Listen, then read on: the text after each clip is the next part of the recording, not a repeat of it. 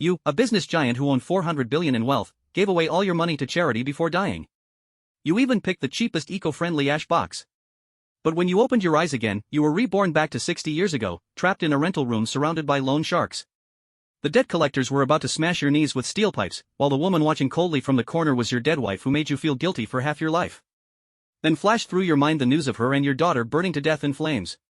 Right at this moment, heavy footsteps suddenly echoed in the hallway. Then, more than 10 tattooed men who looked like trouble burst into this narrow rental room. The leader swept his eyes around the room, his mouth showing a playful smile. This family is all gathered together nicely. Chen Inua saw this and immediately protected Yi Yu behind her. Who are you people? Hearing this, the man looked at her with complete scorn. Would you believe me if I said we're money-giving angels? You're here for Yi Chen? Chen Inua's heart sank heavily, stepping back without thinking. Seeing this, the other side didn't answer, but coldly looked at the college graduate. Don't think we can't find you just because you don't answer phone calls. You're already 1 whole week overdue. Principal plus interest, 270,000. Time to pay back, right? Hearing this, Chen Inua stared in shock, asking in disbelief, he owes you 270,000? After hearing this, the leader showed a wicked smile. That's right. You're his wife, right? How about it, the wife should also share the husband's burden. He said this while stepping closer to Chen Inua.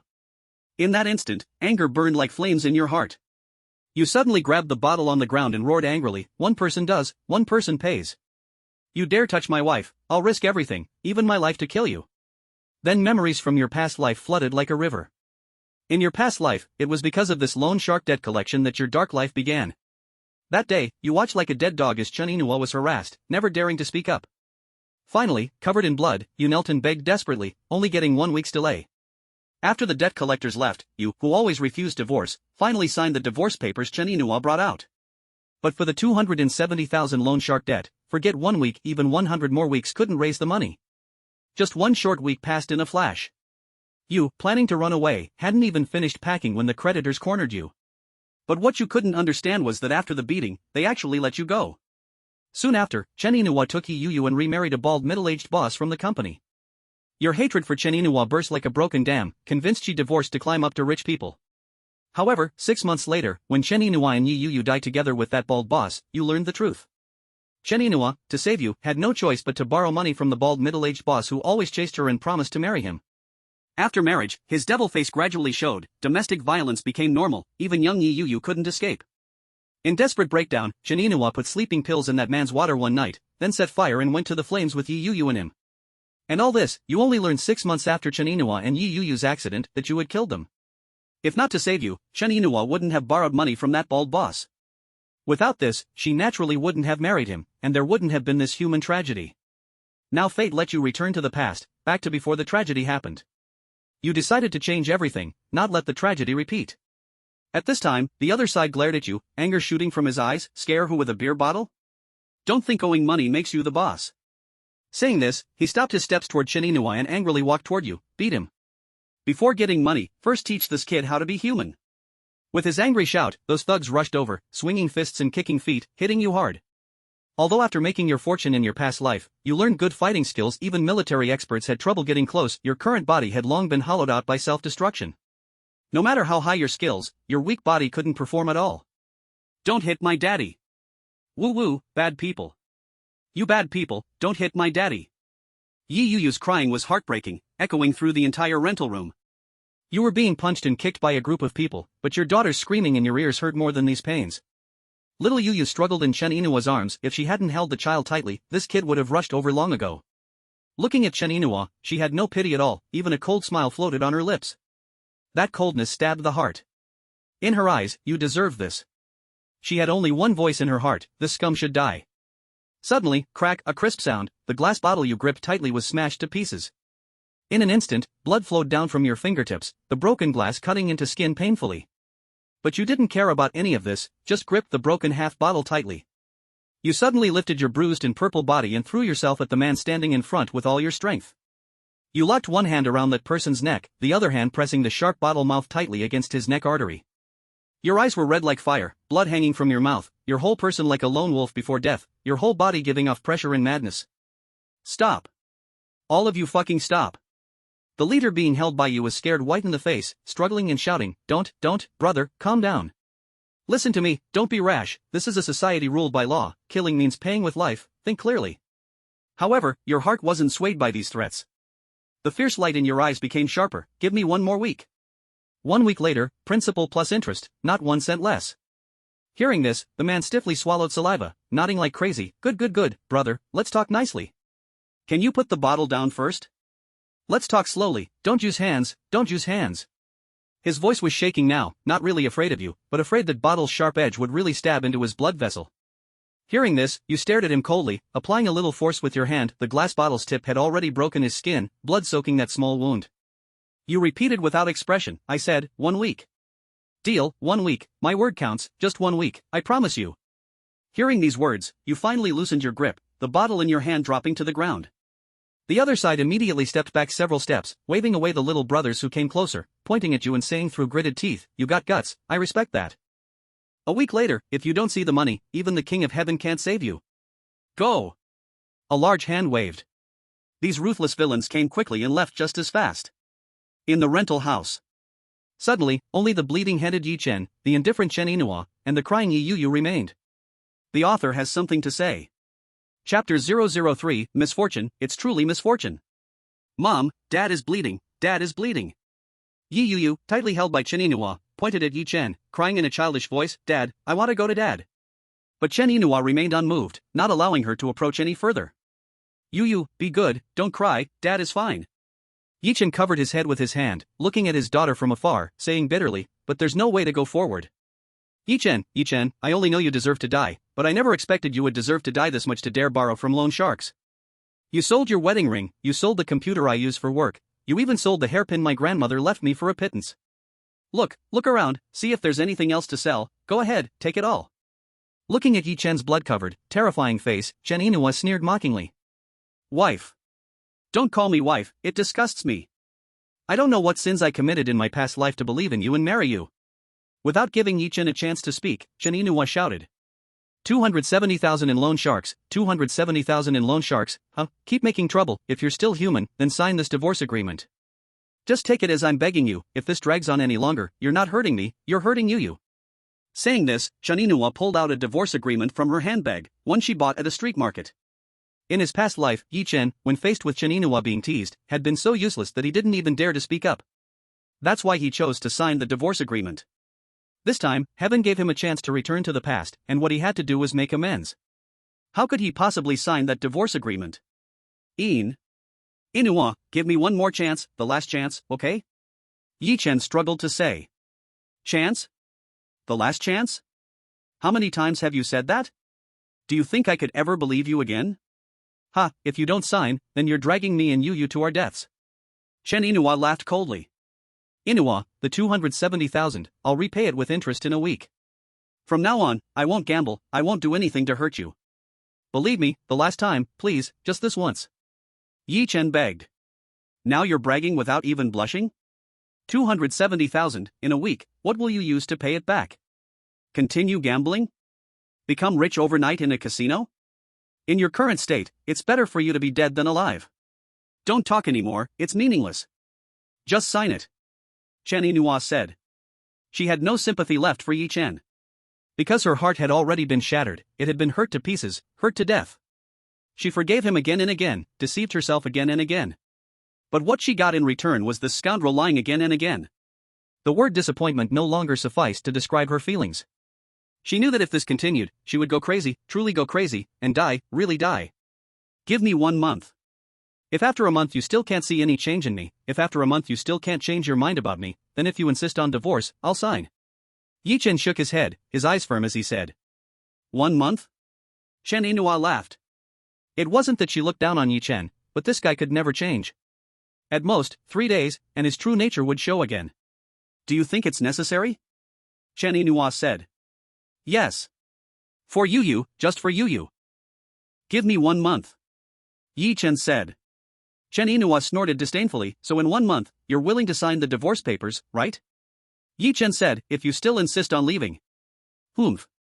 Chen Inua let out a bitter breath, mocking herself, fine, 1 more month won't change much. But you better survive those loan shark bastards first. After speaking, Chen Inua turned and pulled Yi Yu to walk outside. I don't want to go to Grandma's. I want daddy, wah, I want daddy, don't go to grandma's, wah. Little Yu Yu cried loudly with all her heart. But Chen Yinhua didn't react at all, and forced her to leave.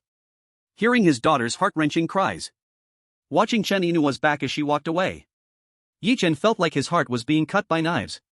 But he didn't try to stop them, nor did he go forward to take Yu Yu back. Not to mention whether he would have time to take care of Yu Yu next. Just in his current state, he wasn't worthy of keeping her. Watching Chen Yinhua and Yu Yu disappear from his sight, Yi Chen also covered his head and left the rental apartment. He didn't go to the hospital, but instead picked a nearby small clinic. Got the cut on his head stitched, applied medicine to the wounds on his face. Only then did he return to the messy rental room.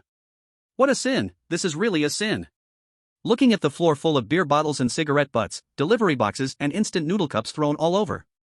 In the disgusting stench, Yi Chen ignored the pain and slapped himself hard on the face. After cleaning up everything, mopping the entire place 3 times inside and out. It was already 3 hours later. Sitting in the now completely clean and new small living room, he lit a cheap cigarette on the table. Pulled out the only 178 yuan left in his pocket. I have to turn this 178 yuan into 270,000 within a week to get through this. He blew out a mouthful of thick smoke.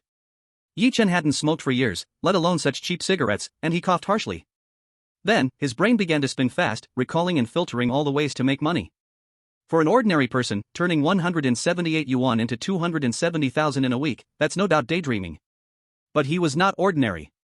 Not to mention he once had 400 billion and ranked top on the rich list, or that he knew what would happen in the next 60 years, these things weren't useful just yet. But as someone who had been reborn, everything from the past was clearly and completely stored in his mind. Very soon, a flash of inspiration passed through his mind. Then he looked at the calendar on the side. June 19th. On this very night in his past life, the first mid-year light show was held downtown. And it attracted crowds of young men and women like a swarm of bees. For the first 3 days of the light show, there would be a romantic love theme shown in light displays. Because no one knew about this romantic love theme at first, no one noticed any business opportunity on the first night. But on the second night, sharp-eyed flower sellers saw the chance. Roses bought at 1 yuan each in the wholesale market were first sold for 5 yuan a piece that night, and later were even sold at 10 yuan each.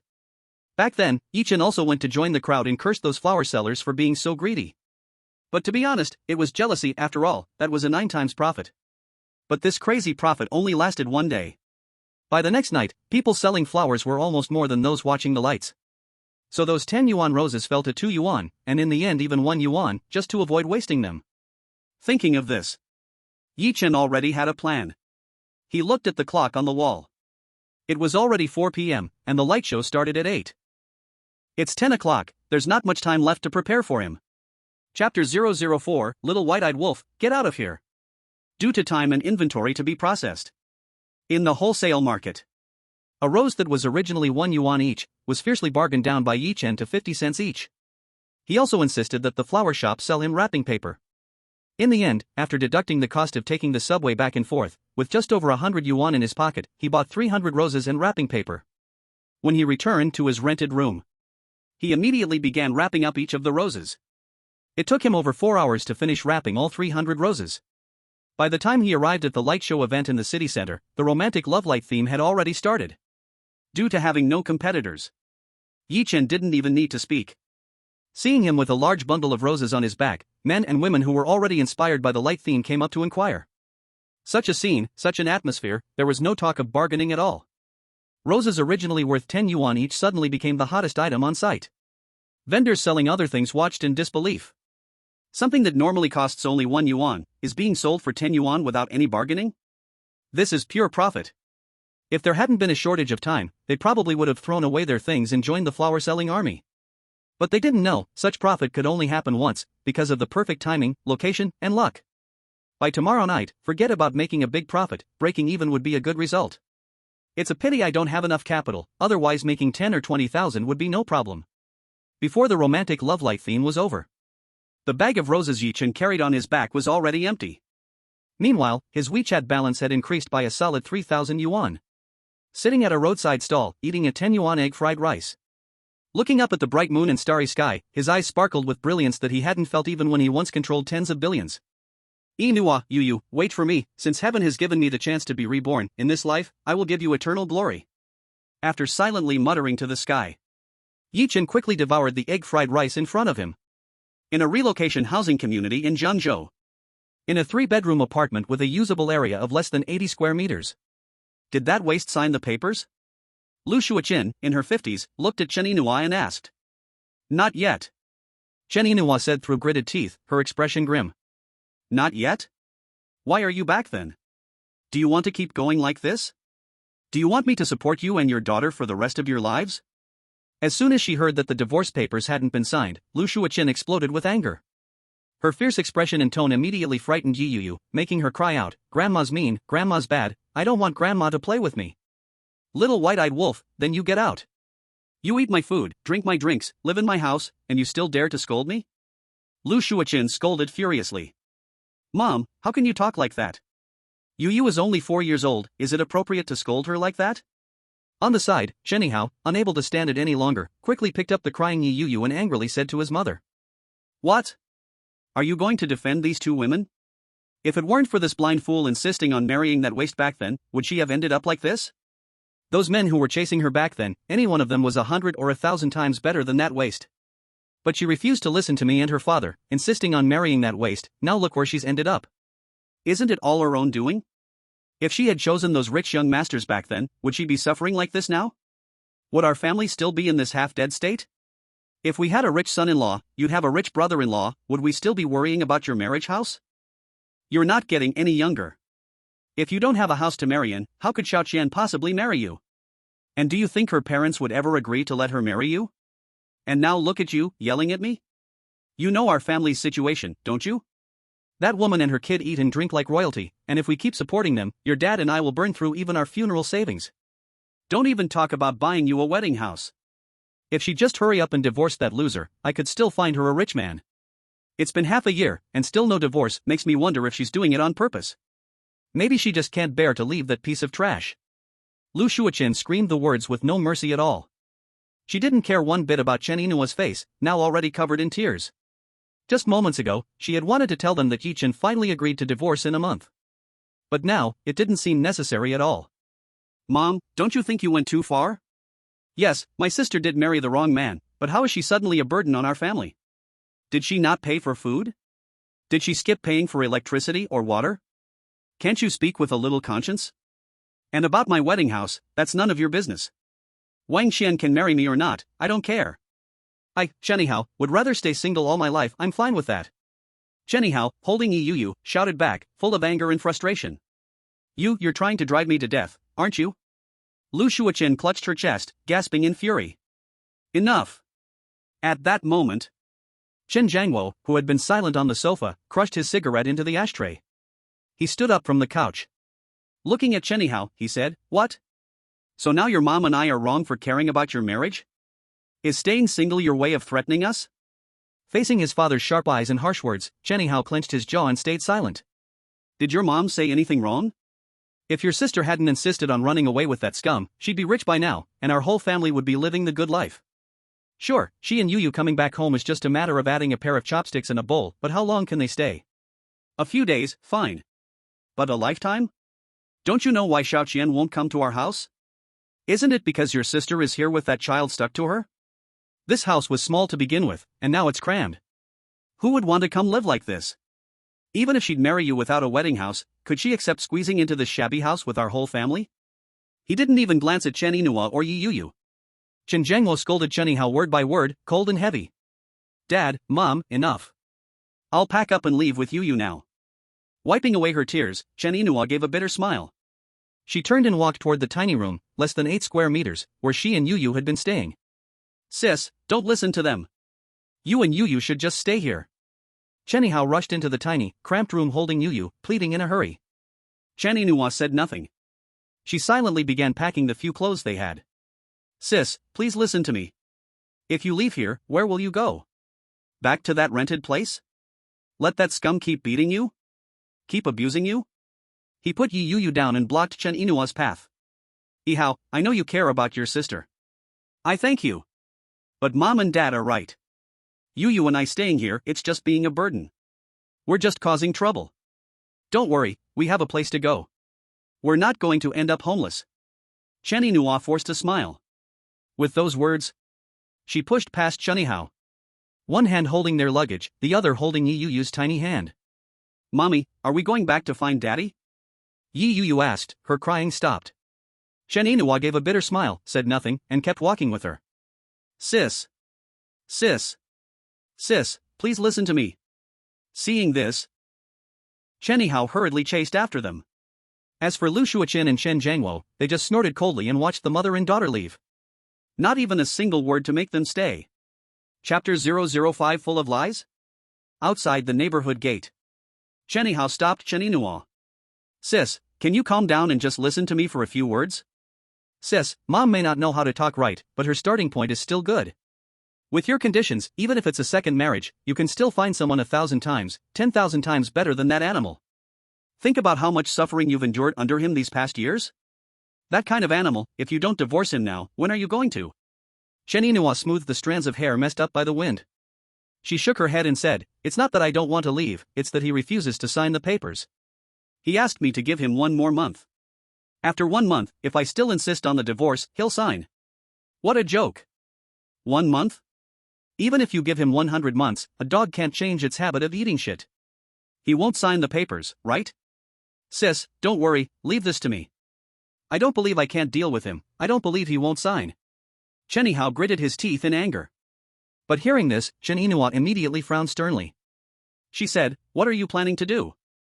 I'm telling you, no matter how bastard an animal like he is, you are not allowed to mess around, not allowed to do anything stupid. Isn't it just 1 more month? I've endured so long, what's 1 more month? Sis. Are you listening to me or not?" In the end, Chen Yihao still nodded. "Okay, 1 month, I'll give him 1 more month. If he still refuses to sign then don't blame me for being rude." Chen Yinhua didn't respond further. She pulled Yi Yu along and waved to stop a taxi. Half an hour later, Chen Yinhua, exhausted both physically and mentally to a point beyond words, brought Yi Yu back to the rental apartment. As soon as the door opened, she instinctively thought she had entered the wrong place. What she saw was a completely new, neat space. To say it was spotless might be a bit exaggerated. But there wasn't a single bit of trash anywhere. The cigarette butts and wine bottles that used to be all over the place were all gone. The floor tiles that used to be dirty and stained were now shining brightly. Every corner was so clean and tidy. The disgusting stench in the air was completely gone. In its place was a faint lemon scent left by the air freshener. This was cleaned by that animal? How could that be possible? Mommy, is this really our home? Did we go into the wrong house? Yi Yu looked up and asked Chen Yinhua. If it weren't for the familiar furniture, Chen Yinhua would also think she had gone into the wrong place. We didn't go to the wrong place, Yu. It's very, very late. Mommy will take you into the room to sleep. Saying that, Chen Yinhua was about to take Yi Yu into the room. Of course, not the room Yi Chen sleeps in. In this small but still 2-bedroom 1 living room rental house. She and Yi Chen had long been sleeping in separate rooms. In fact, every night before sleeping, she had to lock the door tightly. Because Yi Chen, who came back drunk in the middle of the night, was too terrifying. So terrifying that many times she wanted to die together with Yi Chen. But before she could take a step, the door of the rental house was slammed open. Yi Chen walked in. "Daddy!" As soon as she saw Yi Chen, the little girl immediately forgot her sleepiness. Excitedly she rushed over to Yi Chen. This time, Chen Yinhua only frowned slightly but didn't stop Yi Yu. After all, no matter what, Yi Chen was still her father. Yu, let Daddy hold you. The one who was excited wasn't just Yi Yu. It was also Yi Chen. 60 years, 60 whole years. In those past 60 years, he missed his daughter every second. So many times he woke from dreams crying, curled up, remembering all those regretful past days. He wanted so badly to hug Yu again, to pinch her cute little cheeks. Now, heaven gave him a second chance. At this moment, the man holding Yi Yu in his arms had red eyes, and his eyes were wet. He forced himself to hold back tears. Yi Chen forced a smile and said, "Yu, didn't you go to Grandma's house with Mommy? Why are you back?" "Daddy, Grandma and Grandpa are bad, they scolded Mommy, and they even scolded Yu," Mommy cried. The child didn't understand much and blurted out the words. This made Chen Yinhua unable to stop her from speaking. She could only panic and say, "Yu, don't say nonsense." It wasn't that Chen Yinhua was overreacting, but because Yi Chen was indeed hard to deal with. Every time he heard Yi Yu say she was scolded by her grandparents, he would threaten to kill her in-laws. Although Yi Chen was just talking big, Chen Yinhua couldn't guarantee that he wouldn't do something crazy when drunk. Did your parents bully you and Yu again? Holding Yu, Yi-Chen raised his eyebrows and asked. Except for you, no one bullies us. Chen Yinhua sneered. Don't go living under someone else's roof anymore, the house we rented isn't without rooms. No one knew better than Yi-Chen what kind of people his father-in-law and mother-in-law were. So even if Chen Yinhua didn't say it, he knew how suffocating it must be for her and Yu to stay there. Just to correct something, this is my rented house, not our rented house. But don't worry, although it's my rental, I'm just here with Yu for one night. Tomorrow, I'll take Yu out. Chen Yinhua said coldly. If it weren't for the hotel being too expensive, and if it weren't so late to rent a room, she really wouldn't come back here, even if she had paid the rent. Yu doesn't want to go out, Yu wants to stay with daddy. Hearing Chen Yinua's cold words, Yu immediately shouted. Then she started scratching Yi-Chen's slightly prickly beard, her baby voice saying, Daddy, where did you go tonight? Why are you only coming back now? Daddy went to sell flowers. He didn't mind Chen Yinua's cold words, he knew that in order for Chen Yinhua to accept him again, it would take time, not something that could be changed overnight. However, Chen Yinhua scoffed at his flower-selling explanation. No one understood Yi-Chen better than she did. He was a thorough idealist who aimed too high. Describing him as having a heart higher than the sky but a life as fragile as paper would not be an exaggeration. How could someone like him lower himself to sell flowers? Impossible. Even though he never deserved any status or prestige, even though he had always been a loser. But living in an ideal world, he had never faced the reality of who he really was. Ah, Daddy, you went to sell flowers? Where are the flowers? Yu loves flowers, Yu wants some too. Held in his arms, enjoying the love of her father, Yu blinked her bright eyes and said. No flowers, all the flowers were sold by Daddy. Yi-Chen smiled. All sold? Doesn't that mean Daddy made a lot of small money? Yu said. Yes, Daddy earned over 2,800, almost 3,000 yuan. Yi-Chen, pressing his forehead against the little girl's, said proudly. Wow, 3,000 yuan? Daddy is so amazing. Maybe Yu didn't understand what 3,000 yuan really meant. But having often heard adults argue about money, the word thousand was undoubtedly a lot of money to her. Little did she know, Chen Yinhua could no longer bear to watch or listen. Yi-Chen, isn't it enough that you've been lying to me all this time? Now you want to lie to Yu too? Do you want her to grow up to be just like you, a person full of lies with no self-awareness? After Chen Yinua's cold reprimand, she shouted at Yu, come down, let's go back to the room to sleep. Chapter 006, Do you not trust me like this? In Chen Yinua's view, selling flowers, such a shameful thing, was absolutely something Yi-Chen would never do. But earning 2,000 to 3,000 yuan in just a few hours. This was more like boasting without even bothering to draft up a lie. In an instant, her dislike for Yi-Chan grew exponentially.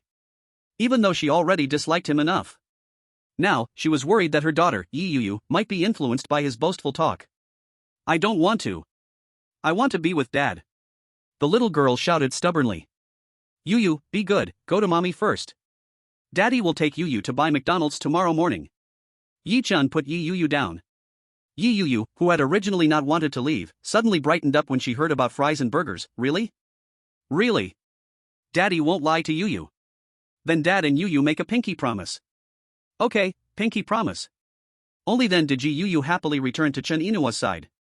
Let's go back and sleep with mommy. Pulling Yu alone, Chen Yinhua didn't even want to look at Yi-Chen. Yinhua, you really don't trust me this much? Before Chen Yinhua could take a step, Yi-Chen struggled to speak. Stopping in her tracks, Chen Yinhua sneered coldly, if you said you won 2,000 or 3,000 from gambling, I might believe you, but you're saying you made 2,000 or 3,000 selling flowers? That's pure fantasy. I've been with you since I was 20, and now I'm 28. Do I not know what kind of person you are, Yi-Chen? You'd actually go sell flowers? That's a joke of the century. And in one night, you made 2,000 or 3,000? What kind of flowers are you selling? It's not that Chen Yinhua thought this way for no reason.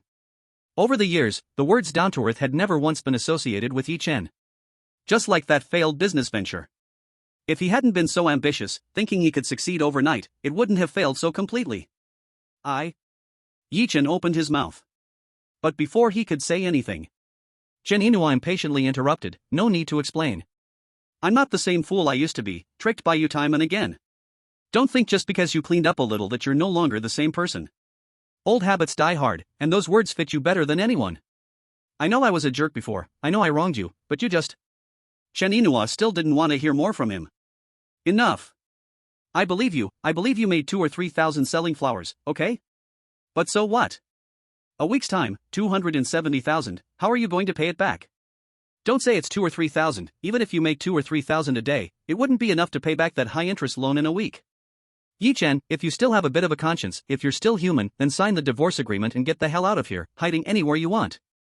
That way, not only will you have a chance to survive, but you and I will also be able to live peacefully. Once again pulling the divorce agreement out of her bag, Chen Yinhua slapped it onto the table. She didn't give Yi-Chen a chance to speak. Pulling Yi, she quickly walked into the room. With a loud bang, the door was slammed and locked. Standing in place, Yi-Chen didn't move for a long time. After a long time, he finally bitterly and dejectedly smiled. Thinking back to the things he had done in those past years, he had no complaints about the hatred and disgust Chen Yinhua felt for him now. On the contrary, he understood it completely. If he were Chen Yinhua, he probably would have long since used a knife to end it all. Snap. He lit a cheap cigarette. Sitting on the broken sofa, Yi-Chen pushed aside all the emotions of love and hate from his mind. After all, earning Chen Yinua's acceptance and recognition again was not something that could be achieved in a day. And what was urgent now was how to make 270,000 in 1 week to pay back that high-interest loan. If he remembered correctly, tomorrow in his past life, there was a concert at the sports center. Several crazy fans missed out on tickets.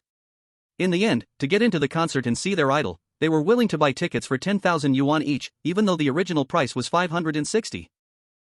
Ironically, the students who sold the tickets were also the ones who bought them from scalpers at a price of 500. Because the concert had already started, and the scalpers, who initially planned to sell at inflated prices, had no choice but to sell at a loss to avoid being stuck with the tickets. These things happened in less than 10 minutes before and after the appearance of those passionate fans.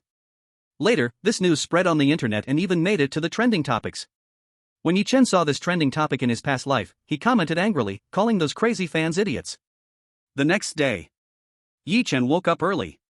He first ran out to buy a McDonald's kids breakfast for Yi Yu. Then he stopped by the market to buy eggs, rice noodles, lean meat, pig liver, green onions, and a certain brand of non-fried noodles in a bag that Chen Yinhua loved. These noodles were Chen Yinua's favorite breakfast, but due to her busy work schedule, even though she was craving them, she had no time to go to the market early to buy the ingredients to cook. To let the mother and daughter sleep a little longer, Yi-Chen was extremely careful with every move, afraid of waking them up. After washing, cutting, stir-frying, and cooking, it took half an hour to finally get the steaming hot noodles ready. He checked the time, knowing it was about the time for the mother and daughter to wake up, and Yi-Chen left the room, fearing to add more pressure to Chen Yinua's mind, and even more afraid that she wouldn't want to eat the noodles he made. After Yi-Chen left, Chen Yinhua and Yi Yu woke up. Wow! Mom, it's McDonald's. Dad bought me McDonald's. As soon as Yi Yu saw the McDonald's kids' breakfast on the table, she happily shouted, Dad! Dad! After calling several times without getting a response from Yi-Chen, the little girl ran into her father's room. Seeing that the room was neatly tidied up but with no sign of her father, she ran out and asked, Mom, where is Dad? Where did Dad go? However, Chen Yinhua didn't answer. Looking at the steaming bowl of noodles on the table, emitting a very familiar fragrance, her brows furrowed. That was the breakfast noodles that hadn't changed in taste for many years. But if she remembered correctly, the last time she ate them was a year ago, not because it was too luxurious, but because she never had time to prepare them. As for Yi-Chen cooking breakfast noodles for her, that took her back several years. And that was only the one time he cooked for her. Chapter 007, Lingnan Antique City. Carrying the more than 2,000 yuan in his WeChat, which was all of his savings, Yi-Chen did not immediately head to the sports center. After all, the concert wouldn't start until 8 p.m. In his previous life, those crazy fans also spent a lot of money to buy tickets at an inflated price, but they did so only after 8 p.m. So there was no point in going there now, it would be a waste of time. Instead of going to the sports center, Yi-Chen turned his attention to the Lingnan Antique City. That place was similar to Peking's Panjiayuan. It was a similar concept, filled with all kinds of antiques and artifacts. Of course, although they were called antiques, most of them were modern replicas meant to deceive unsuspecting buyers. However, the fact that the antique market had survived for decades clearly meant that not all of its items were fake. There were still some real treasures that people had overlooked, and from time to time, someone would find a valuable item at a bargain price.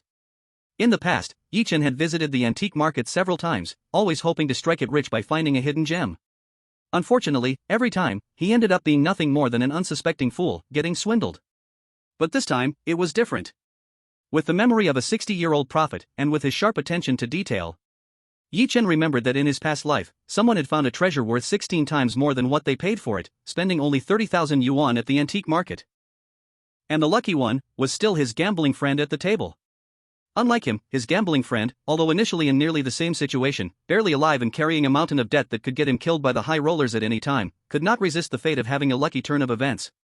He received millions from a property compensation and not only paid off his gambling debts but also found a rare item worth 480,000 yuan while casually strolling through the antique market with just 30,000 yuan. It is said that when he paid the money, people around him looked at him with strange eyes. Once he paid and took the item, he immediately heard sellers from other stalls whispering and shaking their heads, mocking him as a fool, an easy target. At that moment, he knew for sure that he had been deceived, but by then, it was already impossible to return the item. Frustrated, he left the antique market and was about to throw the Buddhist bead bracelet away when a middle-aged man, about to enter the market, suddenly stopped him. First, he asked to inspect the beads, and in the end, he offered 480,000 yuan to buy it from him. Although his gambling friend was always known for boasting and making up stories, this time was different. With millions from the compensation, Yi Chen believed that he definitely wouldn't use this story to brag. For this reason, Yi Chen, who was deep in debt and threatened by high rollers, believed him without a doubt and secretly cursed the unfair heavens. Why was such good luck not falling on him? Why did that bastard get so lucky instead? At that time, Yi Chen, envious to the point of his eyes turning purple, curiously asked what kind of Buddhist beads they were.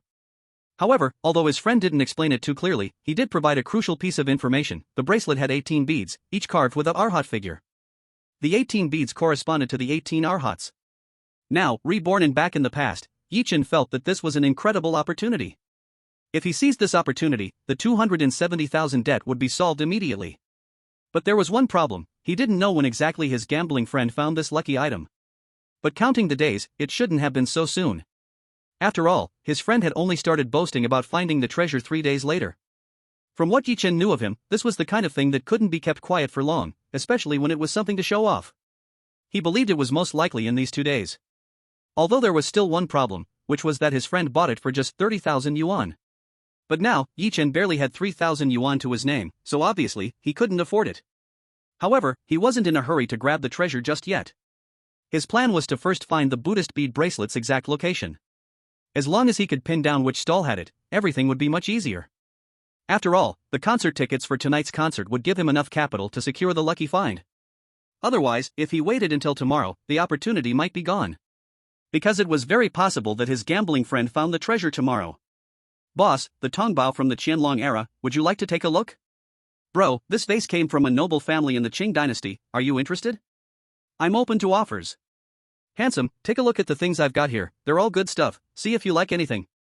"Brother, today's the start of business, we're not looking to make much, just want a good start. This Pishio from the Republic era, blessed by a monk, is said to bring wealth if placed in your home. Only 3,000 yuan, how about it?" As Yi Chen entered the antique market, it was still early in the morning, so there weren't many people there looking for treasures. As soon as he walked in, he was immediately greeted by loud shouts. It wasn't like the formal store setup, but rather, the stalls were set up one by one. Even though many stalls were empty due to the time, the market still seemed very lively with the constant shouts filling the air. However, Yi Chen didn't care about any of the Qing dynasty coins or the other trinkets. In the Wang family mansion, the vase, blessed by an enlightened monk, was supposed to bring fortune, but the Paishio, a mythical creature, scoffed at it. With these things around, why would there be a need to shout and sell? Forget about the super tycoon who accumulated 400 billion personal wealth in his previous life.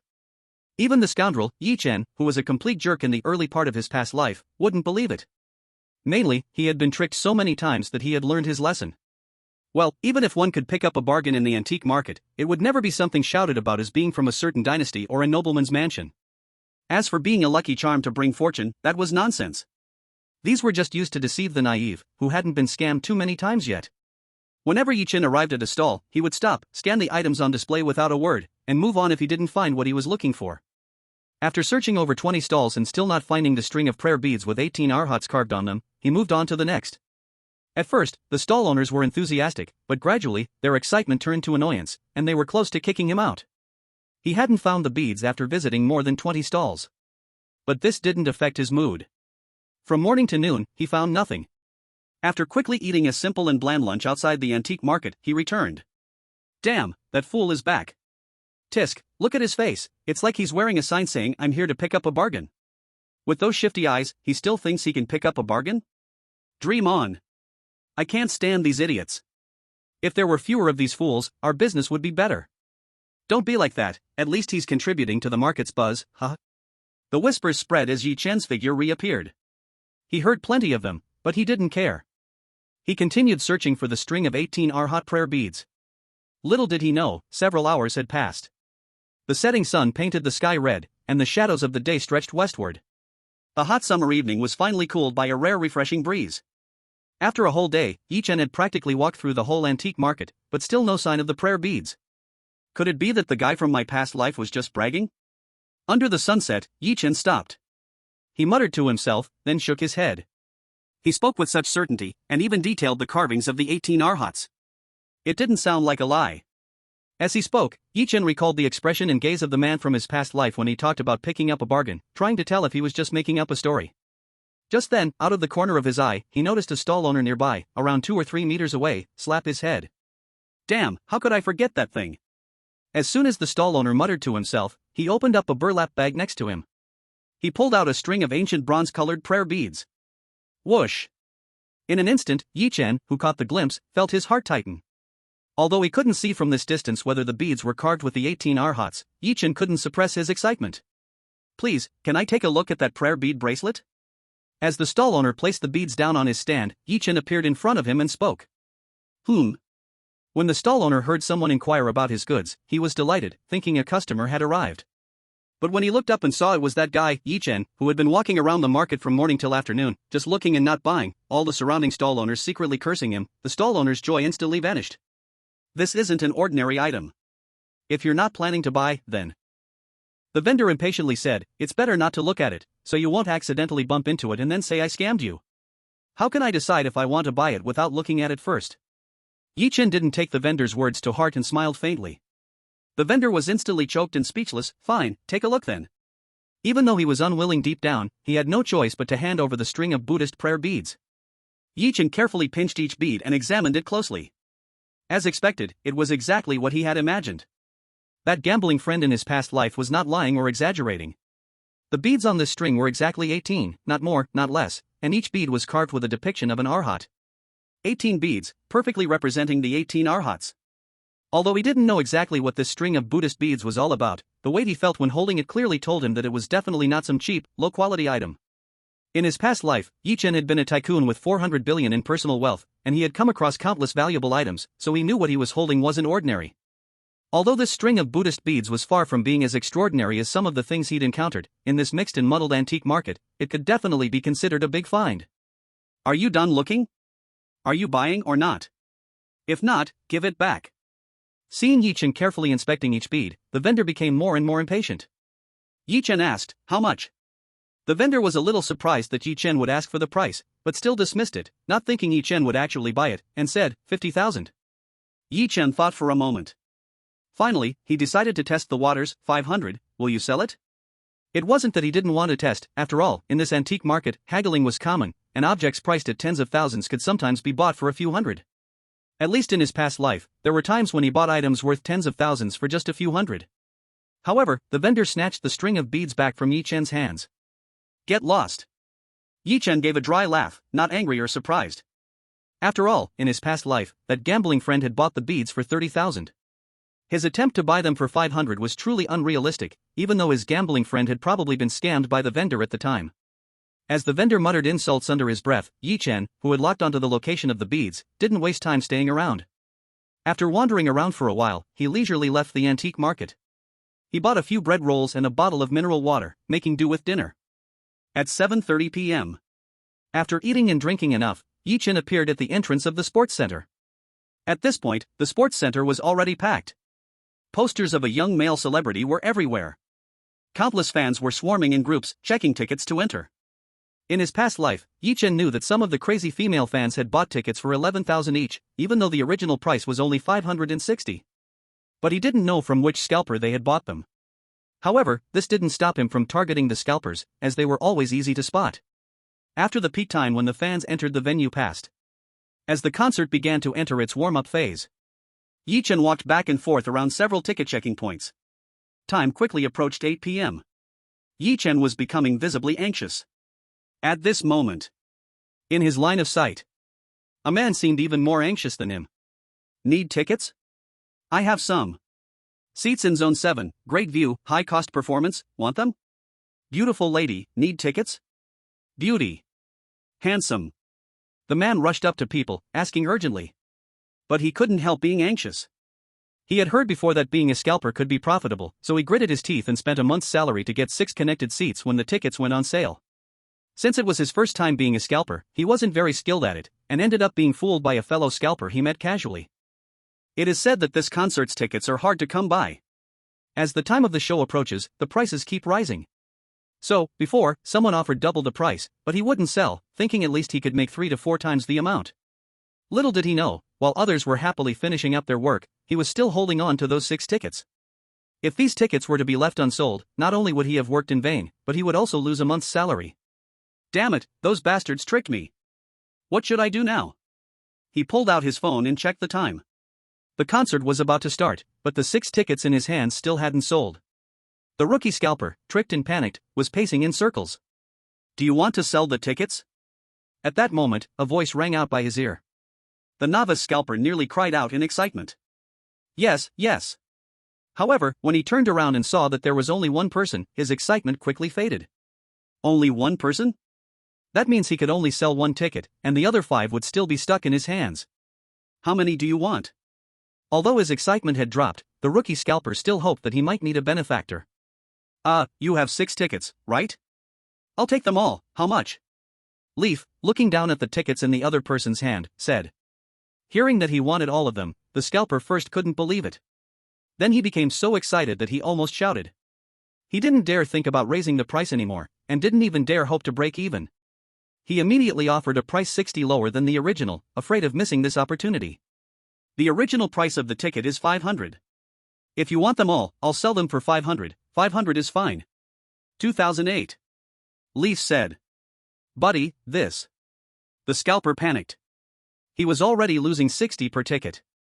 If it was 2,800, he would lose an entire ticket for nothing. If you're going to sell them, I'll buy them all. If not, then forget it. It wasn't that Leaf wanted to haggle, but it was just that this was all he had left. The 3,000 he earned selling flowers, minus his food and taxi costs, plus buying McDonald's for Yu and ingredients to make breakfast noodles for Inua, had left him with just over 2,800. Fine, I'll sell them. After thinking for a moment, the scalper gritted his teeth and said. Losing 1 ticket was better than losing all 6. Good, I'll scan you on WeChat. Without even checking if the tickets were real, Leaf took the tickets from the scalper and immediately sent 2,800 over. At that moment, the countdown for the concert was already blaring in the sports center. Just as the scalper left, a few students, both male and female, appeared behind him. When they saw Leaf holding tickets, they immediately rushed over and asked, Hey, do you have tickets for sale? No. Leaf didn't hesitate for a second. If he wasn't wrong, these were the same people from his past life who had bought tickets from scalpers. As they muttered and tried to find another scalper, Leaf's eyes shifted to the front. 6 young women, who appeared wealthy, were anxiously complaining to each other. It's all your fault. I told you not to go to the hotel first, but you insisted. Now look, the tickets are gone. Do you think I wanted this? If I knew I would lose the tickets, would I have gone? I've never missed a function concert, from middle school to university. Now it's over, I'm going to miss it. Stop talking, we need to find a way to get tickets. At this time, the concert has already started. How are we supposed to buy tickets now? At 7, I suggested going to buy tickets from scalpers, but you insisted on rummaging through the whole house and street. Now, it's probably impossible to find a scalper.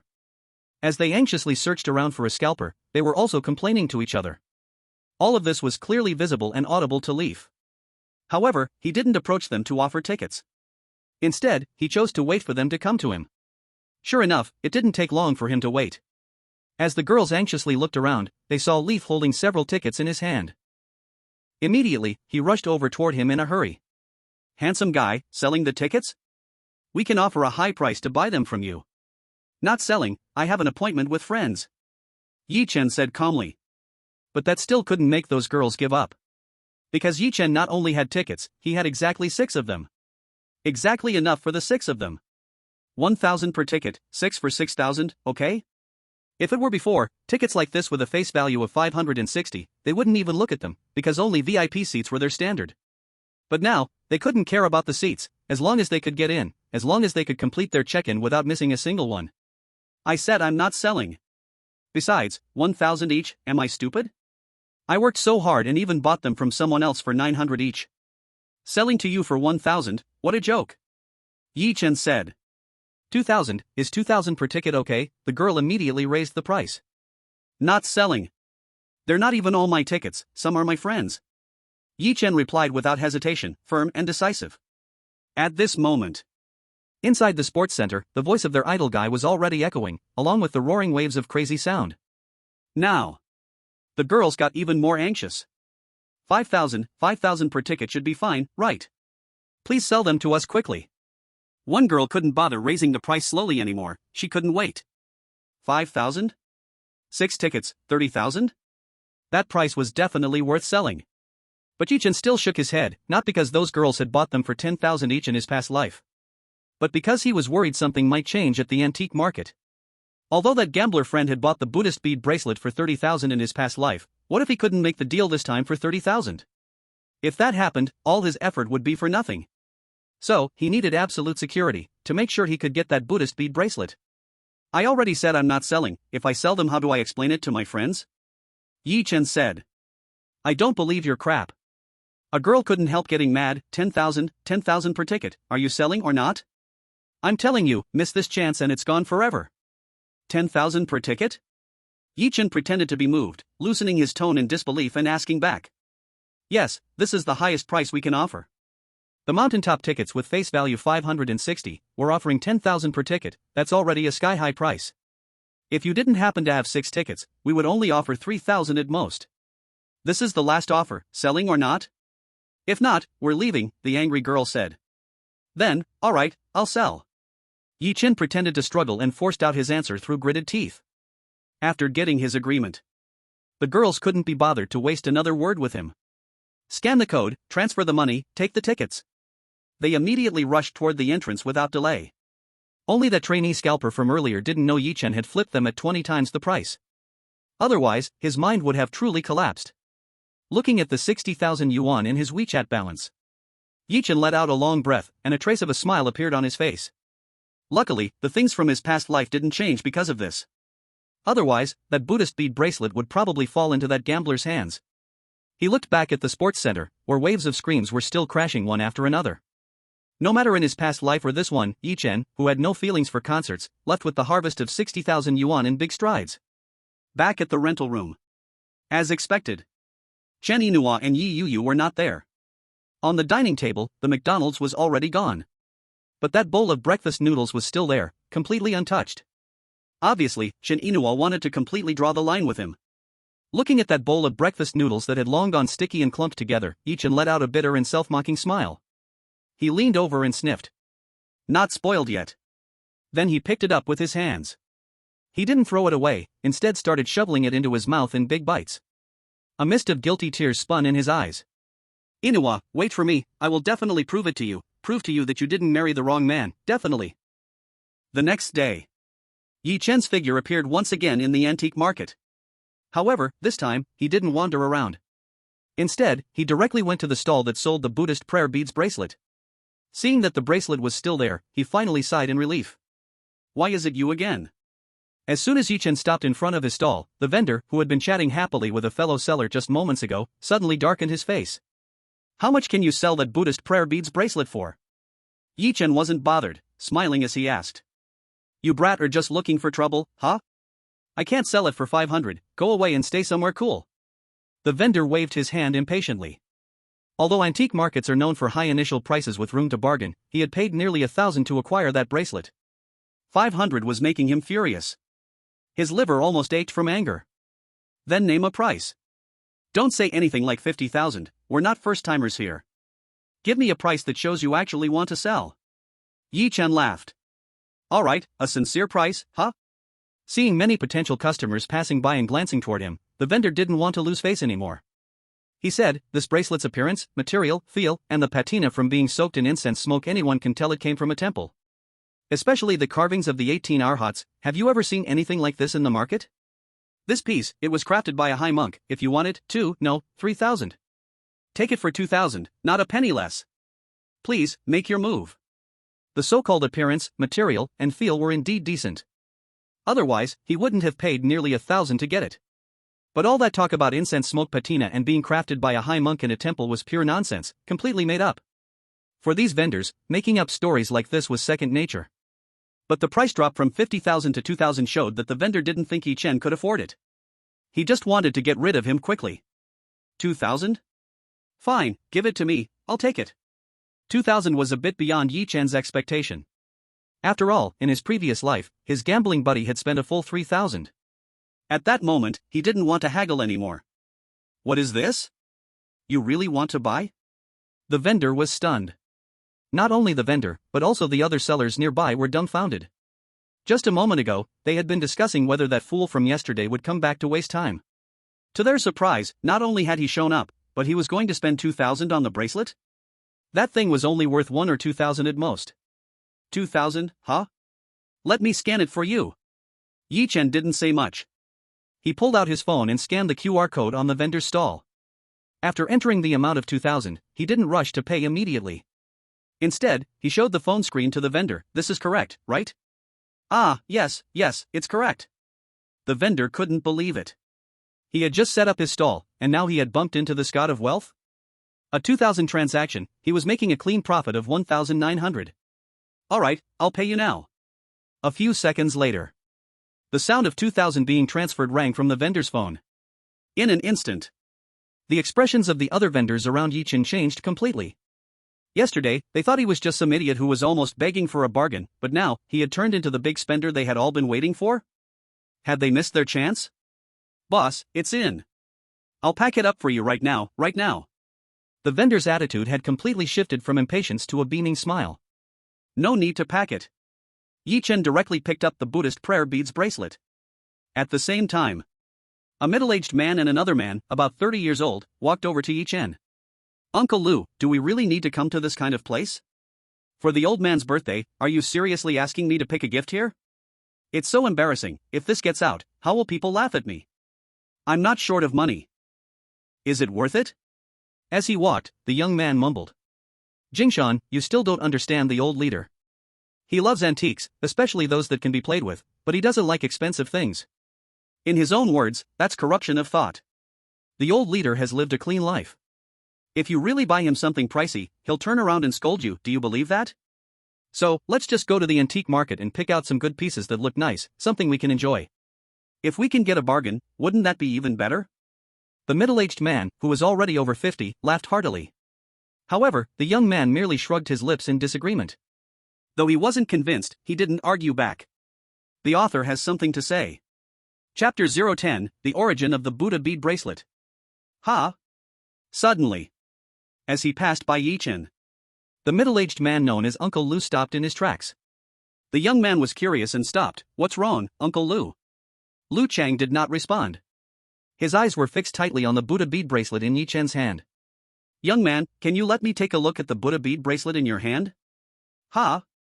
Yi Chen turned his head, seeing that the other person was middle-aged. He couldn't help but be startled. Could it be that he has encountered the middle-aged man mentioned by his gambling friend from his past life? No, wait. His gambling friend had described that middle-aged man as wearing a white Tai Chi outfit. But the person in front of him was wearing simple, ordinary clothing, not a white Tai Chi outfit. Is this what you mean? Yi Chen, shocked, still raised the Buddha bead bracelet in his hand. Yes, that's it. Can I take a look? Clearly, Yi Chen noticed the seriousness on the man's face. After a moment of thought, Yi Chen handed it over. Okay, take a look. Thank you. Once Lu Cheng took the Buddha bead bracelet, his eyes immediately widened. In an instant, the vendor who sold it to Yi Chen for 20,000 yuan furrowed his brows, and several nearby vendors did the same. Could it be that this Buddha bead bracelet really has some background? Is it really a treasure? How could that be possible? Uncle Lu, what's wrong with this Buddha bead bracelet? The young man Zhang Jingshan curiously leaned closer. Unbeknownst to him, the middle-aged man was dry and stammering. The Arhat beads from the Diamond Temple, they are truly the Arhat beads from the Diamond Temple. Upon hearing this, Lu Cheng exclaimed. Yi Chen raised his eyebrows. He knew that the Diamond Temple is the most famous temple in Jiangzhou and also the one with the most incense offerings. But what is this Arhat bead all about? Even though he lived to 89 in his past life, he had never heard of it. Uncle Lu, what is the significance of this? Is it very valuable? Zhang Jingshan asked in surprise. It is said that 60 years ago, the eminent monk Hong Yi from the Diamond Temple carved 18 Buddha beads from the branches of a 100-year-old sandalwood tree in the temple's backyard to commemorate the 18 arhats. It took him 3 years to carve the likeness of the 18 arhats on those beads. For the following decades, this bead bracelet accompanied him closely as he recited scriptures and meditated among the incense offerings, until he achieved enlightenment 20 years ago. 10 years ago, I accompanied the old leader to the Diamond Temple to discuss meditation with the abbot. The abbot casually mentioned this bead bracelet, saying that a few years after Master Hong Yi passed away, the bracelet was stolen by thieves. The old leader even asked if he should find someone to retrieve it, but little did he know the abbot shook his head. The abbot said that since the bead bracelet left the Diamond Temple, its connection with the temple was severed, and once the bond is broken, there is no need to rekindle it. All he hoped was that this bead bracelet, which soaked in Master Hong Yi's lifelong pursuit of the Tao and the incense offerings for decades, would be treated kindly by someone with a Buddhist affinity. Although Master Hong Yi's beads are not divine objects, nothing compares to their ability to calm the heart and spirit, making it difficult for evil to come close. He forgot that Yi Chen and those vendors were listening on the side. Lu Cheng solemnly began to recount this story. The Buddhist bead bracelet of Master Hong Yi cannot be judged by money. In the eyes of most people, it's just a string of ordinary beads, but in the old leader's eyes, it's priceless. He has been searching for it all these years, but unfortunately, he has never had the opportunity. Boss, 50,000, please sell me this bead bracelet back. As soon as Lu Cheng's words fell, the stall owner immediately regretted and began shouting at Yi Chen in a hurry. He didn't even doubt whether the others were in cahoots. At this moment, he regretted to the extreme. He never imagined that the story he made up would actually turn out to be true. This Buddhist bead bracelet really came from the hands of a highly attained monk, and the patina was truly formed by the incense smoke. If he knew this, not to mention 20,000, he wouldn't sell it for 200,000. Because with the name of Master Hong Yi alone, this item is worth more than 200,000. Hey, buddy, 300,000, sell it to me, what do you say? Before the stall owner's words even finished, Zhang Jingshan anxiously spoke up. Based on what Lu Cheng said, if they could get this Buddhist bead bracelet as a birthday gift for the old man, the significance would be immense. Surprisingly, Lu Cheng did not stop Zhang Jingshan. If it had been anything else, even if it was valuable, he would have stopped Zhang Jingshan from buying it, because it was an order from the old leader. But this Buddhist bead bracelet, he didn't want to stop, because it was the old leader's long-hidden regret. Yi Chen automatically ignored the stall owner. He slightly frowned. 300,000? That gambling friend in his past life sold it for 480,000. The buyer in front of him was clearly not the one who bought the Buddhist bead bracelet in his past life. Why would he sell it so cheaply? Sell me this Buddhist bead bracelet, and treat it as if Zhang Jingshan owes you a favor, how about it? Seeing Yi Chen frown, Zhang Jingshan immediately caught the hint that he seemed unwilling to sell, so he quickly spoke again. Little did he know, Yi Chen, who was about to refuse the 300,000 offer, froze when he heard the name Zhang Jingshan. Zhang Jingshan? This name sounded somewhat familiar. Immediately, fragments of memory quickly pieced together in his mind. At the e-commerce company where Chen Yinhua worked. In the vice president's office. Chen Yinhua nervously walked in. Before she could speak. Bang! The 30-something vice president Wang Tao slapped his tie down onto the desk. Chen Yinhua, what the hell is going on? Do you still want to keep your job? I told you to take our product to promote with Yunshan Network Company, so how come their promoted product is now our competitors? Is this your business ability? Wang Tao shouted angrily. Before, his attitude toward Chen Yinhua was undoubtedly the best in the entire company. Of course, the reason for his kindness was simply one thing, either he was a thief or a thief. And Chen Yinua's beauty, even without makeup, was the best in the company. What's more, it was said that this woman's husband was a complete useless person, which naturally made the vice president, who was a few ranks higher, salivate over her. However, no matter how hard he tried, Chen Yinhua consistently avoided his private meeting invitations, ignored his various subtle and ambiguous confessions, and even deliberately distanced herself from him. When he couldn't get what he wanted, he naturally started to make things difficult for Chen Yinhua. Mr. Wang, the reason Yunshan Network chose our competitor's product is that our quote is 10% lower than theirs. Chen Yinhua said with grievance. Bang! Wang Tao slammed the desk again. If our promotional quotes are higher than our competitors, what use do we have for you in this company? Yunshan has been cooperating with us for more than half a year, so why did the deal go sour when it was passed to you? I'll give you one last chance. If you can't secure the promotion contract with Yunshan, you can pack your things and leave. Get lost. He slammed the previously prepared contract on the table. In an instant, the contract papers flew off the table, scattering all around Chen Yinua's feet. Yes, Boss Wang. Holding back the tears that were already welling in her eyes, Chen Yinhua bent down to pick up the scattered contract papers one by one.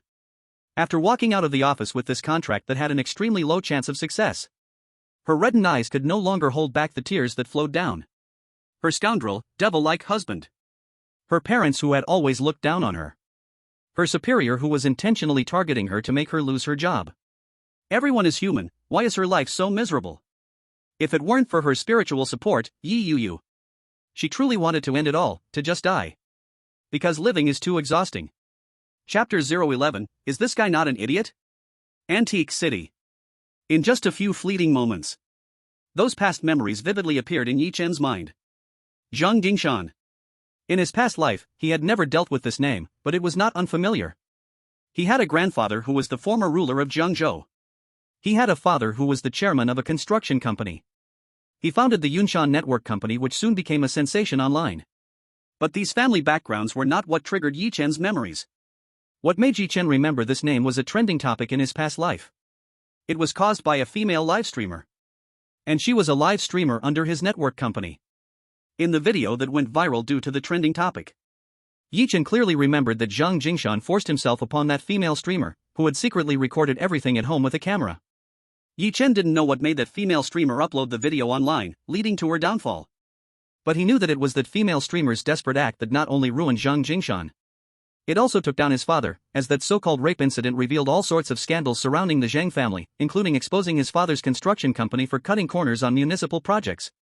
Just as the Zhang father and son were deeply caught in a public relations crisis, disaster struck again. Due to negligence at the construction site they were in charge of, several workers tragically died in an accident. This pushed the Zhang family straight into an irreversible abyss, with the old man of the Zhang family so angry he coughed up blood and passed away a few months later. Zhang Jingshan and his father were imprisoned, and Zhang Jingshan's network company collapsed, becoming the target of scorn for millions of netizens. Their bright family prospects were thus destroyed amidst the public outrage. However, what's tragic is, several years later, the matter of the Zhang family was finally vindicated. Zhang Jingshan's rape was a setup, a deliberate frame-up. As for his father's construction company, the allegations of cutting corners were actually due to the supervisor's deceit, as the supervisor concealed it from Zhang Jingshan's father for personal gain, causing the issues.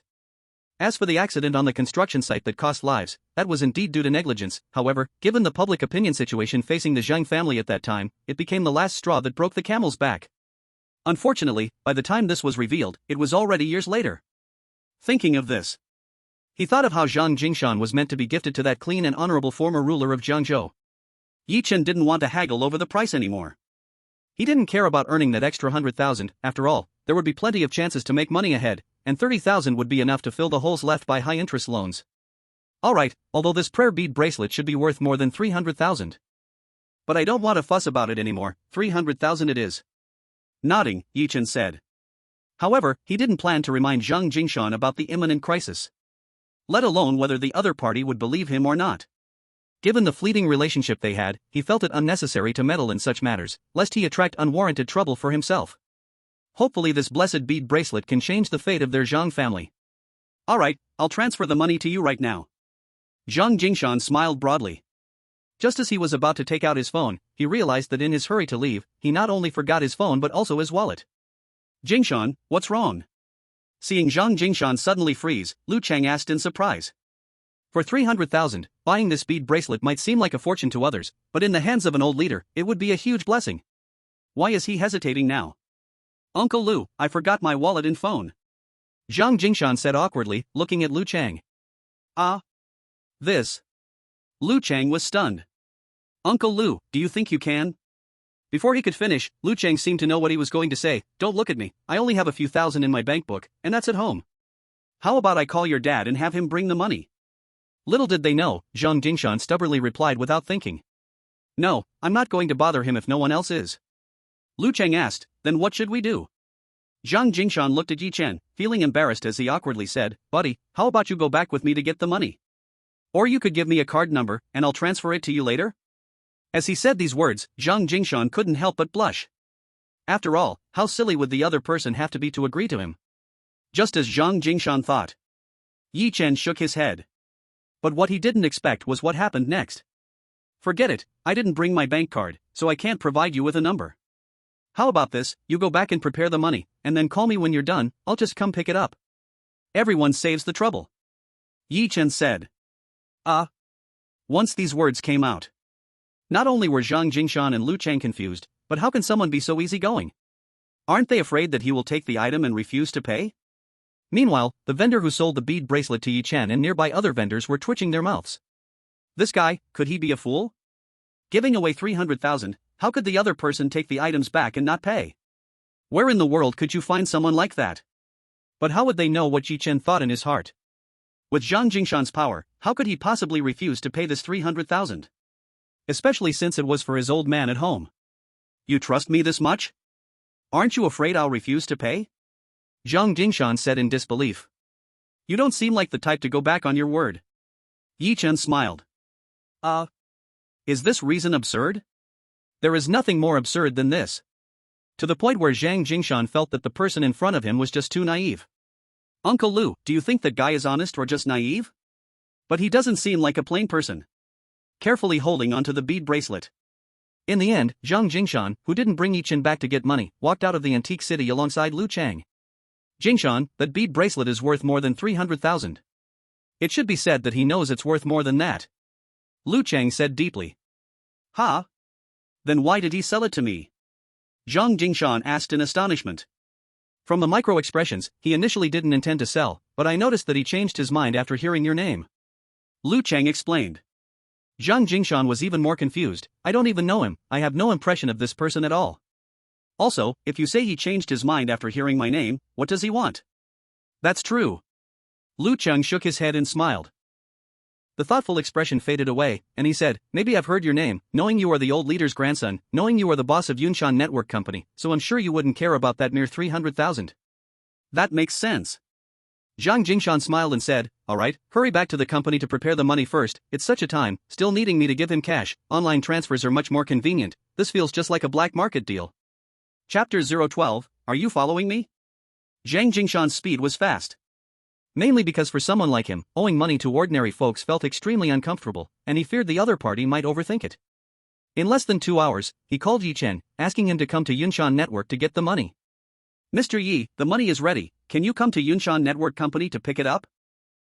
It's at 167, Jiangzhou Avenue. If it's not convenient for you, that's fine too, just give me an address, and I'll send someone to bring it to you, how about that? Zhang Jingshan politely said on the phone. No problem, it's convenient. Yunshan Network Company, right? I'll go there right now. Yi Chen replied. That's great, then I'll trouble you to come over. At the antique city. After saying goodbye to Zhang Jingshan, Yi Chen wandered around the stalls, thinking with the eyesight he accumulated in his past life, whether he could find any more hidden treasures. After he found nothing, he simply gave up the thought of picking up scraps after receiving Zhang Jingshan's call. He stepped outside and hailed a taxi, heading towards Yunshan Network Company. 167, Jiangzhou Avenue. At the entrance of Yunshan Network Company.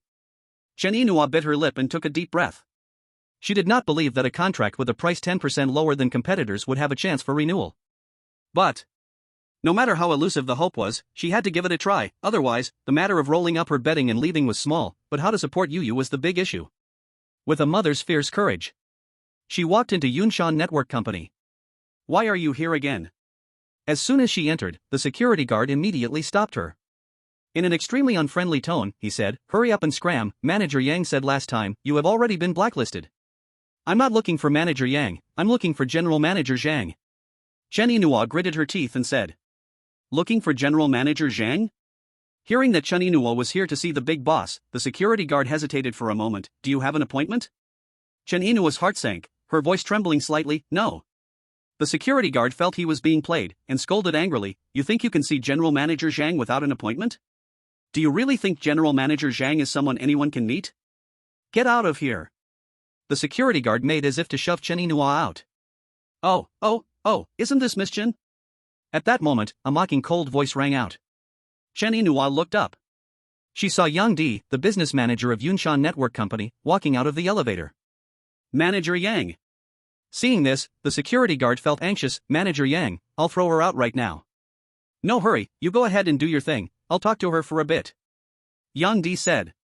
After watching the security guard leave. Yang Di finally chuckled at Chen Yinhua. Miss Chen, I didn't expect us to meet again so soon. After saying that, he pointed to the document bag in Chen Yinua's hand. Are you here again about the promotion contract?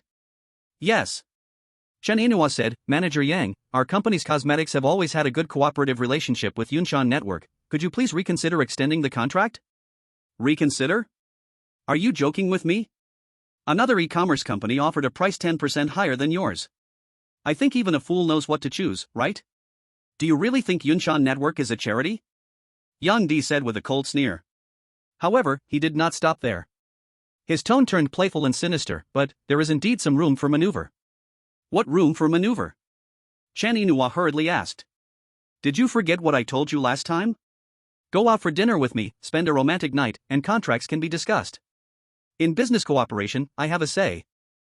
Even if your price is 10% lower than others, I can make the decision, right? Lowering his voice, Yang Di said with surging hormones inside him. After sizing up Chen Inua's tempting figure, his eyes sparkled with lust. From the first time he saw Chen Inua, he had already set his sights on her. Using a contract to coerce Chen Inua into submission was something he had planned for a long time. As for whether he would choose to cooperate and sign a contract after Chen Inua complied? Yes. Not because he really had the decision-making power, but because Mr. Zhang instructed him that as long as the cooperation quote from Huaxing Trading was not more than 10% lower than the market price, they would choose Huaxing Trading, which they had been cooperating with in recent years. But this was a business secret, known only to a few. That's why he dared to use this to threaten Chen Inua. You're dreaming. Feeling Yang Di's unabashed lewd glare, Chen Inua took 2 steps back and gritted her teeth in anger. This was not the first time she had heard Yang Di say such words. When they discussed cooperation before, Yang Di had already adopted this threatening posture. Now, it was the second time. Although this job was related to her and Yu Yu's livelihood, and if the cooperation went through, she could also earn a commission. But that didn't mean she could sell herself for survival.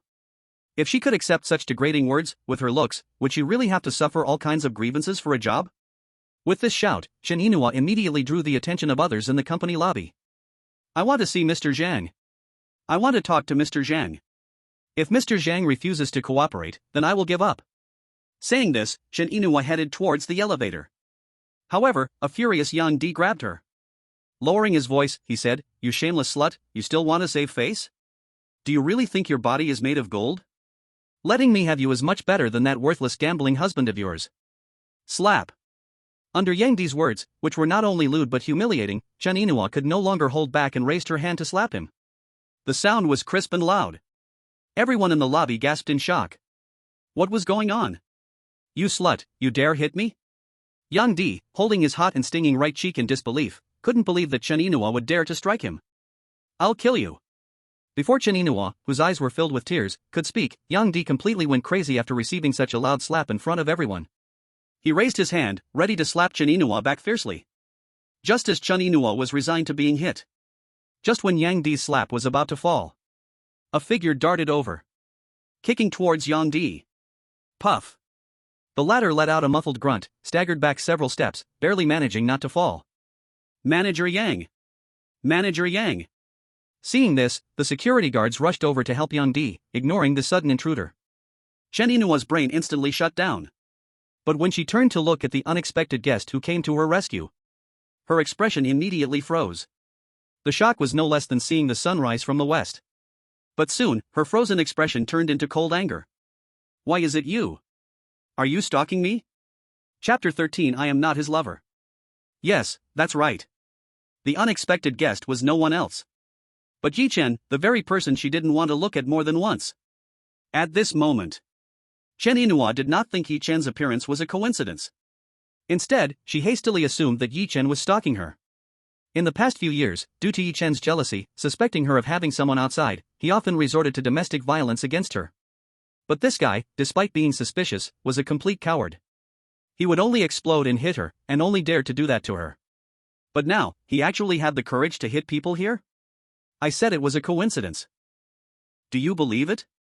Yi Chen said bitterly. Do you think I believe it?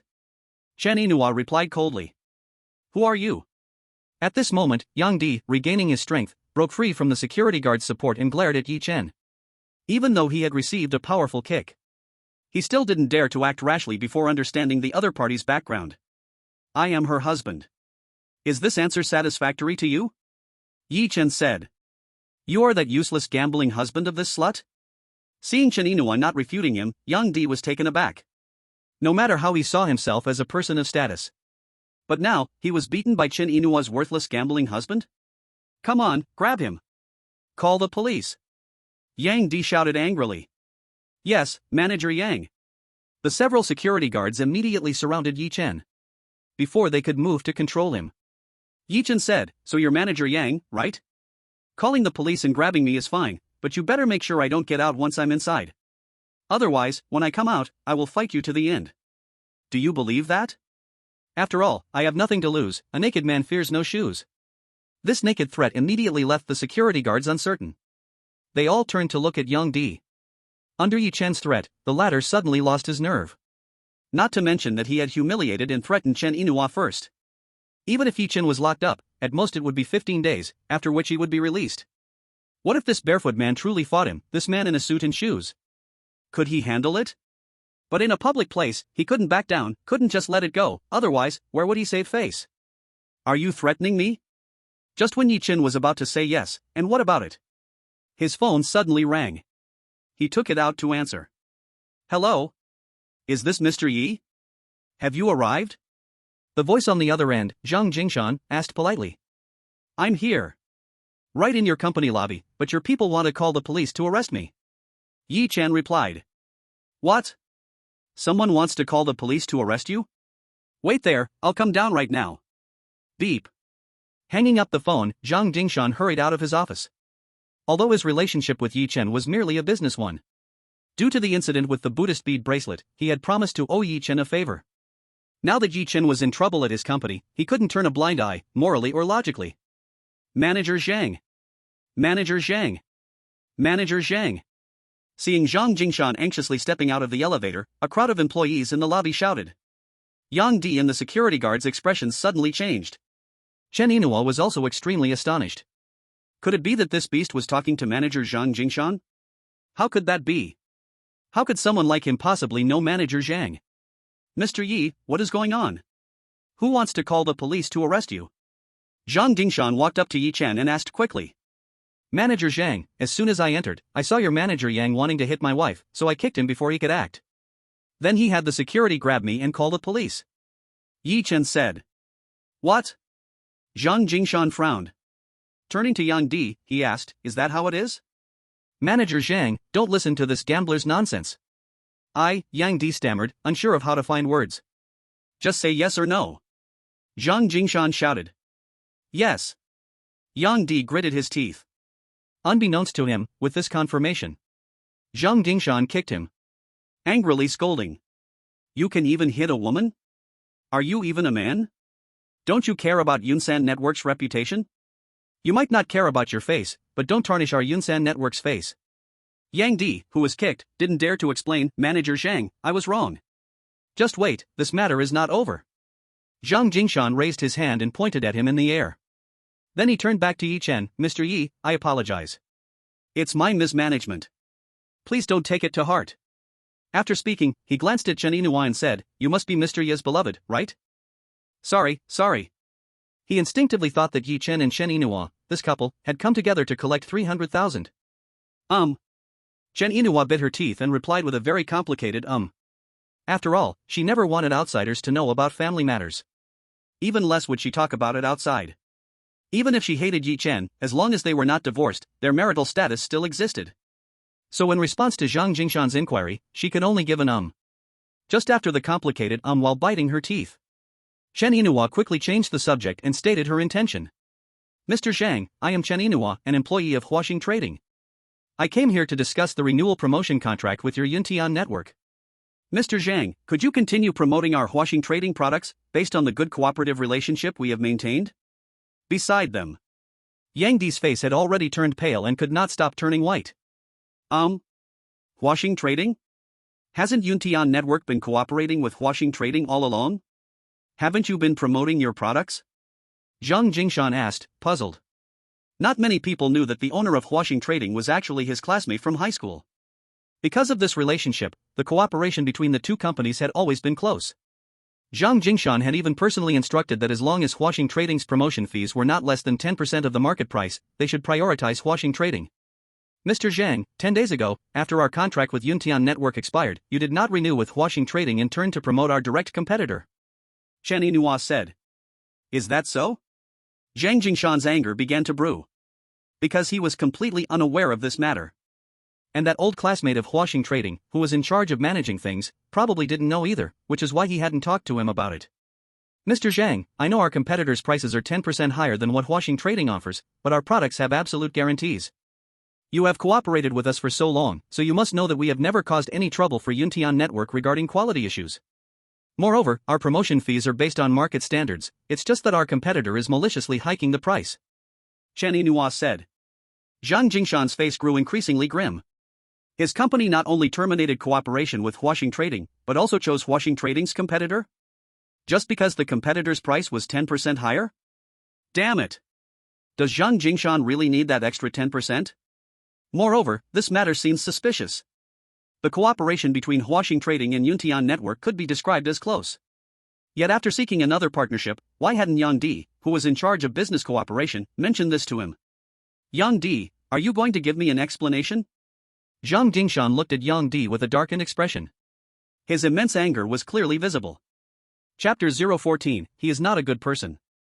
Mr. Zhang, I admit I was confused, only concerned about benefits, but we signed a temporary contract. Yuntian Network can unilaterally terminate it at any time. Yang Di said. But his sweat and distorted voice indicated that it was not so simple. Temporary contract? Isn't that clearly leaving yourself a backdoor? Realizing that leaving a backdoor is confusion? Beside them, Yi Chen said leisurely. Zhang Jingshan clearly realized this point as well. He turned to Chen Yinhua and said, Miss Chen, when you discussed the contract renewal with Yang Di, what did he say? Upon hearing Zhang Jingshan's question, Yang Di's legs went weak. If it weren't for the security guard's quick reflexes to support him, he would have collapsed. Phew! He did not speak immediately. Chen Yinhua took a deep breath. It was as if she had mustered great courage. She said, Manager Yang said as long as I agree to accompany him, he will renew my promotion contract, otherwise, there will be no negotiation. To accompany him, those two words sounded easy to say. But the real meaning, everyone understood. As soon as these words were spoken, Yang Di's face turned pale as paper. Yang Di, screw you. Like a furious beast. Zhang Jingshan, a man of temperament, could no longer hold back the eruption of his anger. He raised his foot and kicked hard at Yang Di's abdomen. In an instant, the two security guards who were helping Yang Di subconsciously let go. Accompanied by a scream. That slightly overweight body crashed directly into the front desk, collapsing onto the floor. Go, call the finance department immediately and clear Yang Di's salary. Zhang Jingshan pointed at the two front desk girls who were scared silly. It seemed that this was not enough to vent his anger. Zhang Jingshan looked at those dumbfounded security guards. What are you still standing there for? Quickly throw him out. From now on, Yang Di no longer exists in Yuntian Network. Yes, Mr. Zhang. The security guards trembled and hurried towards Yang Di. Not to mention that there was no psychological pressure in doing something so ruthless. Just Yang Di's usual domineering attitude towards the company's grassroots employees had long made these security guards itch with hatred.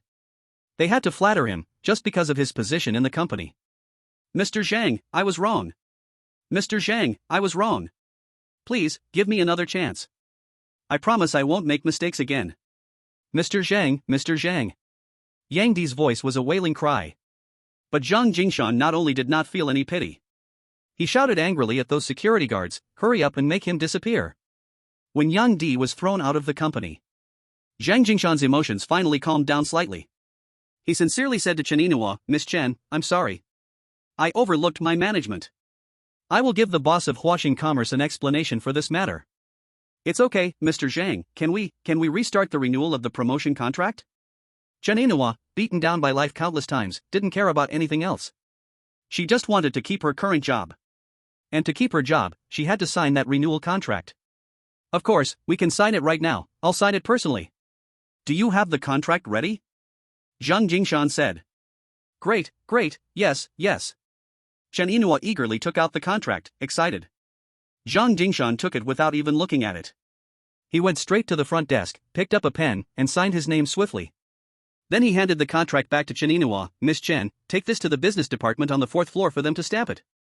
Thank you. Chen Yinhua bowed deeply, tears brimming in her eyes. From start to finish, she never looked at Yi Chen again. She completely forgot that if it weren't for Yi Chen's appearance, she would never have had the chance to meet Zhang Jingshan or easily secure the promotion contract. She would have had to endure Yang Di's hits and be kicked out of Yuntian Network Company. However, that hatred for Yi Chen had deepened over the past few years. Why would she still think about those things? As she passed by Zhang Jingshan, she suddenly stopped. "Mr. Zhang, he's not a good person, don't let him trick you." After speaking, Chen Yinhua hurriedly walked towards the elevator. Yi Chen wore a bitter expression. Zhang Jingshan was left stunned. The he she referred to was Yi Chen? What could Zhang Jingshan be tricked about? His only connection with Yi Chen was that string of prayer beads. If the prayer beads were fake, then it wasn't Yi Chen who tricked him, but Lu Cheng who tricked him. "Mr. Yi, are you really a couple?" Zhang Jingshan's expression was strange and complicated. Yi Chen didn't explain, avoiding the issue. "Sorry to make Mr. Zhang laugh." "It's okay, come on, I forgot to take the money when I was hasty before. Come up with me," Zhang Jingshan said. "Okay."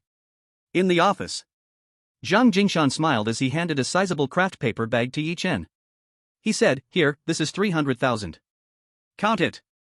"No need to count, I trust you, President Zhang." Yi Chen took the craft bag and tucked it under his arm. As he was about to leave, he paused and said, "Thank you, President Zhang." What are you thanking me for? Shouldn't I be the one thanking you?" Zhang Jingshan chuckled. "Thank you for helping Inua out of trouble and signing that contract.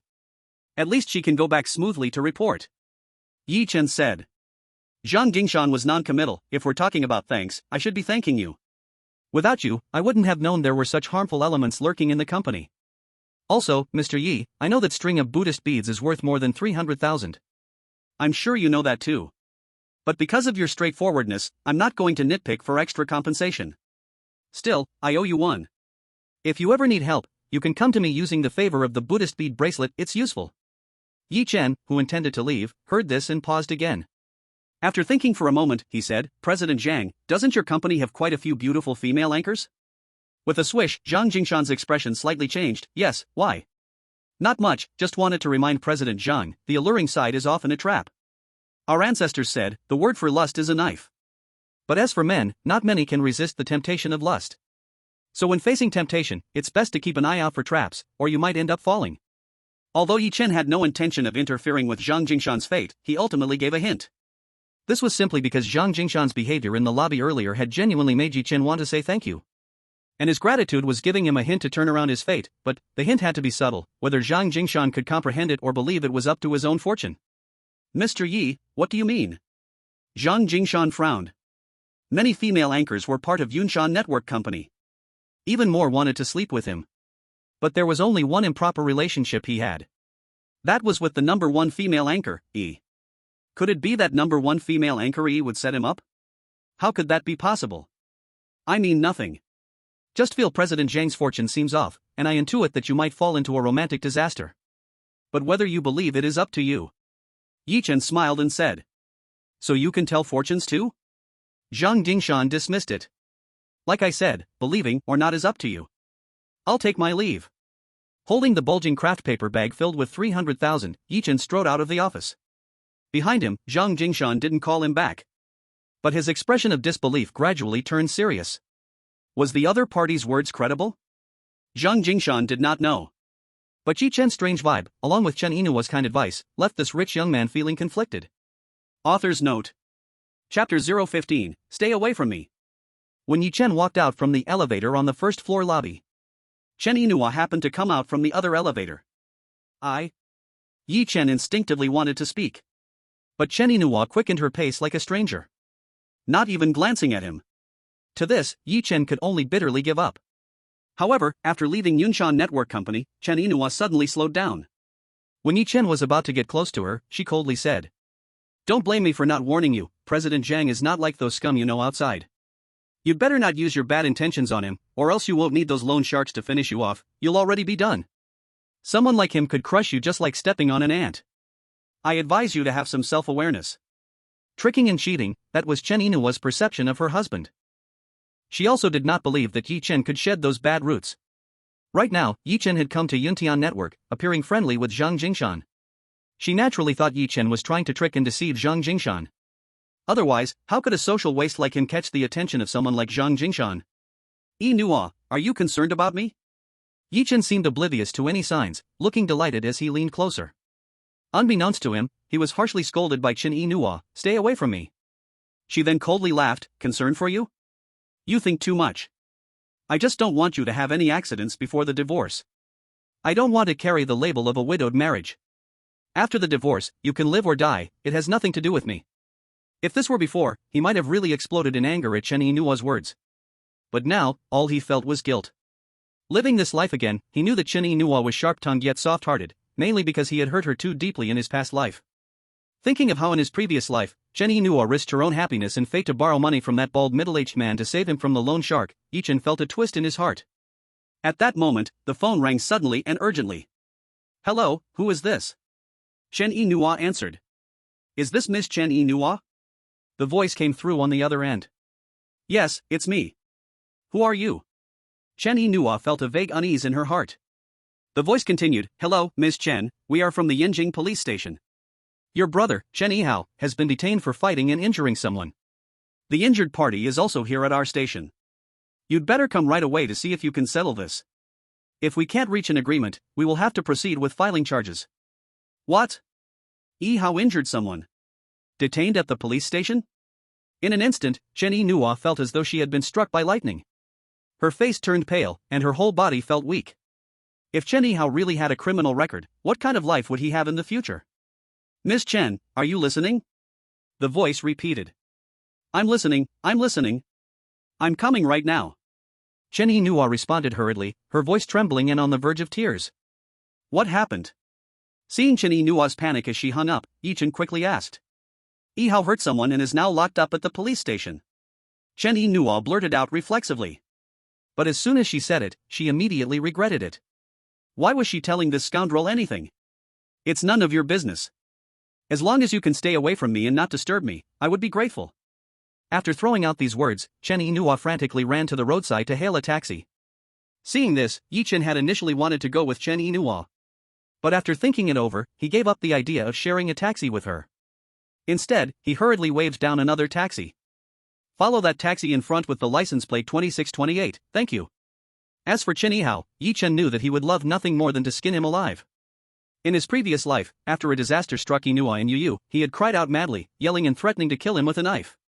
That day, if he hadn't been stopped, he would probably have met his end at Chen Yihao's hands. However, although Chen Yihao had always held deep hatred for him, even in his previous life, he and Chen Yihao had been mutual enemies. But living this life again, he felt no animosity left in his heart. Chen Yihao's hatred towards him had stemmed from the pain caused to his sister. And his love for his daughter, Yi Yu, had never changed either. For these two reasons, he had no reason to resent Chen Yihai, but instead felt indebted. At the Riverside police station. It wasn't long before they arrived. After getting out of the car, Chen Inua noticed that Yi Chen had followed her. But she couldn't care about that now. "Hello, police officer, I am Chen Yihai's sister, Chen Inua. Where is Yihai now? Can I see him?" She seized a police officer and hurriedly exclaimed in a trembling voice. "Miss Chen, please calm down. Chen Yihai is currently in the detention room. According to the procedure, you cannot see him at this stage. However, you can negotiate and seek reconciliation with the victim's family. If an agreement can be reached, Chen Yihai can be released immediately. If not, we will have to file a case," the officer said. Okay, where do we negotiate? Where is the victim's family now?" Chen Inua's voice began to quiver with tears. "In the mediation room, follow me." The officer led the way. At that moment, as Yi Chen prepared to follow, he was stopped by another officer. Before the officer could say anything, Yi Chen quickly declared, "I am her husband, Chen Yihai is my brother-in-law."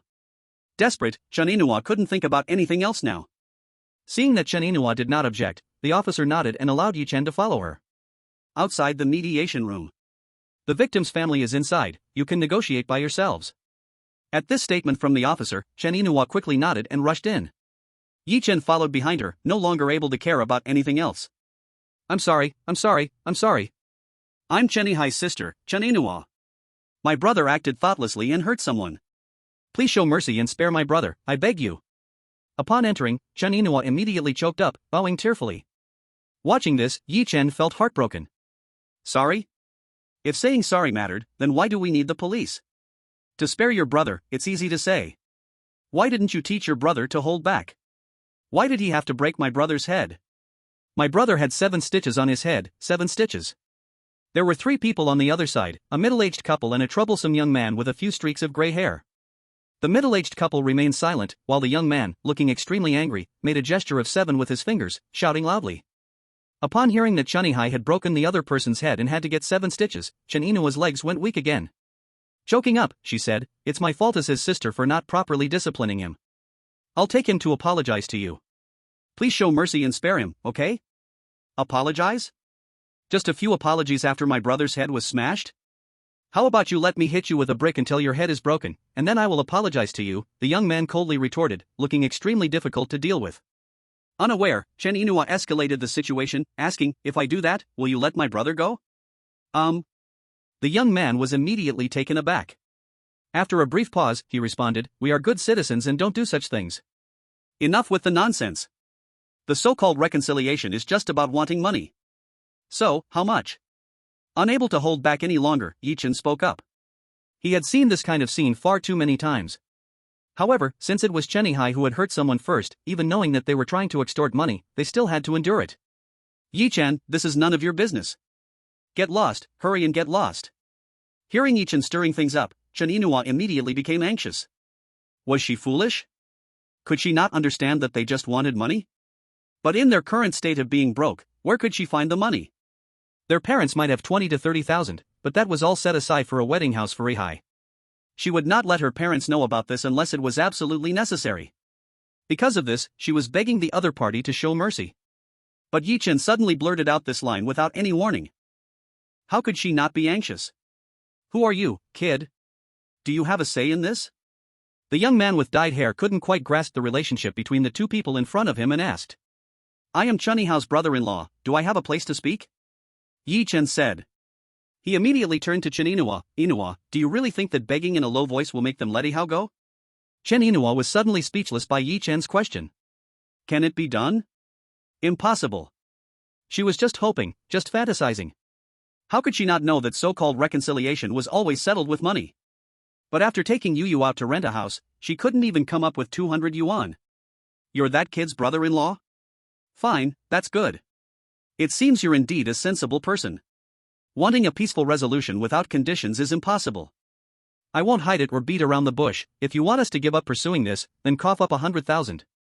Not a single cent less. If you give less, that kid will have a record.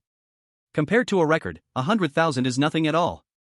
You're just facing us. If it were someone else, they'd extort you to death." The young man with dyed hair posed with an attitude that showed he wouldn't back down an inch. Little did he know that upon hearing the number 100,000, Chen Inua nearly collapsed. 100,000.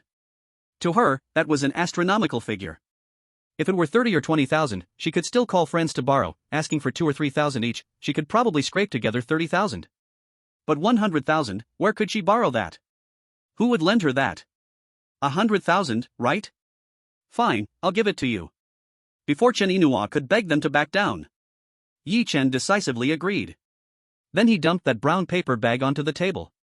A stack of 10,000, he picked up 10 stacks and piled them together. "This is 100,000. I hope you can drop the case immediately. Stop pursuing Chunihao," Yichen said to the other party. At that moment, upon seeing the money, the middle-aged couple's eyes turned green. And the young man with dyed hair had a strangely complex expression. He regretted offering such a low price. I just realized that 100,000 isn't enough, my brother's nutritional expenses, mental." But before he could finish his sentence, Yichen interrupted him. "There's surveillance and audio here. If you keep talking, that will be considered extortion, then it won't be you pursuing Ihao, but us pursuing you. Believe me, 100,000 is not little, know when to stop. Otherwise, you won't get a single cent. The circumstances of Chunihao's case are not severe, otherwise, the police wouldn't let us settle. In this situation, even if you continue to pursue it, he will only have a record for a while and then come out. But if that's the case, you won't get a single hair, so is 100,000 enough now? Do you still want to add things like nutritional fees, mental damages, lost work, and other expenses?"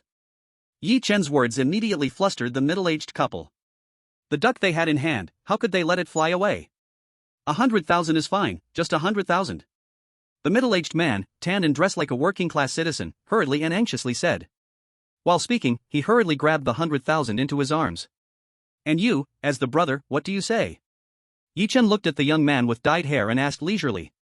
The young man was obviously intimidated by Yi Chen. His previous arrogance vanished completely. Since my dad said it's okay, then it's okay. On the side, Chen Inua's mind was already blank. Even after that family left, she couldn't recover. That scoundrel, where did he get so much money? No, when he went to Yunshan Network Company, he was empty-handed. That brown paper bag only appeared after he came out. Could it be that the money was given to him by Chairman Zhang Jingshan? But how could that be possible? How could Zhang Jingshan possibly give him money? Especially such a hefty amount? Could it be that he borrowed it from Zhang Jingshan? No, that seemed wrong. Someone like Yi Chun, a scoundrel and a gambler. Outside, I couldn't even borrow $100, let alone get hundreds of thousands from Zhang Jingshan. In the next moment, Chen Inua thought of those scenes from movies and TV shows, where Yi Chen helped Zhang Jingshan with some dirty job, and then this money was Zhang Jingshan's black money reward? Or perhaps that beast Yi Chen tricked Zhang Jingshan to get this money? It was as if he knew what Chen Inua was thinking. Yi Chen smiled and said, "Stop overthinking. The source of this money is not dirty, and I didn't trick Zhang Jingshan.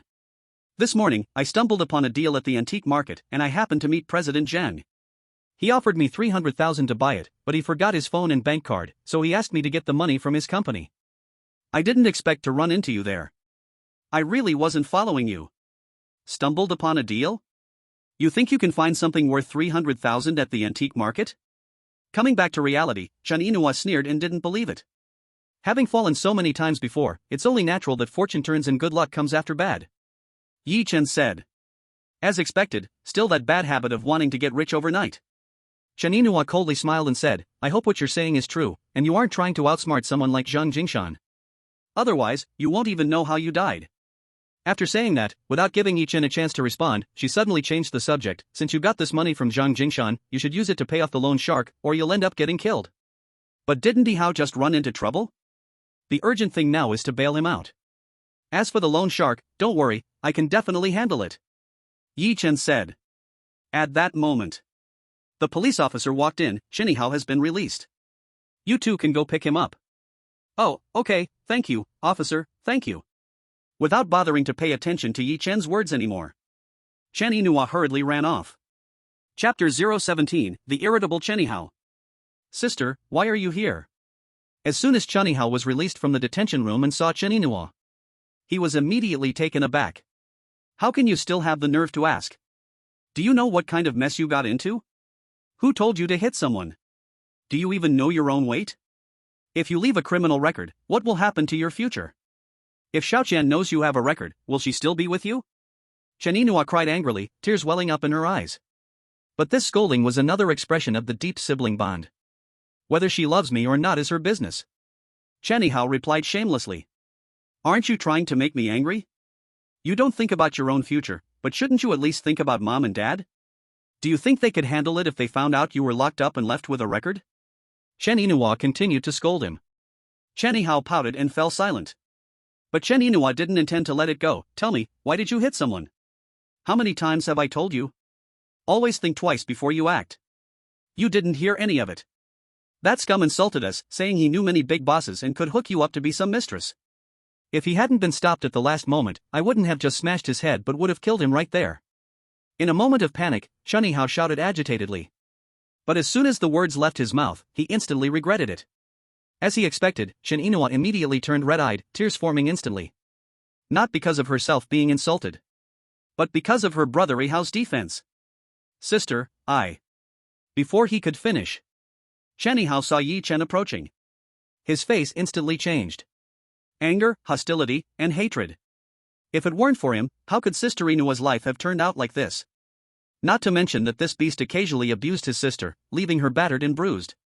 Although Chen Inua had never told him about it. But he knew, everyone knew. "What the hell are you doing here? Who sent you? I've got 3 seconds, disappear from my sight, or I'll kill you." As he spoke, Chen Hao charged like a raging tiger, ready to pounce on Yi Chen. He completely ignored that they were still in the police station. It was clearly a scene of enemies meeting, with fire in their eyes. "Enough! With all this talk of death, don't you think you've caused enough trouble already? Do you really want to rot in jail?" Chen Inua quickly intervened, launching a scathing reprimand. "As long as I can kill this beast, I'd accept rotting in jail for a second chance at life for you, sis." Chen Hao gasped out. "I heard your sister say you were arrested for hurting someone, so I came over. It's all good now. Yi Chen spoke bitterly, not getting angry at Chen Yihao's attitude. My business is none of your concern, stop pretending in front of me. Just disappear. Chen Yihao shouted furiously. Then as if remembering something, he asked, Sis, you're still with this beast? You told him about my arrest? Chen Yinhua shook her head, I just happened to run into him. The police station called me saying you were arrested, and I instinctively said it out loud when he asked. She bit her teeth, but if it weren't for him, you wouldn't have even gotten released. What? So he saved me? No way. Chen Yihao sneered. The other party's family wanted 100,000 to settle, or they wouldn't drop the case. That 100,000 was provided by him. No matter how reluctant she was to admit it, Chen Yinhua couldn't deny Yi Chen's contribution in this matter. What are you talking about? This beast took out 100,000 to settle? Are you joking? It was no surprise Chen Yihao couldn't believe it. He thought, with someone like Yi Chen, a gambling lowlife, how could he come up with 100,000? And if he had the money, wouldn't he go straight to the casino instead of spending it on Chen Yihao? He said he found a treasure at the antique market and sold it for 300,000. Chen Yinhua replied. Damn. Now, Chen Yihao was furious. He didn't want to know how Yi Chen made his money, nor did he care whether the supposed treasure was real. He just couldn't accept that his release came from that beast's help. He turned to a police officer, Officer, please help me get that 100,000 back from that piece of trash. I don't want to settle, just lock me back up and let the process take its course. Whatever the sentence, I'll accept it. What do you think the detention room is? You can come and go as you please? Also, the other party agreed to settle and take the money, how can we help you get it back? The police officers were confused. They had seen tigers, but never one so fierce. Yihao, are you crazy? Hurry up and come back with me. Chen Yinhua was anxious. She grabbed Chen Yihao and started dragging him out. As if knowing that the situation had already turned irreversible. When Chen Yihao was dragged past Yi Chen, he growled, I'll pay you back that 100,000, principal and interest. I won't owe you anything. Don't think I'll be grateful. If you dare to bully my sister again or refuse to sign the divorce, I'll find a way to kill you. Yi Chen remained silent. With nothing but that bitter smile, he felt nothing but bitterness. He stood there watching the siblings leave the police station without following them. It wasn't that he didn't want to follow, but he feared that Chen Yihao, in his rampaging mood, would cause more trouble. You really are his brother-in-law? One of the police officers looked Yi Chen up and down and asked. Yes, doesn't it look like it? Yi Chen forced a bitter smile. What a tragedy. The police officer patted Yi Chen on the shoulder, leaving those 3 words before turning to leave. Just as Yi Chen was about to leave, he suddenly heard the police officers chatting. Oldly, I heard you want to buy a house? Where are you buying? Where can I buy? I will go wherever it is cheap. It was not easy for us as a couple to save money, and if it were not for the children, I really wouldn't dare to think about buying a house. It's already exhausting enough, and with a mortgage, it would be even harder to breathe. You haven't said where you plan to buy yet? I plan to go to Xicheng. There's a new development called Jinlin Mansion, going on sale tomorrow for 7,100 per square meter. The first 100 can get a 4% discount. I plan to check it out tomorrow, said Officer Oldley. Jinlin Mansion in Xicheng? Isn't that an area where the city meets the countryside? I heard it lacks any facilities. Are you really going to buy there? What are you thinking? It won't have any development space in the short term. Oldley smiled bitterly, I know, but what can I do? You all know my family situation. My parents, younger brother and sister-in-law, and sister are all crowded together, making everything inconvenient. Plus, in 2 years the child will need to go to school. No facilities? That's fine, at least we will have our own home. At worst, I will just have to deal with the trouble of picking up and dropping off the child. After all, my savings only cover the down payment for Jinlin Mansion. From a distance, a few officers were listening to their conversation. Yi Chen, who was about to leave, suddenly froze. Right after, a light shone in his eyes. Chapter 018, The Pinhole Camera. Jinlin Mansion. If he hadn't coincidentally heard this name now, Yi Chen would probably have forgotten about this development that became almost popular nationwide in his past life. After hearing the police officer's conversation, all the memories from Yi Chen's previous life flooded back clearly. As those officers said, Jinlin Mansion is indeed located in an area where the city meets the countryside. And it is indeed the lowest priced development in Jiangzhou at the moment. Compared to those developments starting at 2,000 or 3,000 per square meter, Jinlin Mansion feels completely out of place in Jiangzhou. This is because Jinlin Mansion is not only on the edge of the city countryside area but also neighboring a dirty, chaotic urban village. Although separated by a wall, the security and sanitation conditions are relatively problematic. Additionally, in terms of facilities, it can't compare to other neighborhoods. So in Yi Chen's previous life memory, the first 3 days after Jinlin Mansion's opening were marked by its emptiness, with reportedly more sales staff in the sales office than visitors. It's very simple, no one looked at Jinlin Mansion. And those who lived in the urban village were mainly migrant workers. Although the price of 7,000 was incredibly low, few could afford to buy. However, what was unexpected was that on the 4th day after opening, the scene of emptiness suddenly turned into a bustling line. This is because on the 3rd night after opening, the official announced several pieces of information that took everyone by surprise. The urban village was set to undergo demolition and renovation, to be replaced by a commercial area. In addition to commercialization, a high-standard foreign language school will also be built. It was precisely because of this sudden announcement that overnight, the price of Jinlin Mansion skyrocketed 5 times. And it wasn't just a simple 5-fold increase. Starting from the 4th day after the opening, buyers would face a lottery for purchases, meaning it was no longer just about money, luck was also needed to buy a home. Thinking about these developments from his past life, Yi Chen already had a plan in mind. Though the 300,000 he had from selling prayer bead bracelets was now only 200,000. But this 200,000, riding on the wave of Jinlin Mansion, can definitely multiply several times. Suddenly, Yi Chen really wanted to thank Officer Oldley. If it weren't for him, he might have forgotten all about Jinlin Mansion. However, in the end, he didn't say anything. That night, in the Mountains and Waters community, where the price was as high as 6 or 7,000 per square meter. In a set of almost 200 square meter riverside apartment. This is the residence of EE, the top female streamer of Yuntian Network. Although this apartment's down payment was given by Zhang Jingshan, the property certificate is under EE's name. Darling. When the slightly intoxicated Zhang Jingshan opened the door with his fingerprint password and stepped into their love nest. Wearing a sheer lace outfit, with the standard internet celebrity face yet exuding incredible charm, EE immediately pounced on him like an octopus. As EE approached, enveloped in a captivating perfume, Zhang Jingshan couldn't resist. He immediately picked her up. Darling, go take a shower first. Darling, please go take a shower, I don't want to smell bad. EE, held in Zhang Jingshan's arms, whined. Shower? We'll shower later. Kicking the door shut, Zhang Jingshan strode inside, intoxicated. Please don't do this. However, once inside the room, EE seemed like a different person. If the previous EE was intimate and seductive, this one appeared to be panicked. But Zhang Jingshan, lost in alcohol, did not notice the change. Even if he did, he wouldn't think much of it. Because he and EE used to play these interesting roles from time to time. So he would only think it was EE's acting skills that improved. No, not like this. Zhang, let me go please, I'm begging you. EE kept shouting and struggling. Tears of frustration even welled up in her eyes. Yet beneath the guise of struggle, there was an alluring tease. Zhang Jingshan, oblivious, felt his adrenaline spike. Damn, your acting is getting better and better. Completely unaware that EE had suddenly changed today, an excited Zhang Jingshan laughed and cursed. He showed no signs of stopping. Half an hour later.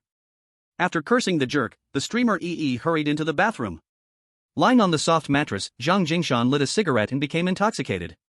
However, before he could finish the smoke, he suddenly remembered what Yi Chen had said to him in the office. The word for lust is a knife. Peach blossom tribulation. Stay alert. Get caught. Though he didn't take Yi Chen's words seriously, they haunted him now. Eventually, he squinted, glanced at the nearby light switch, hesitated, and pressed it. The next second, the whole room fell into darkness. Am I being too suspicious? Zhang Jingshan whispered as the alcohol wore off. Yet he was unable to shake off Yi Chen's words echoing in his mind. In the end, he picked up his phone, opened the camera, and began to look around. The traps he could imagine were that EE had hidden a camera in this room. After a thorough inspection, he found no issues. Just as Zhang Jingshan was about to turn the lights back on. Suddenly, as his phone inadvertently scanned a less noticeable corner outlet. On the camera mode of his phone screen, a strange red dot suddenly appeared. Zhang Jingshan froze instantly. His heart raced wildly. Cold sweat began to bead on his back. In the next moment, he hurriedly turned the room lights on, anxiously found a handy tool, and nervously pried open the outlet. As soon as he pried it open, a tiny wireless pinhole camera immediately came into view. Seeing that pinhole camera, in an instant, Zhang Jingshan trembled and broke into a cold sweat. He didn't think this was EE's way of recording for her future enjoyment. Damn it! After a shudder, he quickly grabbed the laptop on the desk, opened it, and entered the password he had seen EE type in once. Then he rapidly searched the laptop's folders for any unusual files. This screening immediately found a software that records in real time. In the video files saved by that software, all were clips of him and EE together. More importantly, those clips all gave people the impression that he was violently assaulting the other party. Without exception, all of them were. At this moment, Zhang Jingshan felt a chill run down his spine. If these videos were to get out, Zhang Jingshan wouldn't be able to wash himself clean even if he jumped into the Yellow River. Chapter 019, This favor is too much to owe. Are they trying to ruin me? These words burst out from his trembling teeth. Zhang Jingshan smashed the documents in his hands. Then, as if thinking of something, he picked up EE's phone, opened WeChat, and as he expected, there weren't too many abnormalities. Immediately after, he directly logged into EE's WeChat on the computer.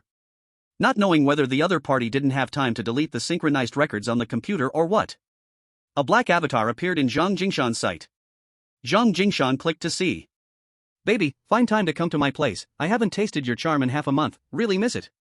Also, hurry up and record video to threaten Zhang Jingshan, make him get his grandfather to help, must get my brother out, don't play games with me, otherwise don't blame me for exposing those scandalous videos and photos of you, let the whole world see just how wild and dirty a top beauty live streamer was in her early years. Seeing this WeChat message that hadn't been deleted yet, Zhang Jingshan exploded in anger. So the innocent little fairy in his eyes had secretly been with others behind his back? In her early years, she was the kind of woman who was available to all. But that's not the most important thing. The most important thing is that the other party was planning to use these videos to threaten him? Even to drag his grandfather, who had retired for many years, into this? F***K your ancestor. Bang. Zhang Jingshan slammed the laptop shut. Holding the laptop in one hand, he pulled out his phone to make a call. He turned and strode out. Darling, hurry up and take a shower. EE came out of the bathroom wrapped in a towel. After calling out, there was no response. Could it be that he fell asleep? She murmured to herself. EE returned to the bedroom. But there was not a trace of Zhang Jingshan anywhere. What greeted her was the pried-open socket and the laptop that had been taken away.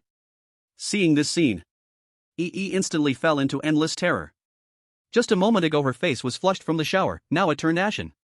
Because she understood exactly what this scene meant. In a panic so great she could barely stand, she picked up her phone and dialed Zhang Jingshan's number. The call was rejected. She dialed again. Rejected again. Darling, please let me explain, will you answer the phone, please? However, before she could even send the text message she had prepared, the door that Zhang Jingshan had left ajar slammed shut with a bang. Several men rushed in. Seeing these uninvited guests, EE immediately slumped down. No matter how naive she was, she knew these were definitely people sent by Zhang Jingshan. An hour later, in a hotel suite. Speak. Zhang Jingshan answered the call. Mr. Zhang, she said those videos haven't been sent to anyone, and there's no backup, all are in the computer. By her look, she shouldn't be lying. Zhang Jingshan, with a blank expression, asked again, what about the WeChat nickname called The Prodigal, what's their background, did she explain? He was her boyfriend when she was in her teens, named Lin He. They recorded a lot of videos back then, she said she was young and foolish at that time, and had been brainwashed by Lin He into doing some extreme things. They broke up and had no further contact, only after she started being a host did Lin He come to her, the other party replied. Little did they know, the young Master Zhang almost couldn't hold back and kicked the wall. The so-called pure jade girl, cherished by her own liking, is actually such a person? When I first met Luo Hong, I even believed the excuse that she had a bicycle accident as a child. Keep going. Suppressing his anger, Zhang Jingshan said. Mr. Zhang, that Lin He's younger brother is a courier for drug dealers, sentenced to 10 years. This is the 3rd year, and Lin He is not only a drug addict but also a scumbag who loves to blackmail others. In the past, he frequently played the tricks of deceit, the other party said. Mr. Zhang, I'm sorry. Please let me go. I was forced by that bastard Lin He. I didn't want this. In Zhang Jingshan's phone, the frantic pleas and cries of the streamer, EE, came through. Mr. Zhang, how to handle this? You command, and we'll follow, the other party said. With a snap. In the hotel room, Zhang Jingshan lit a cigarette with a flick. He walked to the floor-to-ceiling window, exhaled a puff of smoke, and then said, catch that scumbag named Lin He, teach him a lesson, then let the police get involved. Ask Lin He if she is willing to testify against that scumbag. If she agrees, then that's it. If she doesn't, tell her that I, Zhang Jingshan, will stop at nothing to make her life worse than death. Yes, Mr. Zhang. In front of the floor-to-ceiling window, Zhang Jingshan looked down at the colorful neon lights reflecting the vibrant splendor below. First came a laugh at himself, then a serious expression. "Mr. Yi, can you really tell fortunes?" He muttered to himself, "No matter what, I vote a huge favor." Zhang Jingshan had to admit. If it weren't for Yi Chen's so-called fortune-telling that something was off with his energy, he definitely wouldn't have harbored any suspicion, nor would he have discovered the secret existence of the hidden camera.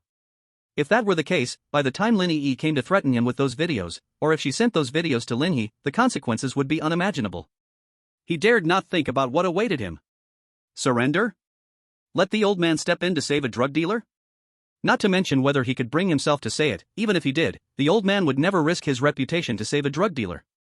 If he didn't surrender, once the other party leaked those maliciously created videos online, not only would Zhang Jingshan's life be ruined, but the entire Zhang family might be dragged down too. The more Zhang Jingshan thought, the more scared he became. A sleepless night passed.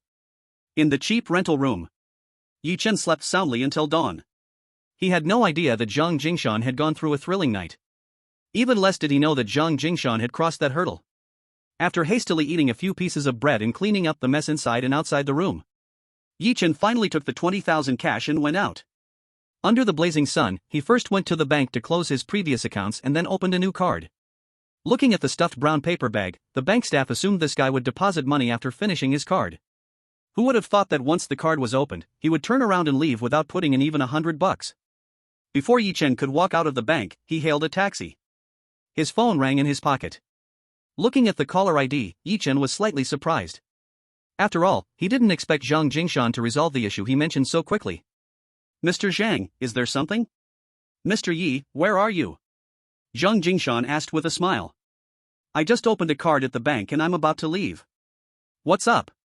"Which bank?" Zhang Jingshan pressed on. "The Industrial and Commercial Bank on Haiban Road." "Wait, is something wrong? Did the bead bracelet cause trouble?"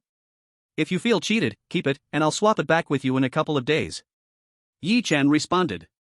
No, you misunderstood, Mr. Yi. The Industrial and Commercial Bank on Haiban Road, right? Wait for me, I'll be there soon. Hang on." The sound of Zhang Jingshan's hurried movements came from the other end of the phone, as if he had even knocked over a garbage can. This left Yi Chen completely confused and stunned. Chapter 20, Zhang Jingshan's Probe. Leaving is not an option, staying is not an option either. In the end, Yi Chen chose to see what the other side was trying to sell. During Yi Chen's boring wait, after about 10 minutes, a flashy red Porsche Panamera stopped in front of him. "What do you want with me?" Seeing Zhang Jingshan get out of the car, Yi Chen frowned. "Mr. Yi, shall we find a place to talk?" Zhang Jingshan said. "I don't think that's necessary. If you have nothing important, then I will leave. I have things to do." Yi Chen shook his head. "Mr. Yi, where are you going? How about I give you a ride, and we can chat in the car?" Zhang Jingshan quickly said. Yi Chen thought for a moment. "Since the car is here, I might as well take it." So without hesitation, he nodded and opened the passenger door to sit inside. Once the Panamera started moving again, Zhang Jingshan just noticed that Yi Chen was still holding the brown paper bag he had given him yesterday. "Mr. Yi, weren't you coming to the bank to get a card? Why is the money still in your hand? Who said getting a card means I have to deposit money?" Yi Chen glanced at him, feeling a bit annoyed. He truly could not understand this man's strange politeness. As Chen Yinhua said, how could someone like Zhang Jingshan possibly take an interest in him? Just because of that string of Buddhist beads? It was merely a fleeting business encounter. Not enough to matter. Ahem, right. "Mr. Yi, where are you headed?" Zhang Jingshan changed the subject. "To Jinlin Mansion in the West City." Yi Chen replied straightforwardly. "Jinlin Mansion? That's the building with the lowest property prices in the entire city of Zhengzhou?" Out of the corner of his eye, he glanced at Yi Chen's brown paper bag, and Zhang Jingshan was dumbfounded. Is he going to use the money from selling the Buddhist beads to buy a house at Jinlin Mansion? "Mr. Yi, you aren't really thinking of buying a house at Jinlin Mansion, are you? Even though the prices are low, it's dirty and messy around there, and it won't see any development in the next 10 years. Buying a house there?" Before Zhang Jingshan could finish, Yi Chen interrupted. "Why don't you just tell me why you wanted to see me?" Interrupted by Yi Chen, Zhang Jingshan had to abandon his warning suggestion. He shifted to a serious tone. "Mr. Yi, after hearing your hint yesterday, I found a pinhole camera in that woman's room last night. As you said, this was a trap, using the camera to create dirt to threaten me. Yi Chen was quite surprised to hear this. Zhang Jingshan figured it all out so quickly? So you're here to thank me? Yi Chen smiled and said. Thanking you is one aspect. Zhang Jingshan paused. The other aspect is that I want to ask, Mr. Yi, how did you know I would be set up? This was Zhang Jingshan's true intention. Although he knew Yi Chen wouldn't just say it outright. He wanted to gauge Yi Chen's reaction to see if there were any clues. But how could he know he was facing an 89-year-old man who once owned billions in personal assets? To Yi Chen, someone like him was no different from a little kid. How could he pick up on any clues or tricks? In the corner of Zhang Jingshan's eye, Yi Chen calmly said without any waves, did I not say? I saw that your spiritual energy was off. I had a feeling you would face a romantic tribulation, and in your Yunshan network company, there are flocks of those. Is it really that simple? Mr. Yi, don't you think that sounds a bit far-fetched? Zhang Jingshan asked. If it weren't for last night's incident, he might have really considered Yi Chen just a passing business acquaintance. At most, he owed him a favor for the Buddhist beads, and once that was settled, there would be no further ties. But after last night's event, apart from the favor he owed Yi Chen, he genuinely wanted to understand how Yi Chen knew about all this. Don't pull out fortune-telling nonsense, that's too ridiculous. So what would be reasonable? Should I say that I am in league with the person who set you up? Should I say I want to approach you for ulterior motives? Yi Chen smiled dismissively. No, Mr. Yi has misunderstood. What could Zhang Jingshan have that you want? Isn't it just a small online company collecting streamers for e-commerce sales? What could Mr. Yi possibly want from me? And if it weren't for your reminder, I would have probably faced a downfall that would have buried me and pulled my family down with me. I'm just puzzled about how Mr. Yi knew there was a trap waiting for me. Zhang Jingshan hurriedly explained. He added, that's all. It's still those two words, intuition. If Mr. Zhang insists on digging deeper, I can only get off the bus because I can't explain any reasons. Yi Chen replied. Intuition, once again. Isn't this nonsense? A person he met by chance could intuitively know that a trap was waiting for Zhang Jingshan? Damn. Not to mention he wasn't a superstitious person to begin with. Even if he were a fanatical believer, he wouldn't believe such a mysterious claim. Inside the car, silence fell. After a moment, Zhang Jingshan, no longer asking deeper questions, spoke again. Mr. Yi, aren't you curious about what kind of trap it is? I don't like to gossip about things that don't concern me. After a pause, Yi Chen added, but if Mr. Zhang wants to talk, I am all ears. It's about the top female streamer under my company. Among all the female streamers in the company, I have a secret affair with her that nobody knows. She set up a pinhole camera in her bedroom, pretending to be raped by me, trying to threaten me to go to my grandfather, using his connections to bail out a drug dealer sentenced to 10 years. That drug dealer is the brother of her ex-boyfriend, and her ex used her past to threaten her, forcing her to create an opportunity to threaten me. Am I clear to you, Mr. Yi? Zhang Jingshan said. Yet, as he spoke, he carefully observed Yi Chen's expression. However, to his disappointment, Yi Chen remained calm and unperturbed. I understand. Congratulations to Mr. Zhang for breaking the deadlock and resolving this potential crisis. Yi Chen smiled. But inside, he was king at the turn of events. In his past life, he only knew that Zhang Jingshan was betrayed by the streamer named Yi, leading to his family's ruin. But he had not known the truth of the matter. Even if the injustice was righted years later, the reasons were never revealed. Of course, it was also possible that he hadn't paid attention to the follow-up in his past life. Under Yi Chen's calm demeanor, Zhang Jingshan felt another wave of disappointment. Yet, along with the disappointment, he felt an intense curiosity towards Yi Chen. Setting aside Yi Chen's keen eye for spotting treasures in the antique market and the reminders he received during the EE incident, what kind of person could remain so calm and collected, keeping everything under control? Surely, he could not be the kind of good-for-nothing who just eats and waits to die while lacking ambition. Not likely. For a moment, he felt as if a mysterious aura had enveloped the other party. What congratulations are you talking about, Mr. Yi? It's thanks to you. Otherwise, I can't even imagine what would have happened next. Mr. Yi, how about this? Let's find a place to have lunch, as a thank you. I'll also introduce you to a friend, the boss of Huaxing Trading. Zhang Jingshan laughed awkwardly. Originally, Yi Chen instinctively wanted to refuse. But upon hearing Zhang Jingshan mention introducing him to the boss of Huaxing Trading, he immediately changed his mind about refusing. Not for any other reason, but because the other party was the boss of a company where Inuo worked. If he could befriend him, Inuo's days at the company would surely be smoother and more comfortable. So he nodded and said, okay, but let me pay the down payment for my house first. At this moment, Paramera had already arrived at the sales office of the Golden Scale Mansion, following the navigation's route completion prompt. Chapter 021, Trust me, just try. Mr. Yi, are you really sure you want to buy a house here? As he got out of the car, Zhang Jingshan felt the need to persuade Yi Chen once again. If I tell you that the housing price here will at least rise 5 times in 3 days, would you believe it? Understanding that Zhang Jingshan meant well, Yi Chen smiled and replied. Is that it? 5 times? What a joke. Not to mention 3 days, it wouldn't even double in 3 years, let alone 5 times. Zhang Jingshan blurted out without thinking. Given the location and surroundings, there was simply no room for appreciation in the short term. He couldn't guarantee anything in 10 or 8 years, but within 3 to 5 years, there would definitely be no possibility for an increase in value here.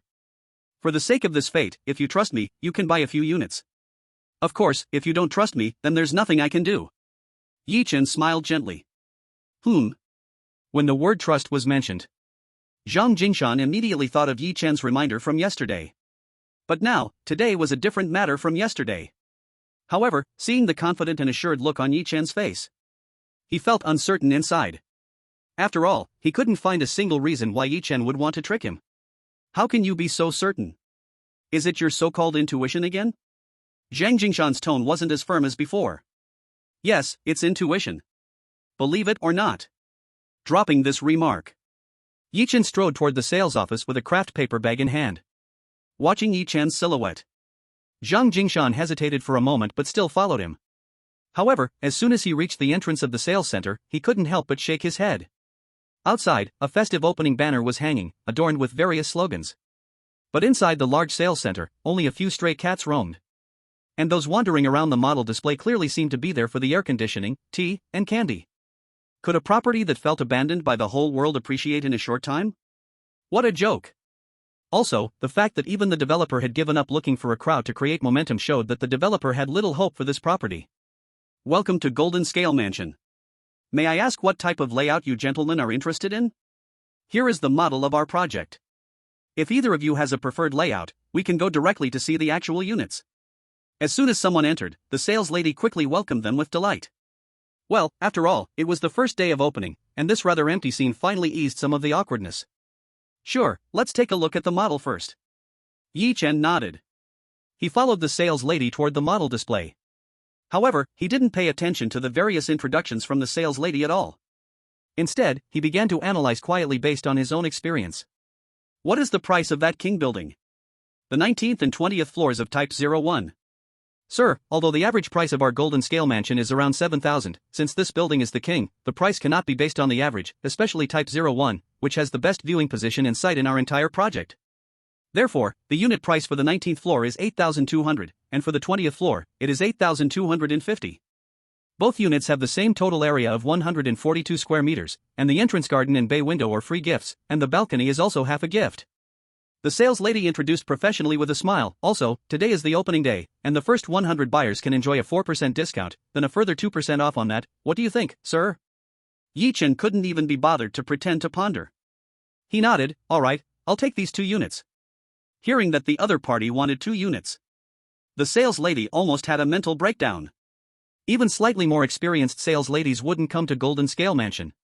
Not to mention that the price was low and the commission hardly worth mentioning. No one held any hope for the Golden Scale Mansion property at all. So going to Jinlin Mansion to sell the house is just a waste of time. And the current salesgirl, who just entered the industry, was only hoping to gain some experience at Jinlin Mansion, not daring to think about performance. However, unexpectedly, she ran into a big customer. Okay, sir, please wait a moment, I will prepare the purchase contract right away. The excited salesgirl left. Zhang Jingshan immediately frowned. Mr. Yi, you want to buy 2 units at once? Zhang Jingshan was truly confused. According to his investigation, Yi Chen was definitely a broke poor man, who only got 30,000 from him yesterday at the antique market. Well, he didn't know that 30,000 was now only 20,000. With such a little money, he wants to buy 2 units? And to choose the most expensive building? What operation is this? How can he buy this? If I had money, I would buy the whole development. Unfortunately, I only have 20,000 now, so I can only pay the deposit for 2 units. Yi Chen said with deep meaning, revealing a bit of regret. Zhang Jingshan's mouth twitched incessantly. He didn't know how to continue the conversation. Soon, the salesgirl returned. And not only did she come back alone, but she was also followed by several staff members from the sales department. Hello, sir, I am the manager here, Su Tong. May I ask your last name? A man in his 30s hurriedly approached Zhang Jingshan. Because Zhang Jingshan looked like the buyer. Mr. Yi is the main buyer, I'm just here to join the excitement. Zhang Jingshan shrugged. Su Tong felt quite awkward. He quickly looked at Yi Chen and pretended to smile charmingly. Hello, Mr. Yi. Alright, don't waste time, let's go through the process. Yi Chen said. When both sides seated and set the stage. Yi Chen suddenly said, I won't pay the down payment for now, I'll only pay the deposit, and the deposit purchase contract can be transferred to others. Plus, regardless of whether the house price rises or falls, we will follow the price on the purchase contract, you cannot make adjustments. Is there a problem? As soon as Yi Chen said this, not only was Zhang Jingshan dumbfounded, even the others were confused. What does this mean? The transfer of the purchase contract can be understood, but tying it to no adjustments in house prices, what does that mean? Does he think Jinlin Mansion will increase in price soon? What? Is my request too excessive? Yi Chen smiled. In fact, he primarily wanted to profit from the deposit transfer 3 days later. Just from the transfer of this purchase contract, he could make a significant amount, and by then, even if the developer raised the price, there would be plenty of people competing for it. However, he wanted the maximum profit. If the house price rises, then the deposit purchase contract in hand would only earn him a couple of 100,000. But if it remains at the price on the purchase contract, then with a 5-fold price increase overnight, his deposit purchase contract would be worth at least 2 million, and that would be 2 million. Mr. Yi, this. I'm afraid I need to ask the boss for a reply. Manager Su Tong said. Okay, no rush. As soon as Su Tong left, Zhang Jingshan immediately whispered to Yi Chen, Mr. Yi, are you really that certain? Trust me and give it a try. Yi Chen smiled lightly. Now, Zhang Jingshan's heart started to waver. A few minutes later, Su Tong returned. Sorry, Mr. Yi, for keeping you waiting. So, is it okay? Yi Chen asked. Su Tong said, Mr. Yi, I mentioned your request to the boss. The response from the boss is that the deposit agreement can be transferred, but regarding the issue of rising house prices, well, we have our regulations. If the price increases due to some factors, the excess part will be charged at half price. Of course, we won't raise house prices for no reason, that's not in accordance with laws and regulations. However, the boss said that the deposit part will need to be 10,000, and within 7 days, you need to pay the full payment or down payment, otherwise, the deposit agreement will be void and non-refundable. The excess part is only charged at half price? Yi Chen felt a secret regret upon hearing this. However, I understand that the other party cannot have no bottom line. Even the real estate developers do not expect the housing prices to surge soon, but there must still be rules and limits. A 50% discount is fine, the deposit acknowledgement may not sell for 2 million, but 1 million should still be possible. Okay, that's settled. Yi Chen readily poured the contents of the brown paper bag onto the table. Then he began to sign a series of subscription agreements with the other party, and requested the other party to add all the promises one by one. Mr. Yi, remember to pay the down payment or the full amount within 7 days. Su Tong stood up with a smile and shook hands with Yi Chen. Just as Yi Chen was about to leave, Zhang Jingshan, who had been itching in his heart, could not hold back any longer. Out of nowhere, he said, I'll also take 2 sets, just like Mr. Yi said, okay? Sales assistant. Financial staff. Manager Su Tong. What? So this is like going to the market to buy vegetables? Although the prices at Jinlin Mansion are cheap, they are not just cabbage prices. But what shocked them even more was yet to come. Yi Chen teasingly said to Zhang Jingshan, why not get a few more sets? Ahem, 2 sets are enough. Zhang Jingshan awkwardly replied. Although he didn't care about the hundreds of thousands, his money did not come easy. He just wanted to follow Yi Chen's confident manner and give it a try. At worst, he would forfeit the 200,000 deposit. This was what young Master Zhang thought. Then, sir, will you also pay the deposit for 2 sets? Su Tong cleared his throat. He had seen all kinds of customers, but this kind of customer he had never seen before. Zhang Jingshan no longer hesitated. Yes, 2 sets. Didn't Mr. Yi order the Type 01? I'll order the Type 02 on the same floor. Accompanied by the sales office staff, Yi Chen and Zhang Jingshan each left with 2 deposit acknowledgement letters. Mr. Yi, although 20,000 is not much for me, this can be said to be the most irrational thing I have ever done. Zhang Jingshan said as they walked. Actually, you could be even more irrational, for example, paying the deposit for 10 sets at once, or buying 10 sets outright. After all, there is no purchase restriction. Yi Chen said. What a joke. If the prices don't rise, what will I do with them? In a place like this, even lowering the price, no one will want them. Zhang Jingshan said with a bitter smile. From beginning to end, even until now, he did not believe that there was any room for an increase in prices at Jinlin Mansion soon. That 20,000 was basically seen as throwing it away by him. Yi Chen shook his head with a smile. He didn't say much more. Champ Elasis.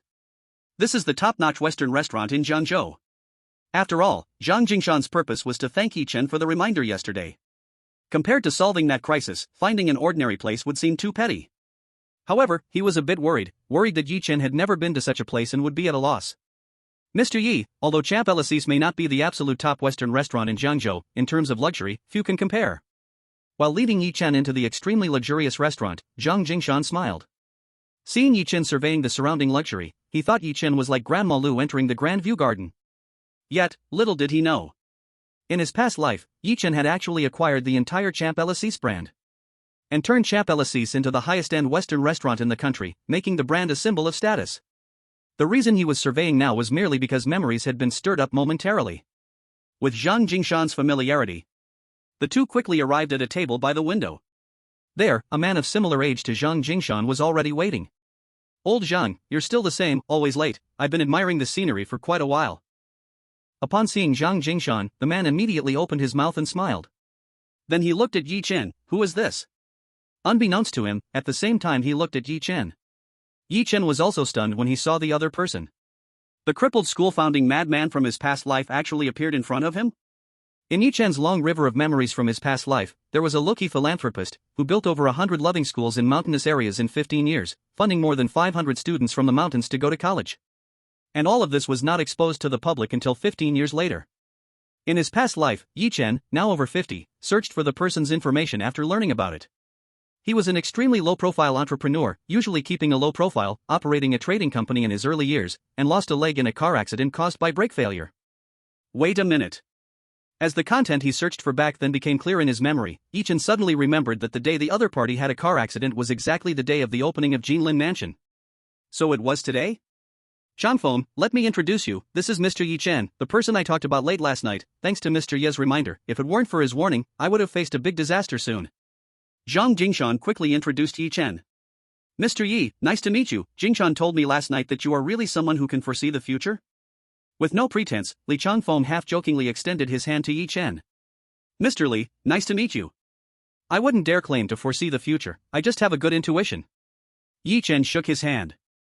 Changfeng, I haven't told you, Mr. Ye's wife, Chen Yinhua, is at your washing trading.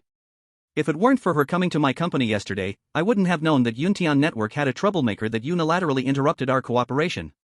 I have to thank Mr. Ye's wife, otherwise, I really wouldn't know how to explain to you. Zhang Jingshan said. Jingshan, it's not that simple. My people also have problems. Knowing that the quote was 10% lower than competitors, they still ordered their subordinates to secure the contract, which is clearly making things difficult. But just as you said, if it weren't for Chen Yinhua, we wouldn't even know about that mess. To dare continue competing with a quote lower than the opponents by 10%, having such employees is indeed a blessing for Huaxing trading. Li Changfeng replied. Zhang Jingshan wanted to thank Yi Chen intentionally and made sure to reveal that Chen Yinhua was Yi Chen's wife. He instantly understood Zhang Jingshan's little intention, which was to use flowers to express gratitude and to take better care of the company employee, Chen Yinhua. These weren't issues for him, as long as Chen Yinhua's abilities were up to par, he would definitely give Zhang Jingshan this face. Alright, let's not talk about this for now. Zhang Jingshan wisely stopped there, taking the ordering electronic screen and handing it to Yi Chen. Mr. Yi, take a look at what you want to eat. You're too polite, Chairman Zhang, I'm fine with anything. Yi Chen said. However, this was interpreted by Zhang Jingshan as Yi Chen lacking understanding of high-end Western restaurants, so he didn't dare to speak up for fear of embarrassing himself. Regarding this, he silently showed understanding. Alright, then I'll order for you. Zhang Jingshan said cheerfully. Australian Wagyu beef, French foie gras, caviar, black truffle. And one dessert and one drink. Looking at the small amount of food, but it averaged over 10,000 per person. These dishes were quickly served to the table of the three. Originally, Zhang Jingshan wanted to introduce Yi Chen, but he didn't expect that Yi Chen, when the food arrived, was unceremoniously the first to start eating. His skillful use of knife and fork, along with the display of elegance while eating, made Zhang Jingshan suddenly feel a sense of inferiority in an unintentional moment, staring blankly. Is this the kind of idle gambler who only dreams of getting rich overnight? Mr. Yi, how does the food here feel? Zhang Jingshan couldn't help but ask. The steak is fine, but the thawing time was a bit long. As for the foie gras, there was too little brandy during marination. The caviar is fine, it's quite delicious. The black truffle is okay, but the slices were cut a bit too thick. With elegant movements, Yichen casually said after tasting one dish after another. However, as soon as he spoke, Zhang Jingshan was stunned. Although he was born with a silver spoon in his mouth, he was a rough character. When it comes to food, he only knows the two concepts of tasty and not tasty. If asked to comment on the details, he definitely couldn't do it. Asking Yichen about the taste was just him trying to see if Yichen could get used to it. Who would have thought the other party would say so much? Was this a case of pretending to know?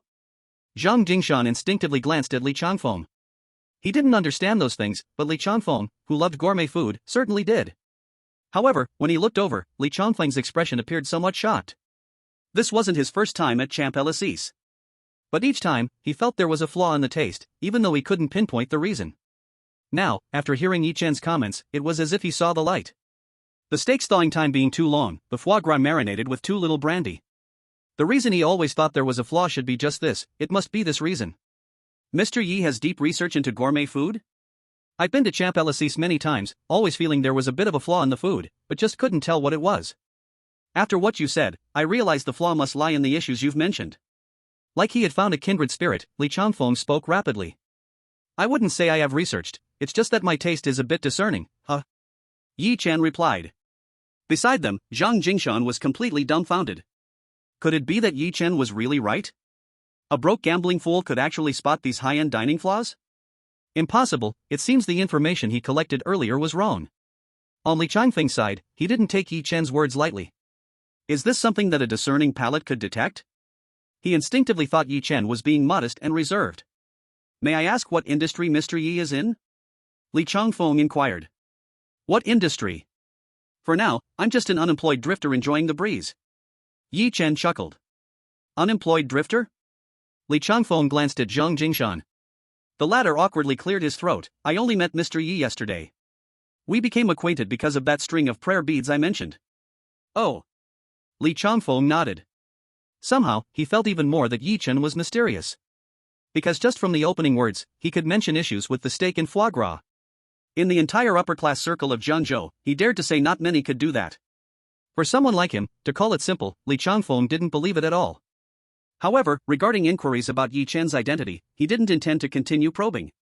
At least for this first meeting, he recognized Yi Chen. This luxurious meal concluded in harmonious laughter. The three of them stepped out of Champ Elysees.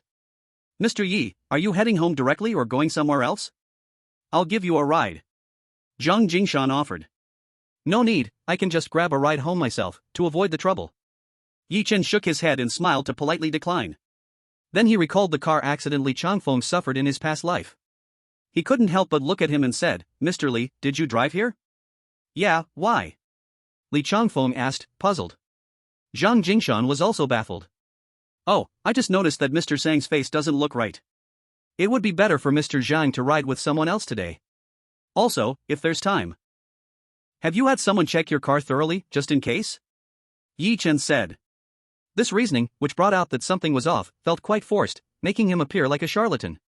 However, Yi Chen had no choice.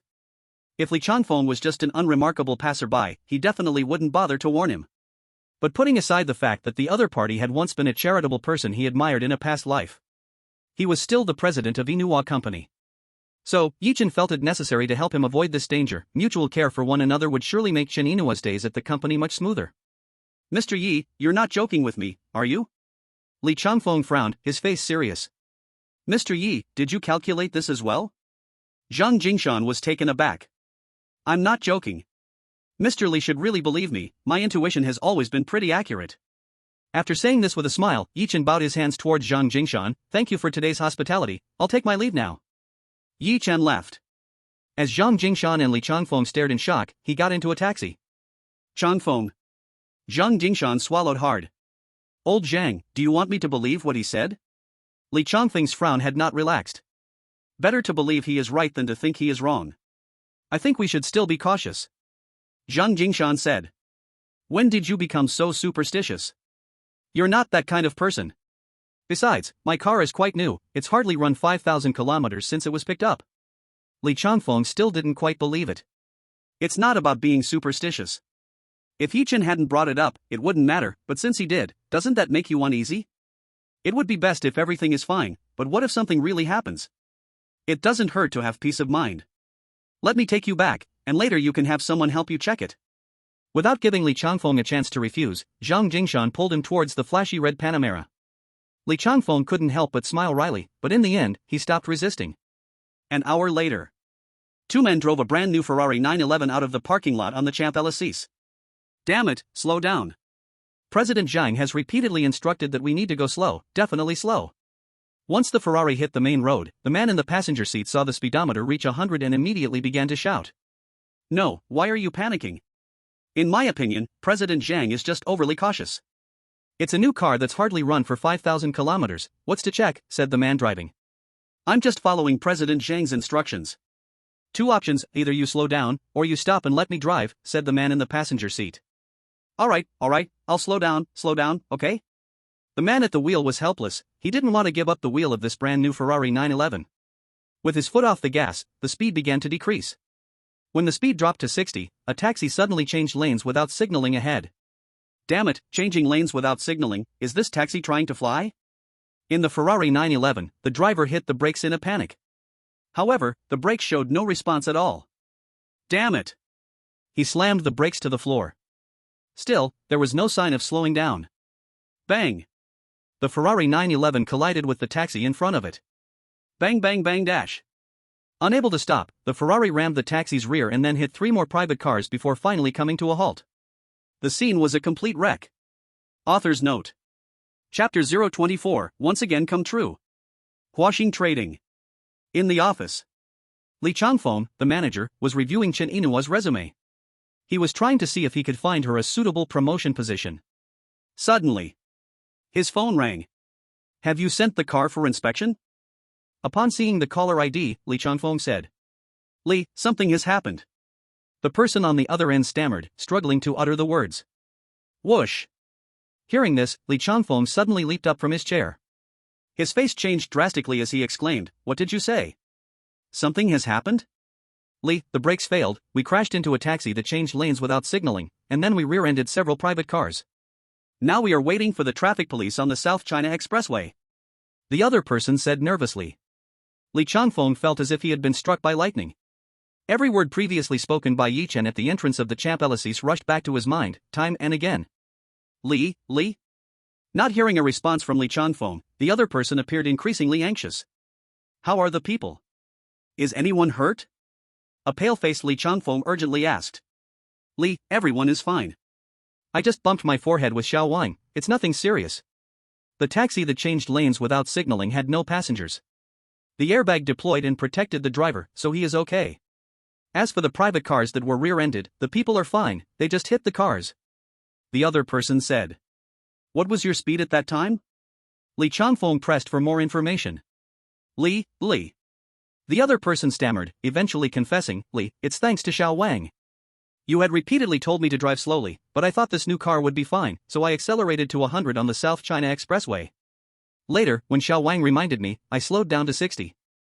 Just then, a taxi suddenly changed lanes without signaling. I hurriedly stepped on the brakes, but to my surprise, the brakes failed. In the office, cold sweat drenched Li Changfeng's back. The South China Expressway was a road he traveled daily. Trucks and big vehicles frequently appeared on that road. And on the South China Expressway, he nearly never drove below 100. If Yi Chen hadn't reminded him, if Zhang Jingshan hadn't believed in Yi Chen's strange intuition and pulled him into the Porsche, he would have definitely been driving his Ferrari back. In the absence of traffic, he would have consistently driven at least 100. At such high speeds with heavy trucks on the road, if the brakes had failed, what would it have meant? Li Changfeng dared not imagine. Even in his office, he felt as if he had circled around the gates of hell. Li?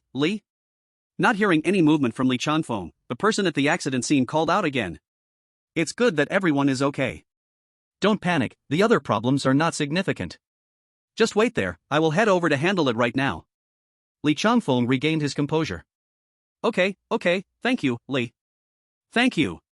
Thinking they would be scolded, the other person was nearly moved to tears with gratitude. Though the brake failure was not his fault.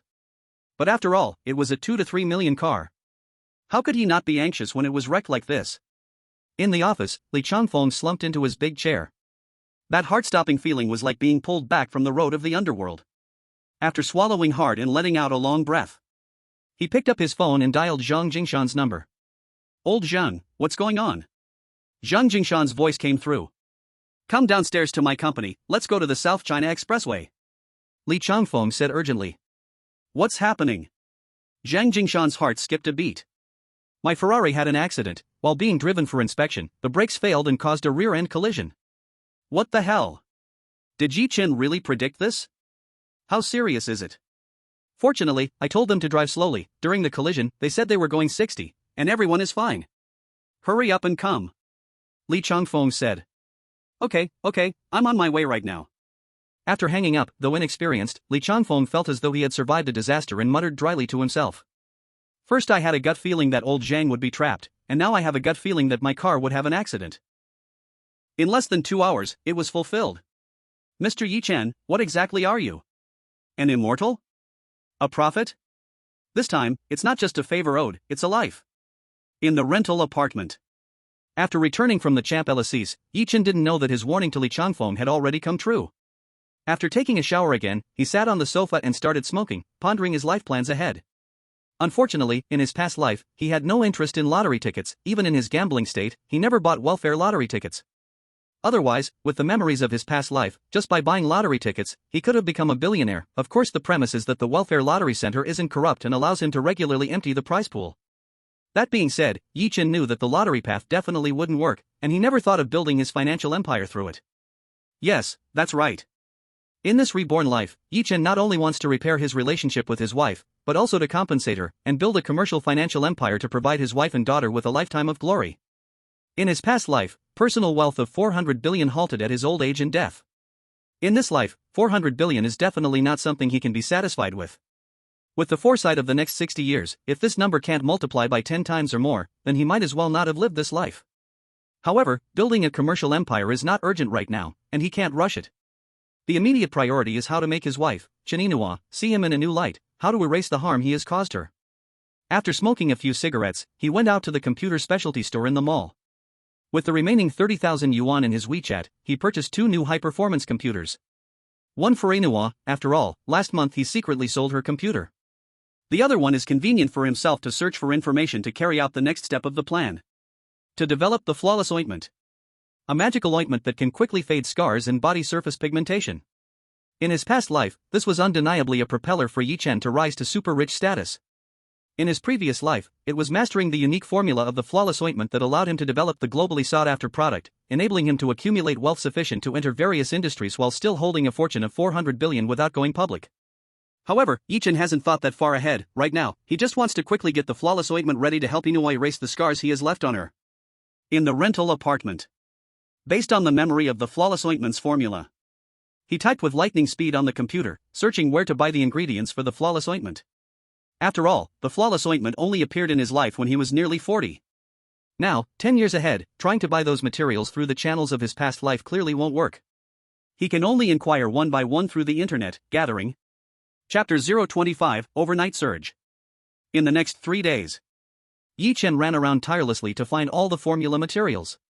As a result, Li Changfeng and Zhang Jingshan's repeated attempts to find him were all rejected by him. From running around to gathering those materials, to preparing all the pots, pans, and various tools needed to make the ointment. In 3 days, in Yi Chen's world, seemed to pass in the blink of an eye. In the small rental apartment, it seemed like a small workshop. Thanks to the memories from his past life being etched in his mind. Thanks to being somewhat of a mediocre genius when he was studying.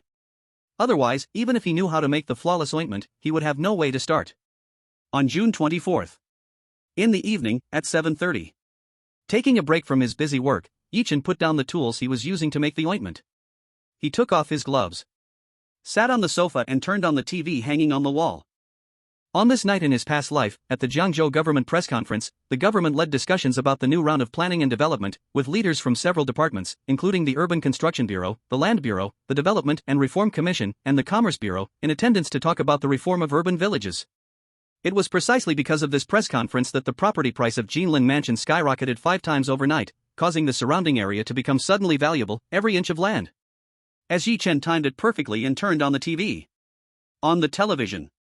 Before he could finish a cigarette. The press conference, identical to the memories of his past life, began. First, the speech from the city government official. Then, the comments from the leaders of various departments. The relocation and reform of urban villages and the brand new commercial development were set in this press conference. In a certain courtyard of Jiangzhou. This was the residence of the former municipal secretary Zhang Weiman. It was also the old home of the Zhang family. Amid its historical and weathered appearance. In the courtyard, green plants were arranged beautifully, and the neatness both inside and outside exuded a peaceful atmosphere. Inside the house. The television displayed the government press conference. And in front of the television sat the 3 generations of the Zhang family. Former Jiangzhou leader Zhang Weiman, the chairman of Yong'an Construction Company Zhang Xinghua, and Zhang Jingshan. Dad, the government wants to develop that piece of urban village in West City? Why is this happening so suddenly? Did you know about this before? Watching the press conference on TV, Zhang Xinghua exclaimed in disbelief. I knew. Old Secretary Zhang Weiman nodded. What? You knew about this? Why didn't you tell me? Zhang Xinghua grew anxious. Why should I tell you? Don't think for a second that I don't understand what you're pondering. I, Zhang Weiman, have lived my life modestly. Should I reveal the government's planned development secrets to my son in my old age, turning him into a blood-sucking capitalist? So that the common people can stab me, Zhang Weiman, in the back? Zhang Weiman fumed. Zhang Xinghua instantly felt bitter and speechless. Because this was the old man's style. If the old man had any selfish motives, his Yong'an Construction Company might have already risen several levels. However, after his initial outrage, Zhang Weiman added, it was Xiao Zhou who mentioned it to me half a month ago during a chat. He asked for my thoughts but insisted I keep it confidential, saying this is a pilot project from the province. If anyone dares to leak it, they will not be forgiven. So didn't you notice how calm everything was before this? From the province to the city, no one dared to spill anything. Beside them. Zhang Jingshan, who usually loved to argue with his father and oppose him, was unusually silent. He was in a state of shock. Because that piece of urban village set for relocation and development was right next to Jinlin Mansion. What did this mean? It meant that after this press conference, Jinlin Mansion would experience a crazy surge in price. In an instant. Yi Chen's words echoed incessantly in his mind. Consider it a fateful encounter. If you trust me, you can buy a few sets. If I had money, I would buy the entire building, but unfortunately, I only have 200,000, so I can only pay the deposit for 2 sets. Just try it if you trust me. Actually, you could be even bolder, like pay the deposit for 10 sets all at once, or even buy 10 sets outright, since there are no purchase limits. At that time, he paid no attention to these words. Although he eventually went along with it and paid the deposit for 2 sets, he thought that 200,000 would go down the drain, as he did not believe Jinlin Mansion would appreciate in value in the coming years. So he wouldn't waste money to buy it. But now? This. How did Yi Chen know about the plan to relocate and develop? Could it be that even old bastard Zhang Xinghua didn't hear a whisper of the inside news, yet he knows? How is that possible? Grandpa, are you sure that no one would leak the relocation and development matter beforehand? Zhang Jingshan asked anxiously. Unless someone feels that the hat on their head is too heavy. Zhang Weiman said without a second thought. Could it be that someone let something slip in an unguarded moment? Zhang Jingshan felt dry in his throat. If even such a matter, which the province declared would not be tolerated, could be leaked, do you think they could sit in that informed position? Zhang Weiman hit the nail on the head. Suddenly, he sensed something was off with Zhang Jingshan. Jingshan, what do you mean by that? Why are you asking these things? Grandpa, I paid deposits for 2 apartments at Jinlin Mansion. On the first day it opened, someone told me that if I trusted him, I should buy a few more, saying if he had money, he would buy the entire Jinlin Mansion, and later suggested I could buy 10 at once. Zhang Jingshan said in a daze. At this moment, he even had the urge to slap himself. If he had really listened to Yi Chen and bought 10 at once. What would that be like? After this press conference, the price at Jinlin Mansion would at least skyrocket 5 times. Jinlin Mansion's price was just 7 or 8,000, and at most, it was just over $1 million for one. 10 apartments, with a discount, would only need 10 million, a sum he could manage. And after this press conference, those 10 would be worth at least 50 or 60 million. In other words, in just 3 days, 10 million would turn into 50 or 60 million. 3 days, 5 to 6 times the profit. Even robbing a bank wouldn't be this quick. At this moment, the word regret was far too mild to describe Zhang Jingshan's feelings. At the same time, regarding Yi Chen, his shock and curiosity plunged into an indescribable state. First, he found a bargain with the prayer beads.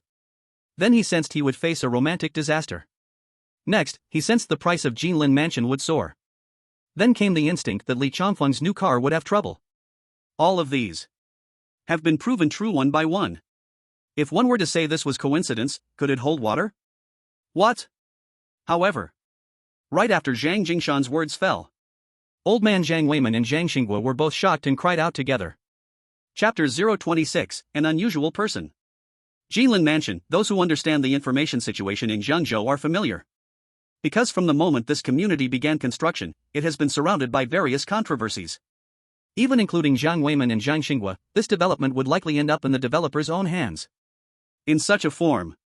Before the city government started the press conference, Zhang Jingshan actually went to book 2 apartments? But that's not the point. The point is, someone told him to buy a few more? Saying with money, he could buy the entire Jinlin Mansion? Even suggested Zhang Jingshan buy 10 at once? Is this keen insight or insider information? The former is too far-fetched. The latter is impossible. Dad, didn't you say the inside news won't leak? After the cries, Zhang Xinghua looked at his father, Zhang Weiman. Zhang Weiman said decisively, it is impossible for it to leak beforehand, no one would risk their political career. Even if we take a step back, if the news did leak early, would the people who knew about it share it? Zhang Xinghua was left speechless. Jingshan, who is that person you mentioned? Old Man Zhang Weiman asked eagerly. Grandpa, he is a very unusual person. Zhang Jingshan answered with a complex expression. Unusual? Zhang Weiman's eyes widened. Nodding. Zhang Jingshan then spoke about Yi Chen. Starting from the prayer beads at the antique market, to the hint that he had been set up, and the reminder about Zhang Changfeng. And the matter of buying a house in Jinlin Mansion was brought up again by him. However, when it came to being set up, he brushed it off lightly. After all, that matter was too hard to speak of. What a joke! Is there really such a wicked person in this world? You better not have been sold by someone and then helped them count the money. Upon hearing this, Zhang Xinghua immediately snorted in response. Even though he was shocked deep down, he didn't want to believe that such wicked people existed in this world. Especially coming from his unreliable son, it sounded even less credible to him. Sorry, but I don't think I'm talking to you. If you can't stand it, just get lost. As for whether I could be sold and help others count money, how does that relate to you? Do you really need to worry about my business? Zhang Jingshan fired back. For 18 years now, he still held a grudge against his father, Zhang Xinghua. He believed that if it weren't for him back then, his mother wouldn't have died in that car accident. You, little bastard, you. Zhang Xinghua was so furious that he couldn't catch his breath and raised his hand to slap Zhang Jingshan in the face. Enough! Zhang Weiman shouted sharply, making Zhang Xinghua hold back. Are you two finished yet? Were you sworn enemies in a past life, come to torment each other in this life? Zhang Weiman scolded again. Dad, don't you think he's getting more outrageous? I want him to come to Yeoman Construction Company, to prepare for inheriting it, but has he ever listened to me over the years? It's one thing not to listen, but he even messed around with some streamer commerce company. Can that be reliable? Can that be a proper job? I mention it once, and he argues with me once. Now it's worse, I show concern, and he retorts back without respect. Does he even see me as his father? Zhang Xinghua said. I don't need your concern. As for your broken construction company, I don't care for it either. Let whoever want to inherit it do so. Don't you have another son outside? You'd better work to make that broken company bigger for him, I don't give a damn. Zhang Jingshan gritted his teeth and said. Bastard, you. Zhang Xinghua could no longer hold back. Get lost quickly, I want to talk with Jingshan. Fearing that the conflict between the father and son would escalate, the old man hurriedly pushed Zhang Xinghua out. Understanding the old man's intention, Zhang Xinghua angrily left. Sigh. With a sigh in his heart, Zhang Weiman knew that everything that should be said between this father and son had been said over the years. Yet, he still couldn't repair the gap inside Zhang Jingshan. He resigned to fate, or maybe it was destiny. Grandpa, in the future, wherever he appears, I won't be there. If he's at home, please don't call me back. Zhang Jingshan softened his tone. If you say such things, no matter what he says, he is still your father. Zhang Weiman said helplessly. Since I was 12, I've not regarded him as my father. Zhang Jingshan said. You, forget it. Zhang Weiman did not want to get into this issue any further. Instead, he turned to say, "Did you just say that Jichin picked up a string of Buddha beads at the antique city, and you bought it?" "Grandpa, didn't Uncle Lu tell you?" Zhang Jingshan said. Zhang Weiman replied, "Lu Chang?" He didn't say, "Why?" "Grandpa, Uncle Lu said that string of beads is a Vajra bead, made from old sandalwood branches by Master Hong Yi of the Golden Temple. I thought I'd give you a surprise for your birthday in a few days." Zhang Weiman was instantly frozen upon hearing this. Then, he trembled all over, and in unprecedented excitement burst forth uncontrollably. You mean the string of arhat beads that accompanied Master Hong Yi during his decades of Zen meditation until his passing?" "Yeah, that's what Uncle Lu said." Zhang Jingshan said. "Where are the things? Hurry up, take them out and show me." The completely losing composure Zhang Weiman couldn't wait. "I didn't bring them back, they're still in my office. I was thinking of surprising you with them as a birthday gift in a few days," Zhang Jingshan said. Zhang Weiman stopped. After all, he was a politician for decades. Hearing Zhang Jingshan say this, he felt disappointed but gradually calmed down. He didn't rush Zhang Jingshan to get them back immediately. Suppressing his impatience and pushing down the excitement deep within, he shook his head after taking a deep breath. "Let's not talk about the 18 arhat beads for now. Is that guy named Jichin really that amazing? He not only predicted your calamity with Li Changfeng, but also said that the Jinin mansion would soar?" "Grandpa, yes, he's really amazing. But I don't think he's a fortune teller. From my investigation into his past, I found out that he was just a hopeless gambler with no future, so I want to chalk it all up to coincidence. But saying it's just coincidence is too far-fetched to the point that I can't even believe it myself. Moreover, I feel that behind his gambling side, there surely is something not simple," Zhang Jingshan firmly said. Zhang Weiman nodded. After thinking for a moment, he said, "One thing can be called coincidence, but if there are 2 or 3 things, then it's not coincidence anymore. However, no matter how amazing people and events are, there will always be a trace to follow back. Regarding what you said, Grandpa doesn't oppose you befriending that Yi Chen, but you must have a good grasp of balance. Before thoroughly understanding his background, you definitely can't become too close. Grandpa knows you are a loyal person and is afraid you might be swayed by emotions, leading to being fooled." "Grandpa, don't worry, I know what to do." Zhang Weiman nodded and then paused. He then said, "Also, if there's a chance, you can bring him to see me. I want to have a chat with him." In another rental house. Unaware that he had already entered the site of the former Jiangzhou master, Yi Chen had not finished watching the press conference. After confirming that the trajectory of his past life had not been changed, he turned off the TV. Just as he was getting up to continue making the flawless cream. Creak. The door of the rental house opened. "Daddy!" Yi Yuyu's joyful voice echoed. Like a small rabbit out of its cage, she rushed into Yi Chen's arms. Behind her, Chen Yinhua, upon seeing the scene in the room that looked like a small illegal workshop, instantly associated it with the scenes from TV and movies about drug production. In an instant, she almost collapsed. Chapter 027, You finally lived like a person. "Bastard, you want to drag me and Yuyu into hell, don't you?" Just as Yi Chen joyfully picked up Yi Yuyu. Before he could speak, Chen Yinhua screamed in terror. Indeed, she mistook the transformed rental house into Yi Chen's drug-producing scene. This also explained why Yi Chen could get 300,000 from Zhang Jingshan. That 300,000 was very likely drug money. The so-called picking up bargains in the antique market is fake, all fake. This scum has made lying part of his daily character, just like a dog can't help but eat shit, he will never change. Zhang Jingshan just doesn't know, or else he would be not only confused, but also mad. He, Zhang Jingshan, gave up the great world and went to do drug deals with Yi Chen? "Mommy, please don't scold Daddy, Yuyu is so scared." The smiling face vanished, and Yi Yuyu started crying. "What do you mean?" Yi Chen was bewildered. "As long as you sign the divorce, as long as you leave the house I rented, you can do whatever you want, I won't care and won't mind. But you are making drugs in the house I rented. Are you thinking of harming me and Yuyu until you are satisfied? I really believed you made a fortune from the antique market. So that is your drug-making money, isn't it? I thought you would take risks for money, but I never expected you to be so crazy to this extent." As she spoke, Chen Yinua's delicate body trembled, her voice distorted, and she fell into a state of extreme panic. Yi Chen was completely stunned by this. Drug money? Insane? Does she think he is making drugs? Seeing the sudden change in Yi Chen's expression, Chen Yinhua became even more certain of her thoughts. "Next, are you going to silence me? Come on, kill me and Yoyo too, we've had enough torment as mother and daughter over the years. If you don't kill me, I will expose you." Chen Yinhua cried out desperately. "Yinhua, have you watched too many movies? Is this about drug making and silencing? Yi Chen, admit that I was indeed guilty in the past, that I was indeed a scoundrel, indeed a worthless person, but I'm not crazy enough to make drugs, let alone to silence anyone. Yi Chen said with a bitter smile. Before Chen Yinhua could say anything more, he continued to explain that 300,000 is not the drug money between me and Zhang Jingshan. I really sold him some items I picked up at the antique market. Also, take a closer look at these materials. Do you think these things can be used to make drugs? Chen Yinhua was stunned. Although she still firmly believed that Yi Chen was not telling the truth, she still shifted her gaze to the side. Upon a closer look, she found that while there were many materials she did not recognize, there were also several things she was familiar with.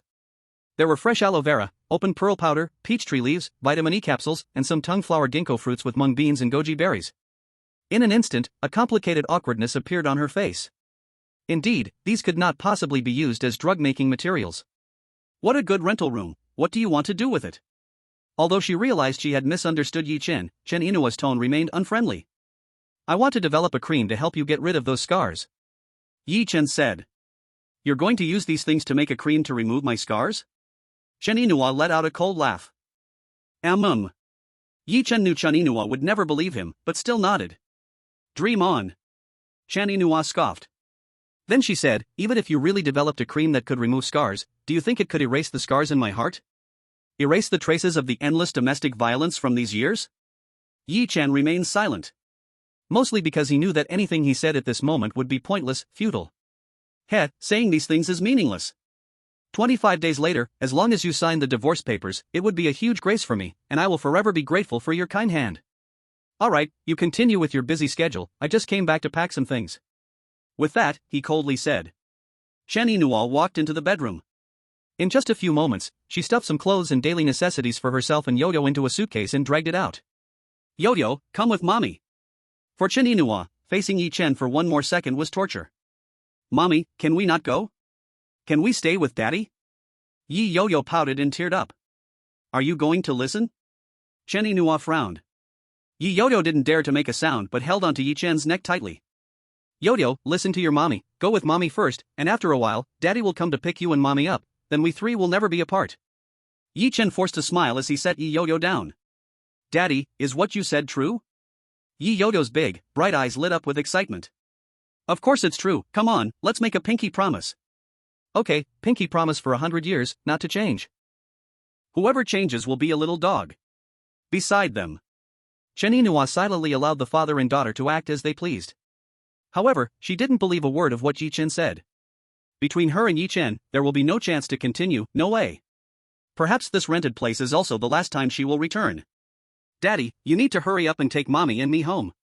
Reluctantly walking towards her mother, Chen Yinhua, Yi Yu turned back and said.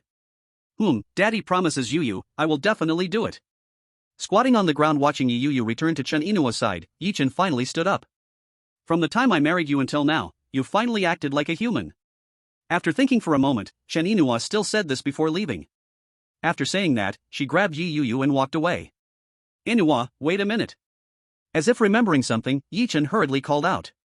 Chen Yinhua ignored him and strode outward. Seeing this, Yi Chen anxiously grabbed the brand new, unopened laptop and blocked her way. Yinhua, I sold your work computer before, this is what I owe you. Yi Chen said. No need. Chen Yinhua said expressionlessly, trying to push him aside. If you don't accept it, I won't let Yu go with you. Yi Chen quickly exclaimed, thinking on his feet. Chen Yinua's body stiffened. She had no doubt that Yi Chen would actually do such a ridiculous thing. Without saying a word, she no longer refused, as Yi Chen said, this was what he owed her. Grabbing the handle of the computer's packaging box, Chen Yinhua quickly walked away with Yi Yu. But when she reached the door, she suddenly stopped in her tracks. The 100,000 you paid as a settlement for Rihao, I will pay you back as soon as possible. After speaking, she took a step. Without looking back. Stunned in place. Yi Chen watched the figures of the mother and daughter leave, 100 feelings in his heart. Until the figures of the mother and daughter disappeared from view, he was still unable to collect himself. Finally, it was the sudden ringing of the phone that pulled him back from that endless guilt and loneliness. The author has something to say. Chapter 28 Promotion. Mr. Yi, did you see the press conference from the city government just now? As soon as Yi Chen answered the phone. On the other end, Zhang Jingshan immediately asked excitedly. I saw it. Yi Chen replied indifferently. Mr. Yi, I was wrong. I should have listened to you. Just 3 days, only 3 days. If I had put out 10 million at the time to buy 10 sets, I could have at least made 40 to 50 million. Zhang Jingshan lamented. Enough of this useless talk. Is there something? If not, I'm hanging up. Yi Chen said. Hearing Yi Chen's not so good mood, Zhang Jingshan was momentarily stunned. What's wrong? But he didn't dare to pry into it. Even the excitement he had just a moment ago had dissipated instantly. Instead, he said, Mr. Yi, I still don't know where you live. Tomorrow I will come to pick you up, and we will go get those 2 houses. What do you think?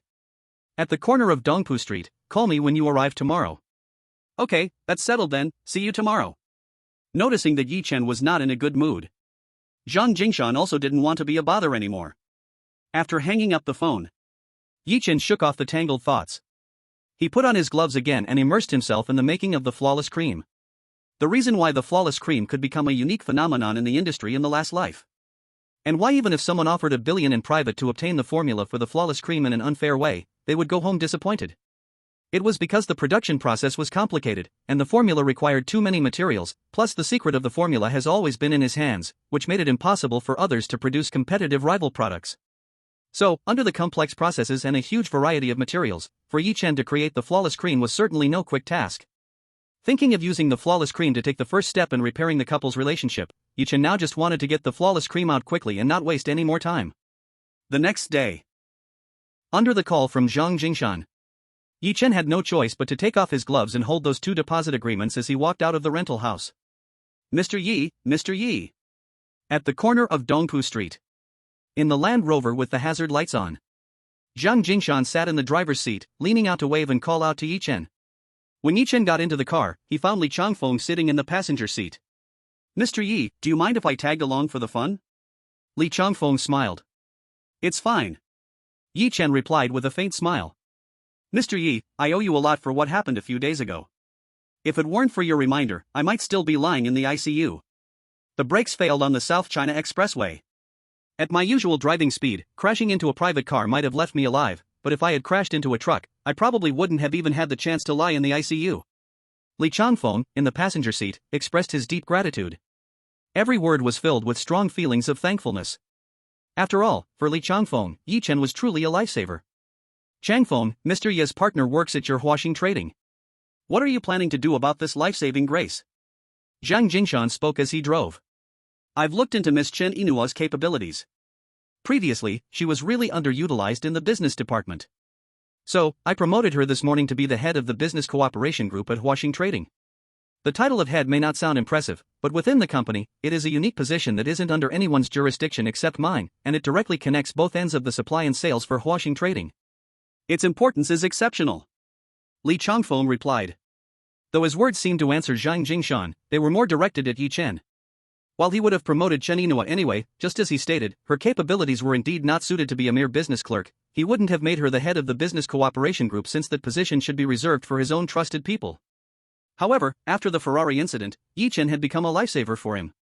And since Chen Inua was Yi Chen's wife, she was the wife of his benefactor. In this context, with Chen Inua indeed being capable, let alone being the leader of the business cooperation group, he even thought about making her the vice president of the company, if it weren't for fears of gossip and unnecessary trouble. That's more like it. Zhang Jingshan chuckled. But he glanced at Yi Chen, who was sitting in the back seat through the rearview mirror. Try not to let Inua know about me, Yi Chen suddenly said. From what he knew about his wife Chen Inua, if she found out that her promotion and salary increase were related to him, she would probably resign immediately, even if she needed the job desperately right now. Understood, Mr. Yi, don't worry, I will definitely not tell Miss Chen anything, Li Changfeng hurriedly assured. As the topic about Chen Inua came to an end.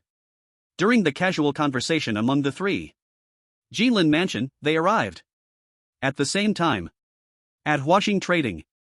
Inua, congratulations. You're the head of the business cooperation group, that's amazing. Inua, I said long ago that with your ability, you should be in the business cooperation group. Being in the business department is really underwhelming. Inua, from now on, we should call you Team Leader Chen.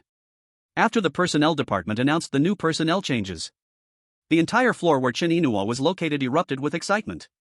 Mainly because it was such a surprise. If Chen Inouye had simply been transferred to the business cooperation group, perhaps everyone wouldn't have been so shocked. However, Chen Inouye was not only transferred to the business cooperation group, but she also became the head right away. This wasn't just a promotion, it was a meteoric rise. The business cooperation group was a special existence at Huaxing Trading, a position that could completely disregard everyone except for General Manager Li Changfeng, a position that could allow the vice president to simply stay out of it. Under this personnel shift, those staff members who verbally congratulated Chen Inouye were already beyond the mere words of envy and jealousy deep in their hearts. However, what they couldn't understand was that while Chen Inouye's work ability was indeed outstanding, logically she shouldn't be promoted to the leader of the business cooperation team so suddenly. Could there be something fishy going on here? This thought was shared by more than one person. Amidst the voices of envy and congratulation, Chen Inouye was utterly confused. Even though her work ability was renowned, she had never dared to dream of a promotion. She would have been satisfied just to keep her current job. But now, the company suddenly promoted her to the leader of the business cooperation team? Chen Inouye truly felt everything was too unreal, too dreamlike. If not for the pain from pinching her flesh. If not for repeatedly confirming with the HR department that it was correct. She would still think she was dreaming, or at the very least assume that HR had made a mistake. However, before Chen Inouye could respond to the congratulatory and flattering voices of her colleagues, Vice President Wang Tao approached with a cold expression.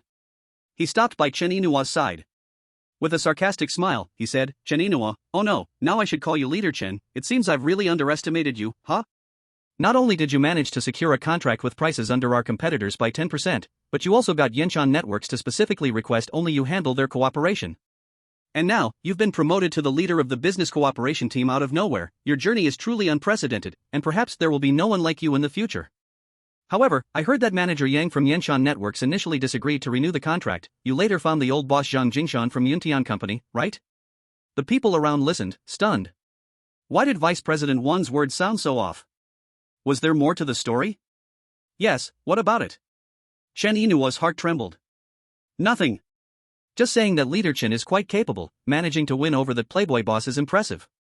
I bet not only our company envies you, but the female streamers from Yanshan Networks must envy you too. Truly underestimated you, Leader Chen. Wang Tao teased with a mocking tone. Swish. In an instant, the employees seemed to understand something. The way they looked at Chen Inouye had already changed. Chapter 029, Is this a demigod? Wang Tao, what do you mean? Chen Inouye was not foolish, she could sense the hidden meaning in Wang Tao's words and the looks from her colleagues. How could she not feel it?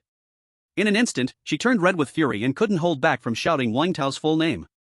Nothing much. Just saying Leader Chen is quite capable, very skilled, huh? Emphasizing the word capable. Wang Tao sneered and left. He is talking nonsense, not what he said.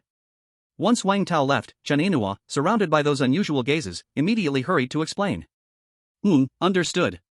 Though those colleagues said they understood verbally, the strange expressions on their faces all betrayed their skepticism.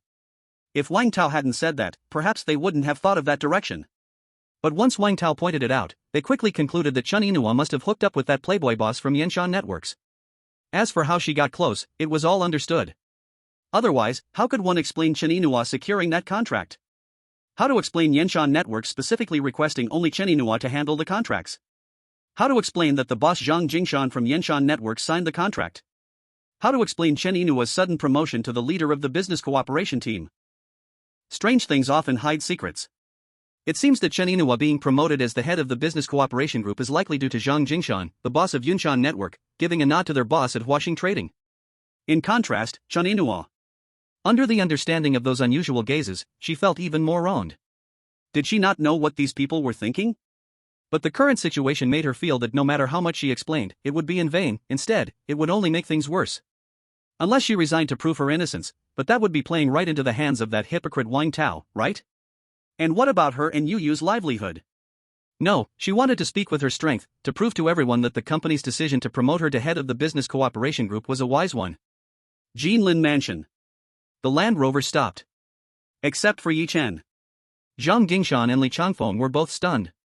Because outside the sales center ahead, the temporary shade was packed with people. The bustling crowd formed an enormous line. Surprisingly, everyone was there to buy a house. Compared to 3 days ago when it was desolate, it was a complete turnaround. The developer even put up a banner announcing a lottery starting at 2 in the afternoon, with asset verification giving cash buyers priority. A property that was once ignored just days ago had become a situation where those without cash to buy had to stand aside. Mr. Yi, are we really at Jinlin Mansion? Zhang Jingshan asked in a daze. Although he knew that after the press conference last night, Jinlin Mansion would become the hottest community in Jiangzhou. He never expected it to be this hot. I can only say that people today show a keen foresight in real estate. I'm not surprised at all by this scene. For a long time to come, houses at Jinlin Mansion will be hard to get. Yi Chen said. Mr. Yi, may I ask boldly, how did you know the house prices at Jinlin Mansion would soar? Do you have any insider information? Zhang Jingshan hesitantly asked the question that had been on his mind for a long time. No insider info, just a gut feeling. I've always trusted my instincts. Yi Chen replied lightly as he took a step forward. Though saying gut feeling was a bit far-fetched. But he didn't care if Zhang Jingshan and Li Chanfeng believed it or not. I knew it was just a gut feeling. Zhang Jingshan's mouth twitched. This is not just a gut feeling, it's a magic. Li Chanfeng added as he followed along to see the excitement. The two quickly caught up to Yi Chen's pace. However, after just a few steps, Zhang Jingshan sensed something was off. Yi Chen wasn't heading towards the sales center's entrance. He was walking towards the crowd waiting in line for their numbers. Mr. Yi, the sales center is over there, shouldn't we go pay now? Zhang Jingshan asked in confusion. Pay for what? Yi Chen replied. Zhang Jingshan looked bewildered, for the house purchase. Who said I was buying? I'm here to sell reservation agreements. Yi Chen said. Zhang Jingshan. Li Changfeng. Without giving the too much explanation. Yi Chen fixed his eyes on a middle-aged couple who looked like they weren't short on cash. I told you to come early, but you didn't listen. Now look, how long do we have to wait in line? The glamorous lady complained incessantly. How was I supposed to know it would be this popular? I just can't understand it. How could a house that costs 30 to 40,000 per square meter become as sought after as cabbage at a market? The middle-aged man said. Enough with the complaints, don't you know someone who knows the developer of Jinlin Mansion? Hurry up and leverage your connections to see if we can get prioritized. The house isn't crucial, we have places to stay, but admission to the foreign language school is the main priority, the lady insisted. Useless. I called him early this morning. He contacted the boss of Jinlin Mansion and said too many people wanted to use connections to get priority, and there is no way to operate, we can only treat everyone equally. How about we go back first and wait for this peak period to pass before we come back and take a look, the middle-aged man said. At that moment, a voice rang out by their ears. Once this peak period passes, I'm afraid it won't be 30 or 40,000 per square meter, and the situation of hardly finding a room will only get worse. The middle-aged couple turned their heads to look. What do you mean? What do you do? Looking at the clothes on Yi Chen, which didn't seem like someone who could afford a house in Jinlin Mansion, the other party couldn't help but frown. You can treat me as a scalper. Yi Chen smiled and said. Scalper? You mean you have a house in Jinlin Mansion? The wealthy woman's eyes widened in excitement. I don't have a house, but I do have a deposit subscription book that I can transfer to you. Saying that, Yi Chen handed over a deposit subscription book he had. Take a look. The other party quickly took it. No, Mr. Yi, you are planning to transfer the deposit subscription book? You should have said so earlier, just sell it to me directly. Why go looking for customers? Seeing this, Zhang Jingshan understood and also became anxious. He finally realized why Yi Chen had insisted that the deposit subscription book could be transferred earlier. So it was just to transfer the deposit subscription book? No, if he really wanted to flip it, wouldn't it be better to buy it first and then sell it for a big profit? How much could be made by transferring the deposit? Mr. Yi, what Jingshan said is not wrong. If you're short on funds, I can help you buy the house first. If you're unwilling, you can transfer it to me at a high price. Li Changfeng followed up. Hey, everything has to go in order. What do you mean? The wealthy woman, who no longer had time to think about whether they were plants, became anxious. Then, worried that Yi Chen might change his mind, she quickly said, Mr. Yi, right? We want that deposit subscription book. How much do you want? Just name a price, and as soon as we get to the sales office to complete the transfer procedures, we will pay you immediately. This deposit subscription book not only indicated that it could be transferred, but also that the price per square meter could be halved beyond 8,000. Moreover, the house was in the top building with the best floor. If they could obtain this deposit subscription book, not only would they not have to wait in line for a lottery, but they could also get the best location for a relatively low price. In such a situation, they absolutely could not miss it. Chapter 30. We met last year's June 1st.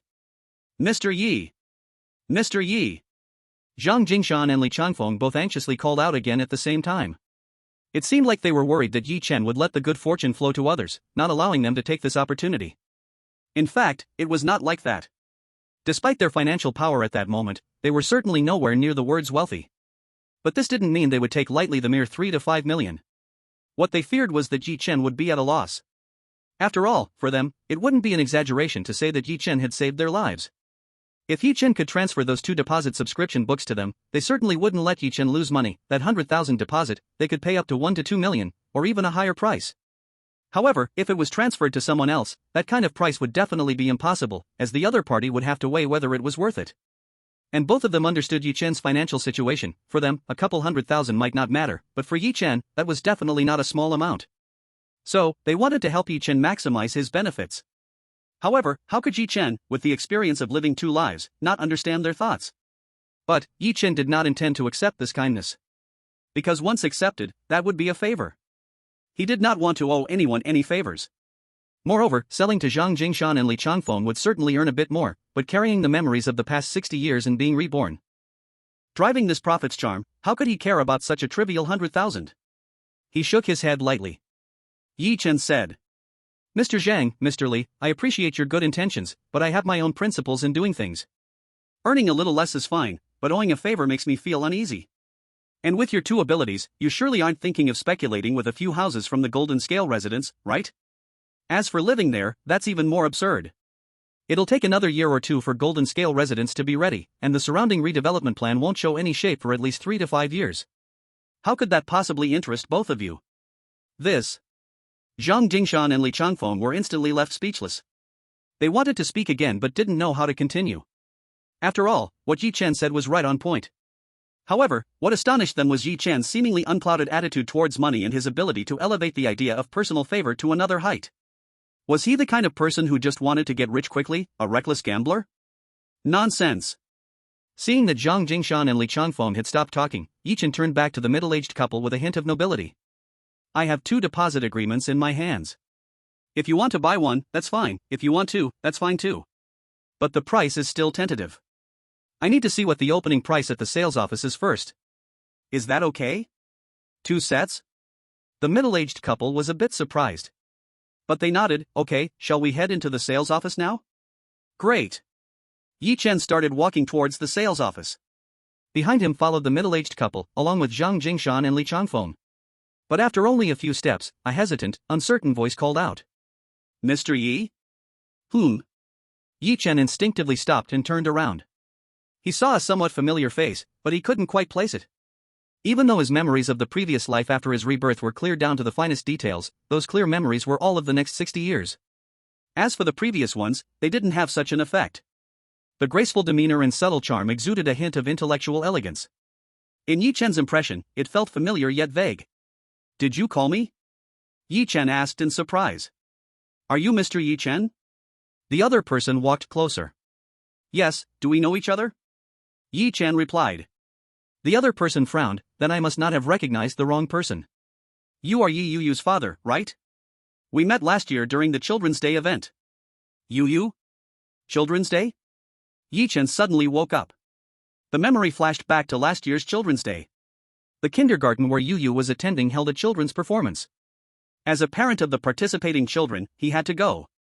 Originally, it was Chen Inuwa who was supposed to go, but due to an urgent work arrangement, she couldn't make it, so Yi Chen had to rush there.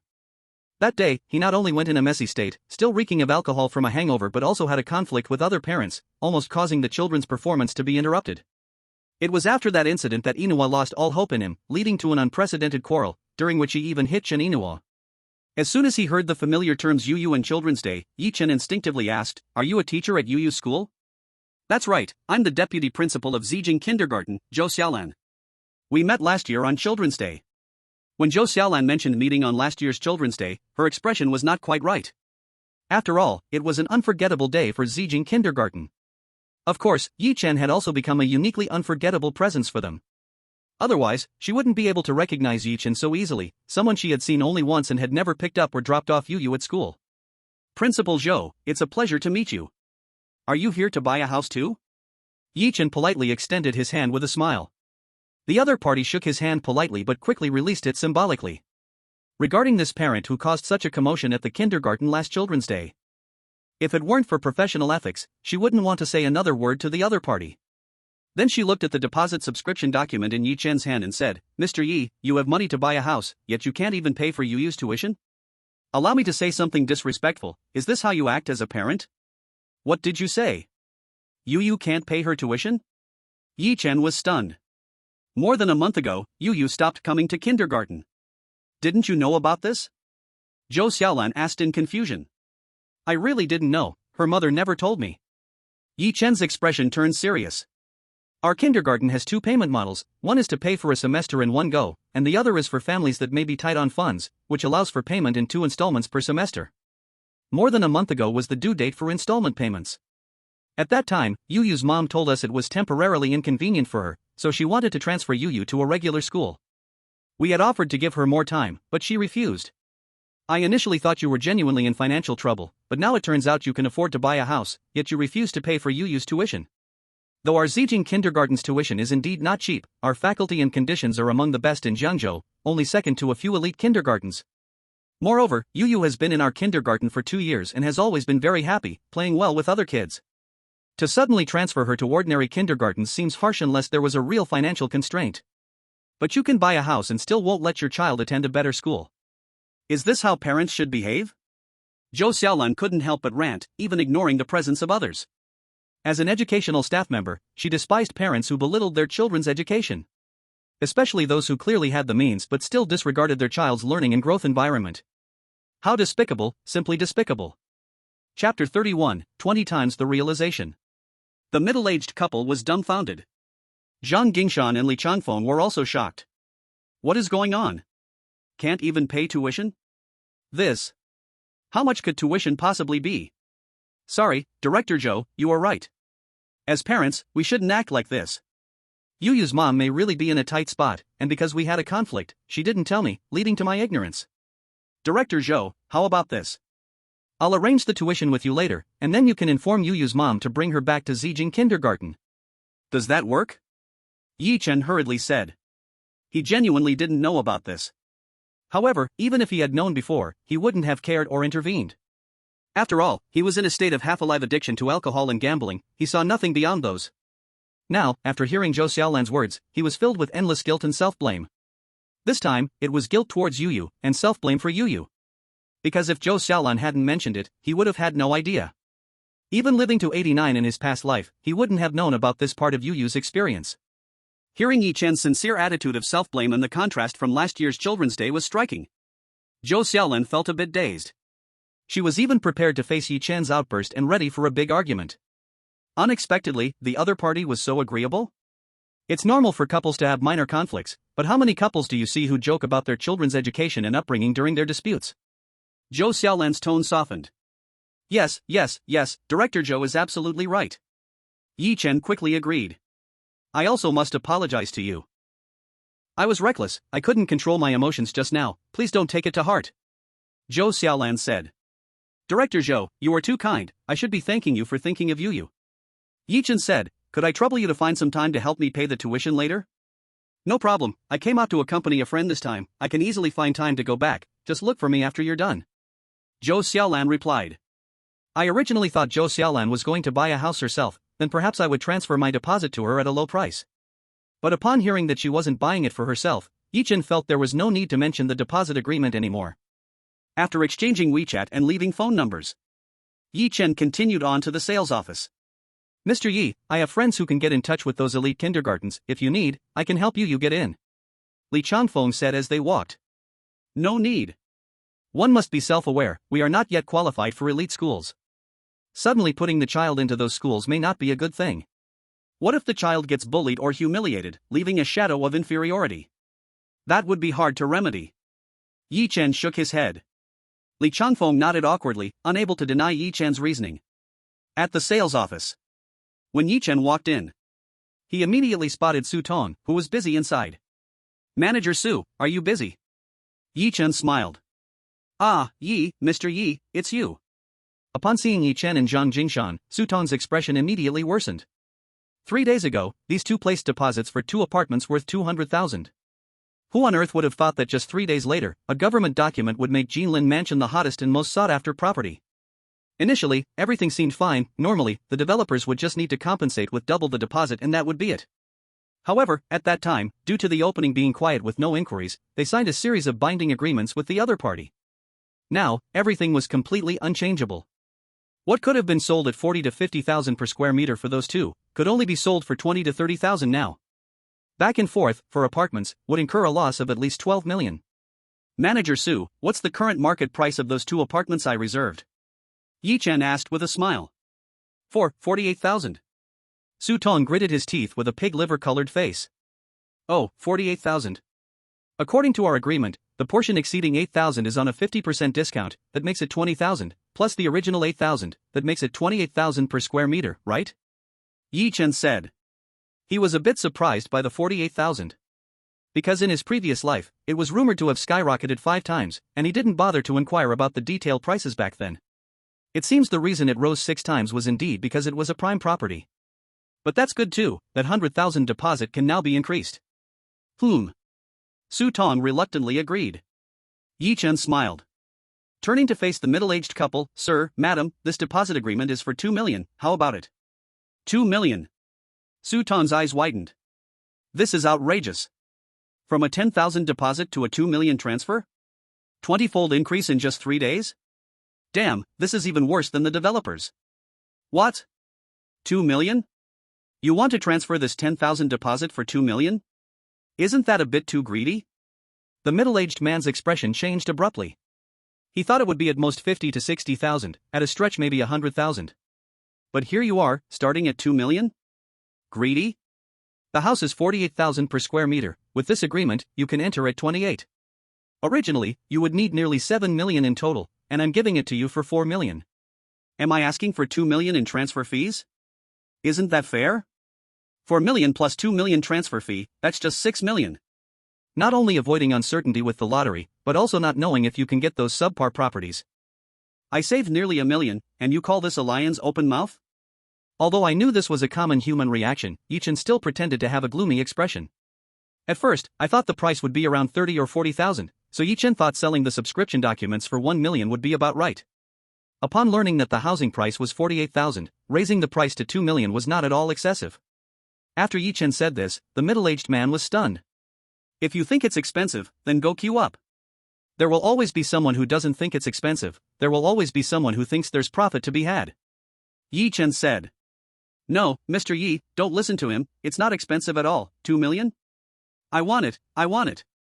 I can make the decision here, don't you have 2 sets?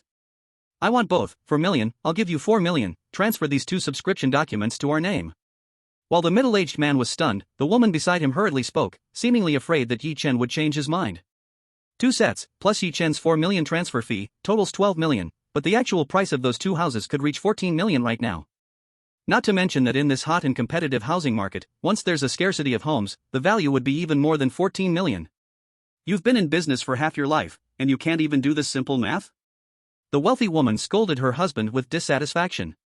Yi Chen was indifferent to this. He smiled and nodded in response to the wealthy woman. Manager Su, please help us go through the transfer procedure. Yi Chen looked at Su Tong. Sure, this way please. After giving Yi Chen a complicated look, Su Tong had no choice but to lead the way. 200,000, in 3 days it turned into 4 million. This is definitely unprecedented in the housing market. Chapter 32, Time to Pay Back.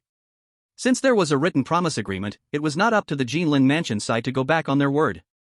Soon, the deposit subscription documents completed the transfer process. The wealthy woman who traded with Yi Chen was quite straightforward, much braver than her husband. As soon as the transfer process was completed, without Yi Chen needing to say anything, she proactively suggested going to the bank to transfer the money to him. For a million, without a trace of hesitation, just like that transferred to Yi Chen. Mr. Yi, next, should I accompany you to Zijing Kindergarten? At the entrance of the bank, beside the Land Rover, Zhang Jingshan approached Yi Chen as he walked out. He hadn't had time to pay for the 2 houses at Jinlin Mansion, but knowing Yi Chen was going to the bank to transfer money with the wealthy woman, he drove the Land Rover with Li Changfeng to follow. No need, just take me back to Jinlin Mansion, I will meet with Director Zhou later. Yi Chen said. Alright, as you wish. Returning to the sales office outside Jinlin Mansion, Zhang Jingshan and Li Changfeng went in to handle the purchase of the 2 houses for which they had paid a deposit. Although selling deposit subscription documents could also make a significant profit. But thinking about finding customers, and that 10,000 deposit asking for 200,000 transfer fee, it was really hard to put that face down. Outside the crowded sunshade, Yi Chen dialed Zhou Xiaolan's phone number. Director Zhou? This is Yi Chen. I'm at the place where we met earlier. Are you free to go back to the kindergarten with me now? Okay, wait for me, I'll come out right away. In less than 2 minutes, the elegant and knowledgeable Zhou Xiaolan walked out. Mr. Yi, are you going back with my car or driving your own? Zhou Xiaolan asked. I haven't bought a car yet. Yi Chen said frankly without any embarrassment. Zhou Xiaolan was a bit confused. She couldn't quite grasp the other party's state. Able to buy a house but no vehicle to drive? Furthermore, the mother who claimed she couldn't afford Yu's school fees had also been driving a small scooter when picking up Yu. What is the economic situation and structure of this family? But she didn't think much of it. She nodded slightly. Then she drove her little Honda Fit and accompanied Yi Chen back to Zijing Kindergarten. The tuition for one semester was 12,000. This was indeed not cheap in the kindergarten. To pay for the remaining half semester, it was 6,000. However, since Yu hadn't attended for more than a month, the school decided to waive some fees. But Yi Chen refused, saying they weren't short of that little bit. Not only did he pay the remaining 6,000, but also the next semester's fees, totaling 18,000. Since we have a child, we must take responsibility for the child. No matter how big the conflict between husband and wife is in the future, we must not use the child's education and growth as a joke. After sending Yi Chen out of the kindergarten, Zhou Xiaolan said.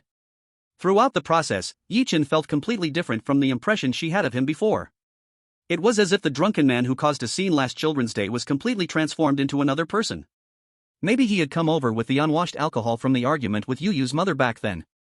Zhou Xiaolan thought this, perfectly justifying Yi Chen's behavior. Yes, Headmaster Zhou, your teaching is correct. I will definitely reflect on myself. Yi Chen said with a dry laugh. That's good. I won't see you off, Mr. Yi. Have a safe trip. Zhou Xiaolan said. Please trouble Headmaster Zhou to inform Yu's mother to bring her back to school here. Yi Chen said. No problem, I'll call her later.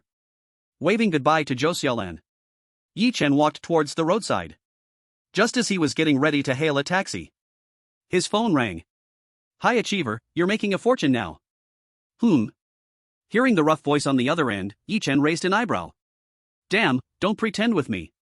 My people saw you going to Jinlin Mansion to buy a house. TSK, the price of houses in Jinlin Mansion has skyrocketed overnight. I heard the opening price today is at least 30,000 per square meter. You dare to run there to buy a house, your financial power is impressive. How come you didn't plan to pay back the money you owe before buying a house? Last time, when he came to the rental house to collect the debt, he was threatened by Yi Chen with a glass bottle to extend the deadline for another week, and the cold voice belonged to Biaogu. What's the rush? We agreed on a week, isn't tomorrow the deadline? Besides, I'm about to send you the money. Yi Chen said. Quick and straightforward, you know our rules, better bring cash. The cold voice turned into a cheerful laugh, Biaogu said. Okay. Do you know the location? Do you need me to send you a pin location? No need, it's Anda Financial Company, right? I know the address. That's fine, hurry up, I'll brew tea and welcome the high achiever's grand arrival. After hanging up the phone, Yi Chen took a deep breath. A glimmer of coldness flashed in Yi Chen's eyes. He would pay back the money he owed, every bit of it, along with interest. However, he absolutely would not let this loan shark group off the hook. It's only fair to pay back debts and return favors. In his past life, he could not pay the debt, and if the other side killed him, he would not complain a word. But they were wrong to threaten Chen Yinhua. Thus, not only did Yi Chen need to settle this score, but he also needed to settle it thoroughly. Even if he could avoid the tragedy by being reborn, he still had to take revenge for this grudge. In the sales department of Jinlin Mansion, Zhang Jingshan swiftly paid the full amount for those 2 houses. Then he got back into the Land Rover with Li Changfeng. Old Zhang, do you think Yi Chen will be our big shot? As Zhang Jingshan started the Land Rover, Li Changfeng in the passenger seat suddenly asked this question. Big shot? What do you mean? Zhang Jingshan was stunned by the question. He would rather earn less than take our favor, and on top of that, he dares to quote 200,000 after putting down 100,000 deposit. Does he seem like a poor gambler? Also, I noticed that when the middle-aged man said he was quoting high, Yi Chen remained calm, and his momentum completely overwhelmed the other party. You know, this is someone whose assets are at least in the tens of millions. And he is the gambler you speak of. Li Changfeng said. Zhang Jingshan scratched his head, although I don't want to believe it either. From what I've gathered, he indeed was a bottomless gambler, not just a gambler, but also a drunkard, and a coward to the extreme. However, strangely, from my few encounters with him, there seems not a trace of that gambler, drunkard, coward, or pushover in him. I truly find it puzzling. Li Changfeng paused for a moment. Then he shook his head. His past should have no reference now, we should focus on the present and future. He can point out that you will face a romantic trouble, determine that my car will have an accident, and ascertain that the housing prices in Jinlin Mansion will skyrocket overnight. Just based on these points, let alone his demeanor while dining at the Champ Elysees and the way he suppressed that rich man just now, it is enough to show that he is definitely not an ordinary person. Don't get stuck in his past, we should look forward, Jingshan. Maybe we really need to create opportunities to get close to him. Now, Zhang Jingshan was eager to step on the gas. After a few quick rounds of thought. Didn't he attribute everything to intuition? We can try again, see if he really is that supernatural. Zhang Jingshan said. How to try? Li Changfeng asked curiously. You'll know when the time comes. Zhang Jingshan smiled mysteriously, teasing him. Chapter 33, do you really have the face to say such things to me? Director Zhou? At Huaxing Commerce. Chen Yinhua, who had already familiarized herself with the business cooperation group, answered the phone, surprised. Why did the vice principal of the Zijing kindergarten call her? Yuyu's mom, I wanted to let you know that you can send Yuyu back to our Zijing kindergarten. Yuyu's tuition has been paid, and even the next semester's has been settled. Zhou Xiaolan said. What? Director Zhou, did you get it wrong? How could Yuyu's tuition be paid? Chen Yinhua was taken aback, while quickly heading to the restroom. It was paid by Yuyu's dad. Yi Chen? How did he know Yuyu transferred schools? Chen Yinhua was even more confused. It's like this, I happened to run into Mr. Yi, and recognized him as Yuyu's dad, so I mentioned it. He said there had been a conflict with you before, so he didn't know about this matter, and then he came back to the kindergarten with me to pay the tuition. Yuyu's mom, the tuition issue for the child has been resolved. In terms of educational space and growth space, those ordinary kindergartens outside can't compare to our Zijing. You can send Yuyu back to our school tomorrow. Feeling dazed, she exchanged pleasantries several times. Until the call ended, Chen Yinhua still couldn't regain her composure. That beast who treats money like life actually helped Yuyu pay the tuition? And he paid 18,000 at once? He didn't consider the high-interest loans? For Chen Yinhua, this was as unbelievable as Yi Chen voluntarily taking out 100,000 to help Chen Yihui give a settlement fee. In the eyes of that evil gambler, he would only think of himself, only care about saving himself. What wife and daughter? To him, they were dispensable. How could someone who stole the New Year's money meant for Yuyu's tuition to gamble, who shouted that sending his daughter to school was a waste of money, actively pay 18,000 for Yuyu's tuition? Moreover, this was in a situation where he owed over 200,000, and could be killed at any moment if he couldn't pay back? No, the selfish, cowardly Yi Chen would never do this. But how to explain what Director Zhou said on the phone? After much hesitation, she still dialed the phone number she hadn't called in a long time. At the bank entrance, Yi Chen was holding 300,000 in a black bag. Just walked out of the bank. The phone rang. Seeing the caller ID showing Yinhua, my breath suddenly became rapid. Yinhua? Did you pay for Yuyu's tuition for this semester and next semester? Chen Yinhua's tone was as cold as ever. Yes, I just happened to run into Director Zhou.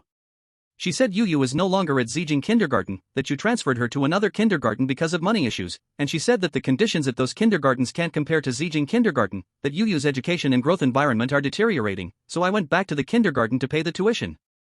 Yi Chen continued, Yinhua, this is about the child's education and growth. No matter how much you hate me or dislike me, we should discuss. However, before Yi Chen could finish, Chen Yinhua interrupted, discuss with you? Yi Chen, do you have the face to say that to me? How can you blame me for transferring Yuyu to another ordinary kindergarten? Yi Chen wanted to explain. But Chen Yinhua didn't give him any chance. Isn't all of this your fault?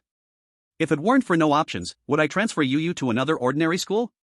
Don't I know the conditions of Zijing kindergarten are not something those ordinary kindergartens can compare with? If I could take out the money, could I make Yuyu leave Zijing kindergarten?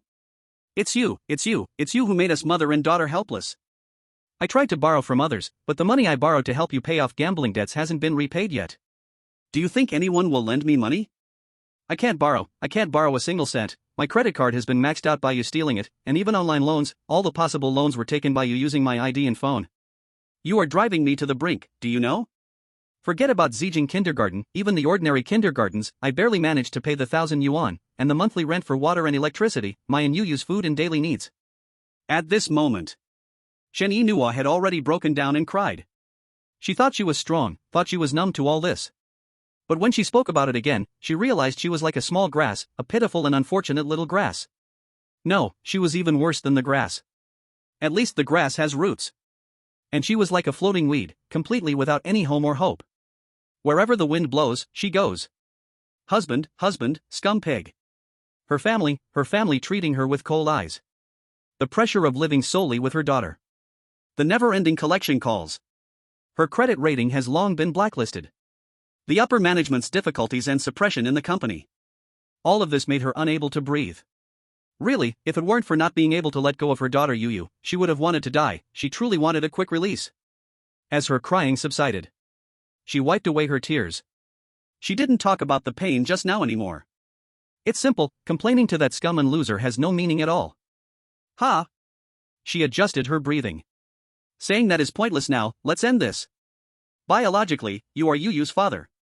Since you've paid for her tuition, I will send her back to Zijing Kindergarten. After speaking, Shen Yinhua didn't give Yichen any chance to speak again. She cut off the call directly. In front of the bathroom mirror, she took out a tissue from her pocket to wipe her tears, pulled out her portable makeup kit, and used the cheap cushion to cover the ugly tear stains. A few deep breaths to calm her emotions, then she put on a forced smile and walked out of the BA. No matter how much it hurts, she has to pretend to be strong, because she doesn't want outsiders to see her weakness. Survival is exhausting, and life is tough. But for Yu, she can't afford to show any weakness. At the bank entrance, Yichen stood frozen, holding his silent phone. Like he had turned to stone. After a long time, his tear ducts moved uncontrollably. 2 streams of clear tears poured uncontrollably from his eyes. I'm sorry, he whispered hoarsely, struggling with his dry throat. He didn't call back again. He took a long, deep breath. After calming his emotions, he then picked up the bag containing 300,000 and walked towards a taxi waiting by the side of the road. He opened the car door and sat inside. Driver, Andar Financial Company, thank you. Chapter 34 Revenge. Andar Financial Company. Not even locals from Jiangzhou, but even some who have lived in Jiangzhou for a long time, know that this is a company that claims to be financial but is actually a ruthless loan shark. Many families have been destroyed by this loan shark, and they are not few. Yet even so, even knowing that Andar Financial Company is black-hearted, even knowing their ruthless collections, still, many desperate people, gamblers, and addicts come to it like moths to a flame. Simply because Andar Financial has extremely low lending thresholds. No need for houses, cars, or anything like that. As long as they have wives and children, as long as their wives and children are in Jiangzhou, they can get a loan. However, the interest is scarier than the usual loan shark rates. For example, Yichen's 27,000, where the principal is actually only 15,000, has now ballooned to 27,000 in just over a month due to interest. To say this kind of outrageous loan sharking can be called lawless, but the ruthless gang behind them has caused countless families to suffer, yet the doors of Andar Financial stand firm, waiting for waves of moths to come. Brother Biao, the person has arrived. As soon as Yichen walked in, someone shouted immediately. Damn it, why are you just standing there? Hurry up and welcome our top student in.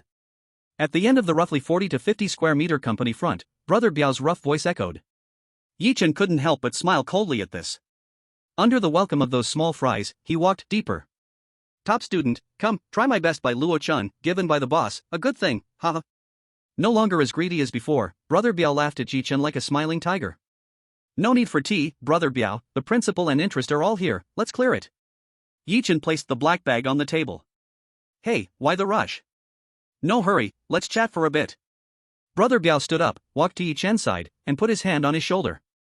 Then he said, top student, I admire you college-educated folks, you have wide paths to money. What have you found recently? Share with Brother Biao.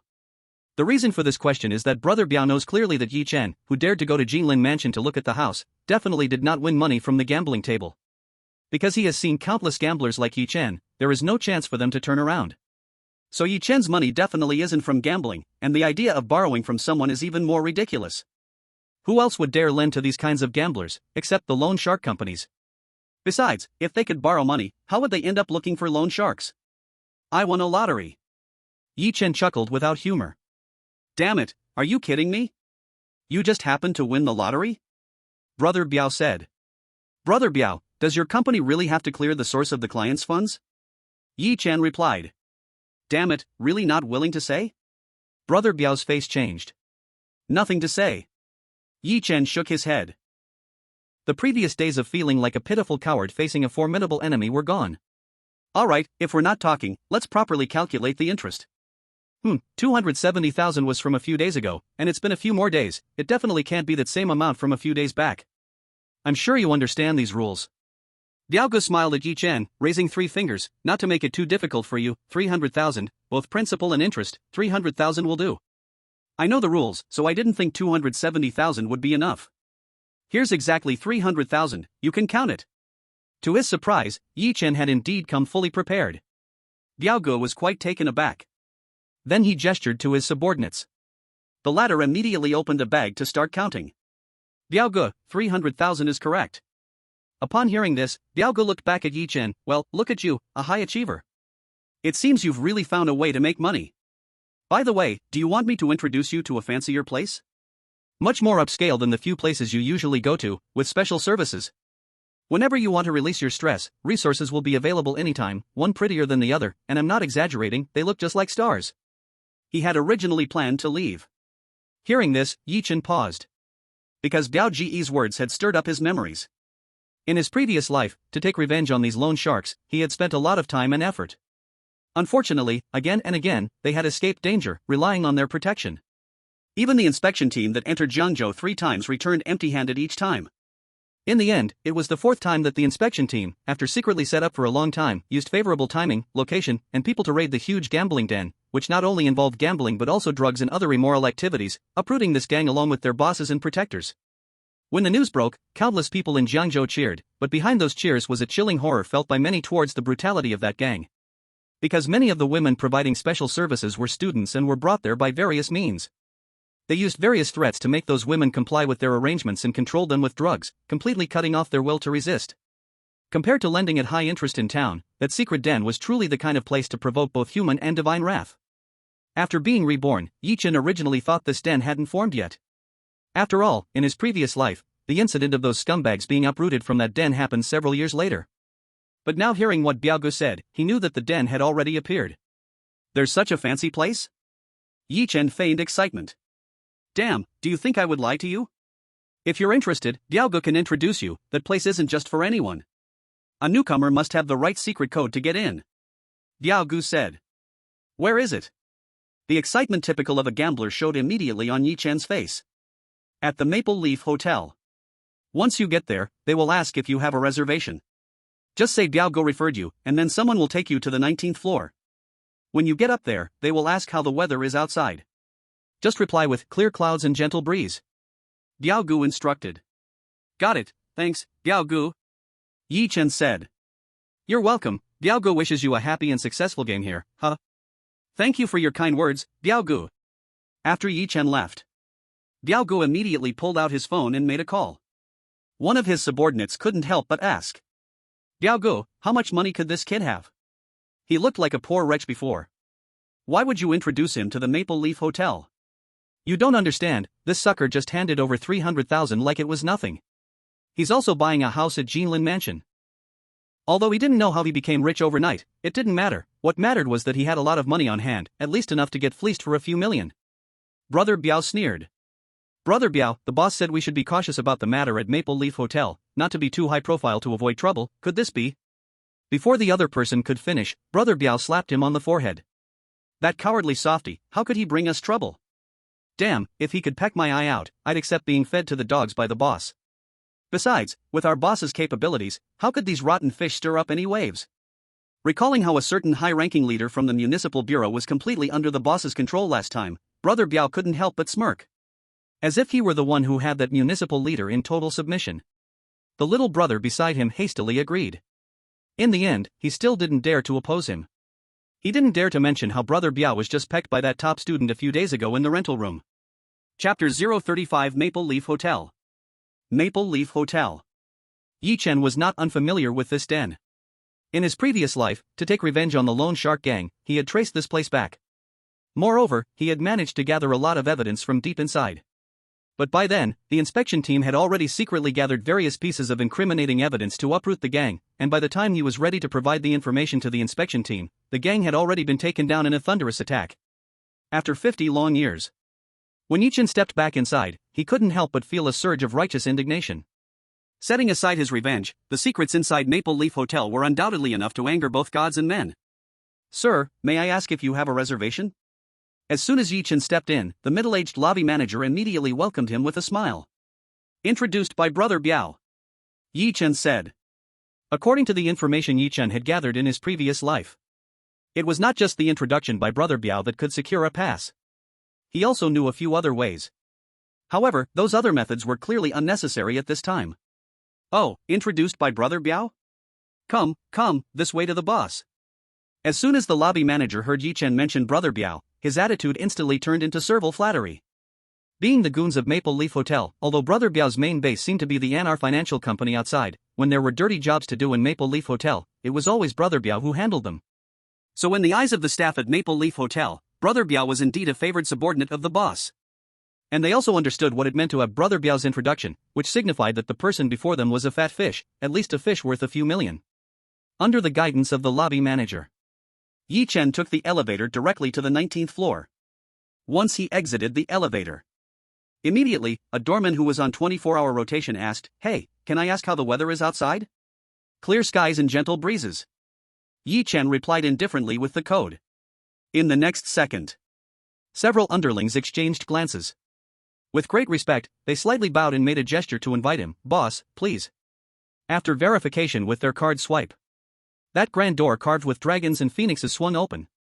Yi-Chen strolled leisurely inside. The scent of expensive perfume mixed with various tobacco and cigar smells. The noise was bustling, resembling a small Las Vegas gambling hall layout. Enchanting women wove through the men like birds and flowers. No one could have imagined that, seemingly unremarkable, and even not prominent in Jiangzhou's hotel industry, Maple Leaf Hotel had such an extraordinary hidden world inside. If it weren't for Yi-Chen having lived 2 lives and having once reached a net worth thousands of billions in his previous life, he might have just stepped into this door. Instantly, adrenaline surged as he plunged into this luxurious world of indulgence. However, as soon as he stepped inside, his peripheral vision caught several surveillance cameras turning toward this unfamiliar face. A cold smile flickered in his heart. Yi-Chen put on an excited expression on his face. He walked towards the chip exchange counter. He exchanged 1 million chips all at once. Then he headed towards the gambling tables, fully embodying the essence of a gambler. Only half an hour later did he notice the cameras that had been focusing on him had shifted away. Red eyes, irritability, cursing, excitement, anger, and hair pulling. These were the standard reactions of a gambler, and he displayed them with practiced ease. An hour later, the 1 million chips had been completely lost. "Damn it, this is just awful." Yi-Chen rose angrily from the table. At this moment, a charming woman, holding a champagne glass and looking ageless, walked over to him. "Why are you so angry?" "In less than an hour, I lost 1 million, losing over 10 rounds. Wouldn't you be mad?" Yi-Chen appeared frantic. Calm down. Isn't it normal to have bad luck? Since you're not doing well, why not take a break? You look unfamiliar, it must be your first time here. Since it's your first visit, don't miss out on our Maple Leaf's royal service. This is paradise for men. Maybe after having some fun, your luck will turn around," the alluring woman said with a smile. "Who are you?" Yi-Chen asked. If Li Chanfeng and Zhang Jingshan were here, they would surely be dumbfounded. Is this really the seemingly composed Yi-Chen? Giggling, "Let me introduce myself, everyone here calls me Red Sister, and I can say I'm in charge here," the charming woman laughed. "The one in charge?" Yi-Chen's fiery demeanor seemed to cool a bit. He revealed a completely new face of a nouveau riche. "I've heard from Biao that there are special services, where is it?" "Biao? He referred you?" "Ha, looks like you and Biao have quite the relationship," Red Sister said.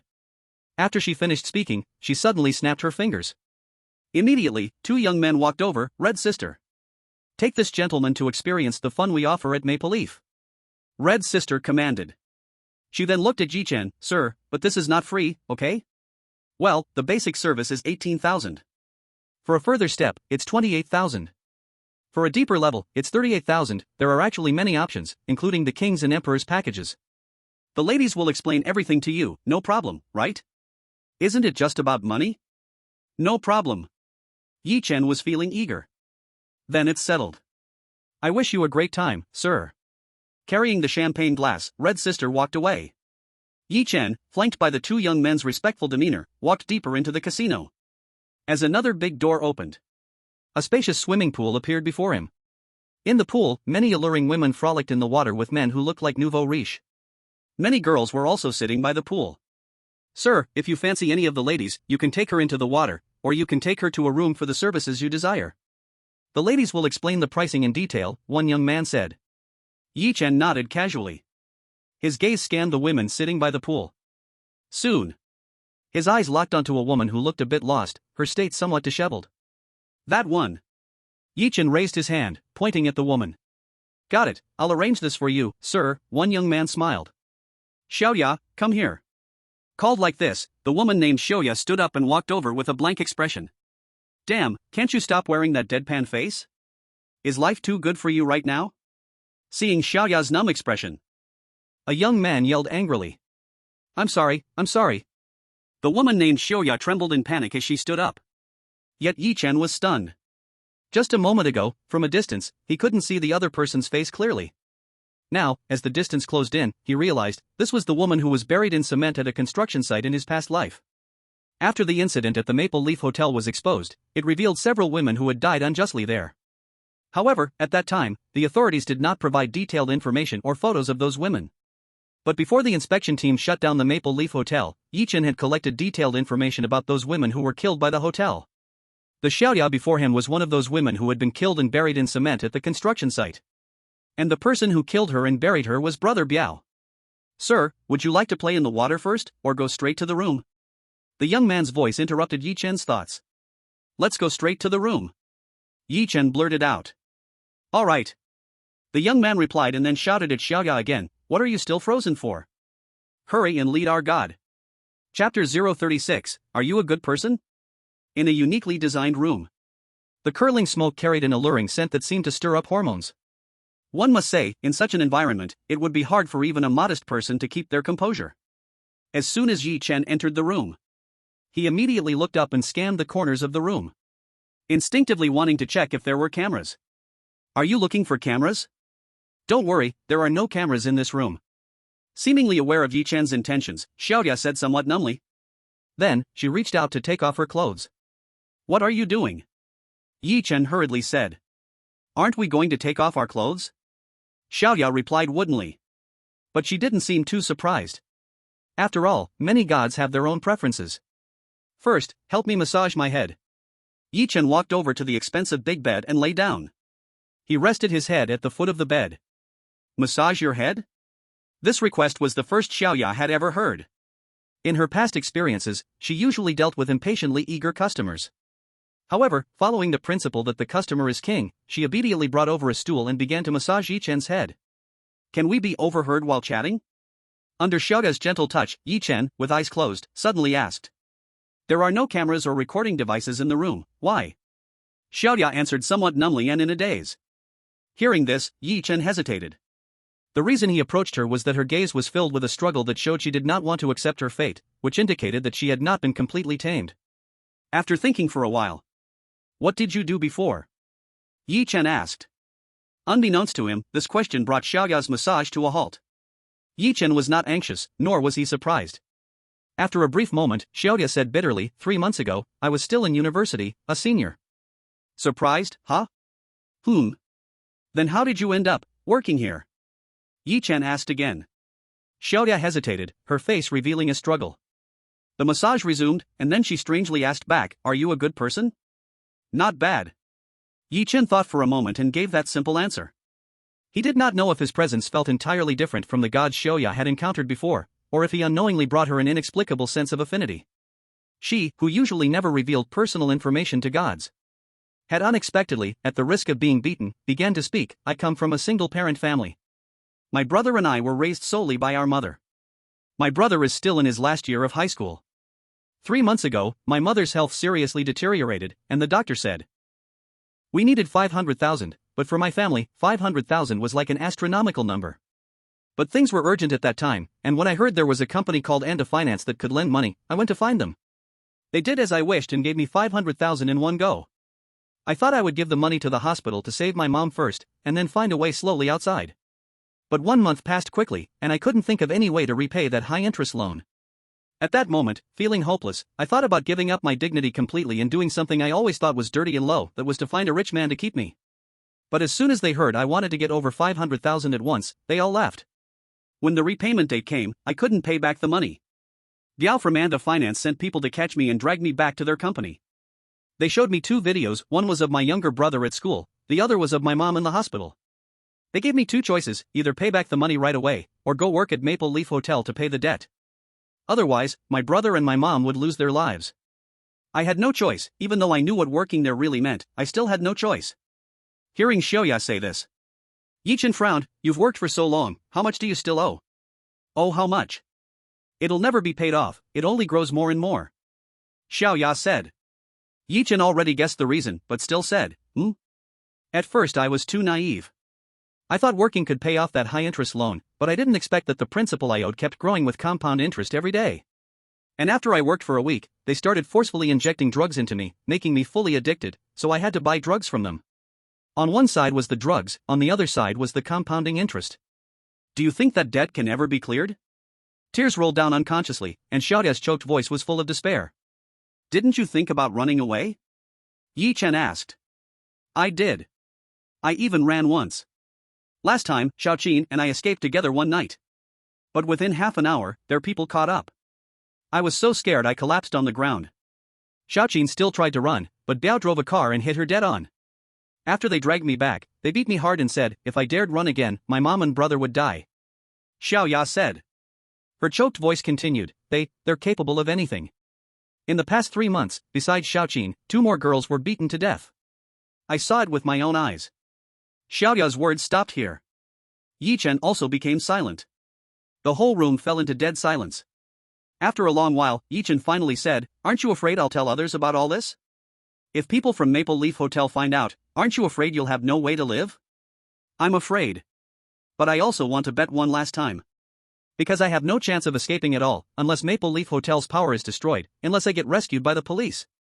Xiaoya stopped her massage again, looked up at the ceiling and blankly said. Hearing this, Yi Chen knew why she died in her previous life. Because in her past life, she didn't meet him, and she told all this to someone else she trusted wrongly. The result of leaking these words was that her body was buried in concrete. What kind of car did Biao drive when he hit Xiaoqin? Do you still remember the plate number? Yi Chen asked. A black Toyota Highlander, license plate Jianghe J311K. Xiaoya blurted out without even thinking.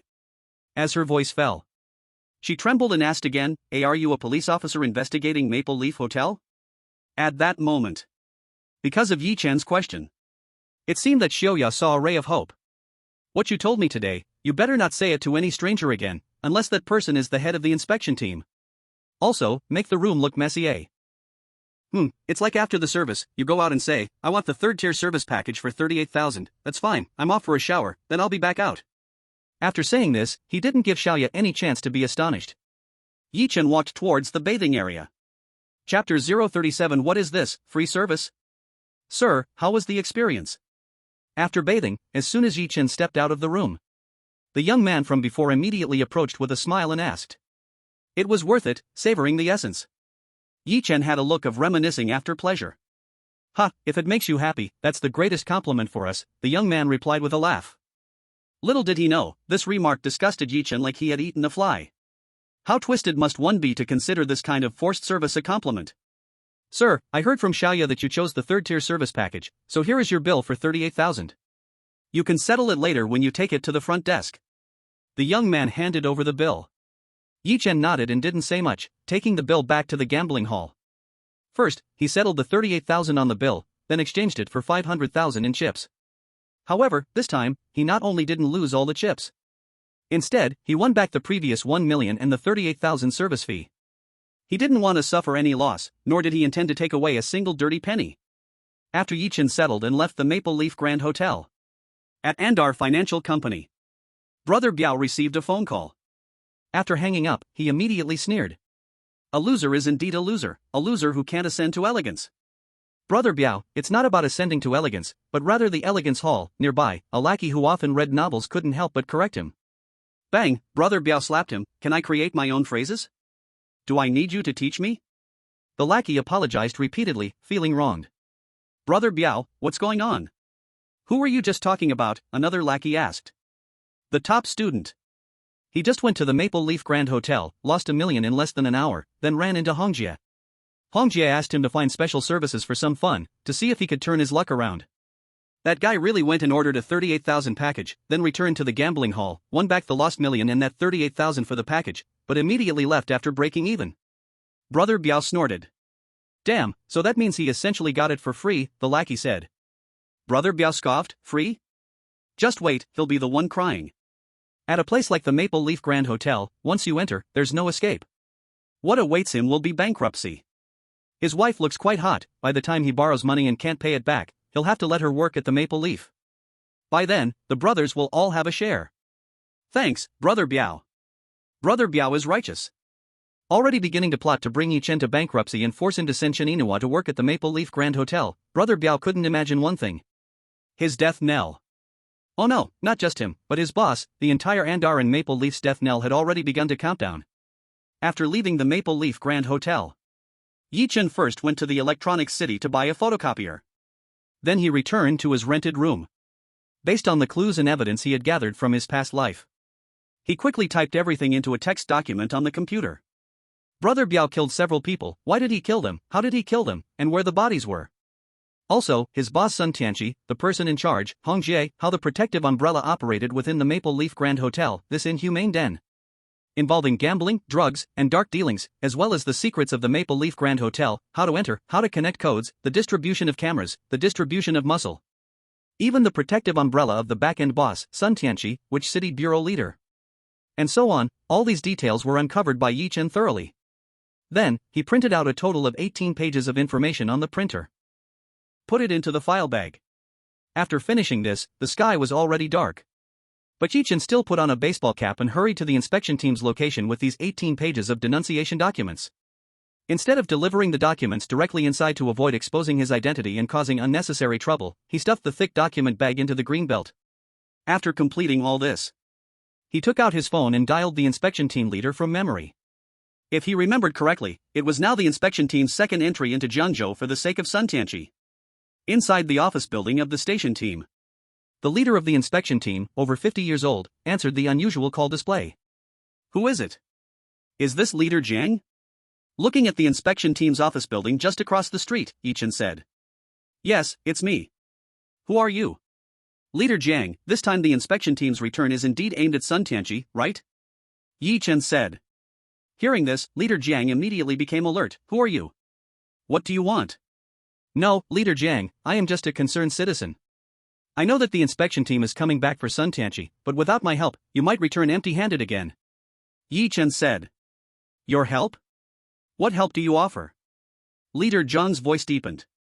Leader Jiang, right outside your office building, go out and walk west. 50 meters later, there's a green belt, walk about 20 meters along the green belt, and inside there will be a document bag. Inside this bag, there are 18 pages of documents that will allow your inspection team to uproot the entire Sun Tianqi's power. Yi Chen said. Who exactly are you? Leader Zhang's breath was now disordered. I already said I'm just a concerned citizen. The rest is not important. Delays can lead to changes. I fear someone might take that document bag, so it's best if you hurry out to get it, Leader Jiang. After finishing, Yi Chen hung up the phone directly. However, he didn't rush to leave immediately. Instead, he kept a close watch on the inspection team's office building across the street. Until he saw Leader Jiang, as he remembered, hurriedly coming out, heading toward the green belt to retrieve the document bag. Only then did Yi Chen disappear into the crowd. Back at the rental house, Yi Chen completely shook off the matters concerning Brother Biao and the Maple Leaf Hotel. If nothing unexpected happens, at most a week, Brother Biao's gang, along with their boss Sun Tianqi and the protective umbrella behind them, would be completely uprooted. This is Yi Chen. A drop of kindness, he can repay with a fountain. Conversely, the blood feud from his past life that led to Inua and Yu's demise, he must eradicate completely, no matter what. Even though, from start to finish, neither in this life nor the last, had he ever met Sun Tianqi, Brother Biao's master.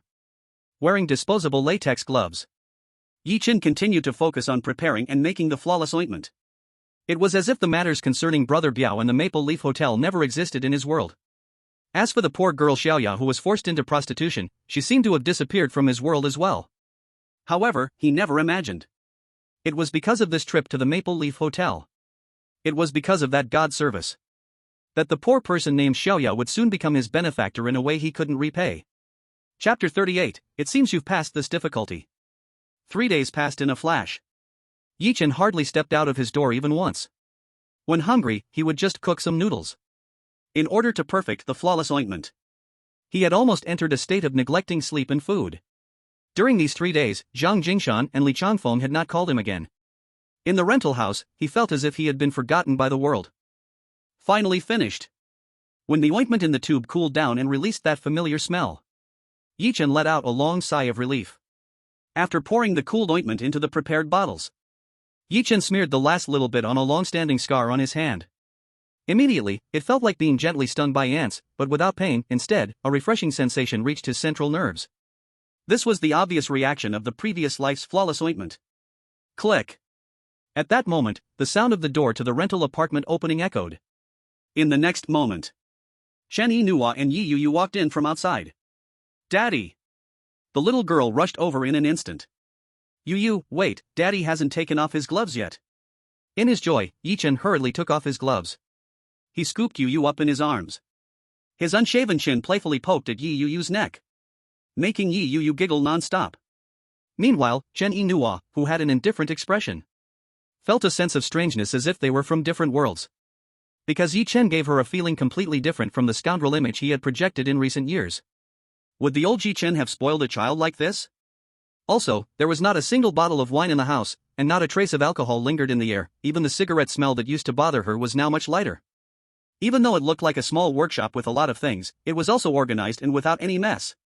She heard the neighbors say he hadn't gone out in 3 days. Is this still the gambling addict, the drunkard, the scoundrel? Yinhua, why are you back? After amusing Yu for a while, Yi Chen turned to look at Chen Yinhua. Chen Yinhua snapped back to reality from her daze. Her expression still cold. It seems you really paid off the loan shark, or else we probably wouldn't be seeing you now. Upon hearing this, Yi Chen felt a wave of bitterness. He wanted to say something, but didn't know where to start. Just then, Yi Yu suddenly said, "By the way, Daddy, today is your birthday." Birthday? Since his mother and daughter had perished in the fire in his previous life, Yi Chen had not celebrated a birthday since then. On that day, he would go to their grave to talk to them. Now hearing Yi Yu say that today is his birthday, Yi Chen finally remembered that seemingly forgotten day. Yu, how do you know today is Daddy's birthday? Yi Chen asked. Because Daddy's birthday is the same day as Little Tiger next door. When I came back with Mommy, I heard Little Tiger's parents singing him a birthday song, so I knew it must be Daddy's birthday too. Yu smartly said. So, did you and Mommy come back to celebrate Daddy's birthday? While speaking, Yi Chen's peripheral vision caught Chen Yinhua. He seemed to get a bit tense. Hold on, I just came back to check if those loan sharks took you away. It seems you've survived this ordeal. Chen Yinhua spoke with an unnatural expression. Even though she didn't want to admit it, deep down, she was still somewhat concerned about his safety. No matter how much she hated Yi Chen, she didn't want him really taken away by the loan sharks. After all, they shared a bond as a married couple, and years of cohabitation made it hard for her to completely ignore or be indifferent to his well-being. Yi Chen smiled bitterly, not knowing what else to say. At the same time, Chen Yinhua waved at Yi Yu and said, Yu, come back, Mommy will take you to eat McDonald's. After seeing Yi Chen safe and sound, Chen Yinhua also didn't want to stay any longer. Mommy, I don't want to. I want to celebrate Daddy's birthday. I want Daddy to take me to eat good food. Yi Yu shook her head vigorously, tightly hugging Yi Chen's neck. What do you want to eat? Mommy will take you. Your daddy is busy. Come on, let's not disturb him. Chen Yinhua scolded. No, I want Daddy. At that moment, feeling an opportunity arise, Yi Chen quickly said, Yinhua, I'm free, let's take Yu out to dinner. Let's say it's for her birthday. Just as Chen Yinhua was about to coldly refuse, Yi Chen continued, I know you find me unpleasant, and you want to keep your distance from me, but no matter what, we were once a couple. Even if you insist on divorce, we should part on good terms, not as strangers. Going out for dinner, just for Yu, can we compromise a little?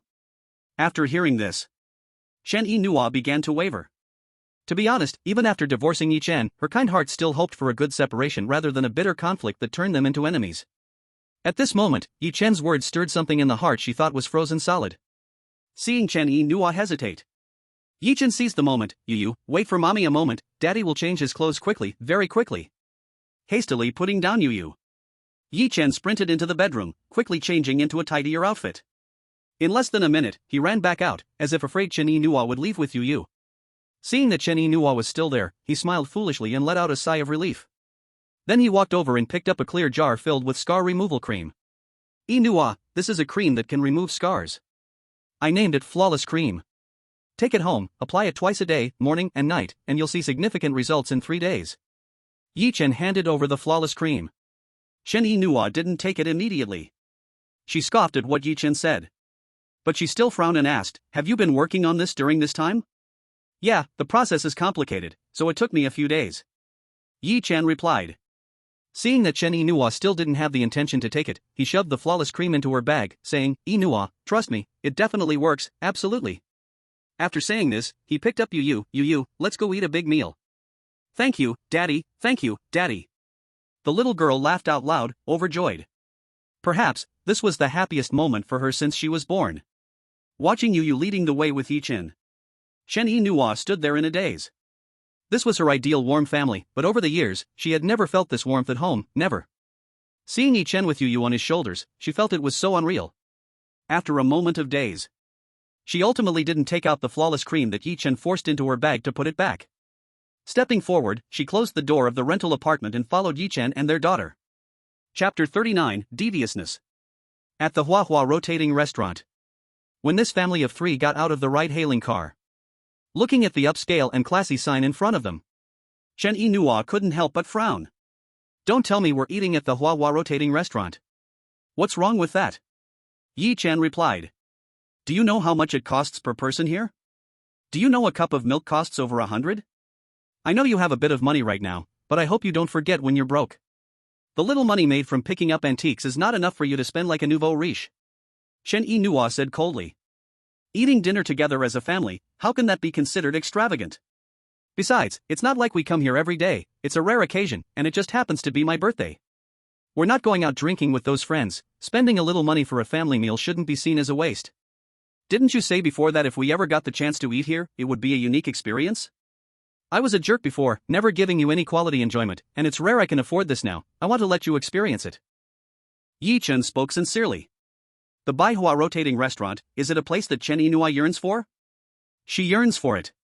At least before she completely lost hope in Yi Chen. Whenever she passed by, she would look up, imagining that if her financial situation allowed in the future, her family could come here to eat, enjoying the prosperous view of Jiangzhou from the window, it would surely be delightful. But later, after being hurt all over and falling into total despair, she stopped having such dreams. So much so that she wouldn't even look up when passing by anymore, because the cruelty of life made her feel it was no longer realistic. Raising her daughter Yoyo well was already enough satisfaction for her. Mom, I really like this place. Mom, can we go inside? Mom. Yoyo, who was put down by Yi Chen, pulled at Chen Yinhua's delicate hand and shook it. With her sparkling big eyes, she looked at her mother with eager longing. Fine, it's better than you using all the money to gamble, let's go in then. Chen Yinhua shook her head, no longer resisting. In her opinion, with Yi Chen's gambling nature, that little money would soon be lost entirely. Yay, Dad, we're going in. After getting her mother's permission, the little girl ran back to Yi Chen, joyfully taking his broad hand. In the sightseeing elevator, the little girl excitedly called out, and as the elevator rose rapidly, she was not scared at all, instead, she was thrilled, as if a new world had opened up to her. This made Yi Chen feel a pang in his heart. In the past few years, not to mention providing for the mother and daughter materially, he had hardly spent any time with them. He had never even taken his daughter to see such a simple sightseeing elevator, and thinking of that made him want to slap himself. After about 10 seconds, they arrived at the Baihua Rotating Restaurant. Although the per capita consumption here was high, it was not so upscale that a membership or reservation was required. Quickly, guided by the waiter, Yi Chen led the mother and daughter to a window seat. Dad, I want this, and I want this, all of them. Seeing the colorful food on the electronic menu, Yi Yu shouted joyfully. Yu, be quieter, don't disturb others. Chen Yinhua hurriedly covered Yi Yu's small mouth. Then, after Yi Yu nodded and blinked, she let go. Yi Chen found it both funny and heartwarming. Alright, whatever Yu wants to eat, Dad will order it all. Maybe Yu just thought the pictures looked good and didn't know how they would taste. But Yi Chen still placed an order for everything his daughter wanted. Seeing this, Chen Yinhua furrowed her brows again. In the end, she couldn't help but say, kids don't understand anything, you don't have to indulge her, it's a waste of money. It's fine, it's rare for you to be happy.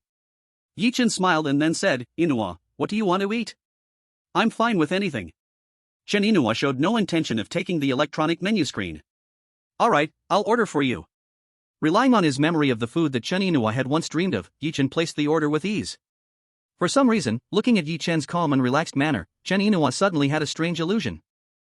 It felt as if Yi-chan was very familiar with this place? But how could that be possible? With this kind of per capita consumption, he could never have afforded to spend money here in the past. Besides, with his gambling habit, when he had money, he would run to the casino. How could he ever afford to eat such an expensive meal? After placing the order and waiting for the food to arrive, the couple, who were essentially strangers now, sat face to face. Inua, how's work going lately? After a long silence, Yi-chan spoke first. It's fine, I can support myself and Yu. Chen Inua said lightly. She showed no intention of informing him about her recent promotion. Take care of yourself, I don't need your concern for me and Yu. Yi-chan felt choked. Suddenly, he had no words to say. After a dry laugh, they both fell silent again. If it weren't for Yu, who was like a little ball of joy, this would probably be the most awkward moment in their lives. With Yu's clever and playful spirit. The dishes were quickly served by the waiter. Mom, you eat this from Dad. Dad, you eat this from Mom. Mom and Dad, you both try this from Yu, it's tasty. Yu will also try Dad and Mom's, wow, it's so delicious. Little Yu remembered not to be loud and disturb others. She quietly and happily kept moving around. She had already become a booster for Yi-chan to repair his relationship with Chen Inua. Yu, stop making trouble. Hurry up and eat so we can go back with Mom. As they nearly finished the food on the table, Chen Inua took a wet tissue to wipe her mouth and spoke up. However, just then, a sarcastic voice suddenly came from behind her. Oh, isn't this our team leader Chen? Yi-chan looked up. Chen Inua turned around. There stood Wang Tao, the vice president of Huashing Trade, accompanied by a woman. Upon seeing them, Chen Inua's face instantly changed. Who are you? Yi-chan squinted, sensing hostility. Oh, let me introduce myself, Wang Tao, vice president of Huashing Trade. I used to be team leader Chen's direct boss. Now team leader Chen has climbed high and soared, so I can't manage her anymore. If I'm not mistaken, you must be team leader Chen's husband. It's said that her husband is a gambling god who treats the casino like home. Is Mr. Gambling God here tearing up the tables? Otherwise, why would he come here to eat with team leader Chen? This meal won't cost less than a few thousand. Wang Tao's words were sharp, each line a stab, filled with mockery. Mr. Wang, will you ever stop?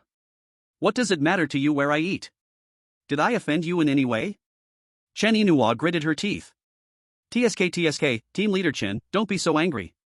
We were just colleagues, shouldn't we greet each other? Or are you afraid I might accidentally say something that could affect your relationship with your gambling god husband? Wang Tao's sarcasm grew sharper. Mr. Wang, what do you mean? Did Inua provoke you? Yi-chan stood up, voice deep. Yi-chan, let's go. There's no need to waste words with this kind of person. Chen Inua pulled Yi-yu to stand up. In her mind, Yi-chan was naturally suspicious. Although the countdown to her divorce with Yi-chan had already begun, and their marriage had long been nominal, she didn't dare let Wang Tao slander her in front of Yi-chan, fearing that Yi-chan might go crazy again, causing unexpected complications with the divorce. TSK, is team leader Chen in a hurry? Afraid that I might expose some of team leader Chen's unsavory deeds, letting your gambling god husband know? Wang Tao blocked Chen Inua's path, shadowy and unyielding. Wang Tao, you bastard, Chen Inua, have done nothing wrong. Stimulated by Wang Tao, Chen Inua no longer cared that they were in a high-class restaurant, shaking with anger as she cursed. If you've done nothing wrong, why are you so anxious? Wang Tao sneered, then looked at Yi-chan, Mr. Gambling God, you probably don't know how capable your wife is, do you? Not only did she get a contract with a price lower than the competitors, but the other side's CEO named her specifically to handle it in the future. It's said that when she signed the contract, she was privately negotiating with the CEO, and in just a few days, she skyrocketed in rank at our company. TSK, don't you think your wife is quite capable? Chapter 040, you should be grateful that this is a harmonious society. One sentence before and after can do the job. Plus that sinister tone and mocking expression. Even someone as clueless as a rock could hear Wang Tao's hidden meanings. This was not only an insult to Chen Inua. It was an insult to Yi-chan. Don't listen to his nonsense, you know about the contract signing, he just can't stand to see me promoted, so he's making up lies to slander me. Instinctively, Chen Yinhua urgently explained to Yi Chen. At this moment, the people around had already turned their gazes towards them. The looks directed at Chen Yinhua were filled with a curious undertone. Can't stand to see you promoted? I'm a dignified vice president, would I care about your promotion? Do you think you can threaten me? Wang Tao sneered. He seemed to already foresee a scene where Yi Chen would explode in anger and beat Chen Yinhua, cursing her out. Yes, that was what he hoped to see. However, Yi Chen acted as if nothing was wrong. First, he smiled slightly at Chen Yinhua.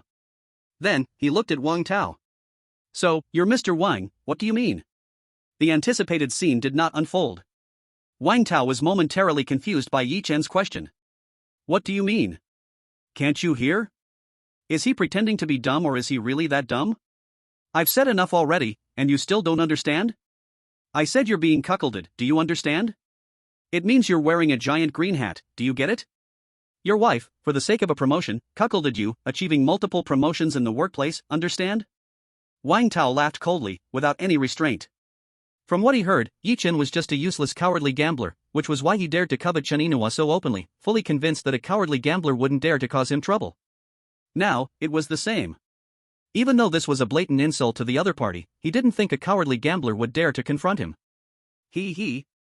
Yi Chen smiled slightly as if unaffected. The next second, he abruptly raised his hand and fiercely slapped Wang Tao across the face. Smack! It was a crisp and loud sound. But it didn't end there. After that slap, Yi Chen kicked viciously at Wang Tao's bulging beer belly. Watching Wang Tao yell in pain and stumble back a few steps. In an instant, Chen Yinhua was left dumbstruck. In the past, when she had been teased, Yi Chen had been like an ostrich, not daring to say a word, and instead returned home to beat her up.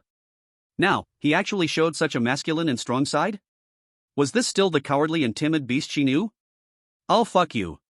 Wang Tao disbelievingly covered his stinging right cheek. He had considered all sorts of scenarios. But he never anticipated being hit by Yi Chen. In a split second, an endless rage surged. But before he could lunge at Yi Chen, the latter had already taken the lead, closing in on him. He quickly reached out and grabbed Wang Tao's neck. You should be grateful that this is a harmonious society. After saying this in a gloomy tone, Yi Chen bent his knee and struck Wang Tao's abdomen again. Thud. As Yi Chen let go at the same time, Wang Tao collapsed to the ground with a heavy blow to his abdomen. You. Looking at Yi Chen, Chen Yinhua felt not fear, nor worry that he would cause trouble by hitting someone. Instead, she sensed an unprecedented feeling of safety.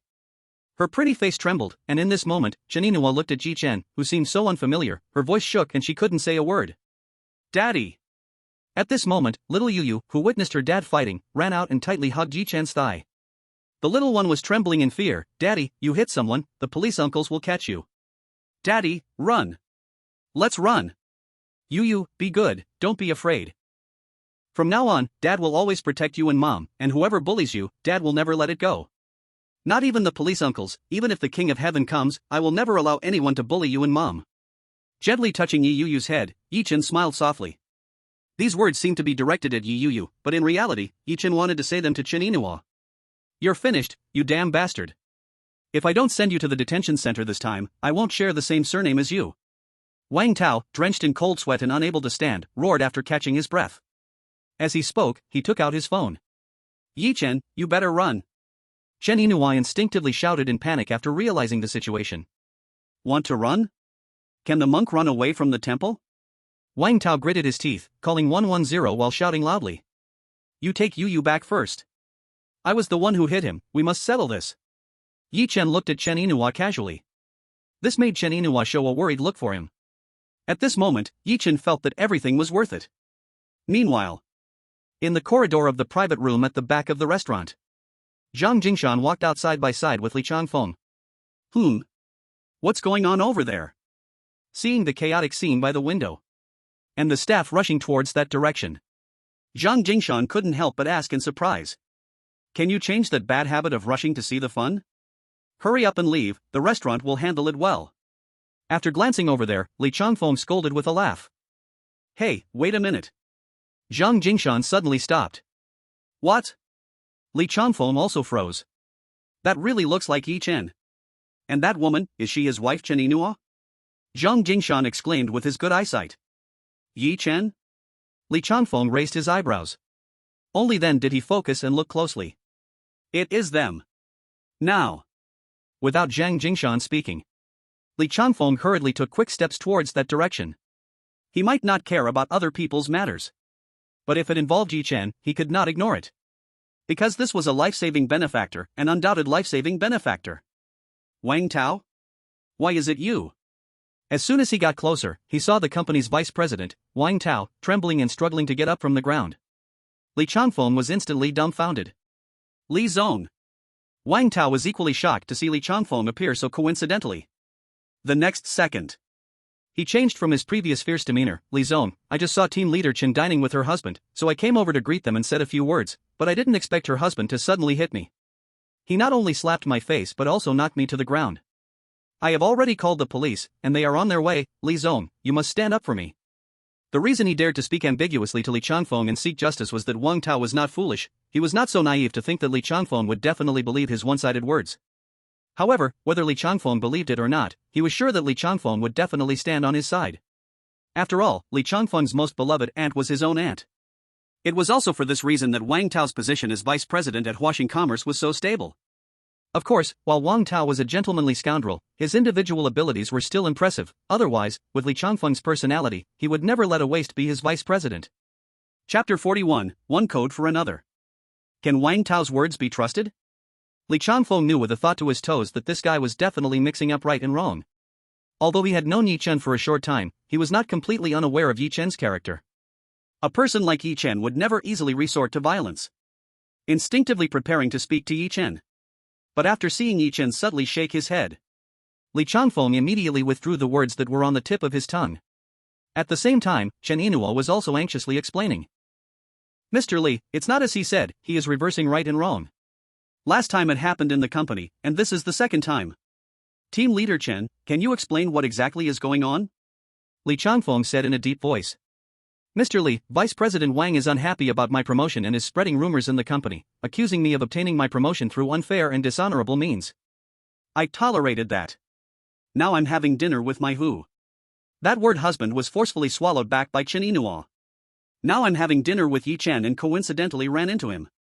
He came over, first being sarcastic, then repeated the same rhetoric from the company to slander me, insinuating that I got the promotion contract renewal because of my relationship with the president of Yuntian Company and used it to humiliate Yi Chen. Yi Chen couldn't hold back and hit him. Li Changfeng didn't have a chance to respond. Just as Zhang Jingshan arrived, he heard this and was instantly dumbfounded. Was he being dragged into this too? This wasn't just slandering Chen Yinhua, it was also sullying his name, Zhang Jingshan. How did I slander you? Did I ever say anything about you and President Zhang? Did I even mention your name? Seeing Li Changfeng's darkening expression and Zhang Jingshan's appearance, Wang Tao panicked. Changfeng, I heard this guy called your aunt auntie instead of aunt, is that true? Zhang Jingshan asked in a deep voice. One thing at a time. Li Changfeng showed no sign of being troubled. When it came to Wang Tao and Chen Yinhua, there was no doubt he absolutely believed Chen Yinhua. He knew exactly what kind of person Wang Tao was. Relying on his little ability and that so-called family connection, he acted like a high and mighty bureaucrat in the company. But in the past, he had tolerated it. Even when he learned that Wang Tao was deliberately making things difficult for Chen Yinhua last time, he still held back. He thought about finding a time to talk to him properly, letting him know that if he wanted to stay at Huaxing Commerce, he needed to be more low-key and restrained. But before he could talk to him, this incident happened. He could no longer tolerate it. Yi Chen was his lifesaver, Chen Yinhua was Yi Chen's wife, and Zhang Jingshan was his best buddy. However, this guy not only spread rumors to slander Chen Yinhua but also humiliated Yi Chen and even dragged Zhang Jingshan into it. Forget about Wang Tao calling him aunt instead of uncle. Even if Wang Tao called his mother aunt, Li Changfeng would still act for justice. One thing at a time, huh? Alright, bro, thanks. Zhang Jingshan nodded. He stepped in front of Wang Tao boldly. Zhang, President Zhang, President Zhang. Wang Tao stuttered. However, Zhang Jingshan ignored him. One hand grabbed his hair, while the other started to slap his face. I'll be damned if you talk too much. I'll be damned if you slander me. One slap after another. Wang Tao didn't dare to resist at all. President Zhang, I was wrong. I'm sorry. President Zhang. President Zhang. Zhang Jingshan continued to slap him without any hesitation. Li Changfeng turned his face away. After slapping him more than 10 times, Zhang Jingshan finally let go. He let out a long breath. He looked at Chen Yinhua and said, "Mr. Yi, Miss Chen, I apologize. I didn't expect the contract signing last time would cause you this trouble. President Zhang is being too hard on himself. I'm very grateful to you. If it weren't for you signing that contract, I probably would have packed up and left already and would be unemployed now." Chen Yinhua hurriedly replied. Meanwhile, Yi Chen gave Zhang Jingshan a subtle look. The latter wisely didn't dare to say much in front of Chen Yinhua. After nodding, he turned to Li Changfeng, with this kind of trash, how can you keep him in your company? Just because he called your aunt auntie? This small-minded person, sitting in the high position of vice president, be careful, he might one day make you regret it. Hearing Zhang Jingshan say this, everyone paused. Wang Tao's face turned incredibly pale with pure panic. Before he could speak, hurried footsteps rushed over. Several nearby police officers quickly arrived. Who reported the incident? Who hit him? The leading police officer shouted with authority. It's a misunderstanding, go back. Zhang Jingshan turned and spoke to the arriving police officers. Mr. Zhang? Seeing it was Zhang Jingshan, the police officers were taken aback. As for the grandson of the old chairman, not to mention the police, many from all walks of life in Zhengzhou recognized him. Although the old chairman had retired for many years, his reputation and character remained, and in Zhengzhou, all kinds of people still had to show him some respect, and that respect naturally extended to Zhang Jingshan. What kind of master are you talking about? Nonsense. What kind of master am I? Don't put such a high hat on me, I am worlds away from that title. Zhang Jingshan dismissively shouted this. He then pointed to Wang Tao, this idiot reported the incident, if it was a misunderstanding, ask him. Sir, did you report the incident? The police officer looked at Wang Tao's red and swollen face and frowned. It's a misunderstanding, it was all just a misunderstanding. I'm sorry to trouble you. At that moment, even if Wang Tao had several more guts, he didn't dare to escalate the matter. Are you sure it was really a misunderstanding? Are you sure there's no problem? The police officer asked again. I'm sure, there's no problem. Really, no problem. Wang Tao replied hurriedly. Alright then, but I have to remind you, don't randomly report incidents in the future. To put it harshly, this is filing a false report, wasting our police resources. The leading police officer said solemnly. Yes, I was wrong. Wang Tao nodded vigorously. Only then did the group of police officers leave. But before they left, they didn't greet Zhang Jingshan again. Although they gave the old Zhang family some face, it didn't mean they had to flatter them, fearing any discontent. Just like this time, if the party involved, Wang Tao, hadn't insisted it was a misunderstanding, they would have handled it officially, and as for anything else, it would have been discussed back at the station. After watching the police leave, Chen Yinhua finally felt the weight lifted off her heart. However, although she felt relieved, Wang Tao was still uneasy. Trembling, he looked at Li Changfeng nervously. Mr. Li, Not giving Wang Tao the chance to finish. Li Changfeng shook his head and interrupted, no need to say anything. Go back, pack your things, and leave Huaxing trading. If you lack ability, I can give you a chance, but if you lack character and integrity, I, Li Changfeng, cannot support you. Chapter 042, Almost Missed. This farce ended with a result that Chen Yinhua didn't expect. Yi Chen not only didn't need to pay any price for hitting someone. On the contrary, Wang Tao was fired on the spot by Li Changfeng. Even until she left the Baihua rotating restaurant, she still felt this was unbelievable. Wang Tao indeed had issues with his character. But taking aside his decent business capability, he was also related to the boss, Li Changfeng. How could such a person be so easily fired? Chen Yinhua always felt something was off. After all, she wasn't arrogant enough to think she was more important than Wang Tao in the company. But no matter how she thought, she couldn't figure out any clues. And she could never have imagined that all of this was due to Yi Chen's presence. If it weren't for Yi Chen, even if Li Changfeng stood on the side of reason, on Chen Yinua's side, he would never have decisively fired Wang Tao. Have you ever thought, if you were taken to the police station, what would you do? Not to mention the serious side, at least you would face 15 days of detention. Walking out of the sightseeing elevator, the lights of thousands of homes had begun to light up. Under the colorful lights of the bustling city, Chen Yinhua brushed her hair that had been blown by the wind. Her tone still seemed indifferent. It's much better than before. What should I do? I'll find a lawyer and sue him for defamation and personal attack. Bai Huaxian has surveillance footage, he cannot escape. As a vice president of his company, as long as he wants to stay in the workplace, he will never dare to let this escalate. At that time, he will beg for a settlement, plead for me to withdraw the lawsuit, and might even apologize and pay. Of course, if you agree, I won't accept his plea for settlement. I will take him to the end, let him face social death, let him lose his job at Huaxing Trading. Yi Chen smiled faintly and continued, but none of that will happen now. He not only got beaten but also lost his position at Huaxing Trading. It must end here. Chen Yinhua was taken aback. This was a direction she had never considered at all. Using defamation to find a lawyer and force Wang Tao to pay both the wife and the soldier? In such a short time, he had already thought of a bold countermeasure? Is this still the Yi Chen that Chen Yinhua knows? For the first time, Chen Yinhua felt Yi Chen's change. Even when Yi Chen kicked business manager Yang Di at Yuntian Network and helped Chen Yihao with the settlement payment, paying for Yu Yu's tuition, and striking that cultured scoundrel Wang Tao. Although these surprised her greatly, she also felt that Yi Chen would soon reveal his true nature as a beast, which was hard to change. However, at this moment, Yi Chen's meticulous words made her aware for the first time that he was different from before. To sue him to the end, even willing to stay in the detention center for 15 days? Chen Yinhua paused and said. Correct, because he bullied you. So even if I have to stay in the detention room for 15 days, I must make him pay a heavy price. Yi Chen's voice was firm. Chen Yinhua didn't speak anymore. At this moment, her heart was a bit chaotic. This was the first time she felt Yi Chen was like a man. It seemed like a long time, yet also like a moment. Chen Yinhua finally said, it's not worth it. The matter started because of me, I won't drag you down with me. Also, don't you suspect that I'm just like Wang Tao said? In Chen Yinua's view, with Yi Chen's suspicious nature, for him to not doubt her was truly like the sun rising from the west. In the past, I was a bastard, a beast, a scum. I don't deny it, and I won't defend myself. Now, I guess I've awakened.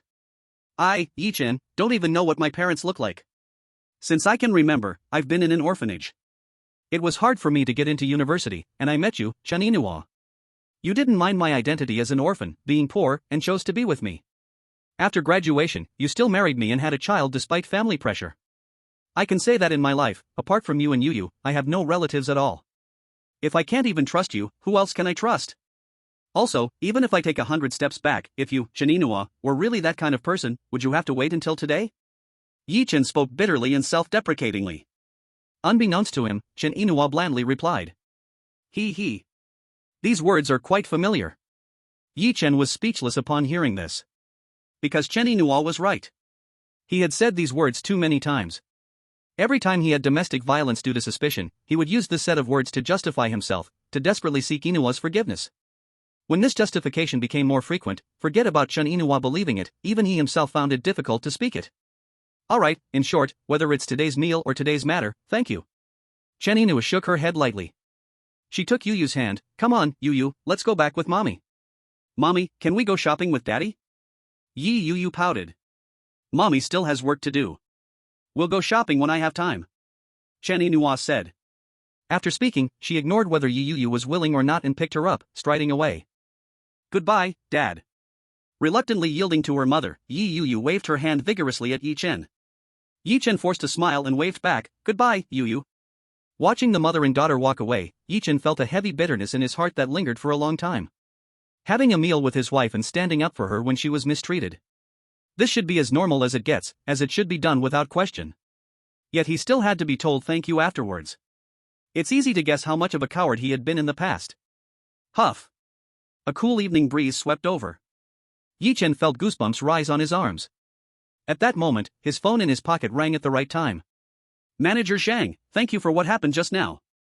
As he answered Zhang Jingshan's call, Yi Chen couldn't help but speak politely. Although if it weren't for Zhang Dingshan and Li Changfeng, he could have made Wang Tao's fate much worse.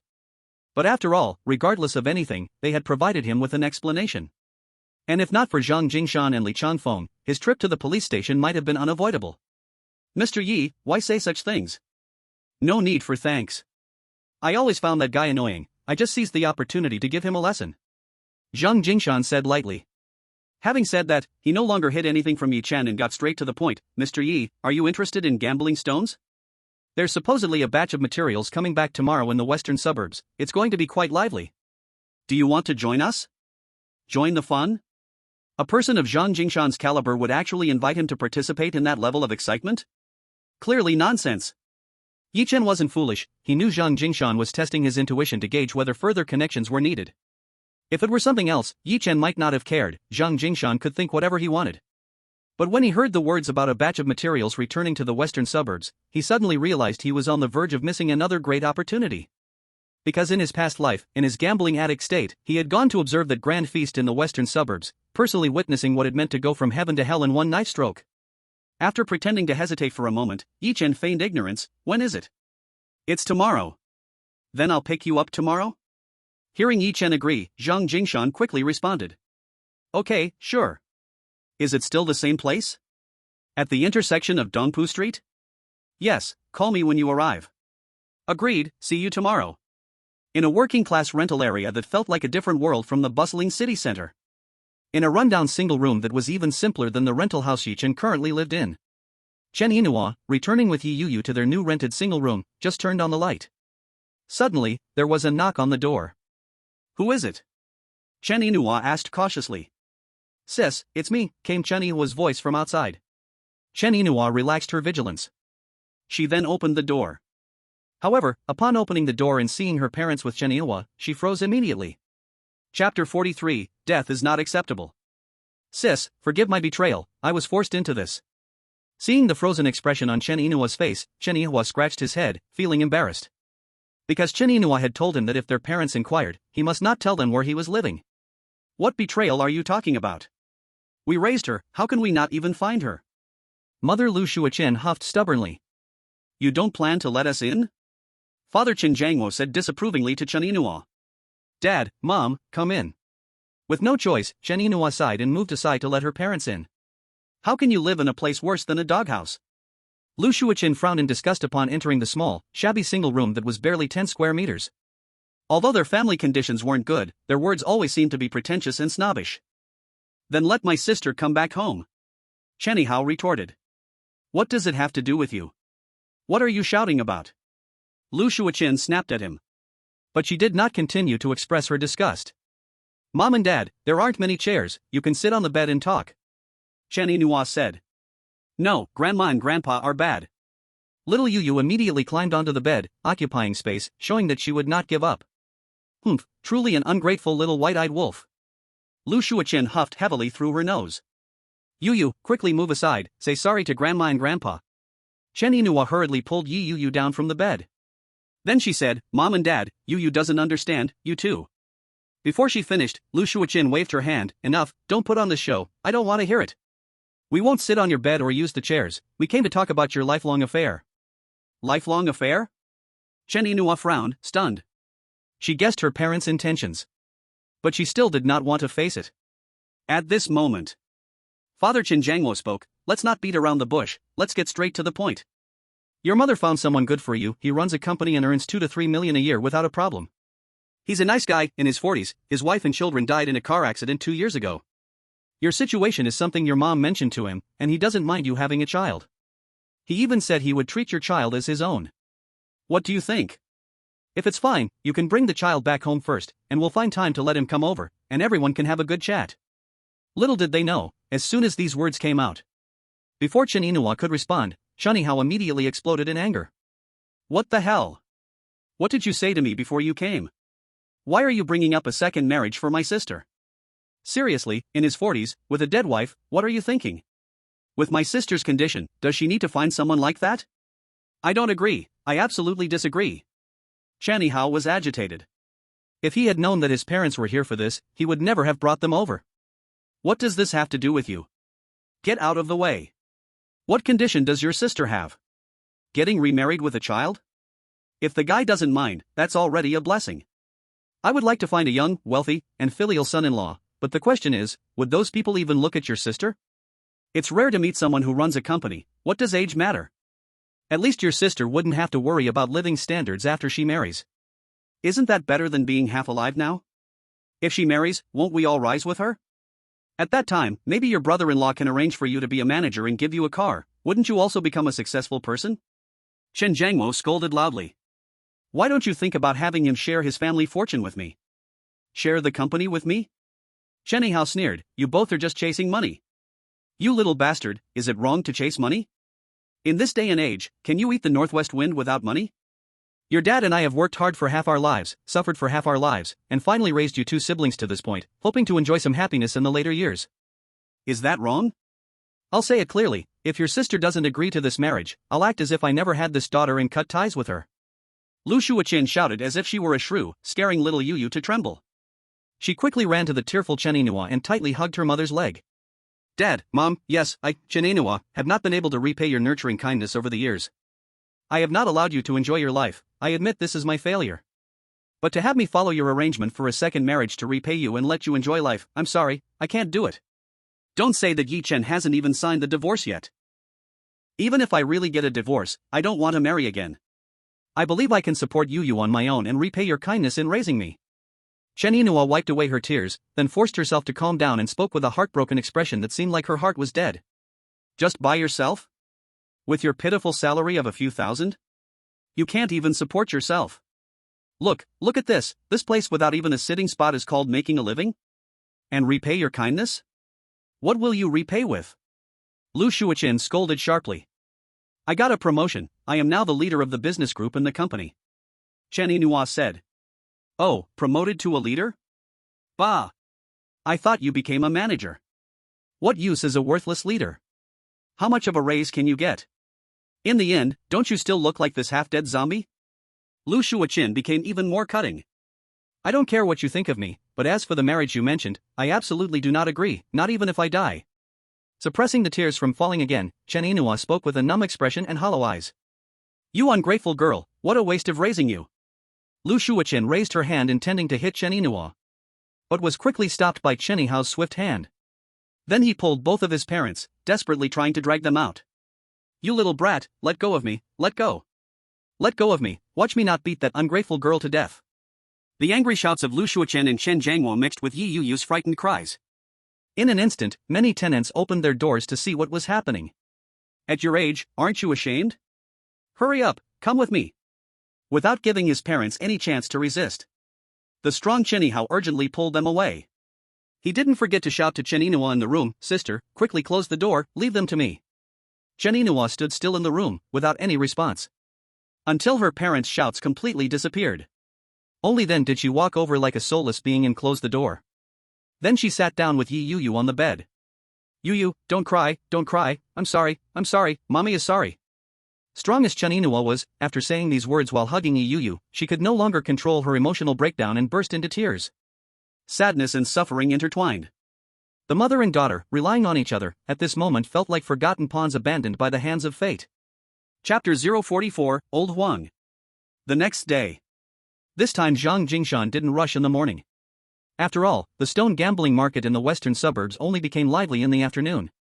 So when that Land Rover appeared at the intersection of Dongpu Street, it was already noon. As Yi Chen expected. Since Zhang Jingshan didn't drive that flashy red Porsche Panamera, he must have picked up Li Changfeng. Mr. Yi. As soon as Yi Chen got into the car, both of them happily called out from the back. President Zhang, President Li, thank you for yesterday. Sitting in the back seat, Yi Chen immediately said. Mr. Yi, there's no need for thanks. Putting aside that you are my lifesaver, just Wang Tao's various behaviors had long crossed my bottom line.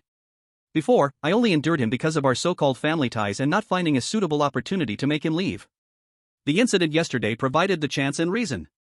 Li Changfeng said with a smile. Old Zhang, this is the wisest choice you've made since I first met you. That idiot, really, if you don't make him leave, he will eventually be the death of you. Zhang Jingshan said while steering the wheel. Li Changfeng smiled, choosing not to delve further into that issue. He changed the subject. Mr. Yi, have you dealt with stone gambling before? I wouldn't say I've dealt with it. I've gone a few times just to join the excitement, but I never placed any bets. Yi Chen replied. In the past, he indeed went a few times just to join in the fun. The reason he didn't bet was not that he didn't want to, but because he didn't have the money. After all, the stones often cost tens of thousands or even hundreds of thousands. Where is someone of his level going to afford this? He's just here for the excitement, just to see the scene and join the crowd. Then why are you here this time? Li Changfeng asked in confusion. Zhang Jingshan also perked up his ears at these words. Yi Chen shook his head and smiled. He knew what was on the other person's mind. He said, it's precisely because I haven't played before that I want to give it a try. Upon hearing this, Zhang Jingshan and Li Changfeng should have been puzzled. But seeing the calm expression on Yi Chen's face piqued their curiosity again. They really wanted to see if this guy's instincts were truly that impressive. After some light and casual chatting, they arrived at the western suburbs. In front of a large flat building that had nothing to do with luxury. Dozens of various types of cars were parked outside. There were Ferraris, Porsches, Benzes, and Land Rovers. There were also some cheap transportation cars worth a few thousand. Even taxis were present. The Land Rover stopped. With familiarity, Zhang Jingshan led Yi Chen and Li Changfeng, who was visiting such a place for the first time, directly into the flat building. Oh hey, President Zhang is here. Young Master Zhang, long time no see. President Zhang, when will you take me to meet those beautiful female anchors in your company, huh? President Zhang. President Zhang. As soon as Zhang Jingshan appeared, everyone in the crowd greeted him with smiles. Damn, Yi Chen, is that really you? I thought I recognized the wrong person. When did you associate yourself with someone like President Zhang? Suddenly, a skinny man approached after confirming that he wasn't seeing things. Mr. Yi, is this your friend? Zhang Jingshan asked in surprise. He used to be a card buddy of mine. Yi Chen explained. Yi Chen was not surprised by the appearance of this gambling friend. On this day in his past life, Yi Chen had also come to join in the excitement with him. Oh, that's fine. You guys chat, I'll go say hello to some people first, and we can meet up later. Zhang Jingshan said. After saying this, he patted Yi Chen's shoulder and went further inside with Li Changfeng. Damn, Yi Chen, how do you know someone like President Zhang? The boss of Yunsan Network, the grandson of the former mayor, the prince of Yong'an Construction Company. No way, how could someone like you, a broke gambler, connect with such a big shot? The gambling friend looked shocked, as if he had seen a ghost, and exclaimed. What do you mean by a broke gambler like me? Are you much better off than I am? Yi Chen rolled his eyes at him and replied unkindly. Cough, we're pretty much in the same boat. The gambling friend cleared his throat, then turned serious and said, with your connections to such a person, opportunities will come later. Being close to big shots, even if you're just a gopher, the future is a bright road. Don't gamble anymore, don't think about making a fortune at the gambling table. After all these years, we've been in the same situation, but what's the outcome apart from losing our families? So you have to seize this opportunity, live like a person, and stop gambling and drinking. Old Huang, what's wrong with you today? Did you drink too much? Why do your words sound so off coming from you? Yi Chen was puzzled. Having known this gambling friend for years, although they weren't deeply connected, he only knew the guy's name as Old Huang and didn't have much deeper understanding. But he also knew that this guy was pretty much the same as his past self. So hearing these words from the mouth of such a gambling addict truly surprised him. Besides, on this day in his past life, he had also come with him, and he hadn't noticed anything unusual before. Damn, do you smell the alcohol? The reason I'm saying this is not because I've drunk too much. It's because I see the hope for you to start life anew. If you were still the same as before, I wouldn't be saying any of this because what? Because people like us are leftover scraps managed by the Jade Emperor. To put it artistically, we're outside the 3 realms. Not in the 6 realms anymore, just a damn piece of trash, a useless scum. Actually, we all understand those principles, but it's just that we can't control our hearts and hands. The poorer you are, the more you want to gamble, the poorer you are, the more you want to rely on gambling to get rich. If I could just step on some dog poop and climb to high places, I would definitely quit gambling. But damn, I just don't have that luck, so I'll just fall into the depths, since I've already lost my wife and children. There's nothing left to lose. Old Huang sighed deeply with a bitter tone, speaking with heartfelt sincerity. As he said, every gambler knows these principles, and every gambler, when repenting, is more rational and clear-headed than anyone else. But after the repentance, they can't control their heart and hands again, exactly because the poorer you are, the more you want to rely on gambling to get rich, the more you gamble, the poorer you get, and fall deeper into that deadly cycle. But you're different now. You've got high branches to climb, someone like President Zhang. Follow him, and you probably won't have to worry about anything. If you work hard, he won't treat you badly. So be good, remember, once you make it, don't ever touch gambling again. That thing leads to no good ending. I have no hope, whether I gamble or not, it's the same result. I'll just go down this one road to the end. Old Huang spoke again. Alright, no more of that. Yi Chen bitterly smiled and shook his head with mixed feelings. Knowing full well but asking anyway, so tell me, you came here this time to gamble on stones and get rich? In his past life, on this day, he was just following Old Huang to watch the excitement, but Old Huang put all his savings on the line to gamble. Of course, in his past life, on this day, Old Huang lost everything. Yi Chen was quite curious at that time how this guy suddenly took out more than 100,000. But in the end, he didn't ask much, only remembering the image of Old Huang lying on the ground, his face ashen and full of despair. And the last image Old Huang left him was of his eyes being numb and hollow, leaving the gambling stone field like a walking corpse. No matter how Yi Chen called after him, he didn't turn back. Since then, he had never seen Old Huang again. Author's note. Chapter 045, Angry Zhang Jingshan. I sold the last piece of land in the countryside, changed it into over 100,000, and I heard there are a lot of good stones this time, so I thought I'd give it one last shot. Whether I can change my fate depends on these 100,000. Old Huang was completely honest, grinning and speaking openly. Unknowingly, Yi Chen frowned upon hearing this. Are you crazy? Are you trying to drive yourself to the edge? A person with no experience in gambling stones at all. Taking the money from selling his land and using it to gamble on stones? Isn't that pushing himself toward a dead end? Thinking about how he never saw old Huang again in his past life. Then thinking about old Huang's words, one last shot. In that instant, Yi Chen seemed to understand something. Old Huang bitterly smiled. Since it's come to this, I don't care if you know, I still owe 300,000 to Wandai, and it's due tomorrow. My mom's in the hospital waiting for a kidney transplant. I really have no other way. This 100,000 is just a drop in the ocean, it can't save my mom, nor pay off the loan. I thought about borrowing from relatives and friends, but when I ask to borrow money, they either hang up or block me. So what do you think I should do? What should I do? I can only try my luck again. If it's not my fate to die, maybe the damn heavens will take pity on me, and I still have a chance to live with my mom. If I'm out of luck, I'll accept it. I'll be a cow and a horse for my mom in my next life. Upon hearing this, Yi Chen didn't know how to respond. As a gambler, he truly empathized with old Huang. He didn't want to make any excuses or try to justify the gambler. He knew that all gamblers are self-inflicted, they are all to blame, and any misfortune is caused by their own hands.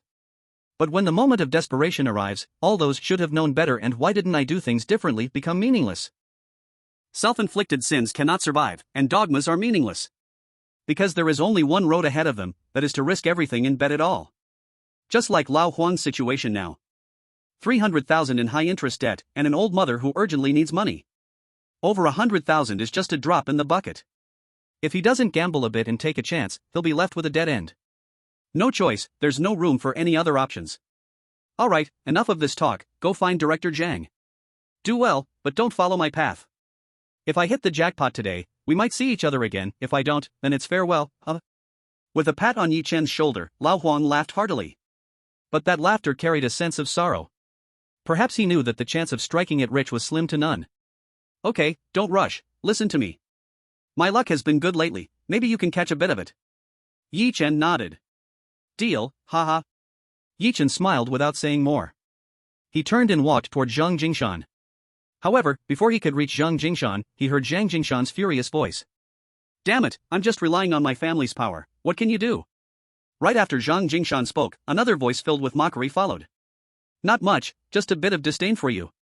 Your whole family is living off the old secretary's connections, don't you feel ashamed with what you and your dad are doing? And you two really think the little that old secretary left can last you a lifetime?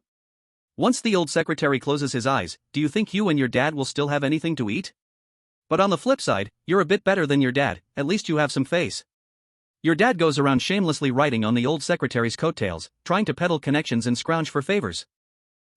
This you're doing better than your dad. These words could no longer be described as mere mockery. They were a straightforward provocation. Li Mu, I'll screw your grandpa. If he were just talking about Zhang Jingshan, he could probably bear it. But mentioning his father, Zhang Jingshan couldn't hold back. Even if he didn't like his dad and even if they had a relationship like enemies meeting, it didn't mean Zhang Jingshan could allow others to insult his father like this. Because no matter how much he disliked, hated, or was repulsed, Zhang Xingguo was still his father. Filled with rage that he couldn't contain, Zhang Jingshan lifted his foot to kick the other person. Fortunately, in the final moment, he was stopped by Li Changfeng. Jingshan, calm down, don't act rashly. I'll calm down, damn it. Zhang Jingshan erupted in fury. Unbeknownst to him, the man named Li Mu only grew more sarcastic and mocking. Come kick me, I promise I won't move, so you can kick to your heart's content.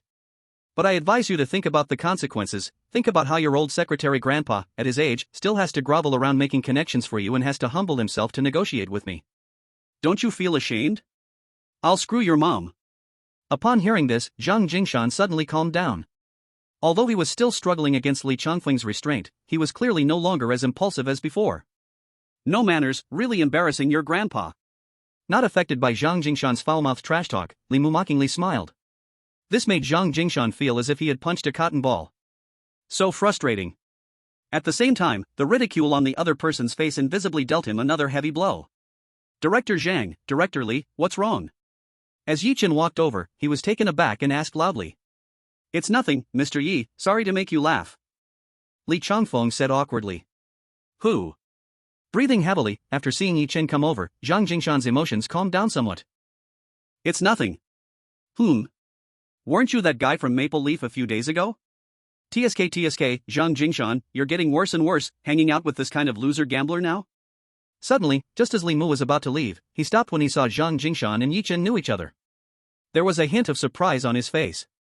"Mr. Yi, do you know him?" Hearing this, Zhang Jingshan, who was filled with anger, looked at Yi Chen. At the same time, he felt confused. Maple Leaf, he knew it referred to the Maple Leaf Hotel. He also knew what kind of place it was. But he had never stepped foot there. Because his old man had said that if he dared to set foot inside, he would break his legs. And Yi Chen, surprisingly, had been to the Maple Leaf Hotel? Before Yi Chen could reply, Li Mu, who looked refined and talented, already sneered. "I'm not as low class as you, able to hang out with anyone. I just bumped into him by chance, losing $1 million and shouting curses. I was curious about where this bumpkin came from, but when I asked, turns out he's just a low-level gambling addict who owes a bunch of money. I don't know if he won the lottery or got money from a demolition, but he got introduced to Maple Leaf by that idiot Anda to be used as a pawn." "With such a person, your grandpa's grandson can play with him?" "Zhang Jingshan, I'm not joking, you're humiliating your grandfather's name." Author's note. Chapter 46, This is too dramatic. Yi Chen was dumbfounded. How did this end up relating to him? Had he somehow provoked the other party? Being insulted like this for no reason? Zhang Jingshan and Li Changfeng were just as confused. Yes, from the information they gathered. In the past, Yi Chen was indeed a hopeless low-level gambling addict, and had debts. But to say that Yi Chen, who had sold his deposit purchase and earned millions, couldn't afford to lose and shouted curses after losing $1 million. Isn't that a bit far-fetched? From their dealings so far, could Yi Chen really be that kind of person? Did I offend you in any way? Is that why you insult me like this? Holding back his anger, Yi Chen said. No, offend? With a low-class gambler like you, do you think you have the chance to offend me? The reason I brought you up is to express a viewpoint to the young master of the Zhang family that he's getting worse and worse, more and more trashy, understand? Li Mu said with a serious look at Yi Chen, smiling. Li, it's none of your business who I make friends with. No matter what, I'm still better than you, who got tricked around by some cross-dressing pervert. An enraged Zhang Jingshan shouted loudly. Li Mu, who had been calm until now, changed his expression upon hearing Zhang Jingshan's words. This was his unshakable humiliation. However, he quickly calmed down. With a nonchalant smile, he said, "Fine, I'm not going to waste time in this pointless verbal spar." After saying this, he turned to leave. Damn it, one day I will get rid of him. Looking at Li Mu's back, Zhang Jingshan's anger would not subside. Meanwhile, Yi Chen frowned. On this day in his past life, he had seen Li Mu here, but only from a distance. He knew the other party was a young master with a background, but he didn't ask for details, thinking he was just a wealthy second generation. However, he never expected the other person's status could make Zhang Jingshan grind his teeth in anger. Now he was curious. "Mr. Zhang, Mr. Li, what's his background?" Yi Chen asked.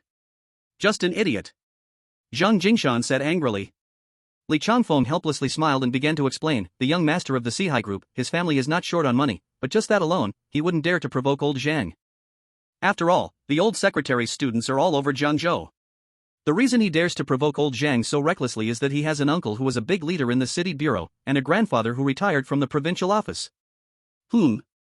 As soon as he heard the word Sihai group and city bureau leader, Yi Chen immediately raised his eyebrows. In his previous life, after the Maple Leaf Hotel was uprooted, that city bureau leader who acted as a protective umbrella also ended up in prison. Soon after, Sihai Group was investigated, and its chairman and high-ranking officials were either captured or fled.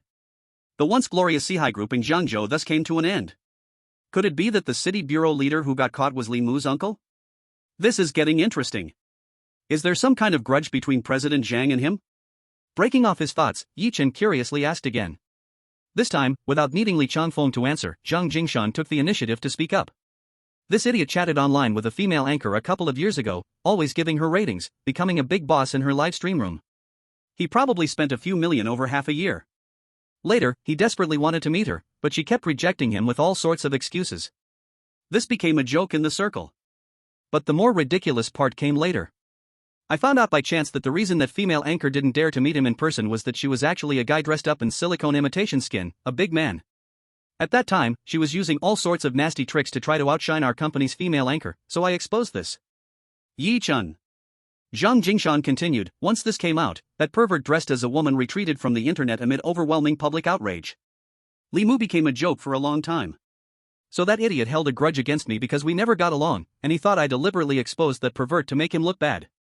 Yi Chen was bewildered. This is too much of a soap opera, right? Li Changfeng chimed in jokingly, there's even more drama to come. Yi Chen, who usually disliked gossip, was now interested. After that, the conflict between him and me gradually intensified. Every time he got the opportunity, he would attack me fiercely. He never missed any chance to kick me while I was down.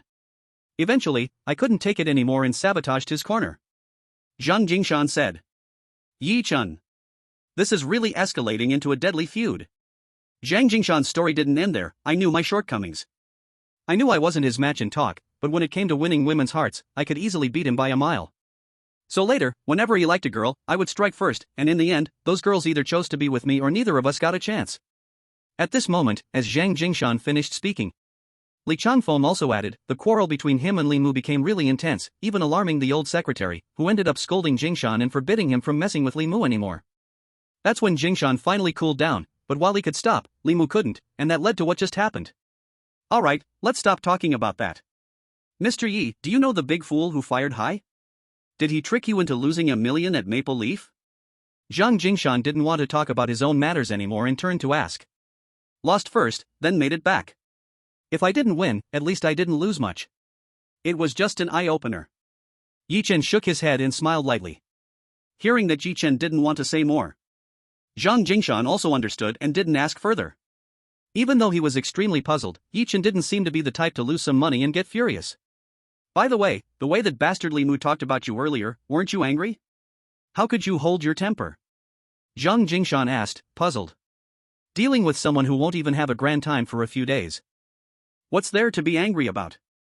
Yi Chen displayed a leisurely wise man smile, chuckling softly. Upon hearing Yi Chen say this, Zhang Jingshan and Li Changfeng couldn't help but feel their hearts tremble. What does this mean? Is Li Mu's energy center off? Zhang Jingshan instinctively asked. A little. After thinking, Yi Chen replied with these two words. Before Zhang Jingshan could ask any further. It's starting. It's starting. It's starting. A sudden commotion erupted in the humble dwelling. Regardless of whether they came to get rich or just to see the excitement, they quickly rushed to the gambling stone area to form a crowd. Mr. Yi, it's starting, let's go over first. Putting aside the question about Li Mu's energy center, glancing at the gathered crowd, Zhang Jingshan quickly said. Yi Chen nodded slightly, and under Zhang Jingshan's lead, he walked leisurely. The author has something to say. Is anyone watching? Please hit the update button. Chapter 47, Going All Out. 4 o'clock in the afternoon. The stone gambling house beneath this humble dwelling was already buzzing with people, although it was crowded. But the areas were distributed based on status and identity. Take Yi-chan from his previous life, although he also appeared among the onlookers of this stone gambling. He was only able to stand on tiptoe on the periphery to see, otherwise, he could only see heads. This time, because of Zhang Jingshan, he directly entered the innermost layer. Zhang, did you bring enough money? Are you going to add some luck when the stones are cut? Fate brought enemies close. Li Mu stood less than 3 meters away from the group of Zhang Jingshan and his two companions, as one piece of raw material after another was brought out. As the stone gambling feast was about to begin, he mockingly teased Zhang Jingshan. Alright, who's afraid of whom?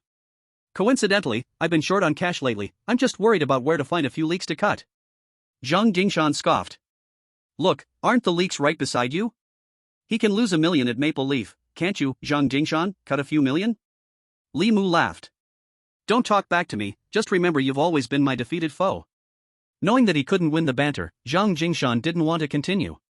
Li Mu shook his head with a shadowy smile. A playful glint sparkled in his eyes. In terms of stone gambling, he believed even 10 Zhang Jingshans tied together were no match for him. This time, understanding Zhang Jingshan's competitive spirit, he planned to trap him badly. As this gambling game of one cut to heaven and one cut to hell began, reactions of exclamations and sighs immediately rose and fell. Some bought kilograms of raw material for a few thousand, and with one cut, it was immediately purchased for over 100,000. Some had over 100,000, but after a few cuts, they wanted to cry but had no tears, losing it all. Ecstatic excitement. despair falling limp.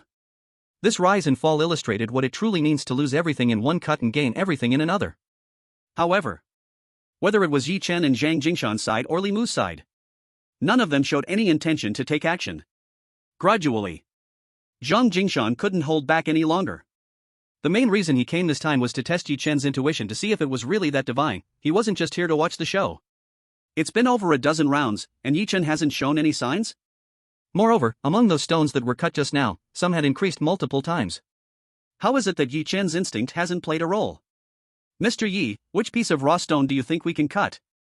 After carefully examining those raw stones, Zhang Jingshan couldn't help but ask. No rush. Yi Chen said calmly. Number 16 Mo Wanji Black Wuxia, this raw stone is 130,000, is anyone interested? The middle-aged man hosting this feast asked with a slightly awkward expression. It is said that such raw stones tend to fail 9 times out of 10, so unless it's a special occasion, very few would take the risk. Thus, this stone had been sitting for a long time, having dropped from the previous 200,000 to 130,000. Although many people came forward to take a look at this black rough stone, the middle-aged man didn't believe anyone would take action. Old Huang. When the black rough stone number 16 appeared, Yi Chen suddenly shouted towards Old Huang's direction. The latter's thin body immediately wriggled through the crowd like a loach. What's wrong? Old Huang, holding the tens of thousands from selling his land, who had been waiting to make a final bet, asked. Do you trust me? If you trust me, take this black rough stone and gamble on it. Yi Chen said straightforwardly. What the hell? As soon as these words came out, not just Old Huang, but everyone around was stunned. Even Zhang Jingshan, Li Changfeng, and Li Mu were no exception. Just a moment ago, when watching Yi Chen act all knowledgeable yet completely unprofessional, their disdainful hearts had already scoffed at him. Now hearing Yi Chen encourage someone to take this black rough stone, they were utterly dumbfounded. Not only would he be a fool himself, but he wanted to pull others in too? Is this the nature of the bottom-tier losers? Wait, when did you get into betting stones? If I'm not mistaken, you haven't touched these things before, right? Do you know that black rough stones are said to have a 9 in 10 chance of failing? How could it? Before Old Huang could finish, Yi Chen shook his head and interrupted. Right now, this is the only stone you can afford with those tens of thousands. The others are all over hundreds of thousands. Can you handle that? And don't you trust my recent luck? If you trust me, just go for it. I swear, I won't scam you. Yi Chen's words left Old Huang in a daze. Indeed, this was the only stone that he could gamble with his tens of thousands. But black rough stone has a 9 in 10 chance of failing.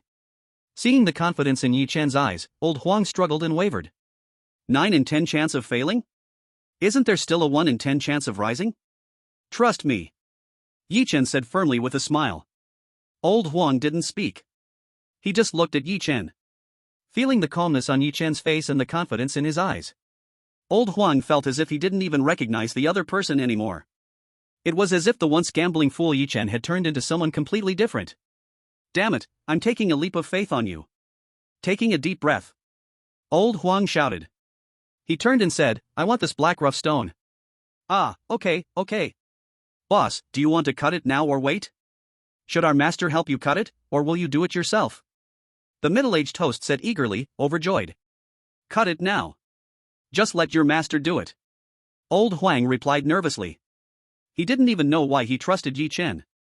This was really too crazy. In the complete absence of any opening, taking 13,000 to buy the black rough stone was almost the same as throwing money away. Hey, Zhang. Is this trustworthy brother of yours really that much of a scammer?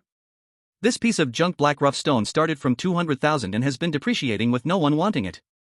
It's almost ready to grow fur, and your buddy is still shouting to persuade people to take it? What's his intention? You, Zhang Jingshan, are playing with fools like this one. You're not just losing face for your grandfather, but for the whole Jiangzhou circle too. At this moment, the sarcastic Li Mu sneered. Upon hearing this, Old Huang was stunned. It has been unwanted since it started from 200,000? Was it the lack of demand that brought it down to 13,000? What the hell? Could it be that those stone gambling experts couldn't compare to Yi Chen? Nobody could see the mystery of this black rough stone, and only Yi Chen could spot it? Isn't that absurd? Old Huang panicked and couldn't help having second thoughts.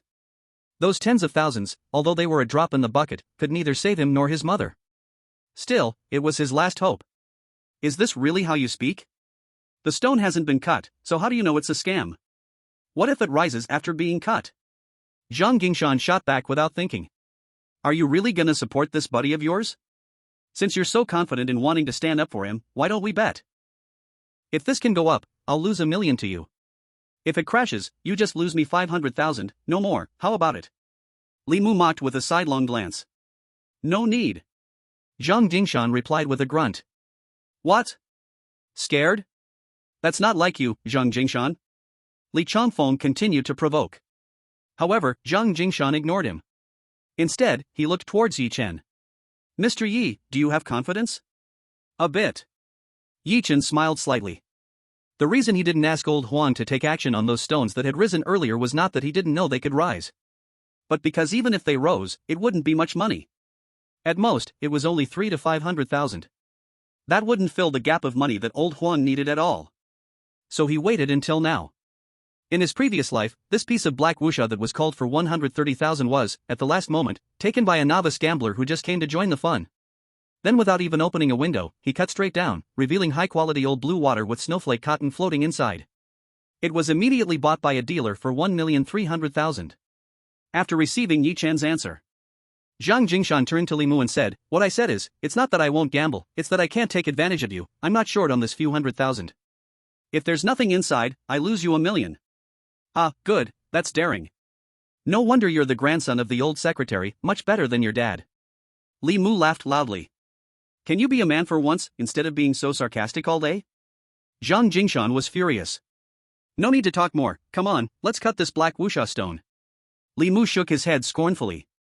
Little did they know, old Huang was already having second thoughts. How those rich kids fight has nothing to do with him. But that 100,000 was his last hope to turn his life around. If it flops, where would he go to cry? Just as old Huang wanted to back down. Zhang Jingshan, seeing the uncertainty in the other's heart, said, "If you don't want this stone, then give it to me, I'll open it." President Zhang, isn't this a bit inappropriate? We should respect first come first served. Thinking of helping old Huang, Yi Chen immediately spoke. But isn't he backing down? Zhang Jingshan said. Yi Chen ignored him and turned to old Huang with a smile. Old Huang, don't you really trust me? He had given the opportunity. If old Huang truly refused to grasp it and insisted on resisting, then there was nothing more to say. Yi Chen, you know that 100,000 is my last chip. Old Huang swallowed hard. I know, so I hope you can trust me this once. Yi Chen said. Huff. Staring into Yi Chen's unwavering eyes filled with a smile. After several seconds, old Huang bit his teeth.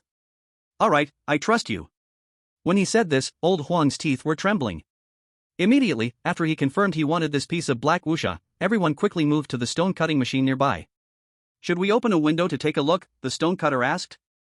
No need to be so troublesome, just cut straight from the side. Yi Chen hurriedly said. Old Huang nodded as well. His palms were already starting to sweat. If it doesn't work out, he could only go die. The buzzing machine sounded. As Yi Chen, Zhang Jingshan, Li Changfeng, Li Mu, old Huang, and some onlookers all watched. The piercing sound of the stone being cut followed. It's colored, it's gone up, it's gone up. The stone cutter shouted immediately upon seeing the blue light emerging. In an instant, everyone except Yi Chen held their breath. The cut fell. The blue light was dazzling. Old blue water, floating snowflake cotton, this is high-quality old blue water floating snowflake cotton. With the cutter's exclamation, the scene instantly boiled over. Old blue water is rare, and floating snowflake cotton old blue water is even rarer. How could this come out from a black wuxia that was most likely to fail? It's happening, it's happening. This is a big rise. It must be worth at least $1 million now. Damn, this is the first time I've seen beautiful blue stone like this. In the uproar, Zhang Jingshan and Li Changfeng were completely stunned. Is Yi Chen's intuition just too amazing? If it was coincidence before, what about this time? Sir, 1 million. No need to cut further, sell it to me, okay? Suddenly, a middle-aged man hurriedly walked to old Huang's side. At this moment, old Huang's brain was completely blank. His eyes still couldn't believe what he saw on the cut black uvite stone. He was already ready to face a dark hell. But with one cut, what was presented before him was nothing less than a splendid paradise. Sir, what do you think? Will you sell? Seeing old Huang unresponsive, the middle-aged man asked again. Ah! Old Huang suddenly turned his head as he just came to his senses. I said, 1 million. Will you sell? If you agree, we can trade right now, no need to cut further, the other said with a smile. 1 million. This is not only enough to pay back the loan. It's also enough to treat my mother. Just as old Juan was excitedly about to agree, Yichen suddenly spoke. 1 million is a bit low. 1 million low? This is just one side cut. I am also taking a gamble, the other raised an eyebrow. With this kind of fullness, do you think cutting more sides will lead to a bad outcome? If you really want it, take it for 130,000. Yichen said. It seems this material isn't yours, right? The middle-aged man showed signs of dissatisfaction. He saw old Huang's eagerness to agree just a moment ago. But as soon as he finished speaking, old Huang immediately pointed at Yichen. I listened to him. What are you hesitating for? Do you want 130,000 or not? If not, I'll take it. Seeing this, Zhang Jingshan also joined in to cooperate. A hint of hesitation crossed the middle-aged man's face. In the end, he still couldn't resist. Alright, 130,000 is 130,000. Give me your card number, and I'll transfer it to you directly. Good, thank you. Until he received the text that 130,000 had been transferred, old Huang still felt like he was dreaming. It was so ethereal. He tightly hugged Yichen. With tears in his eyes, he said, I don't know how to repay this favor. When my mom gets better, I will personally bring her to thank you. Alright, I just had good luck recently and felt there must be some secrets with this stone. You don't need to be so grateful. Hurry back to the hospital to take care of your mom. Yichen shook his head and laughed, not wanting to take any credit. Okay, I'll call you later. Wiping his wet eyes. Under everyone's watch, old Huang hurriedly left. Because the hospital had already notified him that today was the last chance. If he couldn't confirm the money, the kidney source would be given to other patients, and who knows when the next time would be. Most importantly, his mother's condition might not wait any longer. Li Xiao, do you remember what I told you? Your uncle will always be your uncle. 1 million won't be a deadbeat, right? After old Huang left, Zhang Jingshan immediately smiled triumphantly at the displeased Li Mu. Don't worry, I, Li Mu, am not short of 1 million. Even with all the anger inside him, he still had to endure it secretly. Then he turned to Yichen and said, I didn't expect you really found a dead rat by accident. Yes, in Li Mu's eyes, Yichen was just a blind cat stumbling upon a dead rat.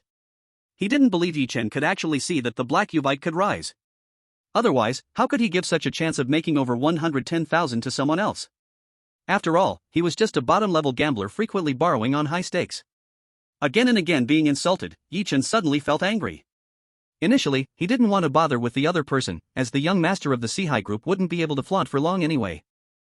Continuing to be mocked and insulted, Yichen felt it necessary to pull a heavy trick on the other party, otherwise the stuffiness in his heart would never dissipate. Chapter 049, 24 million.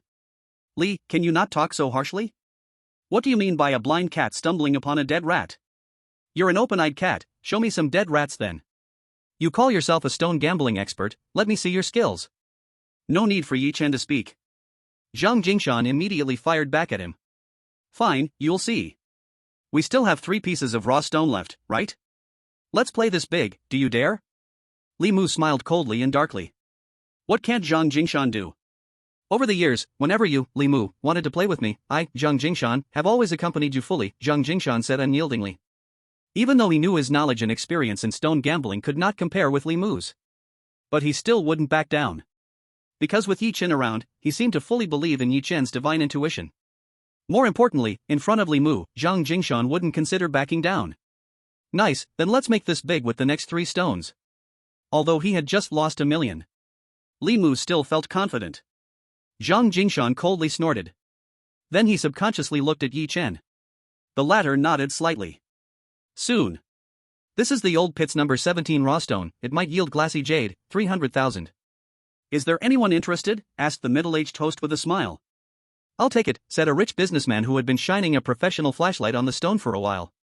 I'll bid 400,000, said Yichen, who had just circled the stones without even shining a flashlight. As soon as he said this, everyone was dumbfounded. Did he just raise the bid? He only said it might yield glassy jade, and looking at the surface of that stone and its skin, the chance of it producing glassy jade didn't seem very high. 420,000. The rich businessman furrowed his brows. Is this a deliberate provocation? 500,000. Yichen called out without hesitation. Wait, are you so sure it can really yield glassy jade? The rich businessman was stunned. Just want to take a gamble, huh, or else you can let it go to me? Yichen said harmlessly, grinning. 520,000. The businessman ignored him and continued to raise the price. 600,000. Yi Chen smiled and called out again. You. The businessman was so angry his face turned the color of liver. A 300,000 stone had been raised to 600,000? Is he out of his mind? Let alone the possibility of it collapsing immediately after being opened, even if there really is glassy jade inside, if it's of poor quality or small size, he would still lose a lot. Although the rich man wasn't short on cash, money doesn't just fall from the sky. After Yi Chen shouted 600,000, he gave up. Fool. Seeing Yi Chen raise that covered stone to 600,000, Li Mu shook his head with a cold smile. If this stone can yield glassy jade, I'll run naked for an hour. Shang, I say this stone won't produce glassy jade. As Yi Chen won the covered stone for 600,000, Li Mu delightfully said to Zhang Jingshan. I say it can, how do you want to play? Zhang Jingshan said frankly. Not to mention glassy jade, as long as it can yield jadeite worth over 600,000, I'll lose you 3 million. Otherwise, you lose me 3 million, how about it? Li Mu said. Okay, then 3 million. Zhang Jingshan agreed without hesitation. Everyone present felt these two young masters were crazy. Betting on something like this as a stake? It was simply unheard of. Of course, more people thought Zhang Jingshan was crazy because the success rate of stone gambling is far lower than the failure rate. After these two young masters set the stakes, the middle-aged person in charge of stone gambling smiled and asked Yi Chen. Sir, are we cutting now? Let's cut. Yi Chen said. All right. A few minutes later. In a sea of onlookers. Following Yi Chen's request, the cutter took a knife and made a cut. Immediately. A sound of disbelief erupted. Glass type. My god, could it be full meat glass type? It's glowing, and it's pure color glass type, damn. If it's really full meat, this piece will soar in price dozens of times. Exclamations continued one after another. Li Mu was dumbfounded. Zhang Jingshan and Li Changfeng stared blankly, too. First, high-quality old blue water with floating flowers. Now, it's pure color glass type that glows. Is this guy using X-ray vision? Sir, 6 million, sell it to me. After just one cut, upon seeing its glowing glass type, someone immediately shouted with excitement to buy it. But Yi Chen remained unmoved. He said to the cutter again, make another cut, this way. Following Yi Chen's request, the cutter took another cut in the opposite direction. Just like the first cut. The stone was full of glowing glass type. Both cut surfaces had no impurities whatsoever. It was already safe to say it was definitely full meat glass type. What is full meat?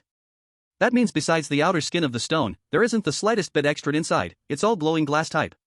Don't cut anymore, 20 million, I'll take it. Seemingly fearing Yi Chen would recklessly waste more, another rich businessman shouted anxiously. Based on the weight of this piece, at least several items could be made. 20 million, that would definitely be a huge profit. 24 million, if you want it, take it away. Without letting the cutter cut again, Yi Chen smiled and said. This. The rich businessman paused for a moment, then quickly bent down and used a professional flashlight and magnifying glass to examine the dazzling jade. After a moment, without even bargaining, he said, okay, 24 million, deal. 600,000, earn 24 million. The entire place erupted again. And the rich businessman who had just given up competing with Yi Chen was now clutching his chest and stomping in regret.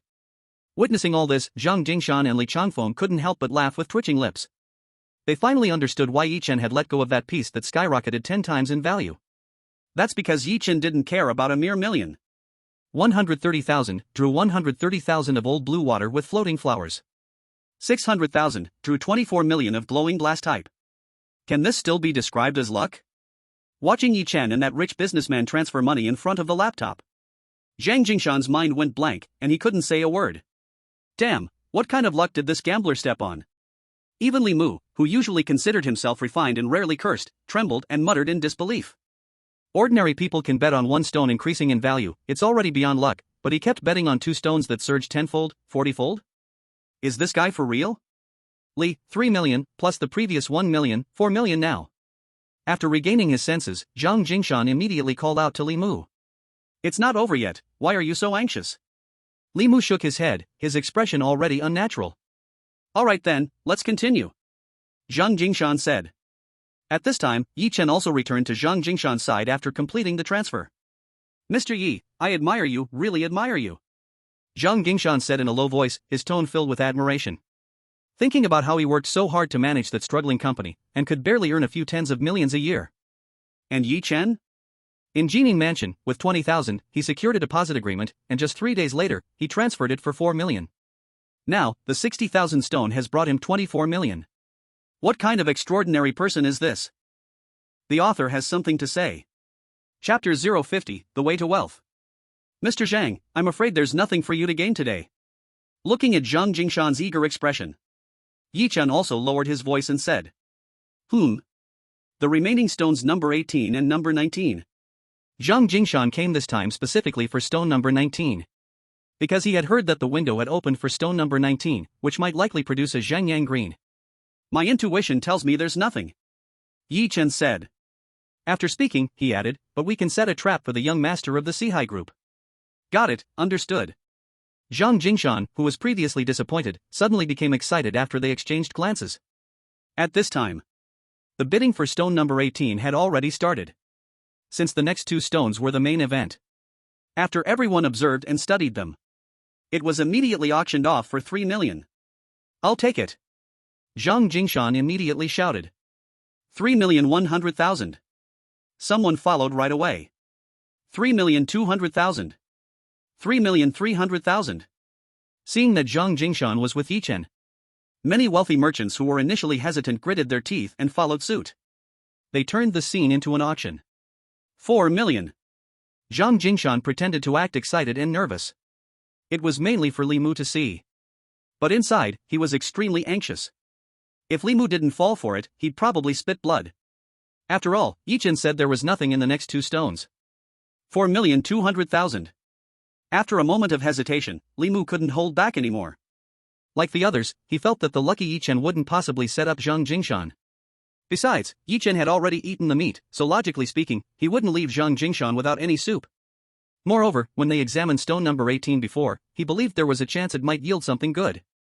Back and forth, he lost control all at once. 4,500,000. Zhang Jingshan said in a deep voice. 5 million. Li Mu smiled, seemingly indifferent to this small money. 5,500,000. Zhang Jingshan's eyes towards Li Mu were filled with anger. Just that angry gaze from Zhang Jingshan made Li Mu feel that the possibility of stone number 18 yielding something good was high. Smiling, he said, 6 million? At this, everyone gasped in shock. Are these two crazy? 3 million for the rough stone, and they fought it up to 6 million? Just then, Yi Chen spoke. 7 million. Swish. With Yi Chen's opening bid, everyone's hearts couldn't help but jump. First was the old blue water and floating flowers. Then there was the full meat glass kind. Could it be that this stone number 18 contains even more valuable and precious jade? 8 million. Immediately following Yi Chen's bid, Li Mu responded without hesitation. 9 million. Yi Chen seamlessly followed up. 10 million. Once Li Mu announced this price, the entire venue fell into silence. Just when everyone, including Li Mu, thought Yi Chen would continue bidding, the latter suddenly went quiet. 1. Instinctively, Zhang Jingshan, who hadn't reacted to Yi Chen's silence, wanted to continue raising the price. Yi Chen quickly elbowed him. Enough already. Whether Li Mu would follow through was impossible to predict. If he didn't, then this 10 million would surely turn into waste. Cough, forget it, I'll pass. Finally realizing, Zhang Jingshan swallowed back the bid that was on the tip of his tongue, feeling a bit disgruntled. For some reason, seeing Zhang Jingshan's face now showed no hint of anger. Li Mu couldn't help but feel a bad premonition rise in his heart. Could it be that Zhang Jingshan and that gambler are trying to set him up? Before he could think further, Zhang Jingshan smiled. Congratulations, young Master Li, on acquiring this stone.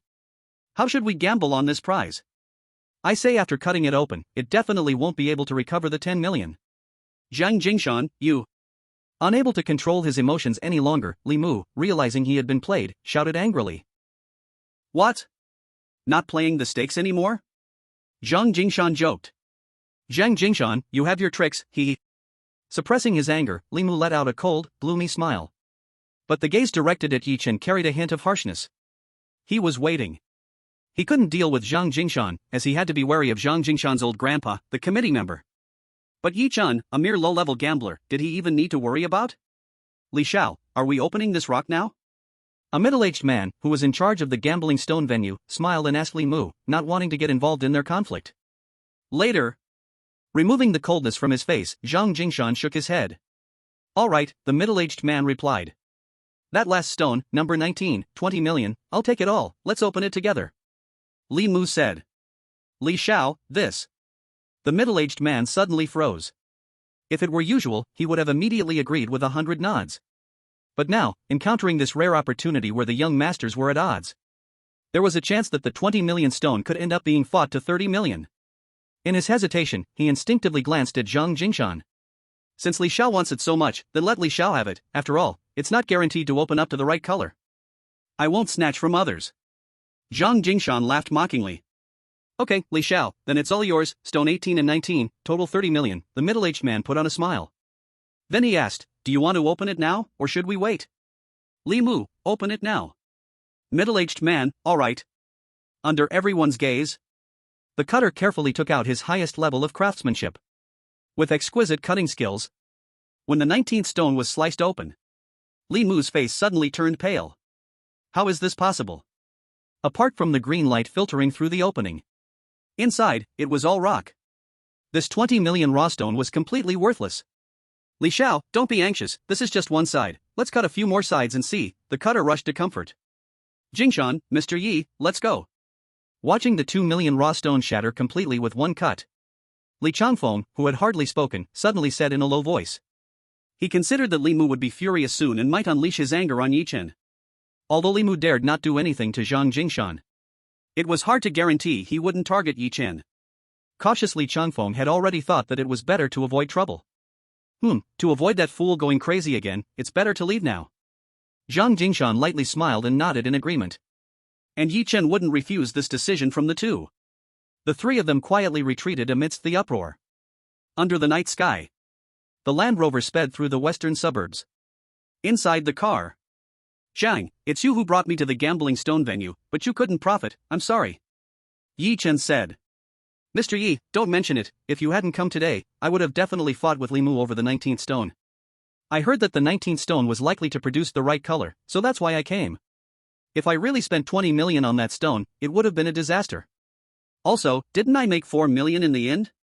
No matter how much Li Mu hates me, he can't deny that 4 million.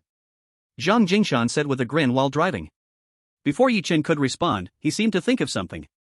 By the way, Mr. Yi, don't mind us calling you Zhang Zong or Li Zong anymore, it sounds too stiff. You're older than us, so let's call you Brother Yi, and you can just call us by our names. Of course, what Zhang said makes sense.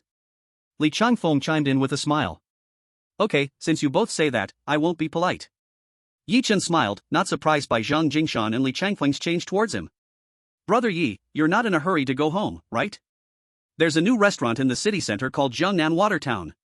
How about we go eat there before heading back? Zhang Jingshan said. Well, there happens to be a profitable opportunity, as a compensation for not being able to let you guys make some money today. Yi Chen said, his thoughts drifting a bit. What profitable opportunity? Zhang Jingshan and Li Changfeng exclaimed together, suddenly excited. It's related to the Sihai group, but don't rush, we'll talk about it at the dinner table later.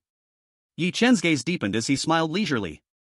Chapter 051, You All Are Crazy. In the water town of Jiangnan. In a restaurant adorned with artificial mountains and flowing water, creating a tranquil setting. The sound of flowing water gradually echoed in a dining space shaped like a small boat. It must be said, it truly has an indescribably special ambience. On the dining table, Jiangnan-style dishes were exquisite and fragrant. Zhang Jingshan, who had been holding back for a long time waiting for Yi Chen to speak, could no longer restrain himself. Brother Yi, what exactly is this profitable opportunity? How is it related to the Sihai group? Upon hearing this, Yi Chen put down his chopsticks, swished some lemon water in his mouth, wiped his lips with a napkin. Then he slowly said, shorting the Sihai group. What on earth? Hearing this, Zhang Jingshan almost spat out a mouthful of water. Shorting the Sihai group? Isn't this crazy? Right now, the Sihai group is booming. Although the stock has not risen much in recent days, the upward trend is absolutely the most stable one in the current stock market. At this critical moment, to short the Sihai group, is this not madness? Brother Yi, you mean shorting the Sihai group? Are you joking with me?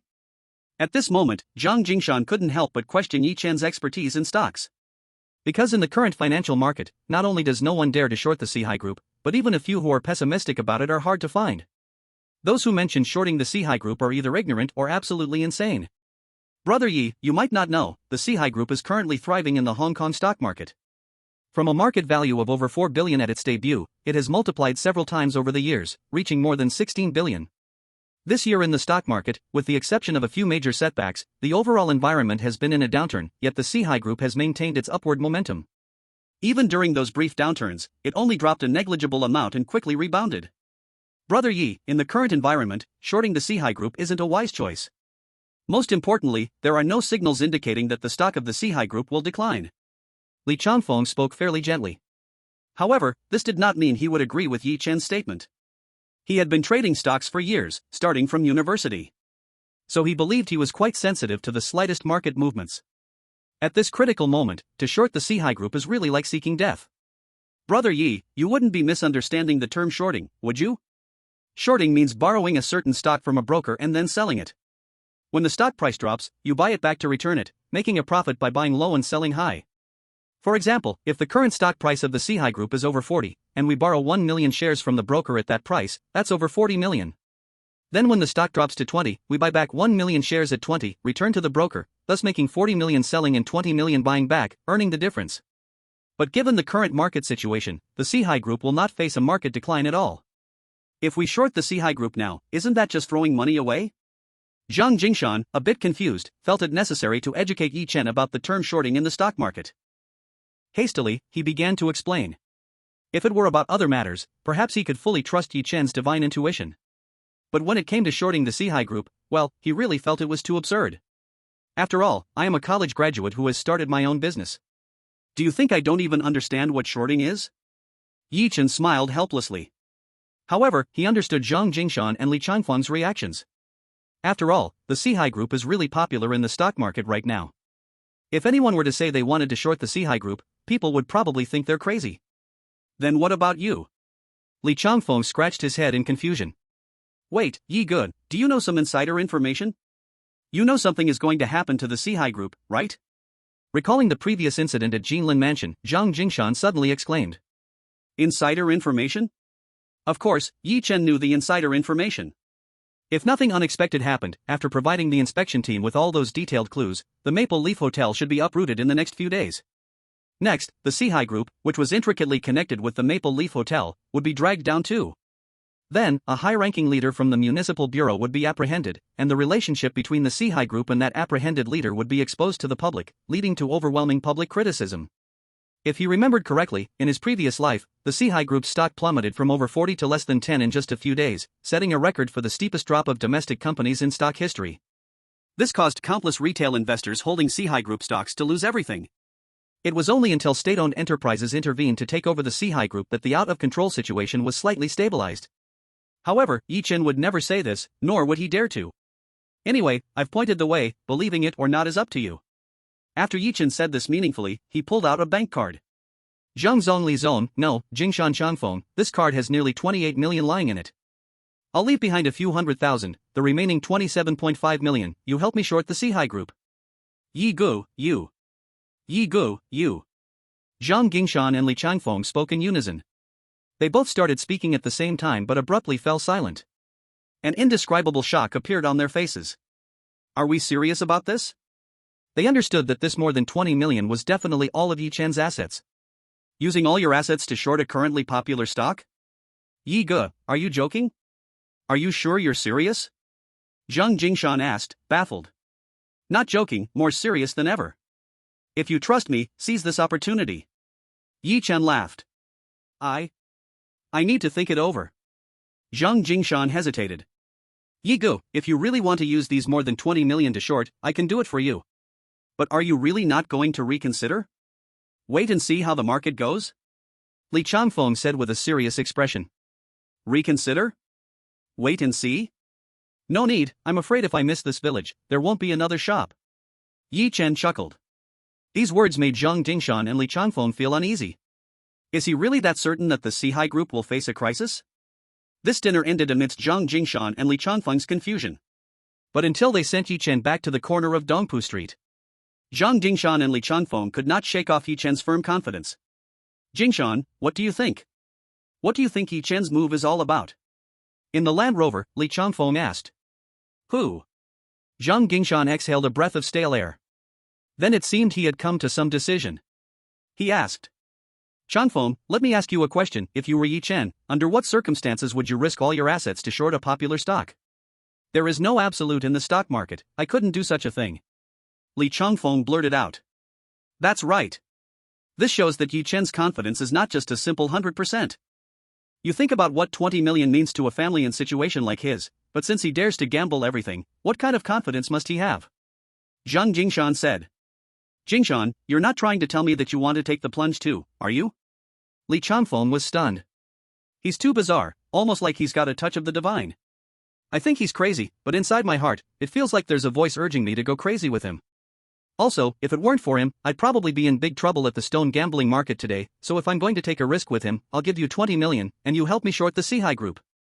Zhang Jingshan said, trembling. You all, are you really crazy? Li Changfeng swallowed, dry-throated. What about you? Don't you plan to join in? Zhang Gingshan asked with a playful smile. Li Changfeng touched his chin. Believing himself to be rational and sensible, he looked out at the landscape outside the window. He uttered a line that shattered his own rationality. I'll join in for 10 million. Author's note. Chapter 52 The Scar Fades. The next day. Washing trade. By the water cooler. Chen Yinhua was pouring water into a cup. Suddenly, a female member of the business cooperation group waiting to pour water exclaimed. Oh, team leader, the scar on your finger has faded. What scar has faded? Chen Yinhua was taken aback. This one. The female staff member pointed to Chen Yinua's index finger as if she had discovered a new continent. Team leader, it's this finger. A few days ago I asked you about it, and you said it was a scar from accidentally cutting yourself while cutting vegetables. At that time, I said it was a pity that such beautiful hands as yours are marred by this flaw. Team leader, it has really faded a lot compared to a few days ago. What have you used? Upon hearing this, Chen Yinhua stared at her finger in surprise. The scar was indeed a result of cutting vegetables a few years ago. But she didn't pay much attention to it and hadn't really noticed. Even though she had applied Yi Chen's flawless cream in the past 2 days. But she hadn't really looked closely. The reason she applied it wasn't because she believed in Yi Chen's claims about scar removal. In her view, such miraculous effects seemed impossible. Although countless skincare products and ointments on the market claimed to remove scars. But Chen Yinhua hadn't heard of any ointment that truly worked to remove scars. If such miraculous products existed, wouldn't they have swept the globe and been snatched up already? So she was just using Yi Chen's so-called flawless cream to prove that Yi Chen's lofty ideals were unrealistic. But now, upon closer inspection, the flawless cream she had only used for 2 days actually had an effect? Did he really concoct a miraculous cream? But how could this be possible? Not to mention that Yi Chen's college major had nothing to do with this. Given his past few years of living a life of idleness, how could he possibly develop something like this? Team leader, what's wrong with you? Seeing Chen Yinhua in a daze, the female staff member puzzledly inquired. Nothing. Chen Yinhua shook her head instinctively, coming back to her senses. Team leader, did you use some kind of scar removal product? Can you recommend it to me? This is amazing, the female staff member said. This is a cream formulated by Yi, my husband. I just tried it out.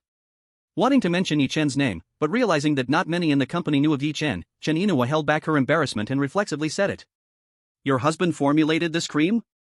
The female staff member was stunned. Wasn't it said that team leader Chen's husband was a complete scoundrel and gambler?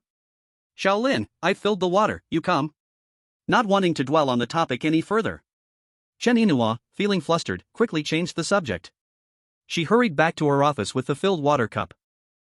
First, he locked the office door. Then he pulled down the blinds. Chen Yinua's heart was restless for a long time. After taking a few deep breaths, she couldn't wait any longer and lifted her clothes. In the past 2 days, she had been using the flawless ointment that Yi Chen gave her. Not only the scars on her fingers, but even the bruises from Yi Chen's domestic violence had been treated. However, due to the weak light in the rental house and Yodo clinging to her at that time, she hadn't paid much attention while applying it. Now, as she lifted her clothes, she discovered that the scarred wounds, long-standing bruises, or the discoloration left after healing, had faded significantly. If this ointment's effect can last, those scars might really disappear completely. How did he do it? Sitting in the office chair, Chen Yinua's heart was already in turmoil. Unknowingly, that firm and resolute thought of divorce began to waver. She had always desperately hoped for Yi Chen to sign the divorce papers, hoping Yi Chen would give her a release. It wasn't that the feelings had vanished, but rather a complete despair towards Yi Chen. Her heart had been thoroughly hurt. After all, from student days to Yo-Yo being 5 years old, she had grown from an innocent girl to a mother, always by Yi Chen's side. A single night of marriage can hold deep affection, and she and Yi Chen have shared countless nights. Besides, if her heart truly held no feelings, how could she have gone back to the rental house a few days ago to check if Yi Chen was dead or alive? Throughout these years, if only Yi Chen could reignite her hope for the future, if only Yi Chen was no longer the useless and self-destructive person, how could she so resolutely decide to sever this bond of 100 years of karma? Not to mention that Chen Inua's heart has always been soft. Which woman wants her child to grow up in a single-parent family if there's truly no other way? In her chaotic thoughts, Chen Inua found her mind uncontrollably recalling recent events. Yi Chen's fierce resistance against high-interest debt collectors. The tidy and orderly rental house. Lowering himself to sell flowers and bowing to reality. Spending time and effort to cook her favorite noodles. In Yuntian Company, standing firm against the then business manager of Yuntian Network to protect himself. Learning about Yihao's accident, despite owing high-interest debts, he never hesitated to pull out 100,000 for settlement. Even when facing his brother Chen Yihao's rage and ingratitude, he didn't lose his temper. With dark circles under his eyes, tirelessly creating the flawless ointment. At the 100 Flowers rotating restaurant, confronting Wang Tao's slander, fighting viciously to defend himself. More importantly, recently, under her aggressive words, he no longer exploded in fury but bore silently her insults, carefully trying to salvage their marriage. Each of these matters, if mentioned separately, would have been unimaginable for Chen Inua before. As these recent events resurfaced in her mind, Chen Inua realized that the Yi Chen from before had completely overturned her established impression of him over the years. Sitting in that office chair, line end, looking up at the ceiling above, she felt a struggle welling up in her eyes unknowingly. Following that were the beautiful memories from their dating period and early marriage, flooding uncontrollably like a tidal wave. In the urban village, in the rental house, Yi Chen spent most of the day cleaning up the workshop that made the flawless ointment. Change into a cleaner set of clothes. Go out and hail a taxi, heading towards Zijing Kindergarten. Yo-Yo has been in kindergarten for 2 years. He has never picked up or dropped off Yo-Yo. So, he wants to make up for what he missed before. At the same time, in Huaxing Trading Company, Chen Inua, who has been in a daze all afternoon. After work, she rides an electric bike straight to Zijing Kindergarten. This has always been her routine. Simple and dull. Sending Yo-Yo to school, going to work, getting off work, picking Yo-Yo up from school. Chapter 053, Fierce Yo-Yo. Zijing Kindergarten. It was the time for class to end. The sight of many private cars parked outside the kindergarten undoubtedly raised its status. Though it didn't have the luxury cars of those elite schools. There were still some lower-end Mercedes, BMWs, Audis, and Lexuses. Unlike other children who rushed to the waiting cars, Yo-Yo stood alone under the Zijing tree at the school gate.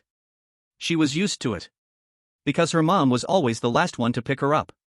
Watching those kids joyfully dive into the cars, there was no envy or longing in her eyes. Yo-Yo, the wild child without a dad.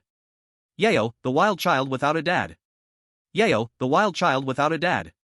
Suddenly, a chorus of childish mockery rang out from behind her. Yo-Yo immediately stood up in anger from under the Zijing tree, turning her head back. She saw a chubby boy leading several other kids, laughing and shouting at her. Shu Tongtong, are you looking for a beating again? Yo-Yo yelled, clenching her little pink fist. Hearing those words about looking for a beating, the chubby boy Zhu Tongtong immediately gritted his teeth. 2 hours ago, he had just been knocked down by Yo-Yo. It was because he wanted Yo-Yo's eraser, but Yo-Yo wouldn't give it to him. So he tried to grab it, and if the teacher hadn't arrived in time, Zhu Tongtong would have cried. I warn you, I have a dad, my dad is called Yi Chen. If you dare say I don't have a dad again, I'll hit you. Yo-Yo shouted angrily again. Zhu Tongtong turned to look at the friends following him. Suddenly he felt bold. I will say. Let's see what you can do. Yo-Yo, the wild child without a dad. Yo-Yo, the wild child without a dad. Shu Tongtong boasted again. Mainly because the chubby boy was holding in anger, wanting to retaliate. You're asking for it. Yo-Yo threw down her small backpack. Like a completely enraged little lion, she charged at the chubby boy. With both hands, she pushed hard against the chubby boy. Caught off guard, the chubby boy was immediately knocked to the ground. But Yo-Yo didn't stop there. Her little foot kicked fiercely at Zhu Tongtong. I'm telling you to stop saying I don't have a dad. I'm telling you to stop saying. I have a dad, my dad is called Yi-Chen. Ignoring Zhu Tongtong's helpers, the little girl kept kicking the chubby boy while crying in grievance. Hit her. Help me hit her. Zhou Xiaola, Wang Ziming, Xin Shuai, you guys get in there, we agreed to hit her together. Zhu Tongtong, who was nothing but fat with zero fighting ability, shouted while holding his head. But seeing Yao's fighting spirit, those friends immediately shrank back. Whoever dares to help him hit me, don't let me see you alone anymore, otherwise, I'll hit you every time I see you. Fierce as Yao still, while kicking Zhu Tongtong, she shouted. This Yao was no longer the obedient girl she was in front of Yi Chen and Chen Yinhua. Sure enough. Threatened by Yao like this, Zhu Tongtong's friends kept retreating. Clearly, they had forgotten about hitting Yao together as they had previously agreed. Wow. Seeing no one come to help him, Zhu Tongtong cried from being kicked. You wait for me, just wait. I'm going to tell my mom and dad that you hit me, wah. My mom and dad will definitely not let you go. You poor wretch who rides a little electric scooter, I will make my mom beat you, wah. Originally, I planned to stop. But after being scolded like this by Zhu Tongtong, Yi Yuyu silently kicked even harder. And this attracted countless children and parents watching. Just when several parents were anxiously trying to step in and pull the two kids apart, Vice Principal Zhou Xiaolan took a step forward first. She hurriedly pulled Yi Yuyu aside. Yu, what's wrong with you? Why are you fighting? Why are you hitting people? How many times has the teacher told you this? Why are you so disobedient? As she spoke, Zhou Xiaolan also helped Zhu Tongtong up from the ground. Regarding this little chubby boy, everyone at Zijing Kindergarten was quite familiar with him. He was somewhat of a little rebel. His dad seemed to be the boss of some company and just bought a new Mercedes. This kid showed off at school every day. And what made Zhou Xiaolan and the other staff feel sad was that this little chubby boy, at just 5 years old, had already displayed a deep understanding of showing off and materialism. They had thought about trying to change his mindset, but Zhu Tongtong had a troublesome mom. Everything about Zhu Tongtong was taught and spoiled by his mom, so the staff had no choice but to give up. Besides all this little chubby boy also specifically bullied little girls at school, targeting them to bully. He had been taken care of by Yi Yuyu before, so this time he must have forgotten the pain after the wound healed. Teacher Zhou, I will not let her go. I want my mom to beat this poor wretch wild kid to death. Zhu Tongtong, helped up by Zhou Xiaolan, cried and wiped his tears. Hearing herself being called a wild kid again, Yi Yuyu angrily tried to chase after him. Fortunately, she was stopped by Vice Principal Zhou Xiaolan, who quickly hid behind Zhu Tongtong. Yuyu, do you still want to hit someone? Why are you so disobedient? Zhou Xiaolan scolded. He said I am a wild kid without a dad. I have a dad. My dad is named Yi Chen. The little girl pouted, feeling wronged, and started to wipe her tears. Zhou Xiaolan was stunned. Isn't this too much? You don't have a dad. You are a wild kid. If you had a dad, why have I never seen your dad pick you up? Last time I asked my mom why I have never seen your dad pick you up, my mom said you were a wild kid without a dad and told me not to play with you. Zhu Tongtong shouted. Why is your mom so cruel? Zhou Xiaolan's voice grew angry. Yi Chen had just come a few days ago to pay Yuyu's school fees and had a very good attitude. But Zhu Tongtong's mother told her that Yi Yuyu was a wild kid without a dad? Yes, it's true. Last June 1st, Yi Chen had a dispute with Zhu Tongtong's parents and almost caused the Children's Day performance not to go on. But as a child's parent, how could one say such malicious words in front of the kids? At this moment, as Zhu Tongtong blinked, not quite understanding Zhou Xiaolan's words, a brand new Mercedes GLC 300 drove up to the school gate. A woman, heavily made up, wearing gold and silver jewelry who seemed to want everyone to know she was a rich lady, got out from the front passenger seat. In the middle of the afternoon, she even wore sunglasses. She immediately shouted, Tongtong, Mommy is here to take you home. Wow, Mommy. Yi Yuyu hit me. Whoa, she pushed me down and kicked me 1,000 times, it hurts, whoa, Mommy, I want to hit her back. Zhu Tongtong, who had stopped crying just moments ago, saw that extravagantly dressed woman and immediately burst into loud cries, rushing towards her. Seeing this, Vice Principal Zhou Xiaolan's heart sank. It's over. This is serious. What kind of person is Zhu Tongtong's mother? These educational staff, all deeply understand. Chapter 054, Big Brother deals with her. As expected. What? You were hit by that wild child? Lu Yanping took off her sunglasses. She shouted exaggeratedly.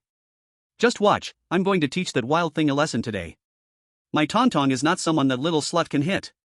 Lu Yanping roared, ready to grab Yi Yuyu. The little girl was so scared that she trembled and quickly hid behind Zhou Xiaolan. Don't be fooled by her fierceness when beating Zhu Tongtong. In the end, she is still just a 4 or 5-year-old kid. How can she not be afraid when faced with an angry parent? Tongtong's mom, let's talk this over, the child is still young, we can't use violence, absolutely cannot use violence. Zhou Xiaolan hurriedly blocked her. Talk over? My Tongtong was hit by this little slut. You want me to talk over? I can't even bear to hit my child once, and now she was pushed to the ground and kicked 1,000 times by this little slut. You want me to talk over? Lu Yanping was seething, ignoring the situation, showing her nasty side. Zhou Xiaolan was speechless. Shu Tongtong said 1,000 kicks, and you really believe it was 1,000 kicks? Tongtong's mom, it's normal for kids to play rough, there absolutely weren't 1,000 kicks. Besides, Tongtong was hit because he cursed at Yi Yu first. Zhou Xiaolan argued. What can my Tongtong say after cursing her a few times? With a little slut like her, my Tongtong cursing her is already a blessing for her. How dare she hit my Tongtong, just wait until I beat this wild thing to death. Lu Yanping was waving her arms. Tongtong's mom, Yi Yu is just a 4 or 5-year-old child, isn't what you're saying too much? Zhou Xiaolan gripped Yi Yu tightly behind her. Are you really going to protect this little slut? If so, don't blame me for hitting you too. Lu Yanping shouted sharply. She completely disregarded the gazes from the bystanders. At that moment, a man stepped down from the Mercedes. In his 30s, dressed in a suit, but he couldn't hide the greasy look on his face. Are you done? Don't you feel embarrassed? Zhu Wen pulled Lu Yanping. Embarrassed? What is embarrassing? My Tongtong was hit, and as a mother, I need to get justice for him, not doing so would be embarrassing. Zhu Wen, let go of me, let go. Pointing at Zhu Wen's hand that held her, Lu Yanping said. In front of so many people, you should know better. Zhu Wen pulled Lu Yanping behind him. Zhu Wen looked over at Zhou Xiaolan. But when he looked at Zhou Xiaolan's beautiful figure with ample curves, he couldn't help but swallow hard, and a hint of desire appeared in his eyes. However, he could only secretly lust after her, he still didn't dare to entertain any thoughts about this deputy principal. Ahem, Principal Zhou, I'm sorry, let it go, it's normal for kids to play rough, Tongtong's mom doesn't understand, let's make this a joke. Zhu Wen smiled awkwardly, feeling greasy. Zhu Wen, who the hell are you calling not understanding? My child was hit, and you're still trying to smooth things over? Don't think I don't know that the reason you're siding with that little slut is because you have your eyes on her mother. You good for nothing Zhu Wen, you're siding with that little slut? Today, I must teach her a lesson. Ignoring the consequences, Lu Yanping harshly shook off Zhu Wen. She prepared to pounce on Yi Yu, who was behind Zhou Xiaolan. But before she could move, Daddy! Yi Yu, who was behind Zhou Xiaolan, suddenly shouted with joy. Then she ran out from behind Zhou Xiaolan and excitedly ran towards Yi Chen. Yu, good girl. Yi Chen first patted Yu's little head. Then he protected Yi Yu and walked over to Lu Yanping. Who are you calling a little slut? Who are you calling a scumbag? With a dark face, Yi Chen looked coldly at Lu Yanping. You social scum, haven't you been cut to death by loan sharks yet? Haven't you drunk yourself to death yet? Though last year on Children's Day, this gambler got drunk and caused a scene with her. But afterward, he apologized in a low voice, even slapping himself to seek forgiveness. Lu Yanping naturally looked down on him. Yi Chen ignored her. He continued to ask coldly, answer me, who did you say is a little cheap whore? Who did you say is a cheap person? Oh? You still want to mess with me? Trying to scare me? Fine, you want to hear it? Then I'll tell you. I said your daughter is a little cheap whore, and your wife, who looks like a vixen, is a cheap person. With a wimp like you, who knows how many times she has cheated on you? Alright, I said it, did you hear that? If you can't hear, I'll keep saying. If you still can't hear, I'll keep going. Your daughter is just a little cheap. Lu Yanping puffed out her chest, trying to be as imposing as possible. But before she could continue, in the next moment, Yi Chen slapped her across the face. Pa! It was crisp and loud. Well hit. Someone in the crowd cheered. After all, this woman spoke too harshly and irritably, drawing people's hatred. Damn you, you! In disbelief, seeing the gambler from last year, who had been such a coward under the influence, actually dared to hit her. Lu Yanping yelled angrily. But Yi Chen still didn't give her a chance to finish her words. With a backhand, he slapped her on the other side of the face. You! Pa! I! Pa! Pa! Pa! One slap after another. The strikes were heavy and strong. All the parents, children, and teachers present were left dumbfounded. But amidst the confusion, they felt a sense of relief. What a man! Such a man. Big brother, get her. Voices like these surged through the crowd. Though it didn't concern them, at that moment, whether male or female parents, they all seemed to vent their grievances. Does it hurt? If it doesn't, I'll keep slapping. If it still doesn't, I'll keep going. Not moved at all by the cheers. Looking at Lu Yanping's rapidly swelling face, Yichen spoke coldly and indifferently. Zhu Wen, are you even a man? Your wife is being beaten like this, and you're just standing there like a block of wood? What kind of sin did I commit in my past life to marry such a coward? Don't forget, if you have today, my family has contributed a lot. Do you truly deserve me? Do you deserve my family? Lu Yanping screamed sharply, breaking down in tears. Just a moment ago, she was ready to yell, I'm going to fight back. But the moment she saw the unfathomable anger in Yi Chen's eyes, in an instant, she shrank back, only to direct her anger at her husband, Zhu Wen. Damn you! Finally snapping out of his daze, Zhu Wen roared in anger. He swung his fist at Yi Chen's head. But Yi Chen was quicker. In the flash where he was about to punch, Yi Chen grabbed his wrist, applying force to squeeze. Ah, it hurts, it hurts, it hurts. Let go, let go, let go. The prior roar of anger turned into a whiny groan of pain. This stark contrast almost made the teachers and parents burst into laughter. Is this it? Is this it? Yi Chen, have you gone crazy? What are you doing? At this moment, panicked and anxious voices suddenly broke out. Chen Yinhua, who had just arrived on her electric bike, saw this scene. In her desperation, she had no time to care for her still unparked bike. Crying, she rushed towards Yi Chen. Mom, Zhu Tongtong called me a wild child without a dad, that's why I hit him. Seeing Chen Yinhua rushing over, Yi Yuyu immediately pouted and complained. Yi Chen, let go quickly. However, at this time, Chen Yinhua was too anxious to care about Yi Yuyu and shouted at Yi Chen. Okay, I'll listen to you. Yi Chen grinned foolishly. He then let go of Zhu Wen's wrist. You little cheap. The moment she saw Chen Yinhua appear, Lu Yanping's fierce demeanor returned. Before she could finish her words, Yi Chen's dark gaze turned to her again. Is your skin itching again? Swish. Lu Yanping shivered. The curse she was about to say was forcefully swallowed back. Zhu Wen, you useless coward, what are you still staring at? Call the police, call the police. I've never been hit in my life, and today I must send him to jail. Lu Yanping turned and shouted at Zhu Wen. She couldn't fight back.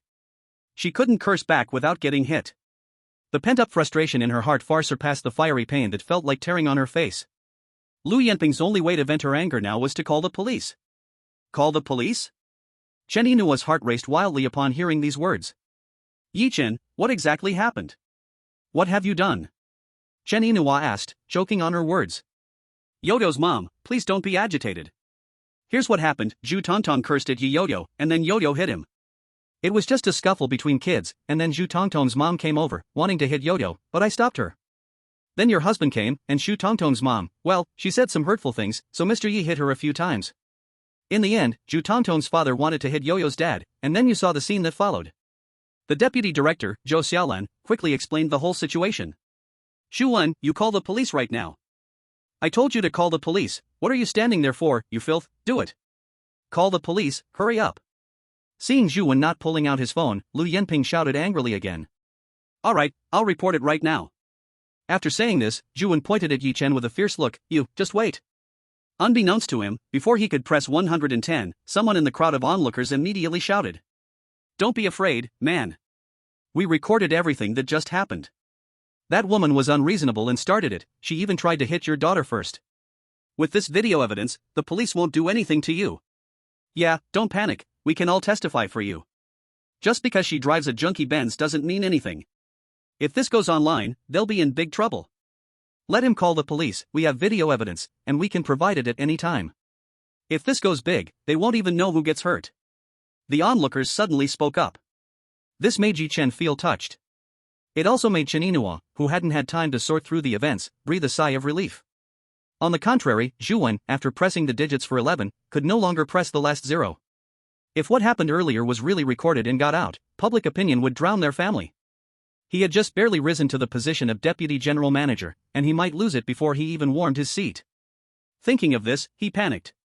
Lu Yanping was no better off. You people, what does this have to do with you? Though her words remained fierce and wild, her tone lacked the arrogance from before. It was clear she was feeling nervous. At this moment, Chen Inua, who understood the situation, was also furious. Not to mention that the other party's son insulted Yo-Yo first. Even if Yo-Yo were at fault, how could a parent think of hitting a little girl over a conflict between kids? But anger aside, Chen Inua still had to suppress her emotions. It wasn't about boosting others' morale and diminishing her own power. It was that she had been beaten down by life countless times and didn't want to escalate the situation. More importantly, Yo-Yo still had to attend Zijing kindergarten, and she didn't want the conflict between the kids to continue endlessly. So she could only hold back her emotions and said to Lu Yanping, "Although your son started it, Yo-Yo did indeed hit him. Here, I'll have Yo-Yo apologize. Let's just leave it at that, okay?" After speaking, Chen Inua looked at Yu, apologize to your classmate. "I won't. He cursed me first, he called me a wild child without a father, why should I apologize to him?" "I refuse," Yu said stubbornly. "Inua, Yu is right, why should we apologize? Just because we were bullied, we have to endure it? Does that mean being kind means we deserve to be bullied? If we let it go this time, what about next time? Next time, the bullying will only escalate, and they'll push even further. We want our children to learn to be kind, but kindness doesn't mean they have to swallow their anger when bullied." Yi Chen said. "Do you think I care about your apology? My child was beaten, I was beaten, and you think a simple apology will make it go away?" Lu Yanping shouted angrily, as if she were the innocent victim. Little did she know, Yi Chen scoffed coldly. "I didn't plan to apologize either." Then he continued, "You can play however you want, I'm here for the long haul. Want to report me? Go ahead and report." "You?" Lu Yanping was caught off guard.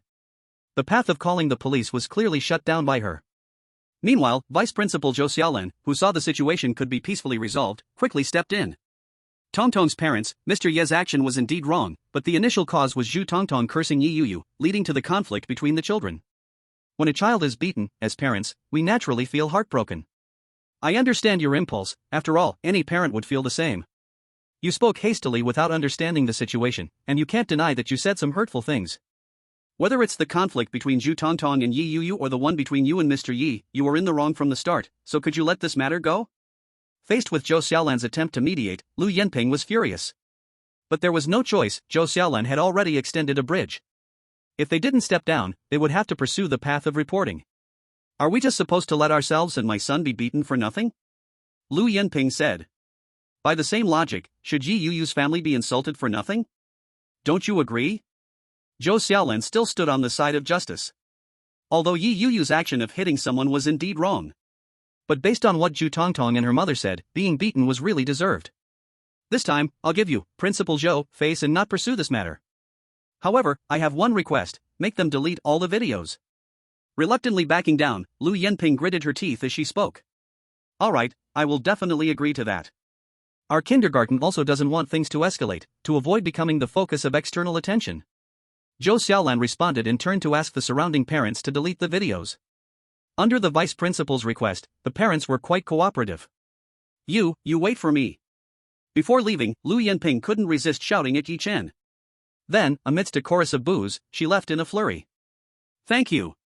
Yi Chen clasped his fists in a polite bow to the observing parents, genuinely expressing his appreciation. You're welcome, that's how a man should be, huh? It's the least we could do, you're right, we definitely stand by your side. We've disliked that family for a long time. What are they showing off in that broken Benz? You did great. You have to deal with that kind of shrew like this, huh? Chapter 56, I want to talk to him. As the crowd dispersed. After saying goodbye to Vice Principal Zhou Xiaolan. The setting sun's afterglow shone on this family of three outside the kindergarten. I'll go help you lift your bike. Seeing Chen Inua's electric bike fallen on the ground, Yi Chen hurriedly ran over to lift it up without waiting for her to speak. Chen Inua instinctively opened her mouth. In the end, she still didn't say those ungrateful words. Looking at Yi Chen's figure, she recalled the earlier words of the surrounding parents. Chen Inua couldn't help but fall into a daze. Because this Yi Chen was unlike anyone she had ever seen before. Had he truly transformed in just over 10 days? Can you be calmer when dealing with things in the future? Last time at Baihua Spin it was like this, and this time it's like this again. Do you think you can always be so lucky? Have you even thought about the consequences if you really get detained, if you really leave a criminal record? Unconsciously leading Yu to Yi Chen's side, Chen Inua shook her delicate brows and said. My reverse scale is the two of you. As long as you mother and daughter are not harmed, I can reason with you. But if your words and actions hurt you mother and daughter, I cannot stay calm, nor will I consider the consequences. No matter how much you curse me, I can endure, but cursing you, I cannot bear. Yi Chen, who had lifted his electric bike, said emotionally. If Yi Chen said this a few days ago, Chen Yinhua would definitely sneer at him dismissively. Because in her impression, Yi Chen's cowardice was ingrained in his bones. But now, after the rise in the rental apartment, the kick to Yang Di from Yuntian Network, the slap to Wang Tao at Baihua Spin, and now at the kindergarten gate, she had to admit that Yi Chen had truly changed. This change was a genuine transformation that could not be faked. You used to never be like this. Chen Yinhua hesitated and said. You said it yourself, that was the past. Yi Chen smiled bitterly. Then, seizing this rare opportunity, he said, Inua, I know I was a jerk before, but the previous Yi Chen is already dead. Inua, give us a chance to start over. I, Yi Chen, will never let you down in the rest of my life. I will use my whole life to make up for what I owe you in the past. Inua, come back with Yu, and let's live together, okay? Chen Inua was stunned. While her heart was in a mess, it was also like a deer in a panic.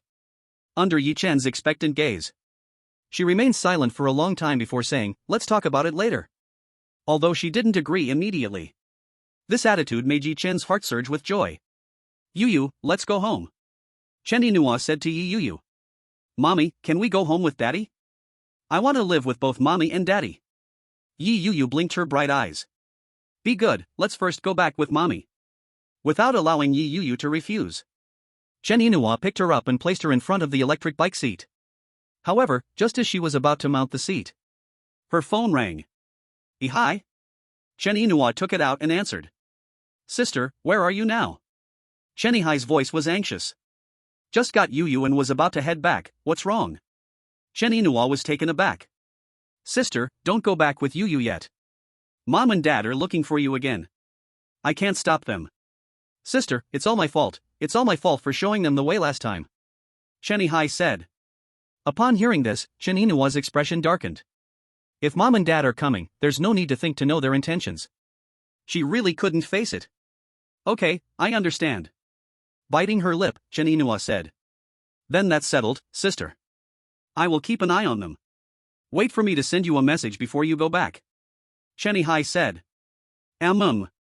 With a heavy heart, Chen Inua hung up the phone. Noticing something was wrong, Yi Chen hurriedly approached. What's wrong? Why did Ihai call you? Is everything okay? It's nothing. Chen Inua shook her head. She didn't want Yi Chen to know about those matters. She also couldn't open her mouth to let Yi Chen know. Inua, it's getting late, how about we go eat dinner with Yu? Yi Chen took the opportunity to say. Daddy, Yu wants to eat ribs, wants to eat steamed fish, wants to eat steamed eggs, and wants to eat chicken legs. Hearing about food, Yi Yu's little eyes sparkled with excitement. Ah, ribs, steamed fish, steamed eggs, and chicken legs? How about Daddy goes to the market to buy ingredients and cook them for Yu? Hearing his daughter's powerful assist, Yi Chen naturally responded. After all, when eating outside, it can't compare to the warmth of home. Okay, Mom, let Dad go buy groceries to cook for Yu, alright? Yu turned to her mother Chen Inua with joy. If I remember correctly, after all these years, you've only cooked for me twice, and you've never really cooked. Can you even cook? Chen Inua looked at Yi Chen suspiciously. Unknowingly, her attitude had softened more than a little compared to before. You'll find out soon enough. Yi Chen suppressed his excitement and smiled.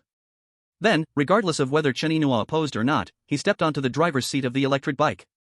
Chen Inua hesitated for a moment, battling with herself, but eventually got on the electric bike.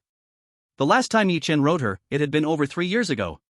Without taking Yu and Chen Inua to the smelly, run-down vegetable market, Yi Chen first dropped the mother and daughter off at their rental apartment. Then he ran to the nearby vegetable market. He bought back bags of ingredients that Chen Inua and Yi Yu liked. Wearing an apron, he was full of energy washing, cutting, and cooking. Watching Yi Chen busily working in the kitchen, a genuine smile on his face, Chen Inua felt both unfamiliar and gradually captivated. If the past Yi Chen had even a fraction of what he had now, she would never have mentioned divorce. Far away from the bustling Zhang family mansion, inside the house, Zhang Jingshan was having dinner with the elder. When Yi Chen was mentioned again, Zhang Jingshan accidentally let slip the matter of shorting the Sihai group. Unbeknownst to him, as soon as he said it, Zhang Weiman suddenly went silent. Grandpa, what's wrong? Feeling a panic in his heart, Zhang Jingshan asked anxiously. Jingshan, did you say he used the 2 million he earned to have Chanfeng help him short the Sihai Group?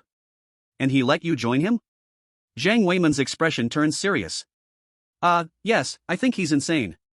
Although the old Zhang family doesn't get along with the Li family of the Sihai Group, I have to admit, the Sihai Group is doing very well on the stock market right now. At this critical moment, to think of shorting the Sihai Group, that's absolutely crazy. Zhang Jingshan swallowed hard.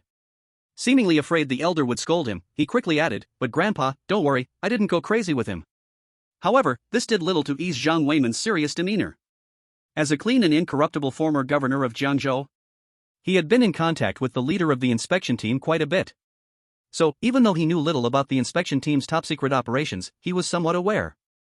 At this moment, the inspection team had already reached the stage of tightening their net efficiently. Once they took action, not only would the Maple Leaf Hotel be uprooted, but the Sihai Group would also fall into the depths of hell. This matter, apart from the inspection team, was known to very few people and could be called extremely confidential. Yet Yi Chen suddenly aimed to short the flourishing Sihai Group under such circumstances? Last time with the Jinlin Mansion incident, it could be explained as a coincidence. But this time, could it really be a coincidence? Absolutely not. Grandpa, are you okay? Seeing the elder lost in thought again, Zhang Jingshan, feeling increasingly uneasy, asked again. No, it's nothing. That young man named Yi Chen, call him later and ask if he has time tomorrow. Invite him to our house, I want to talk to him. After regaining his composure, Zhang Weiman said. Ah. Zhang Jingshan was stunned. So sudden? What's going on? What do you mean Can you handle this? Zhang Weiman glared at him. Yes, of course. Zhang Jingshan replied blankly. Chapter 57, Give him money, let him leave. In the cramped rental apartment. Yi Chen did not know that he had already been targeted by Zhang Weiman. After getting rich in his past life, he changed his bad habits and always immersed himself in cooking during his spare time. Years of immersion and guidance from famous chefs. Although he couldn't be called a master, he could still make many chefs in restaurants feel ashamed. When the colorful and fragrant dishes were served by Yi Chen on the table, Chen Yinhua stared wide-eyed in disbelief, almost petrified on the spot. Because whether in appearance or taste, compared to many restaurant offerings, they were not inferior at all. This was under the condition that the cooking ingredients and utensils were not comparable to those in the restaurant. When did you learn to cook? In disbelief, Chen Yinhua asked with her mouth agape. That's not important, the important thing is that as long as you like to eat, I will cook for you and Yu-Yo every day in the future. Yi Chen grinned silly. He picked up a piece of rib with his chopsticks and placed it in Chen Yinhua's bowl. These should be eaten while they are hot, if they cool down, the taste won't be as good. Oh. Chen Yinhua nodded dazedly. She picked up the rib from the bowl and put it into her mouth. At that moment, the tears in her eyes could no longer be controlled and rolled down her cheeks. But they were no longer filled with the sadness and despair of the past. On the contrary, her eyes seemed to ignite with hope. The disappointment of a new life. At the same time, under the single-room rental where Chen Yinhua rented a few days ago, the sky gradually darkened. The twinkling lights of thousands of homes did not make these places, where the bottom of society gathered, feel warm. Under the dim streetlights, there was more of a sense of hardship from working hard for a living. Damn it, how late is it? Why is she still not back? After waiting for a long time, Chen's mother, Lu Shuachen, began to curse impatiently. Then she exclaimed to Chen Jiangwo, "Old Chen, keep calling that dead girl." Why keep calling? Didn't I just finish calling? Still no one answers. Chen Jiangwo said in a low voice while smoking. Mom and Dad, I say, why are you two doing this? Just come home with me, don't wait here, if my sister sees you, she'll probably turn around and leave. Chen Yihao said helplessly. Little did he know that his words seemed to trigger something in Lu Shuachen. Did you tell her to be careful? Tell her not to come back? Chen Yihao felt guilty in his heart. But he didn't show it at all. What kind of joke is that? Am I that important? Not important? You little scoundrel, what is there that you think is unimportant? Isn't your father and I running around all for you? Isn't it just to help your sister find a good match, and then help you buy a house, buy a car, and get married? Lu Shuachen scolded. I don't need you to worry about buying a house, a car, or getting married. If I need to have a house and a car to marry a wife, I, Chen Yihao, would rather not. Don't say my sister won't marry, even if she does, I won't let her buy a house or car for me. Chen Yihao said stubbornly. You little brat. Is that even human talk? After you let me and your dad hold a grandson, you can do whatever you want, whether you want to be single or not, I've got nothing to do with you. But before I get to hold a grandson, you must listen to me. Lu Shuochen angrily scolded before pulling her husband, Chen Jiangwo, stop smoking, come with me. Where are you going? Chen Jiangwo asked. That dead girl has no place to go. It's so late, and she's still not back with the child, she must have gone to find that drunkard. We need to go find her. Dragging Chen Jiangwo to the electric car, Lu Shuochen said, hurry up and drive me there. Seeing his parents drive toward Yi Chen's rental house, Chen Yihao hesitated but ultimately did not call Chen Yinhua. After all, he did not believe that his sister, Yinhua, would take the initiative to look for Yi Chen. He hurriedly followed on his electric bike. Mom and Dad, my sister can't be here, let's hurry back. Downstairs of Yi Chen's building, Chen Yihao still wanted to advise his parents. Unbeknownst to him, Lu Shuochen had already spotted Chen Yinhua's electric bike. You little bastard, you really are in cahoots with that dead girl. If she's not here, then how is her electric bike here? Lu Shuochen exploded in rage. Then she hurriedly ran upstairs. It's over, it's over.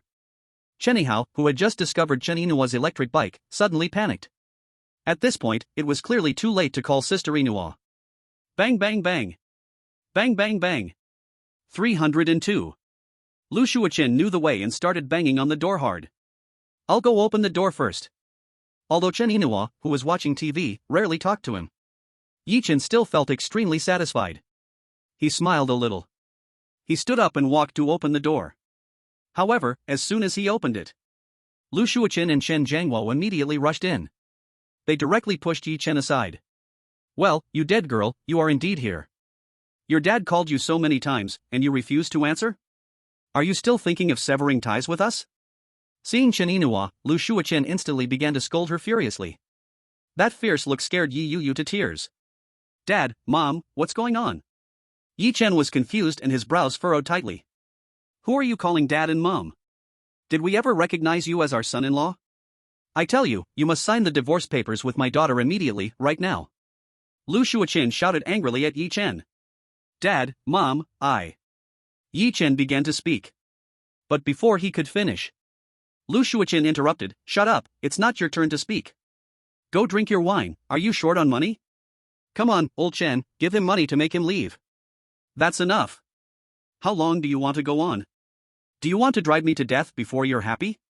For someone who usually tolerated everything, Chen Yinhua suddenly exploded in a roar. What do you mean drive you to death? I'm doing this for your own good. Immediately divorce this drunkard and come back with me to arrange a marriage. Lu Shuochen yelled angrily. Yinhua, be obedient. Your mom has good intentions. Father Chen Jiangwo chimed in, playing the good cop. Had good intentions? Chen Yinhua laughed, laughing with immense sarcasm, is selling your daughter for glory also good intentions? You dead girl, are you still going against me? Are you really going to spend your whole life with this waste of a yi? What can he give you? Eating and drinking the northwest wind? Lu Shuochen shouted sharply and fiercely. Yes, I want to be with him for a lifetime. Eating and drinking the northwest wind is fine, I would be happy even if I starve to death. I, Chen Yinhua, will only be his alive as his person, dead as his ghost. Aside from Yi Chen, I won't be with anyone else in this life.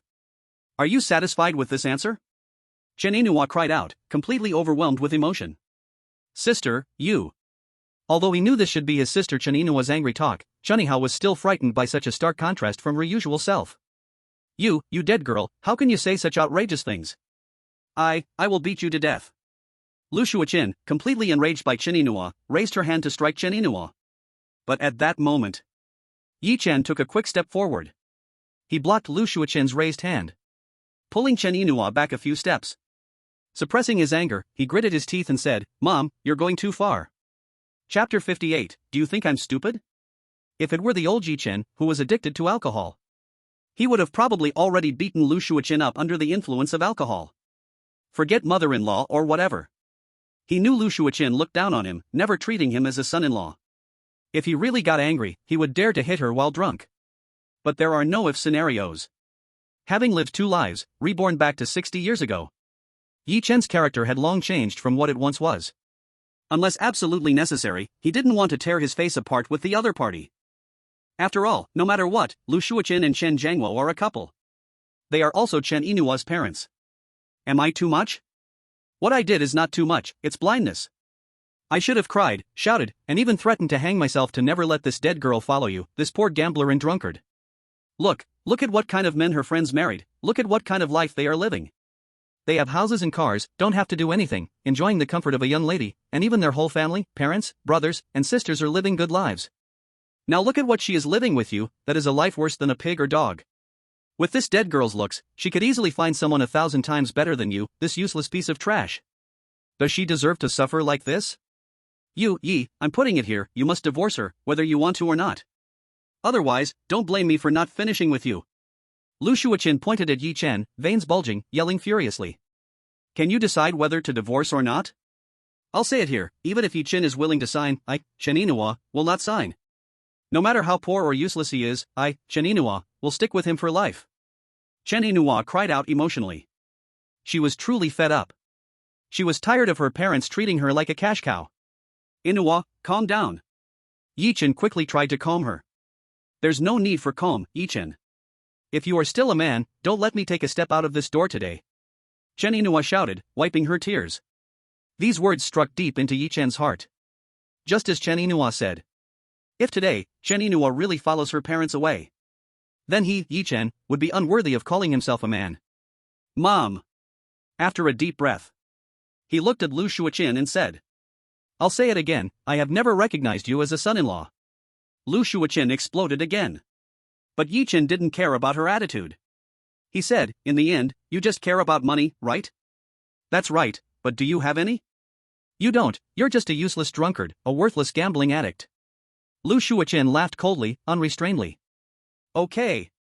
Yi Chen nodded, took out his wallet, and handed a newly issued bank card to Lu Shuoqin. There are about 300,000 to 400,000 in here. You can take it all, consider it my compensation for the filial piety I owe over the years. 300,000 to 400,000?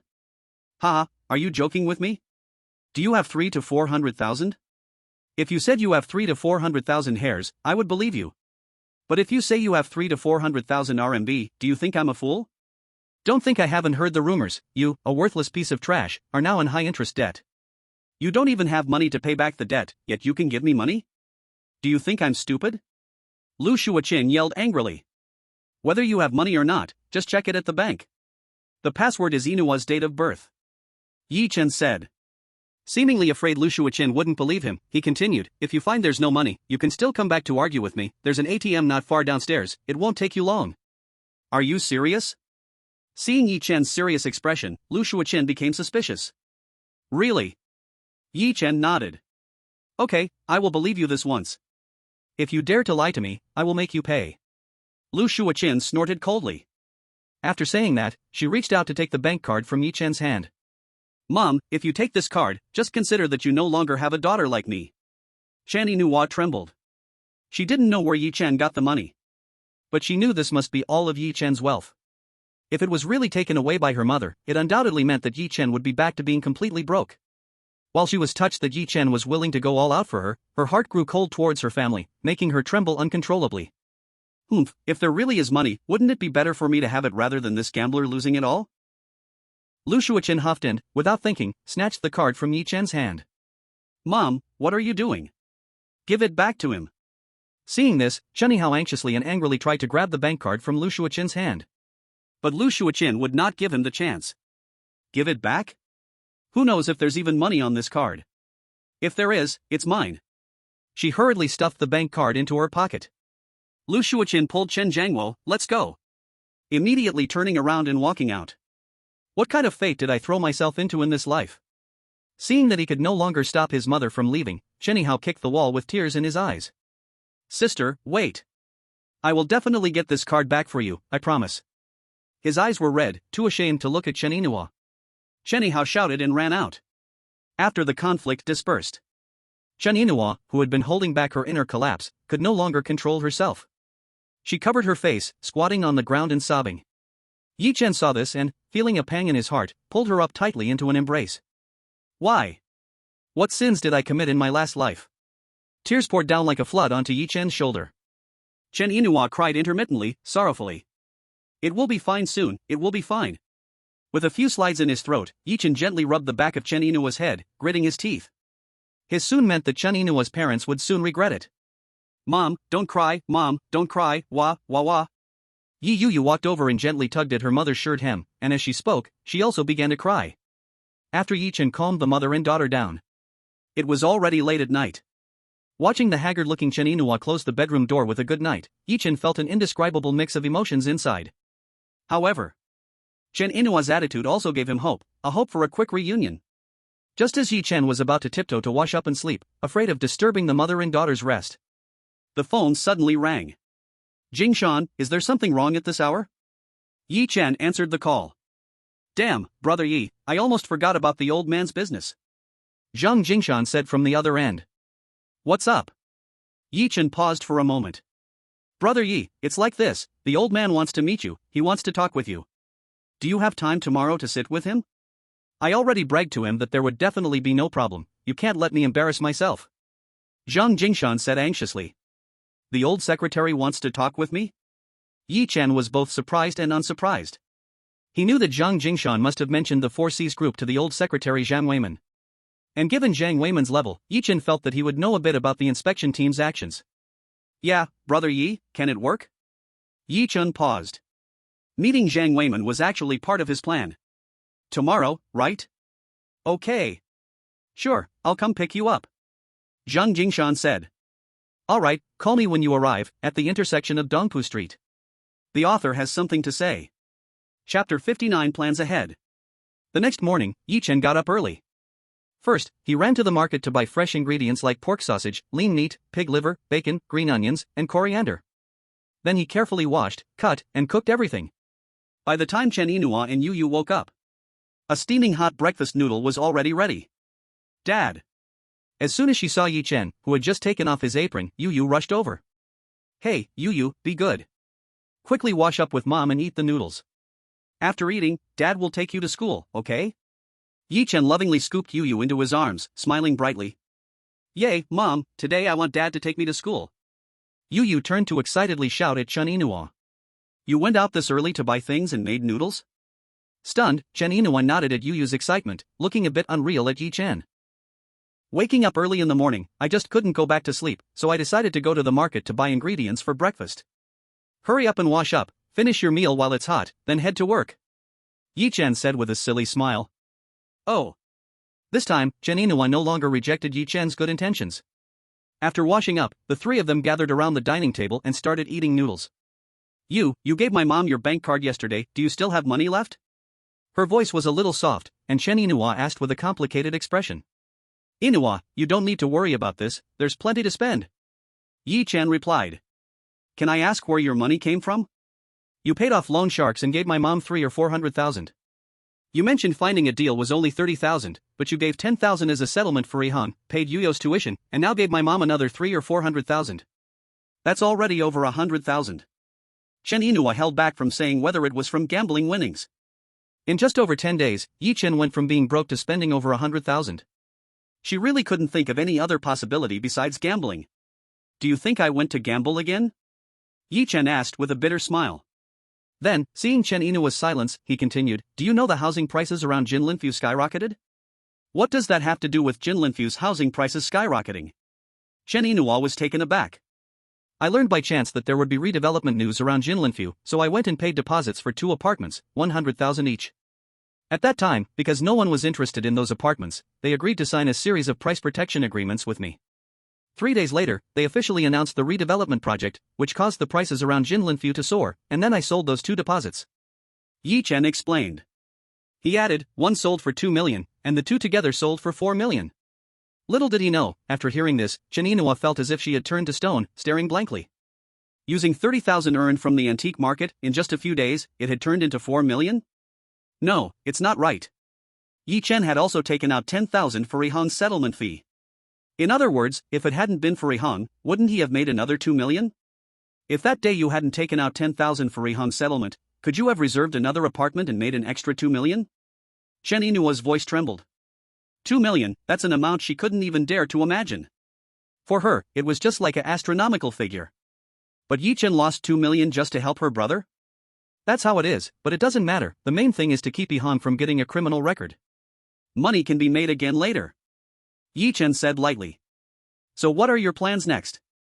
Chen Yinhua hesitated, her previously cold demeanor softening as she weakly asked.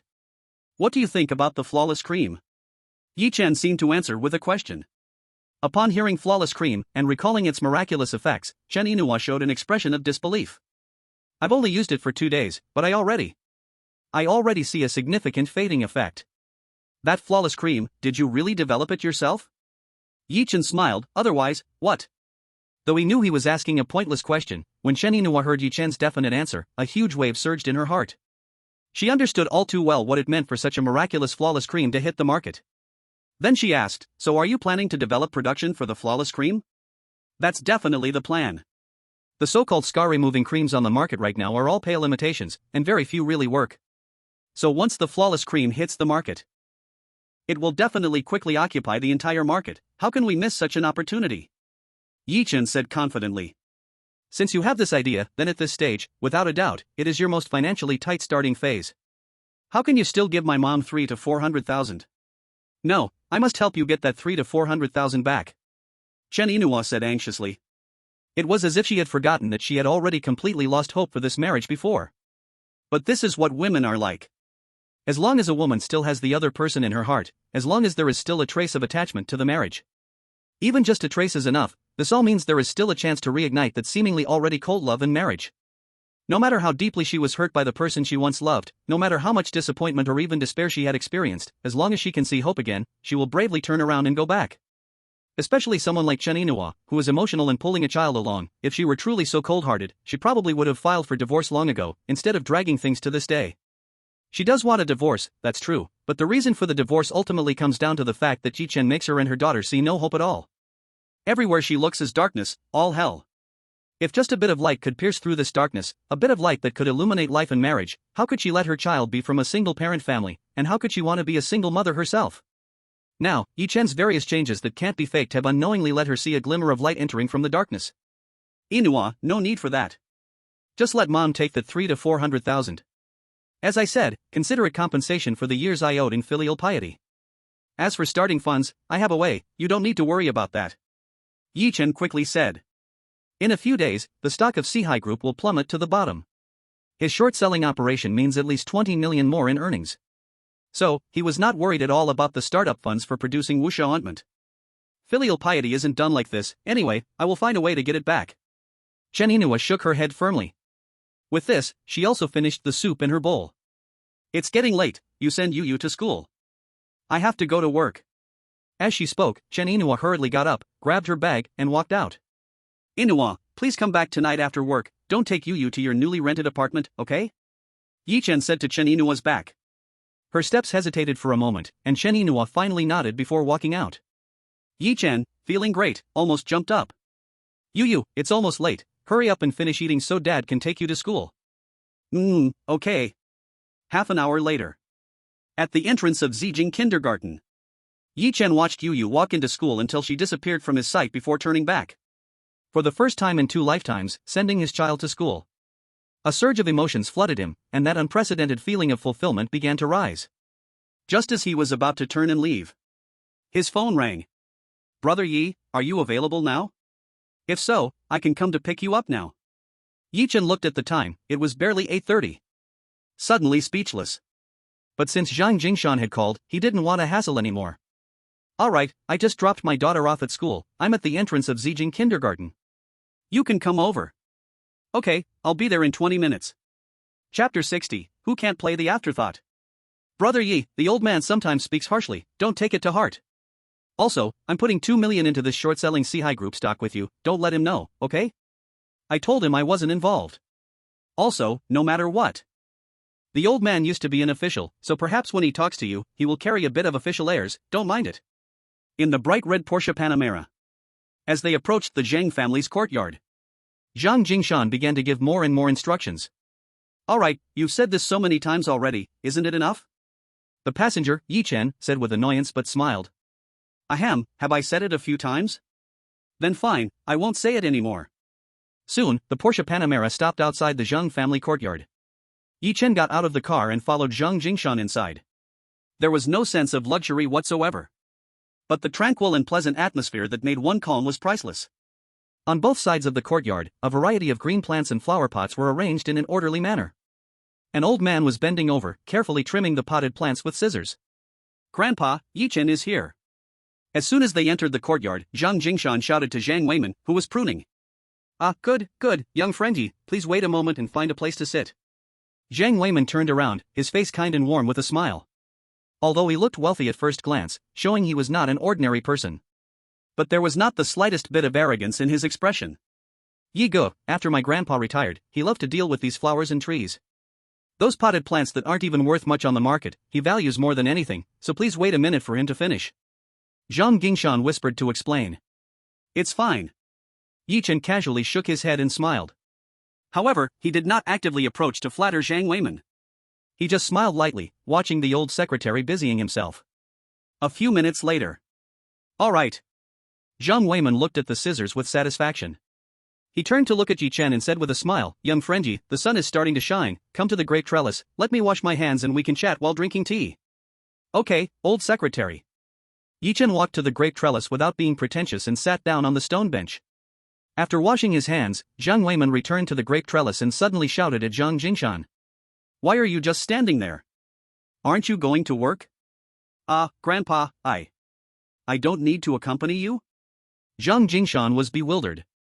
Was he being asked to leave? Was the chat content something he couldn't know? What do you mean accompanying? Hurry up and do what you need to do, I'll let Lu Cheng take young friendy back later. Zhang Weiman said. So, I'm going then? Zhang Jingshan looked confused. Hurry up and go. Zhang Weiman waved his hand. Yi Gu. Zhang Jingshan looked towards Yi Chen. Since the old secretary asked you to go to work, then go. Yi Chen said with a smile. All right. Zhang Jingshan left in puzzlement. He was really curious about what the old man wanted to chat with Yi Chen about. But with being sent away, his curiosity could only be set aside for now. With the roar of the Panamaris engine starting, old secretary Zhang Weiman began to brew tea under the great trellis. Come, try it, although it's not the best tea leaves, the lingering fragrance and sweet aftertaste are pretty good. Zhang Weiman poured a cup of tea in front of Yi Chen. Thank you, old secretary. Yi Chen smiled as he lifted the teacup. And he did not showcase his knowledge of tea culture. After finishing the cup of tea, Yi Chen took the initiative to start the conversation. Straight to the point, he said, old secretary, I heard Jingshan say you wanted to chat with me. If you have any questions, just ask, I have nothing to hide. Okay, then I won't be polite. Young friendy, I heard that Jingshan's little brat said you were confident the price of Jinlinfu would rise. How were you so sure? You should know that very few people know that the government has designated the surrounding urban villages of Jinlinfu as the first pilot unit for relocation and development. Zhang Weiman began to probe. He had thought about this for a long time, and he could not make sense of it. Because even the most precise business sense can't predict what will happen next. No one would expect the government to pull such a stunt. So Yi Chen either knows the inside story, or he is a prophet. But the possibility of either is equally absurd. Old secretary, I said I analyzed it, do you believe me? Yi Chen said with a smile, neither humble nor arrogant, neither hurried nor slow. That calm expression and relaxed tone made Zhang Weiman secretly astonished. Though he had retired for many years, his status and reputation still lingered. Seeing a young man so composed in front of him, aside from those in power who could look down on Zhang Weiman, was a first for him. Explain how you analyzed it, Zhang Weiman replied. With the rapid development of the times, our Jiangzhou has reached a bottleneck. Either we are content with the status quo, or we make bold moves. But I believe that both Jiangzhou's geographical position and its status as a city determine that it cannot be satisfied with the status quo. In this situation, the only place where bold moves can be made is the urban villages, testing the waters in the urban villages. Yi Chen continued. Go on. Zhang Weiman pursed his lips and nodded. Urban village reform is a first for Jiangzhou. In this aspect, I personally believe the government would not dare to be reckless. Since they wouldn't dare to be reckless, they can only attempt it. Following what you just said, old secretary, it's a pilot project. This indicates that the government is also taking a bold step, and as a trial, it definitely needs to choose an urban village with room for error. When Yi Chen said this, Zhang Weiman's expression had already grown serious. Because this didn't sound like words from a man in his 20s. Even those business giants who had been in the marketplace for many years could not have such sharp and unique analysis. Yi Chen's voice continued. Looking at Jiangzhou, there are not many urban villages with room for error, precisely around the Jinlin mansion is one. Because the dirty, chaotic situation there has severely impacted Jiangzhou's urban image. So even if the trial fails, it will have no repercussions, it's essentially a large-scale cleanup of messiness.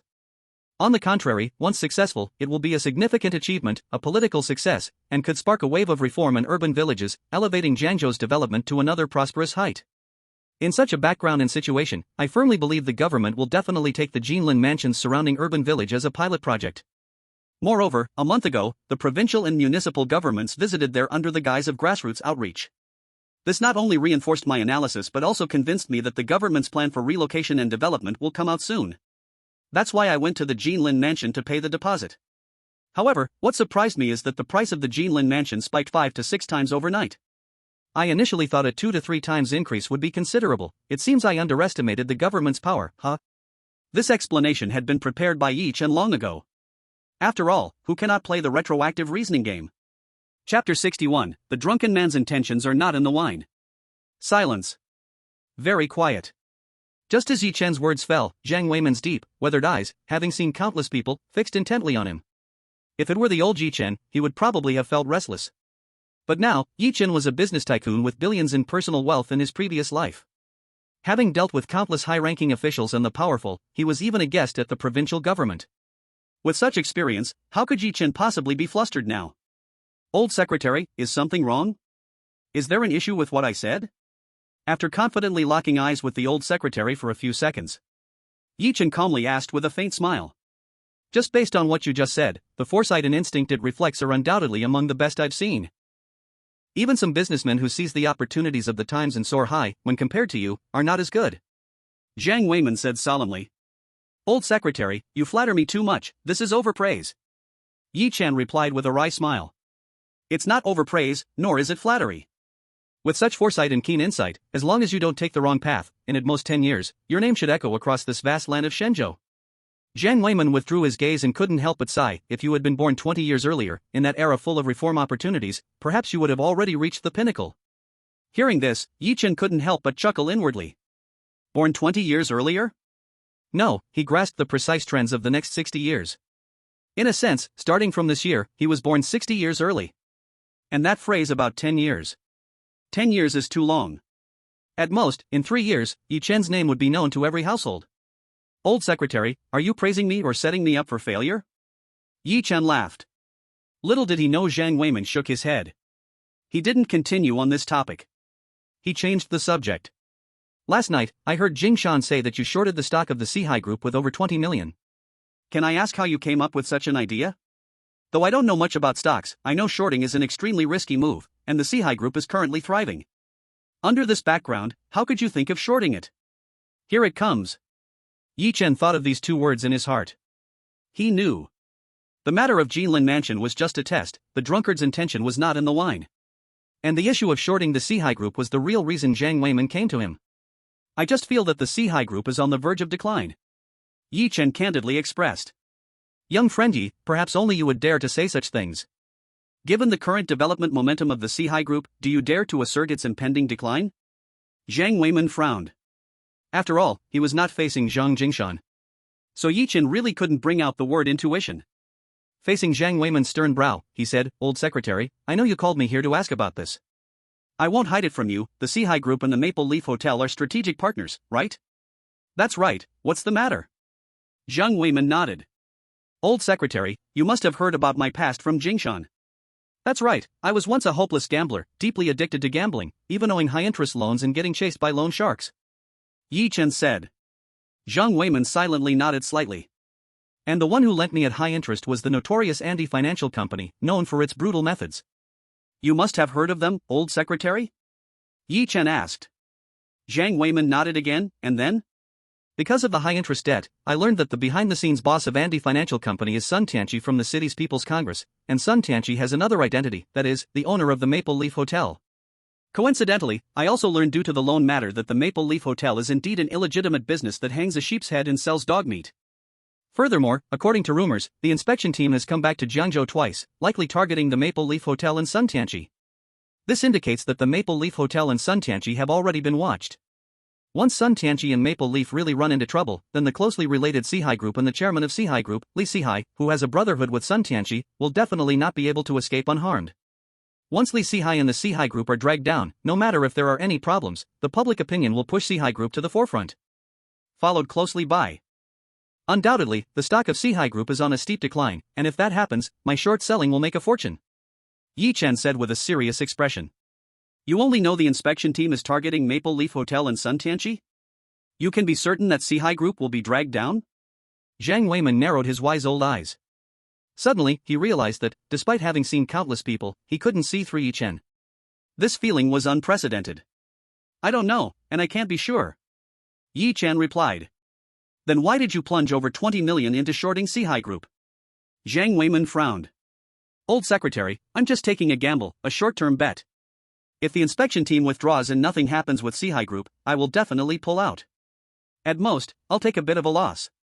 But if something happens to Sihai Group, then it's going to go down fast, and I'll win big. Yi Chen explained. Somehow, Zhang Weiman felt that the other party was not telling the truth. Because he always had the sense that Yi Chen was confident, completely assured of victory.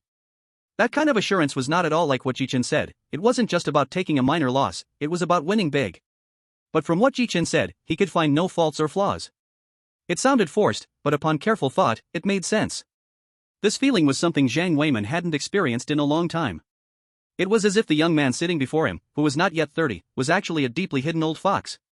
He believed in Zhang Jingshan's bizarre words. Because this young man before him even made him feel an indescribable oddness. Zhang Weiman exhaled a breath of frustration, realizing he couldn't extract anything useful. Then he said, You haven't shared this analysis with anyone, right? No, how could I dare to say it? If it gets out, Maple Leaf Hotel and Sihai Group would send someone to kill me. I haven't even dared to tell Jing Shan or Chang Feng.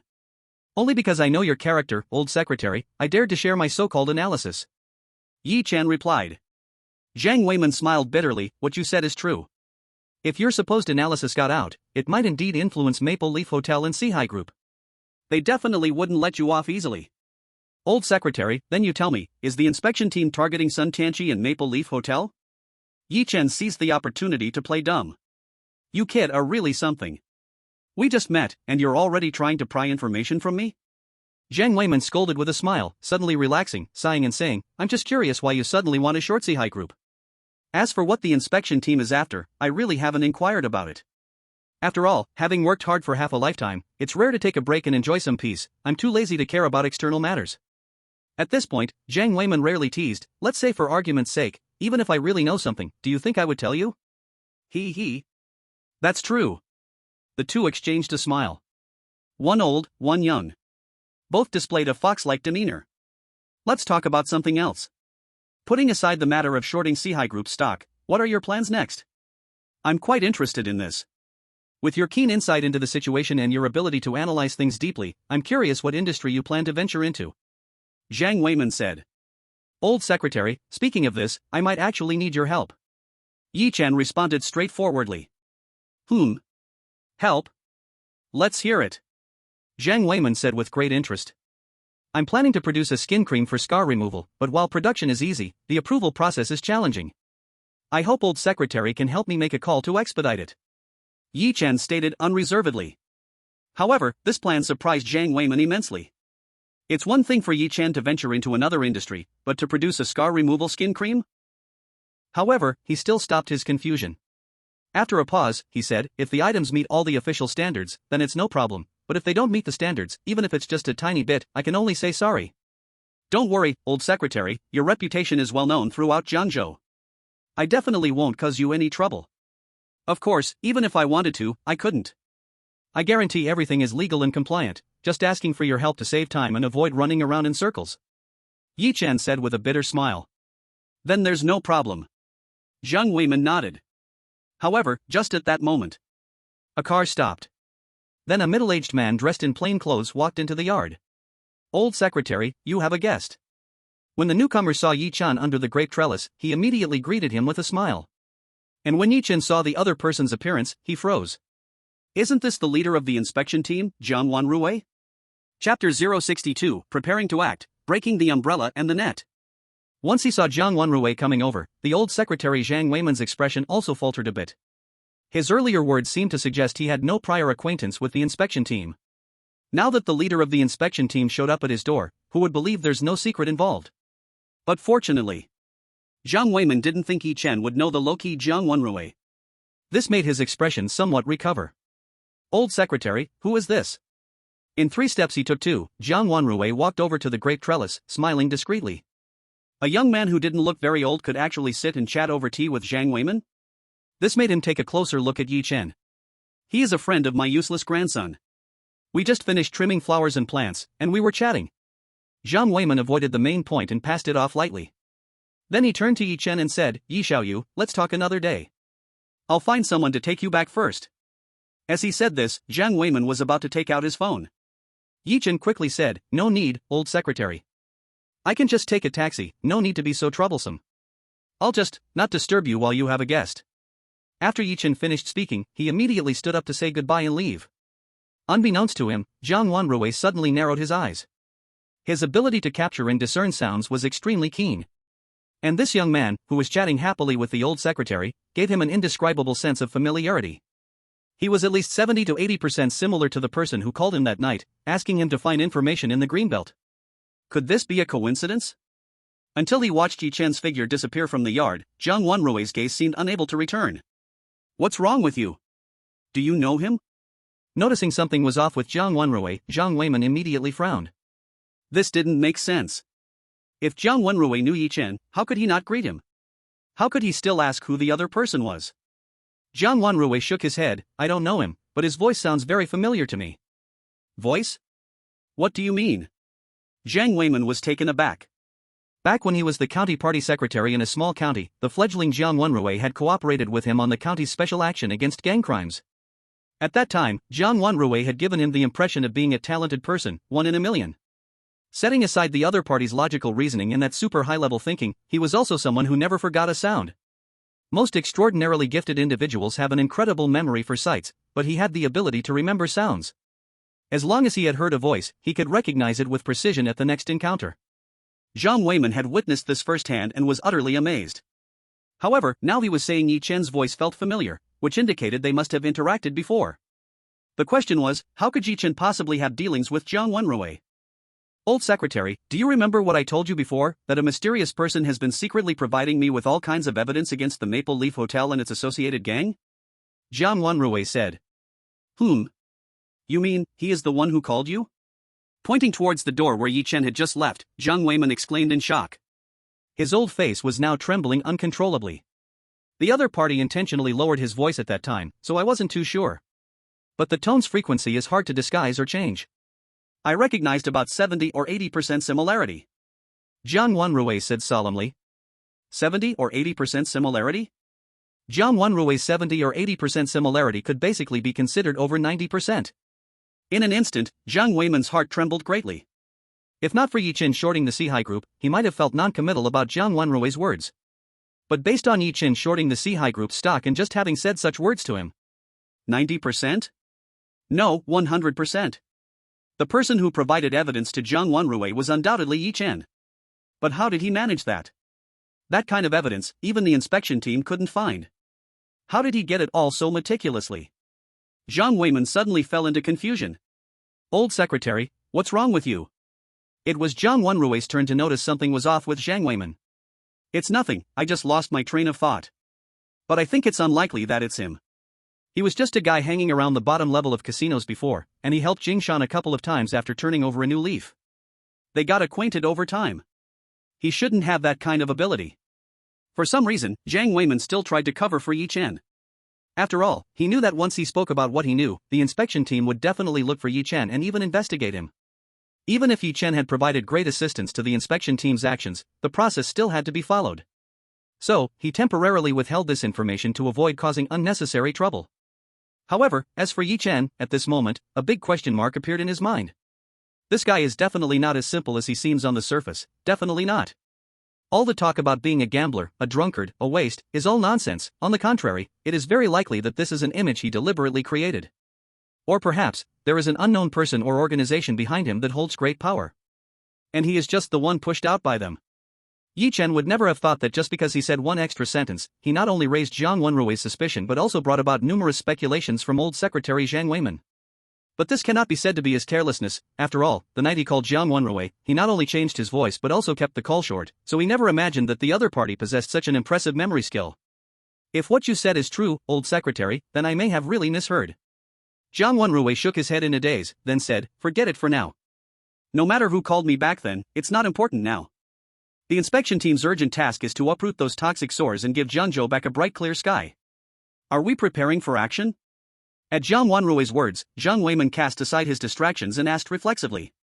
"Yes, in the past few days, our people have been following the information provided by that mysterious person, conducting a series of undercover visits and evidence collection related to the Maple Leaf Hotel. This includes all the evidence of how the deputy head of the municipal bureau, He Jin-jun, colluded with the other party to accept bribes and act as a protective umbrella, as well as how the Sihai Group used Sun Tianqi's power to launder money. All of these have been collected. This time we will crack down on those protecting the corrupt and dismantle their network. It absolutely must not go wrong." Jiang Wenrui's eyes suddenly became sharp. Then he said, "Old secretary, this time, in order to avoid alarming the enemy, we are mobilizing the police forces from cities around Jiangzhou. To ensure everything is seamless and to give the opponent no chance to be alert, I'd like to trouble you to help me come up with a plan on how to ensure absolute certainty. After all, in Jiangzhou's court now, who is a friend and who is an enemy, we are not clear, only you truly know. All right, come into the house with me first." Zhang Weiman nodded. Wearing a serious expression, he walked inside. At the same time, in a duplex mansion in the affluent area of Jiangzhou, Li Mu, the young heir of the Sihai Group, walked down the stairs in his pajamas, yawning. On the sofa in the hall, a middle-aged man was sitting on an European-style sofa, leaning back against the chair's backrest.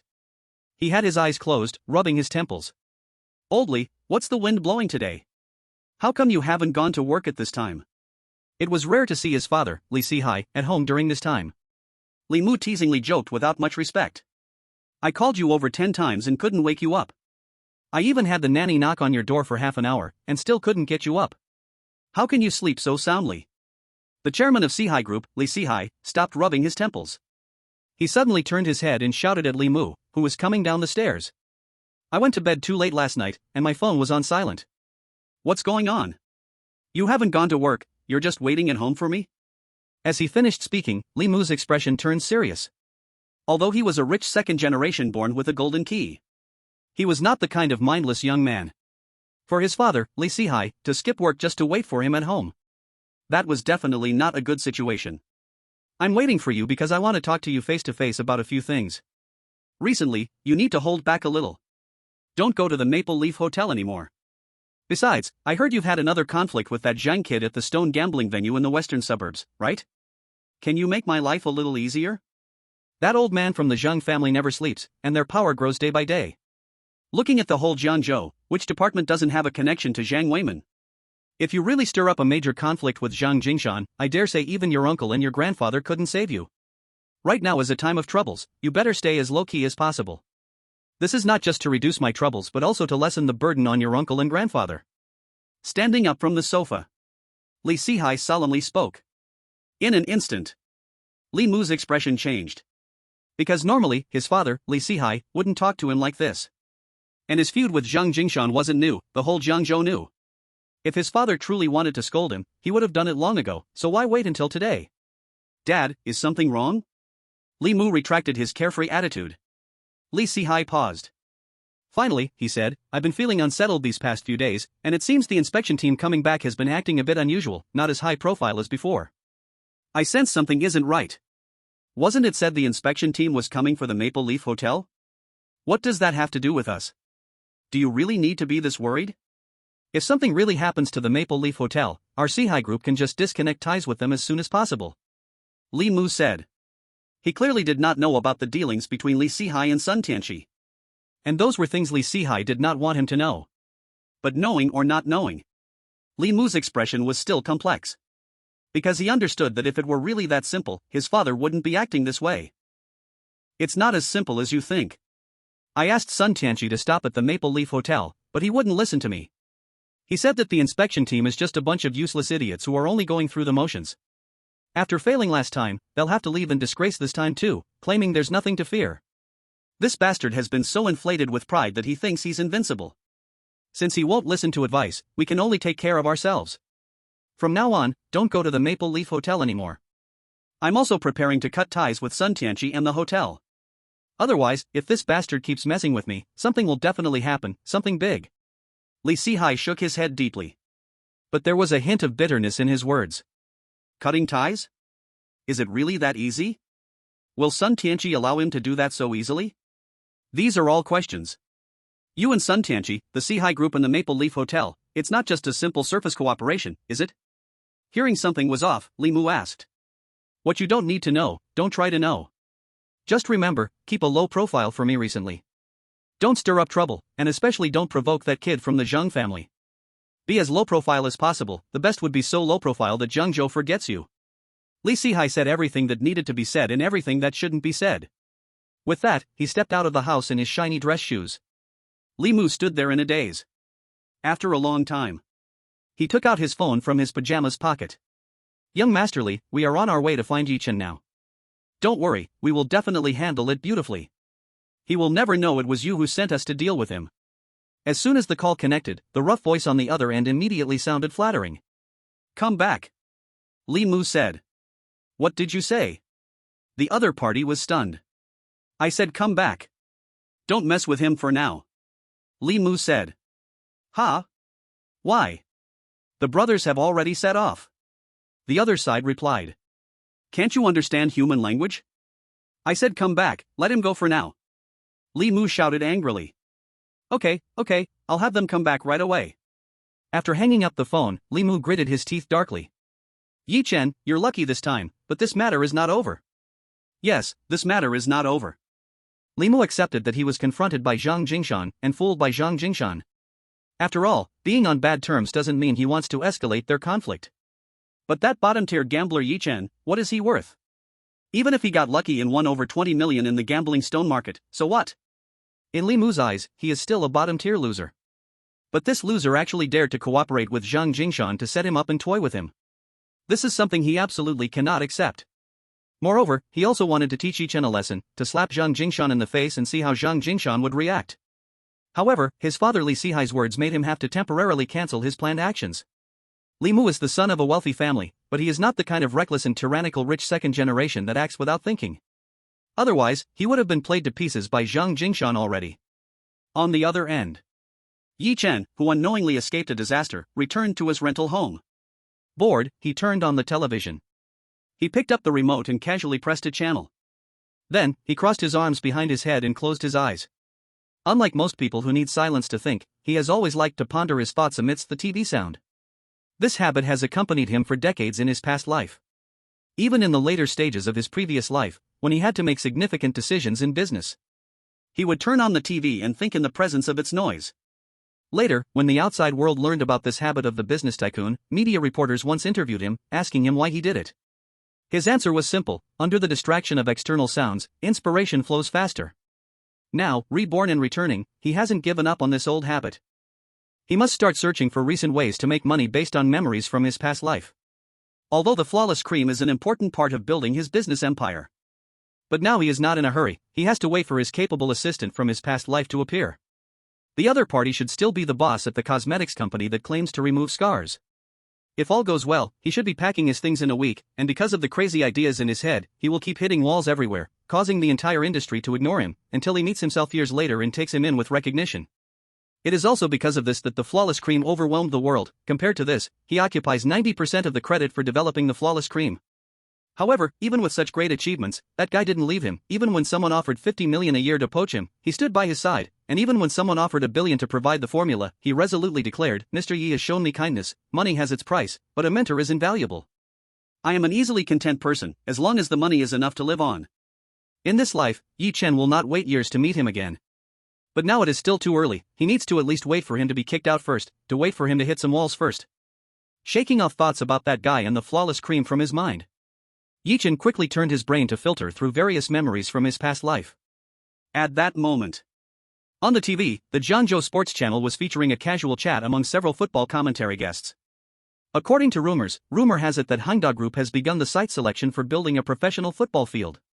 It is said that Hangda Group will invest 10 billion, not only to build a football field but also to create a series of hotels and commercial complexes, and may even build a Hangda brand residential community. If this rumor turns out to be true, then not only will football fans be blessed, but Zhangzhou will also gain a new landmark. When those football commentary guests said this, Yi Chen, who was rapidly filtering memory information, suddenly opened his eyes wide. In an instant, memories about Hangda Group's operations quickly pieced together in his mind. Chapter 064, How much can you offer? The commentary from the TV about football was indeed about Manga Group's next big project. The location of the football field was not set in the previously rumored hotspots. Instead, it was chosen in the suburbs, more than 30 kilometers from the city center. The reason for choosing that location is that it is the junction of nearby cities in Jiangzhou. Of course, just this alone isn't enough to make it a suitable location for Manga Group to build a professional football field. The most important reason is that the extension of Jiangzhou Subway Line 10 will run through there. This way, the previously remote area will become a hotspot. Because that location is the intersection of several nearby cities in Jiangzhou. Yi Chen clearly remembers. In his past life, when Manga Group announced that the new stadium would be located there, it made trending news. Everyone thought Manga Group had gone mad because the traffic there was inconvenient, which would make many fans living and working in Jiangzhou give up the idea of going to the stadium to watch matches. They said Manga Group was picking up sesame seeds while losing watermelons, focusing only on expanding the fan base and attracting people from nearby cities to watch the games, while ignoring the inconvenience this location posed for local fans. Until 10 days later, the Jiangzhou municipal government announced the extension of Subway Line 10. At that time, the subway will go straight to the football field. When this news came out, not only Jiangzhou, but even people from surrounding cities were excited. This not only solved the problem for fans wanting to watch the game but also greatly facilitated people from surrounding cities. Overnight, those with a sharp business sense immediately saw the suburbs as a hotcake. Because there, it would become a hub of traffic for people from several surrounding cities, truly a golden area in terms of foot traffic. However, some were overjoyed while others were sorrowful. It is said that dozens of original residents in the village on the outskirts regretted it so much that they felt like their intestines had turned green. When the Manga Group was offering compensation in the hundreds of thousands or millions, everyone was ecstatic. After all, these were old self-built houses that had not been repaired for many years, and calling them dangerous buildings was not an understatement. If we talked about value, the land might have some worth, but due to its remote location, it wasn't worth much. But just 10 days later, with the official announcement of the Subway Line 10 extension, the regret they felt could no longer be described by just one word. If they had just waited 10 more days, at least they could have made several times more. With this thought in mind, Yi Chen took out his phone and lit up the screen. July 8th. There was still a week left until the Manga Group launched the acquisition of that civilian area. He had to hurry. In an instant, Yi Chen realized he was in a situation where a clever woman couldn't cook without rice. Although he knew that once he bought those houses, he could sell them to the Manga Group for a tenfold profit. But right now, all his assets were in the hands of Li Changfeng, who was shorting the Sihai Group. Hopefully, the Maple Leaf Hotel will blow up soon, otherwise, I'll have to pull out. Yi Chen muttered to himself, not regretting taking out the money to short the Sihai Group. After all, acquiring those dangerous houses required some capital accumulation. 27 million could only buy him a bit over 20 properties. Once he shorted the Sihai Group and saw a surge, he could at least acquire 40 properties. With a tenfold profit, even if he remembered the Manga Group's acquisition earlier, he would likely make the same choice. He stood up. He left the house. Hailing a taxi, Yi Chen suddenly thought it might be time to buy a car. Taking taxis everywhere wasn't very convenient. Driver, please take me to Jinzhong Village in the suburbs. An hour later. Jinzhong Village. This was the place where the Manga Group's soccer field was about to be located. To put it bluntly, 3 words: dirty, messy, and poor. It was even worse than the bottom-ranked urban villages in Jiangzhou, like the area around Jinlin Mansion. If it weren't for the words Jiangzhou printed on his ID card and household registration book, who would imagine such a place existed in Jiangzhou? But thinking about it, if it weren't like that, how could the Manga Group have acquired this village at such a low price? Could you tell me how to find the person in charge of your Jinzhong village? As soon as he entered the village, Yi Chen quickly found a middle-aged man and asked. Person in charge? We only have a few dozen households in Jinzhong village, how can we have a person in charge? The other party looked at Yi Chen with some suspicion. Then he added, who are you? What do you want? No, I just want to ask if the houses here are for sale, I mean the houses along with the land. Yi Chen said. The middle-aged man, who had been sitting on a motorcycle, instantly became serious upon hearing Yi Chen's words. You want to buy houses in our Jinzhong village? In an instant, the suspicion in the middle-aged man's eyes reached its peak. Damn. Anyone with a clear mind wouldn't think about buying a house here. This was like being isolated from the world, with each building being old and dilapidated for at least 2 or 3 decades. As long as one's mind wasn't stuck in the door, no one would come to buy. Someone in the village had once tried to sell online, thinking they could sell it for 50 or 60,000 just because of the name Jiangzhou. After all, although the house is not worth much, the land is still within Jiangzhou's jurisdiction. But the result is that not even a real estate agent bothered to come find them, and it has been hanging for over half a year without any phone ringing. Yes, my boss wants to buy a batch of houses with land, and he gave me two instructions, one is to be in Jiangzhou, and the other is definitely cheap. I thought about it and walked all over Jiangzhou, probably only Jinzhong village fits. When it comes to the art of making up stories, Yi Chen could still handle it effortlessly. What? You want to buy a batch? Are you sure you're not joking with me? The middle-aged man's breathing became rapid. The people of Jinzhong village had long been tired of staying in this broken place. If they had the money, they would have moved out long ago. You think I traveled thousands of miles just to joke with you? Yi Chen smiled innocently. First, tell me how much your side can offer to buy. At this moment, the middle-aged man also got off the motorcycle. That depends on how big your houses are. Yi Chen said. They are all on the land planned by the former production team. The house area is roughly the same, about 120 square meters for each household. Some have 2 floors, and some have 3, the middle-aged man said. When he finished speaking, it was as if he had dived into a money hole. How much can you offer to buy? If that's the case, then let me give you a bottom line, 1 million for 3 floors, and 900,000 for 2 floors. Yi Chen said. The middle-aged man was instantly dumbfounded. Is this really not a joke? Are you serious? 1 million for 3 floors? 900,000 for 2 floors? The other person's voice even changed. Chapter 65, if you speak like this, I will definitely believe you. Yes, I'm just helping my boss run errands. I didn't plan to pocket any of it, just directly giving you the bottom price. Don't think it's too little and raise the price on me. If you really think it's too little, then I can only look for other places. Also, there's another issue. If it's just 2 or 3 houses, we won't accept those. Yi Chen spoke quickly. He knew that if he deliberately lowballed, there was no need for such a price of 1 million. But thinking about the villagers from his previous life, they were expropriated by Hangtai Group at a price of over 100 to 800,000 per house. So he still dispelled the thought of heavily squeezing the price. One should not be too heartless in life. If you can really offer such a price, I promise all 60 households in the village will sell, all of them. The middle-aged man's excitement couldn't be contained anymore. Let alone 1 million, he would sell even for 600,000. By the way, may I ask what your boss does? The middle-aged man seemed to remember something, and hurriedly asked. Yi Chen smiled. It's not important what my boss does, after all, he is buying houses from you, not renting. It won't involve you in any issues, so you don't need to know the details. Ahem. The middle-aged man awkwardly scratched his head, realizing something. You're right. One more question, are there property certificates for the houses here? Yi Chen asked. Yes, there are. Several years ago, we followed the government's arrangement and all went to get property certificates. That's good. Boss, when can you finalize this? When can it be settled? Since you are interested in buying, let me take you in to have a look at the houses in our village first. The middle-aged man hurriedly said. But Yi Chen shook his head. No need to look, anyway, our boss doesn't have any specific requirements. As for finalizing, what's your surname? What do I call you? The middle-aged man hurriedly replied, my last name is Zhong, I'm called Zhong Jianxi. Alright, Mr. Zhong, as for finalizing, it depends on how many people in your village are willing to sell. Mr. Zhong, please help me ask the people in your village and do a count of who is willing to sell. If there are those who don't want to sell, please help them get their thoughts sorted out. As for your house, I can offer you 120,000. Yi Chen said. Good, no problem. This is definitely not a problem. Zhong Jianxi nodded vigorously, his ecstatic expression was hard to suppress. But in the next second, the ecstasy froze. He thought of a question. Would the other party be teasing him? A house priced at 500,000 that even real estate agents are too lazy to bother with, how could the other party offer such a price? But how can I trust you? What if you're just messing with me? Zhong Jianxi asked. Do you have WeChat? Yi Chen asked. Yes, why? The other party was stunned. Open your WeChat payment code, I'll transfer you 10,000.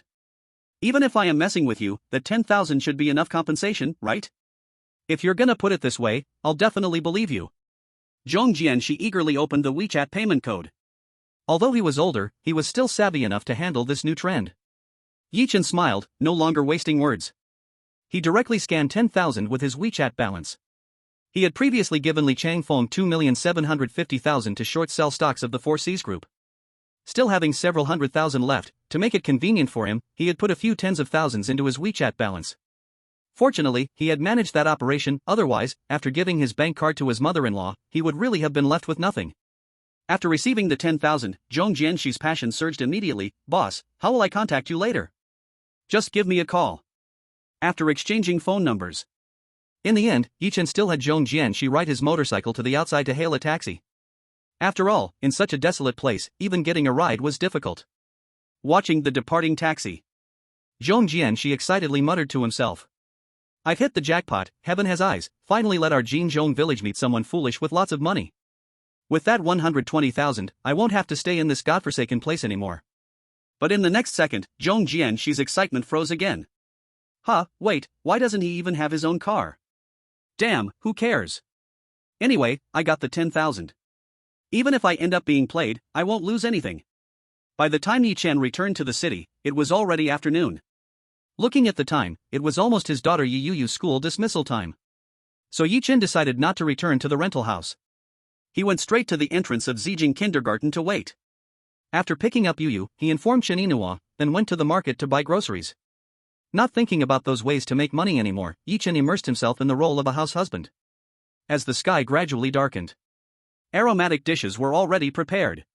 But he still hadn't seen Chen Yinhua return. Just as anxiety began to rise in his heart and Yi Chen was about to call Chen Yinhua. Creak! The door of the rental house was pushed open. Chen Yinhua walked in, her eyes red and tired. Yinhua, what happened to you? Noticing something was wrong, Yi Chen immediately asked. No, it's nothing. Dragging her weary body to the shabby sofa, she sat down. First, she covered her face and rubbed it. Then, she took a deep breath. Only then did she turn to look at Yi Chen. Her eyes were struggling as she spoke. I'm sorry, your bank card, my mom flat out refuses to give it back. Is that it? Yi Chen couldn't help but smile bitterly at her words. He was not surprised at all.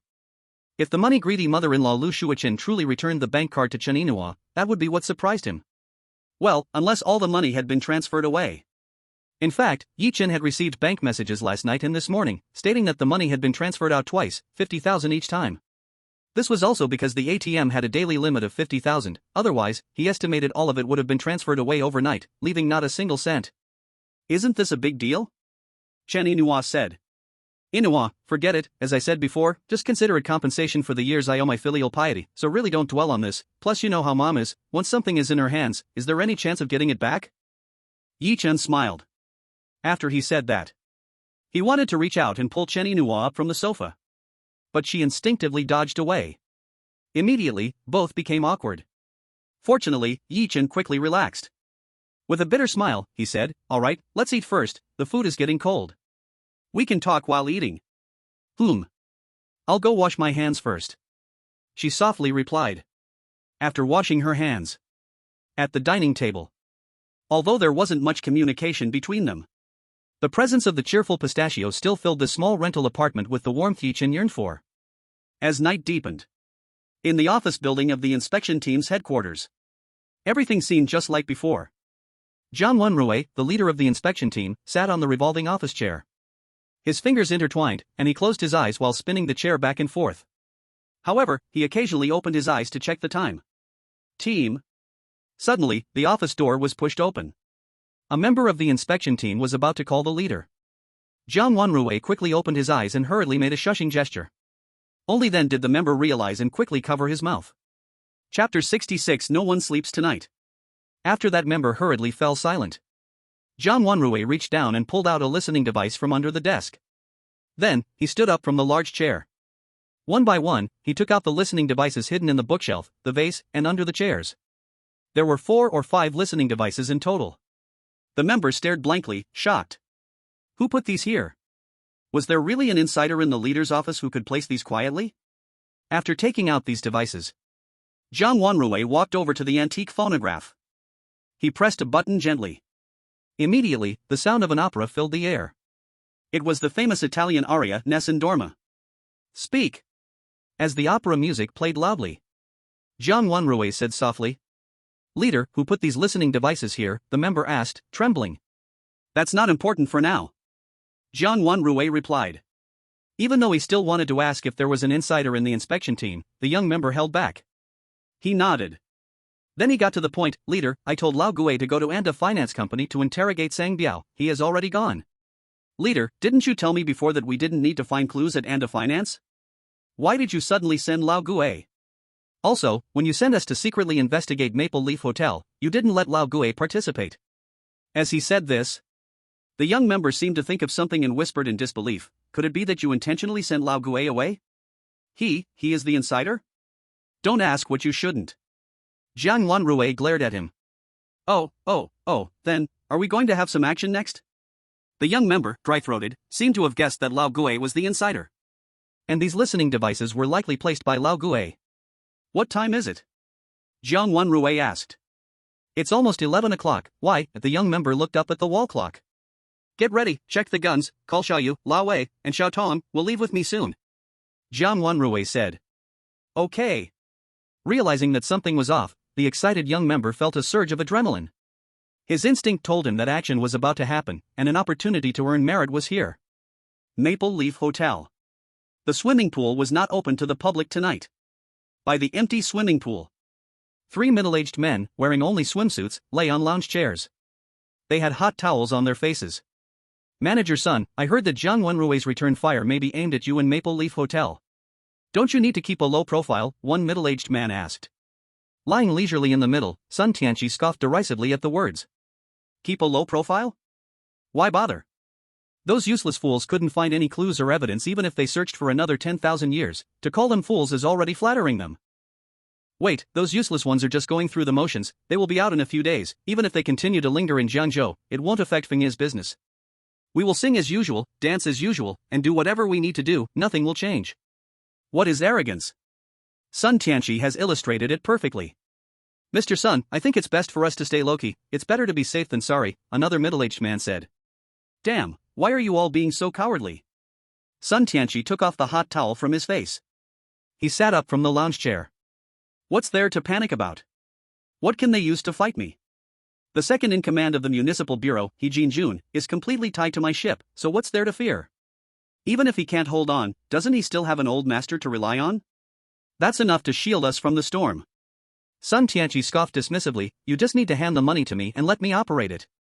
You'll still get 8% in dividends every month. In short, just relax, even if the sky falls, it won't crush you. Mr. Sun, I think. The two middle-aged men still wanted to express their views. But they were interrupted by Sun Tianqi. He then picked up his phone from the ground. He opened a secure app. Suddenly, the sound of the opera "Tonight No One Sleeps" filled the room. Mr. Sun, what is this? Jiang Wanrui's office, TSK, I didn't expect they would play "Tonight No One Sleeps" here, how romantic. Jiang Wanrui sneered. He continued, their every move is under my watch, including their plans and arrangements, all within my control, and I have my people inside. What's there to be worried about? As Sun Tianqi finished speaking, the two middle-aged men looked stunned. This Sun Tianqi truly has eyes everywhere. Mr. Sun, impressive, one person immediately gave a thumbs up. Mr. Sun, amazing, the other quickly chimed in. Sun Tianqi smiled flirtatiously. The two middle-aged men exchanged glances. In the next moment, they said in unison, Mr. Sun is both impressive and amazing. Ha ha ha ha ha. Sun Tianqi laughed heartily. The two middle-aged men also joined in the knowing laughter. I arranged a few top-notch girls for you, let's go have some fun. Sun Tianqi clapped the shoulders of the two middle-aged men and stood up. Thank you, Mr. Sun. Mr. Sun understands us, ha. Sun Tianqi was indifferent. He took big strides forward. However, he didn't know.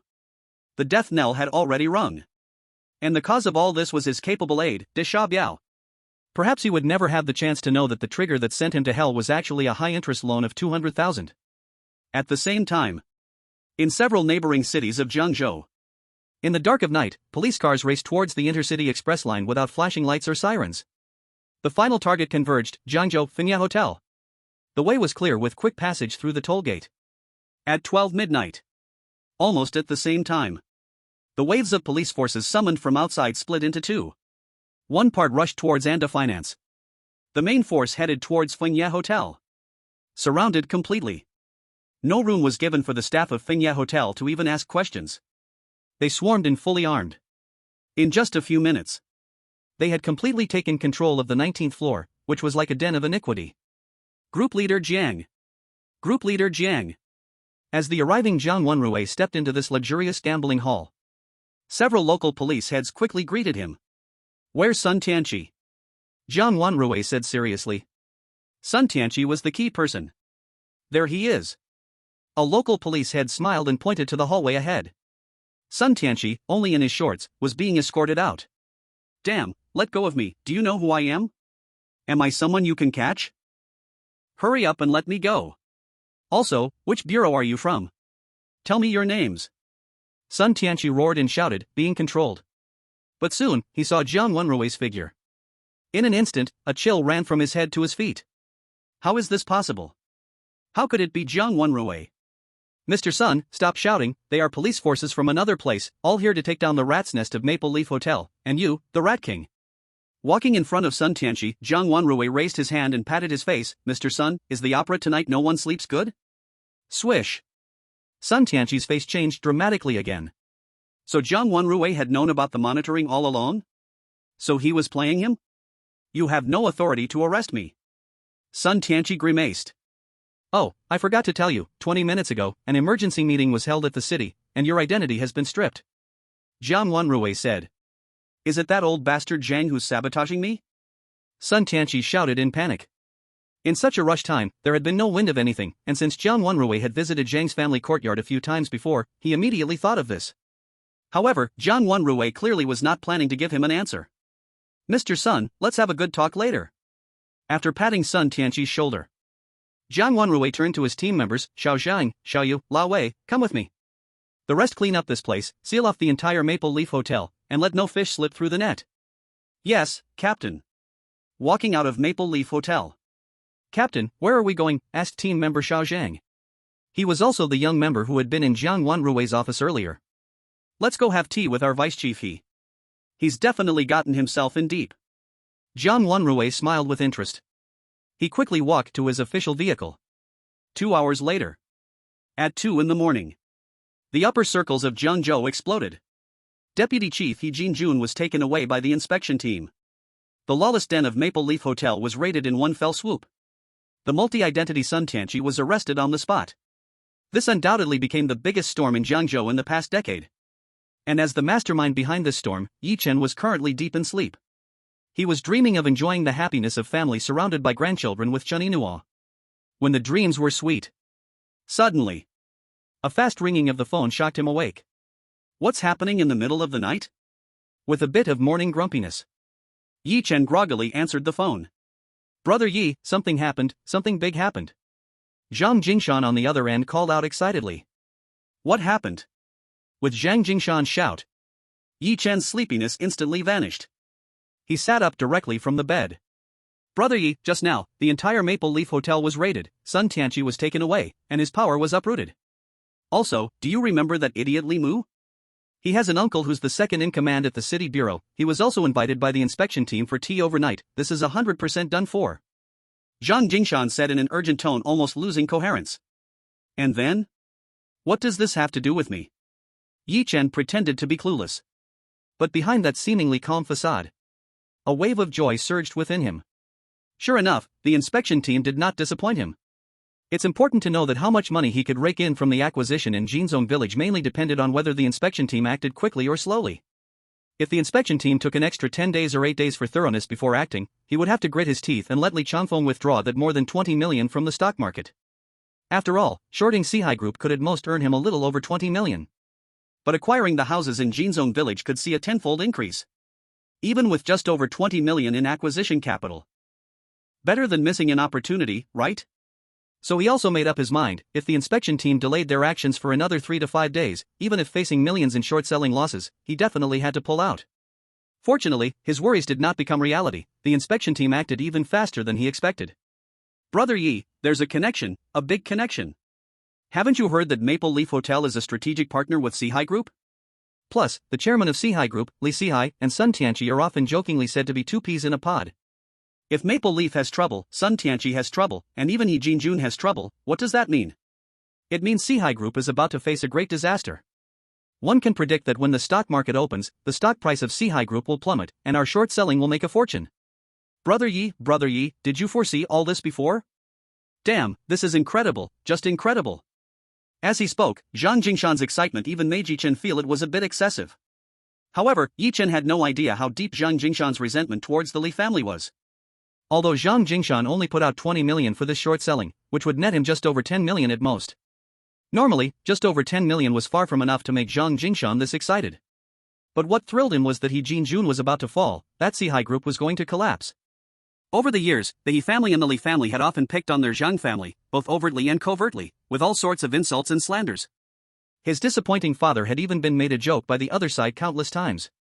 On top of that, the long-standing conflict between him and Li Mu had been unresolved. Now that he anticipated the impending disaster for the other side, truly, he wasn't a saint, he couldn't help but feel a sense of schadenfreude. Of course, while feeling the schadenfreude and being excited, regarding Yi Chen's advance into short-selling Sihai Group, and Yi Chen's almost divine intuition, his shock had long reached its peak. What divine this and divine that, it's just an intuition that Sihai Group is facing a crisis. Yi Chen casually downplayed Zhang Jingshan's excitement. After all, these were things that had happened in his past life, he couldn't muster any excitement. Then he abruptly changed the subject. Let's talk about how much money you put into short-selling Sihai Group stock. Brother Yi, not much, I just put in 20 million. Brother Yi, from now on, in my heart, you are a god. In the future, whatever you say can make money, I, Zhang Jingshan, will definitely follow you to the end without hesitation.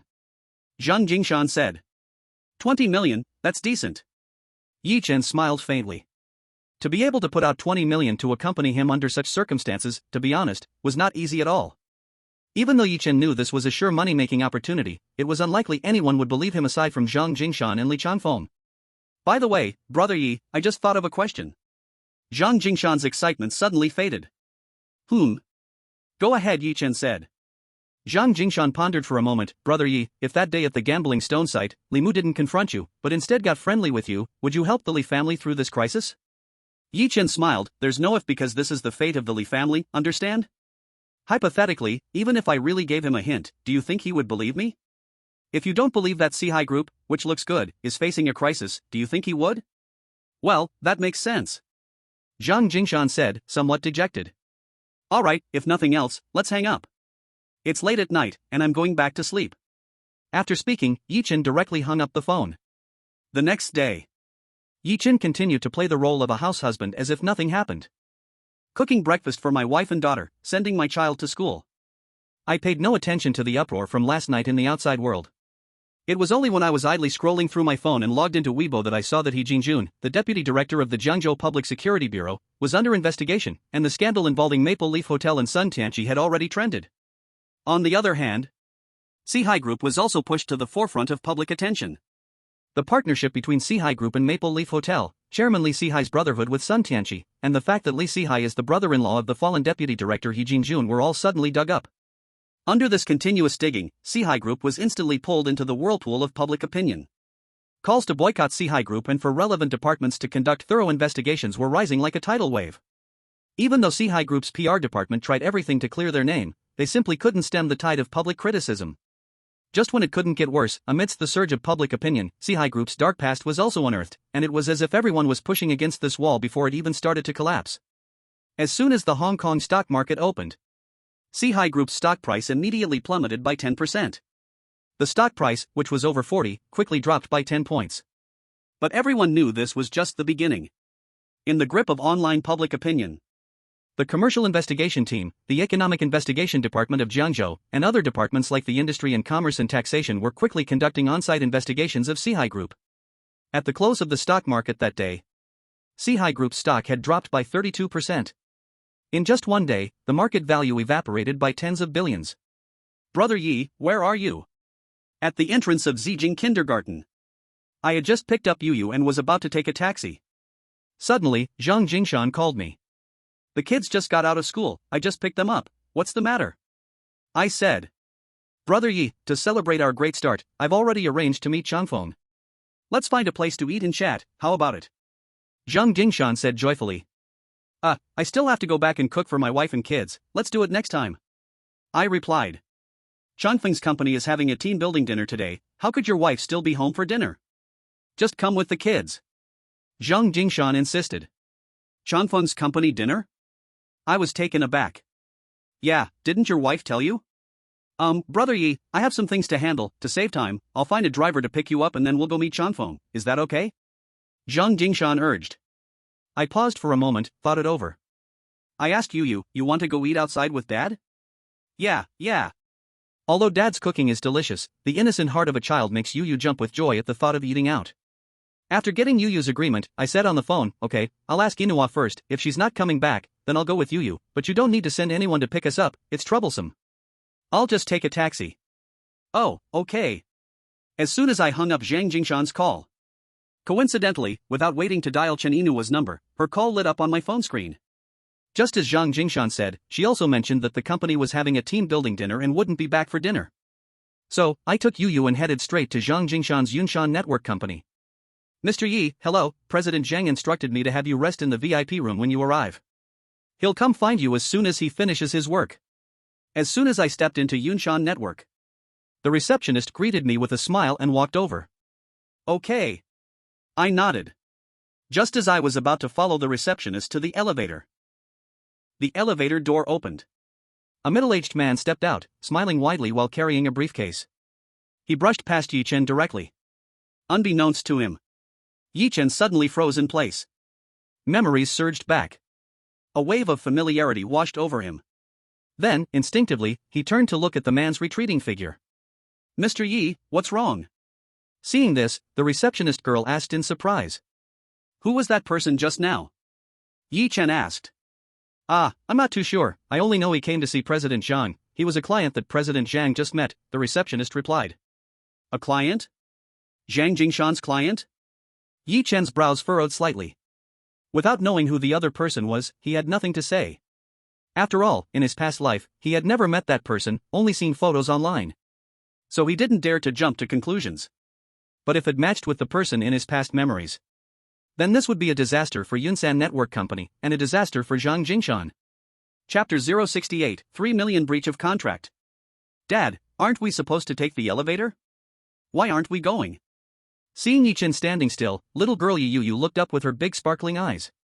She asked in confusion. His thoughts were interrupted by Yu's voice. Yi Chen then smiled bitterly and came back to his senses. He shook off the memories in his head. Rubbing Yu's little head, he said, Dad was just thinking about something and got lost in thought. Let's go, we'll take the elevator. He took Yu's small hand. Yi Chen moved to head towards the elevator. At that moment. Ding! With a ding, the elevator door opened again. This time, Zhang Jingshan walked out. Brother Yi, you're here. As soon as he saw Yi Chen, Zhang Jingshan's face lit up with surprise and joy. I just finished with the VIP room and didn't see you, I was about to call you. Hello, uncle.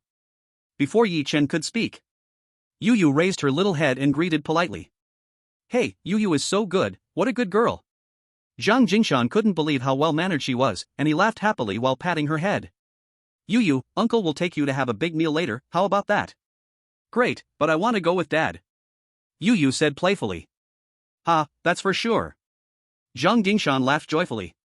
After teasing Yu, Zhang Jingshan then realized that Yi Chen's expression was not quite right. His expression stiffened. Brother Yi, what's going on? Jingshan, what was the name of the person who just came out of the elevator?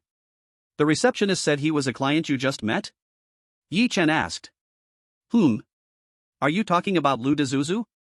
Zhang Jingshan replied, baffled. Lu Dezuzu? Hearing that name, Yi Chen's expression immediately changed. Without a doubt, this was the match with the person in his memory. Is he from Lanyan Liquor Company? Yi Chen asked. Yes, he is the general manager of Lanyan Liquor Company, why? Brother Yi, do you know him? Zhang Jingshan asked, puzzled. Even if he knew him, his reaction shouldn't be like this. What did he come to see you about? Yi Chen asked again. Upon hearing this, Zhang Jingshan raised his eyebrows, completely unsure of what Yi Chen was up to. But after a moment of thought, he answered honestly, he came to talk about cooperation, asking our Yunsan Network's hosts to promote and sell for their Lanyan Liquor Company. Did you sign a contract with him? Yi Chen frowned. Zhang Jingshan appeared even more bewildered. Yes, we signed. Why? He offered us a commission of 16% of the total sales, which is already higher than the market price. There's no reason not to sign. Terminate the contract immediately, do not get involved in this mess. Don't say 16%, not even 60% should be touched. Yi Chen's expression grew serious. Seeing Yi Chen like this, Zhang Jingshan instantly froze. Brother Yi, is there something wrong with Lanyan Liquor Company and Lu Dezuzu? As he spoke, Zhang Jingshan also became anxious. After experiencing one coincidence after another, he was now in a situation where no one could be trusted. The only thing that Yi Chen couldn't help but doubt was his state of mind. In short, if you believe me, terminate the contract, Yi Chen said with conviction. Is there a problem with Blue Ocean Winery? Yes, it's a big problem. In the last life, the wines from Blue Ocean Winery were promoted crazily by a live streaming host from an internet company, becoming a sensation in the streaming industry, breaking multiple sales records within a week. However, just 1 week later, Blue Ocean Winery and those hosts, along with the internet company behind them, fell from heaven to hell. First, professional fraud investigators exposed that their wines were seriously mixed with industrial alcohol. Then it was revealed that some of those wines caused drinking deaths. At that time, this storm not only resulted in the hosts who promoted Blue Ocean Winery being banned from the entire internet. The operational company behind the hosts also paid the heavy price of being investigated and shut down by the relevant authorities. And Lu Dezhu, the legal person and general manager of Blue Ocean Winery, ended up in prison because of it. As for the behind-the-scenes boss of Blue Ocean Winery, he had already fled overseas with the money before the scandal was exposed. This event was notorious all over the internet in the previous life. Yi Chen remembered this vividly. However, the company that promoted Blue Ocean Winery in the last life was not Yunshan Network. Because at this time in the previous life, Yunshan Network was in a crisis due to its CEO Zhang Jingshan assaulting a female host, making Yunshan Network a target of public criticism. It was probably because of this reason that Blue Ocean Winery sought out other networks for promotion, allowing Yunshan Network to avoid this bomb. Yet Yi Chen never imagined that his rebirth would so quickly trigger a butterfly effect. If it weren't for his fortunate encounter with Lu Dezhu, the fate of Yunshan Network and Zhang Jingshan would have probably been doomed as well. Brother Yi, are you serious? Zhang Jingshan swallowed nervously. The matters concerning the female host Li Chongfeng's Ferrari, and the Sihai Group. These were significant crises. One was his crisis, one was Li Chongfeng's crisis, and one was the crisis of the Sihai Group. Now, with Yi Chen warning him again, he had to believe it. Do you think I have the time to joke with you? Just a moment ago, he had a serious expression, but upon Zhang Jingshan's question, Yi Chen couldn't help but shrug and smile wryly. Alright, I'll do as you say. After staring at Yi Chen for 3 seconds, Zhang Jingshan quickly took out his phone and made a call. Manager Zhang, come downstairs to the first floor, now. Before long, a plump and attractive middle-aged woman rushed out of the elevator. President Zhang, what's going on? What happened? Without the time to process the unfamiliar sight of Yi Chen and Yi Yuyu, the plump woman Zhang Jingwen asked eagerly. Immediately inform Blue Ocean Winery to terminate their contract, Zhang Jingshan said seriously. Ha-dash. Upon hearing this, Zhang Jingwen was stunned. Is he drunk? But she didn't smell any alcohol. President Zhang, are you joking? Terminating the contract with Blue Ocean Winery? No, we just signed it, and President Lu Dezhu just left.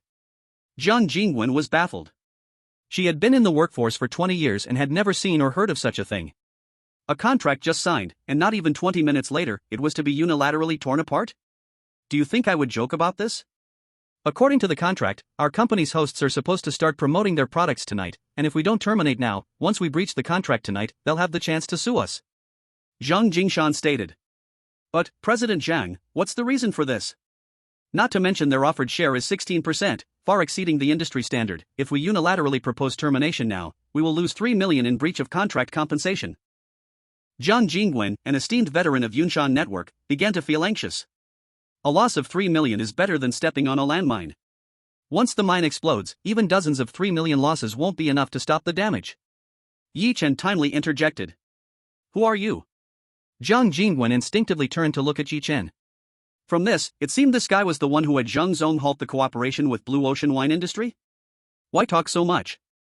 If I say go, you go. Immediately carry this out, no need to haggle with Blue Ocean Wine Industry. Just let them know we are terminating the contract, and have the finance department transfer the 3 million penalty to them. Zhang Jingshan said with a stern voice. Hearing Zhang Jingshan's dissatisfaction and anger, Zhang Jingwen, no matter how many excuses she had, could only swallow them back. With a sigh in her heart. Yes, Zhang Zong, I will handle it right away. She nodded. The tension on Zhang Jingshan's face finally began to loosen. He then turned to Yi Chen, forcing a smile. Brother Yi, let's go, Changfeng is already waiting. Let's talk as we walk. Alright, let's go then. Watching Yi Chen casually leave with Zhang Jingshan, Zhang Jingwen then asked the front desk girl. Who is that person? Oh, he is the one who kicked manager Yang Di before.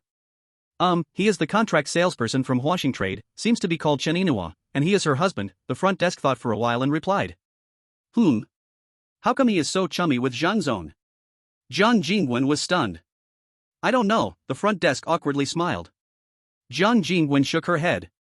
Withdrew her gaze. Muttering to herself. What kind of potion did they give Zhang Zong? Insane, they just signed the contract, and now they want to lose 3 million in a unilateral breach. This is simply madness, there's just no such thing in the world. Chapter 069, Uncle will give you one. Brother Yi, will Blue Ocean wine industry really get into trouble? In the flashy red Panamera. Yi Chen sat in the back seat with Yi Yuyu. Zhang Jingshan in the driver's seat glanced at the rearview mirror. And couldn't help but ask. I have a gut feeling they will run into trouble. Yi Chen said plainly. Unknowingly, those two words gut feeling nearly drove Zhang Jingshan mad again. Gut feeling? Is that even a thing? But he knew, facing Yi Chen's mysterious aura, even if he kept asking, he wouldn't get the full story. At first, he could think that Yi Chen had some divination skills. Even the phrase able to divine itself sounded ridiculous. But gradually, he also dismissed that idea. After all, no matter how insightful one is, they can't predict if a stone would have jade inside. However, the more it was like this, the more curious he became about Yi Chen. The mysterious halo around Yi Chen only seemed to grow stronger. Which made his respect and obedience to Yi Chen more steadfast, even increasingly unreasonable. Brother Yi, if I do not terminate the contract and fulfill it, what kind of result would it be? Zhang Gingshan changed his question. In that case, your Yunshan network company will definitely not be able to continue. Yi Chen paused before responding. Swish. At first hearing this, a cold sweat uncontrollably broke out on Zhang Jingshan's back. It shouldn't take long, let's wait and see. Yi Chen added. Though he could expose this and warn the public to avoid buying from Blue Ocean wine industry, thus preventing any deaths from drinking their products. He had no real evidence to support it. Even if he did, would anyone believe him? After all, in his previous life, he only learned about the Blue Ocean wine industry incident through the news afterward. In a situation where he couldn't convince the public, no one would trust him. Instead, he might face a lawsuit from Blue Ocean wine industry. So, he really couldn't play the role of a savior. Most importantly, his rebirth felt like becoming a butterfly in the Pacific Ocean. Merely flapping its wings lightly could trigger countless storms.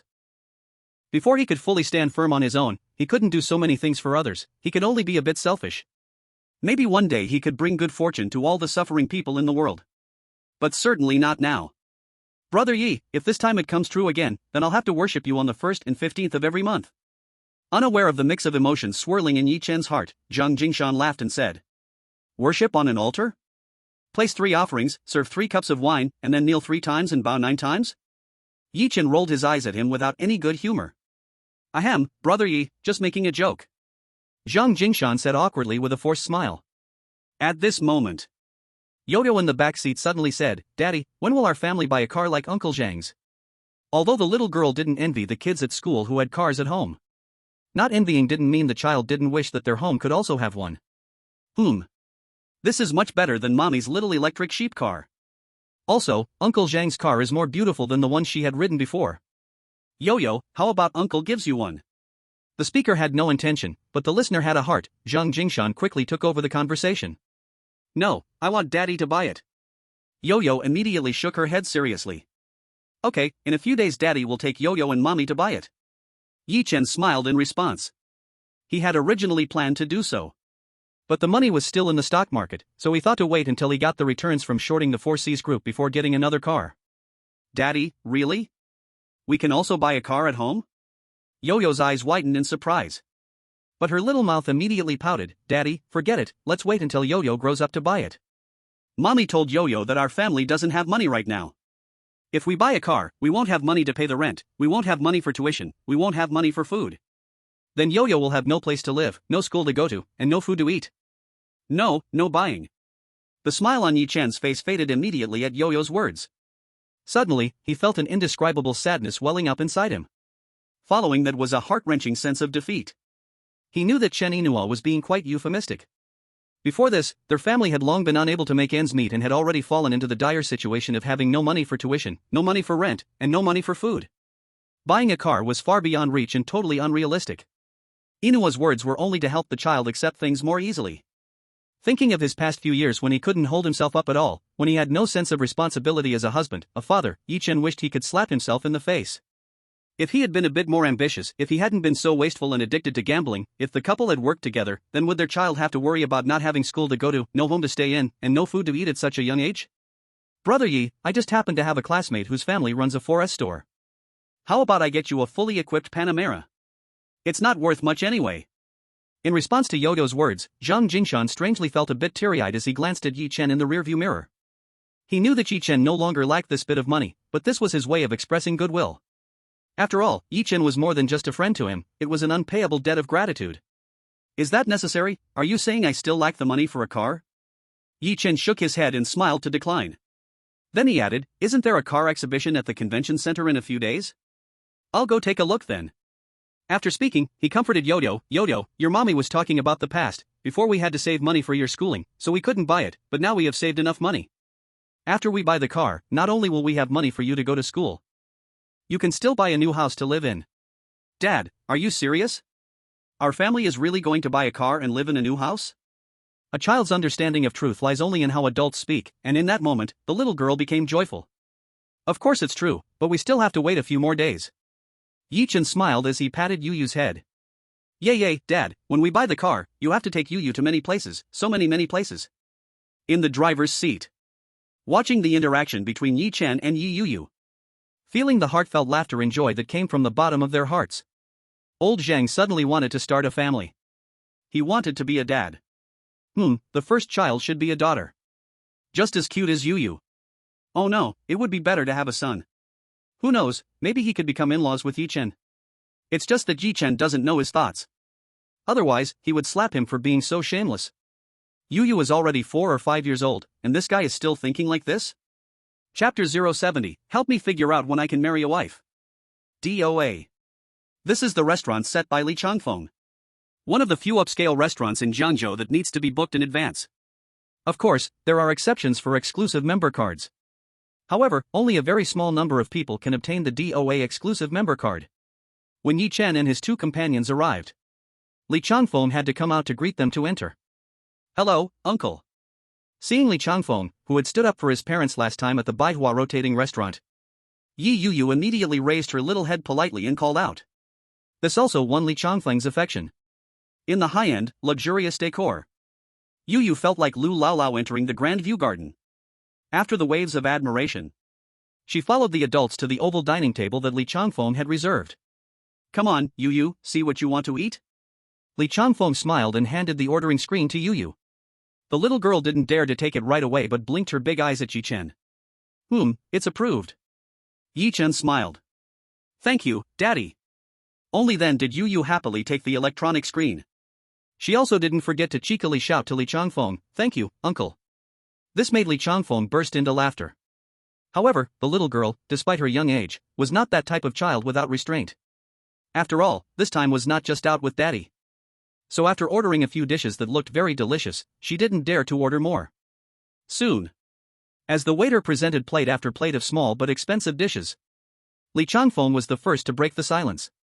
Brother Yi, you must know about the situation with Sihai Group, so I won't say much.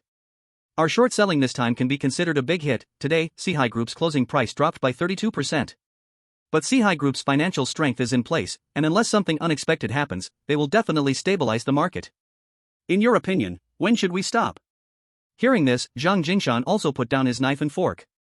He was curious about this question too. 4 days later, we should be able to stop. Yi Chen answered without hesitation. After all, in his past memories, Sihai Group collapsed for 5 days, and after the 5th day, although it continued to decline, the drop was not significant, so there was no need to waste time. Then Brother Yi, how low do you think Sihai Group can drop? Li Changfeng asked again. Although he was a strong advanced stock trader, in front of Yi Chen, who seemed to possess prophetic abilities, his skills seemed useless. 4 days later, it should be able to drop below 10, it may continue to drop afterward, but I estimate the drop won't be large, and it may even start to gradually rise. Yi Chen said. In his past life, after Sihai Group dropped below 10 yuan, state-owned assets soon entered the market, stopping the decline and gradually rising to around 15, after which it lingered in a half-dead state. Breaking below $10? Brother Yi, isn't that a bit exaggerated?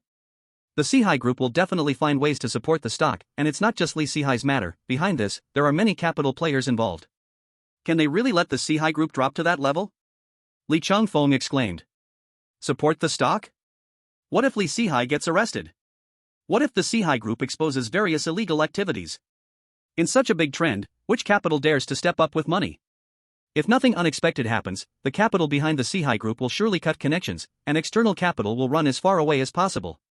No one dares to step into this muddy water. Yi Chen said with a playful smile. Brother Yi, do you really think Li Sihai will get arrested? Are there illegal activities lurking behind the Sihai Group that could be exposed? Li Changfeng was shocked. If that's the case, it's not even impossible for the Sihai Group to be delisted, let alone drop.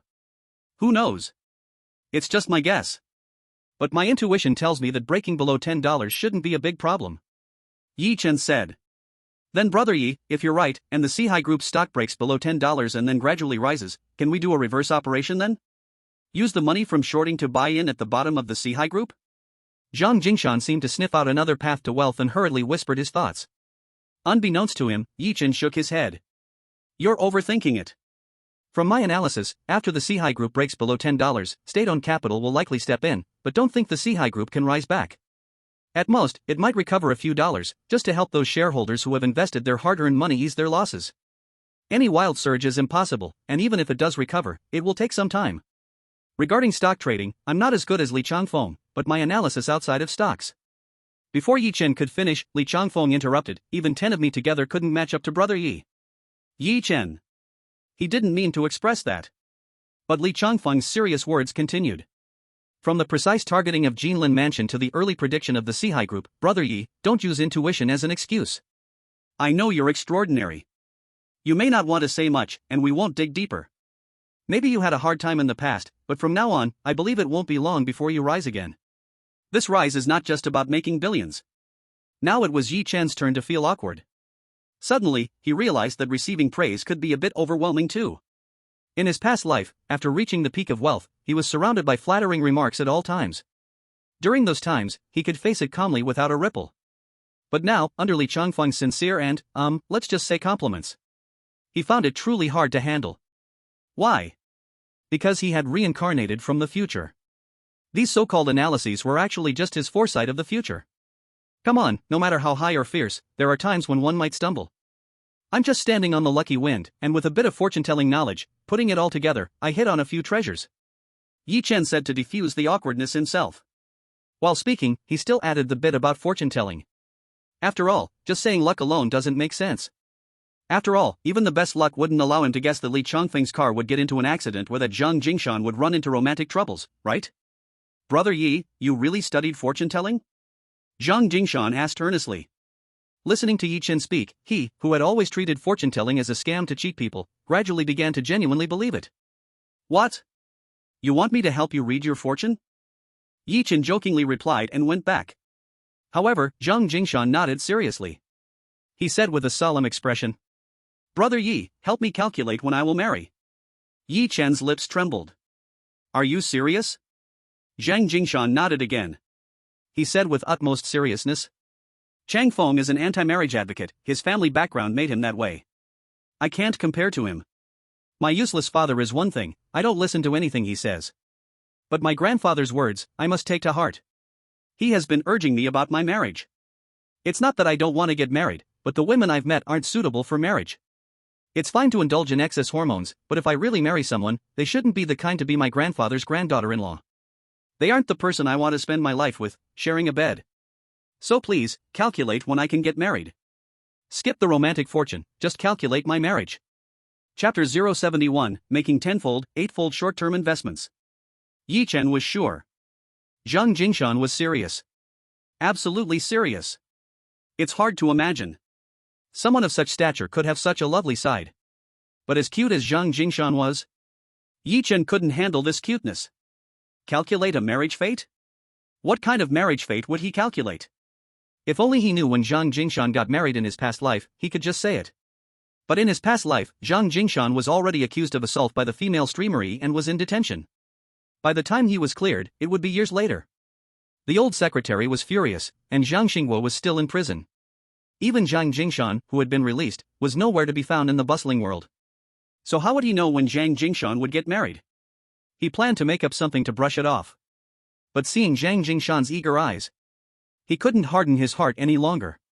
In a difficult position, Yi Chen could only say, 3 cannot be counted, 1 does not ask about life or death, 2 does not count prosperity or decline, and 3 does not count marriage.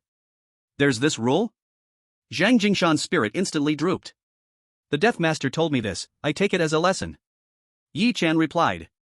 But that's not right, you calculated the rise and fall of the Sihai group, didn't you? Zhang Jingshan asked sharply. Did I ever say I calculated that? Yi Chen replied coolly. Zhang Jingshan smacked his lips and finally smiled bitterly. Seeing this, Lin Nu Yi Chen said, in fact, marriage doesn't need to be calculated. Once fate comes, it can't be stopped. There will always be someone who makes you want to protect and love them with all your strength, just like a connection pushed by fate. So there's really no need to know too early. Isn't it better to let things flow naturally rather than worry about them? What if I say you'll find a compatible marriage at 40? Wouldn't that be a burden on your heart for years to come? Brother Yi, you're different from those fortune tellers. 2 years ago, my grandfather found a quack for me, and he said this year I would have a romantic fate, that I would marry this year. Just thinking about it is infuriating. While bitterly smiling, Zhang Jingshan shook his head. Little did he know that Yi Chen nodded in agreement. Then he really is a quack. In his past life, Zhang Jingshan was wrongfully imprisoned for assault. What kind of marriage could come from that? Yet he seemed to forget. The change of fate had already caused this butterfly fluttering over the Pacific to flap its wings. Brother Yi, you don't have to bother with this guy anymore. With his playboy nature, those high society ladies won't come near him. Li Changfeng joked at this moment. Look at how you say it. What do you mean by playboy nature? Isn't it a time of youthful vigor? Where should all this excess hormone go? Do you think everyone can cut off worldly ties like you? You're just a step away from wearing a cassock. Zhang Jingshan said gloomily. Li Changfeng shook his head and smiled. He didn't argue with him any longer. He took out a black card from his pocket. On it was a sculpted purple bignonia flower. Brother Yi, this is the DOA Black Bignonia card, it only recognizes the card, no name necessary. You take it, with this card, you won't have to make any reservations when coming to DOA. Li Changfeng said. Brother Yi, this is a great thing. The Black Bignonia card is the highest level card at DOA. If you don't want to pay, just show the card, no one dares to take your money. But it seems like no one has used this privilege before. As he spoke, Zhang Jingshan looked at Li Changfeng again. You are quite generous, huh? Usually, when I ask you to lend me one to show off, you won't agree, and now you're giving it to Brother Yi? Get lost. Li Changfeng laughed and scolded him playfully. Yi Chen had indeed heard of the DOA Black Bignonia card in his past life. But he was surprised that Li Changfeng actually had such a high-level VIP card. However, he didn't ask much more. Shaking his head, he said, forget it, just keep it. I won't use it. Brother Yi, just take it. It will be useful sooner or later. I am a regular here, and I have a good relationship with the person in charge. Making reservations here is just a call away, so keep it for emergencies. As if afraid Yi Chen would refuse it. Saying this, Li Changfeng handed the card to Yu Yu. Here, Yu Yu, take it. What is it? Yu Yu, buried in her food and ignoring the adults' conversation, finally lifted her head. Do you like it here, Yu Yu? Li Changfeng asked with a smile. I like it so much. This place is even prettier than the one I went to with my mom and dad last time. The little girl innocently stated. Then you can take this card and come here to eat anytime you want. Li Changfeng said. Ah, really? Thank you, uncle. After all, she wasn't an adult, and she didn't think about many things. Unlike when ordering food she had to ask her dad, hearing Li Changfeng say this, she immediately jumped in joy to accept it. Seeing this, Yi Chen could only smile helplessly and accept it. Brother Yi, what are your plans next? What do you intend to do?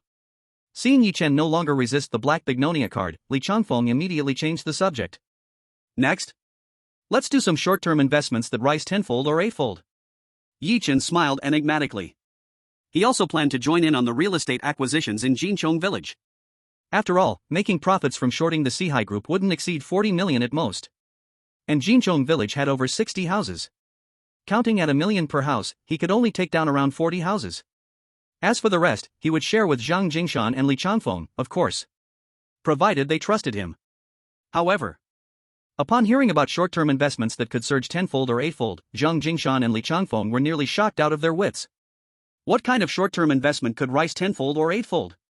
Even that opportunity with Jin Lingfu, which caught everyone off guard, only rose 5 times. Brother Yi, is there really a short-term investment that could skyrocket tenfold or eightfold? What are you aiming for? Zhang Jingshan couldn't help but get restless. Don't rush, you'll know in time. I can't eat it all by myself, I'll share some with you. Yi Chen teased. Brother Yi, what is it about? Li Changfeng asked. It's a secret for now. Yi Chen smiled. Then when do we start? Zhang Jingshan asked eagerly.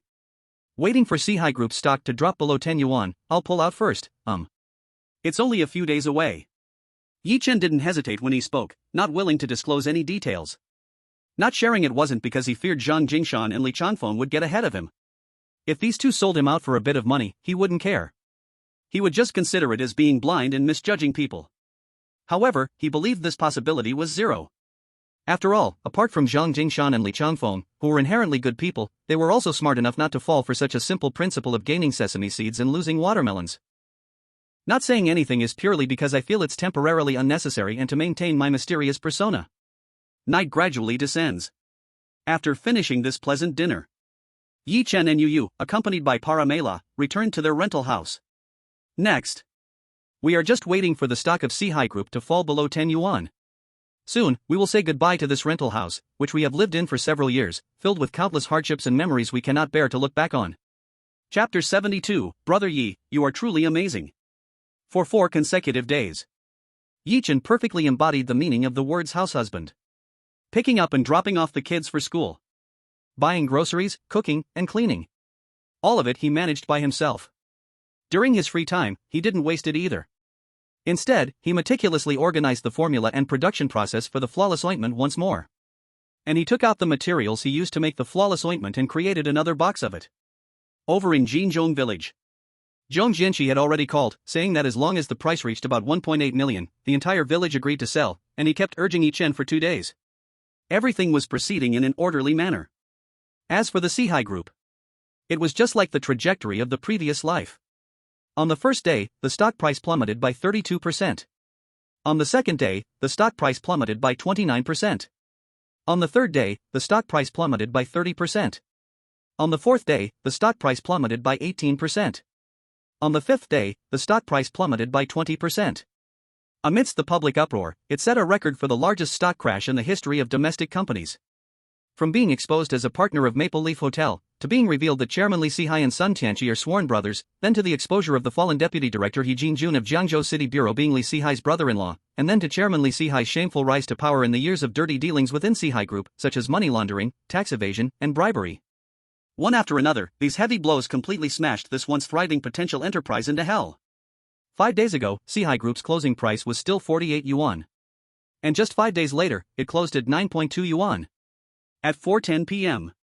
As soon as the Hong Kong stock market closed, Li Changfeng's call came in immediately. Yi Chen, who had just put away the materials for making the flawless ointment, answered the phone with a smile. What's up? Brother Yi, the stock price of Sihai Group has fallen below the 10 yuan mark. You are really amazing. Can we stop now? Even Li Changfeng, who usually behaves calmly, couldn't control the tremble in his voice at this moment. Because Yi Chen's amazingness was not only in his prediction of Sihai Group's stock falling below 10 yuan. He also predicted that Li Sihai would be arrested, predicted that Sihai Group would be exposed for various illegal activities, predicted that no one behind Sihai Group would dare to step forward, and predicted that outside capital absolutely would not dare to enter the market. All of these predictions came true without a single mistake, as if he were a prophet who could see the future. For Li Changfeng, he could no longer find any words to describe it. In contrast, this young talent in the business world was also lost in indescribable admiration. We can stop now.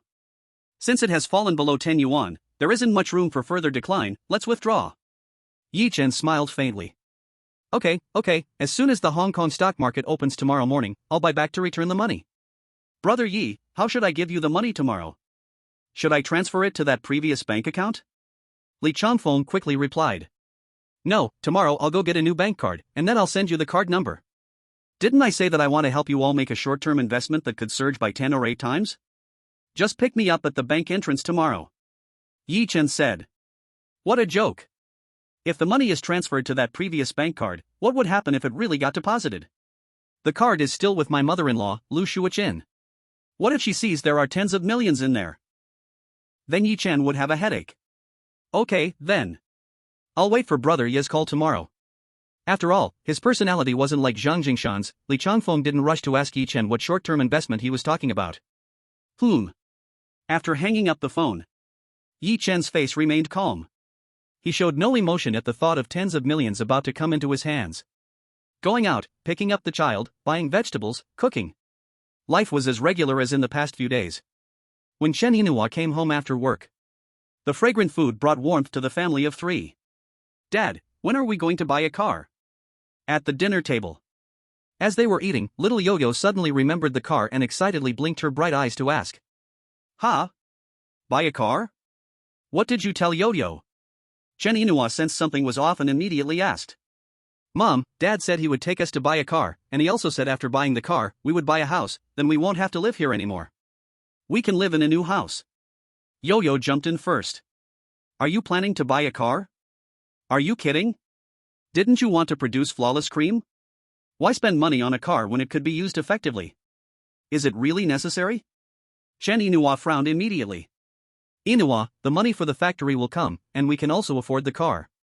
You've been with me since college, after going through storms and rain for years. It was understandable before, but now the pot can finally boil. I don't want you to ride an electric bike under the sun and rain anymore. Besides, with a car, it will be easier for us to take Yo-Yo. Yi Chen spoke passionately. Hearing this, Chen Yinhua couldn't help but feel a slight sting in her nose. Since knowing Yi Chen, aside from mentioning buying a house and a car during their dreams about the future in college, they have never mentioned it again after marriage. Even after he failed in his business, this guy changed drastically. He not only stopped thinking about himself but also drained all his savings, leaving her with huge debts. At this moment, hearing him speak so emotionally, Chen Yinhua couldn't help but redden her eyes. I'm used to it, it's okay, there's no rush to buy. Let's still use the money as the startup fund for your flawless cream.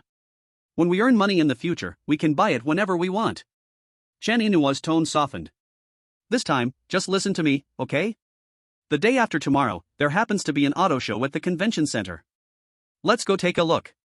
If there's something suitable, we'll buy it, if not, then forget it. How does that sound?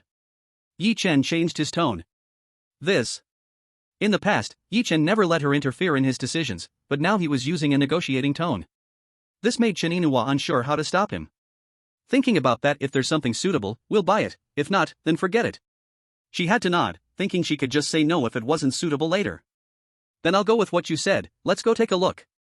Great, then let's take Yo-Yo to the auto show on Saturday. Yi Chen smiled widely. Yay, our family is going to buy a car. Our family finally is going to have a car. Upon hearing her parents' decision, little Yo-Yo immediately jumped up excitedly. Little did she know that Chen Yinhua was bitterly smiling and shaking her head in silence. Anyway, she had made up her mind, no matter what, she would not let Yi Chen buy her a car. Chapter 73, The Crazy Acquisition of Over 60 Million. The next day, Friday. After sending Yo-Yo to kindergarten, Yi Chen rushed to the bank without stopping. After reopening a bank card, he called Li Changfeng. In less than 20 minutes, Zhang Jingshan's Land Rover appeared at the bank entrance.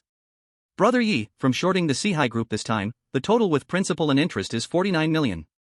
Give me your card number, and I'll transfer it to you now. In the Land Rover.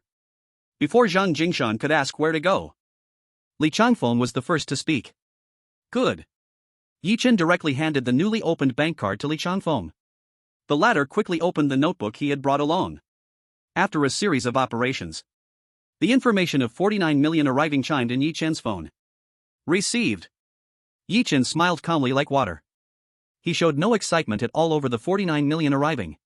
This made Li Changfeng secretly click his tongue in amazement. A staggering 49 million. Not to mention Yi Chen's background. Even if it were him, it would be hard to stay so calm and unchanging. Just based on this point, Yi Chen's mysterious image grew even taller in his mind.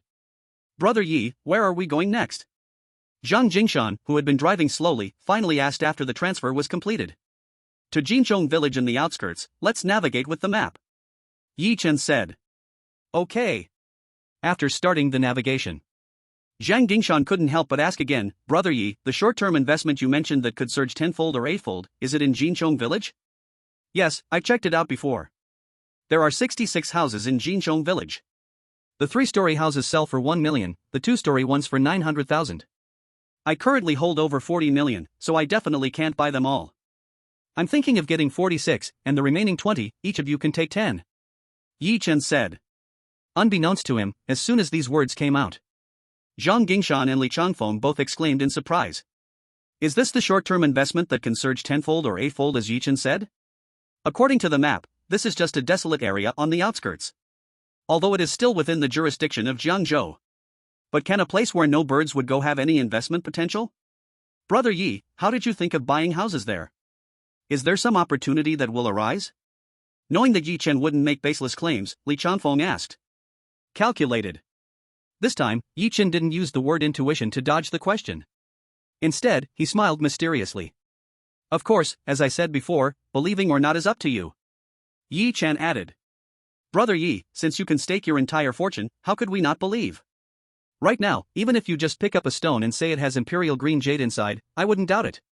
Even though he couldn't figure out what kind of opportunity a desolate area would offer in his heart. Zhang Jingshan still immediately took on the role of a fervent believer. But once they entered Jinchong village, he was dumbfounded. As far as the eye could see, a desolate wasteland. Apart from the dozens of old houses rising abruptly, let alone a busy market, even a small convenience store was nowhere to be found. This is supposed to be a short-term investment that could surge tenfold or eightfold? Boss Yi, you have finally come. The more than 60 households in our village have been eagerly waiting for you. As Yi Chen got out of the car, Zhong Jianxi, the village representative, hurried over with a flattering smile. Wiping his hand on his clothes, he eagerly reached out towards Yi Chen. Behind him were the old and young from Jinchong village. Each face was filled with excitement and urgency. Mr. Zhong, hello. Yi Chen smiled and shook his hand. Then, getting straight to the point, he asked, all 66 houses in your village are willing to sell, right? Willing. Willing. Absolutely willing. Before he finished speaking, the villagers of Jinchong village had already shouted in response. This is a once-in-a-lifetime opportunity, who would say no? Alright, since you're willing, that's great. I'll go in and take a look. Please also show me the proof of your houses and lands from each household. If there are no issues, we can head straight to the housing authority, finalize the transfer, and I'll pay right there, okay? Yi Chen said. Amidst the chorus of agreement, Zhong Jianxi smiled obsequiously. Boss Yi, this way, please, I will lead you. Under the grand display of many stars surrounding the moon, Yi Chen followed behind Zhong Jianxi, along with Zhang Dingshan and Li Changfeng. Brother Yi, are you really going to invest over 40 million here? After several attempts to speak but hesitating, Zhang Jingshan finally asked in a low voice. If it weren't for not being able to eat that much myself, if it weren't for the bond with you guys, I would take it all at once. Without any unnecessary words, Yi Chen replied directly without hesitation. Alright, Brother Yi, since you said that, I won't push you anymore. Zhang Jingshan nodded and stopped asking any further questions. Under Zhong Jianxi's guidance, Yi Chen walked through all 66 houses. In response, the villagers showed their relevant proof one by one. Okay, there's no problem. Let's go to the housing authority, directly transfer the ownership, then we will transfer the funds to you. Walking out of the village entrance again, Yi Chen smiled. Good, Boss Yi, you all go first, we will be there soon. Zhong Jianxi, as the representative, excitedly said. 1 hour later, the housing authority welcomed an unprecedented strange sight. Dozens of indigenous people from the remote suburbs came to transfer their property ownership with proof of land ownership. This left the staff in disbelief. Isn't that a place where hardly anyone goes? How could someone be buying up all the houses there? Could it be that the government plans to develop that area, and greedy real estate capitalists sensed a business opportunity and initiated the expropriation and demolition?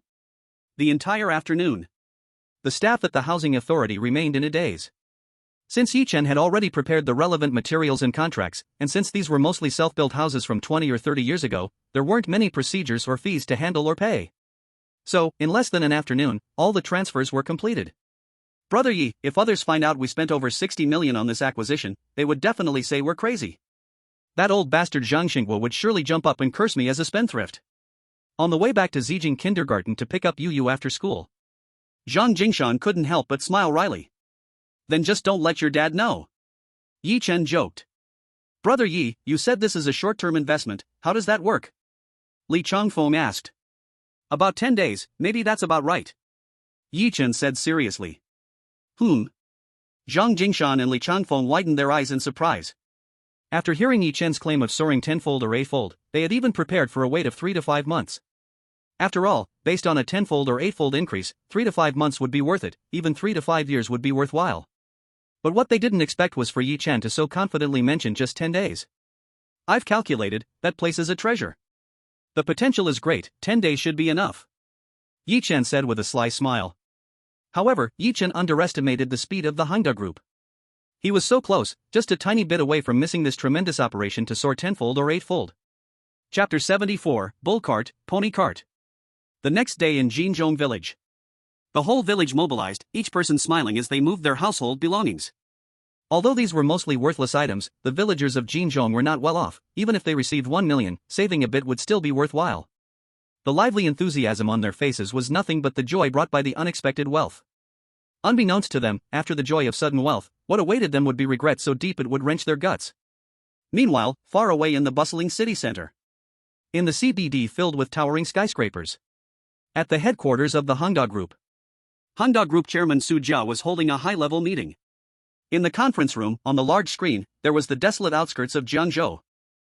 The final plan for the location of the soccer field is definitely in the outskirts. I'm sure everyone is clear about this, but for now, this news must not be disclosed. This place, as the center point of the 5 cities' convergence, has been delayed for many years, and this time, I have received news that the extension of subway line 10 is about to reach the outskirts. The extension of line 10 is just a signal. Since the government will extend line 10 to that area, it means there will definitely be big moves. If nothing unexpected happens, the high-speed train station will be the government's next major project, so this is a rare opportunity for our Hangda Group. With the extension of line 10, and soon the high-speed train station rising, the former outskirts will become a golden nest, a real golden nest. The geographical location of the 5 cities' convergence will bring unimaginable huge traffic, so the outskirts will be the next strategic focus for our Hangda Group. Facing away from the big screen, Chairman Su Jia of Hangda first gave an opening speech about the strategy. Then he looked at a middle-aged man in his 30s, Lu Zhua. Please tell everyone about the situation in the outskirts. Yes, Chairman. As the vice president of the group, Lu Zhua stood up. Then he said seriously, regarding the land in the outskirts, the privatization ratio is not high, so our Hangda Group has had a pleasant preliminary negotiation with the Jiangzhou government. Based on our Hangda Group's brand, strength, and reputation, the Jiangzhou government has shown great enthusiasm and support for our development of the outskirts. Under these circumstances, it will not be too difficult for us to acquire the outskirts for commercial development. However, the Jiangzhou government has given us a premise: we must first resolve the privately owned village land in Jinchong village before we can negotiate with them. Saying this, Vice President Lu Zhua picked up the remote control in front of him and pressed a button. The big screen immediately changed to an aerial view of Jinchong village. This is Jinchong village. According to what I've learned, there are a total of 66 households in Jinchong village, 1 house per household. If our Hangda Group wants to obtain the development rights for the outskirts, we must first expropriate Jinchong village. Otherwise, it will not only lead to excessively high costs for expropriation but may also face stubborn households or other troubles. Once the government publicly announces the extension of subway line 10, if our Hangda Group still has not acquired Jinchong village, it will greatly become a hindrance and financial burden for our development of the outskirts. As for the city government, although it has not yet confirmed whether the extension of line 10 can be implemented. Based on our various analyses, it should be a done deal, no problem. Once it is finalized, it will definitely be announced to the public as soon as possible. Therefore, this has become our Hangda Group's top priority. We must acquire Jinchong village before the government announces the extension of line 10, even before the city government makes the decision. Another issue is that when acquiring Jinchong village, we must not act under the Hangda Group's name. Otherwise, once this matter is exposed, it will attract the attention of the whole society, and the villagers of Jinchong village will raise their prices. It may even bring in some external forces to meddle. After Vice President Lu Zhua's explanation, Chairman Su Jia then spoke. What Lu Zhua means is what I mean, Xiao Chang. Chairman. A very capable woman in her 30s stood up. The expropriation of Jinchong village is entrusted to you. I give you 3 days to get Jinchong village. As for the acquisition price, don't negotiate by square meter, just handle it by building. For both the land and the house, just give it according to the normal market price. We can appropriately give them a little increase, but we still need to curb their desire to raise prices. Chairman Su Jia issued his command with great authority. Chairman, I understand, I will ensure the task is completed. Xiao Chang responded with determination in her eyes. For her, this task was nothing, it was simply not challenging at all. In such remote areas, it would normally be hard to even make a deal. So, no family would want to stay in such a godforsaken place. Staying behind simply meant there was no opportunity to move out. When faced with expropriation, the idea of not selling basically did not exist.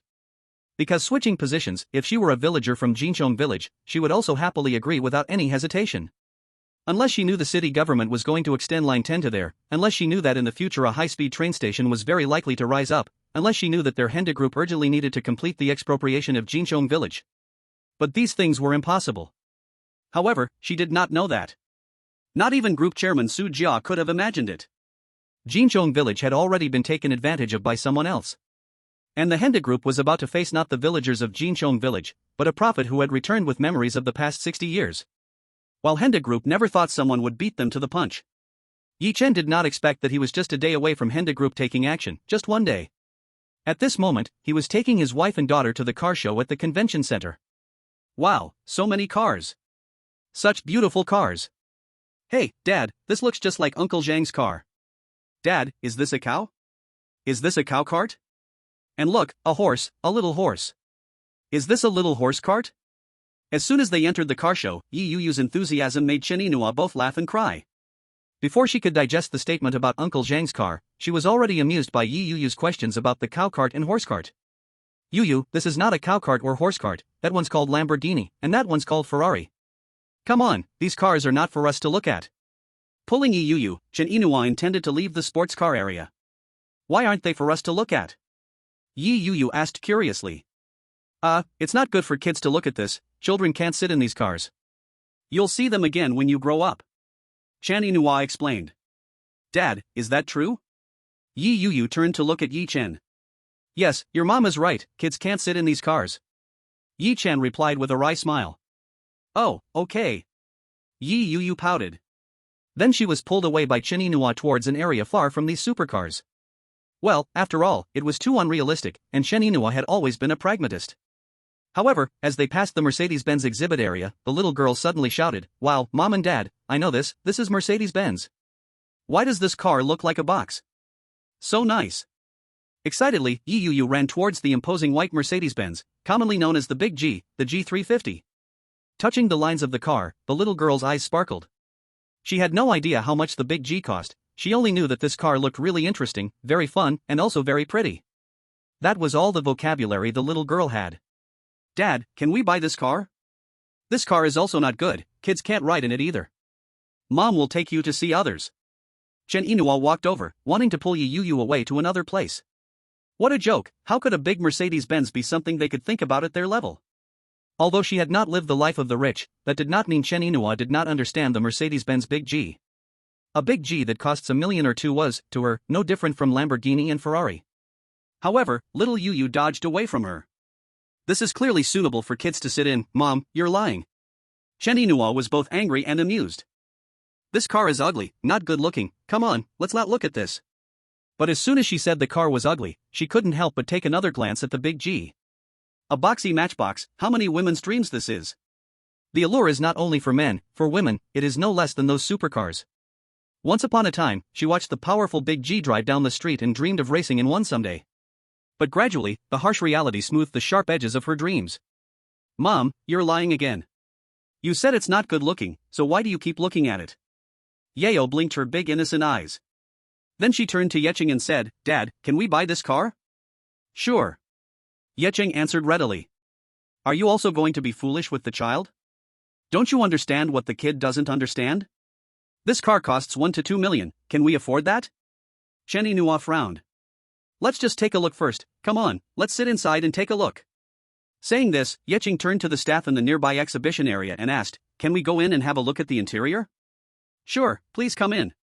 The kind of dismissive attitude portrayed in novels did not happen here. Even if they didn't think this plainly dressed family could afford such a symbol of wealth, the staff still smiled mechanically and opened the car door under basic professional ethics. Seeing this, Chen Yinhua, who initially wanted to leave, unexpectedly sat inside. High-end, classy with a sense of luxurious understatement. This was the immediate impression that hit Chen Yinhua. The most high-end car she had ever sat in was the Audi A4 call through a ride-hailing app. However, the interior that outshone the Audi A4 instantly captivated her attention. Touching here, tapping there, afraid of causing any damage. Daddy, this car is so nice. Can we buy this, please? Then Yo-Yo can take this car to school, just thinking about it makes me so happy. Little Yo-Yo's words suddenly brought Chen Inouye, who was immersed in the big G, back to reality. This kind of car is not something they can have, at least not now. She withdrew her beloved hand and shifted her longing gaze away. Okay, we've looked and touched, let's go. Don't you like it? Yecheng asked softly with a smile. To say I don't like it would be a lie. Who wouldn't like it? But liking it doesn't mean we must own it, so it's enough to just think about it. A car costing 1 to 2 million is not suitable for our class. Chen Inouye shook her head. As long as you like it, that's enough. Yecheng smiled slowly. In his brows, it seemed he had made some decision. He pushed the car door open and got out.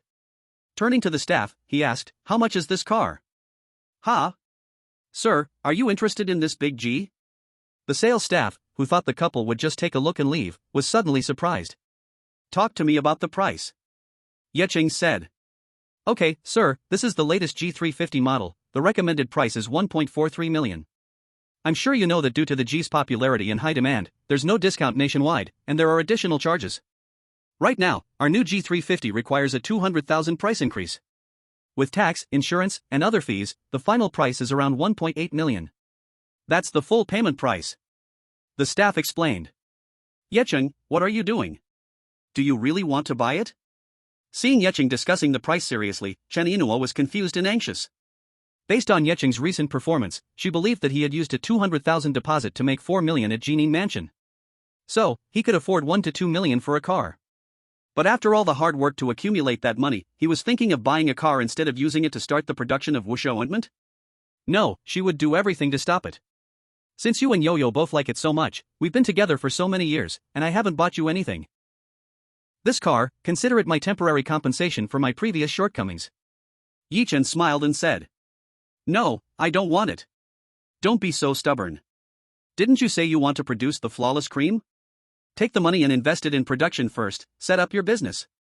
If you really want me to change my view of you, then don't be so foolish. You can buy a car anytime, when you really make money in the future, even if you buy me a Rolls Royce, I won't refuse, but right now, it's not necessary, you know? Chen Inouye shook her head and hurriedly said. Inouye, do you think I'm such a reckless person? Don't worry, I have money for the big G, and the funds for producing the flawless cream won't be lacking either. Let's get this big G today, it will be convenient to go anywhere in the future and save us from the sun and rain. Yi Chen said. No, if you're really going to buy one, then just buy a car that costs around 1 to 200,000, that's enough to shield from wind and rain, enough to pick up and drop off you. With Yi Chen's insistence, Chen Inouye stepped back. At the entrance of the exhibition center, Zhang Jingshan walked in alongside a handsome man. As they talked, Zhang Jingshan's expression became strange. Damn, what are you talking about? When did you get the dealership for Mercedes-Benz? Without waiting for the other party to answer, he continued, I'm puzzled, how do you think of this? The Mercedes-Benz dealerships in Zhengzhou have been saturated for a long time, why are you joining this hustle? The man shook his head and smiled, old classmate, please watch your words. It's not me, it's my dad. I also didn't expect that he quietly took over a Mercedes-Benz dealership after opening a Porsche 4S store. But from what he said, he's not really looking to make much money in this saturated market, he just wants to maintain appearances. After all, whether it opens or not, he isn't short of this bit. Truly worthy of a coal tycoon, really extravagantly rich. Zhang Jingshan replied with a bitter smile. Your sarcastic remarks are really not the style of our Zhang Gongzi. The coal second generation Zhao Jiwei shook his head helplessly. He patted Zhang Jingshan on the shoulder, come on, we have several new models on display this time. Let's see if there's anything suitable. If you like it, just drive it back. Even though we need to be clear about accounts among close brothers, I promise not to earn you a single cent, I'll just give you the price from my side without even taking a shipping fee from you. I bought a Range Rover last year, and recently I picked up a Panamera from your place. Why do I need so many? To let them gather dust? But I do have a friend I just made who wants to buy a car now. Let's stroll around with you, if there's something suitable, I'll let him know.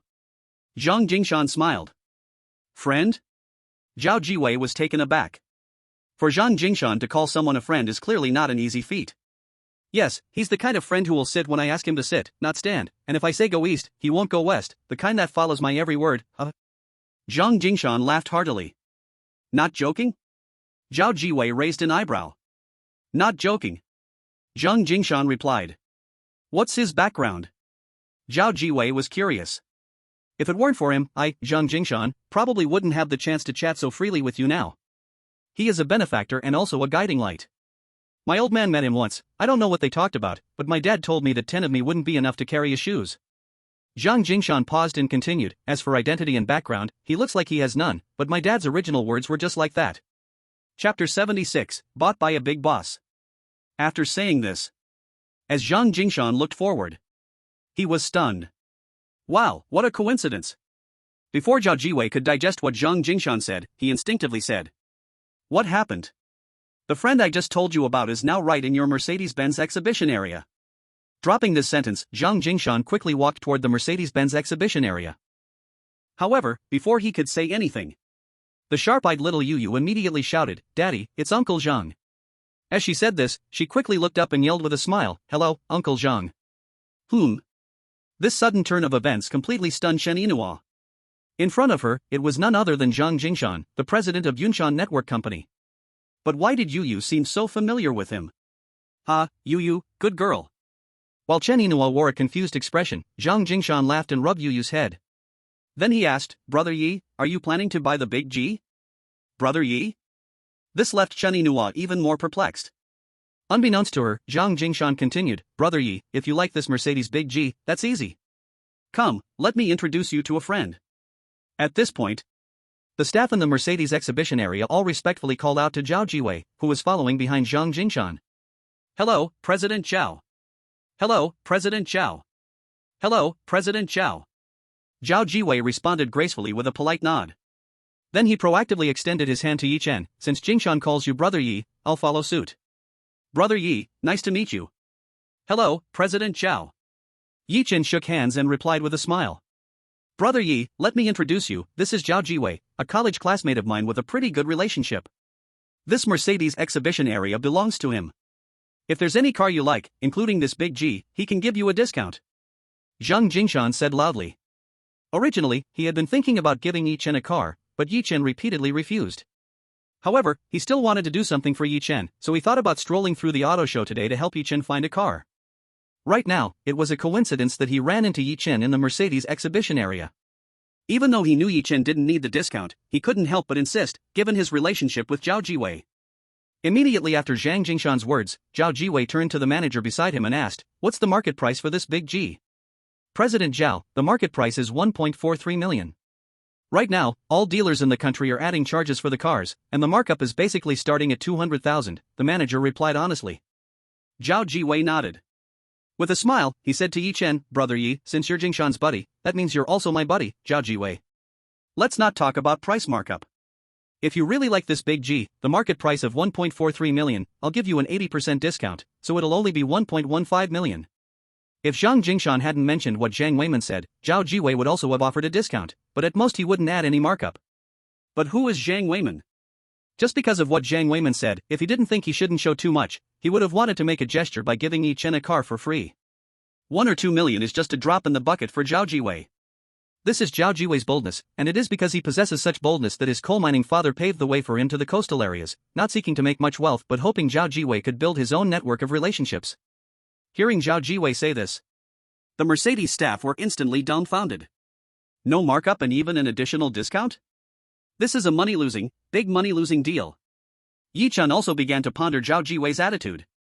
But before he could speak, Chen Yinhua, who was filled with shock and confusion, hurriedly smiled and said, "Thank you for your kindness, President Zhao, but this car isn't suitable for us." Yinhua, it's rare for President Zhao to show such good intentions. Furthermore, the interior experience of this car is indeed quite nice. Just get it, after all, we will need to buy a car sooner or later, so what's the harm in this little bit? After pondering for a moment, Yi Chen responded, "If it were usual, I definitely wouldn't accept this favor from Zhao Jiwei. After all, he really wasn't lacking in that few 100,000. But at this moment, in order to avoid Chen Yinua's complete rejection, he still accepted it. What do you mean by not caring about this little bit? Even if there's no markup and an additional discount. The landing price is still over 1 million, really, I hope you spend the money where it matters. Even if we want to enjoy, let's wait until we truly have that capability to enjoy slowly." Chen Yinhua shook her head seriously. Beside her, Zhang Jingshan felt a toothache upon hearing this. A Mercedes-Benz G-Class worth over 1 million, for Yi Chen, who earned 40 to 50 million in less than a month, is this considered enjoyment? With Yi Chen's extraordinary analysis and marksmanship, even buying a Rolls-Royce now wouldn't be excessive. Sister-in-law, a G-class isn't excessive at all. Brother Ye's rise to success is just a matter of time. Moreover, driving a Mercedes-Benz G-Class carries some status, whether for partnership discussions or anything else, it can have a good effect in an invisible way. Zhang Jingshan said earnestly. Ha? Sister-in-law? Chen Yinhua was stunned when she heard this. Zhang Jingshan's consecutive display of attitude left her a bit dazed and confused. But at this moment, she had no time to think too much. Just as she was about to respond to Zhang Jingshan, Yi Chen's voice also rang out. Yinhua, after a while when we set up the factory for production of the exquisite lotion, if we drive a car worth 1 or 200,000 to negotiate partnerships, how will people see us? Mr. Zhang, as someone with experience, is right, having a better car makes discussions much smoother and pleasant. If it weren't for Yu Yu's fondness for this G-Class, and Chen Yinua's earlier longing for that luxurious interior in the car, Yi Chen wouldn't be so persistent. After all, in his previous life, he even had a private jet. How could he be so fixated on just a Mercedes? He knew that Chen Yinhua resisted the G-Class, just as she said. It wasn't that she didn't like it, no woman could resist such a thing. She simply endured too many hardships, and her practical side had long overwritten her idealistic views. Originally wanting to continue opposing, Chen Yinhua suddenly found herself at a loss for words upon hearing Yi Chen mention negotiating the factory and partnerships. Because it was undeniable that what Yi Chen said was indeed reasonable. And also, sister-in-law, it's rare for President Zhao to offer such a discount. After you buy it, if you don't want to drive it, you can easily sell it without saying it will return the investment. You can also make a profit. The G-Class's resale value is notoriously high. Otherwise, it wouldn't be the case that you need to pay extra for delivery, right? Zhang Jingshan timely echoed. Upon hearing this, Chen Yinhua wavered. Under the insistence of Yi Chen and the agreement of Zhang Jingshan, she genuinely couldn't find any words to refute. After a helpless shake of her head and a bitter smile, she said to Yi Chen, since you're so determined, then let's buy it. I really don't know how else to advise. Meanwhile, in Jinzhuang village, a group sent by Xiao Chang arrived in Jinzhuang village. However, upon seeing the villagers hauling their furniture and belongings, they were immediately stunned. What's going on here? Hello, sorry to bother you, may I ask if you are a villager from Jinzhuang? A woman in a business suit with a short haircut, looking very capable, stopped a woman and asked in surprise. Ah, used to be, but probably no longer after this. Although she was sweating profusely, it couldn't hide the joy on her face that hadn't faded. What do you mean? The woman from Manga Group became even more confused. Because our place has been bought by a big boss. We are moving out now, alright, I won't talk to you anymore. The woman left, leaving the businesswoman standing there, her mind in a state of confusion. Bought by a big boss? What kind of joke is this? The next moment, the woman quickly pulled out her phone to report the situation. Chapter 77, wouldn't it be fine if they gave this price earlier? Hey, Su Yan, has Jinzhuang village been taken down? At Manga Group, stationed at the headquarters, Xiao Chang was flipping through documents while one side connects the passage. For her, the task assigned from above was simply a piece of cake. Just those villagers, give them a few 100,000, wouldn't they joyfully and obediently sign the contract? President Xiao, the situation is not good. At this time, Su Yan, who was in Jinchong village, looked at the group of villagers bustling with excitement. Her expression became extremely complicated. Her spirit was momentarily taken aback while reviewing the documents. Xiao Chang paused. What happened? All the houses in Jinchong village have been bought. Now the villagers are busy moving. Su Yan said. What? Hearing Su Yan's words, Xiao Chang immediately sprang up from her executive chair. Her charming face began to tremble violently. What did you say? Say it again. President Xiao, we arrived too late, all the houses in Jinchong village have been bought. What should we do? Did someone get ahead of us? Damn it, how could this happen? Why is it like this? Now, Xiao Chang became flustered. She wouldn't think this was a coincidence. Because anyone with sense wouldn't go to acquire a place like Jinchong village, which was a wasteland. And this, what does it indicate? It indicates that the other party either knows about their Hangtai Group's plan, and the acquisition of Jinchong village is aimed at them, or they are aware of the government's planning and have unknowingly become Hangtai Group's competitors. But regardless of which, they couldn't afford to underestimate it. Go, immediately ask those villagers who bought their houses, also find out who the buyer is, when they bought from them, and what price they were given. Xiao Chang became anxious. Yes, President Xiao, I will go right away. After hanging up the phone, Su Yan didn't let the other colleagues follow her. She only took a strong male colleague and quickly walked into the bustling Jinchong village. Excuse me, sir. Finding a relatively relaxed villager, Su Yan hurriedly approached. Who are you calling sir? Am I that old? It was none other than Zhong Jianxi, who had done a great service for Jinchong village. His mood could not be described as just overjoyed. Ignoring the extra 200,000 that Yi Chen had given him during the acquisition of his house. Under Zhong Jianxi's various embellishments and exaggerated claims, the villagers believed that the high-price acquisition of Jinchong village was all due to Zhong Jianxi's hard work. For this, the other 65 households in Jinchong village each gave him 3,000 as a thank you fee, adding up to nearly 200,000. Now, Zhong's wealth had reached 140,000, and he vaguely felt like he was a little rich man, so he didn't want any of the furniture and appliances. He just let the other villagers take whatever they wanted. He was humming a little tune and singing, but suddenly being called sir, the less than 50-year-old Zhong became furious. Ahem, sorry, big brother. Su Yan quickly corrected herself. After all, being someone savvy in the workplace, Su Yan didn't even call him uncle, addressing him directly as big brother. That's better. So, what do you want? Zhong Jianxi then responded with satisfaction. Big brother, I heard the villagers in Jinchong village were moving, what's going on? Su Yan smiled and asked to draw him out. What's there to ask? Heaven has eyes, and we Jinchong village have encountered a benefactor. As he spoke, Zhong Jianxi's eyes sparkled with excitement. Whom? Benefactor? Su Yan slightly narrowed her eyes. Of course. Just yesterday, they acquired our whole Jinchong village in one go. Before this, we had been waiting for the acquisition for ages, and now, finally, heaven has opened its eyes. Zhong Jianxi sighed and his face brimmed with joy. Acquiring the entire village in one go? How much did that cost? Who is the buyer? Su Yan pressed on. Over 60 million. That big boss drives a big Land Rover. I don't know what his background is, but he spends tens of millions without even blinking an eye. At this point, Zhong Jianxi suddenly realized, wait, why are you asking so much? What do you do? Big brother, I'm just curious. Can you give me that big boss's phone number? Su Yan said. Zhong Jianxi looked at Su Yan suspiciously. What do you want to do? Nothing, just want to get to know a wealthy boss like that, and see if there's anything we can cooperate on. Cooperate? Zhong Jianxi smirked slightly. In his eyes, the little beauty in front of him just wanted to hook up with a rich guy. If you're looking for a phone number, you found the right person. In the whole Jinchong village, only I have that boss's number. But why should I give it to you? Zhong Jianxi squinted, revealing a bit of streetwise cunning. 2,000, how about that? How could he not know the little thoughts of this common person? Su Yan quoted a price directly. Are you trying to give me peanuts? Zhong Jianxi's face darkened. If this were before the expropriation, not to mention 2,000, he would have agreed to 200. But this is a different time, a mere $2,000, how could he still care? 3,000, big brother, isn't that a lot? Su Yan was startled, not expecting the other party would say it was still too little. You're being ridiculous.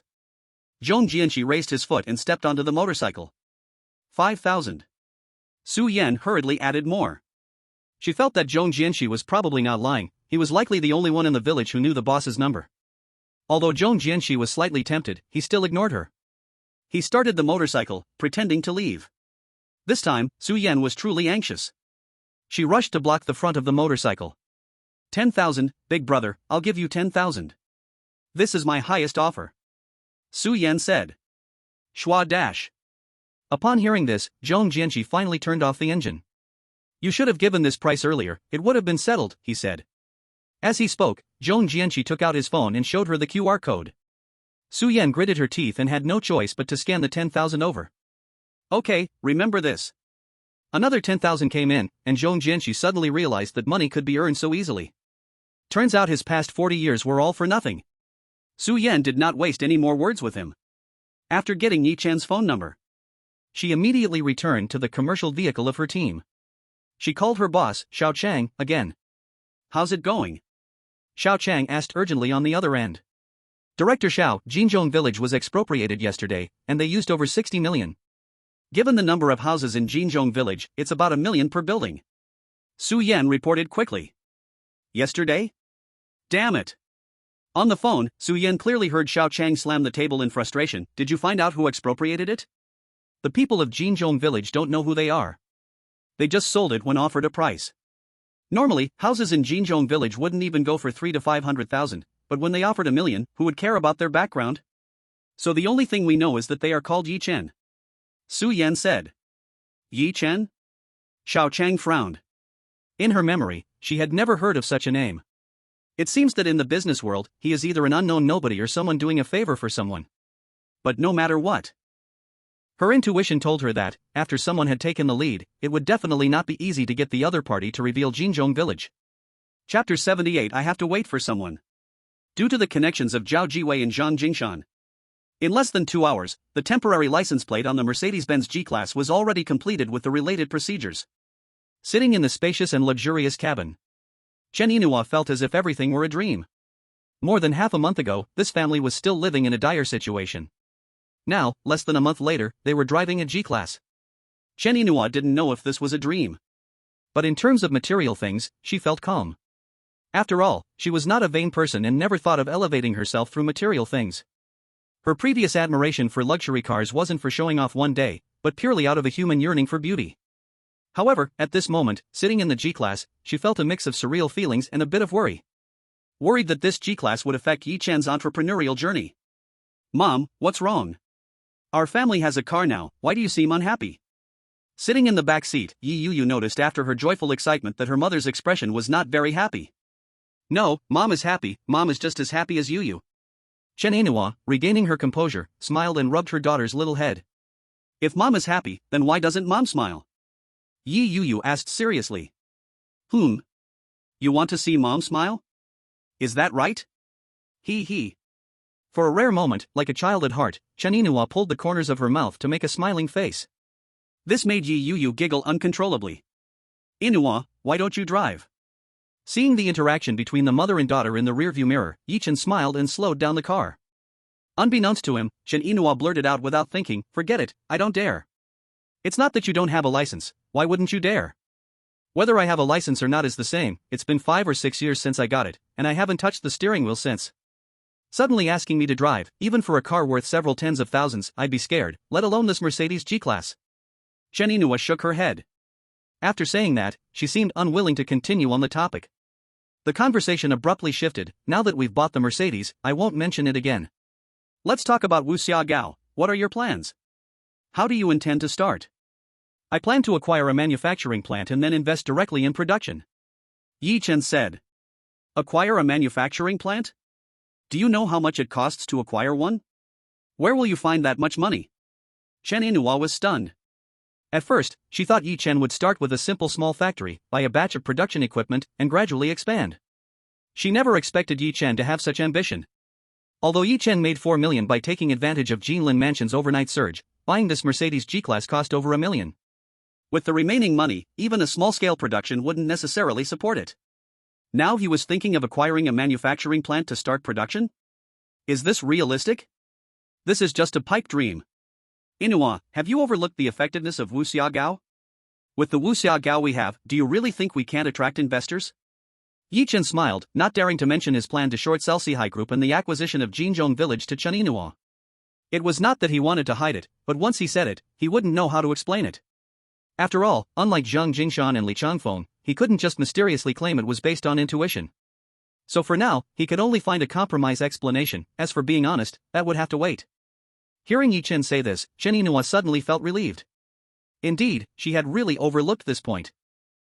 If the flawless cream were revealed, those wanting to invest would probably line up for a long time.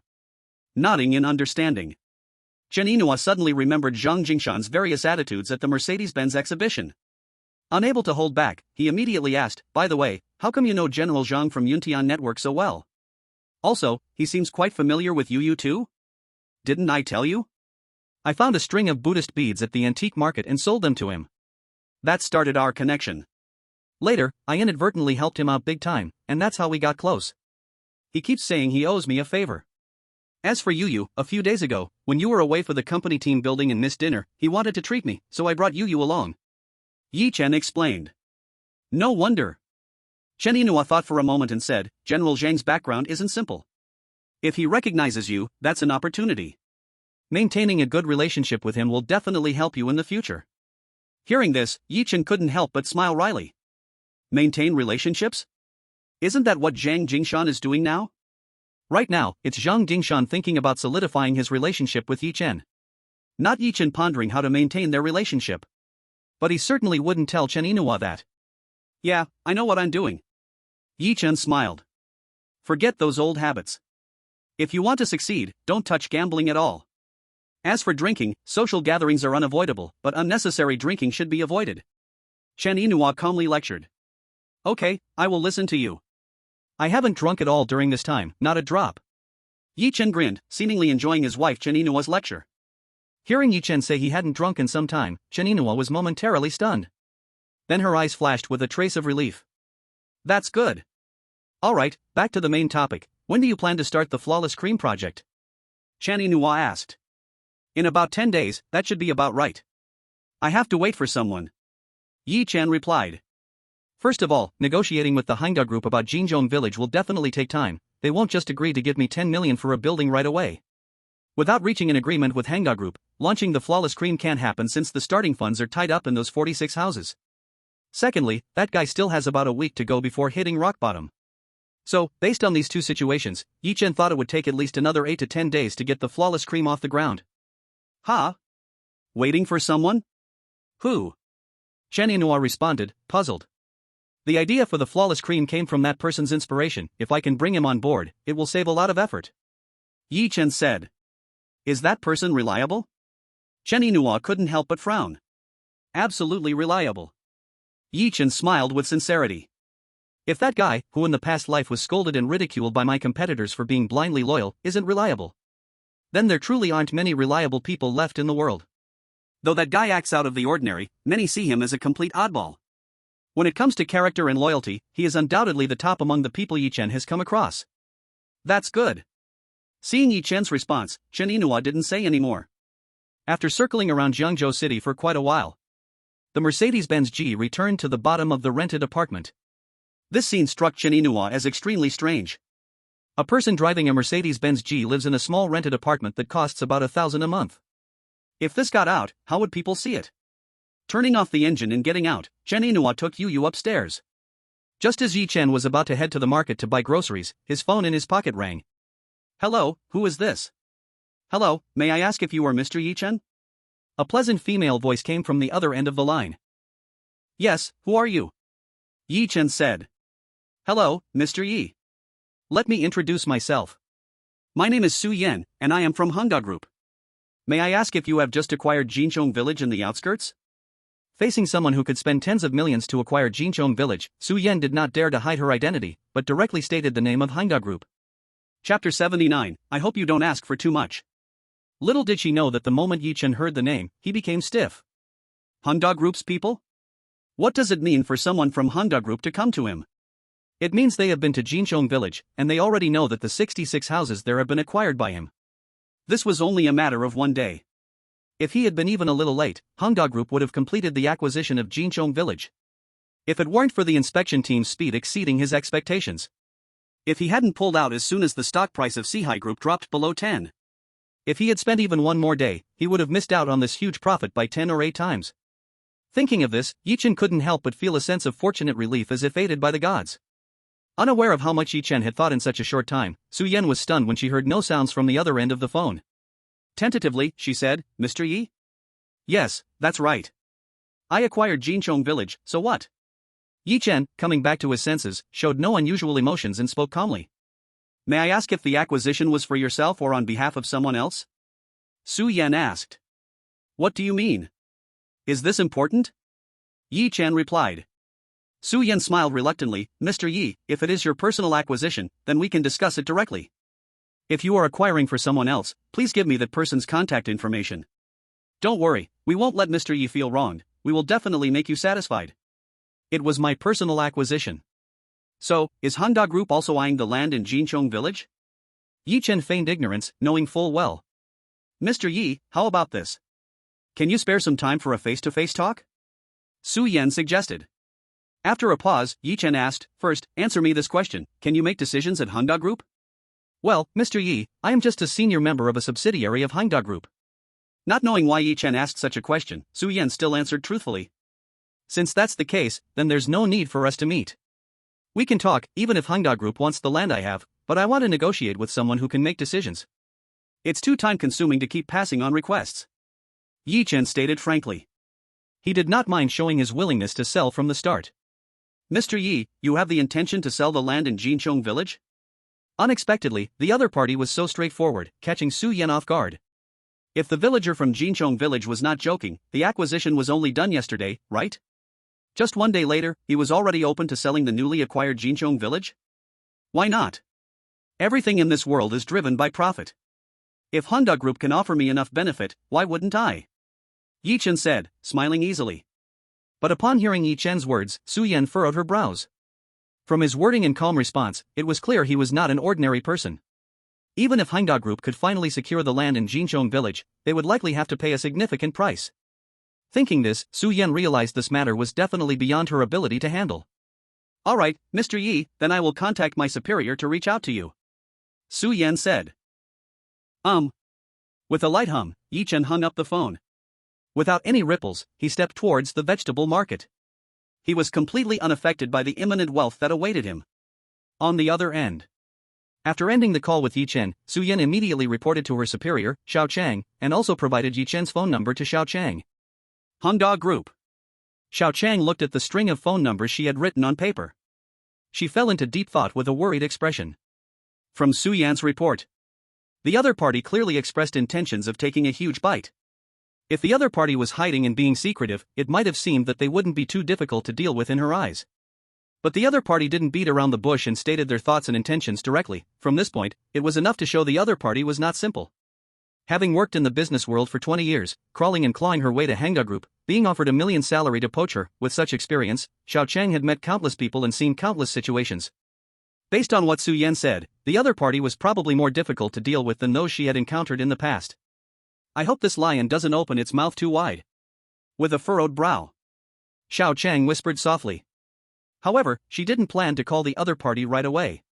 Since it had come to this point, she needed to leave the other party hanging for a while. This could be seen as a psychological battle of sorts. Yet how could she know? Battling wits with a business giant who once held a fortune of 400 billion in the past? That would be overly naive.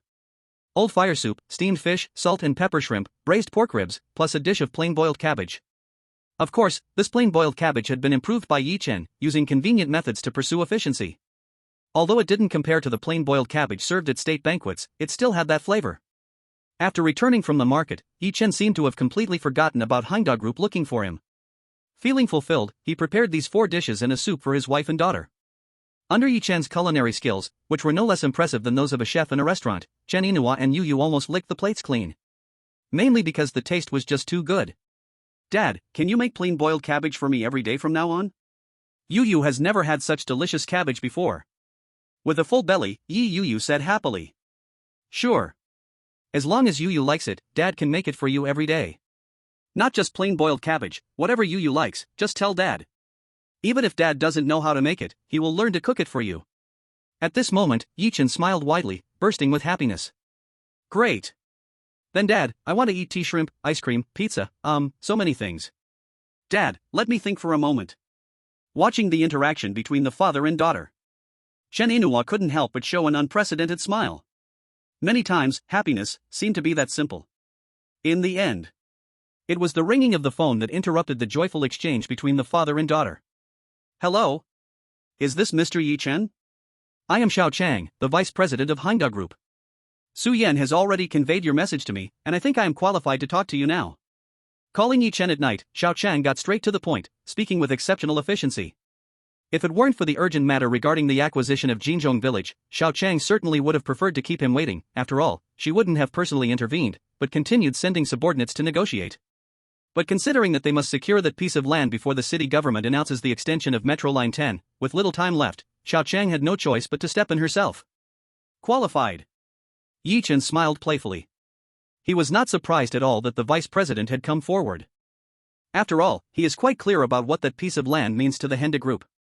To put it bluntly, the more than 60 houses in Jinchong village are the stubborn nails in the commercial landscape of the Henda Group. Alright, 9 o'clock tonight, at the DOA Cafe, I would like to talk to Mr. Yi. I wonder if he is available? Xiao Chang said. DOA Cafe. It is the high-end subsidiary of the DOA Western Restaurant, which is not open to the public and can only be accessed by members. This is also a place crafted by the DOA for the top elites of Jiangzhou. It is not for profit, after all, a cup of coffee cannot be sold for thousands or tens of thousands.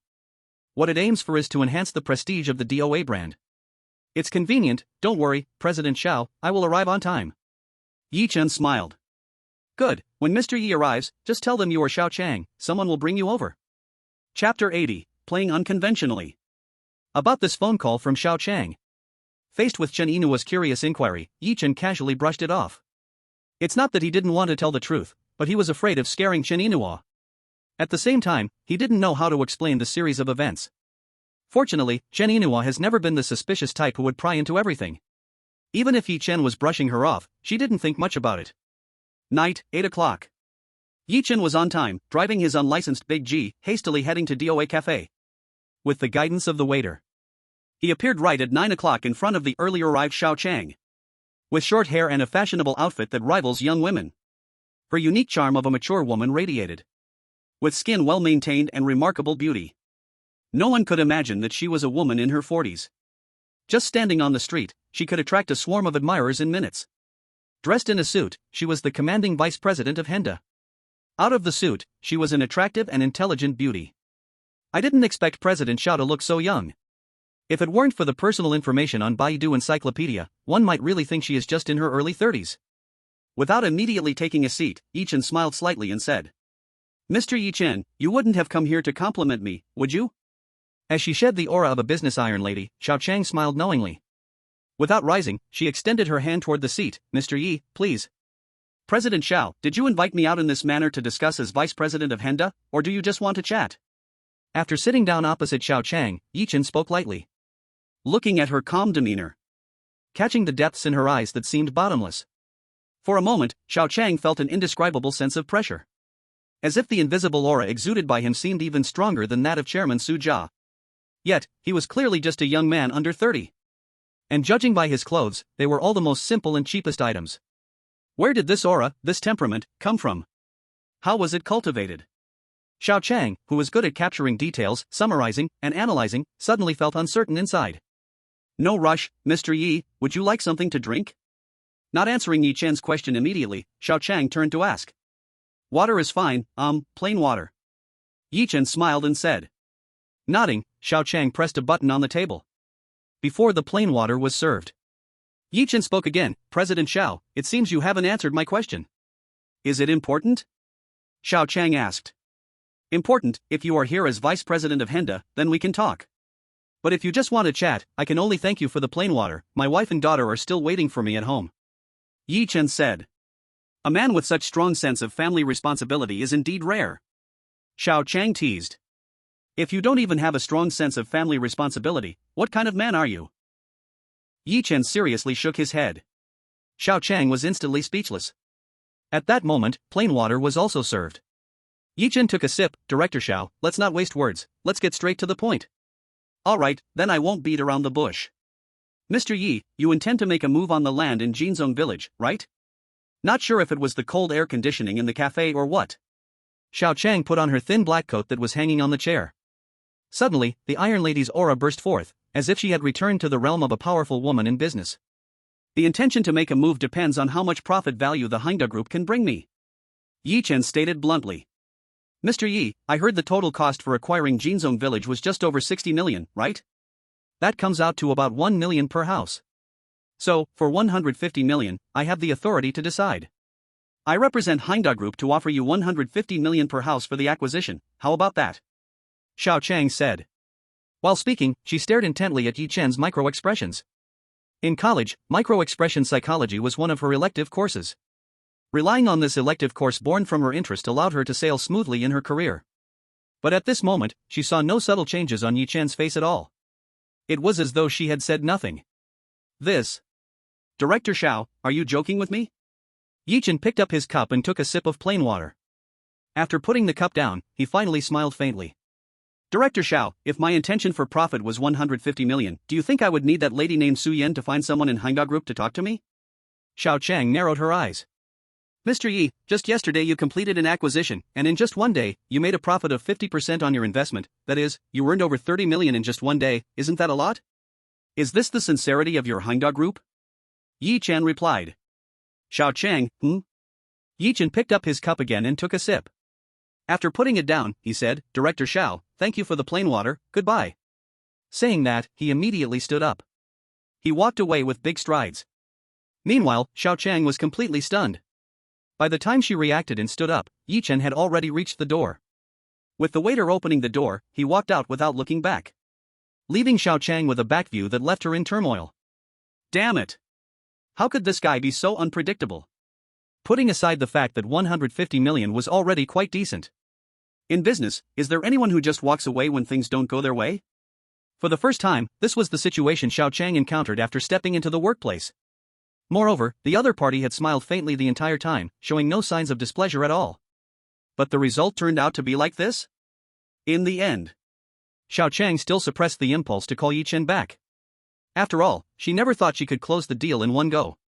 What she thought was just to initiate a basic test. However, the outcome of this test was utterly fruitless. The only thing she could be sure of was that this was a tough character, one of the top 3 difficult characters in her business career. It seemed that this matter still had to be reported to Chairman Su Jia. In the rental house, Yi Yuyu was watching Paw Patrol. Chen Yinhua was reading a book. Suddenly, the front door was pushed open.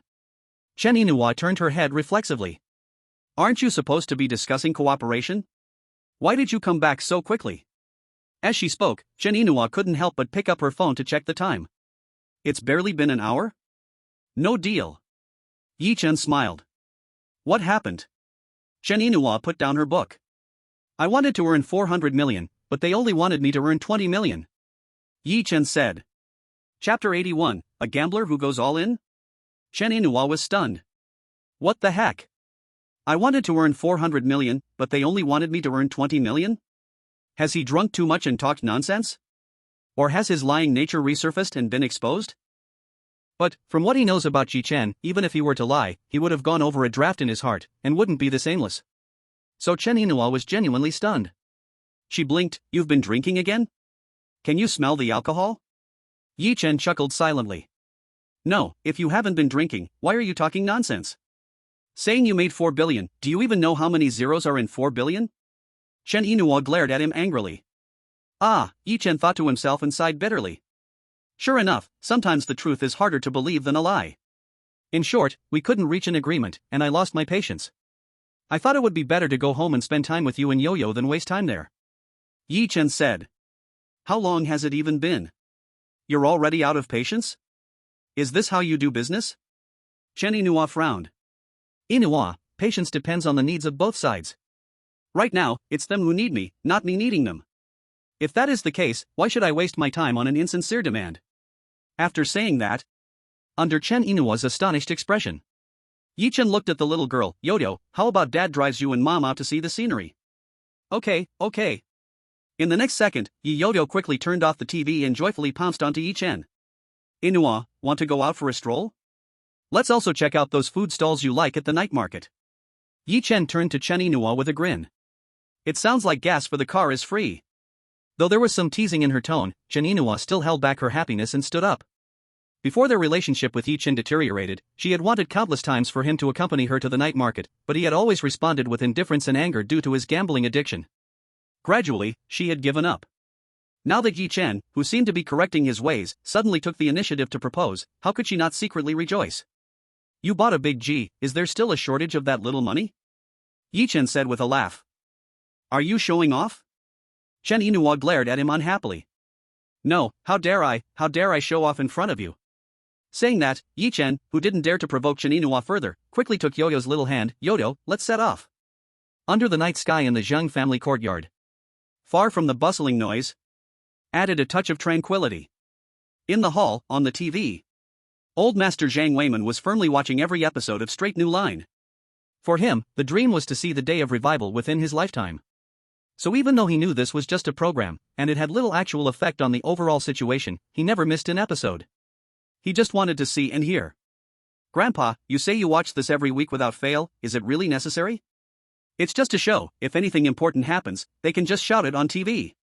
Beside him, Zhang Jingshan, feeling bored, finally spoke up after the show was over. You don't understand, this issue can't be explained to you. Clearly, Zhang Weiman didn't want to argue too much with Zhang Jingshan. He then asked, how much have you made shorting the Sihai Group? Have you pulled out yet? How much made? Zhang Jingshan's heart skipped a beat. Because he had previously told the old man that he hadn't gone crazy with Yi Chen. Jiang Weiman just quietly watched Zhang Jingshan with a hint of a smile. In the next moment, Zhang Jingshan, feeling uneasy, looked strange. Grandpa, why are you looking at me? What do you think? Do you really think I've lived these 80 years for nothing? Do you think I spent decades as an official for nothing?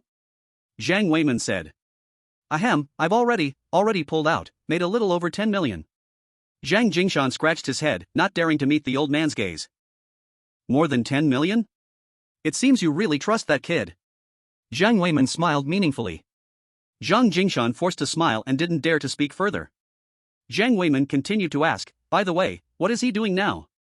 He told me before he wanted to produce a skin ointment for scar removal. He said he wanted me to give a heads up to the relevant departments to speed things up, but I haven't seen him come to me. Ah? Producing skin ointment? I don't know about this, he has never told me. Zhang Jingshan was stunned and confused. Because this matter, Yi Chen really had not mentioned to him. You don't know? Zhang Weiman was also quite surprised. I don't know. He has never brought it up. Zhang Jingshan said. Zhang Weiman paused thoughtfully. So do you know what kind of tricks he is playing now? Zhang Jingshan was a bit puzzled. He was wondering if the old man's concern for Yi Chen was a bit excessive. After all, in his impression, the old man seemed never to care like this about any outsider. Let alone outsiders, even for himself, to say the least, the old man had never cared so much. However, puzzled or not, Zhang Jingshan still spoke the truth. Grandpa, if I tell you, you definitely won't believe it, you will think it is unbelievable. Oh? Go ahead. Zhang Weiman became curious. In the operation of shorting the Sihai Group, he made over 20 million, and then rushed to the outskirts. He took the money earned from shorting the Sihai Group, along with the previous principal, and almost all of it was thrown into Jinzong Village. You should know, Jinzong Village is a desolate place where even birds don't poop. There are only 66 households in total.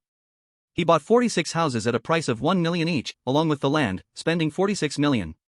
For the remaining 20 houses, he asked me and Chang Feng to take 10 houses each so we can share the fortune and hardship together.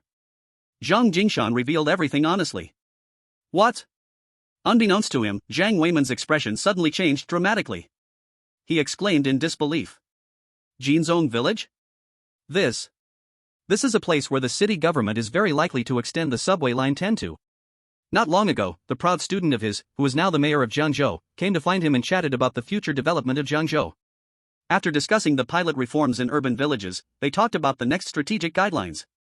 The city government had already set its sights on the outskirts, because there is a unique geographical advantage, being the junction of several cities in Jiangzhou.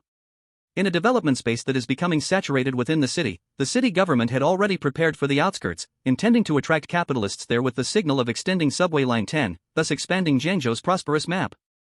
However, this was only a planning idea from the city government, and it had not yet been approved, so they had not dared to leak any information to the outside world to avoid unnecessary troubles. Yet, against this backdrop, Yi Chen had poured all his savings into Jinzong Village. This could either be a mad gambler or someone who was convinced that the next development target of the city government is the outskirts. But could Yi Chen be that kind of reckless, all-in mad gambler? Zhang Weiman would never think so. So, he again made his forward-looking analysis, just like the last time with Jincheng Mansion, analyzing that the outskirts would become a hot commodity. This almost felt like controlling the city government in hand, akin to a prophet's foresight. Zhang Weiman was stunned, truly stunned. Having lived for over 80 years and been in politics for decades, he had seen countless commercial geniuses and interacted with numerous business tycoons. But he had never encountered a talent to rival or compare to this anomaly. Even the highly regarded Su Jia from over 20 years ago, whom Zhang Weiman had once highly favored. Now the chairman of the Henda Group seems to be far away from him. Grandpa, what's wrong with you? Seeing Grandpa slightly lose his composure surprised him. Zhang Jingshan was instantly confused again. Chapter 82 This Madman. What did he say to you when he was taking a gamble in Jinzhong Village? Ignoring Zhang Jingshan's confusion, Zhang Weiman asked again. No, he didn't say anything. Zhang Jingshan said in a daze. He said nothing at all? Zhang Weiman frowned. He just said this is a short-term investment that can earn 10 or 8 times, and that it would take effect in 10 days or 8 days. Zhang Jingshan said. He didn't think he was betraying Yi Chen or selling him out. Because no one understands his grandfather better than him. Even that useless father is no exception. Aside from being incorruptible and upright throughout his life, his grandfather has an exceptional foresight and analytical interpretation of everything. Otherwise, how could the current master of Jiangzhou occasionally come to seek advice from his grandfather? Did he really come to chat with his grandfather out of boredom? Apart from this reason, there's another important point: his grandfather knows far more than they imagine. Without a doubt, his grandfather, who was respected and praised in both character and governance, would never help Zhang Jingshan to hoard wealth, even if he is his grandson. However, he definitely wouldn't watch him die. So, if there was something wrong, his grandfather might not say it outright, but he would probably hint at it gently. 10 days or 8 days to soar 10 or 8 times? After Zhang Weiman exclaimed this, he couldn't help but chuckle bitterly. This madman. Grandpa, what do you mean? Zhang Jingshan asked repeatedly. Thinking of turning several million into several billion in 10 days or 8 days, relying on the dozens of houses in rural Jinzhong village, isn't that madness? Zhang Weiman said. So you mean it's not reliable? Zhang Jingshan was shocked. It looks unreliable, but who knows? There are unpredictable events, and the world is hard to predict, who can say for sure? Zhang Weiman said somewhat ambiguously. If the city government decides within 10 days or 8 days on the extension of Metro Line 10, then the so-called soaring 10 or 8 times wouldn't be impossible. But the extension of Metro Line 10 is still undecided, who knows if there will be changes. For Zhang Weiman, having gone through countless ups and downs, he has always been skeptical of probability. He only believes in 100%, if there is even a bit of uncertainty, even if it is 99%, he wouldn't make a conclusion. After all, he has seen too many unexpected outcomes. So that means it's also possible to soar 10 or 8 times in 10 days or 8 days? Now it was Zhang Jingshan's turn to be shocked. I never said that. Anyway, you earned this money because of him, so even if you really lost, it's no big deal. Zhang Weiman said earnestly. This made Zhang Jingshan twitch the corner of his mouth. But thinking carefully, it seemed to make sense. Even if he really lost, what's the big deal? Even gods make mistakes sometimes, let alone people? Just based on Yi Chen resolving his crisis and his continuous amazing intuition and operations, even if he misses this time, it won't affect him regarding Yi Chen as his guiding light. Tomorrow, ask Yi Chen if he has time, please invite him over for dinner, and I'll also call your dad back. Zhang Weiman said. Why call him back? Can't you just skip that? Hearing Zhang Xinghua's name, Zhang Jingshan immediately sulked. Can you not be so childish? After all, he is your dad. I know you feel resentment toward him in your heart, but you can't deny that he has always been thinking about you. Sometimes the words he says are not very pleasant. Even if his methods are sometimes not quite right. Besides, the reason I want your dad to come back is just to let him meet Yi Chen, a genius like that. Having your dad get acquainted with him is not a bad thing. Zhang Weiman said earnestly. However, his intention is not merely that. He has figured out that Jingshan has become somewhat blindly obedient to Yi Chen. Just right, he wants to take this opportunity for Yi Chen to meet Zhang Xinghua. In the back and forth, he hopes to use Yi Chen to mend the relationship between this feuding father and son. Little did he know that this sudden idea of his would help the Zhang family once again crush the impending crisis in the cradle. Though it can't be said like that, considering the relationship with Zhang Jingshan has reached this point, Yi Chen certainly wouldn't sit idly by as the Zhang family faced disaster. So one could only say that the old secretary's sudden idea spared Yi Chen the trouble of figuring out how to help the Zhang family resolve their crisis. But Zhang Jingshan clearly cannot understand the old secretary's good intentions. He said, "No, old man, I just can't understand, that guy is always out there using your name to cheat and deceive, doesn't that irritate you? I'm embarrassed just thinking about it. How can your lifetime of integrity and honesty stand this? What do you mean by cheating and deceiving? Your dad is indeed living off my goodwill, but has he gone too far? Has he violated the law or committed a crime? Your dad may not have great abilities, but when it comes to right and wrong, he is clear about what to take and what not to take, what to do and what not to do. He has never disappointed me about knowing where to draw the line. My character doesn't allow me to help my own child make money, but that doesn't mean I won't let my child benefit from some human kindness. Of course, this has to be based on the condition that you haven't done anything wrong. If you really did something you shouldn't do, violating the law, without anyone else needing to do it, I, Zhang Weiman, will be the first to report you and send you in." Zhang Weiman's firm words indeed startled Zhang Jingshan. In all his life, he had never heard the old man say such things. Then why do you still scold him so often? Zhang Jingshan asked in confusion.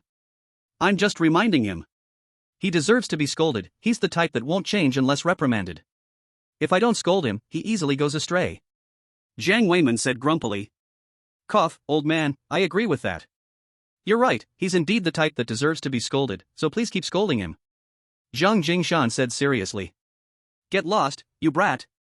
Zhang Weiman raised his foot to give Zhang Jingshan a kick. The latter nimbly stood up and dodged.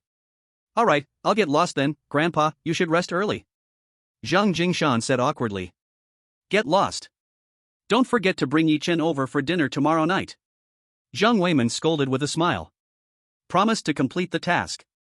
They strolled through the most bustling golden area of Zhengzhou, then stepped into the lively lower-level night market stalls.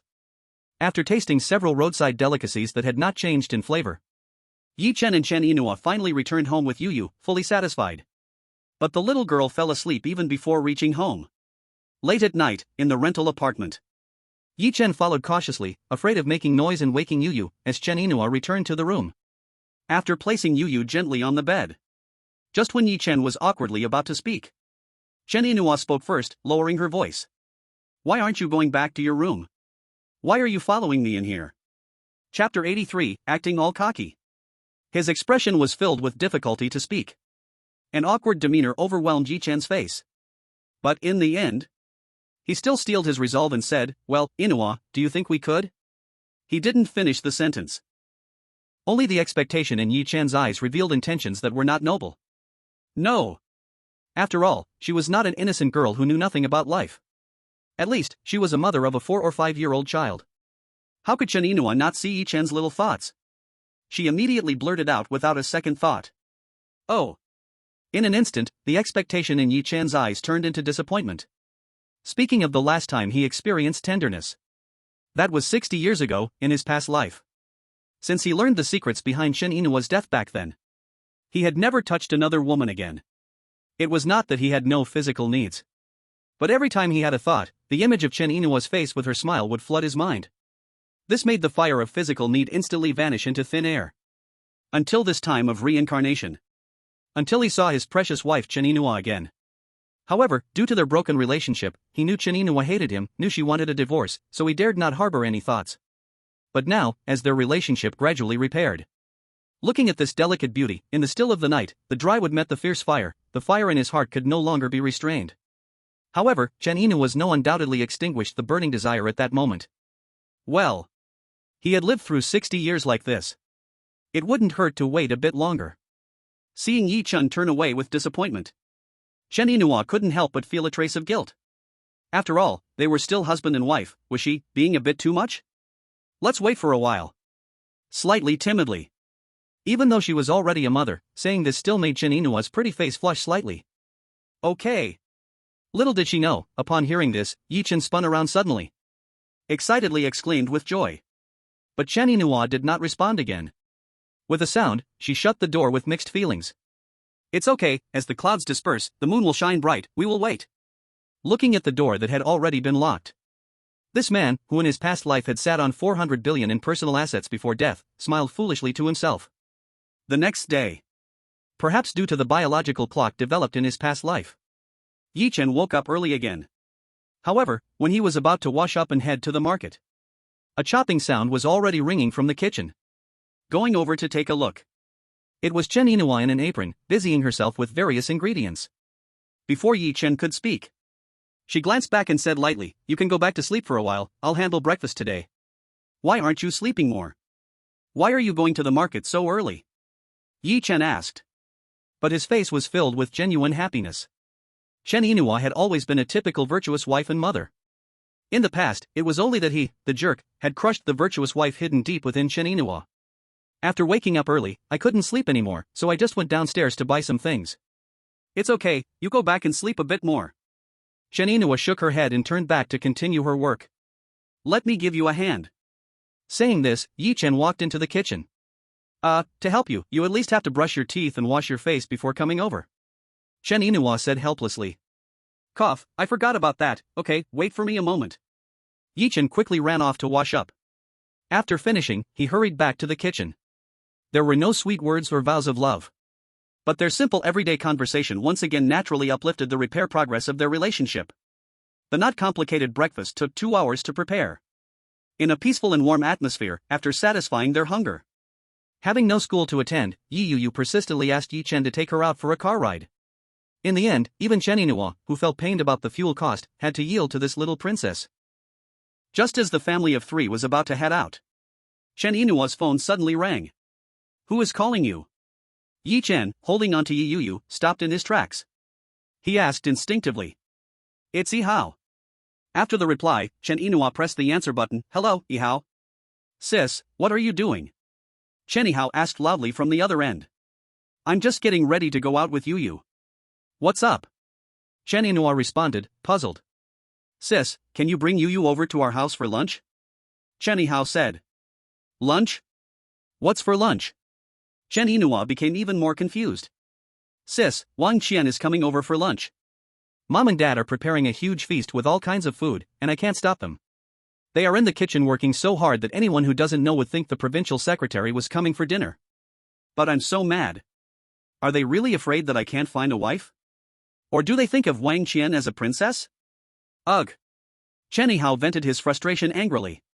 He liked Wang Qian, that was true, and he did want to marry her. After all, they had been together for several years. But that didn't mean he could accept his parents treating her like some princess to serve. Even if he had to be humble in front of Wang Qian to maintain the relationship, trying hard to meet her expectations. Is that how you talk? Chen Yinhua chided, then added, you and Wang Qian are both not kids anymore. It's about time to talk about marriage. It's normal for Mom and Dad to worry. It's rare for Wang Qian to come to our house for a meal, why are you complaining? What's so special about coming here for a meal? Are you acting like I'm desperate for it? If Wang Qian wants to marry, she will. If she doesn't want to, she can go. I don't believe that without her, Chen Yihao, can't live. I don't believe that without her, I can't find a wife. Chen Yihao shouted. Tisk, TSK, don't give me that angry face, if you're capable, go say it in front of Wang Qian. Chen Yinhua joked with a smile. Others might not understand Chen Yihao, but she knew this kid well. He just talked tough, but behind closed doors, he was as obedient as Hello Kitty in front of Wang Qian. But to be honest, Chen Yinhua didn't really like Wang Qian. However, in her family, her voice didn't carry much weight, plus her parents seemed to have already decided on Wang Qian as the daughter-in-law. So she always kept quiet about it. What? Sis, do you think I don't dare? Chen Yihao became anxious. You dare? What is there that you wouldn't dare? Chen Yinhua shook her head and smiled. Cough, alright, let's not talk about this. Sis, remember to bring Yu over. Have you told Mom and Dad? Chen Yinhua asked with concern, afraid that once they arrived, things would get out of hand. I told them. Just you and Yu coming over for lunch is fine. Chen Yihao replied. Okay, I'll come over later. After Chen Yinhua hung up the phone, Yi Chen immediately asked, what did Yihao want from you? You know Wang Qian, right? Chen Yinhua said. That girlfriend of Yihao's, who acts all high and mighty. Yi Chen was taken aback. What do you mean, high and mighty? Chen Yinhua shot him a glare and continued, Wang Qian is coming over for dinner. Mom and Dad are preparing a big meal, and Yihao wants me to bring Yu too. What about me? If you both go, should I go too? Yi Chen asked. If this were in the past, he definitely wouldn't go, even if there were 8 people carrying him he wouldn't go. Chen Yinhua thought for a moment. Realizing that Yi Chen's recent changes were like night and day. With the thought of divorce already eliminated from her mind. She also hoped Yi Chen could repair his relationship with her family. Her acceptance of her parents was already in place, it didn't matter by now, as she had long seen through their self-serving nature. If it wasn't for her brother, she wouldn't even bother going back to face her parents who only cared about money. So mainly for her brother Yihao, she hoped Yi Chen could regain his brother Yihao's recognition. That's why she had the courage to go against her family's immense pressure to get the marriage certificate with Yi Chen. Yihao secretly helped a lot behind the scenes. However, Yi Chen's later self-destructive behavior and drastic change in character completely chilled Yihao's heart, turning him into a thorn in Yihao's eye, a sworn enemy. Now, with Yi Chen's transformation, she began to have the thought of letting her brother Yihao forgive Yi Chen. If you want to go, and if you're not afraid of my family causing trouble, then go ahead. Chen Yinhua said indirectly. What's there to be afraid of? Are your family members going to chop me up with a knife? Yi Chen replied boldly and carelessly. Chapter 84, Who Gave Her the Courage? Just after noon, past 12 o'clock. The big G parked in the open space below the Chen family's resettlement housing area. Chen Yinhua pulled Yi Yu ahead, with Yi Chen following behind. Hey, isn't that the daughter, son-in-law, and granddaughter of the old Chen family? Did they come in a Benz? That car that looks like a train box, my son said it's called Big Chicken or Big Duck or something, and it seems that even the cheapest one costs 1 or 2 million. Isn't that son-in-law of the old Chen family an absolute gambler and drunkard? Did he actually get rich from gambling? Come on, I heard that son-in-law is often chased by loan sharks for debts. Old Chen and his wife were trying to find a new husband for their daughter not long ago. Everyone knows what kind of people Old Chen and his wife are, right? If their son-in-law really bought a Benz, would they still be pushing for a new son-in-law? Exactly, you must have mistaken them for someone else. How much money do you need to win to buy a Benz? That son-in-law can't possibly have that ability. Mistaken? No way, I clearly saw that's old Chen's daughter and son-in-law. Across the road, a group of uncles and aunts were chatting and relaxing under the big tree, discussing endlessly. Amidst the distant murmurings, Yi Chen's family of 3 appeared at the door of their home. The door that had not been closed was pulled open by Chen Yinhua. She entered first. Sis, you're here. In the kitchen, unable to assist. Sitting on the sofa, smoking, Chen Yinhua saw Chen Yinhua holding Yi Yu enter. He quickly extinguished his cigarette, grinning as he stood up. Uncle. Although she didn't like her grandparents, Yi Yu was very close to this uncle, Chen Yinhua. She rushed over, calling out loudly. Come here, uncle will hug you and see if you've gained any weight recently. However, as soon as he hugged Yu, he noticed Yi Chen appeared in his line of sight. What are you doing here? Who let you come? Just a moment ago, his face was full of sunshine, but suddenly it was overcast. Chen Yihao's eyes, filled with hostility and hatred, fixed on Yi Chen. Yihao. Chen Yinhua hurriedly stepped forward. Sis, why did you bring him here? Chen Yihao gritted his teeth. He not only hated Yi Chen but also hated himself. If he hadn't helped Yi Chen secretly manipulate things between Yi Chen and Chen Yinhua, his sister wouldn't have ended up in today's situation. Moreover, the household registration book needed for his sister Yinhua and Yi Chen to get their marriage certificate was something he had stolen from his parents' room. Yihao, Yi Chen is not the same anymore, he has truly turned over a new leaf this time. Chen Yinhua hurriedly tried to mediate and explained. Turned? Can he really change? He'll revert back in 3 to 5 days. Over the years, you've said he changed so many times, but what was the result? I was blind back then to match you with the scum and slyly help you go against mom and dad. Chen Yihao blared fiercely at Yi Chen, his eyes full of rage. Yihao, this time it really is different. I trust him this last time, you should trust your sister this last time. Chen Yinhua implored. Uncle, if you scold my dad, I'm not playing with you anymore, I want to go down. No matter how close an uncle is, he is still just an uncle. Hearing Chen Yihao scold Yi Chen, the little girl immediately changed her face and broke free from Chen Yihao's grasp. Sister, after all these years, one lesson after another, one hurt after another, didn't you give up? Did he give you some kind of potion again? At this point, you still protect him? You still believe him?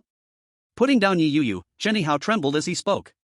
Yihao, if you continue to talk like this, I will go back. Chen Yinhua bit her lip and said. Sister, you. He didn't expect that Sister Yinua's attitude was like a different person from before. Chen Yihao knew that this was definitely another instance of that scoundrel Yi Chen casting a spell on his sister. However, under Chen Yinua's current attitude, he couldn't say anything more. He understood his sister, if he continued, Sister Yinhua would truly leave. Yihao, I know, in the past, I let your sister down and let you down. I admit my mistakes, I have nothing to explain and no face to explain. But, just as your sister said, this is the last time. I do not ask you to believe me, just believe Yinhua. If this time I still let your sister down. Seeing the timing was right, Yi Chen stepped forward solemnly. But before he could finish speaking, Chen Yihao coldly interrupted, just spare me, if it weren't for believing you back then, would my sister have to live so hard and so miserable? It was because I trusted your evil back then that I ruined my sister's happiness. Don't talk to me about change, I'm so tired of hearing it. Although I don't know what kind of potion you used on my sister, for her sake, I won't drive you away today. But I'll say this, if you dare to hurt my sister again, I won't just let it go. I'll turn your name Chen Yihao backward. At this, Yi Chen could only smile bitterly. Though Chen Yihao would love to skin him alive, he still understood. After all, if it were him, he might be even more extreme than Chen Yihao. At this moment, Lu Shuaqin, who was busy in the kitchen, suddenly walked out. Yihao, why hasn't Xiaoqian arrived yet? Dinner is almost ready, you should hurry her up. As she spoke and caught sight of Chen Yinhua and Yi Chen. In an instant, her expression changed drastically. She was about to scold and drive away this so-called son-in-law. But thinking of that 30,000, she forcibly held back. Afraid that Yi Chen would ask her for it back. So she could only snort heavily through her nose at Chen Yinhua. In a sarcastic tone, she said, you sure know how to pick your timing, coming just when your dad and I are exhausted from working hard. Why didn't you come just when it was time to eat? That would have been more punctual. Chen Yinhua was used to it, in the past, she might have had to be humble. But after being forced by her parents to remarry and the last time being fiercely chased and blocked to retrieve the bank card from Yi Chen, she was both disappointed and cold-hearted. So now she felt indifferent and unbothered. Mom, what are you being sarcastic about? I didn't ask you and Dad to arrange this, you were just bored and wanted to stir up trouble, and now you blame my sister for not coming to help? It's better that she doesn't come to help. Chen Hao shot back. You really are an ungrateful little brat. Lu Shuoqin was so angry her liver ached. But knowing that Chen Hao had always supported his sister. At this critical moment, she didn't dare to shout anymore. After all, this little punk could indeed follow through on leaving. Instead, she said, "Aren't you going to hurry and call Xiao Qian? I just asked on WeChat, she's on her way, almost there." Chen Hao replied impatiently. "Almost there, huh? Then fine, I'll bring the dishes out." Without glancing at Chen Yinhua again, Lu Shuoqin turned and went back to the kitchen. Soon. What fried reed sparrow, halal grouper, shrimp balls, dendrobium water duck soup, sea cucumber in abalone sauce, and boiled giant mustard greens. And so on and so forth.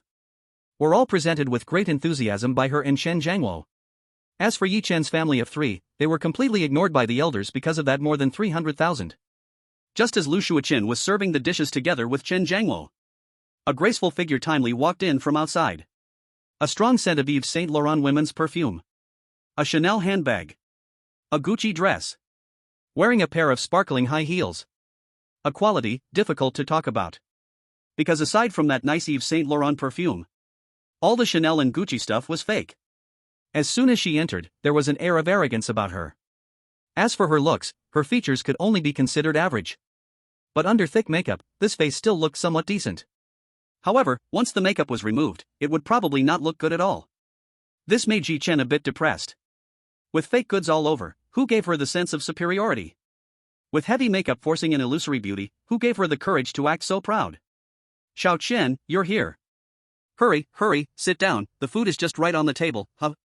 Seeing Wang Qian come in, Lu Shuoqin immediately smiled widely and greeted her warmly.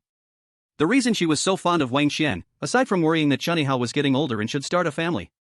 Mainly because she thought if Wang Qian married Chen Hao, it would be a good face for the old Chen family. In her view, compared to her own relatives, friends, and neighbors' daughters-in-law, Wang Qian's looks were several streets ahead.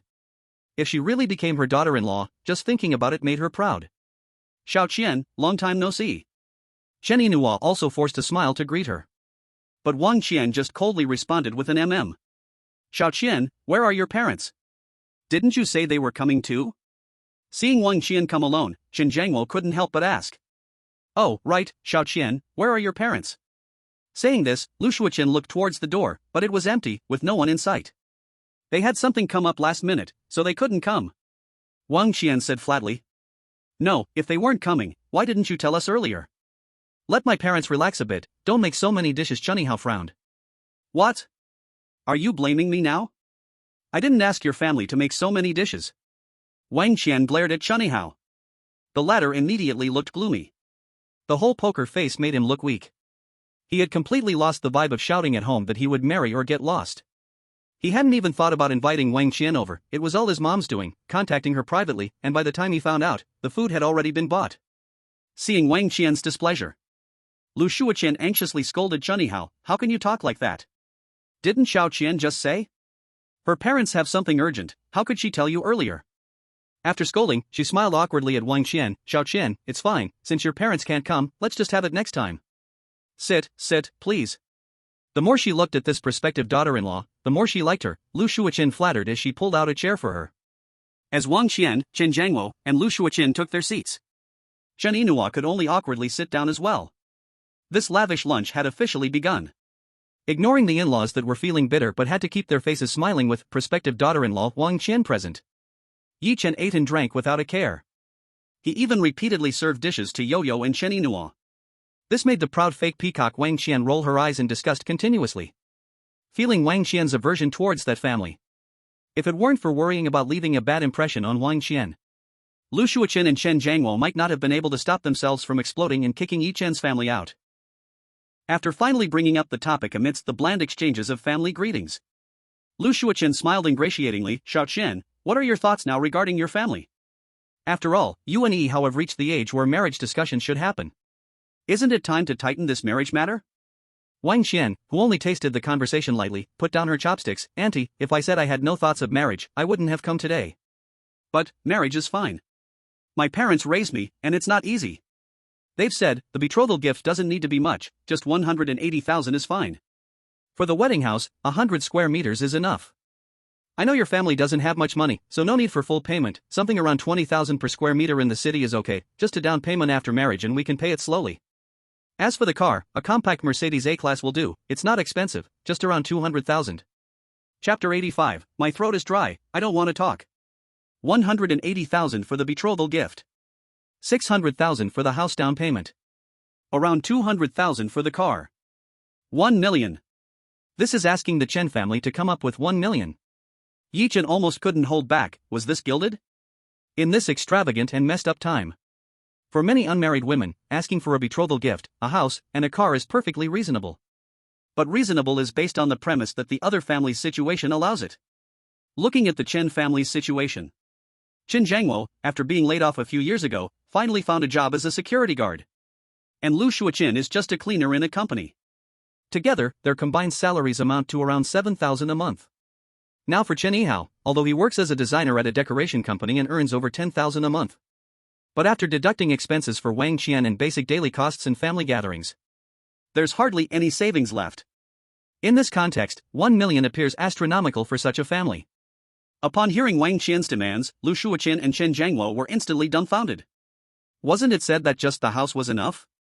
Now she added 180,000 as a betrothal gift and a Mercedes car? As for Chen Yihao, even though he usually concedes to Wang Qian, he couldn't help but darken his face at this moment. Xiao Qian, this all adds up to 1 million. Chen Yinhua couldn't help but frown. Little did they know, Wang Qian was totally unconcerned. She huffed, 1 million? Is 1 million a lot? Compared to my sisters around me, my request is low. Xiao Qian, didn't you say before that just buying a wedding house was enough? Lu Shuoqian asked with a slightly unnatural expression. Yes, I did say just a wedding house was enough, but thinking about your family's conditions, I have compromised. Wang Qian said. How is this still a compromise? Chen Zhangwo said. How is it not? The wedding house I mentioned before would be a full payment house, at least 200,000. Now my family is only asking for 180,000 for the betrothal gift, the wedding house down payment, and a Mercedes A-Class, which totals 1 million. Isn't this still considering your family's situation? Wang Qian said with a hint of impatience. If you consider Yihao's family situation, then you shouldn't have proposed these demands. You and Yihao have been together for a while, don't you know the family situation? 1 million, that's not a small amount.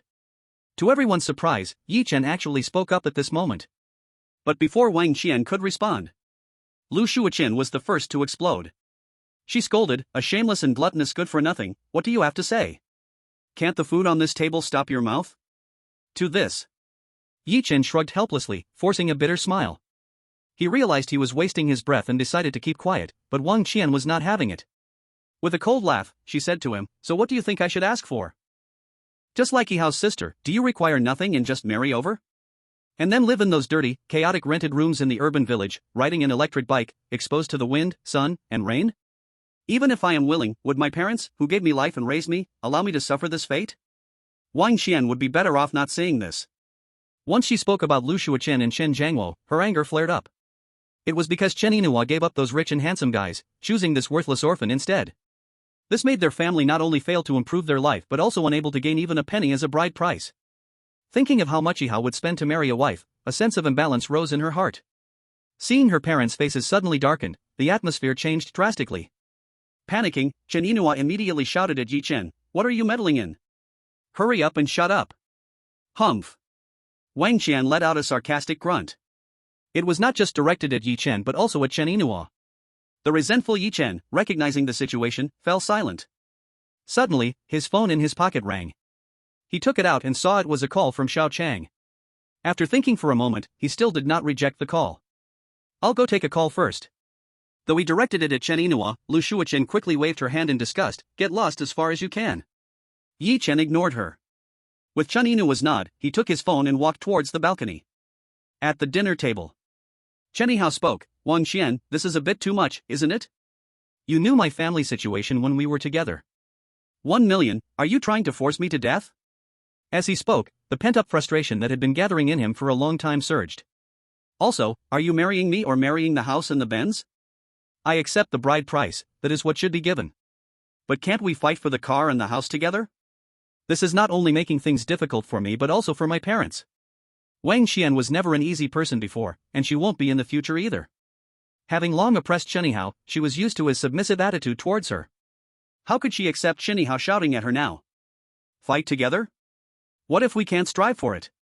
If we can't, will it be like your sister, living in a doghouse-like rented room, riding an old electric bike? If you say it's difficult for you and your parents, then so be it. Then let's not get married. You? Shenihao's face trembled. What you? Are you still pushing back against me? Now it's your family wanting to marry me, it's not me, Wang Qian, begging to marry into your family. Wang Qian pulled a long face, showing no mercy. Seeing the situation about to spiral out of control, Chen Jiangwo became anxious. You brat, what are you shouting about? After saying that, he turned to Wang Qian. Xiao Qian, how about this? A bride price of 180,000 is fine, a down payment for the house is also fine. But the Benz. Chen Jiangwo paused. A few years back, due to relocation, their family not only received a 3-bedroom apartment as a resettlement house but also got around 400,000 in extra compensation. Plus the 300,000 that Ji Chen withdrew from his bank card before, and the savings from living frugally over the years. They already had about 800,000 to 900,000. But that was still nearly 100,000 short. As Chen Jiangwo spoke, Lu Shuochen hurriedly added, Xiao Qian, how about we just give a down payment for the Benz? Put it in your names, and then I'll slowly pay it off with his dad, how about that? Dad, Mom, enough already. Shenihao's eyes turned red, tears swirling in his eyes. Aren't you supposed to shut up? What are you shouting about again? Chen Jiangwo immediately scolded. Wang Qian looked at Shenihao, who gritted his teeth. Then she said, that could work. In the next second. Lu Shuochen, completely ignoring that they had put in all their retirement money, said excitedly, hey, that's great. Hurry up and tell your parents, and then give me your birth date. I'll find a master to choose an auspicious date for 100 years of happiness, then our two families can get the wedding arranged. As if there wasn't much emotional fluctuation, Wang Qian nodded, okay, that's fine. After receiving a definite answer. Satisfied, Wang Qian also changed to a delicate expression. She said to Shenihao, Yihao, this is really not me making things difficult for you or your family. It's my parents who insist on this. They raised me this way, protecting me like I'm made of sugar, just wanting me to have an easier life after marriage. Can you understand? I'm dry, and I don't want to talk. Shenihao held back his rising frustration with all his might. Dry, huh? Alright, I'll go get you a glass of water. Saying this, Wang Qian stood up and walked casually towards the water dispenser near the balcony. Looking at Wang Qian's virtuous demeanor, watching her attentive care for her own son. Lu Shuochen seemed to forget that Wang Qian's request had completely emptied their family. Her face was filled with joy and satisfaction. On the balcony. Not knowing that Wang Qian was only 3 or 4 meters away from him. Listening to the phone call, Xiao Chang once again proposed to buy Jinzhong village from him. He replied with a smile, alright, President Xiao, I won't waste time talking. My bottom line is 10 million per building, for 66 buildings, that's 660 million. If you really want it, bring 660 million, and I'll sell it to you immediately. Otherwise, it's off the table, not a single cent less. These words coincidentally entered Wang Qian's ears. Chapter 86, Talking Nonsense, Bragging? Carrying a cup of water back to the dining table. She placed it in front of Shenihao. Wang Qian suddenly teased, Uncle, Auntie, what big business is Yihao's brother-in-law doing now? Caught off guard by this question.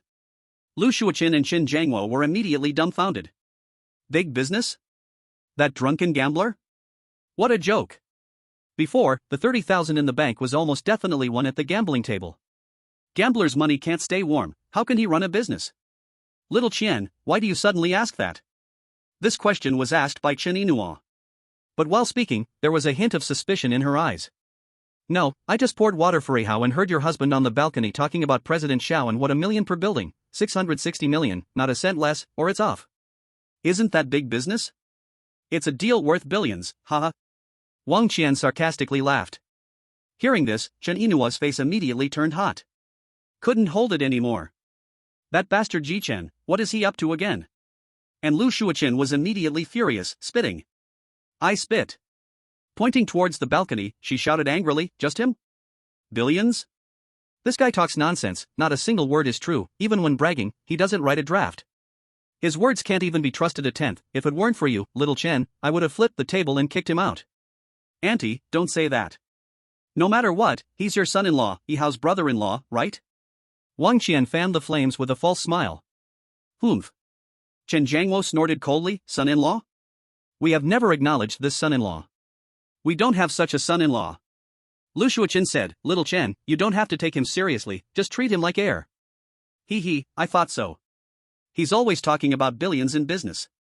If only I could ask him for a little support to get Ihao and me a bigger wedding house, that would be great. He must be saying this just for me to hear. Wang Qian's mockery grew even stronger. Unable to maintain his composure, Chen Yinhua could no longer listen. He stood up and walked towards the balcony. At that moment, Yi Chen just hung up the phone. On the other end, Xiao Chang was angrily saying that the 660 million price was simply unreasonable. Fortunately, he was too lazy to waste words and hung up directly. As he turned around, he happened to see Chen Yinhua walking over. What happened? Looking at Chen Yinua's strange and complicated expression, Yi Chen couldn't help but ask. Chen Yinhua lowered his voice, Are you talking nonsense and bragging again? What train did I run or what bragging did I do? Yi Chen was confused. Just now when Wang Qian went to get water, she heard you talking about CEO Shou having 10 million and 660 million. What are you trying to do? Are you showing off to Wang Qian on purpose? What's your plan? Chen Yinhua said. Huh? What am I bragging about? Am I that ridiculous? I didn't even know she was coming over. What 10 million and 660 million? She must have heard it wrong. Yi Chen said innocently, his acting skill aiming for an Oscar. But inside, he felt a wave of annoyance. He really didn't expect his words would be heard by Wang Qian. Are you sure? Chen Yinhua frowned. Do I need to bother with that? Yi Chen said. Alright then, it's all good. Chen Yinhua then turned to go back. Mom and Dad, I'm full. Seeing her parents come back, little Yu Yu raised her small hand and shouted with a smile. If you're full, hurry and get lost. It wasn't only Yi Chen and Chen Yinhua who weren't welcomed. Lu Shuoqin, the grandmother, now seemed to not even welcome Yi Yu Yu. Chen Yihai immediately expressed his dissatisfaction. Mom, what are you saying? This is too much. After speaking, he turned to Yi Yu Yu. Come here, Yu Yu, to your uncle. Yi Yu Yu's eyes twirled. She looked at her uncle Chen Yihai, then at her grandmother Lu Shuoqin. In the end, she still didn't move. Dad, Mom, Yihai, and Xian, we're leaving. Facing her mother's attitude, which seemed to have long been accustomed to, Chen Yinhua said flatly. After speaking, she smiled and looked at Chen Yihai. Yihai, when the wedding date is set, let me know. If you need any help from your sister, just say. Let's talk later, sis. Chen Yihai's smile turned bitter. To be honest, after Wang Qian proposed this series of demands, his desire for marriage had plummeted. Deep inside, his once firm affection for Wang Qian was also loosening imperceptibly. He couldn't help but ponder, is she really the one he wants to share a bed with? The Yi family left. It was as if they had never come.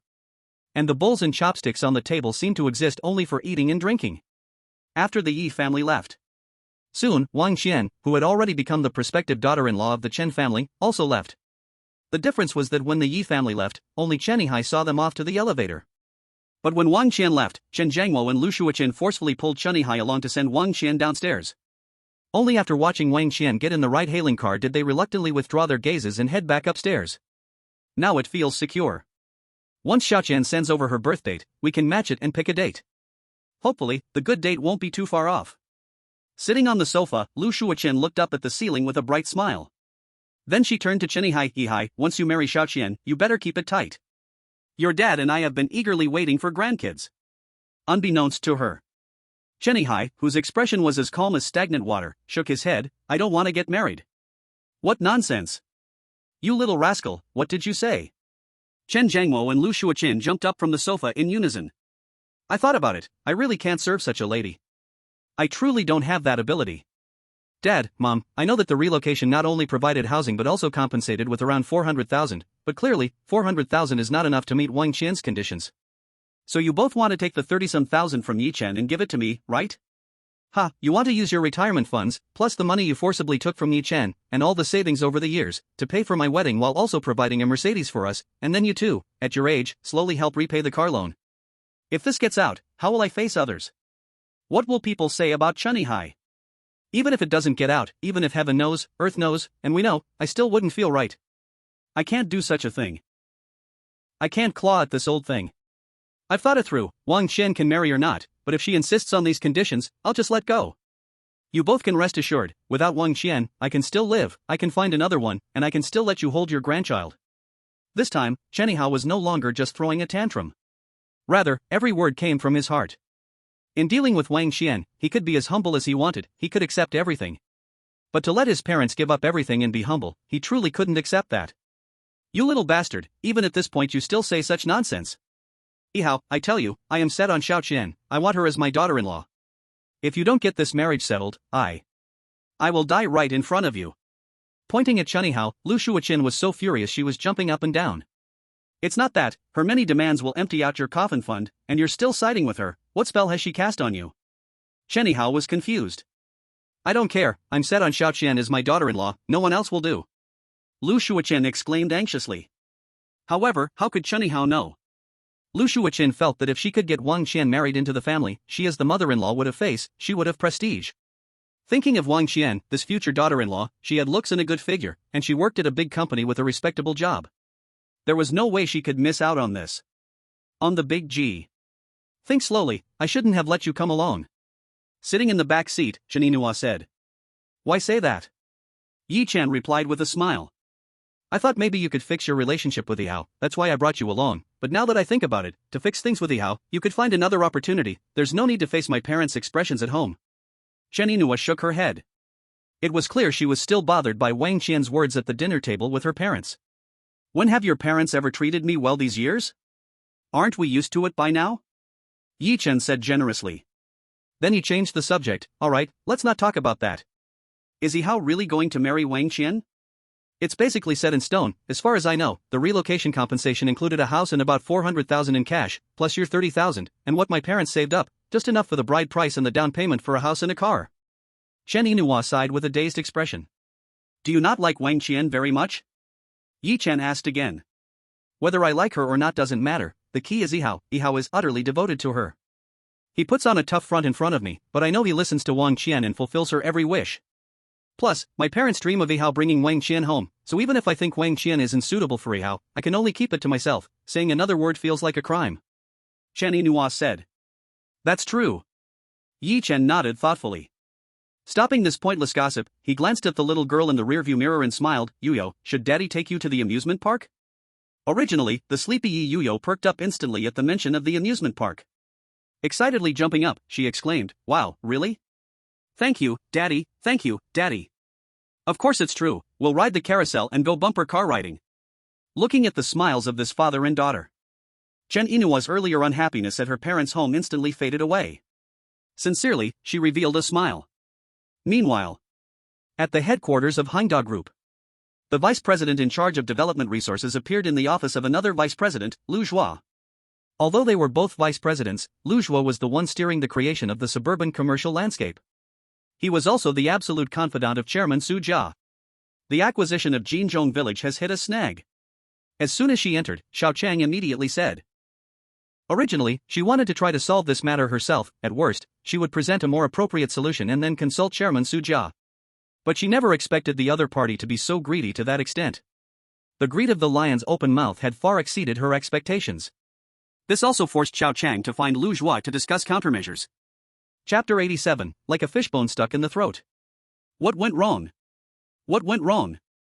Lu Zhua, wearing golden-rimmed glasses, suddenly stood up from his large chair. After many years of working together, he knew Xiao Chang very well. If the situation weren't troublesome, she would definitely not seek him out. And Jinzhong village was a commercial territory that Chairman Yu especially valued this time for the Hangda Group. In an instant, Lu Zhua became extremely serious. Originally, I shouldn't have come to bother you, but the problem is tricky, so I had to consult you. Just a day before the chairman's strategic meeting on outer suburbs development, Jinzhong village was snatched away by someone else, ahead of us by a day. Xiao Chang said with a stern expression. What? A one-day time difference, and someone got there first? Lu Zhua frowned tightly. Is it our competitor? It shouldn't be a competitor, because the other party openly showed the willingness to sell. If it were a competitor, they wouldn't leave room for sale. Xiao Chang replied. So they demanded a sky-high price? Thinking of Xiao Chang's troubled expression, combined with the information that the other party should not be a competitor, the only possibility Lu Zhua could think of was the lion's open mouth. With Lu Zhua's sharp insight, Xiao Chang smiled bitterly, maybe describing it as a lion's open mouth is inadequate. Just last night, I arranged a preliminary meeting with the other party.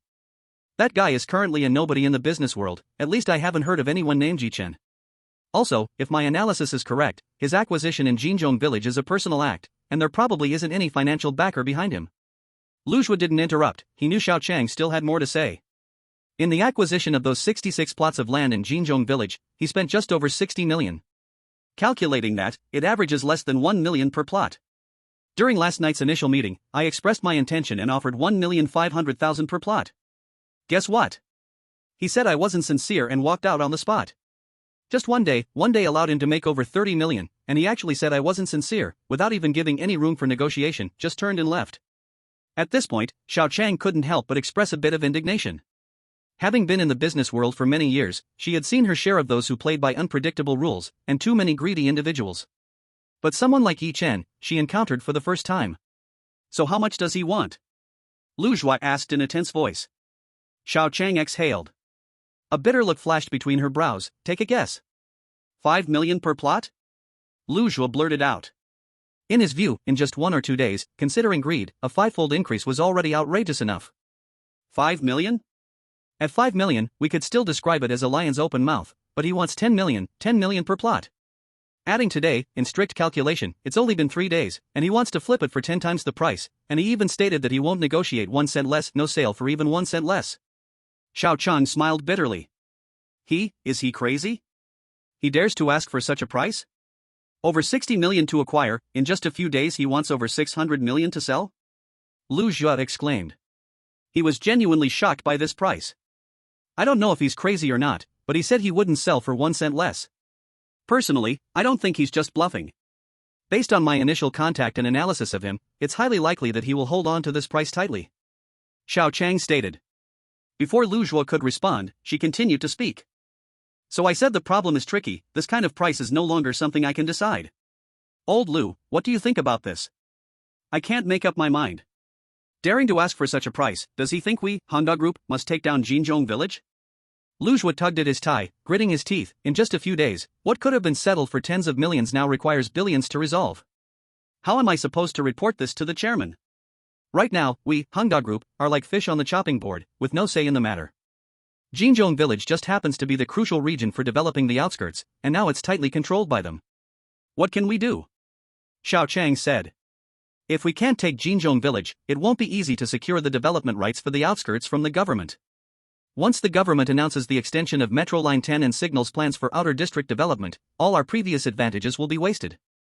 More importantly, once other capital enters this outer district feast, all our advantages will disappear. Lu Zhuo's brows were now furrowed deeply. This is precisely why I can't make a decision. Jinzhong village is a must-have for us, but at a price of over 600 million, I really can't bring it up with the chairman. Xiao Chang nodded. What does this feeling resemble? It's like having a fly stuck in my throat. Wanting to vomit, yet too afraid to. Swallowing but unable to. I'll first report the situation to the chairman, and you arrange for him to come to the group headquarters. I'll personally talk to him. We don't know when the city government will finalize and announce the extension of Metro Line 10. The current situation is, he can afford to wait, but we can't afford the delay. Lu Zhuo said after some thought, his voice stern. Okay, I'll arrange for him to come over. Xiao Chang was quick. As Lu Zhuo said, Yi Chen can afford to wait, but Honda Group cannot. However, when she dialed Yi Chen's number, she heard the prompt that the other party was on another call. In Jiangzhou's amusement park, Chen Yinhua and little Yu were joyfully riding the carousel. And Yi Chen had gone to buy water. On the way back after buying the water, Zhang Jingshan called in. Brother Yi. What's up? Holding the water, Yi Chen replied while walking back to the carousel area. Brother Yi, the old man asked me to invite you over for dinner at home tonight. What do you think? Zhang Jingshan chuckled awkwardly. What's going on? Why does the old secretary suddenly want me to go over for dinner? As he spoke, Yi Chen seemed to think of something. Did you say something to the old secretary again? I didn't say much. I chatted with him a bit last night. He asked me what you are doing now. I said nothing much, and the conversation shifted to the acquisition of Jinzhong village. As we talked, he asked me to invite you over for dinner. Brother Yi, do you find it convenient? Can you make time? Zhang Jingshan replied. But he didn't ask about the old man's mention of the cream. After all, he wasn't someone without common sense. He knows what to ask and what not to. If Yi Chen wanted him to know or to participate, he would certainly say so. If not, asking would only be embarrassing and might jeopardize their relationship. He didn't answer immediately. Yi Chun paused. Because the acquisition of Jinzhong village triggered the old secretary's invite for dinner? It seems like the same old trick from beneath the grapevine. However, he had no feelings of disgust. Being able to amplify his aura of greatness in old secretary Zhang Weiman's mind wouldn't be a bad thing for him. Alright, what time? Yi Chen asked. Around 6 o'clock, just come over around 6. Zhang Dingshan said with a laugh. Okay. Yi Chen nodded. Then I'll go tell the old man. By the way, brother Yi, should I send you the location? No need, I went with you last time, I remember the way. Okay, let's say it this way. Yi Chen hung up the phone. Before he could put the phone back in his pocket, Xiao Chang's call rang again. President Xiao, what's up? Can the price I offered be accepted by your Hangda group? Yi Chen asked with a smile. Xiao Chang, who had tried several times to make the call go through, felt a lump in her throat when she heard his laughter. The feeling of being tightly gripped, completely losing the initiative, was really hard for Xiao Chang to bear. Mr. Yi, let's not talk about the price for now. How about you come to our Hangda Group headquarters when you have time? Xiao Chang forced a smile, suppressing her emotions. Later? I can't, I'm at the amusement park, I need to accompany my wife and child. Yi Chen replied. Xiao Chang was completely taken aback. Playing with his wife and kids at the kindergarten is more important than a deal worth billions? What about a bit later? Xiao Chang asked again. Still no time, I have a dinner with someone else. Yi Chen said. Xiao Chang's beautiful face, still charming and full of allure, shook violently. Was this guy deliberately playing with Hangda Group? However, she thought too much. Yi Chen really had no intention of manipulating the other party. To him, accompanying his wife and kids, as well as going to dinner with the old secretary Zhang Weiman, were much more important than Hangda Group's invitation. After all, he wasn't worried about selling, Hangda Group was the one eager to buy. So when will you be able to come? Xiao Chang asked with suppressed emotions, her smile mechanical. Tomorrow morning. Yi Chen said. Phew, Xiao Chang breathed a sigh of relief, that's good. Okay then, I'll trouble Mr. Yi to come to our Hangda Group tomorrow. I will inform the front desk, and when you arrive, just tell them. Chapter 88, Consulting Fate, Recognizing Features. The happy family of 3 enjoyed their time at the amusement park. The afternoon passed in the blink of an eye. Before they could return home, the little girl, who rarely got to relax for half a day, fell asleep in the car. In the rental house. After Chen Inua coaxed the half-asleep Yu back to sleep, Yi Chen said, Inua, I'm going out later, so I won't be having dinner at home. Huh? Where are you going? Chen Inua asked in surprise. Old Secretary Zhang Weiman wants me to have dinner at his house. Yi Chen said with a wry smile. What? Old Secretary Zhang Weiman invited you to dinner? Are you joking? Chen Inua exclaimed. What kind of person is the old secretary? He could invite Yi Chen to his home for dinner? I'm not joking. Didn't I pick up a string of Buddhist beads in the antique market before? Zhang Jingshan said it was something the old secretary has been looking for everywhere, maybe it's to express his gratitude. Yi Chen casually provided an explanation. Well, it wasn't to deliberately hide it from Chen Inua, he just really didn't know how to explain it. Although it felt like Yi Chen's explanation was a bit forced. Chen Inua didn't think too much about it. Her face blossomed with excitement. Since that's the case, you really should go. Meeting General Zhang and meeting the old secretary are two different things, and it will greatly benefit your future. But you need to be cautious in front of the old secretary. Although he's friendly and easygoing, I've heard he doesn't tolerate nonsense, so think clearly about what to say and what not to say, be careful not to blurt something out. Don't worry, I'll be careful. Yi Chen smiled. Okay, go ahead then. Chen Inua said. What about your dinner? Yi Chen asked. I'm not hungry yet. I'll cook some noodles with Yu when she wakes up. Shaking her head with a smile, Chen Inua continued, you hurry along, don't worry about those things. Alright, I'll head out. Summer in Jiangzhou has long days and short nights. At 6 o'clock, the sun was still setting. Under the fiery clouds of sunset, the Mercedes-Benz G rushed towards Zhang's yard. At this time, in Zhang's yard, under the grape trellis, Zhang Weiman was flipping through selected works of Mao Zedong, having read it who knows how many times. Suddenly, he raised his head and shouted at the nanny in the room. Xiaopan, call Xinghua and ask if he's back yet? Okay, old secretary, I'll call right now, the middle-aged nanny replied repeatedly. Grandpa, I think you shouldn't let him come back. He's dragging his feet like he's some big shot, just thinking about him annoys me. Zhang Jingshan complained beside Zhang Weiman under the grape trellis. No matter what, he's still your dad, so be quiet. Zhang Weiman shot him a displeased glance. Since my mom left, I haven't thought of him as my dad. Zhang Jingshan raised his eyebrows. Zhang Weiman, used to his grandson's attitude, was too lazy to say anything more. Soon, the sound of a car engine came from outside, followed by silence. Yi Chen walked in carrying a fruit basket. Old secretary. Seeing Zhang Weiman under the great trellis, Yi Chen smiled and shouted first. Yi Gu. Zhang Jingshan immediately ran over with a big smile. Young Frenchie, you even brought a gift? No need to be so polite, huh? Zhang Weiman closed the book, stood up from under the great trellis, and shook his head with a smile.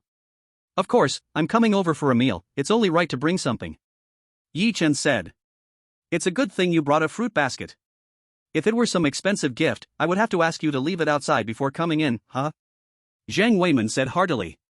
Although he was getting old, thanks to his retirement, self-cultivation, and open mindset, he still had great spirits and could walk energetically. This made Yi Chen feel quite emotional. Such a spirited old man had, in his past life, fallen into despair after an anger-induced blood vomiting and passed away in misery. Even though the violent incident involving Zhang Jingshan had, in a sense, been the cause of the old secretary's demise, at that time, it wasn't enough to take the old secretary's life. After all, Zhang Weiman understood his grandson and believed that he would never commit such a heinous act. But little did he know that disaster was about to strike, as Zhang Xingguo's construction company was exposed for shoddy work, followed by fatalities on the construction site. This became the last straw that broke the camel's back, making old secretary Zhang Weiman vomit blood in anger, and soon after, he passed away. However, in this life, there was his Yi Chen's rebirth. Putting aside the relationship he had built with Zhang Jingshan, just based on the old secretary's warmth and friendliness, he couldn't just watch as such a dear and respected elder reenacted the tragic finale of his past life. Come, Jingshan, bring young friend Yi into the house. The old secretary, full of spirit, waved his hand. He was the first to walk into the house. After washing his hands, he walked to the dining table. On the dining table, there were no luxurious delicacies or big fish and meat. Zhang Weiman simply asked the nanny to prepare a few light home-cooked dishes. Young friend Yi, there aren't any big fish or meat to entertain you, please don't mind. After sitting down, Zhang Weiman laughed heartily. Old secretary, what are you saying? Being able to eat with you is already my honor. Don't mention whether the dishes are good or not. Even a bowl of plain porridge and a plate of pickles would be enough for me to feel glorious. Yi Chen laughed and replied. Alright, don't flatter me. I've heard that for half a lifetime, and I've had enough. It's rare to meet a young person I like, so don't let me down. Zhang Weiman waved his hand with a wry smile. Then how about this, old secretary, since the dishes are not too heavy, why don't you prepare some spicy fish and meat so we can enjoy a drink together? Yi Chen smiled. Ah, interesting. But it's probably impossible to have fish and meat. At my age, I can't handle that stuff anymore. We can only eat light home-cooked dishes. Come on, let's eat and chat, we won't wait for Jingshan's dad. Zhang Weiman laughed heartily and picked up his chopsticks. Yi Chen also no longer hesitated. In the calm and unflappable demeanor, there was absolutely no hint of restraint.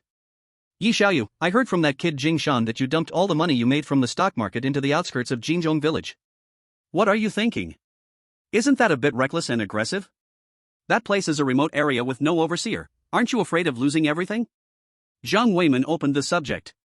There's a rumor that Henda Group might choose to build a soccer field there. With Henda Group's usual style, if they really do pick that spot for the field, they will surely invest heavily to create business opportunities. By then, Jinzhong village will become very desirable. Yi Chen answered with a smile, vague yet straightforward. Just based on a little rumor, you dare to put all your savings on the line? Zhang Weiman asked curiously. There's no smoke without fire. Although it's just a rumor, considering the unique nature of the outskirts, it makes the rumor seem more credible. After all, logically speaking, no one would yell without reason, especially not to connect Henda Group with the outskirts. Moreover, based on Henda Group's past actions, the less trustworthy the rumor, the more likely it is to be true. Yi Chen paused and continued, especially with Henda's chairman Su Jia, in his rise, a series of classic moves have always been associated with unexpectedness and craziness. Based on this, regarding the soccer field's construction, I'd rather believe in the outskirts than the places the outside world deems plausible. However, Yi Chen did not believe that this argument could stand firmly in front of the old secretary. After all, it was somewhat far-fetched. Sure enough. Zhang Weiman raised an eyebrow, this doesn't quite add up, does it? Poor transportation, sparse population, barren and desolate, these are the current conditions of the outskirts. Can Henda Group really choose to build there? Jiang Weiman knew that the government might extend Metro Line 10 to the outskirts, opening a new round of investment for Zhengzhou. But he truly had no idea whether Henda Group would make a move. Normally, it wouldn't. But after hearing this rumor that Henda Group might build the soccer field in the outskirts, I started paying attention to the area. After some contemplation, I realized that the outskirts are not just a junction for several surrounding cities. Additionally, based on the metro route map and the government's planning for the past few years, I found that the outskirts have the conditions and potential for the extension of the metro. As he said this, Yichen paused again and added, "Of course, the reason I went to explore and analyze this was based on the rumor about Henda Group potentially choosing the outskirts for the soccer field, otherwise, I wouldn't bother thinking about it." In summary, against the background of no smoke without fire, I believe the possibility of Henda Group setting the stadium in the outskirts is greater than in other places. Moreover, with Henda Group's network, they should also have access to some official news. If the city government is planning to incorporate the outskirts into the metro extension line, then Henda Group will undoubtedly make a big move there. So, to sum up, the outskirts meet the conditions and possibilities for the metro extension. The outskirts have a geographical location that connects several surrounding cities. Henda Group's connections may give them some insider information, and there's even a faint rumor suggesting Henda Group could set up in the outskirts. With just these points, it's enough for me to take a gamble. Turning a profit of 10 or 8 times is not an issue. Even if I miscalculate, I won't lose much.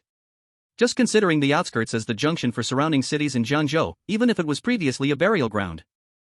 In the current context where urban development is nearing saturation, the outskirts will soon be picked by the government. As long as the government releases even a tiny signal, capital will immediately flock to the outskirts, and I believe this day won't be long. In the end, Yichen confidently threw out his conclusion. Beside him, Jiang Weiman secretly gasped. What kind of monster is this kid? Such insight and analytical skill, along with that advanced perspective. It truly made Jiang Weiman feel it was outrageous. It's a pity you don't go into politics. Looking at Yi Chen, Jiang Weiman shook his lips. Our system has always pursued steady progress. A radical like me, not to mention any room to perform, probably wouldn't even have space to survive. Yi Chen shook his head and laughed. Jiang Weiman was taken aback for a moment, then smiled bitterly. Because what Yi Chen said was indeed very reasonable. Just like the 5,000 years of civilization, what runs in the veins of the Yin and Huang clans is moderation, low-key, and restraint. Only in that way can one walk the path of politics. Looking back at the political arena over the years, how many radicals have there been? Even if there were, they wouldn't climb to high positions. Shaking his head, Jiang Weiman shook off these unrelated thoughts. Again, he said, since you're not sure, how did you tell Jing Shan that this is a short-term investment of 10 days or 8 days? Intuition. This time, Yichen smiled and used the words intuition. With the previous build-up, saying intuition felt harmonious. Intuition? Jiang Weiman squinted his eyes. Yes, old secretary, I won't hide it from you. Ever since I picked up that strand of beads from the monk Hongyi in the antique market, I've found my intuition has become incredibly accurate, perhaps enhanced by the monk's spiritual power, huh? Yichen laughed as he said this. Additionally, I've also learned a bit about feng shui, fortune-telling, and face reading. If the old master taught me genuine skills back then based on the geography and feng shui I've seen in the outskirts, it's about time to take off, and it should happen soon. You've also learned feng shui, fortune-telling, and face reading? Jiang Weiman's eyes widened. How does he feel like this is nonsense? If it weren't for the fact that Yi Chen's image had already established itself in his mind, he would really think this is a wild tale. But looking at Yi Chen's serious demeanor, he couldn't figure out whether it was true or false. It's not about whether I learned or not, it's just that during my middle school years, I lived in a house that had no one living in it. Next to it lived an old master who specialized in fate and fortune-telling. Whenever I had the chance, I would run over to him, and over time, I understood a little. It's a pity that the master disappeared during my college entrance exam year. I don't know where he went wandering. Yi Chen said with a bitter smile. These words were both exaggerated and not exaggerated. Because except for the part about understanding a little, everything else was indeed his experience. However, he always regarded that master as a quack. Of course, the old master really was a quack. The only thing Yi Chen felt was accurate was when that master told Yi Chen that he would one day become very wealthy and stand at the top. Little friend Yi, you have such experiences? At your age, even understanding a little is already quite extraordinary. Jiang Weiman sighed earnestly. Before Yi Chen could continue his nonsensical chatter, a sound of footsteps came. Zhang Jingshan's father, Zhang Xinghua, walked in, leading a middle-aged man with a face full of flattery, holding a scroll in his hand. However, when Yi Chen saw the middle-aged man behind Zhang Xinghua, his eyes suddenly narrowed. Based on his memories from his past life and the photos he had seen online, this was Zhang Xinghua's trusted general. Zhang Xinghua, who was also the head of many projects under Yong'an Construction Company, entrusted many affairs to his confidant out of trust. However, what Zhang Xinghua did not expect was that this seemingly loyal and devoted general secretly engaged in many shady and substandard activities to profit from buybacks, even not sparing many municipal projects. This ultimately led to Zhang Xinghua being imprisoned after the truth came out, and the Zhang family completely fell into a hellish abyss. In other words, the Zhang family was pushed into hell by him, and the old secretary was so angry that he coughed up blood, causing him to suffer for several months before passing away, all thanks to him. To his surprise, this guy appeared before him in such a twisted way. To lay the groundwork for saving the Zhang family, he had just mentioned fortune-telling and facial analysis. At this moment, it was just right and could be seamlessly put into use. Chapter 89, Just You. Far inferior to him. Old secretary. As soon as he stepped through the door, the middle-aged man behind Zhang Xinghua immediately put on a flattering smile and called out. Although he was Zhang Xinghua's trusted general, he had not met the old secretary many times. He had always wanted to find an opportunity to flatter the old secretary and build a personal relationship with him. Even if Zhang Weiman, the old secretary, had retired for many years, on the surface, this retired leader seemed to have little influence now. But Kong LeCun knew that due to the reputation and political achievements built over many years in Jiangzhou, as well as the countless big names in the Jiangzhou system, either former subordinates or those who owed favors to the old secretary, this background made the old secretary Zhang Weiman still possess immense power, even after many years of retirement. So he dreamed of clinging to such a strong supporter. Unfortunately, knowing his father's character, Zhang Xinghua rarely brought people around him to meet the old man, so even though Kong LeCun was eager, he could not seize any opportunities. This time, it was because his car had problems, which led to Kong LeCun driving him back. It was just supposed to be a ride back to the door, but Kong LeCun mentioned that he happened to have a modern copy of Lan Tingyi Su in the car, knowing that the old man liked calligraphy and wanted to present it to him. Unable to refuse Kong LeCun's enthusiasm, Zhang Xinghua had no choice but to bring him inside.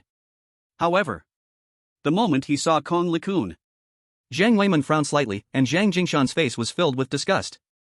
Clearly, these two generations did not think highly of Kong LeCun. The old secretary, having seen countless people, felt that Kong LeCun was hypocritical and cunning. Zhang Jingshan had an extreme aversion to Kong LeCun's flattering and shameless behavior. In his eyes, even if Zhang Xinghua asked that guy to give up his wife, Kong LeCun would likely not even frown. "What are you doing here?"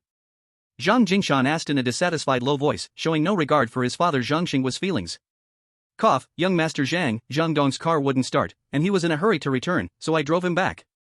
I just happened to get a modern copy of Lan Tingyi Su, which might not be worth much, but it's quite similar to the authentic piece. I know the old secretary likes calligraphy, so I thought it would be better in the old secretary's hands than in the hands of a rough person like me." Not daring to pay attention to Zhang Jingshan's unfriendly attitude, Kong LeCun awkwardly flattered. "Damn, I thought it was the authentic Lan Tingyi Su by Wang Shiji. A modern copy that's not worth much, who do you think you're impressing?" Zhang Jingshan retorted back without thinking due to his extreme aversion. "How can you speak like that? No matter what, old Kong is still your Uncle Kong, you are already in your 20s. Is there no respect in how you speak?" Zhang Xinghua said with displeasure. "Yes, there is no respect. So what? If you can't stand me, then leave. I didn't call you back." Zhang Jingshan scoffed. "You?" Zhang Xinghua trembled with anger. "Enough. Are you done yet? Don't you feel embarrassed enough for others to see?" Zhang Weiman slammed the table and scolded loudly. This finally made Zhang Xinghua and Zhang Jingshan stop. "Mr. Kong, you should take back your copy of Lan Tingyi Su. You should know that I, Zhang Weiman, have always been opposed to receiving gifts. Besides, I already have a copy of Lan Tingyi Su, and I've even made several copies myself, so I've accepted your kind intention, but please take the item back." Looking at Kong LeCun, Zhang Weiman calmly said. Although he felt extremely repulsed by Kong LeCun's deep-seated hypocrisy from the very first time they met. But despite the repulsion, under the polite smile on the other's face, he didn't show his displeasure openly. "Old secretary, this." Kong LeCun's expression froze. He glanced at the scroll in his hands. Then looked at Zhang Weiman. He seemed a bit at a loss. "I've already said, there's no need to play this game with the old man. Since he said to take it back, just take it back." Zhang Xinghua waved his hand. "Mr. Zhang, then I." Kong LeCun originally wanted to seize this opportunity to sit at the Zhang family's dining table and flatter Zhang Weiman to create some personal ties. But what is this matter? "Alright, you should go back now." Zhang Xinghua, feeling down, also had no intention of keeping Kong LeCun around, and waved his hand.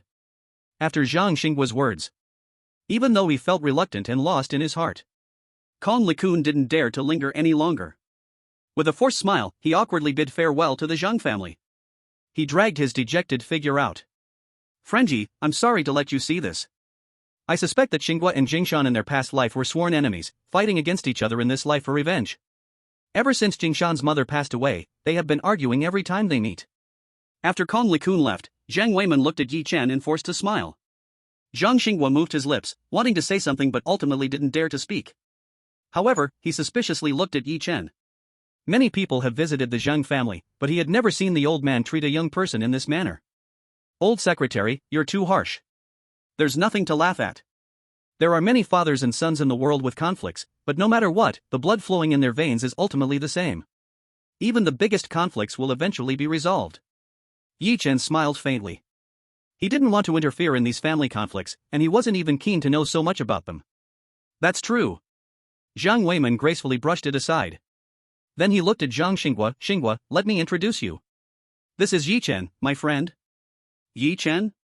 You are the one who took Jingshan to book 2 houses in Jinlin Mansion because you saw it would rise? Zhang Xinghua frowned at Yi Chen. Uncle Zhang, it was just a stroke of luck. Yi Chen said with a slight smile, not revealing much. Of course, I know it was luck. Could you possibly know that the city government would announce the relocation in a few days? I didn't even hear a whisper about it. Zhang Xinghua replied coldly. The reason was that after the sudden rise of Jinlin Mansion, out of concern for his son, he went to check. He found out that the person who booked a house in Jinlin Mansion with Zhang Jingshan was named Yi Chen. Following the trail, he investigated Yi Chen's background.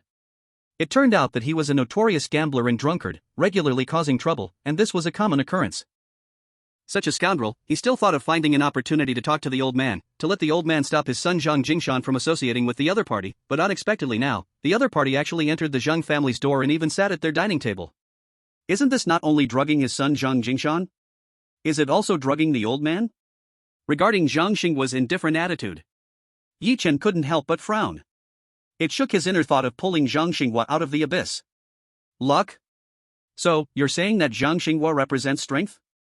If it weren't for the old man, if it weren't for using the old man's name to repay favors, could your damn construction company even start? It would have been buried long ago. As if it was unbearable not to confront Zhang Xinghua, Zhang Jingshan huffed again. You little bastard, you. Zhang Xinghua could hardly tolerate it anymore. Jiang Weiman interrupted, do you really think that ordering 2 houses in Jinlin Mansion and reaping a huge profit a few days later is pure luck? Interrupted by his father like this, Zhang Xinghua didn't know how to respond. If it's not luck, then what is it? Is it possible that he analyzed the government would redevelop the urban village? Is he that incredible? Just as he wanted to reveal what he had learned about Yi Chen's background, Jiang Weiman said firmly, there really is such an incredible person. Just because you don't have that ability doesn't mean others don't, at least in my eyes, young Master Yi is definitely a rare talent among today's younger generation. Forget today's young generation, even you are far inferior to him. Noticing Zhang Xinghua's unfriendly attitude towards Yi Chen, Jiang Weiman felt a pang in his heart. He immediately changed his speaking strategy and threw out the statement that even you are far inferior to him with a loud voice. This statement, apart from being factually true, in a sense, was also to comfort Yi Chen, not wanting Yi Chen to argue with Zhang Xinghua. Chapter 90 Trust me, he'll be in crisis. Just you are far inferior to him. This statement echoed in Zhang Xinghua's mind, making him both enraged and amused. He thought, as the chairman of Yong'an Construction Company, with assets worth hundreds of millions, how could he possibly be less than a gambler and drunkard who was frequently blocked by loan sharks? All right, old man, whatever you say goes, he's extraordinary, I'm not as good as him, far inferior to him, Zhang Xinghua said with a sarcastic shake of his head, finding it laughable. This made Jiang Weiman sigh helplessly. A father knows his son best. Zhang Xinghua cannot be called a mediocre talent, but he certainly cannot be considered a true talent. The family fortune of hundreds of millions, was it really earned by his cleverness? If it weren't for all sorts of merchants and dignitaries considering Jiang Weiman's face and most having received favors from him, Zhang Xinghua could never support a construction business, let alone have assets in the hundreds of millions. If you were to say the only redeeming quality of Zhang Xinghua is that over the years in business, he has always remembered the bottom line and dared not overstep the family's rules, nor has he ever engaged in illegal activities. However, when it comes to handling matters and having foresight, he is not only inferior to Yi Chen but also to Zhang Jingshan. The origin of the hundreds of millions in assets purely relies on Jiang Weiman's old face that hasn't yet been buried.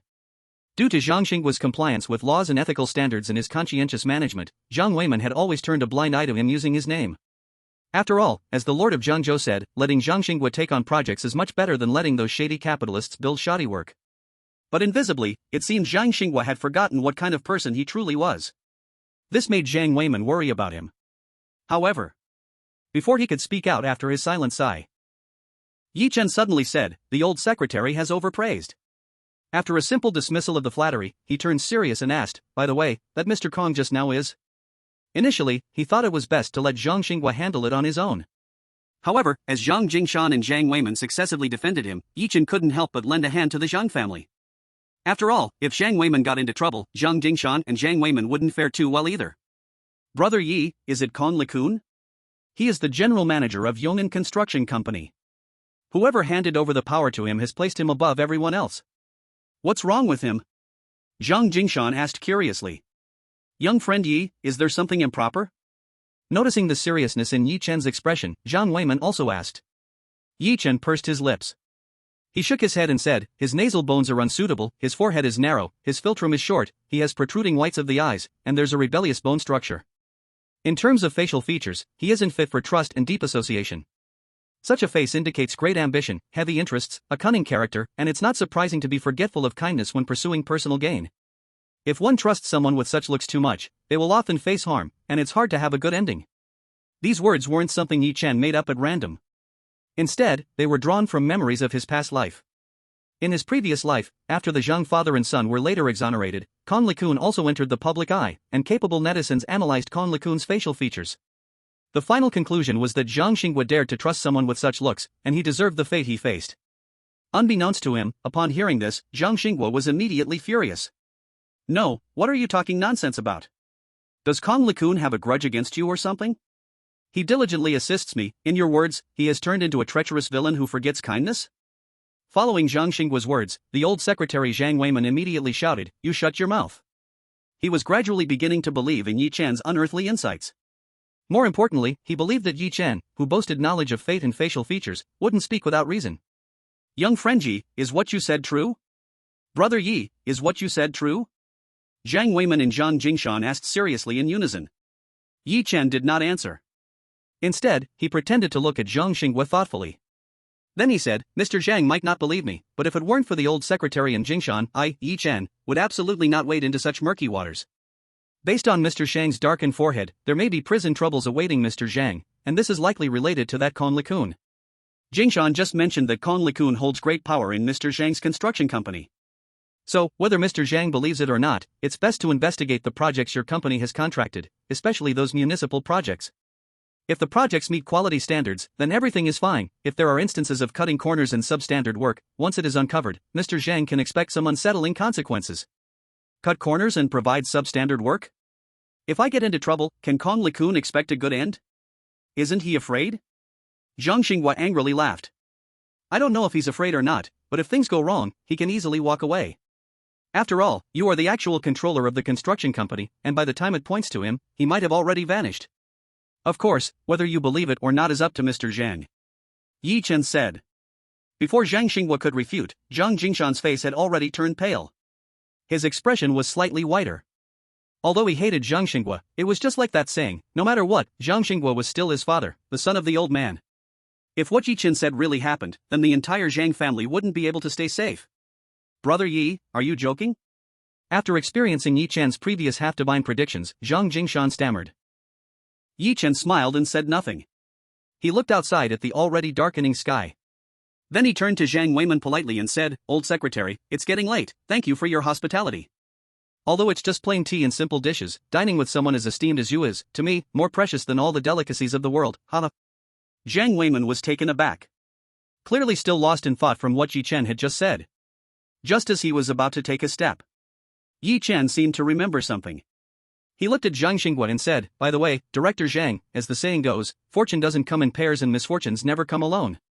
You're in construction, so aside from what I've mentioned, you'd better pay attention to the construction safety at your sites as well. Do your best to eliminate any possible chances of accidents from the very beginning." After saying this, Yi Chen finally smiled and took a step forward. Zhang Xinghua was completely confused. What is he trying to do? "Brother Yi, let me see you off." After regaining his senses, Zhang Jingshan quickly chased after him. He accompanied Yi Chen to the large G vehicle outside the courtyard. "Brother Yi, will he really face a crisis?" Zhang Jingshan swallowed hard. Though he had long believed in Yi Chen, he couldn't help but ask tremblingly. Yi Chen smiled. Do you believe me? Zhang Jingshan didn't think twice and nodded vigorously. From the first day he met Yi Chen to now, everything Yi Chen said had come true, and deep down he had unknowingly turned Yi Chen into someone almost godlike, so how could he not believe? If you believe me, your dad is in crisis. If you don't, that's another story. With a faint smile in response, Yi Chen opened the car door. As he got in the car, he paused and added, to be honest, if it weren't for you being connected to the old secretary, with your dad's attitude, heh. He left Zhang Jingshan with a playful laugh. The engine of the large G roared to life and then it whizzed away. Inside the courtyard. In the hall. Dad, you can't possibly believe the nonsense of that gambler and drunkard, right? I forgot to tell you before, he's nothing but. After coming to his senses, Zhang Xinghua saw Zhang Weiman frowning deeply, stunned. With a slight twitch of his mouth, Zhang Xinghua spoke. But before he could finish, Zhang Weiman suddenly spoke in a deep voice, don't bring up his past, I know his past without you saying. However, compared to his past, I care more about his present. If it weren't for his eerie warning, Jingshan would probably have been wrongfully accused and thrown into jail because of the Peach Blossom disaster, and without his eerie warning, Jingshan's classmate Li Changfeng might have ended up paying the price for a Ferrari malfunction on the South China Expressway. Upon hearing this, Zhang Xinghua suddenly became dazed. Could it really be so eerie? Right now, he is giving you this warning because of me and Jingshan. I don't care whether you believe him or not, but on that issue he just mentioned, you must immediately investigate thoroughly. It's better to believe than to doubt, otherwise, if something really happens, not only you but the entire Zhang family will face disastrous consequences. Zhang Weiman said again.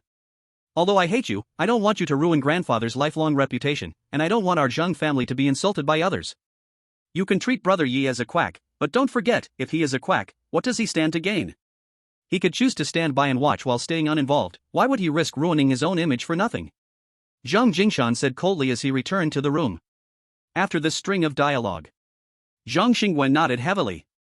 Okay, I will start investigating. If you're going to investigate, do it quietly. If it turns out that Conley Kun is indeed his brother you said, then without a doubt, we must send that bastard to jail. Don't let him escape when things look bad, Zhang Jingshan coldly snorted again. Chapter 91, 660 million, I don't think it's excessive. Spicy lobster. Boneless lemon chicken feet. Fruit wine made from 7 or 8 types of fruit mixed with Sprite and Corona. And the matcha cream puffs bought from the cake shop. Yi Chen parked the big G downstairs and carried these back to the rental house. Why are you back so soon? As soon as Yi Chen returned, Chen Yinhua, who was teaching Yi Yu Pinyin, immediately turned her head. I just went to have a meal and chat about some family matters, so I came back soon. I can't just hang around and make small talk, can I? Yi Chen smiled and said. Just as Yi Chen finished speaking, Yi Yu saw the bag he was carrying. Daddy, did you buy something tasty? Yes. Didn't you say you like matcha cream puffs? Daddy bought some for you. Wow, thank you, Daddy. Yi Yu couldn't care less about learning Pinyin now. She dashed over to Yi Chen and started rummaging through the bags. Daddy, what's this? Those are for mommy, not suitable for you to eat. You just eat matcha cream puffs, but remember to drink more water. Yi Chen said with a smile. What did you buy? Seeing the many bags in Yi Chen's hands, Chen Yinhua walked over. 5-spice crayfish, lemon boneless chicken feet, and fruit wine. Aren't these all your favorites? Come, try some. Yi Chen smiled gently and placed the items on the table. However, Chen Yinhua suddenly felt dazed for a moment. If she remembered correctly, since getting married, apart from grocery shopping and cooking during these days, this was Yi Chen's first time bringing something back for her. And it was her favorite 5-spice crayfish and lemon boneless chicken feet. Really, not to mention Yi Chen buying it personally, she was surprised that he even remembered. Why are you still in a daze? Sit down. I'll go get some cups. As Yi Chen brought over the cups and poured out the fruit wine, Chen Yinhua said, I didn't expect you to know what I like to eat. Yi Chen was stunned, feeling a bit sour, but mostly guilty. I will remember everything you like, and I will remember it for a lifetime. At that moment, Chen Yinhua felt her eyes moisten.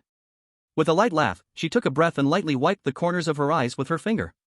No longer being pretentious about it, she put on disposable gloves. What did old secretary talk to you about? While cracking open the crayfish, Chen Yinhua asked.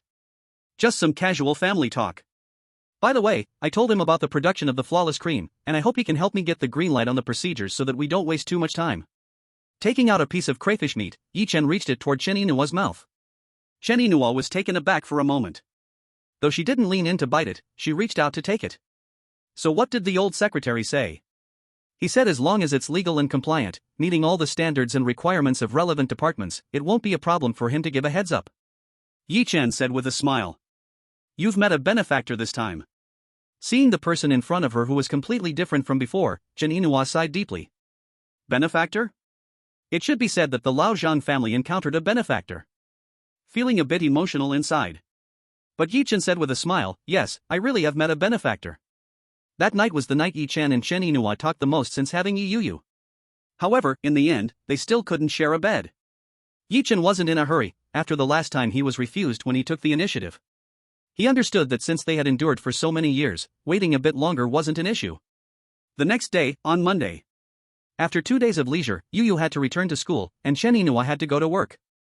When Yi Chen drove the still unlicensed Big G to drop Yi Yuyu off at the door of Zijing Kindergarten, the eyes of those parents and teachers all widened. A 2 to 3 million Big G became Yuyu's parents' vehicle? Unbeknownst to them, the Big G, along with Yi Chen, Chen Yinhua, and Yi Yuyu, instantly became the focus of attention. If she remembered correctly, just a few days ago, the other party was still riding a small electric scooter. In these few short days, what kind of fortune has come my way? Ignoring those strange looks. Smiling, I waved goodbye to Yi Yuyu. Then Yi Chen sent Chen Yinhua to the entrance of the Huaxing Trading Company building. Afterward, he hurried toward the headquarters building of the Manga Group in Jiangzhou CBD. At the front desk. Hello, I am Yi Chen. Yi Chen said to the front desk with a faint smile. The front desk staff, already informed, quickly came out. Uncertain of the other party's identity. But under Mr. Zhao's repeated instructions, the front desk naturally regarded Yi Chen as an important person. Respectfully, they said, Mr. Yi, hello, Mr. Zhao asked me to take you to the reception room on the 39th floor, please this way. Okay, thank you. Nodding. Yi Chen strolled leisurely, following the front desk staff to the elevator. In a corner a bit farther from the elevator. Hey, Shuachin, quickly look, is that your son-in-law? A middle-aged woman in a cleaning uniform tugged at Lu Shuachin, calling out in disbelief. Son-in-law? Lu Shuachin, who had just finished mopping the floor, instinctively looked over. There, the front desk staff was respectfully leading a man toward the elevator. Having worked as a cleaner at Manga Group for some years, Lu Shuachin knew that guests brought by the front desk were not ordinary people. Shuachin, look at that figure, doesn't it resemble your son-in-law Yi Chen? This cleaner was also a displaced resident from Lu Shuachin's community. Having seen Yi Chen a few times, she couldn't help but whisper excitedly. First, let me correct you, I have never recognized that person as our son-in-law with old Chen. Secondly, with his gambling and drinking habits, do you think he could come to Manga Group? And have the front desk lead him? Only important people can receive such treatment. Haven't you and I been cleaners here long enough to know this? Retracting her gaze, Lu Shuachin said dismissively. She did not deny that the figure looked somewhat like that gambling drunkard. But Lu Shuachin did not believe it could be Yi Chen, she would say it was impossible for it to be Yi Chen. That's true, but that figure really does look like him, the cleaning woman shook her head and smiled. There are many people in this world who have similar figures. People even say I look like that actress who specializes in playing wealthy mothers-in-law in Hong Kong dramas. Yet here I am, still cleaning floors and toilets. Lu Shuachin scoffed. The cleaning woman immediately chuckled softly. Oh, I'm just hoping my disobedient daughter can quickly divorce that gambler and find a wealthy husband instead. If that happens, I can toss aside this floor mopping and toilet cleaning job and enjoy life. Lu Shuachin lamented. And let me tell you, although Yinhua has a good figure and looks good, if she really wants to find someone new, she could definitely do much better than now. Exactly. But that stubborn girl never listens to advice, it drives me crazy. Enough said, the more I talk about it, the angrier I get. It's better to have a piece of barbecue than deal with that loser. Mentioning this, Lu Shuachin's teeth clenched in anger again. On the 39th floor of Manga Group.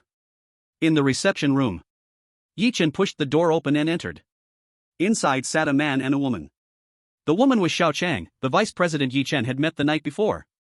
The man was Lu Zhua, the executive vice president of Manga Group from his past life memories. Mr. Yi. As soon as Lu Zhua saw Yi Chen walk in, he and Xiao Chang stood up simultaneously, smiling and greeting him out of basic courtesy. Mr. Xiao, we meet again. Yi Chen smiled calmly. Yes, we meet again.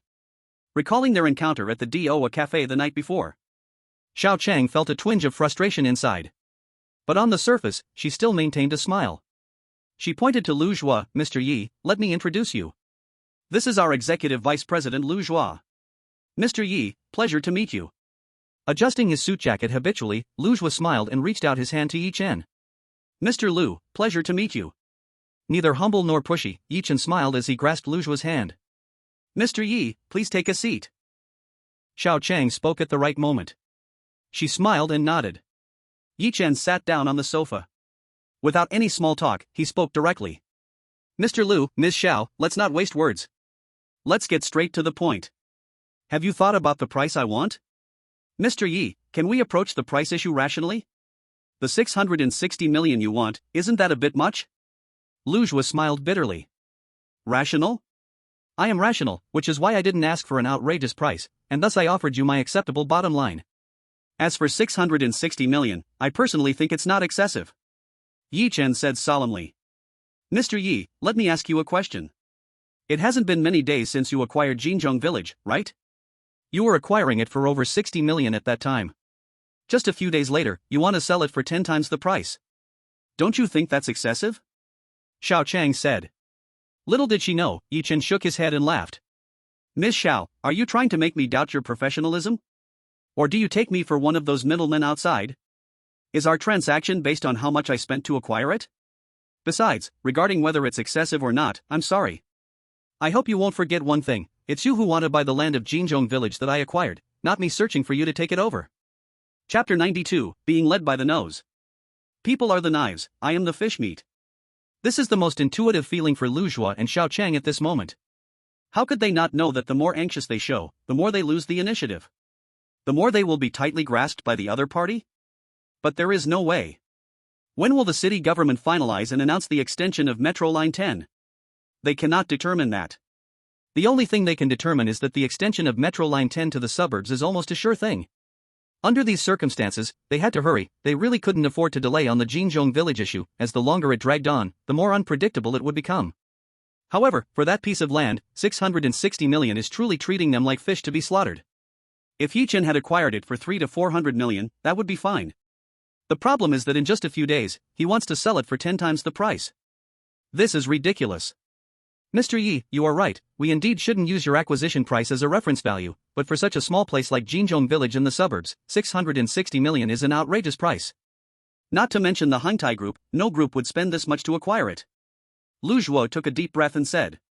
Yi Chen's difficulty was felt deeply by Lu Zhuo from the earlier words. Yi Chen smiled in response.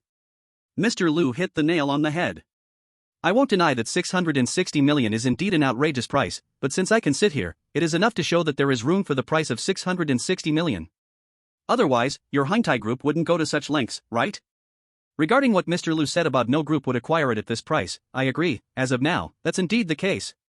But Yi Chen's but made Lu Zhua and Xiao Chang's hearts jump.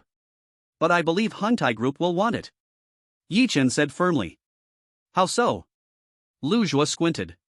Just based on the fact that in just 2 days, your Hangtai Group has called me 3 times and met me twice. Yi Chen said in a serious tone. And you want to ask for an outrageous price based on these 2 points? Lu Zhua's eyes sharply stared into Yi Chen's eyes. He seemed to want to catch any subtle change in the other party. However, he was disappointed. Just like Xiao Chang in the Do cafe before. Yi Chen's calm and steady eyes showed him nothing but depth. No, Mr. Lu misunderstood. I never thought of taking advantage of your Hangtai Group. I just think Jinzhong Village is worth this price. Otherwise, would I randomly take a few 100 million to acquire a desolate isolated village in the suburbs? Yi Chen smiled. Oh. I wonder if Mr. Yi can share. Lu Zhua felt a jolt in his heart. Mr. Lu, if I'm not mistaken, you have the Jiangzhou subway map, as well as the route extension maps for each stage over the years, right? Can you provide them to me? Yi Chen said. As soon as he spoke those words, the 2-word subway made both Lu Zhua and Xiao Chang's pupils contract simultaneously. But they quickly regained their composure. Although I don't know why Mr. Yi suddenly made such a request, we can certainly provide that. Lu Zhua took out his phone. In less than 2 minutes, a staff member brought in the maps Yi Chen requested. Mr. Yi, here are the maps, what do you have to say? Lu Zhua asked. Yi Chen remained unperturbed. He picked up a pen. Using the subway route map as a reference, he began to draw on the Jiangzhou map. First, he drew the subway routes on the Jiangzhou map with straight lines. Then, he marked the lines with numbers. Next, based on the changes in those routes at every stage, he circled each extended section on the subway lines with small circles one by one. By the time he put down the pen, the entire Jiangzhou map was filled to the brim. The last stroke was a big circle drawn next to Jinzhong village. Lu Zhua and Xiao Chang. Once again, their pupils sharply contracted. Mr. Lu, Ms. Xiao, our Jiangzhou subway network can be said to be the most extensive and interconnected subway network in the country. Over the years, as areas in the suburbs have been connected by the subway, the development of the urban landscape has become increasingly comprehensive. With the trend of the subway expanding in all directions, will the distant suburbs, just 20-some kilometers away from the last station of Line 10, continue to be forgotten by the city? Don't forget, the geographical position of the distant suburbs is the intersection of several surrounding cities with Jiangzhou. So even if they continue to be forgotten, they won't be forgotten for too long. In the past, focus was on developing the city center, neglecting those corners. Now that every district in the city has made great leaps forward, can the government not cast its gaze beyond the city? The distant suburbs, as the intersection of several surrounding cities in Jiangzhou, once developed, the flow of people can be imagined. For the governing leaders, what a great achievement that would be. Considering the government's past subway plans, the east, south, and west have all completed the process of connecting the city to the suburbs. Can the distant suburbs remain indefinitely underdeveloped? Once the distant suburbs have a subway, Jinzhong village will be the most central spot. At that time, how much will this place be worth? Yi Chen wore a strategic smile. While drawing points on the map with his finger, he said. Xiao Chang and Lu Zhuo looked utterly shocked. Because everything Yi Chen said was what their Hangda Group's professional team had previously analyzed. However, they hadn't responded yet. Yi Chen's voice continued to resonate. Although I'm confident the distant suburbs will soon become a golden area, I can't figure out when the government will turn its attention there. After all, every decision made by the government affects everything. Sometimes, what seems obvious may end up with unexpected changes. However, since your Hangda Group sought me out, and did so urgently, it undoubtedly suggests the government has most likely put the extension of the subway to the distant suburbs on the agenda. With your Hangda Group's influence, I'm sure it's not difficult to gain some insider information. In this case, is the land in Jinzhong village priced at 660 million still expensive? No, not at all. It may seem like a sky-high price now, but once the government announces that the subway will reach the distant suburbs, there will be plenty of capital willing to pay that price. Because Jinzhong village will become the most central location in the suburbs. So, my bottom line is 660 million, with no room for compromise. If your Henda Group can offer this price, then go ahead and take it. If you still think the price is too high, I can only say that if the deal falls through, at least we part on good terms. Of course, I also hope you won't come to me with offers below this price, to avoid wasting each other's time endlessly. The leisurely and articulate manner conveyed an aura of a decisive business tycoon. For Xiao Chang and Lu Zhua, he completely exuded the air of a powerful figure who could see through everything. Where did this extraordinary person come from? Once the other party made such a statement, Henda Group undoubtedly found itself in a situation where it was being led by the nose. There was no choice left. There wasn't even any room for bargaining. To be honest, the current situation is that the land in Jinzhong village must be obtained for 660 million, whether they want it or not. Because once they lose Jinzhong village, it would be a huge loss for Henda Group's grand strategy to build a commercial landscape in the suburbs, and the loss cannot be smoothed over by just 660 million. At this moment, the door to the reception room was suddenly pushed open from the outside. A middle-aged man in a suit with slick-back hair walked in with a smile. As soon as he entered, he started clapping. It was none other than the chairman of Henda Group, Su Jia. He was a figure praised even by old secretary Zhang Weiman.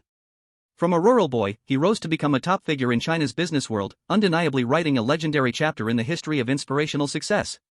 Chapter 93, Taking Big Steps Easily Leads to Trouble. Chairman. Chairman. Seeing Su Jia walk in, Lu Zhua and Xiao Chang instinctively stood up from the sofa. Mr. Su, I've long admired your great reputation. Without deliberately putting on any proud or arrogant facade. Looking at Su Jia as he walked in, Yi Chen also stood up and smiled slightly. Even though he had created a personal fortune of 400 billion in his past life, becoming a guest of many powerful elites, he had never encountered Su Jia. The reason was that Su Jia's grand ambitions ultimately led to the downfall of Henda Group. Originally starting in real estate, Su Jia was clearly unsatisfied with an industry that would one day bubble out. Instead, he ventured into various industries: grains, water, tourism, insurance, genetics, hotels, mobile phones, and so on. Even the automotive and energy industries were not spared by Henda. However, due to Henda Group's lack of expertise in these fields, It perfectly portrayed the old saying, taking big steps can easily lead to trouble. And the suburbs, as the focal point of Henda Group's turnaround strategy. In Yi Chen's past life, it was originally feasible to achieve. But fate doesn't always play out as planned. Before Henda Group's turnaround strategy could succeed, other industries faced disaster one after another. In a rush to recover funds, Henda Group had no choice but to focus on real estate. But the funding gap was too large. Even hastily pushing for a return in real estate, they still couldn't mend the funding chain. In Yi Chen's memory, Henda Group ultimately sold off the less than 30% completed suburban project for cash.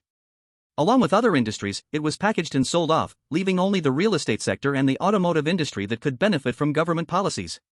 Once considered very likely to build a commercial empire, Henda Group thus opened the curtain on its decline. Ironically, the company that took over the suburban development doubled its market value through the suburbs.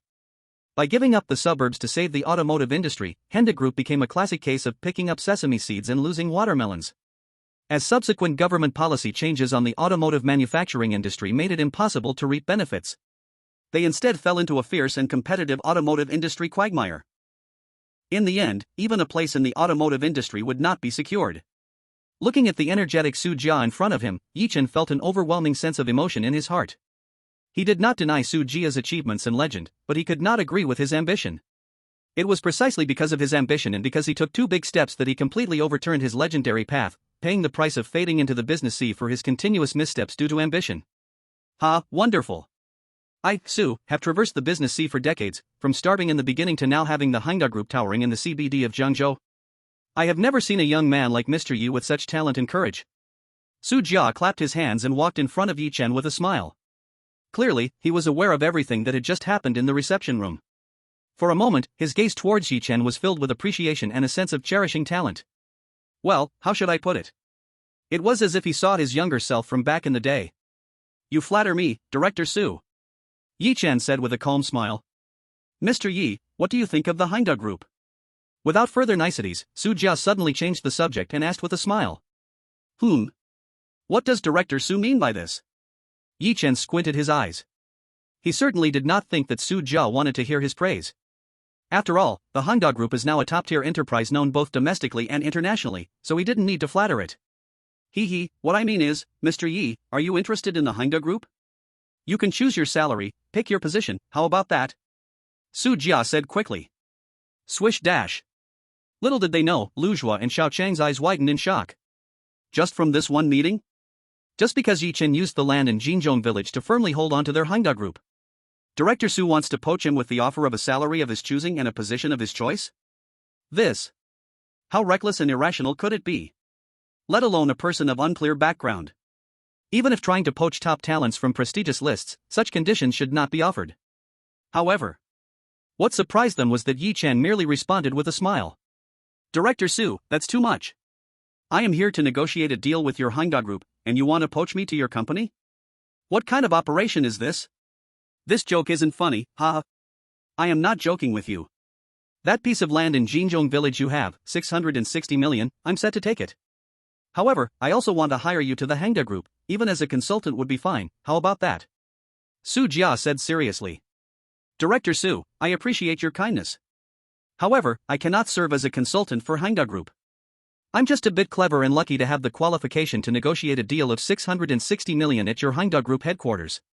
Besides, I am not used to being constrained, and having a few hundred million in hand makes me even less inclined to serve others. Yi Chen laughed. From Su Jia's expression, he knew the other party was serious. But so what if he was serious? Let alone the annual salary he could set. Even if they offered him a salary of 100 billion, he would not have the slightest inner disturbance. Leaving aside the fact that he was once a business legend with personal wealth in the thousands of billions in his previous life. Based on the 60 years of prophetic memory he brought back from this rebirth, he would never allow himself to bow to anyone. What he wanted was to personally create an unparalleled business empire. Are you really not considering it? Su Jia furrowed his brows. Really not considering it? Yi Chen said. Shrugging. Su Jia shook his head in slight disappointment and said, since that's the case, I won't make it difficult for you. However, if you ever change your mind, my consulting door is always open for you. Then thank you, Director Su. Alright, let's get back to business. Regarding the land in Jinzhong village, does Director Su have any objections to the price of 660 million? Accepted? Yi Chen said. If there are objections, can you make concessions? No, I cannot. So, Hangda Group has to accept it, whether they want to or not. Su Jia said with a bitter smile. After saying that, he reached out his hand forward. Happy cooperation.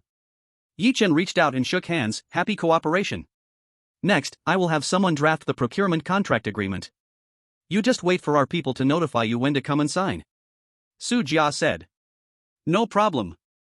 A deal worth 660 million was settled swiftly under Su Jia's decisive actions. It was not that Su Jia acted hastily.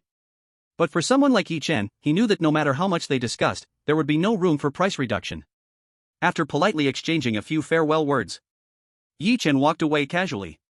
But just as he took a few steps, Su Jia suddenly called out, Mr. Yi. What's the matter? Yi Chen stopped and turned back. Mr. Yi, may I ask what you think of the current Hangda Group? Under some strange impulse, Su Jia asked this question. Yi Chen was slightly taken aback. Then, with a mysterious expression, he replied, taking too big of a step can easily lead to blunders. Of course, buying the land in Golden Bell Village from me is not included in that, it's a wise choice. Chapter 94, Blue Ocean Winery, Blow Up. Yi Chen left. He left behind a relaxed back for Su Jia, Lu Zhuo, and Xiao Chang. However, Su Jia was lost in thought over the words about taking too big of a step. Regarding Hangda Group's expansion into various industries, there had always been criticism from the outside, and even many insiders were quite pessimistic. But for him, those outside voices were not important at all. Su Jia's rise to today was built upon walking through external doubts and skepticism, wasn't it? But somehow, the words spoken by Yi Chen, who managed to multiply a few tens of millions in just a few days, touched him in a way he couldn't explain. However, this touch was soon shaken off by him. Not to mention that the step had already been made, there was no turning back. Even if he could reverse it, would he deny himself over just one sentence? If that were the case, Su Jia wouldn't have made it to today. Chairman, that Yi Chen. Xiao Chang came back to herself. A talented person, a rare talent. Su Jia replied. Just from his analysis of the outskirts performance, he alone outperformed the entire strategic consulting team of Hangda Group. What a pity, he still couldn't be utilized by me. Xiao Chang was taken aback. In her impression, no one had ever received such high praise from Su Jia. And this was just one exchange that led Su Jia to give him such high regard? Forget it, let's not talk about him for now. Su Jia shook his head and ended the discussion about Yi Chen. Looking at Xiao Chang, he said, Xiao Chang, the procurement part is your responsibility. Arrange for the draft of the contract immediately. The urgent matter is to secure that piece of land, only by securing it can we ensure the success of our development plan for the outskirts. Yes, Chairman. Xiao Chang responded repeatedly. Lu Zhuo, you go liaise with the city government afterward, submit our planning proposal, and make it clear that Golden Bell Village has already been acquired by us. With Hangda's brand effect in our planning, I believe there shouldn't be any changes regarding the development rights being handed over to us. Su Jia instructed Lu Zhuo again. Understood, Chairman, I will handle it right away. Lu Zhuo replied earnestly.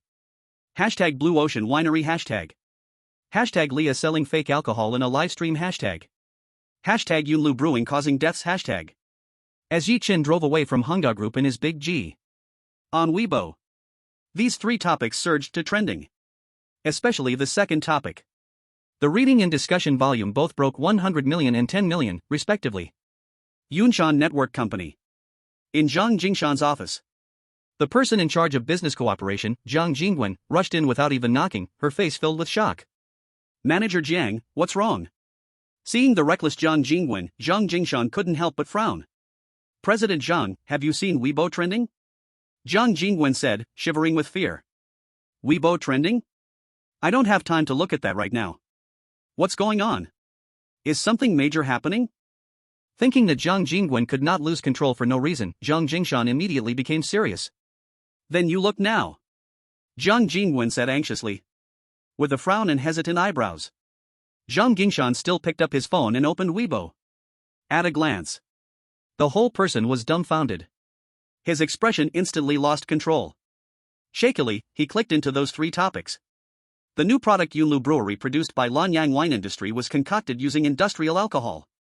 It was sold through a live broadcast by female host Leah online, with more than 80,000 bottles flowing into the market.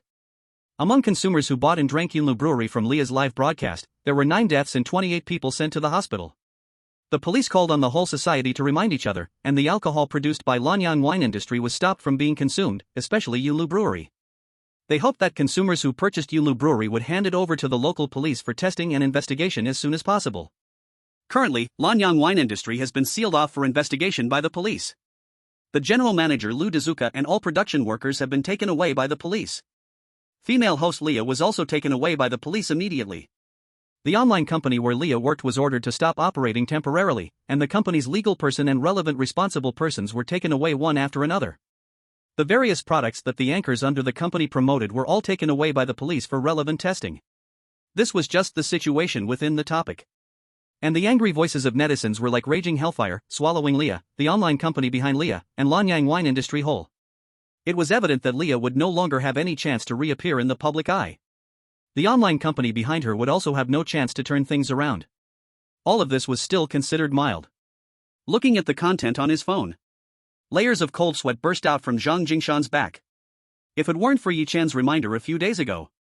If he hadn't blindly followed Yi Chen, spending 3 million in breach of contract in one go.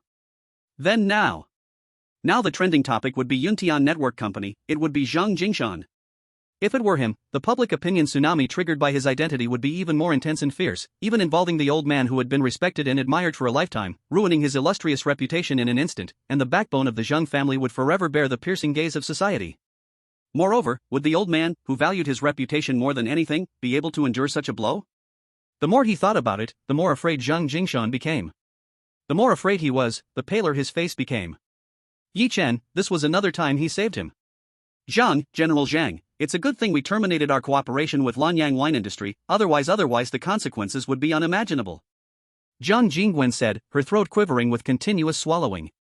Weren't you questioning me when I told you to terminate the cooperation? Didn't you think it was unreasonable? Swallowing, Zhang Jingshan raised his head. General Zhang, does that Mr. Yi, does he know the dirty secrets of Lanyang wine industry, and that's why he stopped us? If it weren't for him, our Yunshan network would really be finished.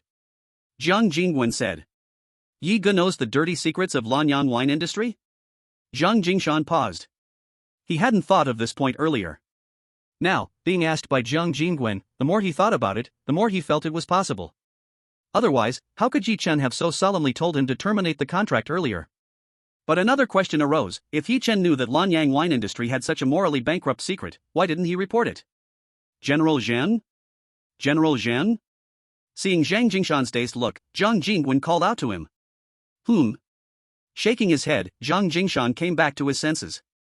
Then he said, about Mr. Yi reminding us to terminate cooperation with Lanyang wine industry, absolutely do not let this get out.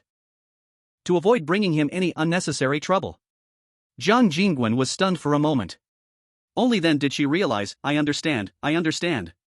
Indeed, if this matter were to be spread outside, not to mention whether the online public opinion fire would burn Mr. Yi, perhaps even the police would want to have a chat with him. Alright, you can leave now. Waving his hand to let Zhang Jingwen leave. In the office with the door closed again, Zhang Jingshan hurriedly dialed the old man's phone. Chapter 95, Do you think I am so magical? In the Zhang family's courtyard. The old secretary Zhang Weiman, after hearing about the contract termination incident and the current fake liquor incident sweeping the internet from Zhang Jingshan. That old face showed an unprecedented seriousness. Previously, he thought Yi Chen's self-proclaimed skill in fortune-telling and physiognomy was somewhat exaggerated. He might be somewhat magical, but not to the extent of being flawless. Last night, under Yi Chen's advice, he had Zhang Xinghua go back to investigate thoroughly, mostly to find some peace of mind. After all, it's better to believe it than not. But now, listening to Zhang Jingshan's phone call, the old secretary couldn't remain calm. Could it be a coincidence? Did he already know about the shady dealings of Lanyang Winery? From Grandpa's perspective, if he knew about Lanyang Winery's shady dealings, given his character, wouldn't he report it? Zhang Jingshan said. Zhang Weiman froze. Previously, regarding the Fengya Hotel incident, although Yi Chen did not admit it, and although the inspection team did not continue to investigate that mysterious person who provided detailed evidence. But Zhang Weiman was sure that the mysterious person Jiang Wenrui mentioned was definitely Yi Chen. When it came to the issue with Fengya Hotel, he could stand up and help the inspection team bring down that monstrous and ruthless gang. If he knew about the shady dealings of Lanyang Winery, how could he just watch as fake liquor claimed lives? In Zhang Weiman's eyes, whether Yi Chen was a good person or not, he couldn't determine yet. After all, devils hide deep in the soul. But he could be sure that Yi Chen definitely didn't lack a sense of justice. Otherwise, how could he stand up in matters of cracking down on crime? However, he was wrong this time. Providing evidence to the inspection team was for revenge, and Yi Chen only accelerated the demise of Sun Tianqi's power. It wouldn't affect the big picture. But when it came to Lanyang Winery's issues, he didn't dare to intervene to change the outcome. It wasn't that the lives of the world's common people had nothing to do with him, but he feared the butterfly effect would be too great, so much so that he couldn't bear it himself. He was currently just an ordinary person, to say more, just an ordinary person reborn into the past, with the only advantage being memories of the next 60 years. He didn't mind being a savior and helping the masses, but he also feared backlash because he didn't believe that heaven had made him reborn to be a savior. Every moment in this world, someone is dying. How many can he save? How many can he save? Just like the tragic fate of the Zhang family in his previous life. If it weren't for the chance encounter with Zhang Jingshan at the antique city in this life, he couldn't change it, nor did he think to change it. So, in this life, he just wants to protect the people around him well, to make up for the regrets of his past life, and with the memories of the next 60 years, create a time for himself, to build a business empire that belongs to himself. Is that selfish? Maybe. But he knew that he, as he is now, far from has the capital to help the world and care for the common people. Grandpa, it's not the time to talk about those things. What we need to worry about now is Zhang Xinghua. While Zhang Weiman sat in silence, Zhang Jingshan hurriedly urged, although I don't wish him well. But I don't want him to suffer. Since I got to know Yi Chen, all his warnings have come true one by one. Last night, he said that Kong LeCun's nose and cheekbones didn't match, predicting that the guy would betray his master for profit, forgetting his gratitude. He advised Zhang Xinghua to be careful not to fall victim to him. I believe he wasn't just talking nonsense. Now, I am even more certain that this bastard Kong LeCun is definitely up to something shady behind our backs. I am convinced that Yong'an Construction Company is definitely problematic. So you should call him and make him pay attention, pay 1,000,000 times attention. He not only needs to be attentive but also quick. If he is too slow, if any issues arise at Yong'an Construction, not even the gods can save Zhang Xinghua or our Zhang family. In his words, Zhang Jingshan was genuinely panicked.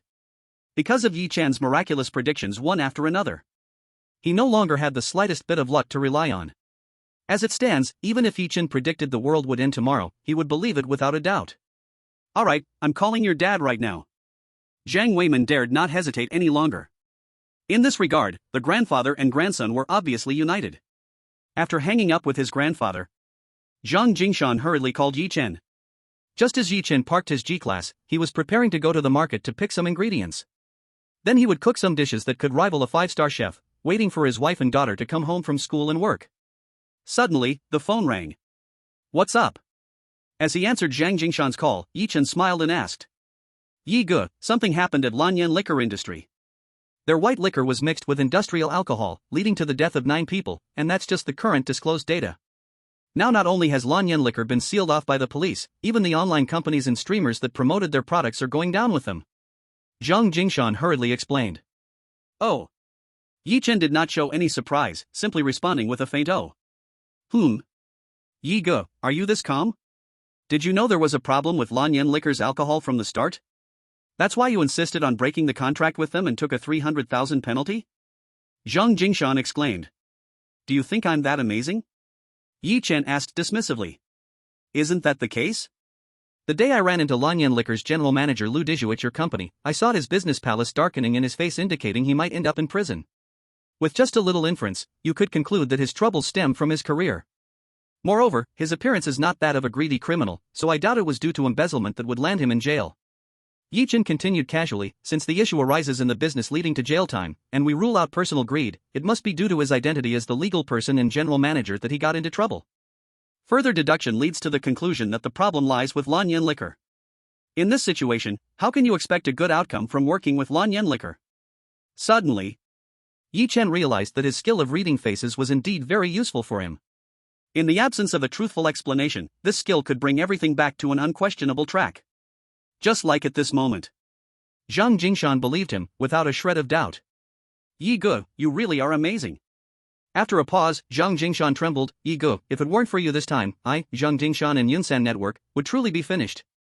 You helped me avoid the disaster of the peach blossom on the first day of the lunar month, and now this time the disaster with Lanyan Liquor on the 15th. How can I repay you? I really have no way to repay you. Enough, stop with the sentimental talk. We've only known each other for a while. If I can help you avoid trouble, I won't just stand by and watch you suffer. Is there anything else? If not, I'm hanging up. I still have to buy groceries, Yichen said. Brother Yi, I found it. Zhang Jingshan hurriedly shouted. It seemed he was afraid Yi Chen would hang up the phone. Chapter 96, Hitting a Wall Everywhere. Then hurry up and say it. Confused by Zhang Jingshan's anxious tone, Yi Chen said. Brother Yi, is Zhang Xingguo really in crisis? After struggling for a moment, Zhang Jingshan finally asked. Though deep down, he had always believed in Yi Chen. But on this issue, Zhang Jingshan ultimately wanted a clear answer. What? Didn't you hate him to the bone? Hearing this, Yi Chen teased with a hint of amusement. Hate is hate, but I'm also afraid he will drag me down, drag the old man down. We are all in the same boat. As the old man's goodwill and image built over the years are at stake, if our Zhang family really has something happen, it will be magnified endlessly, linked to the old man's past position. Because of this, I have been cautious outside. I can fight for what is right to the end, but for things I can't stand by, I don't dare to be bold, fearing that I would be used to attack the old man. Even though the old man has stepped down for many years, he is not like others. His character during his term remains the same after retirement, he has not changed. If he were to get sick from anger, I could never forgive myself for the rest of my life. Similarly, I don't care about Zhang Xingguo's life or death, but I'm afraid if what you said happens, and a problem arises, I worry the old man won't be able to handle it. Zhang Jingshan spoke earnestly, deeply moved. Yi Chen fell silent for a moment. He did not deny Zhang Jingshan's words. After all, in his previous life, Zhang Weiman could be said to have died from anger. I've said everything that needs to be said. Whether there's a crisis or not depends on whether your father believes it and cares about it. If he believes it, there shouldn't be any problem. If he doesn't, then let's see how fate plays out. Yi Chen said. All right, thank you, Brother Yi. After a brief silence. This answer made Zhang Jingshan feel reassured. Taking a deep breath, he then shifted the topic. Brother Yi, are you free tonight? Let's meet up and I need to thank you properly for the Blue Ocean wine industry matter. No need to thank me. I'm not free, I need to think about what to make my wife and kids to eat. If there's nothing else, just hang up. As he was about to hang up the phone, Yi Chen added, oh right, prepare for this. By the way, let Changfeng know, if nothing unexpected happens, we might be able to sell the land in Jinzhong village in the next few days. I've negotiated the price, it's a tenfold increase, and your side at Changfeng can each get 1 billion. What? We can sell it now? And it's a tenfold increase? Originally troubled by Zhang Xingguo's crisis. Unaware of Yi Chen's words, Zhang Jingshan immediately exclaimed in disbelief. No need to be so shocked, if it's not certain, I wouldn't drag you down with me. Yi Chen said calmly with a light smile. Gulp. Zhang Jingshan's throat made a sound. In just a few days, 10 million turned into 100 million. Following the operation of Jinlin Mansion and the collapse of the Sihai Group, Zhang Jingshan felt as if he was dreaming, overwhelmed by this wave of impact. He asked in disbelief, is it the Hangda Group? Yes, Su Jia approved it, it shouldn't have any surprises. I'm just letting you know in advance, don't spread this news. It's best to make money quietly. Yi Chen said lightly. Don't worry, Brother Yi, I understand. Suddenly, Zhang Jingshan thought about disbanding his Yunshan network company. Because working hard and exhausting oneself could never compare to enjoying a bite beside Yi Chen. Then that's fine. I'll hang up. Wait for my call. After hanging up, Yi Chen began walking toward the market. He was not at all excited or joyful because he was about to receive 400 million. CBD of Jiangzhou. In a building not too far from the Hangda Group headquarters. At the headquarters of a well-known domestic cosmetics brand. In the reception room. A 32 or 33-year-old man, dressed in a suit but looking haggard with stubble showing, was struggling to maintain his expression while looking at the middle-aged man in front of him. Mr. Huang, won't you at least consider the scarless cream I suggested? Trust me, if you provide me with a laboratory and funding, I will definitely develop a globally popular product for you. Little did he know, the middle-aged man opposite him was shaking his head in mockery. With a sigh, he said, Pang Jun, have you lost your mind? If I'm not mistaken, this is your 17th stop, right? From North China to East China, and now South China, do you realize you become a pariah in the industry? Don't you understand why you were kicked out? Is it not because of your stubborn insistence on developing that ridiculous scarless cream? Saying this, the middle-aged man looked at Pang Jun as if he were watching a joke unfold. Hey, I just can't understand, a mind like yours would be better spent as an artist. If such a miraculous scar-removing product existed, wouldn't the West have created it long ago? In this industry, even the Western brands that have been leading for decades or even a century can't figure it out, yet you're still holding on to this delusion? You've made quite a name for yourself in the industry, yet you don't realize that the so-called scar-removing cream is just a marketing gimmick? Can you really find a product that has significant effects? After a pause, Mr. Huang continued, you're really out of your mind, completely obsessed. Believe me, I have confidence. Pang Jun gritted his teeth and insisted. Believe you? So, you want me to provide you with a specialized laboratory and throw in 30 to 50 million in funding for you to mess around with a groundbreaking product? Do you really think that's possible? If you truly want a job, I can offer you one. While I can't give you the vice president position that oversees R&D like before, I can at least offer you the second position in the R&D department, on the condition that you ditch that unrealistic idea of a scarless cream. Mr. Huang scoffed. I'm leaving. Pang Jun stood up, suppressing his anger. Goodbye, and no need for a send-off. Mr. Huang laughed mockingly. After Pang Jun left the reception room, Mr. Huang picked up his cup of water, shook his head, and muttered, damn, what an idiot. Outside the building, the once talented and passionate researcher who had lost his former glory covered his eyes and squinted at the blazing sun above. The loneliness in his brows reignited a stubborn determination. Why would the Westerners be unable to create something, yet we Chinese must also be incapable?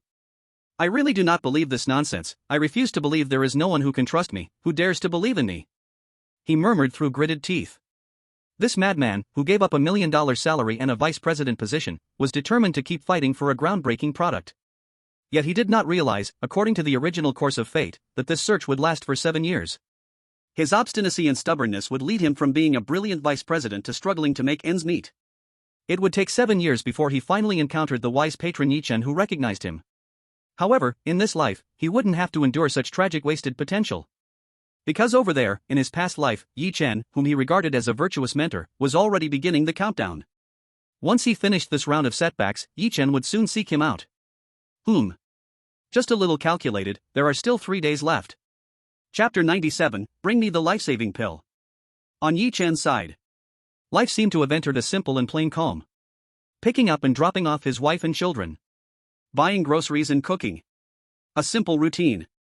However, for him, who had lived alone in guilt for decades in his past life, this was not dull at all, rather, it felt fulfilling. For 3 consecutive days, enjoying this simplicity, aside from picking up and dropping off his wife and daughter, he also took Li Changfeng and Zhang Jingshan to the Hangda Group to sign the transfer agreement for Jinzhong Village. Almost all stayed in the rental house. Even when faced with endless invitations to eat, drink, and have fun from Li Changfeng and Zhang Jingshan, he politely refused them all. However, even though he stayed in the rental house, Yi Chen did not let himself be idle. Taking advantage of these rare days of peace, he sorted through the future process from his previous life in his mind. Every detail of what he experienced and knew in his past life was deeply imprinted in his mind. On this day, Zhang's family courtyard. In just 3 days, time flew by like a galloping horse. These 3 days seemed calm on the surface. Yet they became the most insane 3 days in Zhang Xinggua's life. As one inspection report after another was placed before him. As the company's financial tricks were gradually uncovered one by one. This chairman, who touted himself as someone important in Zhangzhou, was completely flustered. How's the investigation going? At the lunch table. Old Secretary Zhang Weiman, who had called Zhang Xinghua and Zhang Jingshan back, put down his chopsticks and asked. With this question, Zhang Xinggua's already unnatural complexion suddenly bloomed with panic. Seeing this, Zhang Jingshan couldn't help but feel a chill in his heart. Is it true that Yi Xiaoyu was right? Zhang Weiman, noticing the panic on Zhang Xinggua's face, instantly furrowed his brows. Huff. Zhang Xinghua let out a deep breath. Old man, I want to talk to you about this today. I need your help to decide what to do. I don't know what to do. As he spoke, Zhang Xinggua's voice trembled.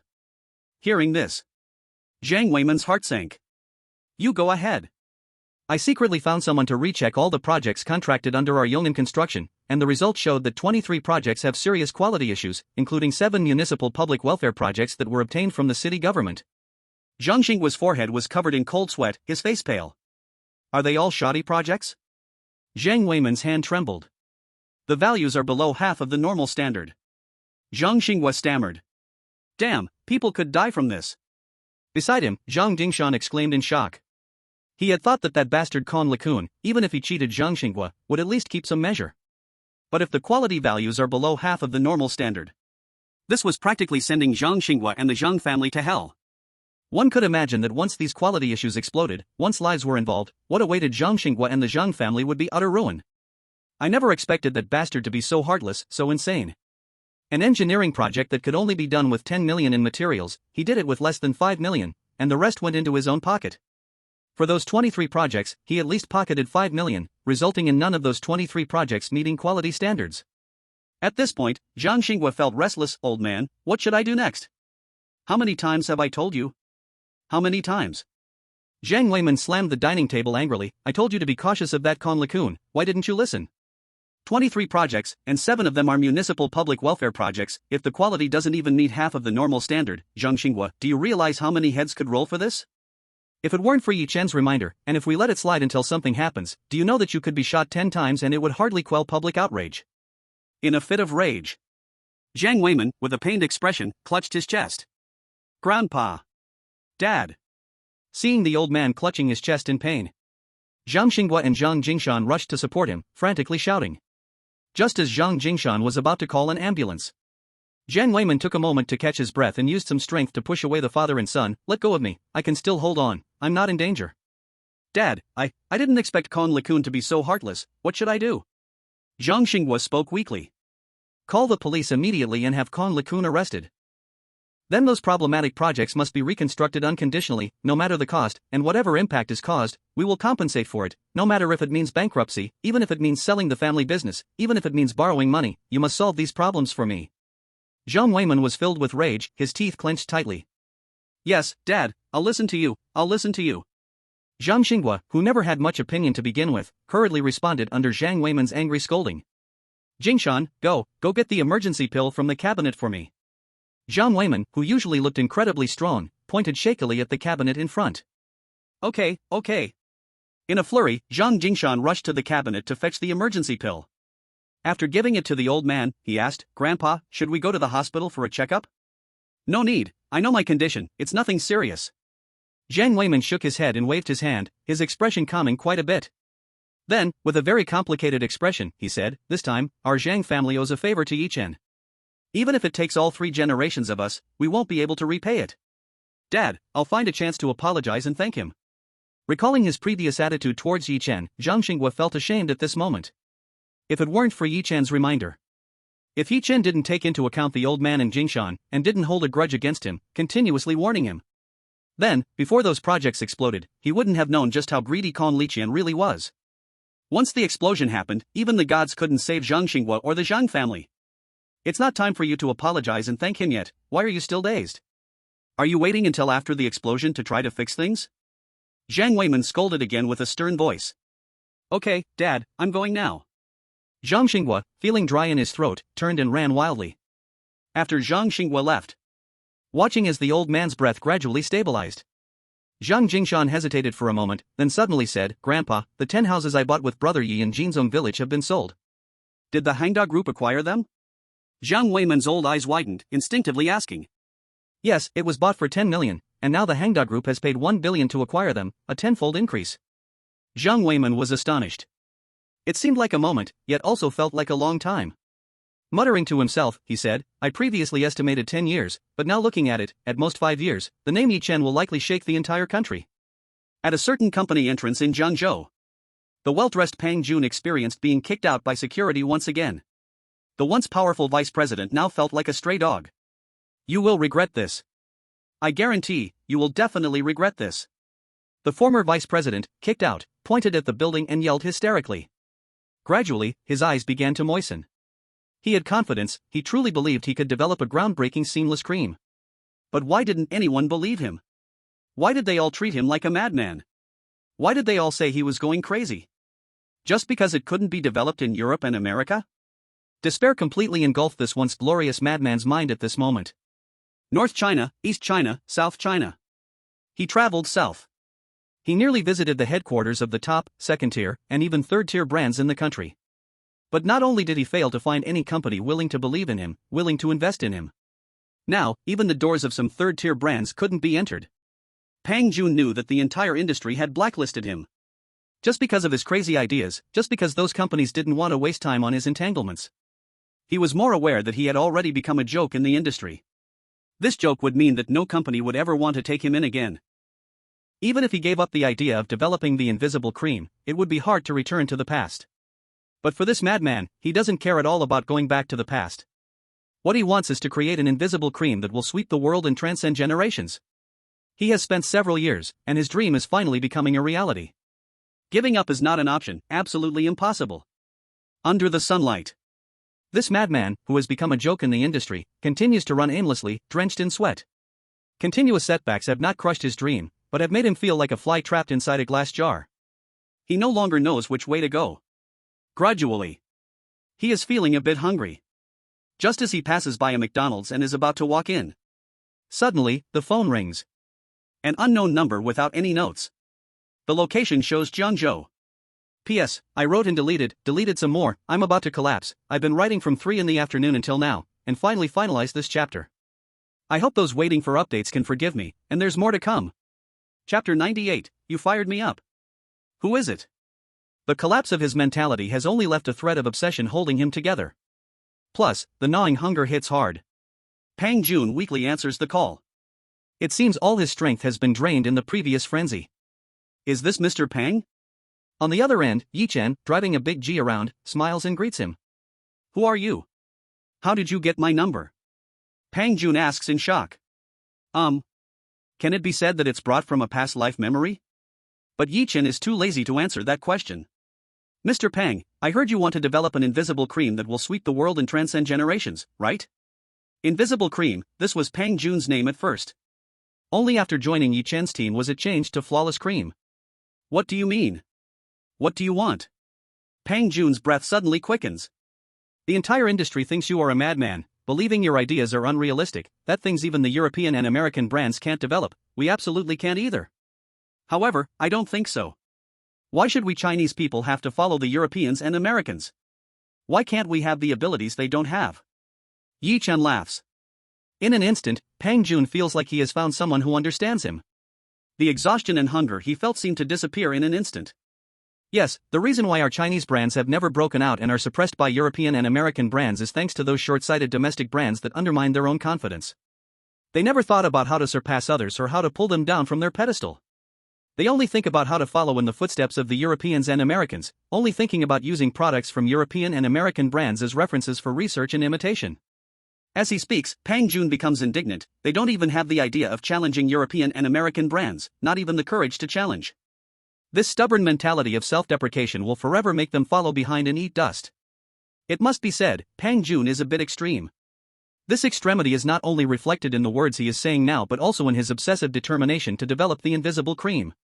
It's just like the reason he was kicked out of his original company was not because of personal ability issues, but because he disregarded the company's regulations after his application to develop the invisible cream was repeatedly rejected and continued stubbornly using the company's resources to conduct research behind their backs, delaying the progress of other products, not to mention putting in human and financial resources. This is unacceptable in any company. And Yi Chen just happens to appreciate this about him. Many companies fear madmen because they cannot control them while. In many cases, the flash of brilliance from a madman often brings a golden era to a company. Regarding this madman who can open a new era, Yi Chen in his past life has seen quite a few. Pang Jun is one of them. In his past life, Pang Jun's achievements were not just limited to his groundbreaking Flawless Cream. He also managed to bring down century-old European and American noble brands in one fell swoop.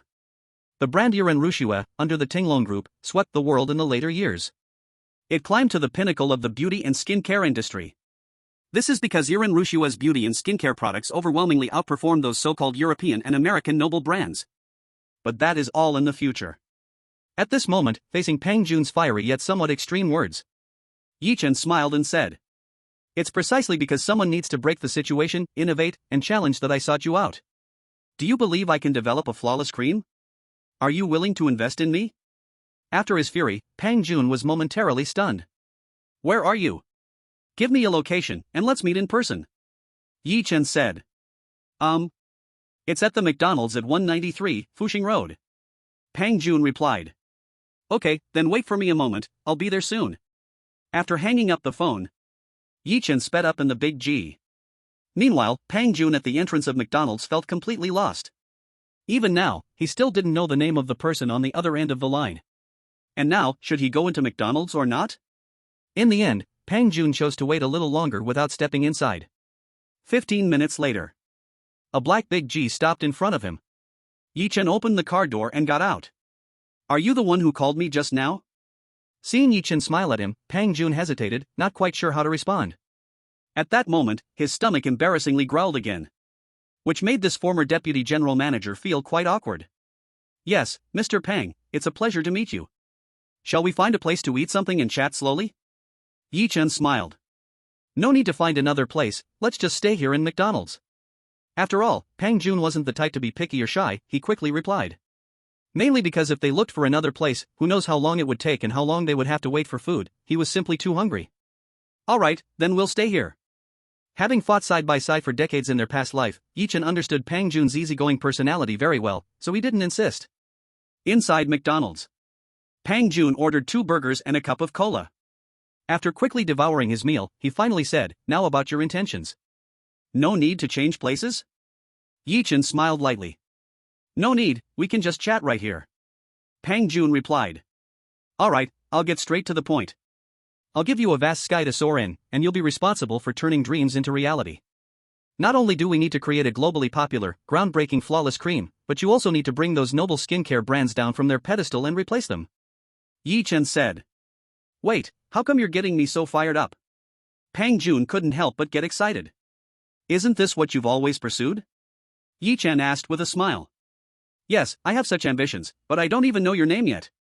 Pang Jun replied, a bit confused. If it weren't for the big G, Pang Jun would truly think that the other party was crazier than himself. He started off with such thrilling words. It sounded like something out of a pyramid scheme. Yi Chen, Yi as in leaf, Chen as in sun, moon, stars. Without any embarrassment, Yi Chen smiled calmly. Mr. Yi, which company are you with? Which brand? Pang Jun asked. Yi Chen, I don't have a company yet, nor a brand. Pang Jun. Chapter 99, are you kidding me? No company. No brand. In an instant, Pang Jun felt like flipping the table. Buddy, did you come all the way here just to mess with me? That's a bit unreasonable, isn't it? However, Yi Chen just smiled lightly. If I have money, then. Is the company and brand not an issue? Pang Jun suddenly froze. The company and brand can be established anytime. I will handle the investment, you will handle research and production, how does that sound? Yi Chen said. Are you serious? Pang Jun began to doubt. Is it just because he learned about his idea for the seamless cream that he wants to establish a company and brand to invest in him? Even if he was my son, it wouldn't work like this, right? Yes. Yi Chen nodded seriously. But, how much are you planning to invest? Pang Jun was a bit thrown off. I will see how much you need. Yi Chen replied. To create a research lab and set up a production line, it would take at least tens of millions. Are you sure? Pang Jun frowned. The more he listened, the more unreliable it seemed. They had never met before, had no prior relationship. And he was going to throw money at him? Who would believe that? I will prepare 200 million for you. Besides the lab, help me acquire an OEM factory. Once we develop the product, we can directly produce it there, how does that sound? Yi Chen said. Clang. Pang Jun nearly fell off his chair. At the same time. A couple nearby couldn't help but cover their mouths and laugh. They weren't laughing at Pang Jun nearly falling, but rather at Yi Chen's bragging. If he wasn't mistaken, from their conversation, they seemed to have just met. Just met, and already throwing out a bold statement of investing 200 million? And this enormous investment was being discussed in a McDonald's? Sorry, I can't help it. I just can't help it. Facing that chuckle. Seeing this, the couple immediately stifled their laughter. Ahem, well, you continue to brag, no, continue chatting, continue chatting. The man next to her tried hard to hold back his laugh. And the girl beside him seemed worried about causing trouble. In a rush, while scolding him, she quickly got up and pulled him outside. Are you joking with me? After watching the couple leave, Pang Jun trembled as he spoke to Yi Chen. Do you think I have the need to joke with you? Yi Chen smiled and shook his head, as if he didn't take the earlier little interruption to heart. 200 million, what does 200 million mean? We are just strangers. I just learned your name. You suddenly say you want to invest 200 million in me. Isn't that bragging? If we take it a step further, even if what you said is true, are you not afraid that I might run away with the money? What do I have that is worth your trust? To be honest, even if you were my father, it wouldn't work like this, would it? Pang Jun swallowed hard as he spoke. This sounded too ridiculous. Well, even a novel wouldn't dare to write this, it's too far from reality. Why would I worry about someone who was willing to give up $1 million salary, risking getting kicked out and blacklisted by the industry, just to stubbornly develop a groundbreaking product? That kind of person, what do I need to worry about? Yes, I won't deny you are indeed what people call a madman, but I like madmen because they often have a genius side. Other companies and brands may not believe you, but I do. I believe you can create the seamless cream you mentioned. Once the seamless cream really hits the market, the revenue it can bring will be an unmeasurable figure. So why wouldn't I dare to take a gamble? Yi Chen said with a smile. Little did he know, Pang Jun felt a surge of tears in his eyes. This kind of trust and recognition, for someone who had fallen to such depths, could not simply be described as moving. But being moved aside, Pang Jun still returned to rationality. How can I trust you? Is trusting you not just a joke? Just based on that big G you drove earlier? Pang Jun questioned. Is that supposed to show you my financial capability to invest 200 million? Yi Chen smiled. Pang Jun nodded. Yi Chen took out his phone and opened the mobile banking app's account balance page. 461,501,360.89. Look. Yi Chen placed his phone on the table and pushed it in front of Pang Jun. Seeing the balance displayed in the billions, Pang Jun immediately grew anxious. Are you sure you're not joking with me? Do you really want to invest in me? Next, go build your laboratory team, and also, find out if there are any factories in Jiangzhou willing to be acquired. Yi Chen pulled back his phone and said. Acquiring a factory? Isn't that a bit hasty? R&D isn't something that happens in a few days, acquiring a factory won't help right now. Pang Jun replied. In that instant, it seemed Yi Chen had given him the impression of someone foolish with too much money. Hearing this, it was clear he was an outsider. Developing a product, especially one as groundbreaking as a flawless cream, is not something that can be done in 10 or 8 days. Even if he already had a rough direction and was 90% confident he could achieve it, it still required time. Moreover, to conduct formal production and sales, various tests must be done, and every step must meet the standards before a production license can be obtained. These are definitely not things that can be accomplished overnight. But he had no idea. Yi Chen had already brought back the production process and formula for the flawless cream from his past life, he only needed Pang Jun to perfect it with his professional skills.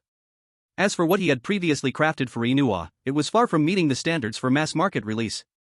At this moment, he clearly wouldn't tell Pang Jun these details. He wouldn't even directly give him the research process and formula to avoid dampening Pang Jun's ambitious spirit, which might affect his future determination in developing other skincare and beauty products. You see, the reason Pang Jun was able to make the Yiren Ru Shui brand globally famous in his past life was built on his unyielding spirit, and the birth of the flawless cream completely boosted his confidence, leading him to continuously develop one skincare product after another that outperformed European and American luxury brands. If he handed the formula for the flawless cream to Pang Jun right now, letting him simply perfect it, wouldn't that dampen his indomitable spirit? Based on this, Yi Chen didn't want to take that risk, fearing he might inadvertently crush this genius madman. He just needed to occasionally give hints during Pang Jun's research process to speed up the progress.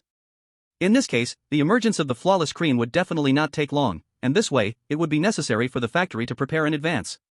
In Pang Jun's astonished confusion, Yi Chen smiled faintly and said, My intuition tells me that you will quickly bring me surprises, so consider this preparation as making plans ahead. Alright, I'll reach out and contact some people. Acquiring a factory shouldn't be too difficult. Every year, some small to medium-sized factories face closure. As for the large ones, forget about it. Even if an acquisition was possible, your few billion wouldn't be enough. Moreover, we're buying a factory for self-production, no need to acquire a large scale unless you want to do OEM for other brands. But even if you wanted to do that, it's just a dream, those brands wouldn't hand over production to you. I have to say, Pang Jun's words are really a bit lacking in tact, genuinely a bit discouraging. What do you mean your few billion wouldn't be enough? What do you mean that's just a dream? Do you really have to be this blunt? However, having worked together for decades in his past life, Yi Chen knew it was difficult to hear anything good from him. So, he always stayed out of the spotlight and quietly worked behind the scenes. Look, come here. The scale doesn't need to be too large, but the modern production equipment and assembly line must meet excellent conditions. Yi Chen said with a bitter smile. Although these were handed over to Pang Jun to be responsible for, it seemed a bit outrageous to just toss it all away like a careless manager. But Yi Chen didn't think so, because in his previous life, since the day he brought Pang Jun under his wing, Yi Chen had acted like a careless manager. With his background as a former vice president in a brand company, the brand Yiren Ru Shui was developed from scratch, with research and production essentially all handled by Pang Jun. What Yi Chen did was simply to trust the idea of doubt those who are unreliable, and trust those who are reliable, and crazily pour money into Pang Jun. As long as he submitted a budget request, it would be approved without question. It was precisely because of this trust that Pang Jun displayed absolute loyalty, ready to do anything for him. Don't worry about this, I am definitely professional in this area. I will consider all the necessary issues. Pang Jun nodded. Alright, then it's decided. By the way, what are your requirements regarding salary?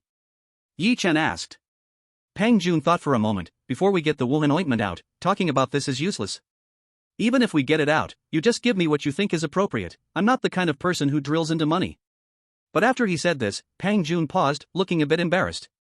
But, I can avoid talking about money for now, but if I go poaching people, I need money. I can't support the lab by myself. I need to recruit several elite assistants. To get them to switch jobs, not only do I need to offer money, but it must be a high salary. After all, we don't even have a company or a brand right now, right? Later, give me your bank account, and I'll deposit 30 million in there for you. You can use it to recruit people, build the lab, and for early R&D funds. Is that enough? Yi Chen said without thinking. Huh? That's enough. Pang Jun replied in shock repeatedly. But then he continued, astonished, I'm asking one last time, do you really trust me this much? Aren't you afraid I'll waste this money? Or that I might just run off with that 30 million? Doubt those who are unreliable, trust those who are reliable. Although you've only just met me, I, Yi Chen, have known you for a long time. Finding you means having absolute trust in you. If you really take the money and run, I'll just accept that I misjudged someone, there's nothing more to say. Yi Chen smiled. Under Yi Chen's words, Pang Jun stared at him for several seconds. Then he finally managed to say, filled with emotion, thank you. This feeling of unconditional trust, Pang Jun didn't know how to describe. But in his mind echoed that saying, if you treat me as a national hero, I will repay you as one. But he felt it was too cheesy and couldn't bring himself to say it aloud. No, I should be the one thanking you. Thinking back on everything from his previous life, Yi Chen couldn't help but let out a sigh of admiration.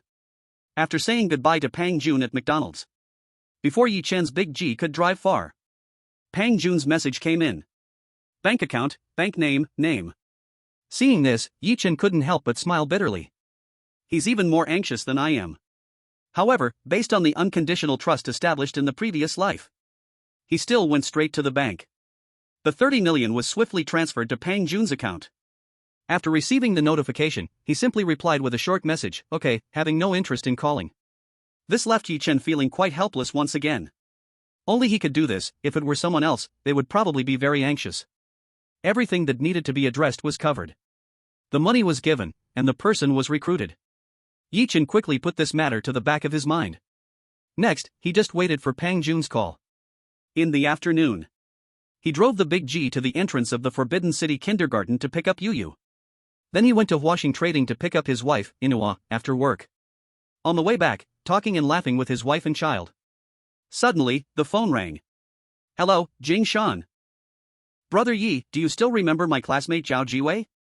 On the other end, Zhang Jingshan seemed to have thrown the old bastard Zhang Xingguo's business far away. He spoke carelessly. P.S. This chapter is equivalent to 2 chapters, 2.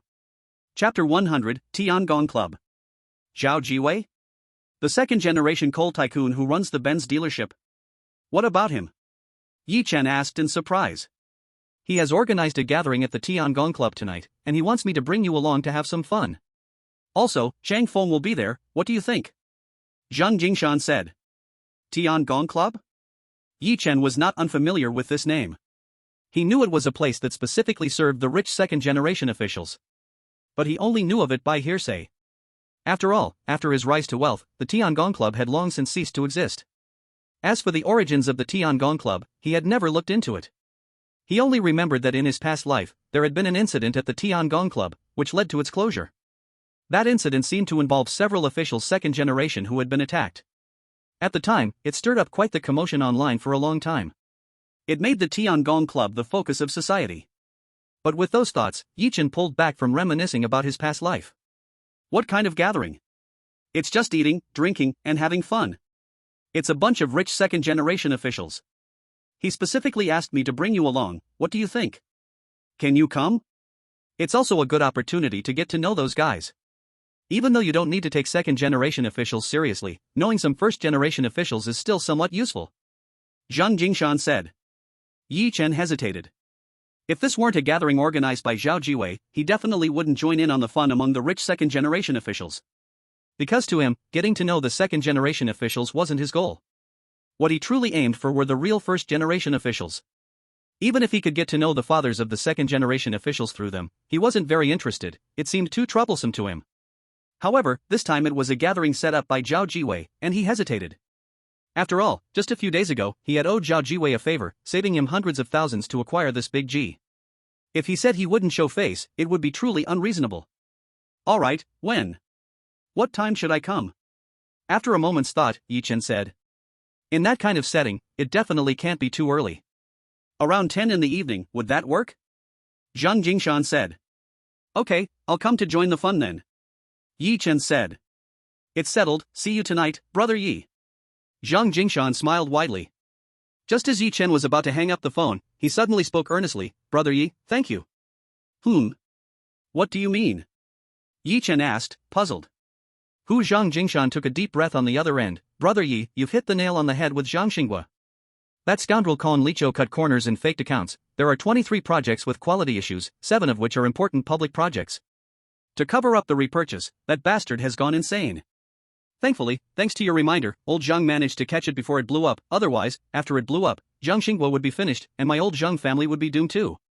So what does your dad plan to do? Yi Chen asked with a casual smile. The old man has spoken. Rebuild if it needs rebuilding, compensate if it needs compensation. Even if it means selling everything to fix the problematic projects and provide appropriate compensation. Con Liqiu has already been arrested, but Zhang Xinghua is going to have a tough time. Rebuilding and compensating those 23 projects will make him feel like he's gone back to square one. Zhang Jingshan said. Money can be earned again, but if something goes wrong, no amount of money will help. Yi Chen shook his head and sighed. This was his way of using the memories of his past life to help the Zhang family change their fate. Otherwise, the Zhang family would truly be doomed from top to bottom, fully illustrating what it means to be completely bankrupt and destroyed. Right, money doesn't matter, whether selling everything to pay off debts or not doesn't matter. The fortunate thing is that it happened before the explosion. Otherwise, let's not talk about Zhang Xinghua going in. Old master, he could literally die from anger. Before the storm even broke, he was already so furious that he needed a heart-saving pill. If the storm really hit, he might even lose his life from the anger. Zhang Jingshan said. Is the old secretary okay? Yi Chen raised an eyebrow and asked. It's nothing serious, just a moment of high blood pressure.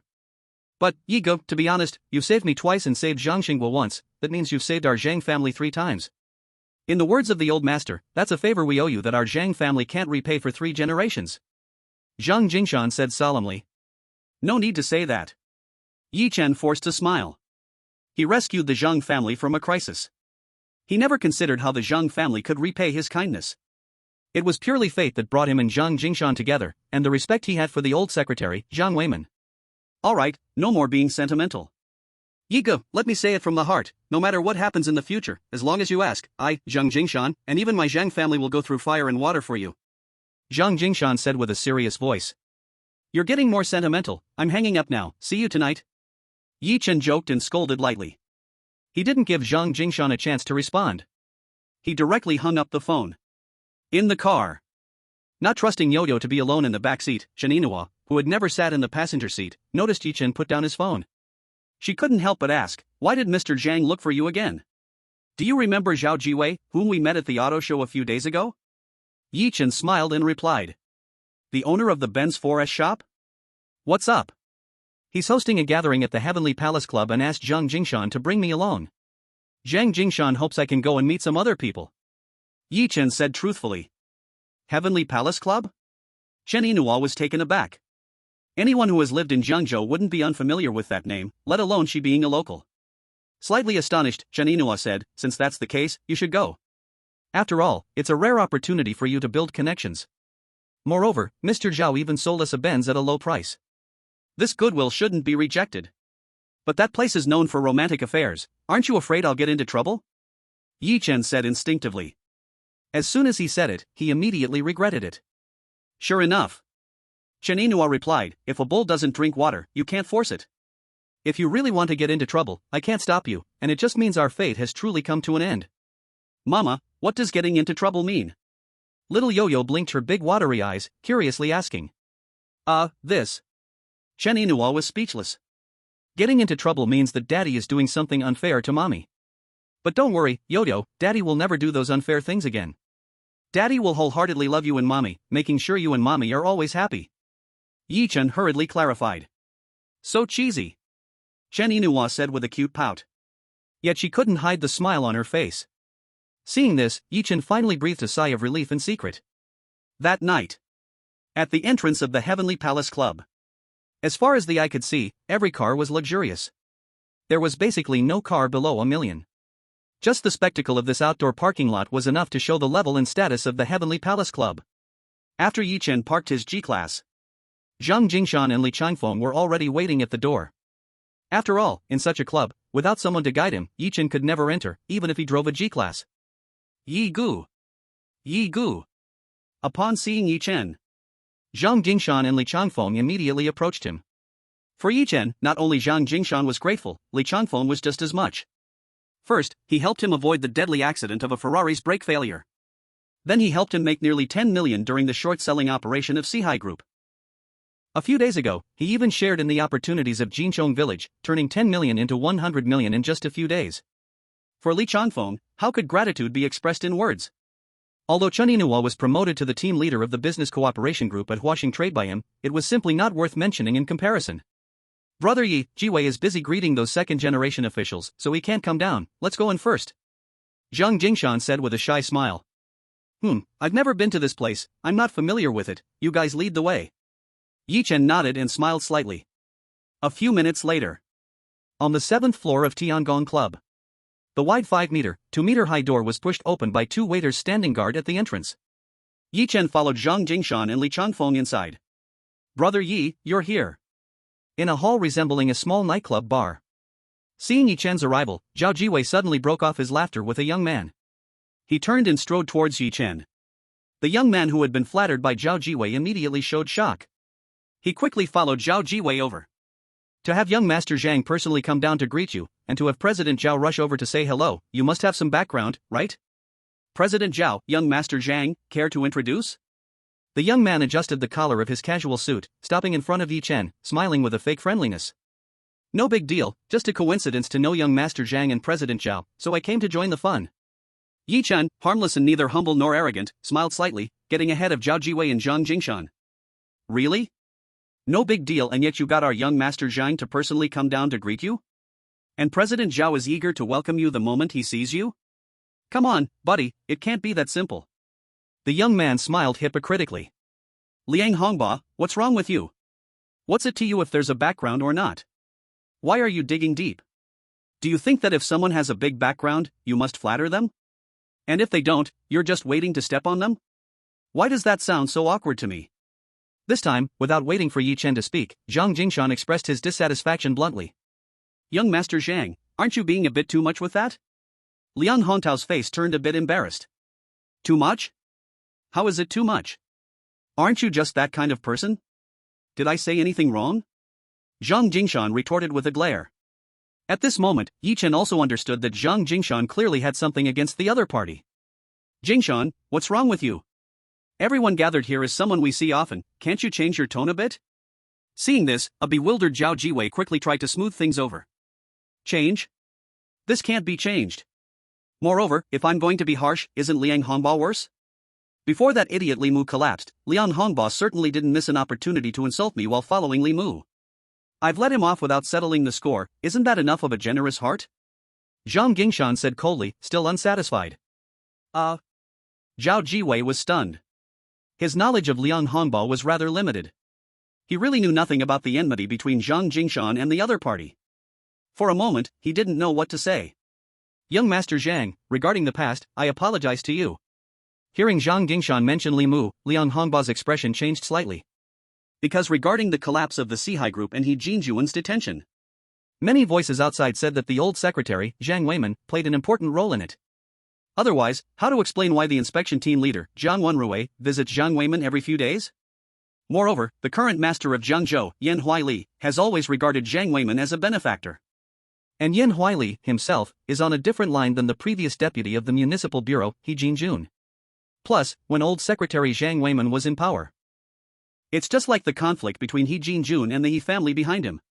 As time passes, with everything combined, it's hard not to feel that the Maple Leaf Grand Hotel being uprooted, the collapse of the Seahai Group, and He Jinjuan's troubles are all closely linked to Zhang Weiman. Because of this analysis and thought, the name Zhang Weiman has gained more weight in the minds of the Zhangzhou circle. Along with that, Zhang Jingshan's status has also been elevated a notch. So at this moment, Liang Hongba had no choice but to endure and lower himself a little. Cut the crap, no need for your apologies, just don't act all high and mighty in front of me, and don't provoke me or the people around me. Zhang Jingshan was not buying it at all. Alright, then I won't disturb you any longer, young Master Zhang. Grinding his teeth, Liang Hongba turned around and walked back. Though he was slapped in the face by Zhang Jingshan, he could only hide his grievances inside this time. After all, after the recent events with the Seahai Group and He Jinjun, there was a consensus in the Zhangzhou circle that before Zhang Weiman settles his score, it's better to provoke Zhang Jingshan less. What's going on here? As Liang Hongba left, Yi Chen immediately asked curiously. This guy was hanging out with Li Mu before, often helping Li Mu to harm and smear me, making it seem like I slept with his woman.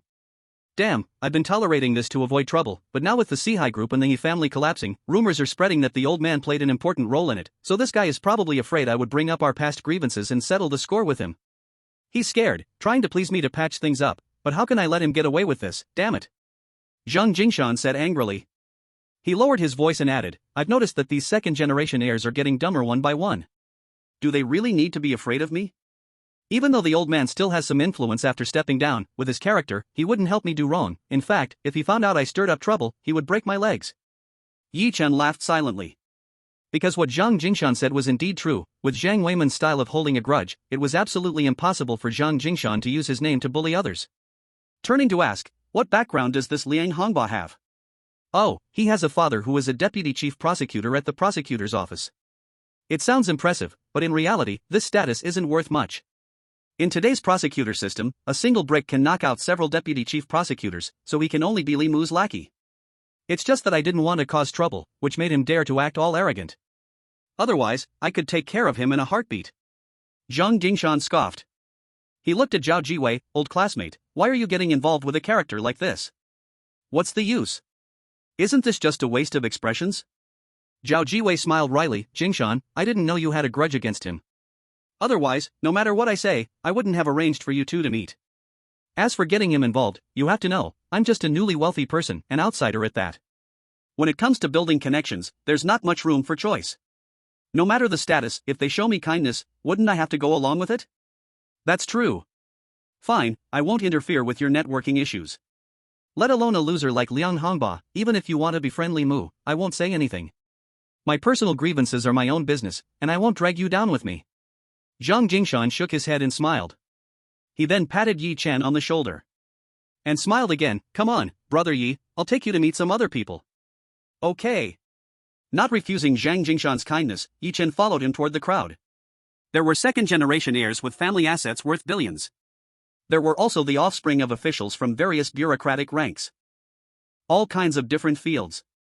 Zhang Jingshan introduced everyone he knew to Yi Chen. And based on Zhang Jingshan calling Yi Chen brother Yi. Those second-generation rich kids, who usually did nothing, also gave Yi Chen enough face. But on the surface, Yi Chen's outfit and temperament still made those second-generation rich kids feel a bit disdainful inside. Moreover, although Zhang Jingshan called Yi Chen brother Yi and treated him exceptionally well, those who had crawled through the upper-class circles could still see that Yi Chen's background and status were completely different from Zhang Jingshan's. This made their seemingly enthusiastic surface actually not take Yi Chen seriously. They probably thought he was just an ordinary classmate or a relative of Zhang Jingshan. However, despite Zhang Jingshan's enthusiasm, he didn't introduce Yi Chen to those who weren't close to him or those he looked down upon. This made the atmosphere a bit strange. On one side were those smiling and acting enthusiastic while greeting Yi Chen. On the other side were those sneering, shaking their heads in disdain. After a round of introductions, the door opened again. 3 arrogant men walked in. The son of the top leader of the Tianhai district, Xiao Yingzhe. The son of the deputy mayor of Jiangzhou, Su Wenwei. And the young master of the Fangyuan Group, which monopolizes all BMW 4S stores in Jiangzhou, Feng Liang. Why did you invite that idiot named Feng? Beside Zhao Jiwei, Zhang Jingshan frowned. How could I invite him? Just because my dad opened the Benz and Porsche 4S stores on either side of his BMW 4S main store, this guy is always wanting to stir up trouble for us. Do you think I would invite him? Zhao Jiwei said. What? After the Porsche 4S store, your Benz 4S store is now open right next to the BMW 4S main store? Zhang Dingshan was astonished to hear this. Wasn't this a bit too over the top? Yeah, it's just that Feng Liang's dad once said that my dad is a silly rich upstart. So my dad just had to put a Porsche and a Benz right next to that BMW 4S main store. I have to say, it really slapped them in the face, and it hurt. My dad doesn't care about money, profit comes second, the priority is to show them. Zhao Jiwei said. This guy is indeed astonishingly overbearing. Zhang Jingshan's lips twitched, then he said, alright, even though that idiot Feng wasn't invited by you, you did invite Qiu Yingxia and Su Wenwei, right? Go deal with them. Okay. Zhao Jiwei nodded. He stepped toward the three men. Meanwhile, Yi Chen remained frozen in place, squinting his eyes. Although there were no faces he recognized from his past life, he somehow felt that something was about to happen with these people. This time, it was a true instinct. Brother Yi, what's wrong? Do you know them? Next to Yi Chen, Li Changfeng noticed that Yi Chen seemed off and instinctively followed his gaze, then exclaimed in surprise. No, I don't know them. What's their background? Yi Chen replied. One is the son of the top leader of Tianhai district, his name is Qiu Yingxia, the one on the left. The one in the middle is Su Wenwei, the deputy mayor's son. Zhang Xinghua knows his father pretty well, but I don't know him and can't stand his behavior of always acting rashly. The one on the right is Feng Liang, all the BMW 4S stores in Jiangzhou belong to him. He is wildly arrogant just because he has money. I dislike him even more than Li Mu. That idiot even thought about poaching my business at one point. Zhang Jingshan said. P.S. 1/4. Chapter 102, this is going to cause trouble. The son of the district committee's top leader. The son of the deputy mayor. This. Memories of my past life were awakened once again. In the past life, the Tiangong Club was forced to shut down and ultimately disappeared, all because of these few rich kids. Qiu Yingxia was stabbed 17 times and became a vegetable. Su Wenwei was stabbed 13 times and ended up disabled. There were also a few lower-ranking rich kids and second-generation wealthy individuals who were also wounded, but their injuries were nowhere near as severe as Qiu Yingxia and Su Wenwei's. Because the incident occurred at the famous Tiangong Club. And the injured were prominent figures in Jiangzhou. One can imagine how much of a sensation this caused. Even the renowned Tiangong Club had to close down because of it. And the bloodbath was triggered by a girl from a music academy. According to the details of the incident that were exposed online from the past life, it was a second-generation wealthy kid named Feng Liang who tried to forcefully get the music academy girl to drink. The girl couldn't drink anymore and wanted to leave, but was threatened by the rich kid Feng Liang, who wouldn't let her go. Under the threat, the girl could only send a message to her pursuer in private. Then a group of thugs, fueled by alcohol, barged into the Tiangong Club without a care. Originally, the situation could have been resolved if they just let the girl go. It's said that Feng Liang was the first to strike, thus directly sparking a bloody chaos of knife swings and cuts. And Feng Liang, who instigated the trouble, quickly slipped away when he saw things were going wrong. As for what ultimately happened to Feng Liang and the Fang Yuan group behind him, Yi Chen from the past life didn't follow up on the aftermath. All he knew was that Su Wenwei and Qiu Yingxia almost got killed. However, as he thought about this, Yi Chen's brow couldn't help but furrow. Because in his past life, the name Zhao Jiwei seemed to be absent from this bloody case throughout. So he couldn't grasp whether the trajectory of his past life would overlap with this one. Could it happen tonight? Brother Yi, what's wrong? Seeing Yi Chen frowning, Zhang Dingshan felt a jolt in his heart. Because Yi Chen's every frown meant that something was about to happen. Nothing. Yi Chen shook his head and forced a smile. Really nothing? Zhang Dingshan glanced uncertainly at Su Wenwei and the others. He instinctively looked at the other's forehead. Checking if there was a dark aura. At this moment, Zhao Jiwei had already walked in front of Su Wenwei and the three others. He automatically filtered out Feng Liang. He said to Su Wenwei and Qiu Yingxia, Young Master Su, Young Master Qiu, thank you for coming and supporting, thank you. With his hands together, Zhao Jiwei adhered to his usual smooth principles. President Zhao, in terms of being straightforward and open, you are among the top in Jiangzhou's circle, how could I not give you face? Su Wenwei laughed loudly. No matter how much he couldn't control himself, despite easily getting carried away, he didn't act proud just because he had a vice mayor for a father. If even young Master Su comes to support, how could I fall behind, Qiu Yingxia echoed Su Wenwei. Due to their parents' positions and connections, Qiu Yingxia had always looked up to Su Wenwei. From the way they spoke now, it was easy to see. Young Master Su, Young Master Qiu, this can't be right. If President Zhao is so open-minded, why wasn't I invited? If I hadn't seen you two here and tagged along, I wouldn't have known President Zhao was throwing such a grand feast. At this time, Feng Liang, the second son of the Feng Yuan family, who had been automatically filtered out by Zhao Jiwei, sneered. Young Master Feng, you're here now, aren't you? Zhao Jiwei forced a smile. I came on my own, it's different from being invited by President Zhao. What? President Zhao, do you really think so little of me, Feng Liang? Not even inviting me to such a lively event? Feng Liang said. Young Master Feng. It's been a while. Chairman Zhao is right, haven't you come as well? Since you are here, let's enjoy together. We see each other every day, is it worth it to hold on to contradictions during the festival? Su Xiao, that's not how it goes. If someone were to confront a BMW dealership next to your 4S store, challenging a Mercedes and Porsche dealership, and steal all their potential customers, could you really act like nothing happened? Feng Liang humphed. Compared to Zhao Jiwei's restraint and smoothness, he was clearly the opposite. At least his tone towards Su Wenwei carried an air of arrogance. If I remember correctly, all the contradictions and conflicts were started by you first, right? But, Feng Xiao, it's meaningless to say this here. If you're willing to stay and have fun, you're welcome, but if you want to leave, do as you wish. In any case, this place is always open for you tonight. Zhao Jiwei shook his head and smiled. These words suddenly left Feng Liang at a loss.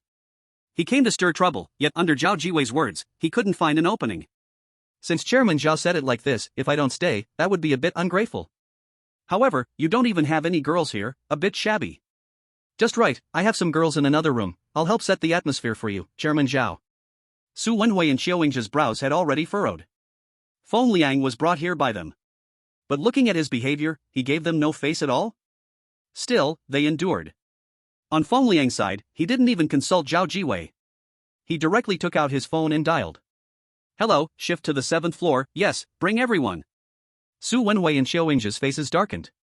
Suddenly, they felt embarrassed. Looking at Zhao Jiwei, they said, Chairman Zhao. As if knowing what Su Wenwei wanted to say. Zhao Jiwei spoke first, Su Xiao, it's fine, everyone just wants to have a good time. By the way, Su Xiao, Jingshan is over there, would you like to go say hello? Zhao Jiwei pointed at Zhang Jingshan, who was sitting at the bar enjoying a drink. Oh? Jingshan is here too? Alright, I'll go over. Without paying attention to Feng Liang anymore, Su Wenwei led Xiao Yingzhe, striding over to Zhang Jingshan. Su Xiao, Xiao Xiao. Seeing Su Wenwei and Xiao Yingzhe coming over, those young officials immediately shouted. Although the son of the district chief and the son of the vice mayor don't really rank high, in this gathering hosted by Zhao Jiwei tonight, they were definitely big shots. Nodding lightly amid the calls, Su Wenwei walked up to Zhang Jingshan and smiled, Jingshan, long time no see. Zhang Jingshan replied nonchalantly. Then he went on, why did you run over here instead of hanging out with Feng Liang? I said I happened to bump into him, do you believe it? Then I carelessly said Chairman Zhao had a gathering, and he just came over. Su Wenwei smiled bitterly. That guy, he's more dangerous than Li Mu. Being around him, you're bound to get into trouble sooner or later. Zhang Jingshan said bluntly. Cough, let's not talk about that for now, let's have a drink first. Su Wenwei awkwardly avoided the topic. Pouring a cup of wine, he later noticed Yi Chen beside Zhang Jingshan. Jingshan, who's this? I'm Brother Yi, no need to ask about the rest. Brother Yi, since Jingshan calls you Brother Yi, then you're also my brother. Come, let's drink. Su Wenwei smiled, nudging the cup closer to Yi Chen. Su Xiao is being polite. Yi Chen raised his cup and clinked it with a smile. By the way, you didn't bring any girls? This is not like your style. Zhang Jingshan seemed to recall something. Cough cough, women are too annoying, I wanted some peace. Su Wenwei felt quite embarrassed. Is it that women are too annoying, or are you empty and can't perform anymore? Zhang Jingshan said disdainfully. I can't say for sure about not falling, but I still have the fighting spirit for half an hour anytime. In front of Zhang Jingshan, even when being teased, Su Wenwei dared not take it to heart and could only respond awkwardly. Damn, what brand of medicine are you taking? Zhang Jingshan continued to mock as usual. As soon as his words dropped, in the line of sight ahead, a large group of people came marching in. All were the folks that Feng Liang had called over. More than 10 men and women. However, the majority were still women. Zhao Jiwei's networking event was unknowingly disrupted. That idiot Feng is really trying to stir up trouble. Zhang Jingshan gritted his teeth, holding the wine glass tightly in frustration. Jingshan, don't bother with him, let's just enjoy our own time. Zhao Jiwei, who just walked over, heard Zhang Jingshan say this and hurriedly replied. He was still thinking of keeping the peace. But he's ruining the gathering you put together. Zhang Jingshan said. Let him ruin it, we can just set it up again another day, it's not worth it to be on the same level as that Feng Liang. Zhao Jiwei replied. At this moment, Feng Liang gave a command to a man. The latter immediately ran up to the lighting in DJ booth. He instructed them to immediately turn on the music and lights to enter party mode. The staff in charge of lighting and DJ instinctively glanced over at Zhao Jiwei. Then, with Zhao Jiwei's clenched nod, the hall transformed into a nightclub atmosphere. Meanwhile, Yi Chen, who had been low-key and quiet, now squinted his eyes at Feng Liang walking towards them.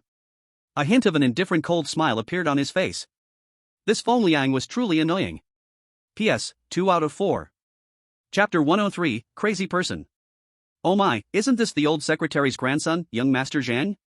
Long time no see, long time no see. Walking towards Zhang Jingshan's table, Feng Liang suddenly opened his mouth wide. With an exaggerated expression, he reached out his hand to Zhang Jingshan. But his face was filled with mockery and ridicule. Am I really that familiar with you? Ignoring Feng Liang's approach, Zhang Jingshan replied coldly. Ah, young Master Zhang, you say you're not familiar with me, but weren't you saying you were going to beat me up before? If we're not familiar, why would you want to beat me? You think I'm easy to bully because I'm nice? Feng Liang exaggeratedly pouted. Zhang Jingshan clenched his fist, anger boiling within him. Young Master Zhang, please don't hit me. If I've wronged you in the past, please have a generous heart. Feng Liang held his hands together in a prayer-like gesture, bowing toward him like a madman. At this moment, Zhang Jingshan's mentality was almost about to crack. Feng Liang, have you had enough? What craziness are you stirring up here? Unable to hold back any longer, Su Wenwei pulled this madman back. In the next second, Feng Liang returned to his usual self. Shrugging and raising his hands, he said, well, this really isn't fun at all. After saying that line end, he suddenly looked at Yi Chen. Oh, aren't you that idiot from Maple Leaf Hotel? Damn, before Li Mu told me that young Master Zhang was hanging out with that loser from Maple Leaf Hotel, I didn't believe it at the time, but now it seems true. After shouting, he bent his arms and placed them on the table. He exaggeratedly grinned at Yi Chen. Hey, I heard you made over 20 million at that gambling stone market in the western suburbs last time, is that right? You have some luck there, huh? By the way, there's a game later, Champions League, Barcelona versus Bayern. Want me to set up a bet and we can play a bit? After saying this, it seemed his aim was no longer limited to Yi Chen, but also looked towards Zhang Jingshan, Li Changfeng, and Zhao Jiwei. President Zhang from Yunshan Networks, President Li from Huaxing Trading, and tonight's host, President Zhao, want to join in a bit? Just to liven up tonight's party. Zhang Jingshan had no interest in gambling at all. He was just about to tell this madman to get lost quickly when unexpectedly, Yi Chen smiled and spoke up. Sure, but I wonder what kind of gambling young Master Feng has in mind. TSK, straightforward and nice. Feng Liang snapped his fingers. Let's do something special, let's bet on their number of goals, how about that? No problem, I wonder what young Master Feng wants to bet on. Yi Chen said. What are we betting on? Let me think. Feng Liang placed his finger on his chin. Suddenly, he pulled out all the keys from his pockets, a Lamborghini, a 300 square meter apartment in the Imperial View Garden, how about it? If you win, you can take these to share. If you lose, you all have to do a striptease on a pole, how about that? Crazy. This is absolutely insane. In an instant, Zhang Jingshan was about to explode. Not to mention winning or losing. This is simply humiliating them. Just as he was about to erupt, Yi Chen's hand suddenly pressed down on him under the table. He then smiled at Feng Liang, betting the pole dance as a gamble for Feng Xiao's car and apartment. This kind of gamble is definitely worth it. How foolish must we be not to bet? Oh? Where is Xiao Zhang? Where is General Li, and General Zhao? Feng Liang looked over at Zhang Jingshan, Li Changfeng, and Zhao Jiwei with a sly smile. Since you want to bet so much, let's go all the way. With Yi Chen grabbing him secretly, Zhang Jingshan, after a moment of shock, not only calmed his emotions but also fell into Yi Chen's rhythm. He believed Yi Chen would never joke about doing a striptease. It's just a pole dance, I'm in. Li Changfeng laughed. Once Yi Chen spoke, Zhang Jingshan followed. What else was there to consider? However, Zhao Jiwei was dumbfounded. Had Zhang Jingshan and Li Changfeng gone crazy? Why were they competing with a weirdo like Feng Liang? If they really did a pole dance here, they could never lift their heads in Jianzhou again. They would be forever marked on the pillar of shame. But, since Zhang Jingshan and Li Changfeng had both made a stand, and that eerie and mysterious Yi Chen, if he didn't agree, would that make sense? With no choice left, he gritted his teeth. Then let's play around with Feng Xiao. as the others expressed their agreement. This time, it was Feng Liang who was stunned. This was beyond his expectations. He never imagined the other side would agree. The reason he proposed the pole dance as a stake was just to mess with them because he was sure that people like Zhang Jingshan and Zhao Jiwei would never take the bait. But now, they simply accepted it? In an instant, Feng Liang found himself in a difficult position. He couldn't afford to lose a car and a house. On the contrary, if it meant Zhang Jingshan and Zhao Jiwei would dance the pole in front of a crowd, he wouldn't blink an eye even if it meant adding another car and house to the bet. But he needed to win, he had to win. Whether it was about cars, houses, or money, he didn't care, he just couldn't accept losing. Although he knew this mentality was extremely contradictory to reality. We all agreed, Feng Xiao, just tell us how to bet on the score. Ignoring Feng Liang's sudden change in expression, Yi Chen said with a smile. Though he wasn't very interested in soccer in his previous life, and knew little about soccer scores, this left him with hardly any memories of soccer scores. But unfortunate for him, what Feng Liang proposed was to bet on the score of a match between Bayern and Barcelona. In his previous life, the outcome of that match caused a stir around the world. Even those who didn't watch soccer, knew nothing about it, and had no interest in soccer, learned about the score through various headlines and social media. That was a score from a century's disaster, a score that burst onto the hot search list on Weibo. If Feng Liang hadn't brought it up, Yi Chen would have filtered it out. However, now that Feng Liang mentioned it, it was like willingly lying down, just to be trampled upon. Both Barcelona and Bayern are teams with fierce attacking power. In such a knife-edge match, a low score is impossible, so let's bet on 7+.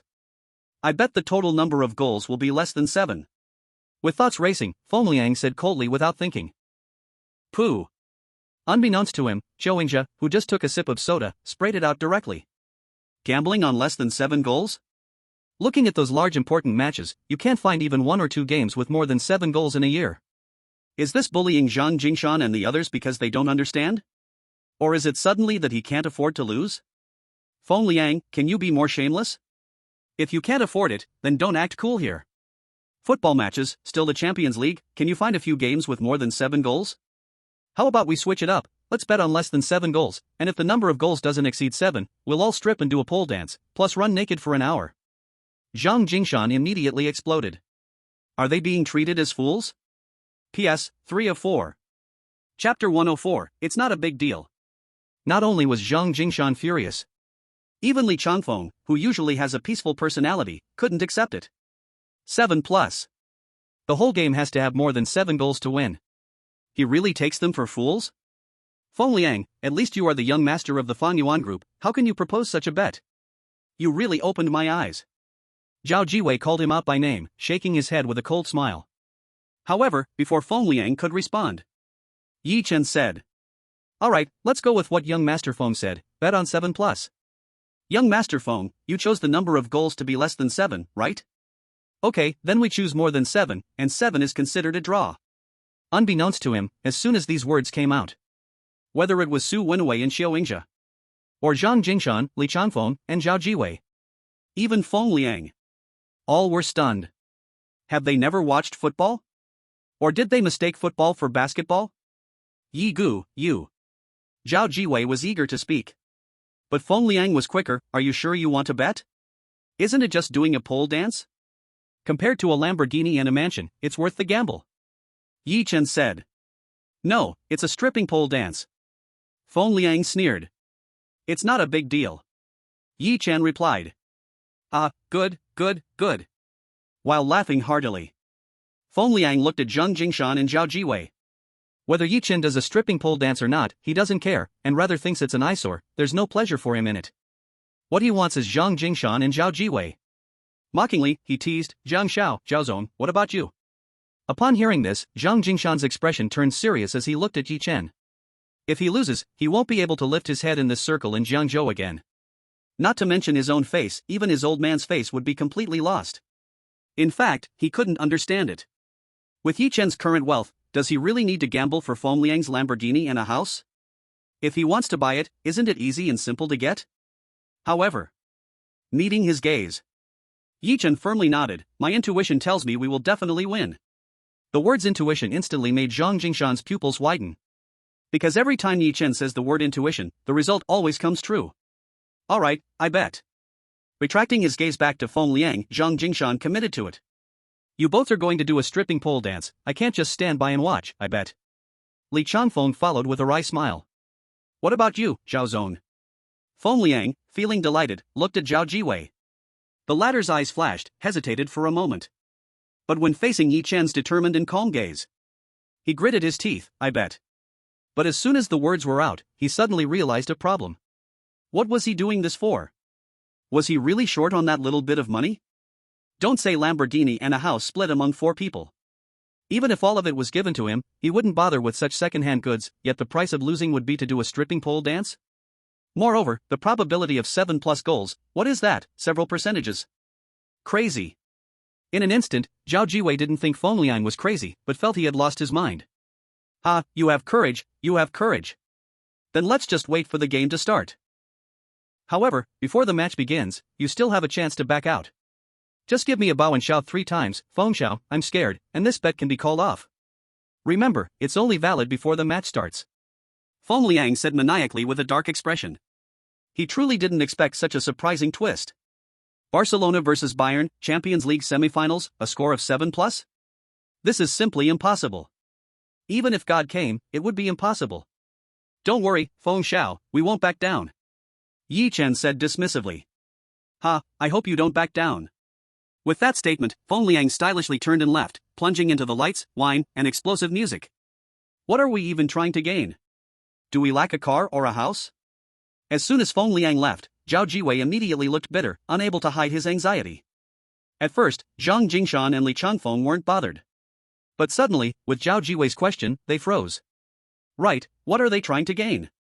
How did it seem like they had fallen into a situation where they were being led around by their noses by Feng Liang? Feng Liang might only lose a car and a house, but if they lost, they would forever hold their heads low, losing the face of their elders and becoming a joke. So how did this bet become something profitable in Yi Chen's eyes? Zhao, it's not about gain, I just want to see his desperate appearance. Yi Chen said calmly. Zhao Jiwei was at a loss for words. This is the reason for the bet? Taking the risk of having to do a striptease pole dance? Zhao, don't panic. My intuition has always been pretty accurate, and looking at his face, tonight he won't just be unlucky, he'll also face bloodshed. So unless something unexpected happens, we won't lose. Yi Chen explained with a smile. Wait, you can read faces? Zhao Jiwei was confused. The old man has unshakable faith in him. As soon as he heard Yi Chen mention face and forehead, Zhang Jingshan started breathing rapidly. At this moment, in his eyes, no scientific logic could compare to Yi Chen mentioning intuition and forehead. And the phrase about the old man having unshakable faith in him not only stunned Zhao Jiwei but also instantly petrified Su Wenhu and Xiaoyingjia. Who is the old man of the Zhang family? How could he have unshakable faith in this guy? Originally, it was a party for Zhao Jiwei to build connections. It was completely disrupted by Feng Liang. With that crazy bet, he no longer had the mind to think about building connections. After all, if he had to do a striptease pole dance, he probably wouldn't even dare to show his face in Jiangzhou again, let alone talk about connections? And as Feng Liang spread the details of the bet and stakes, everyone believed Zhang Jingshan and Zhao Jiwei had gone mad. Groups of people came over, trying to persuade them to give up this absurd wager.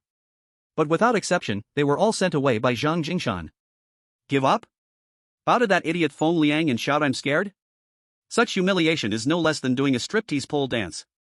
Moreover, regarding Yi Chen's intuition and face-reading skills, Zhang Jingshan had already fallen into a blind, absolute trust. No matter how impossible or unrealistic it was. As long as Yi Chen mentioned intuition, he would recklessly throw himself into it. With different thoughts swirling around, amidst those either worried, lamenting, eager to stir chaos, or looking forward to Zhang Jingshan and Zhao Jiwei doing a striptease pole dance. Along with Feng Liang taking control, the explosive music in the party hall came to a sudden stop. The gigantic screen, seemingly fused with the wall, switched to a live broadcast of the match. Barcelona vs Bayern, a Champions League showdown. A match that would soon leave the whole world in shock. It began. PS, 4 of 4. Chapter 105, Feng Xiao, you lost. Hey, I'm talking to you.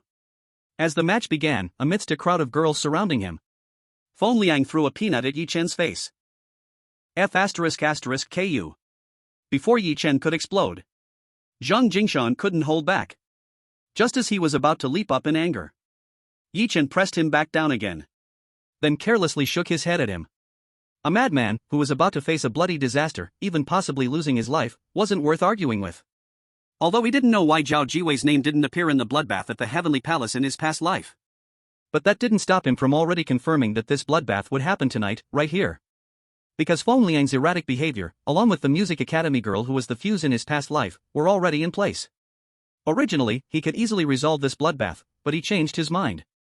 Not only would he not resolve it, but he also had to make sure Feng Liang had no chance to slip away in the chaos. In his past life, Feng Liang was able to escape because, according to online rumors, Su Wenwei and Xiao Yingxia drew the fire away from him. If it weren't for Su Wenwei and Xiao Yingxia showing off, Feng Liang wouldn't have escaped. So, he planned to lend Su Wenwei and Xiao Yingxia a hand. After all, he still had a bit of fondness for those two. What's wrong, young Master Feng? After pinning down Zhang Jingshan, the cunning Yi Chen wiped the spot on his face that had been hit by a peanut. With an indifferent smile, he said. How long do you think it will take to score? Ignoring Zhang Jingshan's furious expression, Feng Liang teased. I don't know much about football, young Master Feng, you've really stumped me with this one. Yi Chen replied. Damn, do you dare to bet with me? Feng Liang laughed wildly. I just have a feeling there'll be a big score. Yi Chen said slowly. A feeling? You're going to bet 7+ with just a feeling? Damn, Li Mu really didn't wrong you, you're just an idiot, huh? However, before Feng Liang finished his words, the match on the screen had just reached 3 minutes. Bayern was already leading 1-0. Amidst the announcer's incredulous exclamations, Feng Liang's expression suddenly froze. While Zhang Jingshan and Li Changfeng Zhao Jiwei excitedly shouted, beautiful. Getting a goal at the start in such a powerful confrontation hinted at the trend of a scoring battle. It's just one goal, what are you all excited about? Feng Liang said darkly. Yet, a sense of unease began to rise within him. A goal right at the start, especially an own goal. This was not a good sign. Yeah, there are still 7 to go, what's the excitement? Yi Chen said with amusement. Zhang Jingshan exchanged an awkward glance with Yi Chen and didn't speak again. Only the teasing smile in Yi Chen's eyes made his heart feel immeasurably at ease. A few minutes later, the game time reached 6 minutes. Bayern's defender made a mistake resulting in an own goal. The score on the field went to 1-1. Goals scored 2. In the 20th minute, Bayern scored again. 2:1. Goals scored 3. 6 minutes later, Bayern scored again, making the score 3-1, with the total goals at 4. In just 26 minutes. 4 goals not only left the hall in utter silence. Even Feng Liang's face turned pale. Because it hadn't even reached 30 minutes yet. However, when the time on the field reached 30 minutes, Bayern scored again. The total goals reached 5. Although these 5 goals became the fixed score of the first half, Feng Liang could no longer remain calm. If it were 2 or 3, he would definitely be relaxed and composed. But at 4:1, it had left the other side with no way to retreat. They could only charge forward recklessly. And Bayern was not a team that would just defend after gaining an advantage. With both sides having powerful attacking forces, in a situation where there was no way back at 4:1. Could they score 2 goals, or more than 2 goals in the second half? Feng Liang couldn't stop trembling. Still the same sentence, he didn't care about a Lamborghini and a suite in the Imperial Garden. But he couldn't accept losing, especially not to Zhang Jingshan and Zhao Jiwei. After a 15-minute halftime break, when the match time reached 56 minutes, another heavy blow struck Feng Liang's heart. Barcelona's counterattack paid off. For 2, the total number of goals had reached 6. Damn it! Feng Liang roared in frustration. Feng Xiao, what's the hurry? There are only 6 goals so far, you still need 2 more to lose. This time, it didn't need Yi Chen to calm him down, instead, Zhang Jingshan mocked him with a cold laugh. Facing Zhang Jingshan's mocking provocation, Feng Liang gritted his teeth and swallowed his anger. With over 30 minutes left in this situation, let alone 2 more goals, scoring 4 more was also possible. But in front of Zhang Jingshan, Feng Liang absolutely refused to show even a hint of fear. The panic on his face was instantly replaced by a twisted grimace as he turned to look at Zhang Jingshan. Coldly, he said, as you said, I need to score 2 more goals to lose, so there's no need for you to celebrate so early. Zhang Jingshan smiled lightly, let's wait and see then. With Zhang Jingshan's mocking smile following closely, Feng Liang, whose emotions were on the edge of losing control, clenched his teeth and continued to stare at the screen with a fierce expression. Little did he know, it was only 6 minutes since the last goal. When the match time reached 62 minutes, the rampaging Bayern scored another goal. The total number of goals had already reached 7. This seemingly crazy bet, where Zhang Jingshan and Zhao Jiwei's brains seemed to be caught in a door, had already put Yi Chen and his group in an undefeated position with this goal. In an instant, everyone turned to look at Feng Liang. At this moment, the breath of this rich kid was already exceedingly heavy. Feng Xiao, you've taken away our chance to perform a strip dance. Zhang Jingshan mocked him again. But it still doesn't mean you can win my car and house. Feng Liang wildly shook his head and shouted. His crazed state was beginning to show. Alright, let's see how it goes. Zhang Jingshan shrugged with a playful smile. Meanwhile, Zhao Jiwei, Su Wenwei, and Xiao Yingzhe looked at Yi Chen with entirely changed expressions.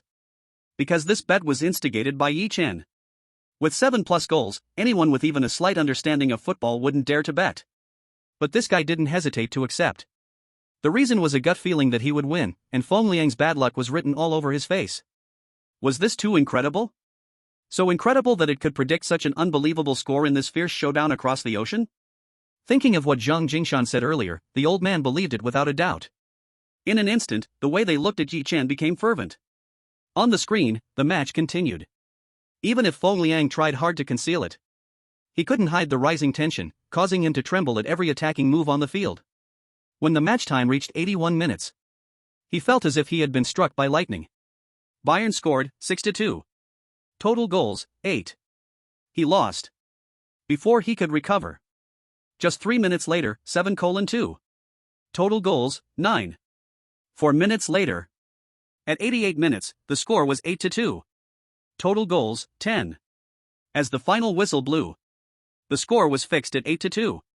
At this moment, in the hall of Tiangong Club on the 7th floor, aside from the football commentators' still shocked and disbelieving voice echoing on the screen, it was utterly silent. Such a score, such a total number of goals. Even Zhang Jingshan and Zhao Jiwei found it hard to believe, staring blankly. Feng Xiao, you lost. In the midst of the dead silence, Yi Chen stood up and smiled lightly. P.S. 1/4. Chapter 106, hee hee. Whoosh. Feng Liang suddenly shook his head. His eyes seemed ready to swallow Yi Chen whole.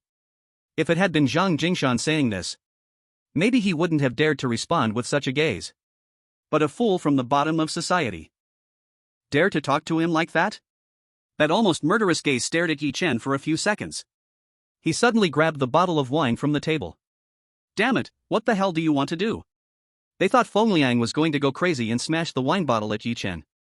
Zhang Jingshan and Li Changfeng instinctively reacted, as if they had unlocked some kind of ultimate potential. They quickly blocked in front of Yi Chen. Zhang Jingshan shouted angrily. Ha ha ha ha ha, look at how scared you all are, I just got thirsty and wanted a drink, is that why you're all scared like this? Ha ha ha. He laughed sinisterly. Holding the bottle of foreign wine, Feng Liang started drinking straight from the bottle. That's right, this crazy person was drinking straight from the bottle. He chugged almost half of the large bottle of foreign wine. Who? Feels good, quenches my thirst, ha ha. He released the bottle's neck. The twisted rich second generation handed the remaining bottle of foreign wine to a girl. It was the same Music Academy girl who caused the bloodbath in the past life. Here, take a sip and finish it. Feng Xiao, this. The girl was scared. This half bottle of wine, with no mixing at all, not to mention finishing it in one go, even drinking slowly might be impossible. You damn piece of trash, don't you understand what I'm saying? Feng Liang screamed madly. Feng Xiao, Xiaoyun, she. The Music Academy girl's friend tried to speak, to beg for something. But before she could finish her sentence, Feng Liang kicked her hard. Shut the hell up, didn't I tell you not to talk? The other girl screamed in pain, clutching her stomach. Fortunately, she was sitting on a chair with a backrest, otherwise, she would have been sent flying. Are you drinking or not? Feng Liang yelled again at the Music Academy girl Xiaoyun. I'll drink. Xiaoyun, completely terrified, fearfully took the bottle of wine. TCH, today's bitches are so cheap, they're only good when beaten up, hee hee hee. Her sneering laugh only added a more twisted color to Feng Liang's perversion. Then he placed his hands on his temples and rubbed upwards. Slurp. Like a junkie. Feng Liang closed his eyes and inhaled deeply through his nose. Then he opened his eyes. He reached into his pocket and pulled out 2 sets of keys. The car's outside, the apartment is in Building 13, Unit 2003 in the Imperial Garden. He pushed Zhang Dingshan and Li Changfeng, who were blocking in front of Yi Chen, aside. Feng Liang slapped the keys against Yi Chen's chest. You idiot, here you go. Yi Chen smiled and casually took them. Feng Liang then turned to look at the Music Academy girl. Just as he looked, she happened to put down the bottle of foreign wine with about a quarter left. From the uncomfortable expression on her face, it was clear she couldn't drink anymore. I told you to finish it, and you just put it down? Feng Liang's twisted and frustrated mind saw this and immediately roared in fury. Feng Xiao, I really can't drink anymore, I can't, I want to go home, please let me go home. Seeing Feng Liang's twisted and perverted mentality, the Music Academy girl started crying, her delicate body trembling on the sofa. Go home? You want to go home? Haha, that's fine, I never said I would imprison you, but anyway, illegal confinement and restricting personal freedom is also a crime. But before the Music Academy girl could feel any relief, Feng Liang suddenly sneered, but if you want to play with me, Feng Liang, you have to follow my rules. After saying that line end, he shouted loudly, Lian Hongba, where the hell are you? In the crowd, line end. There was Lian Hongba, whose father was a deputy prosecutor, and even though his face was embarrassed, he had to smile and walk over. In front of a rich second generation like Feng Liang, his status really didn't hold up. The most important thing was, whether it was him or his father, both had received a lot of favors from the Feng family. So no matter how great the humiliation, he had to endure. Feng Xiao. Lian Hongba laughed awkwardly and stepped forward. Go get me a few bottles of vodka. Feng Liang ordered. How many bottles, Master Feng? Lian Hongba, who was no stranger to flattery, instinctively asked. Little did he know, as soon as these words left his mouth, Feng Liang immediately poked his finger on his head. Why are you so stupid? Why ask that? Just take as many bottles as you can, do I really need to teach you this? Under everyone's gaze, this was undeniably a humiliation upon humiliation. But no matter how much humiliation there was, all he could do was endure it. After all, both he and his father had weaknesses in the other's hands. Besides, he was already used to it. Okay, I'm going now. In no time, Lian Hongba returned with a few bottles of vodka in his arms. Open them, put them on the table, Feng Liang said. Without daring to hesitate, Lian Hongba immediately twisted open the bottles. At this moment, Feng Liang's smile returned. But this smile sent a chilling feeling down everyone's spine. Looking at the girl from the Music Academy, he said, don't you want to go home now? If you want to go home, you must obediently follow my rules, okay? Finish these bottles of vodka, and you can go home. Seeing Feng Liang's perverted demeanor, Zhang Jingshan, Zhao Jiwei, Su Wenwei, and Xiao Yingzhe all frowned. However, there was no intention to intervene. Not to mention that intervening would only cause trouble for themselves. After all, who knew what someone as twisted as Feng Liang would do? Moreover, the girls who could hang out with a twisted person like Feng Liang weren't necessarily good people either. Master Feng, this could kill someone, it really could. The girl from the Music Academy had already started crying. At the same time, she secretly extended her phone under the table, trembling as she pressed buttons blindly. This action went unnoticed by everyone except Yi Chen. Oh no, someone could die, how serious is this? If I really let you drink yourself to death, I can just give you my life in return, right? What's there to be afraid of? Feng Liang grinned. No, Master Feng, I beg you, please don't. The girl cried as she shook her head in desperation. Don't you want to go home? If you want to go home, you have to drink, otherwise, well, don't expect to go home tonight, hee hee. Feng Liang threw himself down beside the goddess, once again flashing a sinister grin. Zhao, Jingshan, Changfeng, let's go. At this moment, Yi Chen suddenly said softly to Zhang Jingshan and the others. Okay. Not wanting to get mixed up with Feng Liang's crazy stuff, Zhang Jingshan, Li Changfeng, and Zhao Jiwei all nodded in agreement. Call Su Xiao and Xiao Xiao to come with us. As he turned around, Yi Chen added a sentence. Zhang Jingshan seemed taken aback for a moment, not knowing why Yi Chen wanted Su Wenwei and Xiao Yingzhe to leave together. But he still turned to the two and said, Brother Yi said to bring you two along, are you coming or not? Hearing Brother Yi made Su Wenwei and Xiao Yingzhe remember what Yi Chen had previously said about Feng Liang having a blood disaster. The two immediately replied. Let's go. If we're going, we should hurry, don't go saying goodbye to that madman. As soon as they said they were leaving, Yi Chen, who was just beside them, lightly remarked. Then he silently stepped outside. You guys are not on the same path as that madman, listening to Brother Yi is right. Zhang Jingshan, deep in thought, shook his head gravely, then hurriedly followed behind Yi Chen. Meanwhile, Su Wenwei and Xiao Yingzhe exchanged glances instinctively. Although they didn't communicate verbally, they still coincidentally followed behind Yi Chen and the others.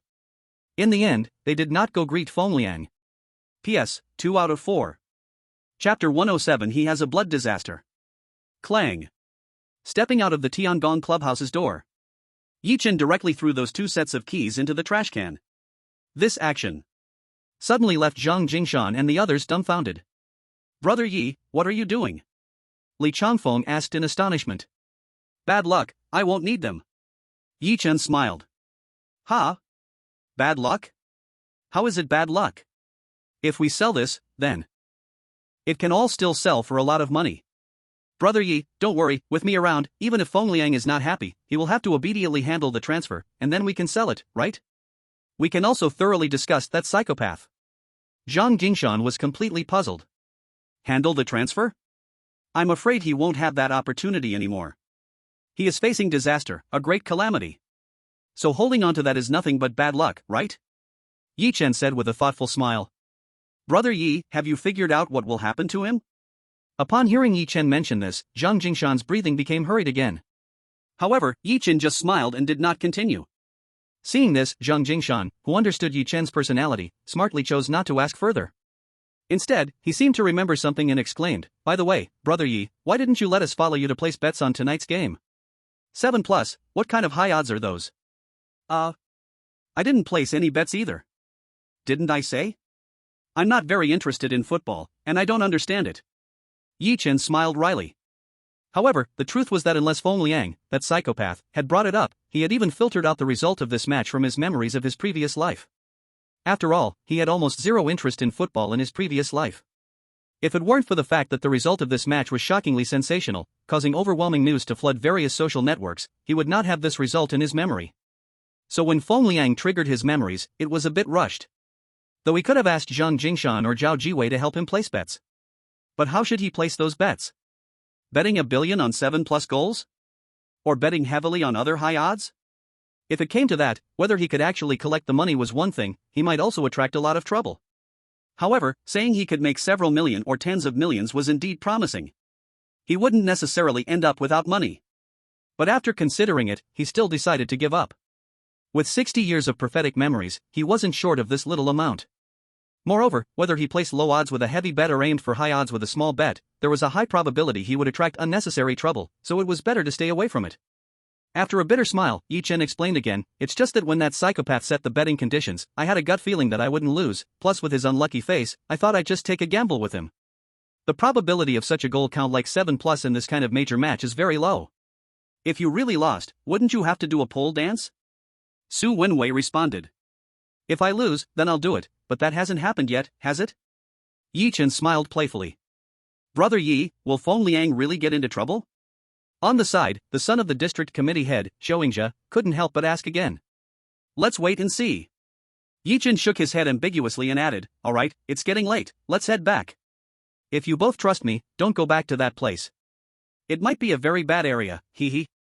With that, Yi Chen walked towards his Mercedes G-Class. Zhang Jingshan and Li Changfeng swallowed hard, their expressions extremely serious.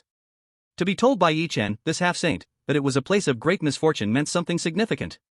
Moreover, it seemed that Feng Liang would get into trouble tonight. For Zhao Jiwei, Su Wenwei, and Xiaoyingjia, maybe Yi Chen's words sounded a bit too airy. But for Zhang Jingshan and Li Changfeng, who had personally experienced Yi Chen's half-saint predictions coming true, Feng Liang was indeed going to have a catastrophe. Stop dawdling, let's hurry up and leave. Trust Brother Yi, you can't go wrong. He glanced back at Su Wenwei and Xiaoyingjia. Although Zhang Jingshan looked down on these two, out of respect for their fathers, who always came to visit his elder during festivals, he let it go. Zhang Jingshan still said this word with a serious expression. Although still confused and feeling it was strange.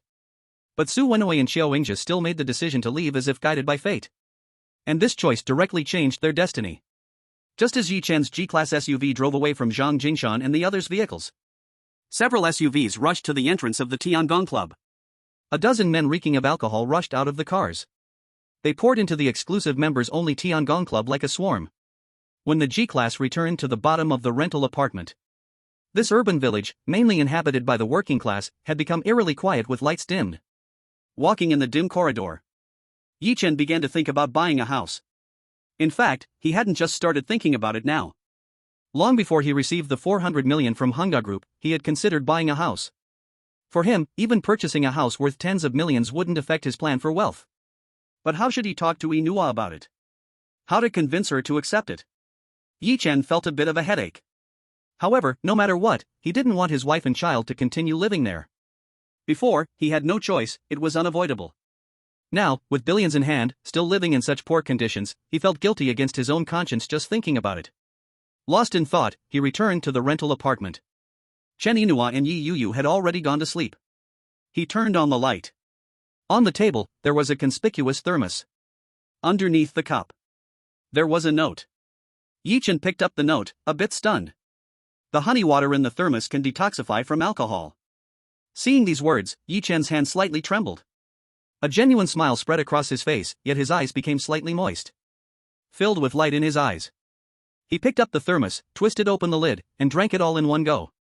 Then he turned to look towards Chen Inua's room, whispering, "Wife, thank you." He then tiptoed towards the bathroom.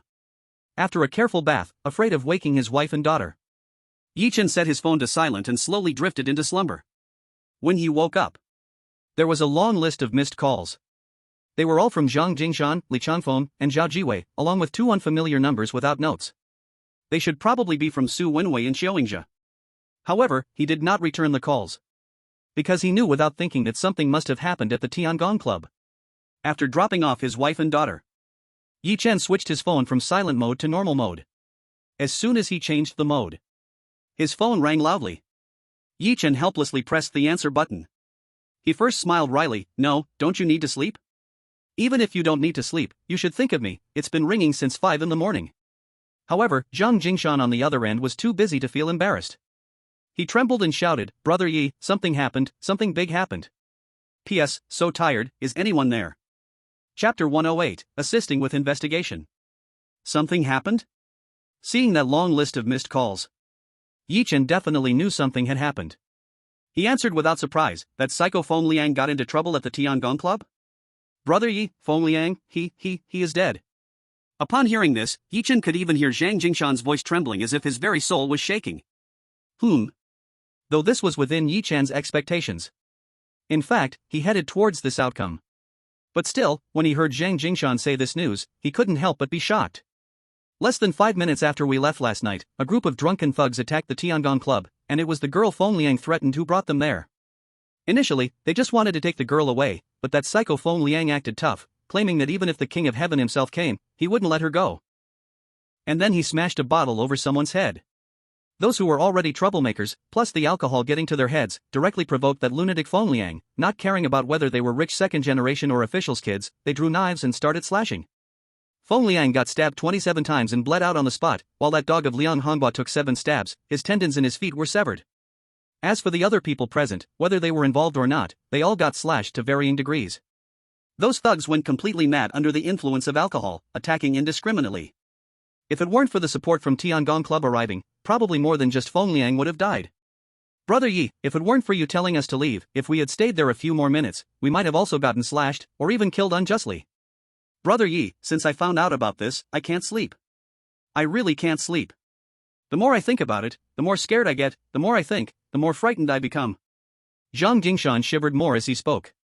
Because this was the closest he had ever been to danger. Just a few minutes, only a few minutes. Although Yi Chen had helped him avoid 2 fateful disasters before, those were all invisible. The visual impact wasn't great at all.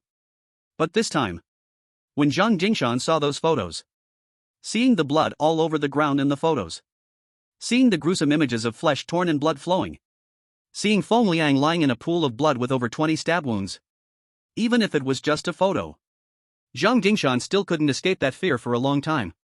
Because if they had just stayed there a few more minutes, they would have also been a part of those images. It's even possible they could have been unjustly buried with that lunatic Feng Liang. Is the situation this serious?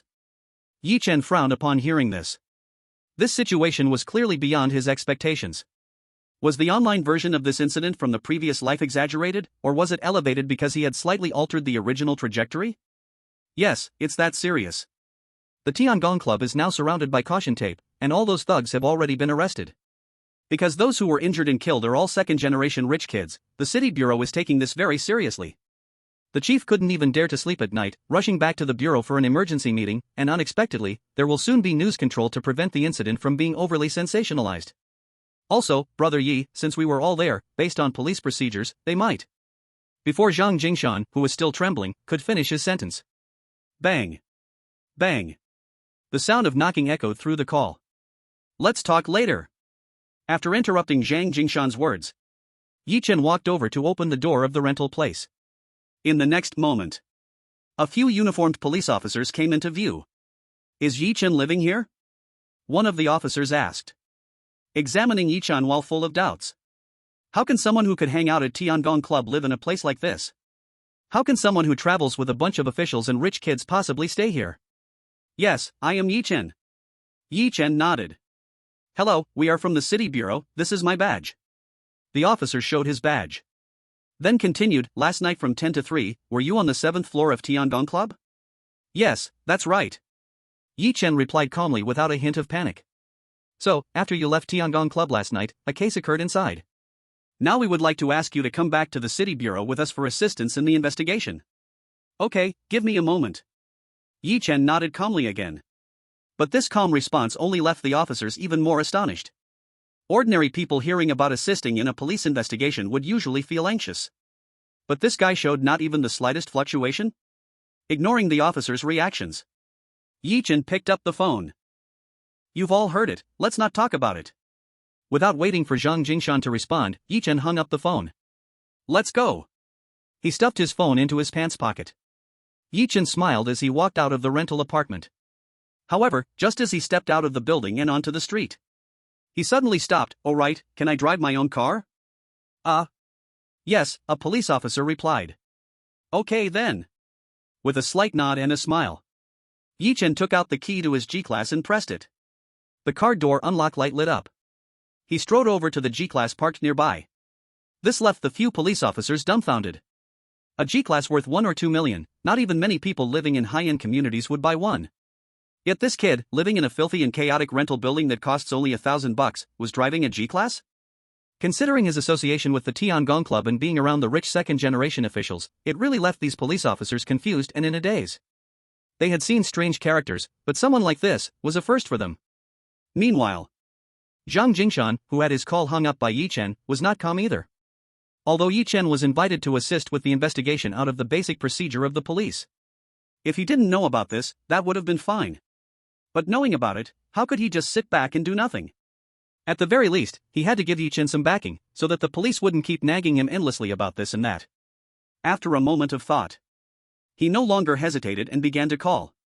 Li Changfeng, Zhao Jiwei, Su Wenwei, Xiaoyingzhe. One after another.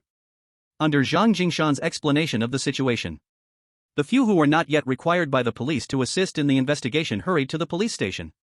Especially Su Wenwei and Xiaoyingzhe. They seemed to be even more anxious than Zhang Jingshan and Li Changfeng. After all, they were very clear.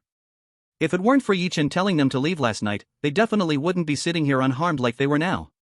On the contrary, they would have become the focus of care from those thugs because of their closeness to Fengliang. However, they really weren't wrong. If Yi Chen hadn't pulled them out of kindness, what awaited them would be a vegetative state or a disability. P.S. 4 of 4. Chapter 109. Do you believe me when I say I can read fortunes? Jianzhou Police Station. Interrogation Room. Mr. Yi, you are quite legendary, huh? I heard that not long ago you couldn't even afford rent, and your days were spent in the gambling den, struggling to make ends meet. You were even detained a few times for illegal gambling. I didn't expect that within such a short time, you could afford a Mercedes G-Class, frequent the Tiangong Club, and hang out with the rich second-generation officials. You really have some skills. The police team leader, dressed in plain clothes, casually threw himself onto the sofa chair opposite Yi Chen. He ran a hand through his almost eye-covering hair and smiled with a hint of amusement. Captain Chi called me over just to praise me? Yi Chen replied calmly with a slight smile. This kind of psychological quality made even the criminal investigation team leader Chi Quan raise an eyebrow. Is this the same poor gambling man who was detained multiple times for illegal gambling? Mr. Yi, you even know my last name is Chi? Suppressing his confusion, Chi Quan replied with a bit of surprise. Not only do I know your last name is Chi, I also know you'll die heroically in a few days. Yes, Yi Chen was quite surprised that the one asking him was the police team leader Chi Quan, who was known as a reckless man. The moment he saw Chi Quan, a memory from his past life was immediately triggered. If he remembered correctly, a few days later, Chi Quan would perish heroically while capturing a notorious fugitive. The reason being that when the fugitive was cornered in the bustling market and knew there was no escape, he pulled out a homemade gun, intending to take an innocent civilian down with him. To save the innocent girl who was being held hostage by the fugitive and was about to pull the trigger. Q Quan leaped forward to block the gun. Due to the hurried deployment and being unaccustomed to wearing a bulletproof vest, he hadn't anticipated that the opponent would have a gun. Just like this, the life of Captain Q Quan, a prominent figure in the Jiangzhou police force, was sealed at the age of 33, in a year he had yet to establish a family. Afterward, countless citizens spontaneously came to mourn. At the place where Q Quan sacrificed himself, wreaths and candles were laid out for a full 7 days. Regardless of social platforms or friend circles, everywhere was filled with messages wishing for Q Quan a safe journey. So, upon seeing Q Quan, Yi Chen recognized him instantly. Captain Q's appearance and name are no strangers to us in the community. Yi Chen smiled. Hearing this, Q Quan finally put away his shock. He turned to feel relieved.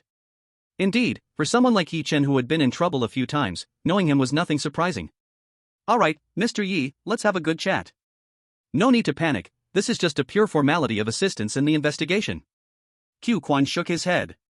He didn't bother to test Yi Chen about the drastic changes during this short time. Cutting to the chase, he said, Mr. Yi, you were on the 7th floor of the Heavenly Palace Club last night, right? Yes, but I left shortly after the UEFA Champions League match between Barca and Bayern finished. Yi Chen replied. Q Quan nodded, let's not beat around the bush, I presume Mr. Yi already knows that a heinous murder occurred on the 7th floor of the Heavenly Palace Club after you left, right? Yi Chen nodded, I've heard about it. Alright, Mr. Yi, did you notice anything unusual before you left? Q Quan asked. No. Yi Chen blurted out. No? Then how come some people say that you, Mr. Yi, claimed Feng Liang would encounter a disaster? I also heard that Feng Liang had cursed you several times and even threw peanuts at your face? Q Quan narrowed his eyes.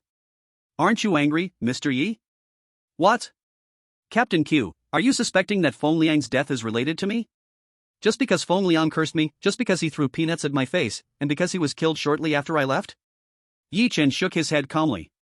No, Mr. Yi misunderstood. I know those thugs were not sent by you, and that they have no social connection to you. But I want to know if you knew something in advance? Otherwise, why would you say Feng Liang would have a disaster? Q Quan said. Yi Chen, if I say I can read faces, Captain Q, would you believe me? Reading faces? Reading faces to foresee that Feng Liang would have a disaster? Reading faces to foresee that Feng Liang would be killed? In front of the people's police, don't you think such a statement is far-fetched, Mr. Yi? Q Quan said. Whether it's far-fetched or not is subjective. But if I say the only connection I have to that bloody incident at the Heavenly Palace Club is that I was invited there, felt Feng Liang would face disaster, and then bet with him on the score of the Barca vs Bayern match, and then left shortly after the game ended, what do you think? Yi Chen said. Q Quan frowned slightly. Though that incident had absolutely nothing to do with Yi Chen, he still felt something was off. But he couldn't pinpoint exactly what it was. Then why didn't you tell Feng Liang that he would have a disaster? As soon as this question was asked, Q Quan immediately regretted it. How dumb could he be to ask such a thing? Fortunately, Yi Chen didn't take the words to tease him but replied seriously.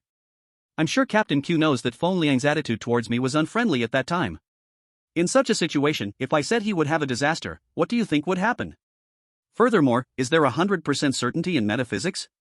If he remained safe, do you think he wouldn't come to trouble me? Yi Chen said with a faint smile. This time, Q Quan nodded in agreement. Feng Liang's madness was notorious. If it came to that, he wouldn't hesitate to use his power to trouble the other side. At that moment, before Qi Chuan could ask more, a police officer hurriedly walked into the interrogation room. Captain Shi, Zhang Jingshan, Li Changfeng, Zhao Jiwei, and Xiao Yingzhe along with Su Wenwei are here, saying they are with Yi Chen. Since they want to assist in the investigation, let's not leave them out. Upon hearing this, Qi Chuan was taken aback. His gaze towards Yi Chen completely changed in an instant. Who would have thought, the grandson of the old secretary, the boss of Huaxing Trading, the rising star of the coal second generation, the son of the district chief, and the vice mayor's son, all rushing here to stand with you once they learned you were called in for the investigation.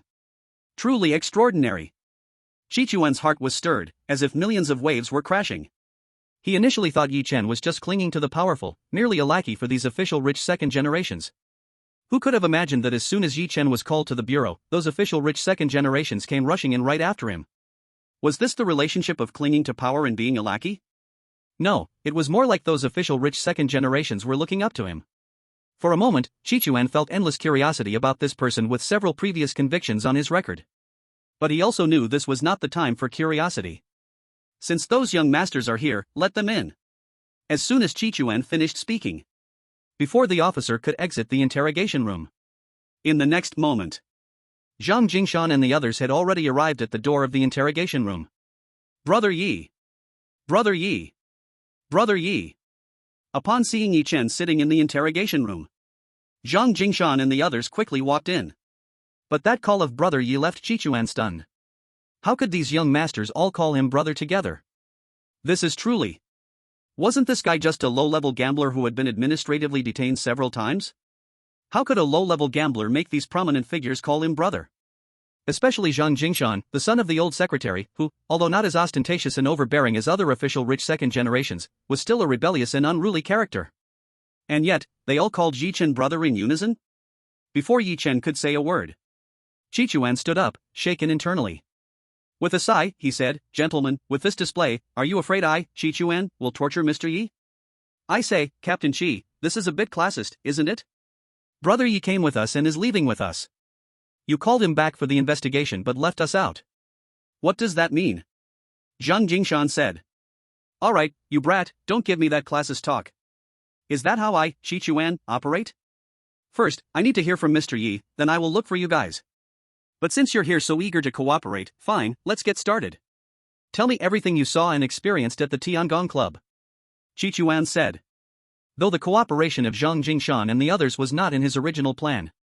After all, based on the descriptions from those injured official young masters and rich heirs, Qichuan knew that seeking out Zhang Jingshan and the others was pure waste of time. On the contrary, one was the grandson of the old secretary, another was the son of the vice mayor, and another was the son of the district party secretary. If they were to be involved, who knew what problems would arise, since their fathers and grandfathers would certainly intervene. It would be fine if there was value in their cooperation, but knowing there was none, knowing it was a waste of time to seek them out, would just be pointless and foolish. However, since these official young masters had come forward and even thrown around terms like classism, Qichuan, even if he didn't want to waste time, had to entertain them. After patiently going through the questioning process, Chuan didn't want to waste any more time. "Alright, you've learned what you needed to, you can go back now. If you ask me, your police force is just idling around. About what happened at the Tiangong Club, we weren't even present, yet you've turned it into a big investigation." Zhang Jingshan snorted. "Oh, could it be that you guys wanted to be present? If you really wanted to be there, it probably wouldn't be called an investigation, but rather heading to the hospital for questioning." Chuan laughed lightly, avoiding the heavy topic. Hearing the words being present, Zhang Jingshan and the others' faces suddenly changed, their throats involuntarily twitching. Their faces were filled with lingering fear. Seeing the facade of these young masters, with fear hidden beneath, Chuan wasn't surprised. For these pampered young men, encountering something that can be described as bullets scraping past their heads. If they could remain calm, that would truly be a miracle. "Alright, hurry back and get a good night's sleep to calm down." Standing up and walking towards Zhang Jingshan, Chuan patted his shoulder. Then turned and left. Little did he know, just as he took a few steps, Yi Chen suddenly said, "Captain Chuan, wait." Chuan stopped in shock and turned back.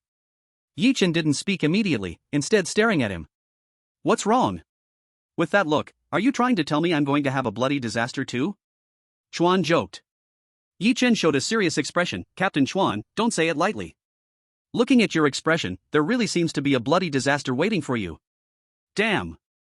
Chuan almost cursed out loud. Does he really think of himself as a fortune teller? What kind of metaphysics and fortune telling are these? In Chuan's view, they were all nonsense. Feng Liang got caught with that, probably just a lucky shot. But he didn't expect the other party to have the nerve to show off such things in front of him. However, he didn't refute immediately. Instead, he asked playfully, "So Master Yi, how should I resolve it?" "No need for anything special. Just when executing tasks, it's best to wear a bulletproof vest," Yi Chen said. Chuan thought Yi Chen would say some ancient method or something akin to that. But unexpectedly, it was such a response. Immediately, Chuan was a bit stunned. However, this didn't change his view of Yi Chen as a charlatan. But he said, "Then Master Yi, tell me, when will this bloody disaster happen?" "In the next week, Captain Chuan really needs to pay attention." Yi Chen smiled. To Chuan's surprise, Yi Chen actually gave a specific time frame. And it wasn't the usual trick of fortune tellers, circling a period of a year, year and a half, or even 3 to 5 years. "A week? That's bold to say." In a moment of distraction, Chuan shook his head, losing the mood to joke any further. Master Yi, your fortune-telling is fine here, but outside, best not to engage in this kind of stuff, to avoid being seen as a quack. If it comes to swindling money or romance, next time you're not sitting comfortably in the interrogation room. Yi Chen remained non-committal. If it weren't for not wanting to see this genuine people's hero fall, Yi Chen wouldn't have opened his mouth to meddle in someone else's fate. Believing it or not is up to you, Captain Chuan. Just remember to stay safe. After saying this, Yi Chen confidently stepped out. Zhang Jingshan and the others quickly followed behind. However, as they brushed past the still stunned Chuan, Zhang Jingshan solemnly said, Captain Chuan, listen to me. It's better to believe it than to not believe it. If by any chance what he said came true, and something unfortunate happens, it might be too late for regrets. After speaking, he quickened his pace to catch up, while Chuan was left increasingly dazed. Damn! Could it be that Yi Chen uses this mysterious charlatan trick to make these young officials submissive? Is that how that Mercedes G-Class came about? Shaking his head, Chuan couldn't help but sneer. He has never been superstitious, nor does he believe in evil, and he obviously regarded this as a small episode. Under the amazed gaze of the many officers coming and going at the city bureau, Yi Chen, surrounded by Zhang Jingshan and the others, walked out of the city bureau's door. I say, isn't it just assisting in an investigation? Why make such a fuss? You scared me. Once outside the city bureau, Yi Chen could only smile helplessly. However, deep down, he was somewhat touched. Brother Yi, I just didn't want them to keep asking you this and that. Zhang Jingshan said bashfully. Brother Yi, if it weren't for you, we might be lying in a hospital right now, so whether it's assisting in an investigation or whatever, now that we're in the police station, we can't just sit idly by. Qiu Yingzhe said. Brother Yi, this is how I see it. Although we aren't major figures, having us around will at least make the people at the city bureau be a little more restrained, so you won't suffer any grievances. Su Wenwei said. Hearing this, Yi Chen felt quite frustrated. Why does it sound like he became a suspect in the conversation? By the way, Brother Yi, what did they mainly want to ask you before we arrived? In the end, it was still the calm and composed Li Changfeng who asked the key question. Normally, a simple assistance in an investigation shouldn't lead to going to the police station, especially since Yi Chen was invited by the city bureau. They got news that someone said I mentioned Feng Liang would face a disaster, so the police suspected I knew something in advance and asked me about it. Actually, it's nothing, just a basic routine inquiry. Yi Chen shook his head and said. Little did he know, Zhang Jingshan and the others immediately got anxious over this statement. Zhang Jingshan was the first to hurriedly say, Brother Yi, it's not me. It's not me either, Brother Yi. The police never asked me anything. Su Wenwei rushed to add. I never said anything. Qiu Yingzhe exclaimed. In the end, Li Changfeng shook his head and gave a wry smile. I definitely wouldn't do such a foolish thing. Saying something like that to the police would clearly just add trouble for Brother Yi. Chapter 111, No preferences, just buy a set. However, looking at the anxious explanations of these young gentlemen, Yi Chen couldn't help but smile and shake his head. Of course, I know it's not what you said. At that time, there were more than just you guys around, and it's normal that others might have heard it. But with just that one sentence, even if reported to the police, it wouldn't affect me. After all, the police can't just label me a key suspect because I said Feng Liang would face a disaster, right? The others nodded in thoughtful agreement. While they acknowledged Yi Chen's words, they also remembered who was around at the time. Suddenly, Zhang Jingshan's eyes widened. It must be Liang Hongba, that idiot must have blabbed to the police. He was right next to us at that time, and he excels at stirring up trouble. Little did they know that Yi Chen shook his head non-committally. Forget it, it doesn't matter who it is. Even without that sentence, the police would still find me to follow the procedure of assisting in an investigation. It's trivial. The others thought about it, and it seemed to make sense. Brother Yi, I won't say much more. If you need anything in the future, just speak up. Saying I'll go through fire and water is surely exaggerated, but as long as I can help, I definitely won't hesitate. At this moment, Su Wenwei said earnestly. What Su Xiao said is also what I wanted to say. Brother Yi, if anything comes up, just say the word. If I can exert 10 efforts, I definitely won't use only 8. Qiu Yingzhe echoed. Would these two really make such a declaration just based on Yi Chen's reminder? If it were someone else, it definitely wouldn't be so. But given Zhang Jingshan's blind faith in him, based on Zhang Jingshan's previous claims that even the old secretary trusted him deeply, as well as that mysterious air around him, and the almost prophetic things happening. Without a doubt, this statement, in a certain sense, expressed a desire to befriend Yi Chen. Then let me thank Su Xiao and Xiao Xiao in advance. If I need your help in the future, I definitely won't hold back. Yi Chen said. Yi Ge, please don't call us Xiao. Just call us by our names. Besides, in front of brother Jingshan, we really can't bear that disrespectful title. Su Wenhui said awkwardly. Alright, then I won't be polite in the future. Yi Chen replied with his usual calm smile. Then he continued, okay, you can go back now. Thank you for today, I'll remember it. Yi Chen seriously patted his heart. After that, they exchanged phone numbers at the initiative of the two. Su Wenhui and Qiu Yingzhe then drove away. Yi Ge, earlier you mentioned that Qi Quan would have a blood disaster, what about that? After seeing Su Wenhui and the others leave, Zhang Jingshan asked curiously. It depends on whether he believes me. If he believes me, he can step over it. If he doesn't, then it's up to fate. But this kind of thing can't be guaranteed, even the most astute seer can misjudge, let alone a half-baked guy like me, Yi Chen said. However, deep inside he felt a mixture of emotions, he had said everything he needed to, and now they could only wait for Qi Quan's fortune. Yi Ge, you're even more extraordinary than those astute seers, Zhang Jingshan said in agreement without missing a beat. Although this situation was too eerie and mysterious. Since the day he met Yi Chen, had Yi Chen ever been wrong? No. Not only was he never wrong, but everything he said had come true in a short period. With this kind of skill, even Zhang Jingshan, who usually scoffed at those so-called masters and seers, would secretly sigh, if only Yi Chen had thought of presenting himself as a seer to wander the world, he would surely become the center of attention among the powerful and wealthy in no time. Yi Ge, I've also heard of Captain Qi. It's said he's the most outstanding elite in the police force in the past decade. His case-solving rate for serious crimes is the highest in the city bureau, otherwise, he wouldn't have become the captain at such a young age. If anything happens to him, it would be a significant loss for the city bureau and even for the entire public security system. Li Changfeng said with a serious expression. Yi Chen nodded, I know, that's why I acted like a charlatan in front of a police captain. But what I can do is limited, I hope I'm wrong. Even if I'm right, I wish him good fortune. Zhang Jingshan and Li Changfeng could only nod in agreement. Indeed, regardless of whether looking at faces has any scientific basis or not. Even if it were true, aside from giving a warning, Yi Chen couldn't do anything else. Alright, Yi Ge, let's stop talking about this. Are you going home now or what? Zhang Jingshan suddenly shifted the topic. Not going home for now, I plan to look at some houses. Yi Chen said. Looking at houses? Yi Ge, are you planning to buy a house? Zhang Jingshan exclaimed in shock. Clearly, he had forgotten that Yi Chen, who was worth hundreds of millions, was still living in a village house. I can't stay in that rental house in the village forever. Buying a house has been on my mind for a long time. I just didn't know how to explain where the money came from to Nua, afraid to scare her, so I kept putting it off. Now I don't want to delay any longer. Without money, that's fine, but having money and letting my wife and children live in that place, just thinking about it makes my conscience ache. Yi Chen said with a bitter smile. Yi Ge, since that's the case, let Long Feng and I gift you a house. You can just tell your wife it's from us. Zhang Jingshan quickly suggested. Yes, Jingshan is right.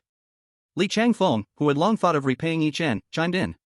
However, Yi Chen shook his head in refusal without a second thought. How can this be? It's not suitable. What a joke. Not to mention that Yi Chen isn't lacking this bit of money now. Having lived 2 lives, he knows the value of human relationships. He would never accept such a meal given to him generously. What's unsuitable about it? Not to mention you have helped us so much, if it weren't for you sharing a piece of the pie with us, we wouldn't even earn 100 million from the Hangda group. So don't say just one house, 2 houses are definitely deserved. Zhang Jingshan said. Stop. I'm not lacking the money for this house, so don't pull this stunt. Yi Chen's attitude remained incredibly resolute. Seeing this, Zhang Jingshan and Li Changfeng exchanged a glance and had no choice but to give up their idea. Then, Brother Yi, where do you plan to buy a house? Zhao Jiwei, who had not been able to interrupt earlier, suddenly asked. Not picky, just buy a place to stay for now. Yi Chen shook his head and spoke calmly. He wasn't being picky, on the contrary, he was too picky, so he thought about just buying a place to live in temporarily.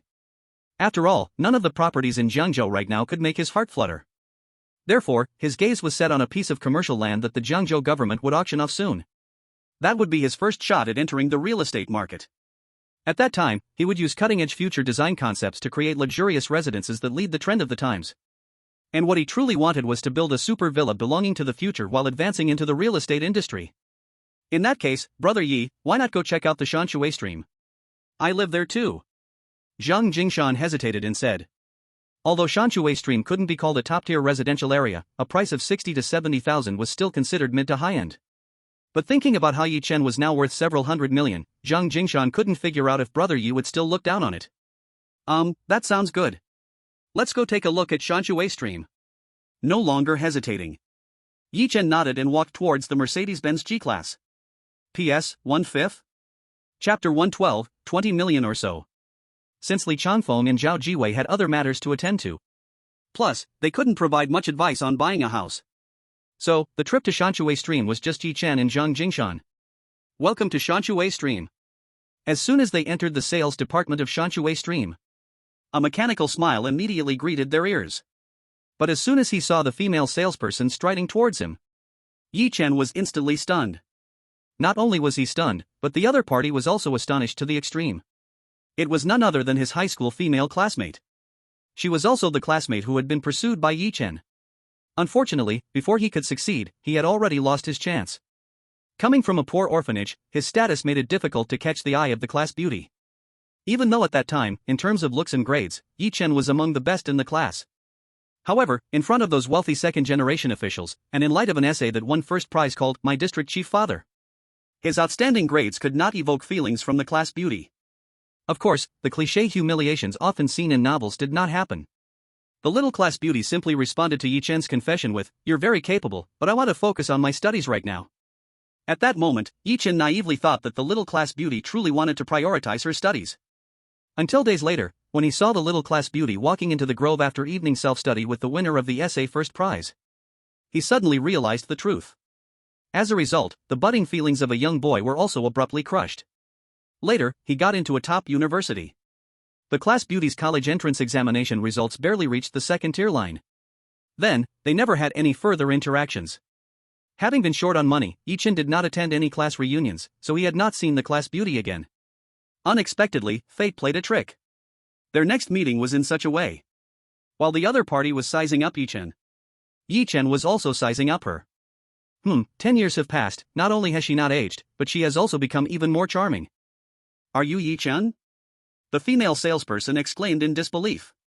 Wasn't it said that the top student from back then fell into the life of a gambling drunkard and could barely afford a meal? How did he end up here at the sales office in Shanshuijian? Lin classmate, long time no see. Yi Chen smiled lightly, his heart as calm as water. Yes. It's been a long time, 10 years have flown by, I didn't expect you to still recognize me. Lin Mengshi said in a daze. I should say, I didn't expect you to still recognize me. Yi Chen replied with a smile. Brother Yi, do you two know each other? Zhang Jingshan, who had become invisible, couldn't help but ask a useless question. Yeah, high school classmates. Yi Chen replied with a smile. Yi Chen, other than looking a little more mature and a bit whiter, you haven't changed at all from back then. Lin Mengshi seemed to forget her status as a saleswoman. She sighed and started a casual chat. Aren't you the same? No, in fact, you're even prettier than back then. Yi Chen said happily. Ahem, thank you. Lin Mengshi brushed her hair strands by her ears. She stopped chatting casually and turned to the main topic, old classmate, are you here to look at houses? Yeah, with you as my acquaintance, it saves me from looking for others. Do you have any move-in ready homes? Please recommend. Yi Chen nodded. He didn't hold any grudges for his previous failed confession. But Lin Mengshi was dumbfounded. Just a few days ago, they were still talking about Yi Chen in their class group. Some classmates said this guy had died socially, not only drinking heavily and gambling but also constantly being hounded by high-interest loan collectors. They even said that among those who had his WeChat, almost all had deleted him to avoid lending him money. And there were even calls in the group urging people to delete him from WeChat or block his phone number. It was all a scene of treating Yi Chen as a disaster and a joke. How could he be so different from what was said in the group? Not to mention whether Yi Chen could actually afford a house. Just looking at his demeanor and speech, he seemed nothing like a gambling drunk. Seeing Lin Mengshi stay frozen, Yi Chen said softly. Sorry, I spaced out. Lin Mengshi smiled awkwardly. Then she quickly led Yi Chen to the model display. Old classmate, we have furnished ones and luxury ones. The dimly lit ones are furnished, and the brightly lit ones are luxury. You can see which floors and layouts you like. Lin Mengshi pressed a few buttons on the control panel for the display. Immediately, the model on the display switched between different lightings. Building 6, 21st floor, Unit 02, is it luxury? Yi Chen asked after taking a glance. Yes, it's luxury. Lin Mengshi confirmed. What's the price? Yi Chen inquired. Because it's luxury and Building 6 is the king of the buildings, the design comes from the top domestic team, and the materials are all from big brands. It's a bit pricier than others. The unit price is 82,000 per square meter. Total area is 262.5 square meters, the total price is over 20 million. But old classmate, if you want to buy, I can try to help you get a discount. Lin Mengxi introduced. Yet she didn't believe Yi Chen would buy it, or could buy it. After all, over 20 million, not to mention Yi Chen, even among all the classmates from high school, no one could match that kind of financial power until now. Though this interaction made her feel that Yi Chen was certainly not as pathetic as they said in the group, no matter how you looked at it, such a house was not something just anyone could afford. Even for the down payment alone, it required over 6 million, and the monthly mortgage would be several tens of thousands. But no matter what she thought in her heart, Lin Mengxi's expression was still enthusiastic and very respectful to Yi Chen.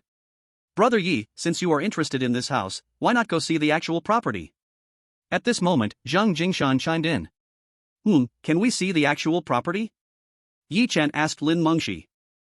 Of course, no problem. Lin Mengxi smiled, this way. But as she spoke, her eyes glanced again at Zhang Jingshan. Although she had not been in the real estate industry for long, her experiences over the years had already sharpened her keen eyesight. So, since Zhang Jingshan walked in, she had noticed the unique air of nobility about him. This made her heart race with thoughts of her own. Although she didn't know how Yi Chen got to know such a person. She was already thinking of finding an opportunity later to connect with him through Yi Chen. The reason she was still single was not because she lacked suitors, but because she was always clear about what she wanted. And the appearance of Zhang Jingshan, along with his aura, undoubtedly made her heart flutter. If she truly found her target, she would even consider being the other woman or a mistress. In Unit 2102 of Building 6, the decoration might not be considered overly luxurious or valuable. But the high-end and atmospheric visual effect was still quite impactful. It was obvious that a lot of effort had been put into the design of these decorations.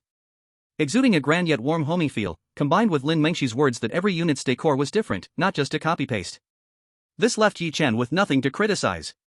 Moreover, the house not only had impressive hard furnishings but also new, unopened soft furnishings like sofas, dining tables, TVs, refrigerators, washing machines, and even beds, all perfectly matched to the decor style. It truly embodied the meaning of moving in with just a suitcase.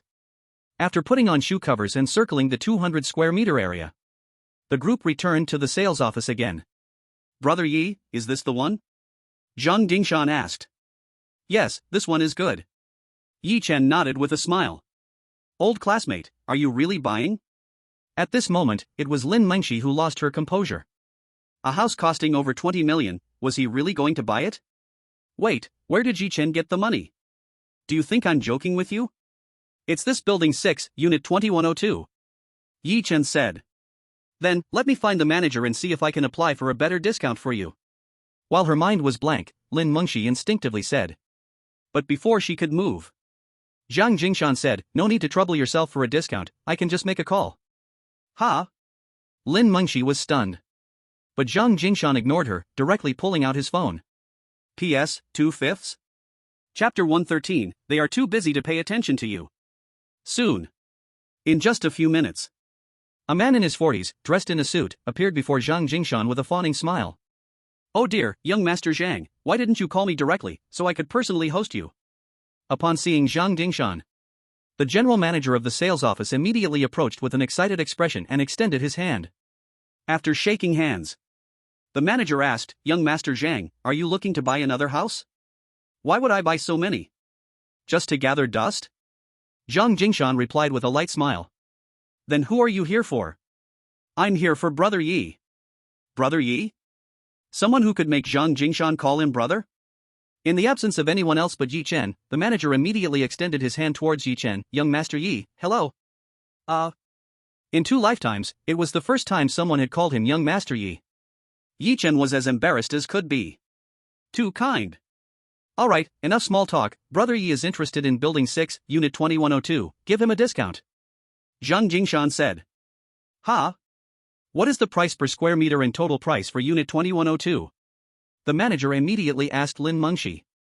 With her brain already in a mess, Lin Mengxi quickly recited the prices she had memorized. Manager, the price per square meter is 82,000, and the total price is 21,525,000. Nodding, the manager then looked at Yi Chen and Zhang Jingshan. Young Master Zhang, young Master Yi, I can waive the decimals on this price, it will be 20 million.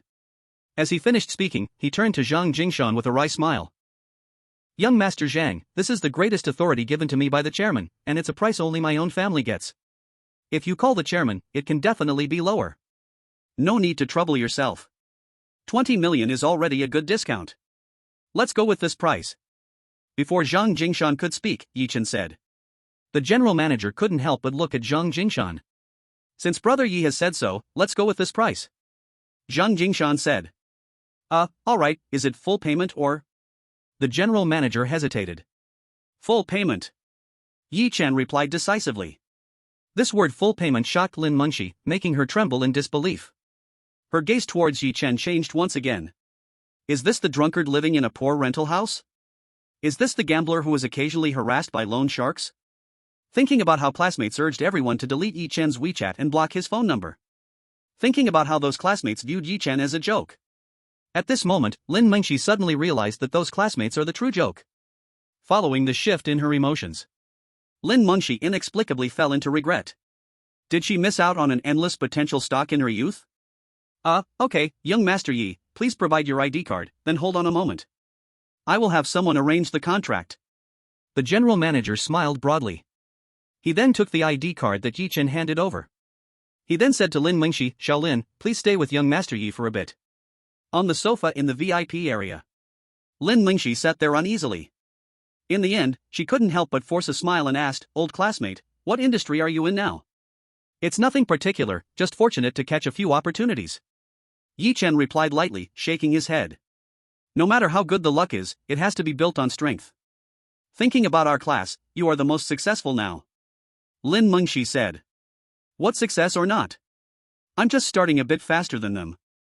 In this world full of opportunities, there are surely many hidden talents waiting for their chance to take off. Yi Chen said calmly. Old classmate, you are still the same as before, so humble. Lin Mengshi covered her mouth and smiled charmingly. I must say, this smile was captivating. Even Zhang Jingshan was momentarily lost in thought. However, Yi Chen couldn't help but chuckle. Humble? In his past life, he held a personal fortune of 400 billion in pure cash. Now reborn back to 60 years ago, isn't this just the beginning? Seeing that Yi Chen had nothing more to say, Lin Mengshi continued to find topics to discuss. Yi Chen mostly played the role of answering questions. He didn't ask about anything himself. However, when Lin Mengshi suggested exchanging numbers and adding each other on WeChat, he didn't refuse, given their classmates' relationship. In this bland small talk, not long after, the general manager walked over with a contract. Young Master Yi, sorry to keep you waiting. Here, this is the purchase contract, please take a look. It's nothing. He smiled and took the contract. Yi Chen flipped through it, then quickly signed his name and left his fingerprint on the contract. The 20 million purchase price was directly transferred to the company's account. After completing the relevant procedures, he left gracefully. Outside the sales office, watching Yi Chen's departing luxurious car, Lin Mengshi, who once viewed that car as a life goal, was lost in thought for a long time. Manager Shin, who is that young Master Zhang? In Lin Mengshi's days, one of the salesgirls with shining eyes asked.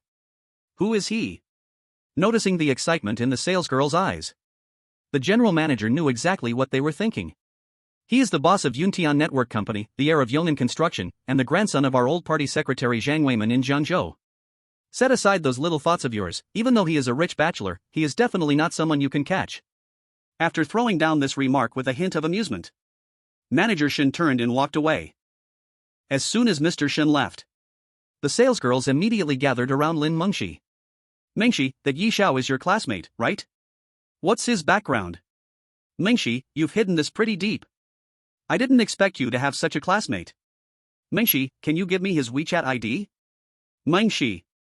Mengshi. The noisy voices brought Lin Mengshi back to her senses. But beneath those words, all she felt was bitterness. She wasn't excited at all about receiving a generous commission. On the contrary, she felt immense regret for her past choices. What are you talking about? Stop being so infatuated. Even though we're classmates, we haven't seen each other in 10 years and haven't been in contact, so please disperse. After saying this, Lin Mengshi quickly walked back into the sales office. She opened her phone. Opened the high school classmates group. Pressed on the two pictures she had secretly taken earlier. One was of Yi Chen signing the purchase agreement. The other was of Yi Chen getting into the big G. But in the end, she couldn't press the send option and instead closed the lively group chat. She opened the photo gallery and looked at Yi Chen's carefree stance as he got into the big G.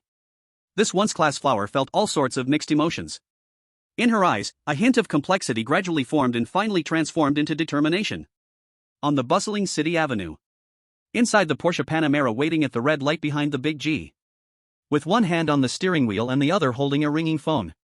Looking at the screen, although there was no name saved, that familiar number had been etched in his mind since childhood. Zhang Jingshan's expression was filled with struggle. Just as the ringing was about to stop, he pressed the answer button. Speak quickly, what do you want? Zhang Jingshan said indifferently. If it were in the past, Zhang Xinghua would have definitely exploded. But this time, he unusually remained calm. Jingshan, I want to ask you a favor, can you help me invite Yi Chen out for a meal? He doesn't have time to deal with you. Zhang Jingshan replied coldly. After that, he was about to hang up. Seemingly knowing his son's habits, Zhang Xinghua hurriedly added, it's with Secretary Yan. Secretary Yan also wants to meet him. P.S. 3/5. Chapter 114, is this a brick to attract jade? Zhang Jingshan was stunned. What is Secretary Yan trying to do? Why is Yi Gu being targeted again? You said Secretary Yan wants to meet Yi Gu? What's his intention? Zhang Jingshan asked. You'll have to ask him to find out, I'm not clear. Zhang Xinghua forced to smile. Time and place. Bringing up Yan Huili. Now Zhang Jingshan couldn't hang up the phone again. Nangua Mountain Villa, 12:30, is that alright? Zhang Xinghua said. I need to check first. Okay, I'll wait for your call. After hanging up his father Zhang Xinghua's call, Zhang Jingshan immediately called Yi Chen. What's going on? Looking at the flashy red Panamera behind him, Yi Chen answered the phone with a frown. Zhang Xinghua just called me, saying he wants to invite you for a meal, also with him is the Lord of Zhengzhou, Yan Huili. Is that convenient for you? Zhang Jingshan stated directly. Your dad wants to invite me for dinner, I can understand, but what's the meaning of Secretary Yan? Am I important enough to dine with Secretary Yan? Yi Chen said with a slight raise of his lips. In his past life, he had been treated as a guest of honor even by foreign dignitaries and heads of state from small and medium countries. Thus, he felt no waves at the thought of the Jiangzhou lord wanting to eat with him. But he was rather surprised that the other party wanted to see him so soon. I don't know, Zhang Xinghua said Secretary Yan wants to meet you. Yi Gu, do you want to go? Zhang Dingshan asked. It's about mealtime anyway, I might as well go. Yi Chen looked at the time displayed in the car and said, what time? Where? 12:30, Nangua Mountain Villa, if we hurry, we'll be just in time. Yi Gu, since you agreed, I'll reply to him now. Zhang Dingshan spoke quickly. Aha! He hung up the phone. Originally planning to return to his rented place to tidy up, and then surprise his wife and child in the evening, Yi Chen had no choice but to change his route home. He plotted a route to Nangua Mountain Villa on the car navigation, driving carefully all the way. Half an hour later, the big G and the Panamera drove far from the bustling city center, arriving at the Nangua Mountain Villa surrounded by mountains and water. Without the noisy disturbances, the tranquil Nangua Mountain Villa felt more like a place for health and wellness. Different from the restaurants outside. The Nangua Mountain Villa that served the powerful of Jiangzhou maintained enough privacy. Under the open sky, there were a series of ancient-style wooden houses. Under the guidance of Zhang Jingshan's Panamera, the two parked in front of a wooden house with a sign saying Guanlan. Brother Yi, this is it. Zhang Jingshan said as he got out of the car. Aha! With a nod from Yi Chen, Zhang Jingshan pushed open the door of the wooden house. Inside, Zhang Xinghua and the commanding Jiangzhou leader Yan Huili were already seated. Uncle Yan. Chairman Zhang, Secretary Yan, sorry for being late, I got stuck in traffic.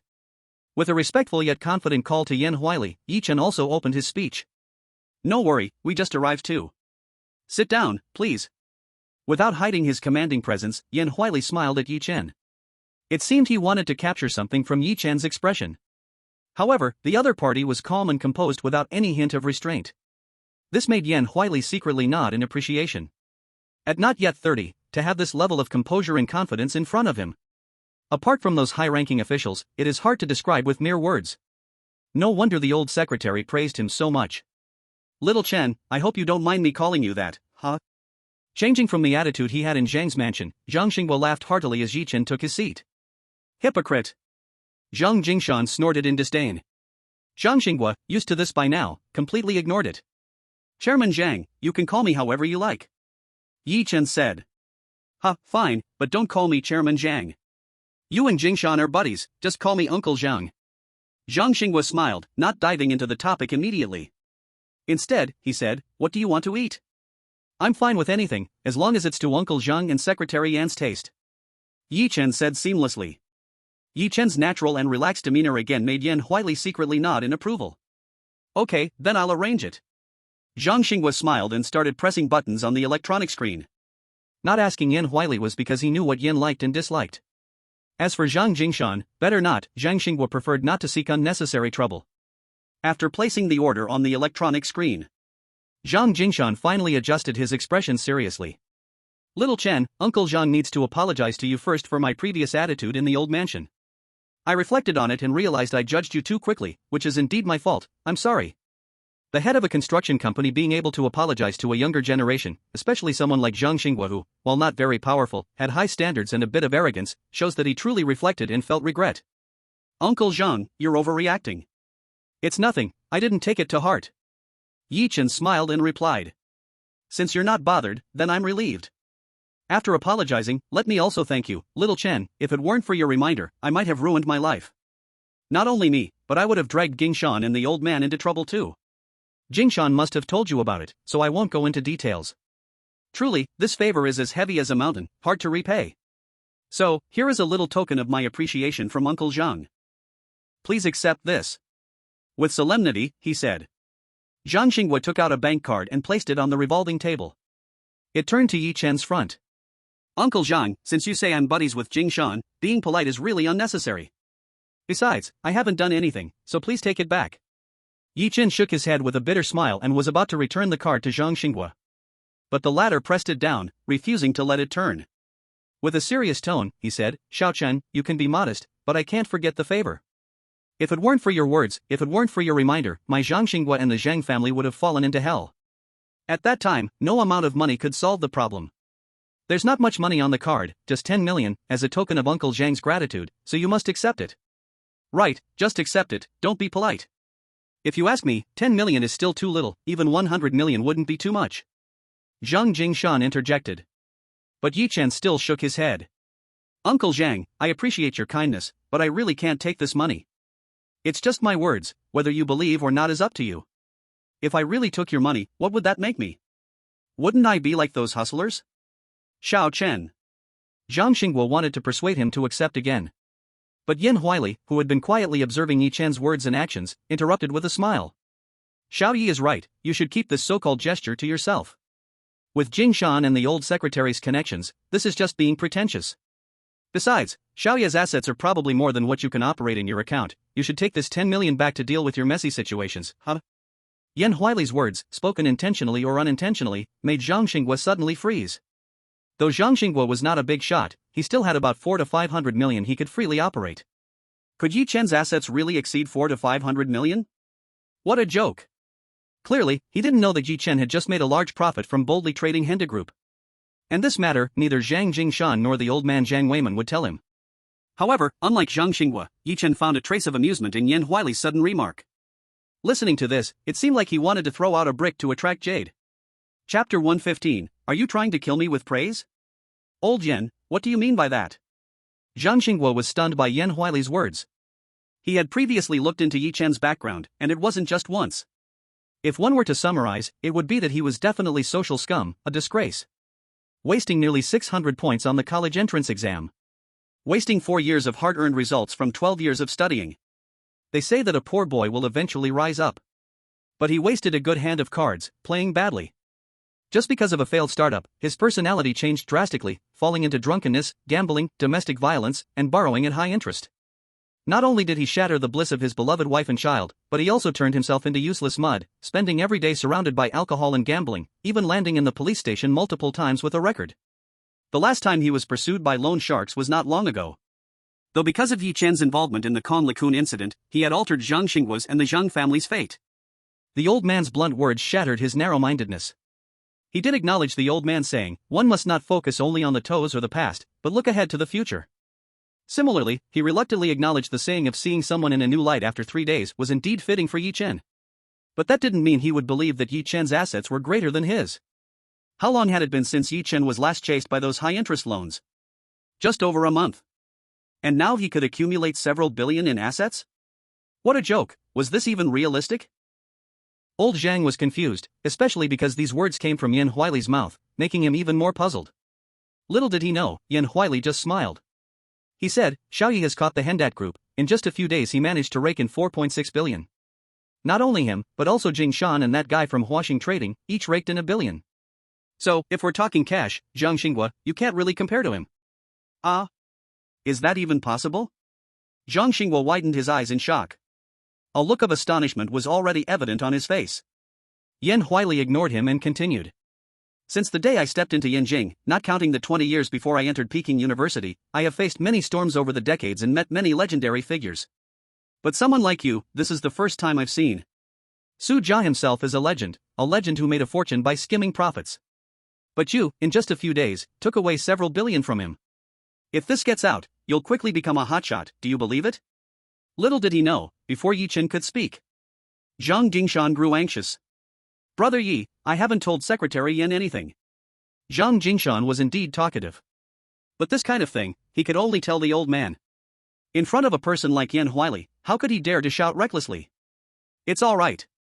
Yi Chen responded with a smile to Zhang Jingshan's anxiety. Then, seemingly unconcerned, he looked at Yan Huili. Secretary Yan, you flatter me, I just had some luck. Come on, kid, don't play dumb with me. Since I know this, how could I not know whether you just stumbled upon good luck? I must say, when the old secretary first mentioned you, I didn't quite believe there could be such a remarkable figure. But now, from this brief encounter, I believe it. The old secretary was right, it takes 4 Su Jias to match up to you. At this point, Yan Huili had reigned in his aura. Invisible, he seemed like a gentle and refined uncle from next door. But the nobility from years of mingling in the officialdom was hard to hide. However, old Zhang was even more confused.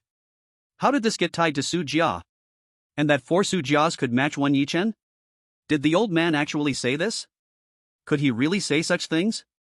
Secretary Yan, if this gets out, I'll immediately become a joke, so are you trying to hype me up to death? Yi Chen said with a bitter smile. Get out? How could it get out? If it gets out, it must be old Zhang who shouted it. Yan Huili laughed. No, do I look like that kind of gossipy person? Zhang Xinghua said in shock and frustration. Ha ha. Shaking his head and laughing, Yan Huili turned back again to the calm and steady Yi Chen. Xiaoyi, from Jingshan calling me Uncle Yan, and old Zhang calling me Old Yan, you should know that I'm here simply to have a meal and chat with you without any identity attached. So don't treat me as some restrained secretary or it won't be fun. No problem. But I wonder what Secretary Yan wants to discuss. Yi Chen asked, smiling. As soon as his voice fell, the wooden door of the cabin was knocked on. Soon after, the carefully selected waiters from Nangua Mountain Villa entered to serve the dishes. Yan Huili also stopped talking. Once the waiters finished serving and left, he smiled again and said, let's eat and chat. Sure, whatever you say, Secretary Yan. Yi Chen smiled. Due to Yan Huili's recent focus on health, there weren't many delicacies. What was more prevalent were the organic, all-natural vegetarian dishes that the Nangua Mountain Villa specialized in. But considering that Yi Chen and Zhang Jingshan were young, there were still a few seafood and meat dishes. After a round of eating with chopsticks, Yan Huili spoke again. The old secretary said your foresight is astonishing, from the skyrocketing of Jinlin Mansion to the stock price of Sihai Group, and then to skimming from the Hendat Group. Everything has been corroborated, so now let's talk about Jiangzhou and analyze its future with your vision that the old secretary praises endlessly. Secretary Yan, aren't you putting me in a difficult position? The future of Jiangzhou depends on the rulers. How can an ordinary citizen like me analyze it? Every stage, every policy, and every ruling leader changes the situation. I truly can't analyze that. Yi Chen chuckled bitterly. Although he knows the future trajectory, aware that Jiangzhou will become a world-renowned top city, the 3 giants, Yan, Hu, and Zhang, will no longer dominate domestically but instead reach the pinnacle of the world. In the Global City Comprehensive Strength Ranking, these 3 giants will stand in the top 3, their dominance unshakable. Global elites flock to these 3 cities that have transitioned from domestic dominance to global supremacy. However, Yi Chen wouldn't dare to say any of this now. Because as soon as he speaks it out, Secretary Yan might immediately consider him a madman. It's simple, it's like being in the 1990s and saying that in 20 years, China will become the world's 2nd largest economy, possessing the most complete industrial system globally, having one of the top 3 military powers in the world, and under the party's leadership achieving comprehensive poverty alleviation, transforming from a history of a century-long humiliation to a world power, Regarded as the #1 threat by those traditional strong countries that could even shake America's world status. Who would believe it? No one would believe it. Not only would no one believe it, but they would also label him a daydreamer. The same logic applies now. Because in the revival history of China, there are miracles accompanying every step, those unfathomable miracles, those tales that sound like mere fantasies. This nation, skilled in creating miracles, even though it has become accustomed to them, only when it suddenly looks back will it realize how incredible the path beneath its feet truly is. It's just like those protagonists in fantasy stories who, while struggling along, only realize their invincibility when they stand at a cold, towering peak and look back. How did I become invincible? So at this moment, in front of Secretary Yan, Yichen wasn't unable to analyze Jiang Zhou's future, he simply dared not analyze it. Little Yi, I promise not to treat you as a secretary and not to hold back anything in our chat. Why are you being so modest? Just speak freely, say whatever you think. Seeing Yi Chen's bitter smile, Yan Huili thought he was just being overly modest, and couldn't help but shake his head and smile helplessly. Although he knew it was somewhat difficult to ask a young man like Yi Chen to analyze the so-called future trends, thinking of the high regard the old secretary Zhang Weiman held for Yi Chen made him truly eager to hear what this young man would express. Chapter 116, The Path Jiang Zhou Will Take Next. Really say it? Encouraged by Yan Huili, Yi Chen hesitated for a moment and asked. Just speak, say whatever you want. Yan Huili replied. Yi Chen froze for a moment, suddenly wanting to test Yan Huili's reaction. Alright then, I will take a wild shot. In my view, Jiang Zhou will be among the top 3 in the global city comprehensive strength ranking in at least 15 years and at most 25 years. Yi Chen declared seriously. Little did he know that as soon as he spoke, Yan Huili's expression immediately stiffened. Even Zhang Xinghua and Zhang Jingshan were taken aback, their faces trembling wildly. At least 15 years?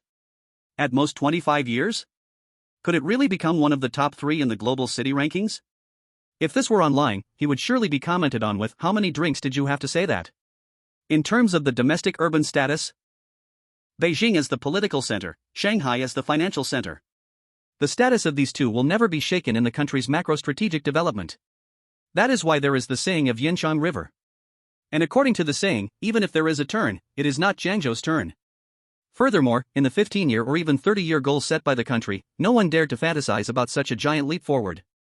Based on this, Yi Chen's words are clearly nonsense. Do you know what it means for Jiang Zhou to squeeze into the top 3 global cities?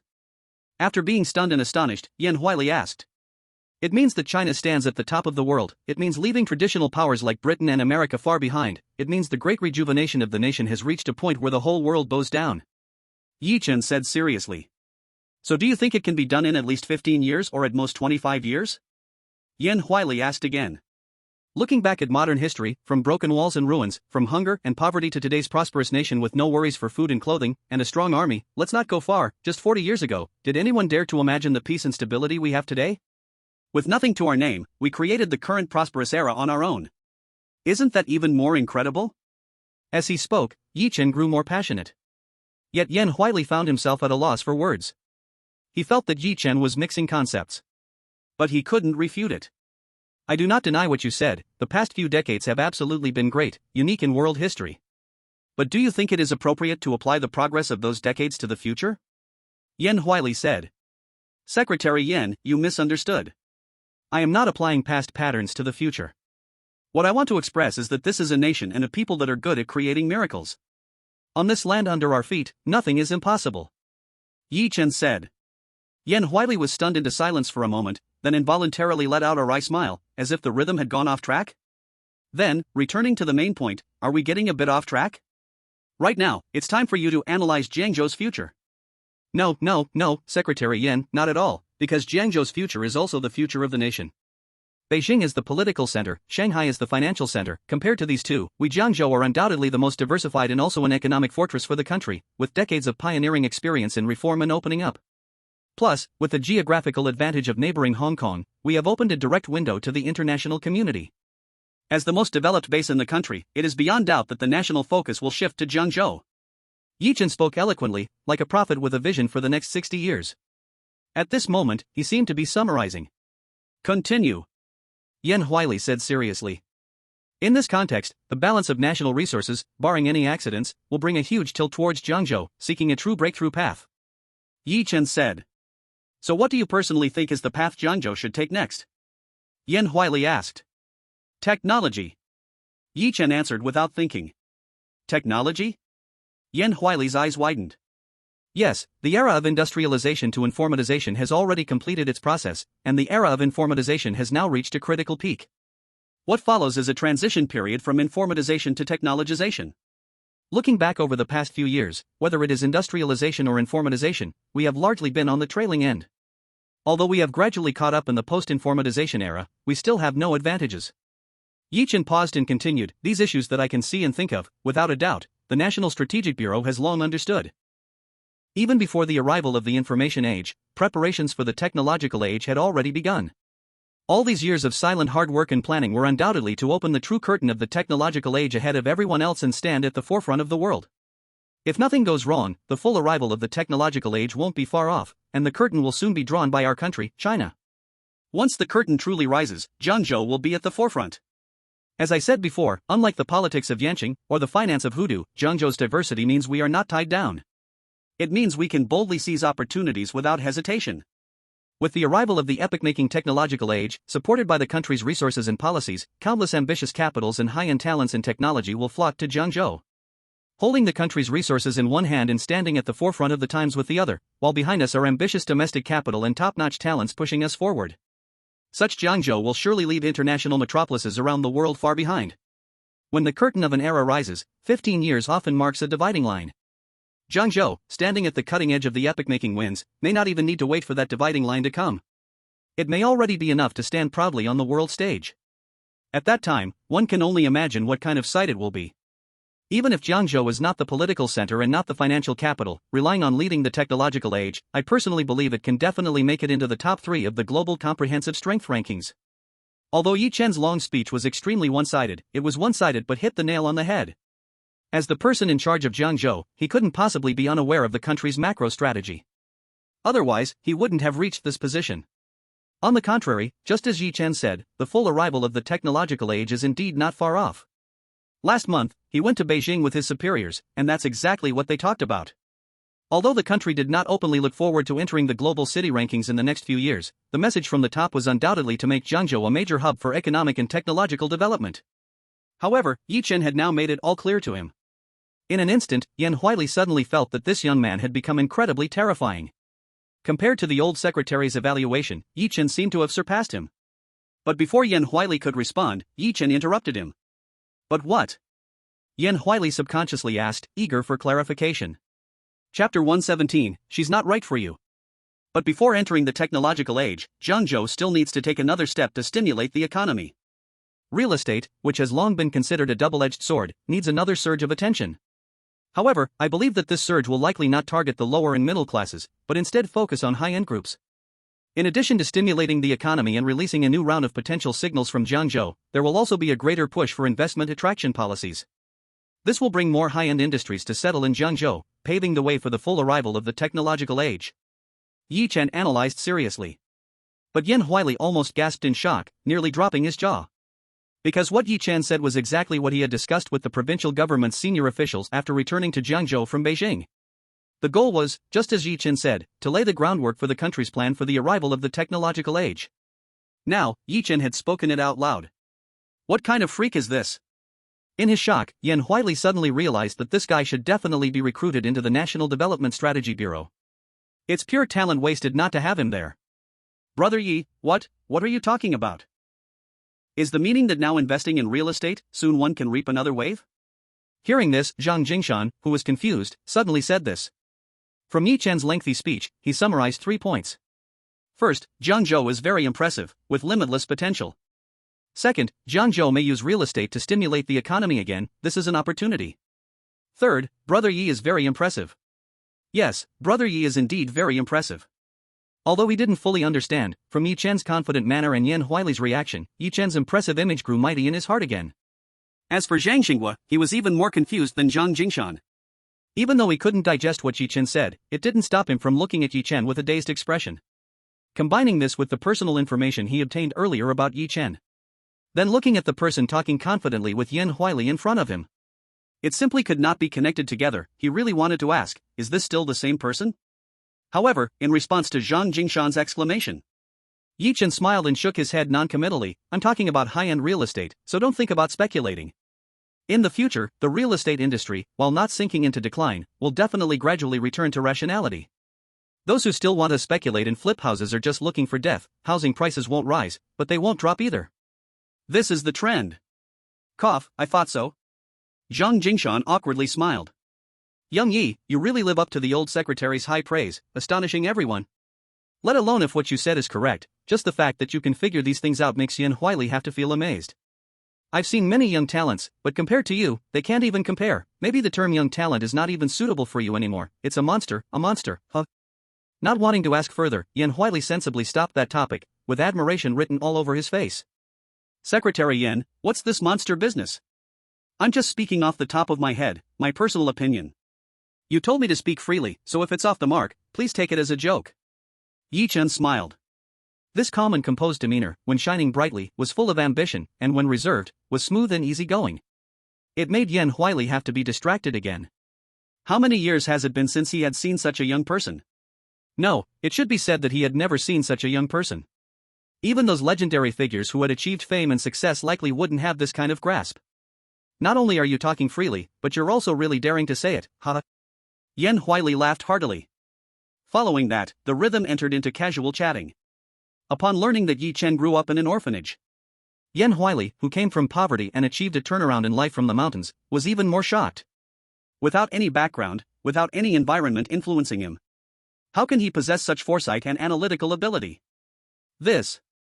Yan Huili no longer knew how to describe it. With Yi Chen's previous performance, this meal was indeed enjoyable.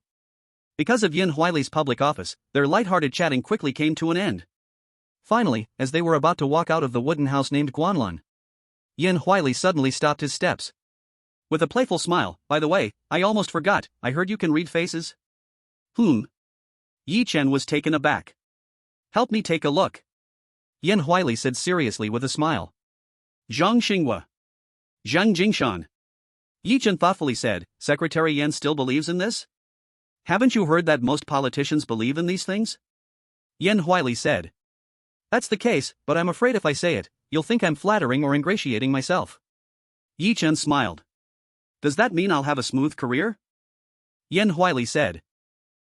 Indeed. Yi Chen nodded. Then tell me, how will the path be smooth? Yan Huili laughed. Within 2 years, take one more step, within 5 years, take another step. Yi Chen answered sharply. Ha ha. Yan Huili laughed heartily. He patted Yi Chen's shoulder and strode out, watching Zhang Xinghua and Yan Huili's car leave. Zhang Jingshan, standing near the Panamera and the Big G, swallowed hard. In the end, he couldn't help but say, Brother Yi, do you really think Secretary Yan's career luck will be as you said? I don't know. Yi Chen chuckled. Then why are you still? Zhang Jingshan was confused. Does Yi Chen still have such nonsense to say? I just said it casually. Yi Chen said. Damn. Zhang Jingshan couldn't help but blurted that out. He even joked about Yan Huili. Alright, let's go. Shaking his head, Yi Chen couldn't be bothered to explain so much. Just as Yi Chen opened the door of the Big G, Zhang Jingshan seemed to remember something. Hey, Brother Yi, wait. What now? Yi Chen turned his head. Brother Yi, that Lin Mengshi from the Shanshui stream sales office, she. Zhang Jingshan, feeling a bit shy due to his lustful thoughts. After all, she was Yi Chen's classmate. Little did he know, Yi Chen was direct. Raising his eyebrows, he said, if you want to play, she's not suitable for you. If you want to marry her, she's even more unsuitable. It was not that Yi Chen held a grudge for being rejected before. Nor did he not want Zhang Jingshan to have a taste of what he couldn't get. But, having lived 2 lives, he understood very well. A woman who was willing to give herself in the woods to climb the social ladder in high school. To say that she changed her schemes 10 years later, that is absolutely impossible. Taking a step back, if she had no schemes, with her conditions, she wouldn't still be single at this age. Don't talk about seeing through love and not believing in love, or thinking that being alone is good. From his conversations with Lin Mengshi, she was obviously not that kind of person. So, he didn't want Zhang Jingshan to wade into that murky water. Because this rose named Lin Mengshi could easily prick his hands. Well, alright then, but I really want to settle down, and I'm not looking for any matching backgrounds, just someone who clicks with me, Zhang Jingshan said. However, after what Yi Chen said, the little idea in his heart was dispelled. Don't dwell on her, she's not suitable for you. Yi Chen shook his head and furrowed his brows slightly. Then he stepped into the Big G. Zhang Jingshan awkwardly agreed and returned to his own car. Inside the Big G. Just as Yi Chen started the engine. Ding! The WeChat message alert rang. He opened it to take a look. He couldn't help but frown. Chapter 118, is it a game of catch and release? Hi, old classmate. Grin/grin/grin. It was none other than Lin Mengshi, a classmate he hadn't seen for 10 years. Frowning, Yi Chen had no intention of replying. As he prepared to put down his phone. Whoosh! The chat bar updated again. Old classmate, do you have time tonight? It's rare to meet after 10 years, how about going out for dinner? Also, thanks to you, I got a commission from selling a house. Cute/cute/cute. Yi Chen paused. In the end, he replied. I've been pretty busy lately, can't find the time. But immediately. The message from Lin Mengshi was instantly replied. I see, I understand, let's find another time to catch up then. If you need anything, just message me.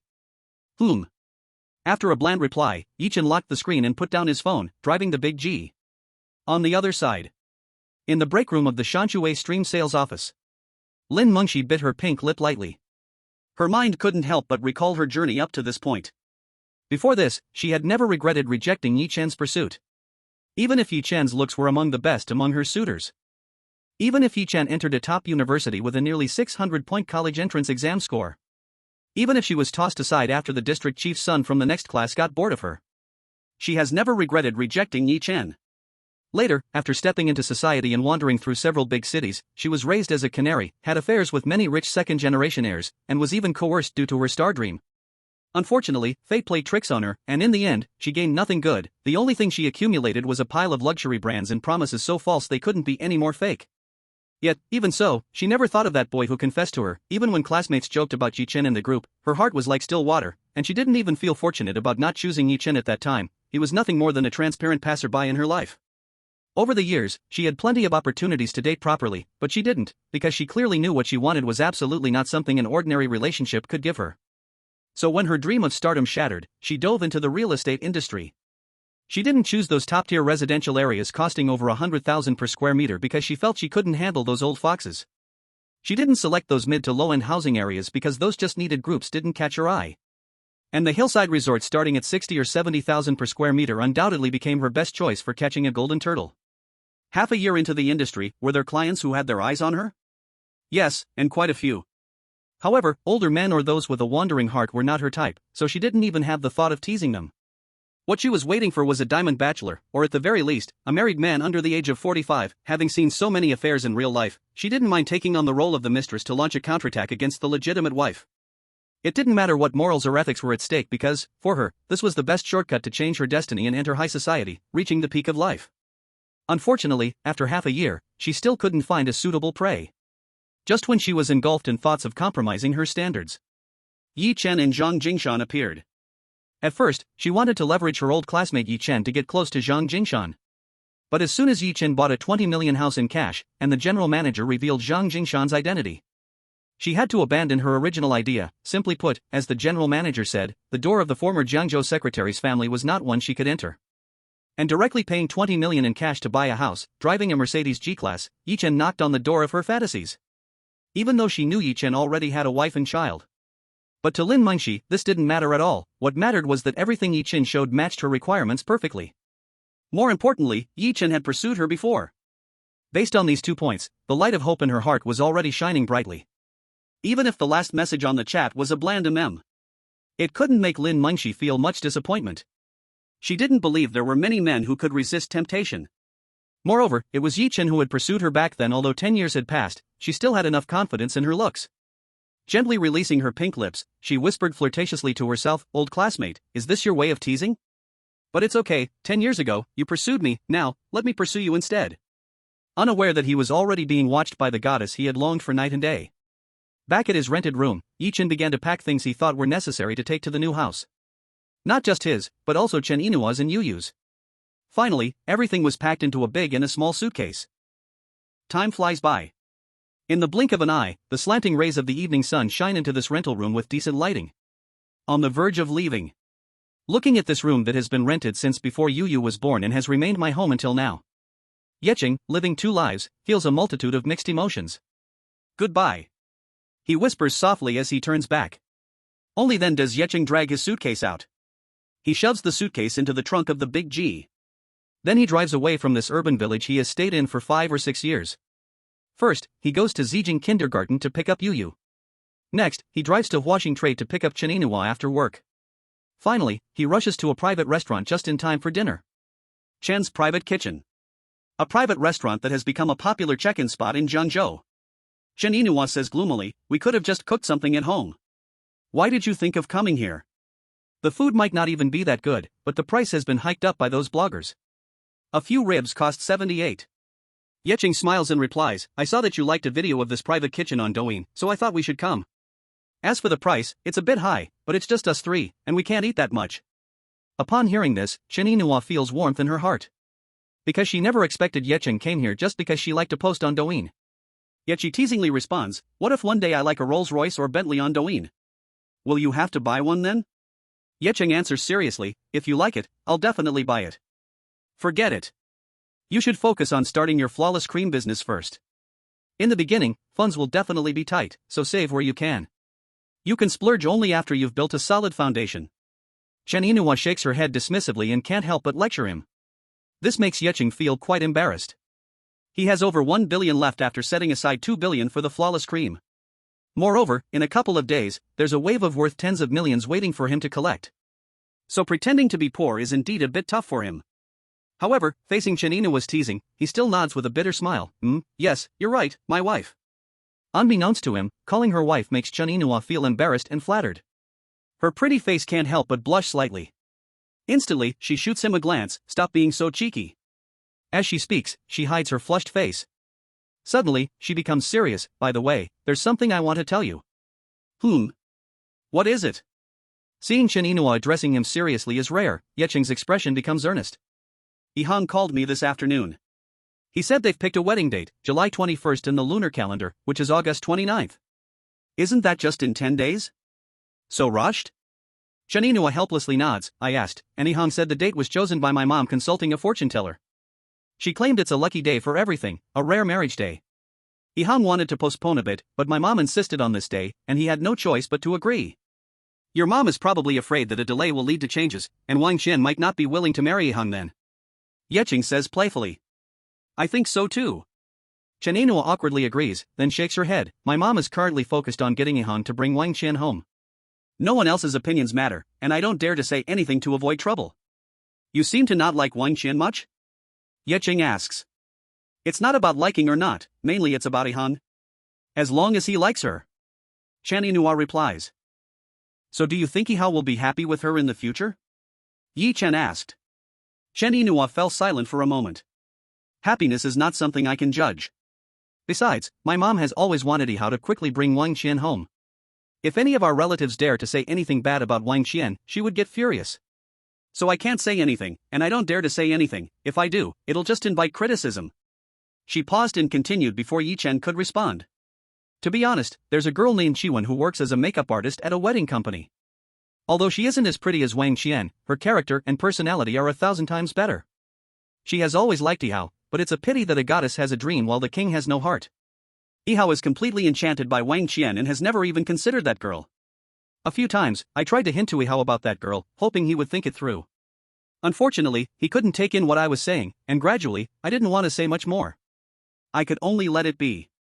Moreover, fate and such things are all predestined, and whether it's happiness or not is already determined. If he wants to marry, and Wang Qian is willing to marry, then it should just happen naturally." She said it should happen naturally. But the frown on her face showed that she didn't have a good view of this marriage. Those involved are confused, while those observing have clarity. Chen Yihao is too infatuated with Wang Qian, leading to many aspects being overlooked. Yet she sees it all too clearly. Wang Qian is definitely not an easy person to deal with, and with her brother Chen Yihao's abilities, it's really hard to handle. "Since that's the case, you don't need to worry about anything anymore," Yi Chen said. Chen Yinhua bitterly nodded. "The wedding date has been set. Has your mom confirmed Wang Qian's demands?" Yi Chen asked again.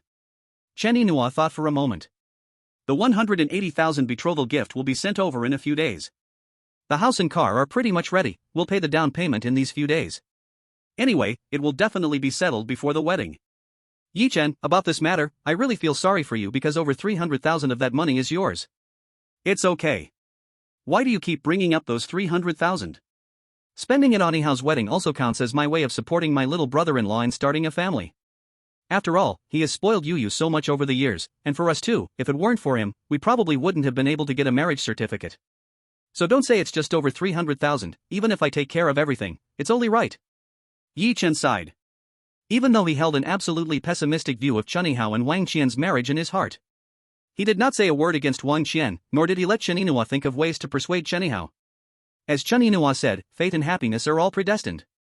From what he knew about Chen Yihao, although Yihao is not the type to hit a wall and not turn back, he is the kind of person who only turns back after hitting a wall. So saying more now is meaningless. Yihao is getting married, and he wants Yu to be the flower girl. What do you think? Chen Yihao asked instead. Of course, that's no problem. Let Yu do it. Yi-chen replied. That's good. As the topic about Chen Yihao's marriage ended, the dishes began to be served by the waiter. During this time, Yi-chen hesitated several times. He wanted to tell them about the house in Shanshui Gorge. But after thinking it over, he decided against it. It would be better to give that mother and daughter a surprise later. When they left Chen's private kitchen, the sky was completely dark. The mighty Mercedes-Benz G-Class galloped on the busy city road. Oh, Mom, this is the road to the square.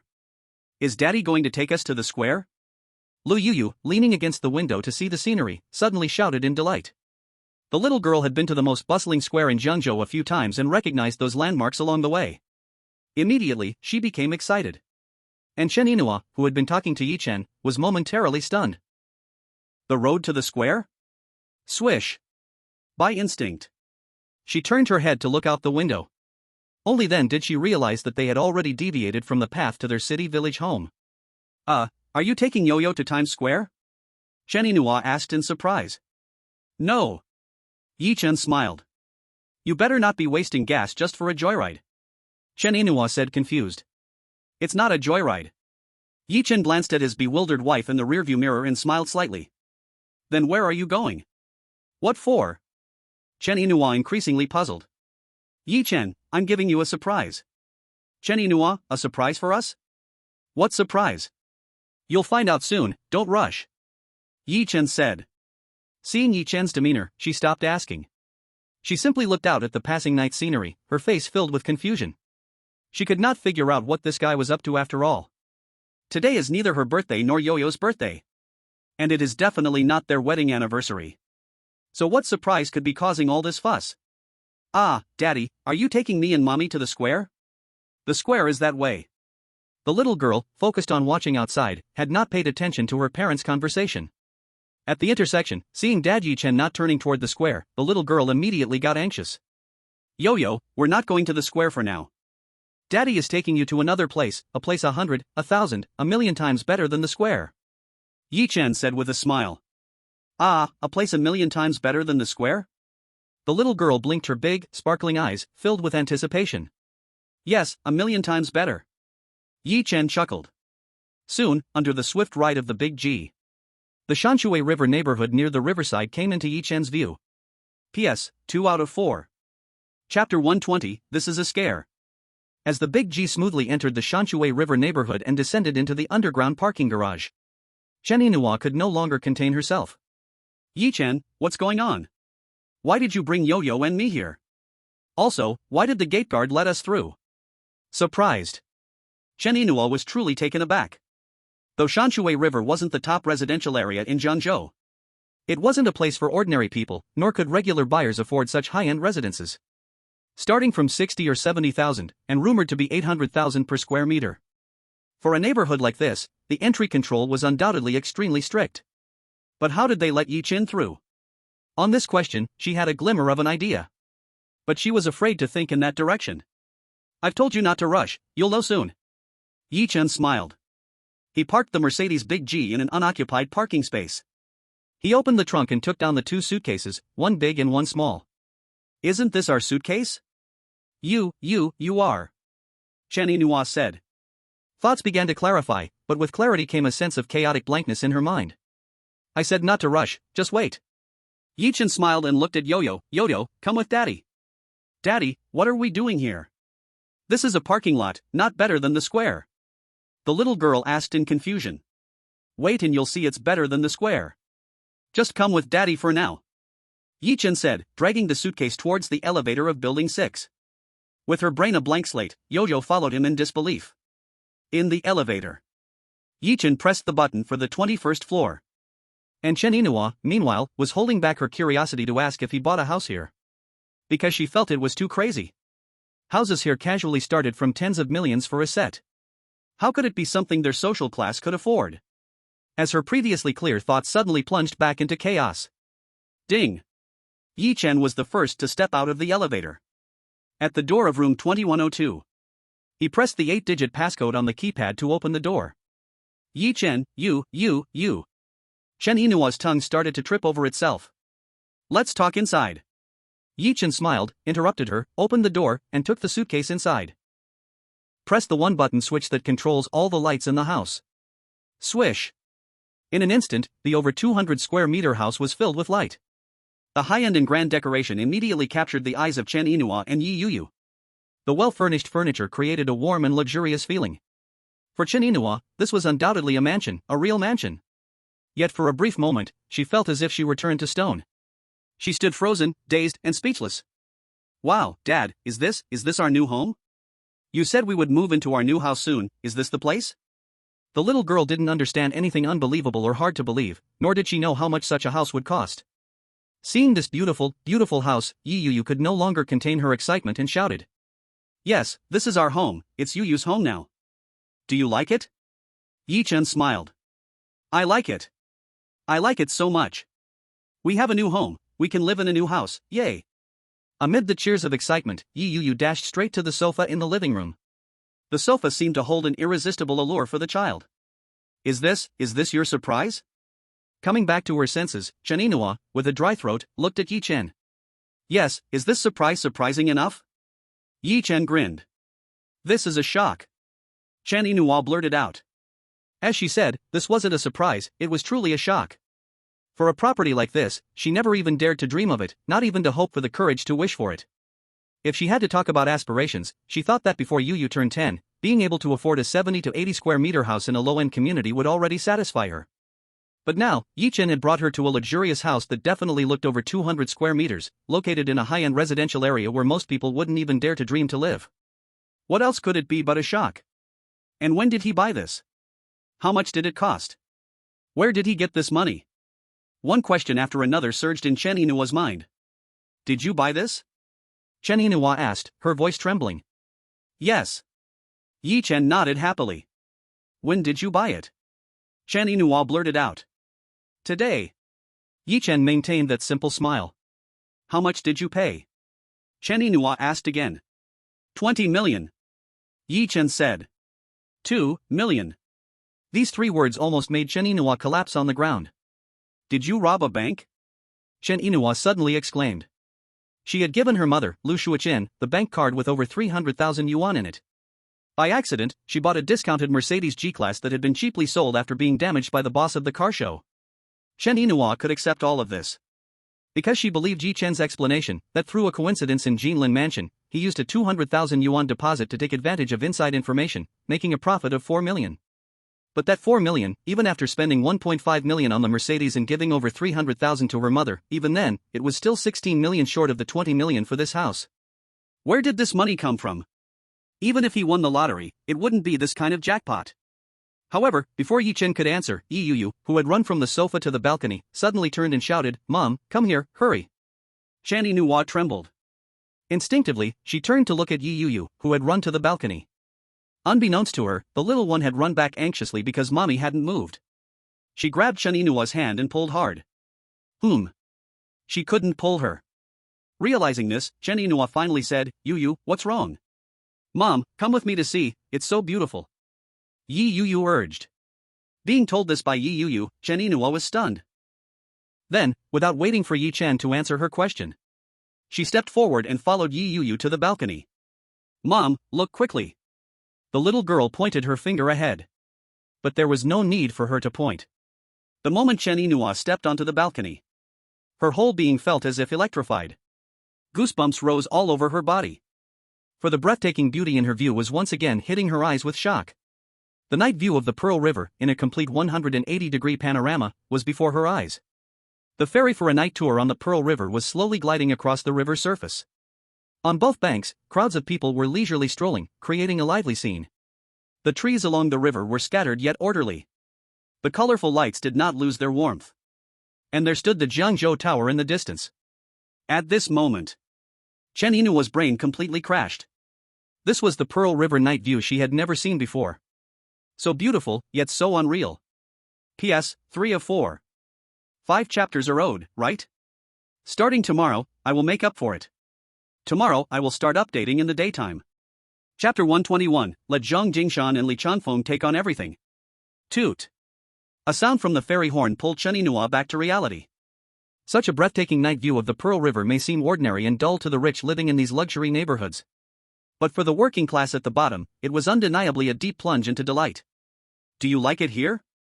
Just as Chen Yinua came to her senses, Yi Chen had already walked to her side.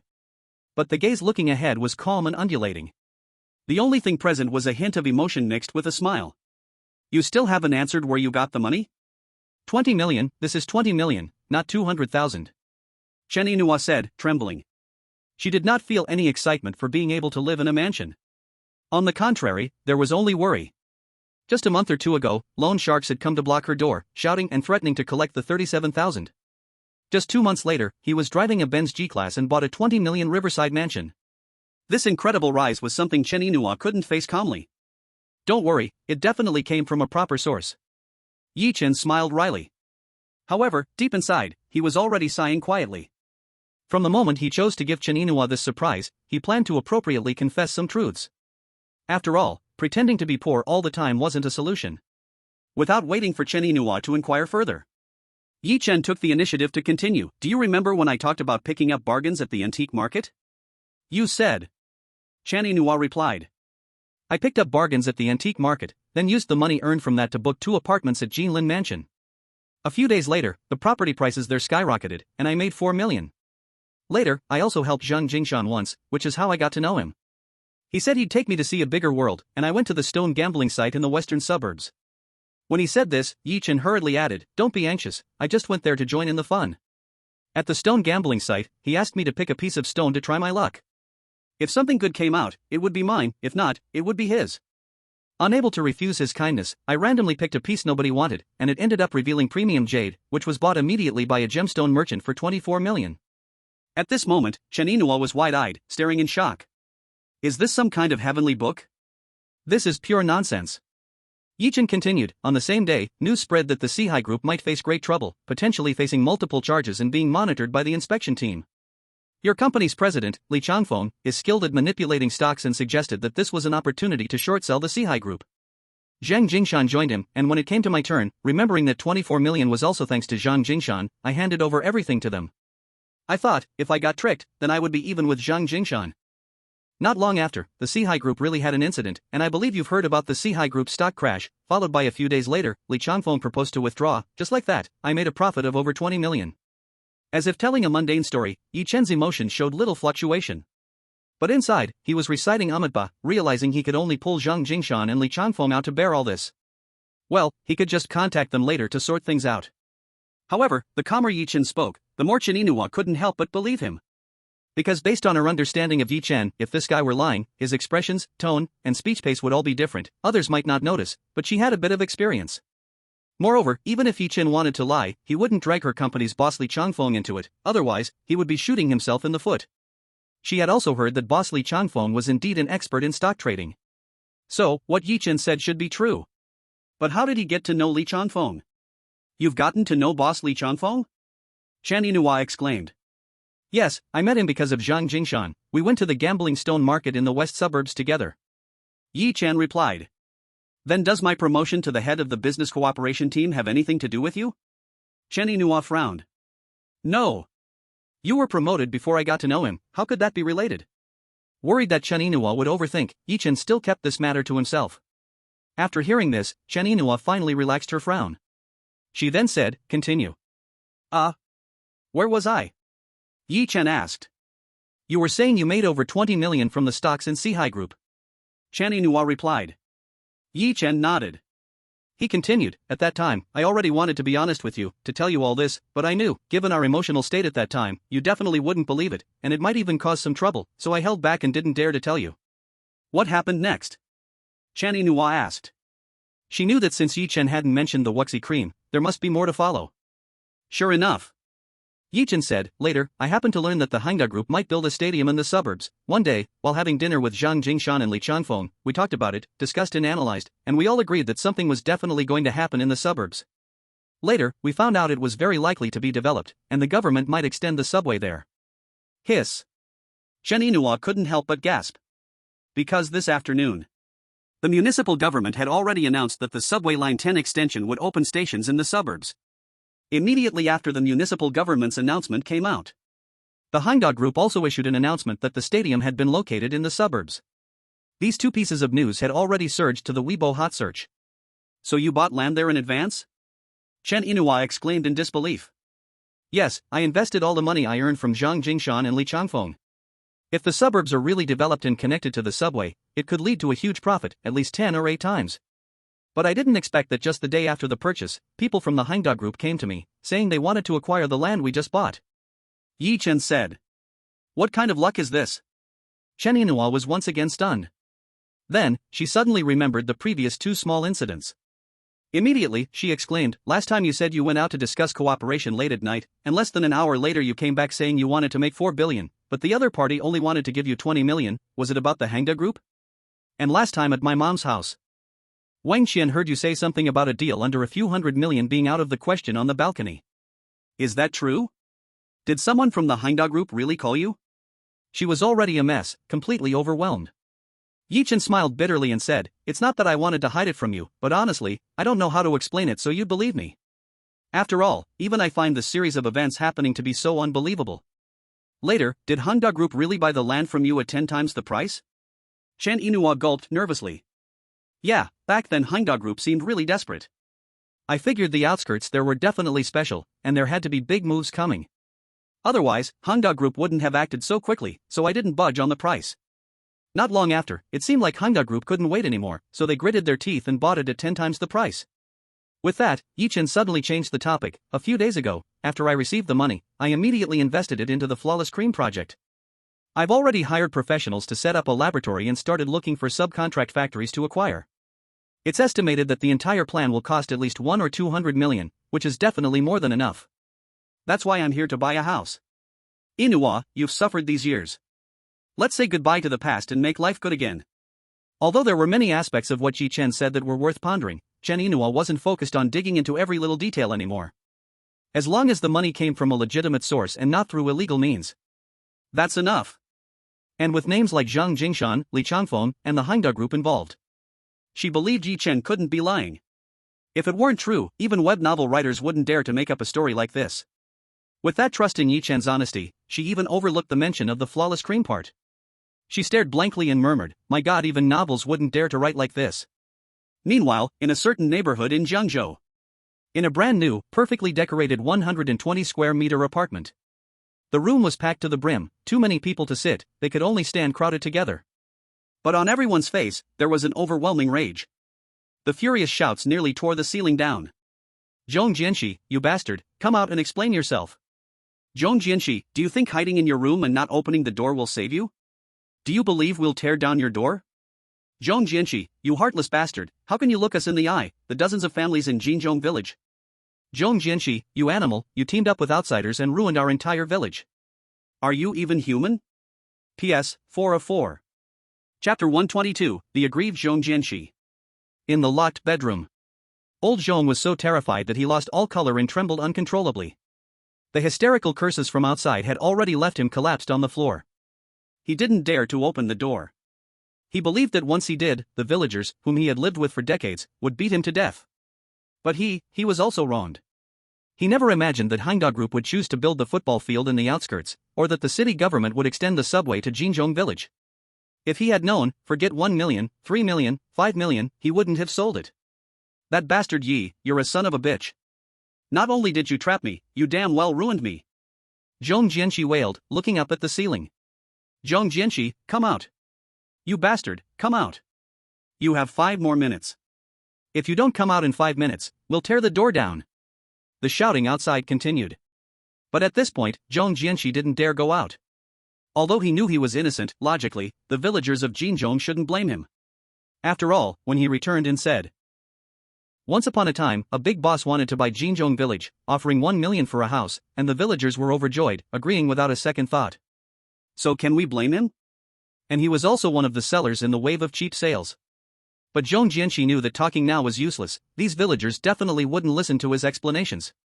They were convinced that he, Zhong Jianxi, was colluding with the other party to scam them. "Old Zhong, you tell me what kind of sin you've committed." Zhong Jianxi's wife cried out in panic, tears streaming down her face. "What sin have I committed? Did I force them to sell? Did I trick them into selling?" The moment they heard 1 million, they cheered, calling for blessings on Jinzhong village. "And look, wasn't I also scammed? If I had known the government would extend the subway, if I had known Henda Group would develop it, I wouldn't sell for 5 million. Old Zhong also cried. He felt wronged. It was unfair. Then you go out and explain to them. Hiding in the room, what kind of solution is that? How long can we hide? Can we really hide forever without eating or drinking? His wife cried. If I go out now, they'll kill me. Even if they don't, they'll drown me in spit. They are furious, they've lost their reason, and no matter how I explain, they won't listen.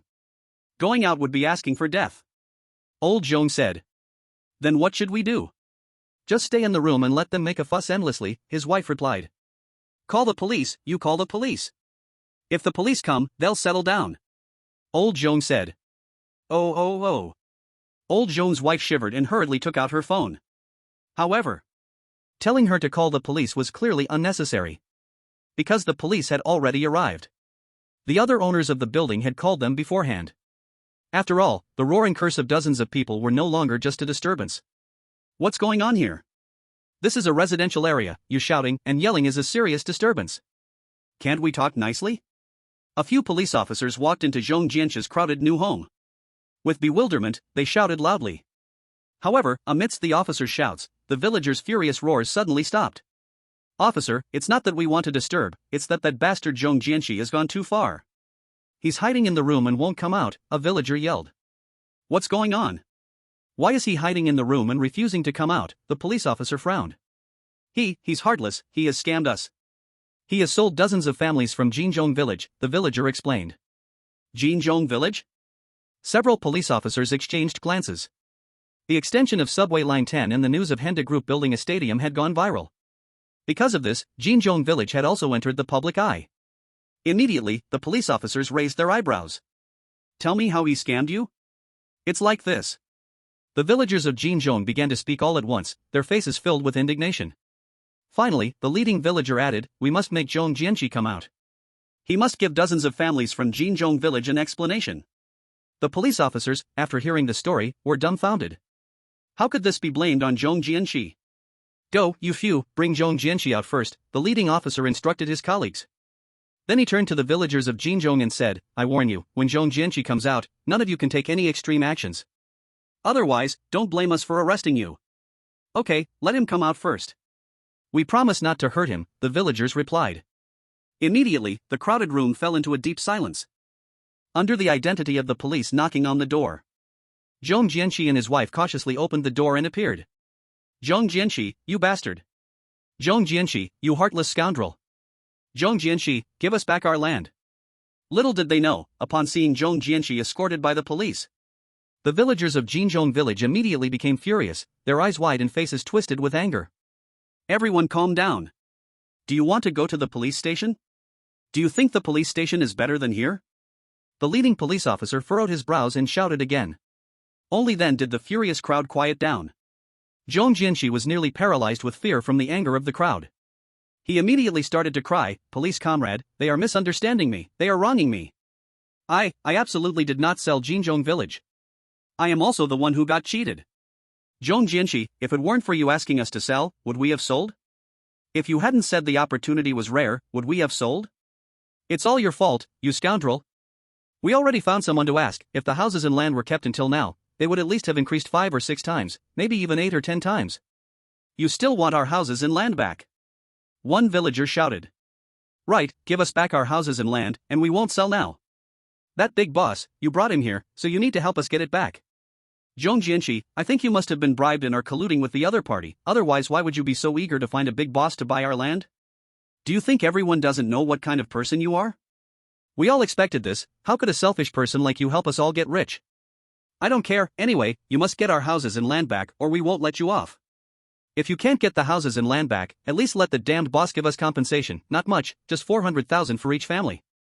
We even gave you 3,000 as a thank you fee for each family. Zhong Jianqi, can you face us? Can you face the ancestors of Jinzhong village? Tell us, how much money did you secretly take? How much did they give you that made you so unscrupulous to deceive us into selling our land? Chapter 123, It's all Zhong Jianqi's fault. You said a word, I said a word. Every voice was filled with anger. Every sentence was fierce. These villagers perfectly embodied the words difficult people. Even the police officers were feeling overwhelmed. They understood the general situation. But this can't be blamed on Zhong Jianqi at all. It's like Zhou Yu fighting Huang Gai, one willingly beats, the other willingly takes. If they didn't want to sell, no one could buy.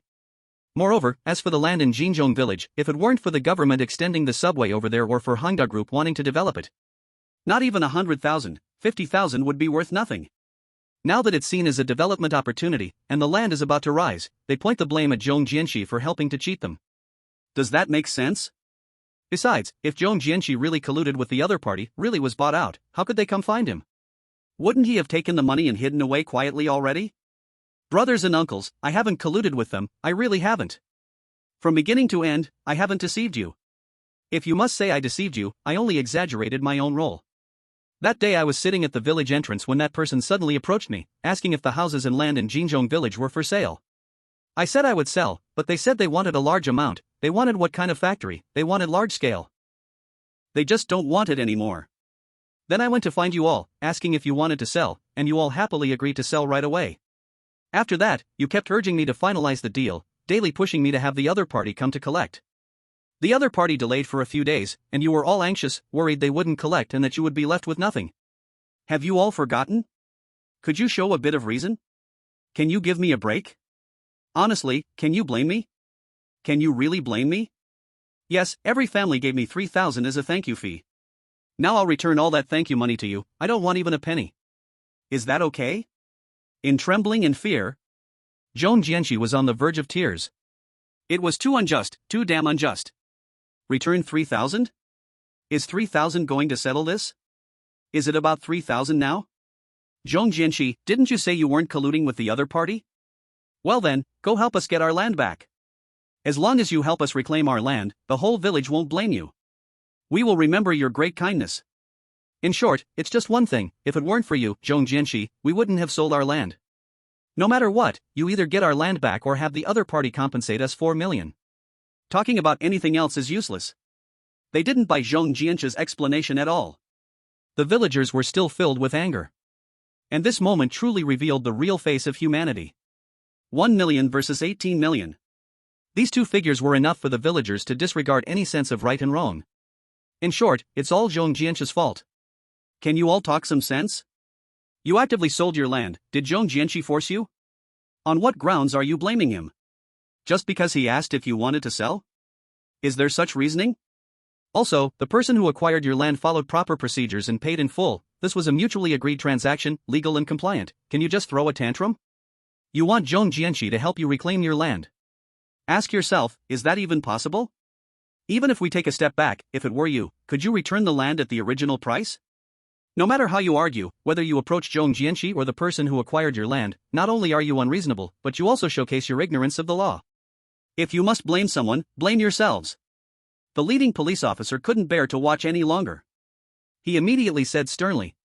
Then another police officer chimed in, it's like if Zhong Jianqi sells his house tomorrow, and a few days later the price goes up, can he ask the other party for the difference? Can the other party compensate him? Villagers, we need to discuss things rationally. Also, it's only because the government is extending the subway and the Hangda Group is developing there that Jinzhong village has risen in value. Without these factors, do you really think Jinzhong village is worth anything? When the other party offered you 1 million, you were undoubtedly thrilled, thinking they were foolish and had more money than sense.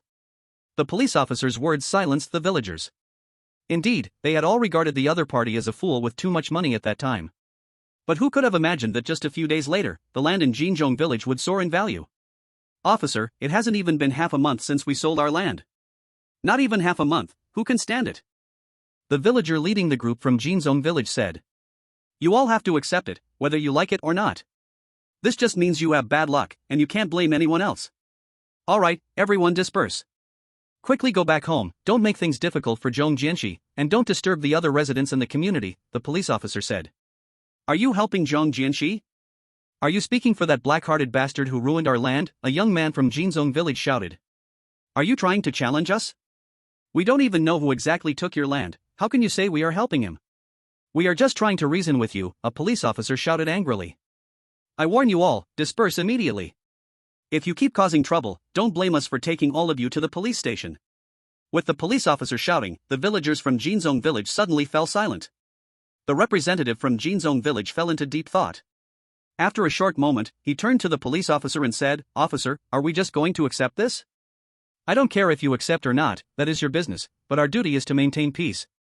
Your disruption here is disturbing the peace of other citizens, and we absolutely do not allow it, the leading police officer said. The representative from Jinzhong village gritted his teeth. He then turned to the people from Jinzhong village and said, You all go back first. Uncle Air, Uncle San, 7th Grandpa, 6th Brother, Xiao Shuai, and Old 5 stay behind. We need to talk to the construction company. After saying this, he turned back to the police officer and said, Officer, I'll send them back. The rest of us will stay here and have a good talk with Zhong Jianxi, alright? As long as Zhong Jianxi agrees, then it's no problem, the police officer said. Construction, do you think we can have a good talk? The representative from Jinzhong village asked. Struggling within himself, Zhong Jianxi finally nodded. If this matter is not resolved, I won't have peace either. Officer, he agreed, the representative from Jinzhong village said. The police officers no longer said much. They looked at Zhong Jianxi and said, If you have any issues, call the police. The station is just a few hundred meters away. This statement was not only directed at Zhong Jianxi but also served to threaten the unreasonable villagers. Then they shouted at the villagers from Jinzhong village, Disperse immediately. If anyone reports you for disturbing the peace, all of you will go to the police station. With the police officer's words and the representative's gesture, the villagers scattered like birds and beasts. As soon as the police left, Zhong Jianxi's house was left with just those few village representatives and Zhong Jianxi and his wife. Jianxi, the situation has come to this, let's not say anything else. Here's what you do, call the man who bought our land and put it on speaker, right now, the representative from Jinzhong village said. Who? Taking a long breath, Zhong Jianxi had no choice. He could only nod in agreement, take out his phone, and dial Yi Chen's number. Chapter 124, The Unquenchable Greed of Man. In the mountains and waters, at the stream. After hearing Yi Chen's story, which seemed like a fairy tale, Chen Yinhua gradually came out of her shock. However, the fact that Yi Chen had become a billionaire still left her unsettled. In the end, she said she wanted to calm down and digest this information properly. She took out the clothes and toiletries that Yi Chen had brought from the rented apartment and walked into the bathroom. In the living room, Yi Chen was sitting on the sofa with Yi Yuyu, watching Peppa Pig. Suddenly, the phone rang. Seeing it was Zhong Jianxi's call, Yi Chen was slightly taken aback but felt little surprise. After giving Yuyu's little head a gentle pat, he took the phone and walked to the balcony. Hello, Mr. Zhong. Yi. Boss Yi, hello. Zhong Jianxi said awkwardly. What's the matter? Yi Chen smiled. But before Zhong Jianxi could respond, the phone was quickly grabbed by the representative from Jinzhong village. He pressed the speakerphone and placed it on the table. Boss Yi, I am the representative of the villagers from Jinzhong village. The representative of Jinzhong village said. What's wrong? Yi Chen asked. Boss Yi, it's like this. Didn't you purchase Jinzhong village from us before? Now, the villagers of Jinzhong village have discussed it and decided they don't want to sell anymore. Can you return the land to us? Don't worry, we will give back every single penny you paid us, the representative of Jinzhong village said. No, we have a written contract, and we followed all the official procedures. The ownership has already been transferred, and the money has been given to you. How can you say you won't sell anymore?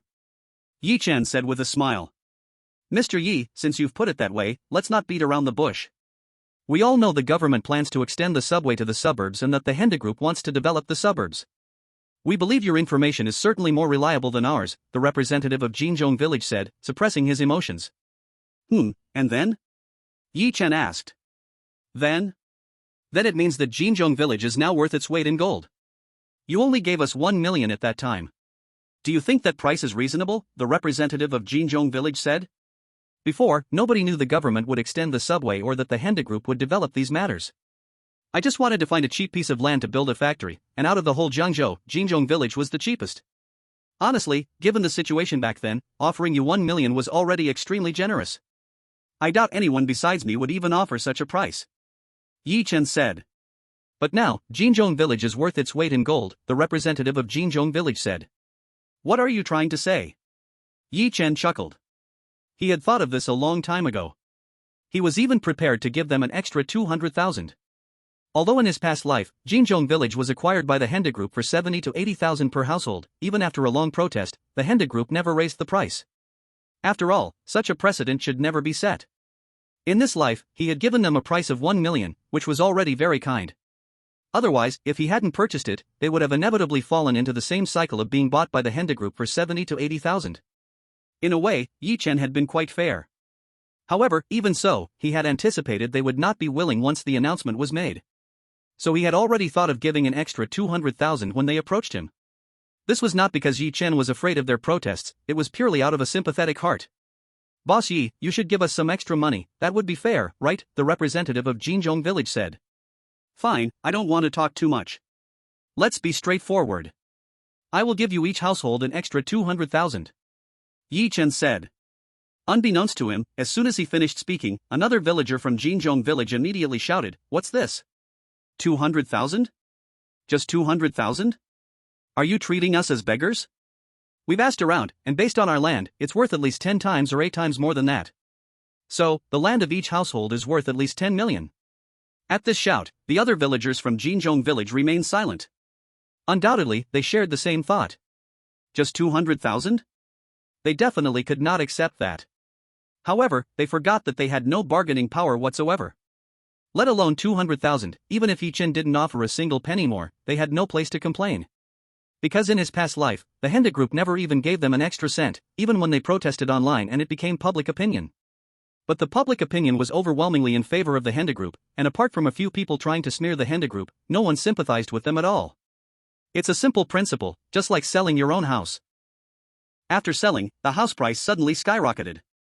Besides feeling unlucky, can you ask the other party to make up the difference? On the other end. Hearing the other parties shouting, Yi Chen's face instantly darkened. 200,000 is too little, are they getting too pushy? Coldly he laughed, then how much do you want to make up? 4 million, at least another 4 million. Still that loud shouting voice. 4 million. Ha ha. Since that's the case, I take back what I just said about giving you 200,000. Don't even say 200,000, I won't even give you 2 dimes, that's it. Yi Chen mockingly sneered and then directly hung up the phone. Greed knows no bounds. There is no doubt that the other party's lack of gratitude thoroughly crushed his little bit of kindness. Hung up? Damn it, he actually hung up? One villager from Jinzhong village shouted angrily as he saw the call was disconnected. Think about it, is 4 million a bit too much? At this moment, another villager from Jinzhong village said. What nonsense! If he gives us 4 million, he can still earn several million, isn't that a lot? The shouting villager immediately retorted. But if the other party doesn't want to give us compensation, where can we reason with them? Where can we find someone? The shouting villager finally fell silent, realizing one problem after all, the other party was an individual buyer, not a company group. Even if they wanted to cause trouble and hold banners, they wouldn't know where to go. Keep calling him, let's lower the price and negotiate. The representative from Jinzhong village said in a deep voice. He picked up Zhong Jianche's phone and continued dialing. But it couldn't get through. Damn, this bastard blocked the number so quickly? The previously shouting young villager said. Change the number and call. Beep beep beep. Beep beep beep. The villagers from Jinzhong village kept changing numbers to call. But without exception, all of them could not get through. Actually, just now, we should have accepted the 200,000. If he doesn't compensate, that's reasonable, giving compensation is kindness, not compensating is expected. At this moment, an elder villager with grey hair from Jinzhong village shook his head inside. Chapter 125. Hope I'm overthinking. There could have been another 200,000, but now it's all gone, definitely gone. Zhong Jianxi said in a daze. However, as soon as he spoke, the young villager from Jinzhong village, already going crazy and cursing non-stop, suddenly found his vent. He rushed directly at Zhong Jianxi. Without any reason, he grabbed Zhong Jianqi's collar and shouted wildly, "Damn it, it's all your fault, Zhong Jianqi. If it weren't for you, all 60-something families in Jinzong village would soon become millionaires. You are the ancient sinner of Jinzong village." In the mountain stream. After hanging up the phone, Yichen directly set his phone to automatically reject unknown numbers. Then he threw this episode to the back of his mind. He returned to the living room to watch Peppa Pig with his daughter.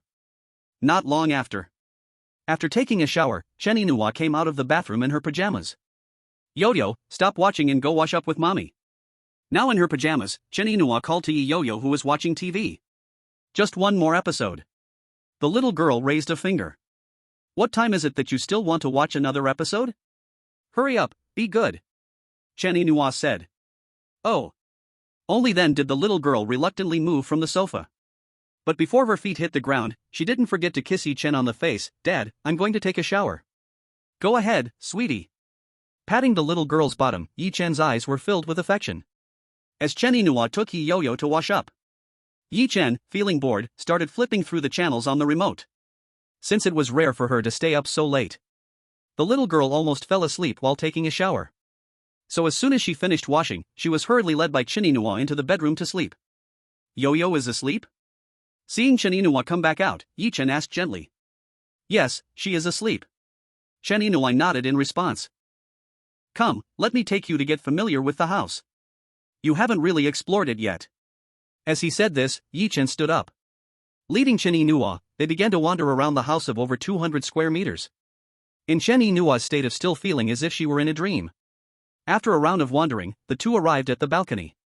Standing side by side, they looked down at the river view. "Yi Chen, I feel like I'm living in a dream. Really, I never imagined I would one day see the Pearl River night view from this angle." Looking at the river view again. Although her emotions were entirely different now, Chen Yinhua still stood there stunned and said, "No, this is not a dream. This is just the beginning. In the future, we will move into a better house and have more and more wonderful things," Yi Chen said with a light smile. As he said this, he suddenly moved behind Chen Yinhua. He opened his arms and hugged the beautiful woman from behind. Chen Yinua's body trembled slightly. But this time she didn't try to break free. Shaking her head, she said, "Whether the house is better or not doesn't matter. For me, even 100-square-meter house would satisfy me. And to me, a good husband who strives and cares, and a child who is sensible and promising, is the most wonderful thing in the world. But I have owed you and you too much, so much that I don't even know how to compensate," Yi Chen said. "Let me see that spirited, understanding, and right-minded Yi Chen again. That would be the best compensation. Can you do that?" Chen Yinhua swallowed and said. "The Yi Chen who was addicted to alcohol, gambling, and was hopeless has died. He is completely gone. After being reborn, believe me, believe that I will make you the happiest woman in the world." Looking at the calm surface of the Pearl River, watching the ebbing flow of people by the riverside, Yi Chen whispered softly. Chen Yinhua didn't speak anymore. But her beautiful eyes were already shimmering with tears. She wanted to say that during this recent time, she already felt like the happiest woman in the world. Even living in a rental house in a village in the city. Seeing the tears shining in Chen Yinua's eyes, Yi Chen's hand, which was originally wrapped around his wife's waist, gradually became restless. After 1 or 2 years of sleeping apart, in an instant, under Yi Chen's wandering hands, Chen Yinhua felt as if she had been electrocuted. That long-lost sensation swept over her. But this time, she did not resist. However, at that moment, "Daddy, Mommy, what are you doing?" A tender voice of doubt rang out. Chen Yinua's body jolted. Instinctively, she broke free from Yi Chen and turned to look. She saw Yi Yu had come out of the room at some point. Rubbing her eyes, looking dazed. In an instant, the red flush on her pretty face reached her ears. "Yu, weren't you sleeping? Why did you come out?" "Mommy, I want to sleep with Peppa." "Where is Peppa?" the little girl said sleepily. "Ah, Mommy will find it for you right now." Chen Yinhua blushed and quickly took the little girl to look for the plush toy in the suitcase. Meanwhile, Yi Chen was utterly frustrated. With a face full of helpless laughter. "What's going on here? Mommy, can you sleep with Yu too?" After finding the toy, Yi Yu hugged it sleepily as she looked up at her mother. Okay, Mommy will sleep with Yu." Unable to refuse her child's request, Chen Yinhua could only smile bitterly. This way, Yi Chen felt wronged. Yinhua. Before Yi Chen could finish his sentence, Chen Yinhua bit her pink lip, and although they were already an old couple, it had been 1 or 2 years since they had slept together, so she couldn't help but feel her ears flush and said, another day. Another day? Yi Chen wanted to say that calming Yu to sleep was fine too. But in the end, he still didn't say it. In his helpless laughter and murmured response, Chen Yinhua added, in a strange environment and on a strange bed, if Yu suddenly wakes up and can't sleep well, that would not be good. After speaking, without waiting for Yi Chen to respond, she hurriedly led Yu into the room. Under Chen Yinua's flawless words. What else could Yi Chen say? Wash up and sleep. In the master bedroom. After a round of bathing, Yi Chen lay down on the bed. He picked up his phone and opened WeChat. Suddenly, he noticed several message notifications in his moments. When he clicked in to take a look, it was all likes from his old classmate Lin Mingxi on his past moment posts from many years ago. He frowned slightly. However, after backing out, he no longer cared. He aimlessly scrolled through moments. But after just a few swipes, one post caught him by surprise. It was posted by Lin Mingxi. The accompanying image was a shadow photo of her under a streetlight. The caption read, upon looking back, that person stood in the dim lights. What does this mean? Yi Chen raised an eyebrow. Reuniting with her this morning. She sent me a message at noon wanting to catch up. Then posting something like this at night. This made Yi Chen's thoughts race. I hope I'm just overthinking, he murmured. Yi Chen shook off these cheesy thoughts. Because for him, this joke wasn't funny at all. P.S. 4/4, still 5 chapters owed.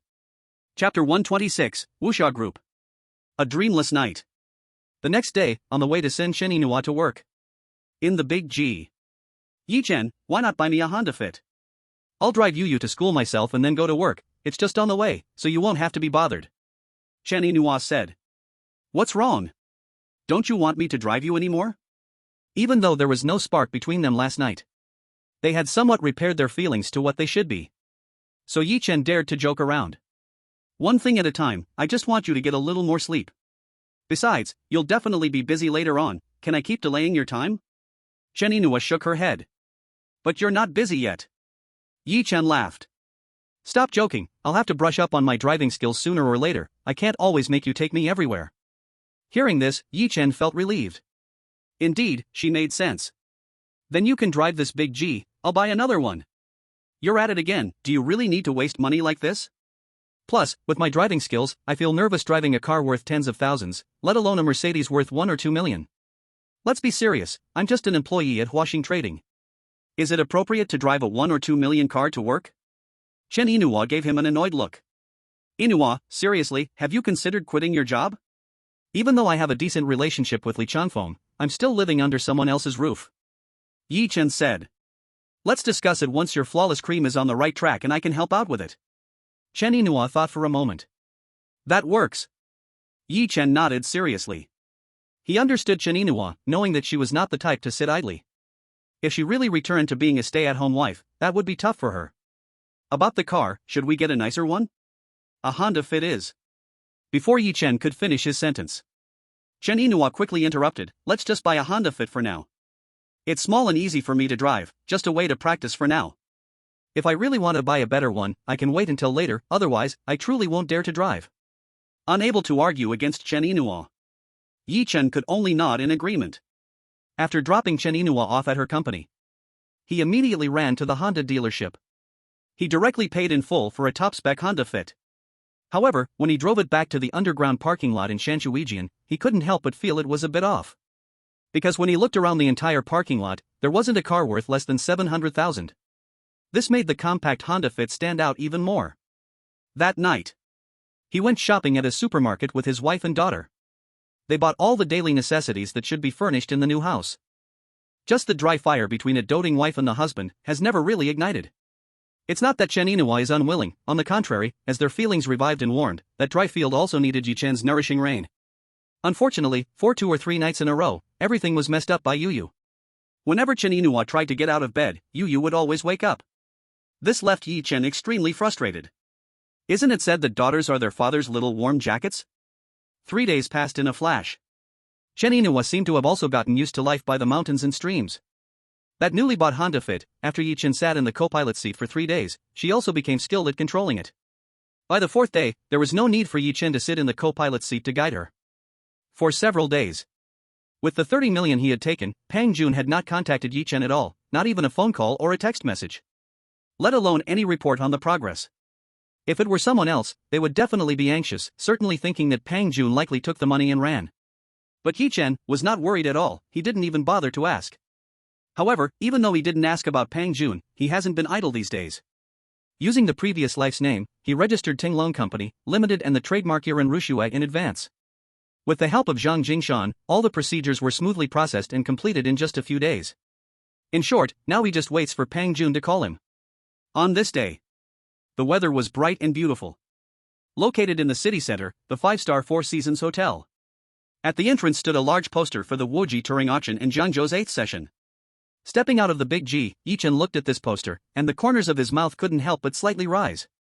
For the past few days, he had been waiting. Waiting for this auction. Waiting for this chance to pick up a big bargain. Because he didn't have an entry ticket. So even though he came in a big G, he still had to pay a 10,000 entry fee to the organizers. Damn, brother Yi, you're here too? On the 39th floor of the hotel where the auction was held. As soon as Yi Chen stepped out of the elevator, a sudden exclamation startled him. Turning his head instinctively, who could it be if not Zhang Jingshan? What are you doing here? Watching Zhang Jingshan happily jog over, Yi Chen couldn't help but be puzzled. Me? A friend dragged me here, and who knew that right after I arrived, that guy had an emergency and slipped away, leaving me alone here. I was originally thinking of just going along with the fun, but after waiting for a bit, I got bored and was preparing to leave. After all, I'm not interested in auctions, but just as I came out to take the elevator, I saw you. Zhang Jingshan explained with a smile. Oh. Yi Chen replied with a light smile. Brother Yi, what's your situation? Did you come with an entry ticket? Zhang Jingshan quickly asked. No, I just happened to see there was an auction here and out of curiosity, I paid a 10,000 entry fee to come in. Yi Chen laughed. You paid? If I had known you were interested in auctions, I could have gotten you a few entry tickets. This thing isn't hard to get because the level of these auctions isn't high, so there won't be any good stuff, which is why the high-end players won't show up.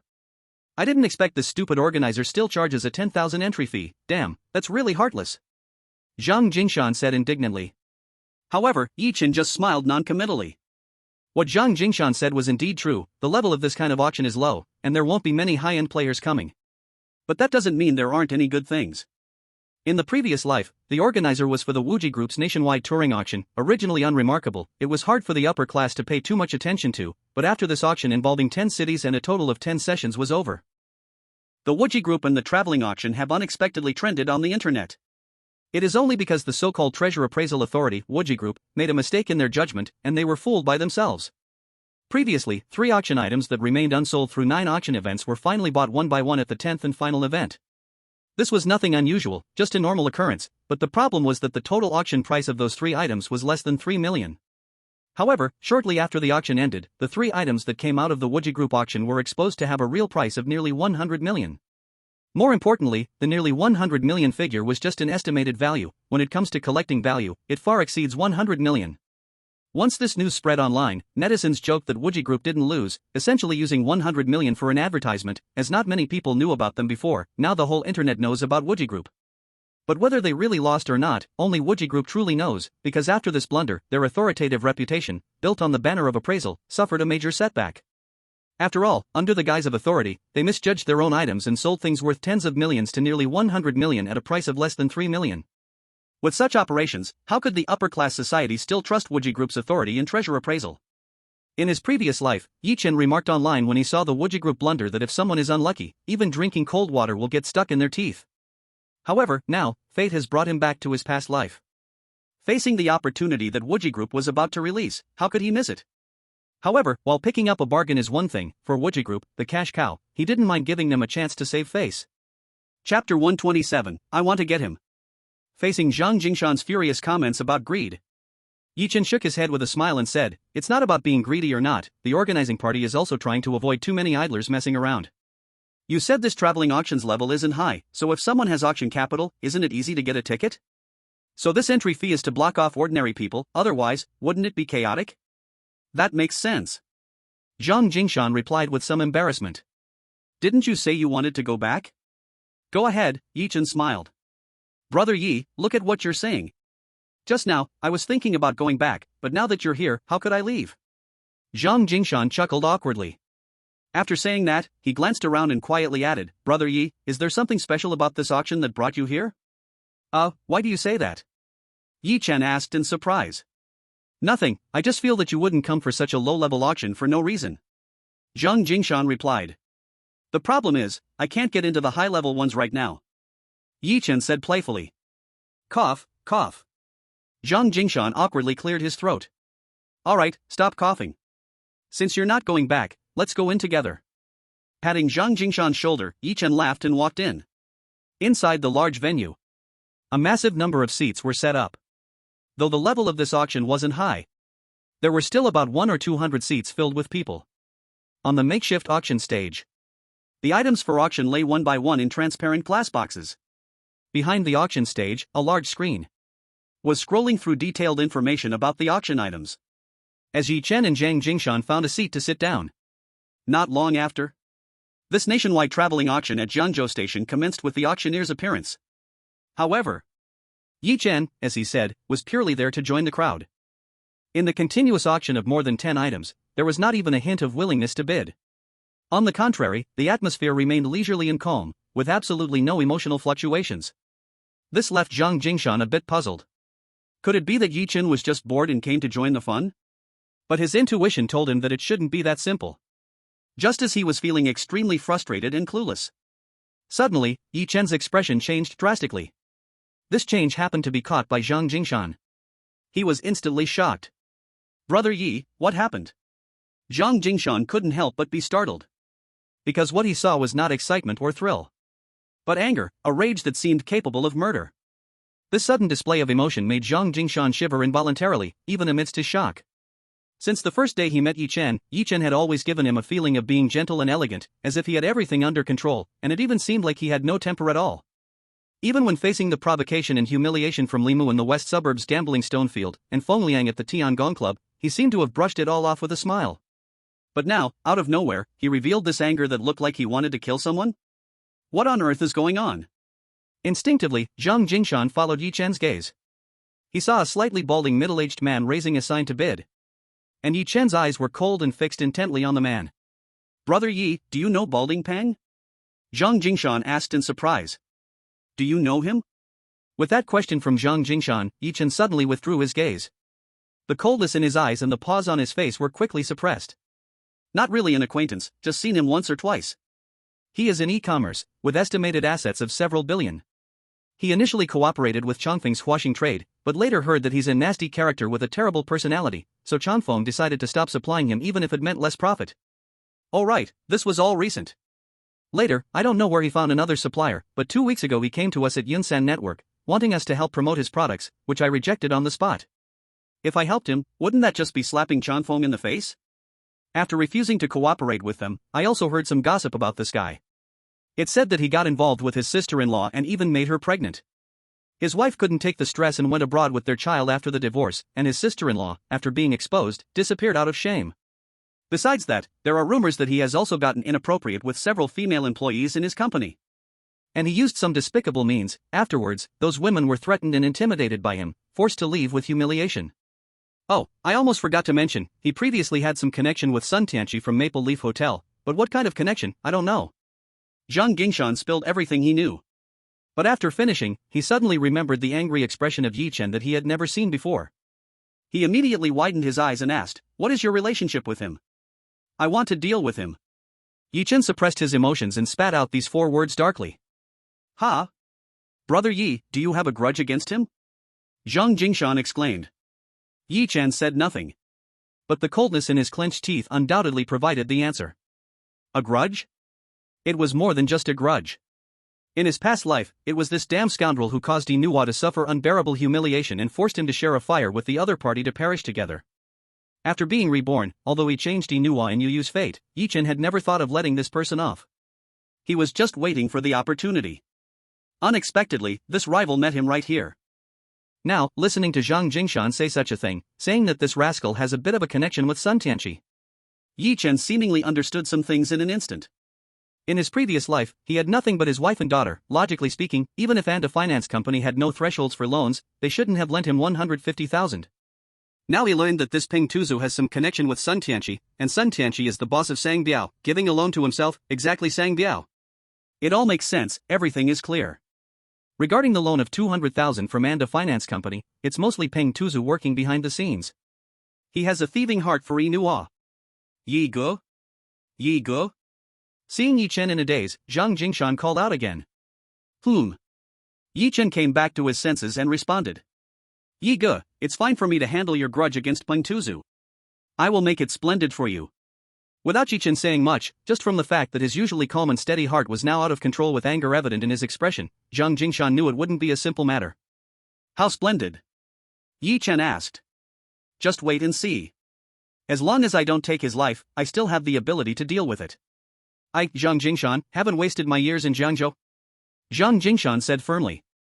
Aren't you going to ask me what grudge I have with him? Yi Chen asked. Curiosity makes me want to know, but reason tells me not to ask.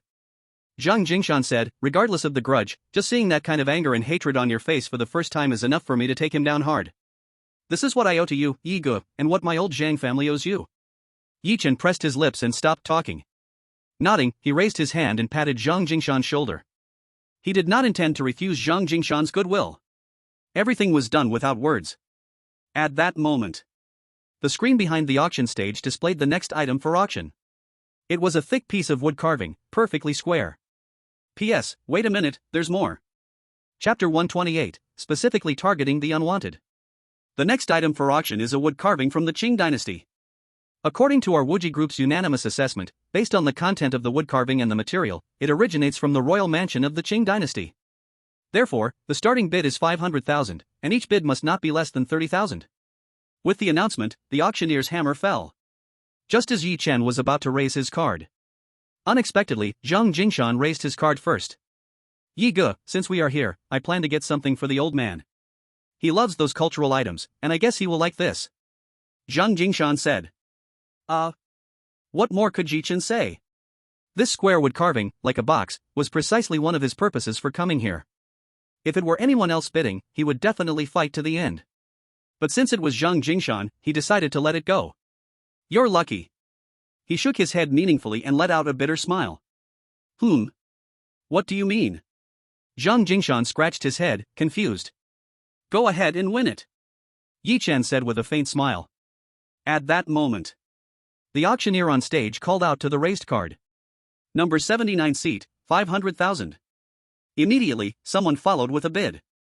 Number 41 seat, 530,000. Number 63 seat, 560,000. Number 93 seat, 590,000. As the bids continued, this wood carving, which started at 500,000, reached 890,000. Number 130 seat, 890,000, first time. Number 130 seat, 890,000, second time. If it were normal times, even if he wanted to win it for the old man, Zhang Jingshan wouldn't bid any further. Because this price was enough to buy better things for the old man. But thinking of Yi Chen's intriguing earlier remark, he still raised his card at the last moment. Number 79 seat, 920,000. As soon as this price was announced, the previous bidders all shook their heads. After all, this kind of thing has little collectible value. 890,000 is already considered a sky-high price. Moreover, it is only after arriving in Jiangzhou that anyone would bid. In the previous 7 Turing auctions, it was said that no one was willing to make an offer for this item. 920,000, first time. 920,000, second time. 920,000, third time. Sold. Congratulations to seat 79, sir, for acquiring this piece of Qing dynasty wood carving for 920,000. After the auction, please proceed to the back with our staff for the transaction. Amid the applause, Zhang Jingshan couldn't help but whisper to Yi Chen, Brother Yi, does this thing have a background? We'll talk about it later. Yi Chen continued to keep the mystery. At this moment, sitting at the 3 o'clock position relative to Yi Chen and Zhang Jingshan, Pang Lei furrowed his brow. He knew Zhang Jingshan and had been put in his place twice, but helplessly, since the other party had a powerful grandfather, he had to accept it. But the person sitting next to Zhang Jingshan seemed somewhat familiar, yet he couldn't quite place him. This left him racking his brains, but no matter how hard he recalled, he couldn't break through that barrier of impression. At this moment, on the big screen, after the Qing dynasty wood carving, the next auction item began. The next item up for auction is a porcelain cup from the Qing dynasty. According to the assessment done by our Wuji group, this porcelain cup is a blue and white lawn porcelain cup popular during the reign of Emperor Kangxi. Although damaged, it does not affect its collectible value. Therefore, the starting price is 800,000, with each bid increase not less than 50,000. As the auctioneer's gavel came down, no one in the hall raised their paddle to bid. Perhaps this is the psychology of the crowd. This damaged blue and white lawn porcelain cup from the Kangxi period of the Qing dynasty had an initial auction price of 1,100,000 in the first Turing auction. Unfortunately, there weren't any interested wealthy bidders, and after experiencing a failed auction in the third round, the subsequent rounds had even less attention. Because the public psychology was almost the same, people thought that this continuously failed to sell broken item, even if bought, would not be worth the price and would likely be laughed at. It is precisely under this kind of psychology that Wuji Group had to repeatedly lower the starting price. After all, at the beginning, the starting prices given by Wuji Group were artificially inflated. But even after lowering the starting price, it seemed difficult to avoid falling into another failed auction situation, as no one raised their paddle for a long time. Just when the auctioneer was about to declare a failed auction, Yi Chen raised his paddle. Seat 78, 800,000. Seat 78, 800,000. The auctioneer, thrilled, called out twice in succession. Yet still, no one below was willing to raise their paddle to bid. Helplessly, he could only announce again. 800,000, first time. 800,000, second time. 800,000, third time. Sold. Congratulations to the gentleman at seat 78 for acquiring the blue and white lawn porcelain cup from the Kangxi period of the Qing dynasty for 800,000. After the auction, please proceed to the back with our staff for the transaction. Another round passed. On the big screen, it was now the final auction item of this auction. A painting. Qianlong's Songyang Han Cypress. However, the information clearly indicated that it was a modern imitation. Next, we will auction the last item of our Wuji Turing auction in Zhengzhou Station. A painting by a Republic of China artist imitating Qianlong Emperor's Songyang Han Cypress. According to our Wuji Group's appraisal team, this Songyang Han Cypress painting is an imitation from the Republic of China period. Although we do not know who the great artist was, the skill of imitation is remarkable, even to the point of being lifelike. Therefore, this Republic of China imitation of Songyang Han Cypress has a starting price of 800,000. As soon as the auctioneer finished speaking, Yi Chen raised his paddle again. Is this kid again? He only picks items that nobody wants? If it was just the Kangxi period blue and white porcelain cup with a chip that Yi Chen bought, it only shocked those present at the auction. But this painting, Songyang Han Cypress, completely stunned them. Let's not mention that these are things that have gone unsold since the first round. As for this Songyang Han Cypress, if it was really a copy by a famous master, it would definitely be valuable, definitely worth more than 800,000. However, a copy by an unknown artist, can it really be worth anything? No matter how lifelike it is, it still wouldn't be worth anything. Collecting paintings and calligraphy is all about fame. Do you think there are that many people who appreciate the artwork? So, a lifelike copy by an unknown artist has no value at all. Yet this guy bought both the chipped porcelain cup and the copy of Songyang Han Cypress in one go. What is he really after? In everyone's confusion. 800,000, third time. Sold. Congratulations to Mr. Seat 78 for acquiring the Republic of China Master's copy of Songyang Han Cypress for 800,000. After the auction, please follow our staff to the back for the transaction. This auction in Zhengzhou has perfectly concluded. Thank you all for coming. After saying all this, the auctioneer let out a heavy sigh of relief. Regardless of whether it was the wood carving, the porcelain cup, or this Songyang Han Cypress, they had truly felt a lot of pressure since the first round had been unsold. Fortunately, they finally managed to make a sale. And below, Yi Chen also let out a heavy sigh of relief. Though he let the wood carving go to Zhang Jingshan.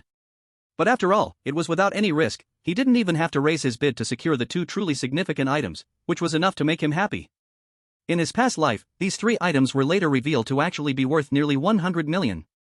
But in this life, once they were in his hands, not counting that piece of wood, they were worth at least 2 billion, and still immediately worth 2 billion.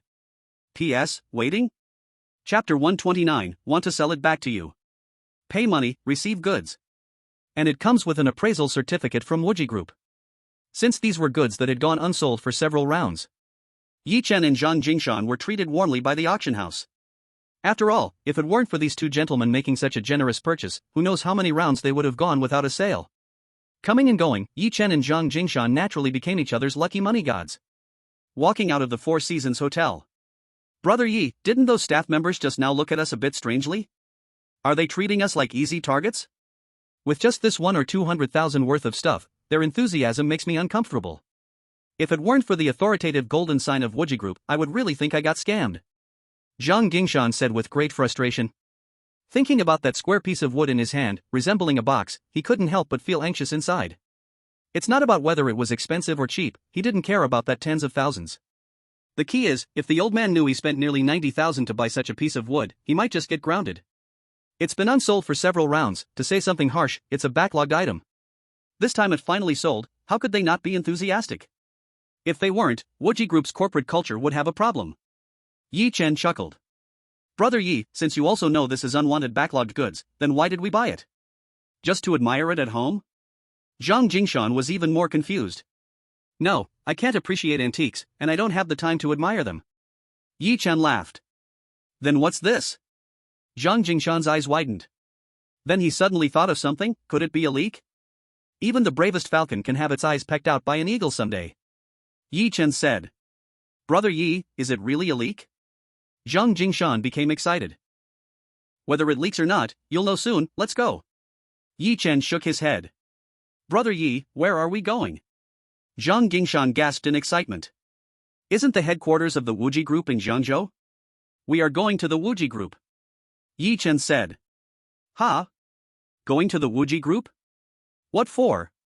We are taking this thing in your hand and selling it back to the Wuji Group. As he spoke, Yi Chen had already stepped towards the Mercedes-Benz G-Class. And Zhang Jingshan was completely confused. What does this mean? He just bought it from the auction of the Wuji Group. Now he wants to sell it back to the Wuji Group? This. After a moment of surprise. Seeing the Mercedes-Benz G-Class had started. Zhang Jingshan hurried to run towards his Porsche. Half an hour later. At the grand entrance of the Wuji Group. Yi Chen said, can you contact the senior management of the Wuji Group? I want to talk to them. I really haven't had much dealings with the Wuji Group, but I'll try. I'll report my name at the front desk and see if it works. If not, I'll find someone to get the contact information of their senior management. But Brother Yi, what exactly is your plan? Zhang Jingshan was still unable to figure out Yi Chen's intentions. Why so many questions? You'll know soon. Yi Chen said impatiently. Okay, then I'll try at the front desk. As he spoke, Zhang Jingshan strode in. He walked directly to the front desk. Miss, please help me contact your general manager. Just say Zhang Jingshan from Yuntian Network wants to see him and see if he has time. Sir, this seems to be against. The receptionist frowned immediately. Little did she know, as soon as her words fell. Another receptionist suddenly shouted, You are General Zhang from Yuntian Network? What? Doesn't it look like me? Zhang Jingshan smiled with an air of sophistication. Unexpectedly, the other party nodded without thinking, it does. Many working women would gossip about this diamond bachelor in private. Perhaps Zhang Jingshan didn't know that he had unknowingly become a celebrity in the hearts of many working women. The CEO of Yuntian Network, who has attracted a large number of female streamers.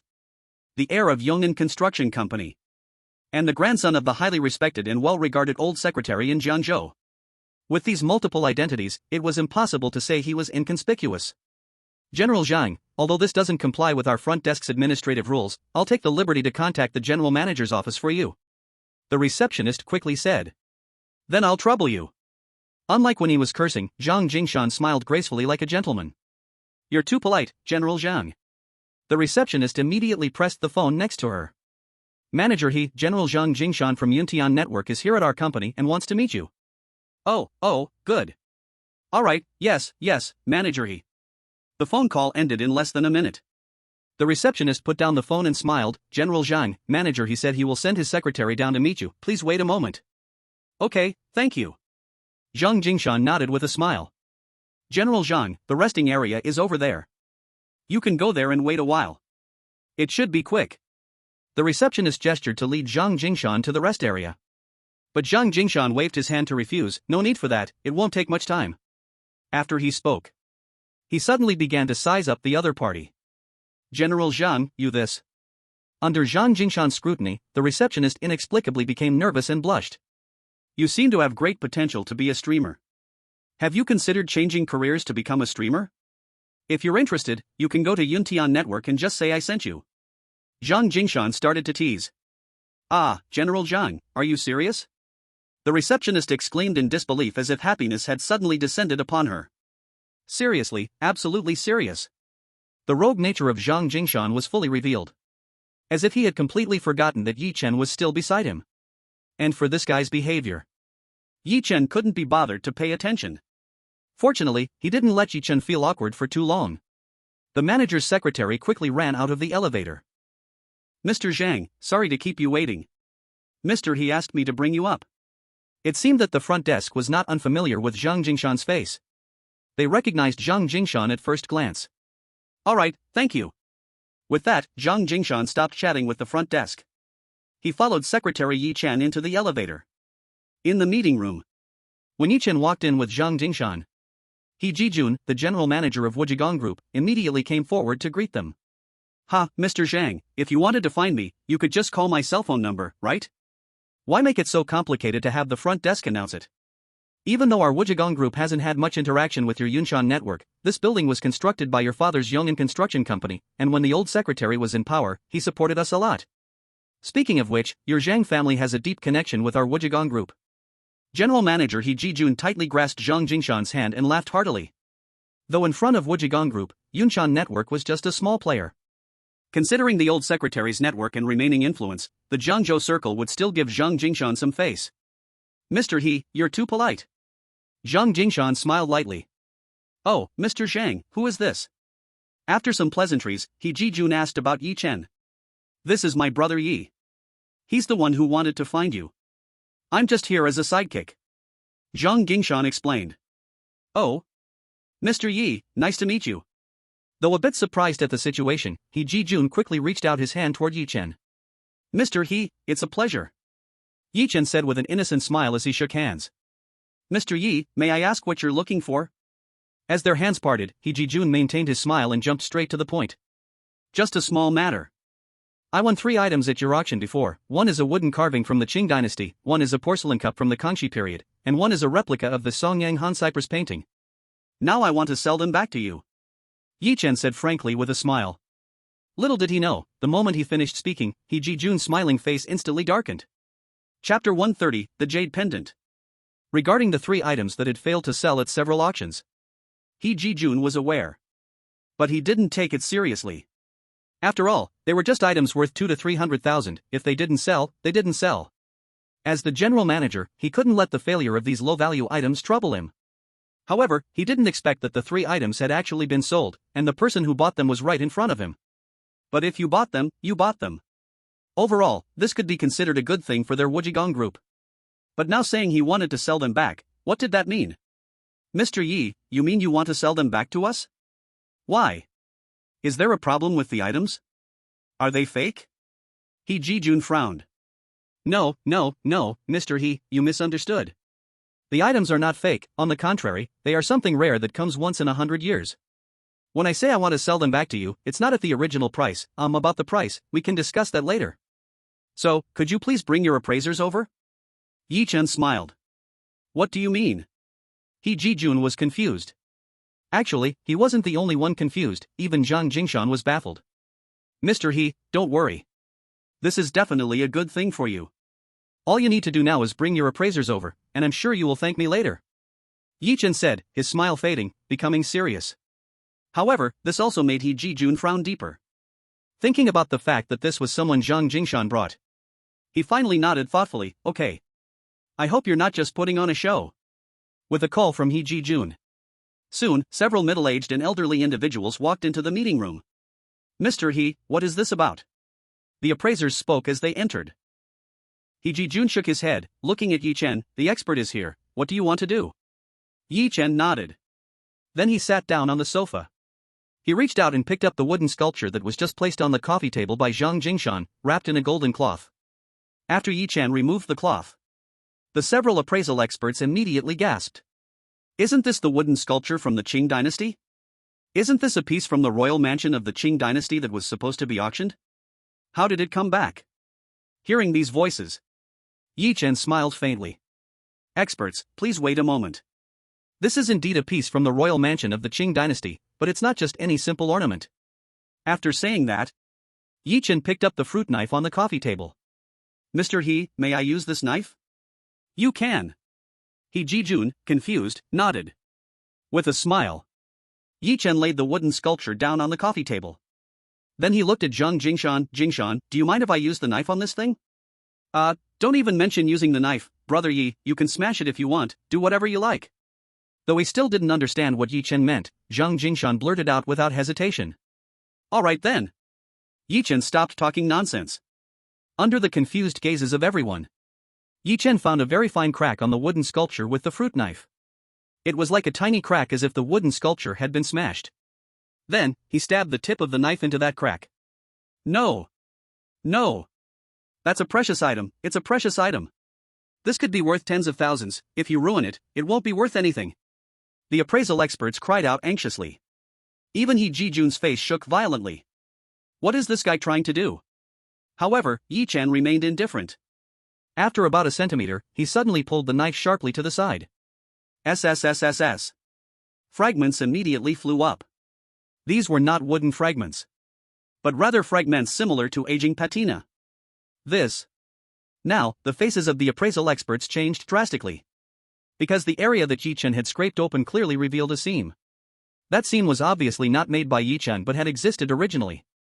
And together with the patina fragments falling from above and below the seam. This is a wooden sculpture with secrets inside. Before the appraisal experts could recover, Yi Chen adjusted the wooden sculpture to the other side, continuing to scrape with the tip of the knife. SSSSS. SSSSS. SSSSS. 3 more seams appeared. The wooden sculpture, under the display of these 4 seams, clearly revealed its true nature as a box. Ignoring everyone's reactions, Yi Chen firmly pinched one end of the wooden sculpture box and twisted it. Crack! The wooden sculpture box immediately split into 2. Inside, there appeared a crystal-clear jade pendant.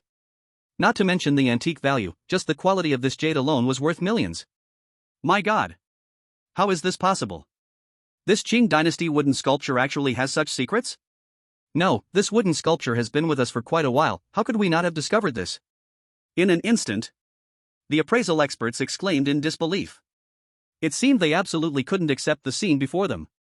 Yi, brother Yi, what is going on? Zhang Jingshan was also shocked by this scene, feeling incredibly unbelievable. Everyone knows how much Empress Dowager Cixi loved jade, right? Because of this, jade was incredibly popular at that time, especially everyone in the court and officials felt proud to possess a high-quality jade, and being rewarded by Empress Dowager Cixi was seen as the highest honor. It is said that during that time, Empress Dowager Cixi would occasionally reward officials with relatively inferior jadeite. According to a piece of folk history, Cixi's rewards were divided into 2 levels, one wrapped in yellow cloth and the other in a box. The boxes for the jadeite were made from the golden silk nanmu wood used in the palace, and they were carved with various designs and characters. However, these rewards were not given publicly in the court but privately instead, which led to very few historical inquiries about these secrets. Additionally, it was said that only those jadeites presented in boxes were some of Cixi's favorite pieces, so only a few high-ranking officials received such treatment. Originally, this was a gracious act of royal favor that could bring glory to one's family, but later, it was said that a minister accidentally broke or lost the awarded jadeite, bringing himself enormous trouble. From that point on, those ministers who had been rewarded treated the jadeite as if it were their lifeline, especially those few noble officials who received the carved wooden boxes. Therefore, they had to hire skilled craftsmen to seal the boxes to avoid accidentally flipping them over and breaking the jadeite or losing them. So, when I saw this wooden box appear at the Wuji auction, I knew it was almost certain, and luckily, it didn't let me down. Yi Chen explained in a leisurely manner. These were all later examined by people in his previous life. So Yi Chen was just casually mentioning it. After listening to Yi Chen's words, the appraisal experts and He Jijun were all dumbfounded, staring blankly. So you opened this box to sell this piece of jade back to our Wujie group? After the shock, He Jijun suddenly asked. To be precise, I am selling both the box and this jade pendant back to you. Yi Chen smiled, expressing his intention directly. He Jijun didn't respond immediately. His face was full of a serious expression. They had missed it. Their Wujie group's appraisal expert team had indeed made a mistake. If they had known there was such a secret and potential behind this wood carving, it would at least be worth 10 million. Mr. He, it's our fault. We made a mistake. A senior appraisal expert in Wujie Group gritted his teeth and said. Old Tang, you're being too harsh, it's not your fault. After all, without knowledge of the secret behind the wood carving, one wouldn't know about this potential. You can't blame yourselves. He Jijun said. Then he took a deep breath. Mr. Yi, you tell us how much you want to sell it back to our Wujie Group? This belongs to Mr. Zhang, I'm just helping to reveal it. Yi Chen shook his head and smiled. After all, this was acquired by Zhang Jingshan, so he needed to convey this information. Brother Yi, please don't say that, you are in full control. Whatever you say goes. Zhang Jingshan said quickly, almost instinctively. How about this, Mr. Zhang, Mr. Yi, how about 1 million? We Wu Jie Group will buy it back for 1 million. Although he didn't examine the appearance of the jade pendant, at this point, it was unnecessary. They were in this business, upon first glance, they knew that the jade pendant was certainly not an ordinary item. 1 million? Zhang Jingshan's heart trembled again. Even though he had earned a bit over a billion by following Yi Chen before, thinking that this was bought for 920,000, and just under 2 hours later, it was offered back for 1 million. This tenfold turnover truly made it hard for him to remain calm. Little did he know that Yi Chen was shaking his head. Mr. He, your price isn't very fair, is it? What's unfair? Look at the quality of the jade pendant, it's not that top-grade jadeite. 1 million is definitely a fair and reasonable price. It's even more than that. He Jijun said. Yes, that's right. What you said is indeed reasonable, General He. If it's just the jade pendant and the box, 10 million is indeed fair. But General He, aren't you overlooking one problem? If we take it out to sell, once the outside world finds out that your Wuji Group made a mistake and auctioned off something worth tens of millions for less than a million, what kind of impact will that have on you? I believe General He understands this better than anyone else. As Yi Chen said this with a smile, even the usually steady He Jijun couldn't help but show a look of panic. Yi Chen continued, General He, the reason I came to you is to help your Wuji Group, to prevent your reputation from being ruined because of this matter. So, isn't it a bit too unkind of you to offer the market price? Your Wuji Group has competitors, and if you take this to your competitors, what do you think they would offer? He Jijun couldn't maintain his calm anymore. If that's the case, the authoritative reputation of Wuji Group would be shattered. Their reputation would plummet. So, according to what General Yi said, what price is appropriate? He Jijun asked, revealing he had no control in the situation. 20 million. What do you think, General He? This price is definitely not extortion, nor is it asking too much. Yi Chen stated. 20 million? He Jijun couldn't help but glance at the other two items wrapped in yellow cloth on the coffee table. At the beginning, Yi Chen mentioned that he came to sell back 3 items purchased at the auction. This implied that their experts in Wuji Group not only misjudged the wooden carving. They very likely also misjudged the cobalt blue porcelain cup from the Kanshi period and the Dowang Banshan's Songyang Hanbai painting from the Republican era. If spending 20 million to buy back the wood carving could resolve their Wuji Group's crisis, that would certainly be worth it, without a doubt. But what about the porcelain cup and the Songyang Hanbai painting? If these 2 items weren't just lucky finds, then that would be a problem. If they were. This wooden carving, which has increased in value by more than 20 times, had become an exploratory stone for the other party. However, in the current situation, whether or not the other party is testing the waters, it seems Wuji Group has no choice left. Manager Zhang, General Yi, please wait a moment. I'll go out to make a call first. He Jijun could manage 20 million, but the porcelain cup and the Songyang Hanbai painting that had yet to be revealed were definitely beyond his control. Okay, no rush. Yi Chen nodded. He Jijun stopped wasting time and quickly left the reception room. Mr. Yi, the other 2 items on the coffee table. Just after Yi Jijun left, an appraiser looked at the porcelain cup and the Songyang Hanbai painting covered by the yellow cloth and couldn't help but ask. But his expression was filled with worry. Oh, they were also bought from Wuji Group's auction. Yi Chen smiled and said. He reached out to remove the yellow cloth. The porcelain cup identified as Kanshi period cobalt blue and the painting identified as a copy of Songyang Hanbai by a famous Republican artist immediately revealed themselves. Isn't this the Kanshi period cobalt blue porcelain cup we appraised? And this scroll, could it be the Songyang Hanbai painting copied by a famous Republican artist? As soon as the yellow cloth was removed, several veteran appraisers exclaimed in unison. But deep inside, a strange wave of crazy anxiety surged up. Yes. Yi Chen smiled. Brother Yi, do you mean these 2 items also have problems? Zhang Jingshan on the side exclaimed in surprise. But as soon as he spoke, he felt foolish. If there were no problems, would Yi Chen have been able to buy them? Would he have brought them to Wuji Group? However, Yi Chen did not pay him any mind. He addressed the few appraisal experts. Masters, could you please prepare the tools to remove the surface of the porcelain, as well as tools for uncovering? Remove the surface of the porcelain? Uncover? Are you planning to strip the surface of this Kanshi period blue and white porcelain cup and uncover this Songyang Han cypress painting? One appraisal expert exclaimed sharply. This is madness, our appraisal of the Kanshi period blue and white porcelain cup cannot possibly be wrong, and neither can the Songyang Han Cypress painting have any issues, an older expert shouted while trembling his gray eyebrows. The other few experts readily echoed his alarm. In response, Yi Chen merely smiled dismissively. He said, "Masters, there's no need to get so worked up, let's not rush to conclusions, whether there's an issue or not is beside the point. Can you help me with a little guess of mine? Even at the very least, it's worth several 100,000, together, it's over 1 million. Are you sure you want to use it for an experiment?" a younger middle-aged expert responded. "Right, over 1 million isn't too bad, otherwise this itching feeling is going to drive me mad."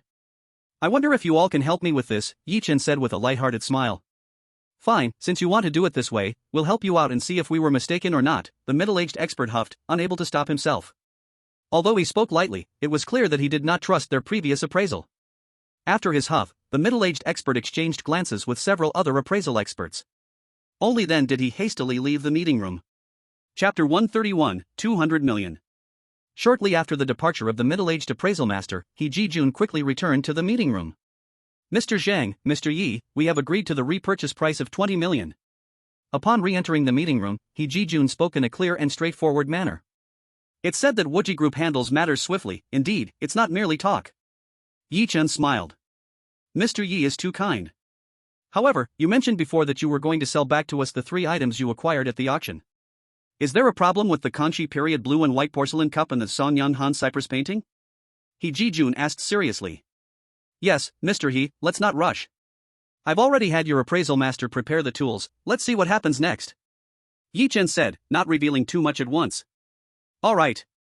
With a heart filled with unease, He Ji-jun waited anxiously. Though the chairman overseas had already given him ample authority over the phone, he still could not shake his unease. Before long, a series of tools and a stable table specifically for uncovering were brought into the meeting room. Seeing this setup, He Ji-jun immediately asked, "Is this going to?"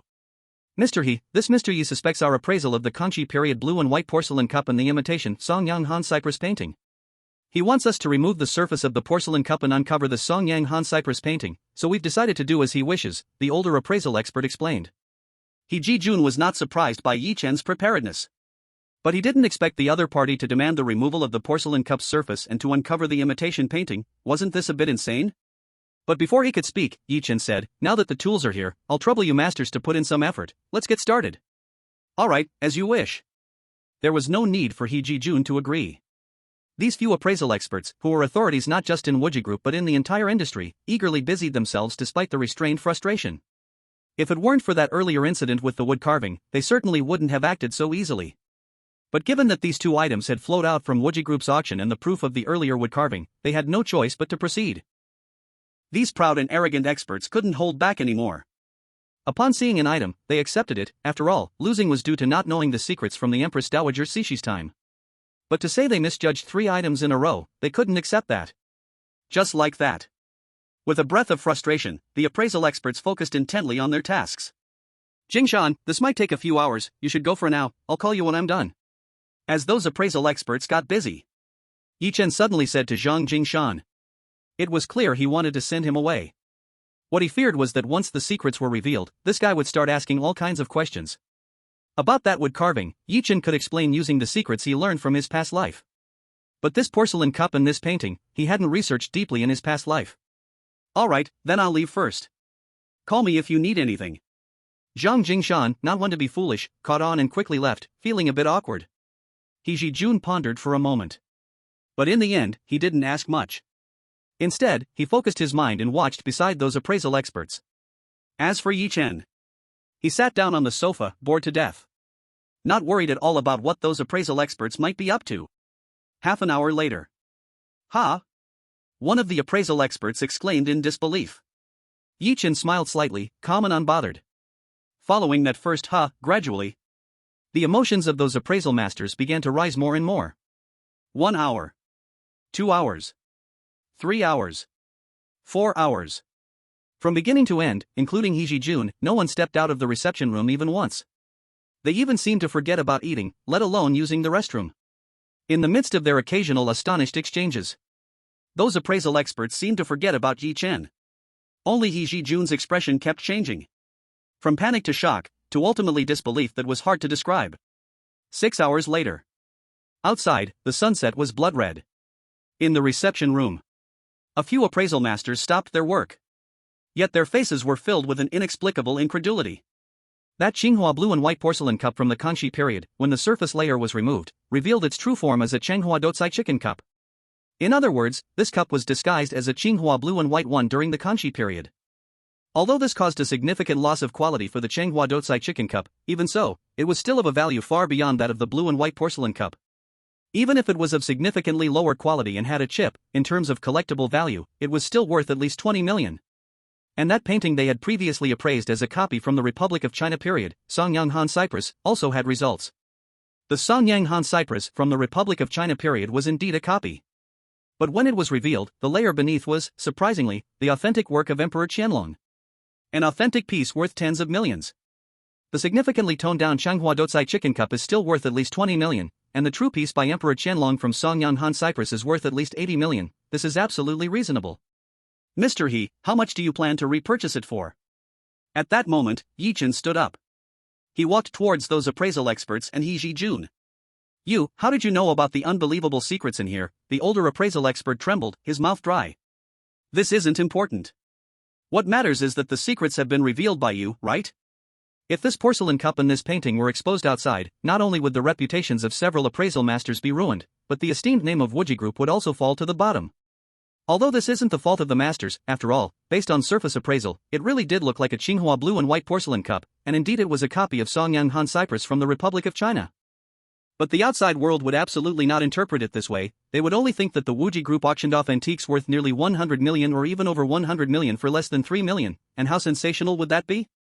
Yi Chen spoke in a calm manner. If they knew the true internal situation, he would have no problem speaking up. But the problem is they don't know. In a previous life, they only knew the porcelain cup revealed its true form as a Changhua Dotsai chicken cup after removing its surface, and the copied Songyang Han Cypress painting only revealed its true essence after being unmounted. So he could only speak in a mysterious way, avoiding the heavy topics. Mr. Yi, how much do you want? At this moment, He Ji-jun had no time to think about how Yi Chen knew this, he asked with a serious tone. Upon hearing this, Yi Chen raised 2 fingers. Not much, and not to put you in a difficult position, 200 million.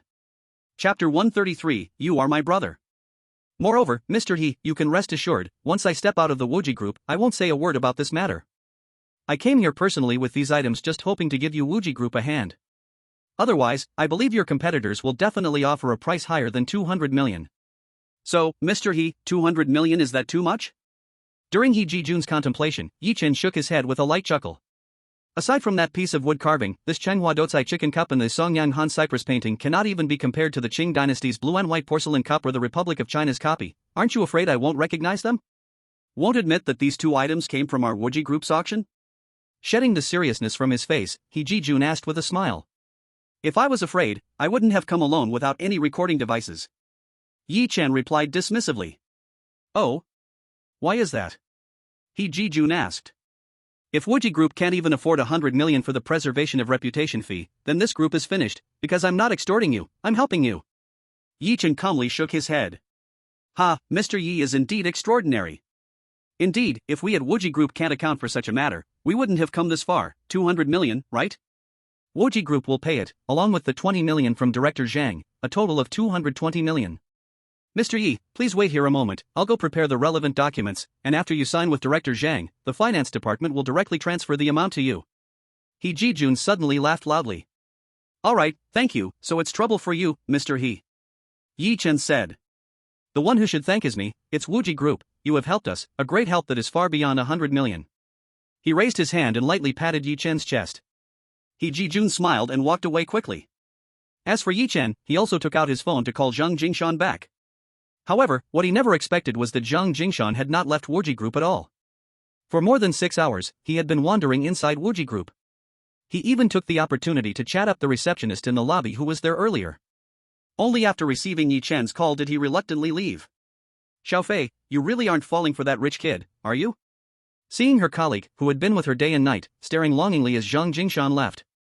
The female receptionist who previously claimed it was against the rules to announce to the general manager's office was stunned.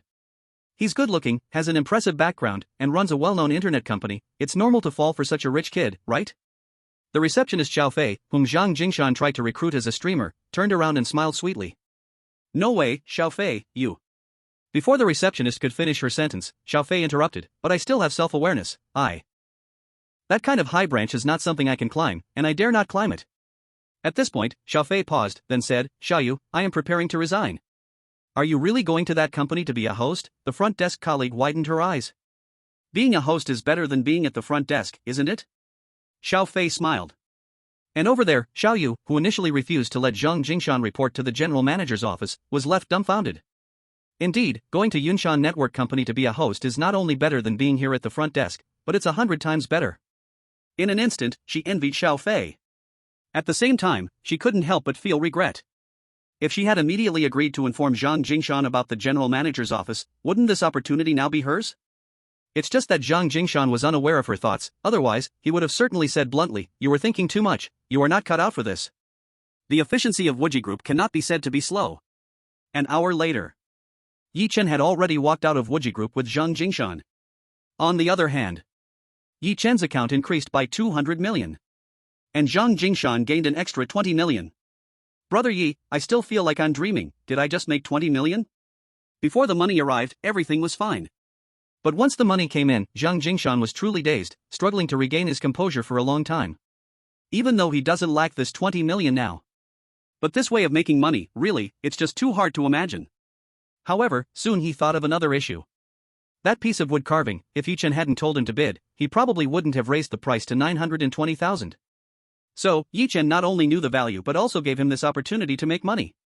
Brother Yi, if I hadn't happened to run into you today, that piece of wood carving would definitely have been taken by you, right? Zhang Jingshan said in astonishment again. Yes, that's right. Yi Chen replied. Then why did you still give it to me? You know the hidden value is 20 million. Zhang Jingshan said. Because you raised the paddle. And I generally don't like to compete with friends on a first-come first-served basis. Don't say 20 million, even if it was worth 2 billion, I wouldn't take it from you. Yi Chen calmly explained. For some reason, Zhang Jingshan felt a bit emotional upon hearing these words. All along, he never thought he could bring anything to Yi Chen, even though he had a highly respected grandfather with great influence. Yet Yi Chen repeatedly saved him from one disaster after another, giving him one chance after another to benefit. Just like today, Yi Chen could have easily said, just bid for it. He could have launched his own bid when Zhang Jingshan gave up, or privately contacted Wuji Group to earn that extra 20 million. But Yi Chen did not, he gave this opportunity to him instead. In an instant, thousands of words surged in Zhang Jingshan's throat. Unfortunately, his personality still prevented him from saying anything sentimental. Brother Yi, I don't know what your definition of a friend is, but for me, let's not even talk about being a benefactor. You are my brother, the kind of brother I can go all out for. Zhang Jingshan said with emotion. However, before Yi Chen could respond to him, suddenly, the phone in Yi Chen's pocket rang sharply. He took it out to check. It was his wife, Chen Inua. Hey, Inua. In an instant, he completely ignored Zhang Jingshan next to him. Yi Chen's face, eyes, and even tone were filled with endless tenderness. Yi Chen, I had a car accident. On the other end, Chen Inua's panicked voice came through. Don't panic, how are you and Yuyu? Yi Chen gently asked to reassure her. Yuyu and I are fine, we are okay. It's just that on the way back after picking Yuyu up, the car in front suddenly braked hard, and I didn't respond in time, so I rear-ended it. He wants me to pay 70,000. Chen Inua, who never thought she would get into a car accident one day, was obviously a bit flustered. It's okay, there's insurance, don't panic, where are you? I'll come right now. I'm under the Liberation Bridge. Chen Inua said. Okay, wait for me a moment, I'll be there soon. Chapter 134 Teach them how to be human. Brother Yi, what's wrong? Hearing Yi Chen's earlier monologue and that not quite right expression, Zhang Jingshan quickly asked. Yi Chen walked rapidly toward the Mercedes-Benz G-Class, saying as he walked, Inua accidentally rear-ended someone, I'll go take a look, you go back first. Damn, Brother Yi, are you kidding? Sister-in-law rear-ended someone, how can I just sit by and do nothing? Zhang Jingshan hurriedly followed. It's just a normal rear end, no one's hurt, no need to make a fuss. He didn't bother to respond to Zhang Jingshan anymore. Yi Chen got into the Mercedes-Benz G-Class and quickly started the engine. Zhang Jingshan scrambled to jump into the Porsche Panamera behind him. At this moment, under the Liberation Bridge. Having hung up the phone, Chen Inua squatted down to hug the nearly scared to tears Yuyu. Patting Yuyu's back, she said, Yuyu, be good, don't be afraid, daddy is coming soon. Yet while comforting her child, her face was filled with extreme fear. If it weren't for the fact that her speed wasn't fast. if it weren't for the safety child seat installed in the back. Chen Yinhua really couldn't imagine what the consequences would be. She was fine, but what if something happened to Yu? She would never forgive herself for the rest of her life. Mommy, Yu isn't scared, but they are so fierce. Yu said, tears glistening in her big eyes. When Daddy comes, everything will be fine, okay? Gently stroking Yuyu's little face, even though it was Chen Yinua's first time experiencing such a thing, she had to put on a brave smile to comfort Yu, no matter how chaotic her heart was. Little did she know, the angry middle-aged male driver had heard her words, and he yelled again, damn. It's fine? You crashed my car like this, even the King of Heaven couldn't help you now. It was you who suddenly braked for no reason. Chen Yinhua shot back. We suddenly braked? Are your eyes on your butt? Didn't you brake when we braked? Did we make you crash into us? Enough of the nonsense, 70,000, this is our new Porsche Macan, and the mileage isn't even 5,000 yet, and you had to crash it with your damn Honda, think of a way to get the money. When Chen Yinhua rebutted like that, the middle-aged woman with him was furious and cursed loudly. Don't yell at my mom. Unbeknownst to Chen Yinhua, before she could respond, Yu had already shouted back with her tender little voice. Oh, this little thing knows to stand up for your mom? The middle-aged woman sneered in anger. Then, disregarding that the other party was just a 4 or 5-year-old little girl, she shouted sternly, go back and tell your mom not to drive anymore, a blind person with eyes on there but trying to drive. Why are you yelling at a 4 or 5-year-old child? Let's take a step back, even if I am fully responsible, the traffic police should handle the responsibility, and the insurance company should handle the compensation. What does it mean for me to think of a way to pay you? As a protective mother, Chen Yinhua saw Yu shaking in fear at the harsh words. She quickly pulled Yu behind her and shouted angrily at the other party. Then you hurry up and notify the traffic police and the insurance company, do you expect me to help you call them? Damn it, I'm making hundreds of thousands in a minute, do you think I have time to waste here with you? The male driver's temper flared, nearly wanting to slap Chen Yinhua in the face. On the other side, Yi Chen was driving the Mercedes-Benz G-Class quickly toward the Liberation Bridge. The distance wasn't far, to begin with. Plus, Yi Chen's speed was extremely fast. In just a few minutes, he reached the vicinity of the accident. On the car, he even saw the other side yelling and screaming at Yinhua in a savage manner. This made him furious, clenching his teeth tightly. But the traffic jam during peak hours along with the red lights. In just a short distance of 100 meters, he didn't know how long it would take to pass through. Damn! After being reborn, Yi Chen had hardly cursed at all, but now he shouted loudly. He slapped the steering wheel, turned on the hazard lights, turned off the engine, and got out of the car. He ran wildly toward Chen Yinhua and Yi Yu's direction. Seeing this, Zhang Jingshan didn't care about anything else, he also turned on the hazard lights, turned off the engine, and ran wildly. Daddy! Uncle Zhang! At the scene, Yi Yu, who had keen eyes, saw Yi Chen and Zhang Jingshan from a distance. She immediately shouted excitedly with tears in her eyes. Then, with a reflex, she grabbed Chen Yinua's hand and hurriedly said, Mom, Daddy and Uncle Zhang are coming. Mommy sees. Chen Yinhua, who had been on edge, couldn't help but breathe a sigh of relief. Before the owner of the Porsche Macan could turn their heads, Yi Chen and Zhang Jingshan had already run over. Daddy! Yi Yu, wronged and teary-eyed, hugged Yi Chen's thigh. Yu, don't be afraid. Yi Chen rubbed the little girl's head and then said to Chen Yinhua, it's okay, don't panic. Sister-in-law, don't worry, this is just a small matter, just stay calm. Zhang Jingshan quickly added. However, to the other party, this was simply infuriating. You crashed my car like this, and you say it's a small matter? Where are the police and insurance company I asked you to find? Do you really want me to just waste time with you here? I forgot to ask which insurance you had. I looked in the storage box and didn't see it, so I haven't reported it yet. Chen Yinhua weakly hurriedly explained beside Yi Chen. What nonsense! You haven't reported insurance? Are you telling me to waste my time here for so long? I damn. This time, without waiting for the other party to finish speaking, Yi Chen's anger erupted directly, you better clean up your mouth. Bastard, who do you think you are? The middle-aged man rolled up his sleeves and acted as if he was about to fight. Then he said, my newly bought Porsche Macan hasn't even run 5,000 kilometers before it got hit like this, and you still dare to boast? Driving a broken Honda Fit, who gave you the courage to yell at me? It was you who suddenly slammed the brakes with no warning that caused the accident. Chen Yinhua gritted her teeth and retorted. Daddy, when can we go home? I really want to go home, they are so fierce. Yi Yu, who was tightly hugging Yi Chen's thigh, was again frightened by the other party's fierce demeanor and tone, and couldn't help but whimper. Yi Ge, you should take sister-in-law and Yu back first, don't scare Yu again, I can handle this. Hearing Yi Yu's words, Zhang Jingshan quickly said. Initially, he didn't plan to have Zhang Jingshan come forward to handle the matter and didn't even plan to let Zhang Jingshan come along, but after hearing Yi Yu's words, Yi Chen had to change his mind. He nodded, okay, then you handle this, I will take Yi Nua and Yi Yu back first. Let's go back. Zhang Jingshan smiled widely. Unbeknownst to him, the other party was already anxious. Want to leave? You think you can just walk away after crashing our car? Are you blind? Are you deaf? The car is still here, didn't I say to stay and deal with this? Zhang Jingshan yelled back. As Zhang Jingshan's words fell, Yi Chen, who had already picked up Yi Yu, froze on his feet while walking with Chen Yinhua. In a somewhat cold voice, he told Zhang Jingshan, teach them a lesson. Zhang Jingshan was taken aback. At Yi Chen's command, he instantly changed his mind. After giving Yi Chen an okay gesture, he turned to Chen Yinhua and asked, sister-in-law, have you reported it to the police? Yes, I reported it. Chen Yinhua hurriedly replied. Then I'll make a call to tell them not to come.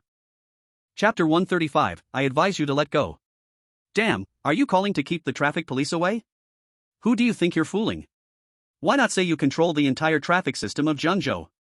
The owner of the Porsche Macan was so angry that he laughed. Come on, don't act smart with me. I've seen too many people like you. Just one sentence, you've authorized handling this rear-end collision, right? Either call the insurance company right now, or pay me 70,000 to handle it myself. Stop wasting time with this endless nonsense. Otherwise, I'll call someone to tow this old Honda away right now, and you won't have to pay a dime. Since you've all waited this long, what's the rush? Trust me, I will definitely give you a satisfactory result. Zhang Jingshan smirked as he spoke. He took out his phone and quickly pressed a number. Hello, Uncle Sure, it's Jingshan. By the way, can you check if your team is sending officers to handle a rear-end accident under the Liberation Bridge? If so, tell them to turn back and save the manpower. This accident was caused by my sister-in-law accidentally rear-ending the other vehicle. She called the police earlier, and I'm now at the scene. I'll resolve this privately with the other party, no need to trouble you guys with it, to avoid any further procedures. Hey, thank you, Uncle Sure. I'll take you out for a meal another day. After briefly explaining the situation, Zhang Jingshan smiled and hung up the phone. However, this move was met with mockery and disdain from the other driver. But at this moment, he didn't care whether the other party was showing off or not. What he cared about was that phrase, resolve it privately. You said you want to settle privately? Sure, 70,000, pay up. Stop mouthing off to me. 70,000? Just for a bump on the bumper, you're asking for 70,000? Zhang Jingshan played along. Just a bump on the bumper? Damn, are you blind? Look what you did to my trunk. It's all dented in. How can you say just a bump? This whole thing costs money. 70,000 isn't a lot. I didn't even ask that woman for 100,000, and that's already a show of mercy. What a stupid thing to say. The male driver spat angrily. Oh dear, do you want me to get you a new car? Zhang Jingshan said. You, with your shabby look, want to get us a new one? Do you know how much this car costs? Porsche Macan, it costs 780,000 with options. I'm warning you one last time, don't keep bantering with us. We don't have the time to waste. Since you want to settle privately, then hurry up and pay 70,000, not a cent less. If you can't pay or call the insurance company, fine, my aunt will have someone smash this old Honda. Based on the damages, 70,000 will settle it. Next to the man was a fierce middle-aged woman, already losing her patience, shouting aggressively. Little did they know, Zhang Jingshan was completely stunned. The Yi family is shabby? Not to mention the 400 million they recently earned from Henda Group, just moments ago they made 200 million from Wujie Group. You dare to call them shabby? And calling Zhang Jingshan a shabby guy? His face may be a bit long, but in his eyes, it's as good-looking as Takeshi Kaneshiro. Is that what you call shabby? Zhang Jingshan truly found it amusing and infuriating. No one had ever insulted him with such words before. Even Li Mu and Feng Liang, who were his biggest adversaries, never insulted him like this. But at this moment, he wasn't going to let them get under his skin. Instead, he suppressed his emotions and said, smash the car to settle? Fine, wait a second while I make a call to have someone bring you the money. Zhang Jingshan picked up the phone again. This time, he dialed Zhao Jiwei's number. Busy, huh? Why did it take so long to answer the phone? Zhang Jingshan said. Haven't Mekong and Cayenne been tightly marketed this past 6 months? So, I placed an order a few months ago for a bunch of mid-range options, planning to mark up the price on the ready cars. They just arrived, so I went to have a look. What's going on with you? Zhao Jiwei replied. Just now, Inua's sister-in-law accidentally rear-ended a Makung under the Jiefang Bridge. The other party suddenly slammed the brakes for no reason, scaring both my sister-in-law and Yu. Not only that, the other party was fierce and unreasonable, just like they were out to bully us. When I got there with Brother Yi, I let him take my sister-in-law home first, and I stayed back to deal with them. Those two idiots want 70,000 in compensation. They said if they don't get it, they'll smash my sister-in-law's car to settle the score. Before Zhang Jingshan could finish speaking, the male owner of the Porsche Makung shouted angrily, "What the hell are you yelling at? Who the hell are you calling an idiot? Don't move him, he's trying to provoke you. If you react, he'll find a way to extort you. The internet is filled with some envious losers, don't get yourself into trouble." A rational middle-aged woman quickly stopped her husband, who was rolling up his sleeves, and said anxiously. Zhang Jingshan shot a glare at the other party, ignoring him. Then he continued to Zhao Jiwei, "Here's the deal, prepare around $1 million cash and get another new car. Come by, and we'll deal with him slowly." Zhao Jiwei on the other end clearly heard the other party's angry shout and his face darkened. "Okay, I'm on my way." He hung up the phone and looked at the other party with a cold smile. "Just wait, the money will be here soon." After saying that, he suddenly walked towards the Porsche Makung. Without saying a word, he raised his foot and kicked the car door hard. "What the hell are you doing?" Seeing the door of his beloved car dented, the middle-aged man rushed over and grabbed Zhang Jingshan by the collar. "Don't you want money? Let's settle this then. Let's say the rear-end collision is 70,000. Now, calculate the damages to the car, and we will settle it all at once later." As he spoke, Zhang Jingshan kicked the car again. The other party trembled with rage, furious. Yu laughed and said, "I suggest you let go, otherwise, don't blame me for really extorting you later. You think you can play tough with me? Do you think I don't know anyone in Zhangzhou? Fine, you don't want to drink my wine? Then drink your punishment wine. If you want to play with me, I'll play." Shoving Zhang Jingshan's collar away, the middle-aged man was fuming, pulling out his phone to call for backup. Zhang Jingshan, however, shrugged off the situation and tidied his collar. He muttered with a complex expression, "It's my first time being grabbed by the collar, it's really frustrating. To hell with you." With those words, he kicked the Makung again. With his series of kicks, the entire car door was left in ruins. On the other side, at the Porsche 4S store, Zhang Jingshan went directly to the finance department to withdraw $1 million in cash. Then, at his command, all the newly arrived Porsche Makungs followed closely behind his Porsche 911, heading straight towards the Jiefang Bridge. Although Zhang Jingshan told him to prepare just one, he thought, why not go all out? With a Porsche 911 leading the way, a dozen brand new unregistered Makungs followed closely behind. This spectacle instantly became the most eye-catching sight on the road. However, inside the Porsche 911, Zhang Jingshan didn't care about anything. He didn't even think about whether these dozen brand new unregistered cars would suddenly attract the attention of the traffic police. He floored the gas pedal, speeding down the road. Chapter 136, Am I Really This Impressive? Under the Jiefang Bridge. Not long after the owner of the Porsche Makung called for help, a stunning sight suddenly dazzled his eyes. A black Porsche 911 with flashing lights at the front led a dozen brand new unlicensed Porsche Makungs. They drove straight to his side. What the hell is this? Is this a Porsche owner's gathering or salon?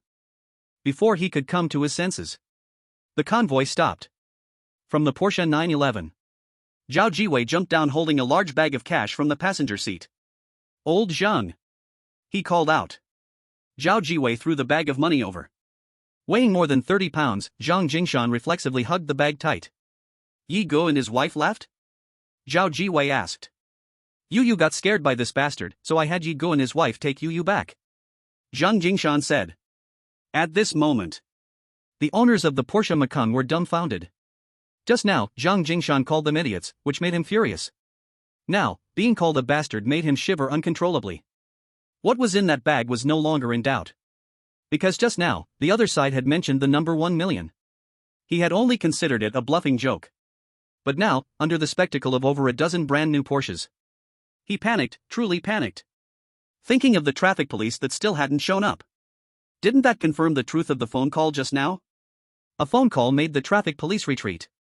A phone call brought over more than a dozen brand new, unregistered Porsche Makungs. Even a middle-aged car owner, no matter how foolish, wouldn't miss the situation. What do you plan to do? Zhao Jiwei coldly asked, glancing at the middle-aged couple. What? Not in a hurry to do anything, this idiot just said I don't listen to advice, made a phone call for backup, I want to see what kind of character he can summon in Zhangzhou. Zhang Jingshan said, loosening his neck. Then he changed the subject. Originally, this was a very small matter, just a few tens of thousands of dollars. With Yi Ji's character, he definitely wouldn't cause a bunch of trouble with insurance. Anyway, there were no injuries, just a few tens of thousands to settle it. But these two idiots, their mouths keep spewing filth, almost scaring Yu to tears. Hearing this, Zhao Jiwei's face darkened as he pat Zhang Jingshan's chest. He took a big step forward. Looking at the now panicked Mekong owner, he indifferently asked, "What do you call yourself?" "No, it's a misunderstanding, it was all a misunderstanding. We were just anxious because we had something urgent to deal with, so when we saw the rear-end collision, our emotions got high. I apologize, it was our attitude that was wrong. I can go apologize to that lady later. And this is also our fault, it was my sudden braking that caused the rear-end collision, the responsibility is on me. I'll take care of the repairs for the Honda Fit. Though a Porsche Macan costs several $100,000, the kind of person who can afford it isn't a fool. Even a middle-aged man with less sense must know he had kicked an iron plate." Suddenly, the previous arrogance vanished, leaving only panic behind. As for Zhao Jiwei asking his name, he didn't dare to say anything. Damn, where's that bravado from earlier? That aggressive attitude wanting to smash my car? Zhang Jingshan stepped forward and coldly laughed. I'm sorry, it was my fault." Before the middle-aged man could finish speaking, Zhang Jingshan kicked out at him. What the hell? Just because you bought a Mekong with a bit of money, you think you're a big deal? Can a Mekong give you the high-end feel of a Bugatti Veyron? Even a Rolls-Royce would still have to have a good conversation after a rear-end collision. You, a cheap Mekong, shouting and acting tough? It was because you suddenly slammed on brakes for no reason that caused the rear end. You think just because you see a Honda Fit, you're tough? You think you can let out your anger at will? What age are we in now? The third-party insurance usually starts at $1 million. You think your lousy Mekong can truly scare someone? Even a Rolls-Royce driver wouldn't act that arrogantly. Under Zhang Jingshan's furious reprimand, the logic was clear and undeniable. The Mekong male driver didn't dare to play dead and immediately got up. He kept saying, "It's my fault, my fault." Meanwhile, the previously loud and arrogant middle-aged woman beside him turned pale and didn't dare to say a word. Whoosh, whoosh, whoosh. At that moment, several ordinary SUVs drove in from a distance. They finally stopped behind those brand-new Porsche Mekongs. Dozens of men leaped out of the cars. "Mr. Huang!" the leading man shouted from afar. Although he was a bit shocked by the sight of so many Mekongs, he didn't think much of it. He hurriedly ran towards the accident scene. But as soon as he got there, he was stunned. Zhang Jingshan, the grandson of the old secretary? That coal second generation who's quite famous in Jiangzhou now? This is the guy who rear-ended Mr. Huang? Zhang Xiao.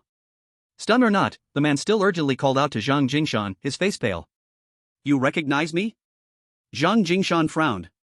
Zhang Xiao, my brother is Jiuji, the man swallowed hard and stammered. Jiuji? What's that supposed to mean? Zhang Jingshan replied. Zhang Xiao, brother Jiuji is with the East City Bear, the man started to sweat. Although on the surface, Zhang Jingshan didn't seem to have a strong background, after all, his grandfather, Zhang Weiman, had retired for many years. But everyone in Jiangzhou's circles knew that Zhang Jingshan's connections in both the legal and illegal worlds were not something these lowly figures could provoke.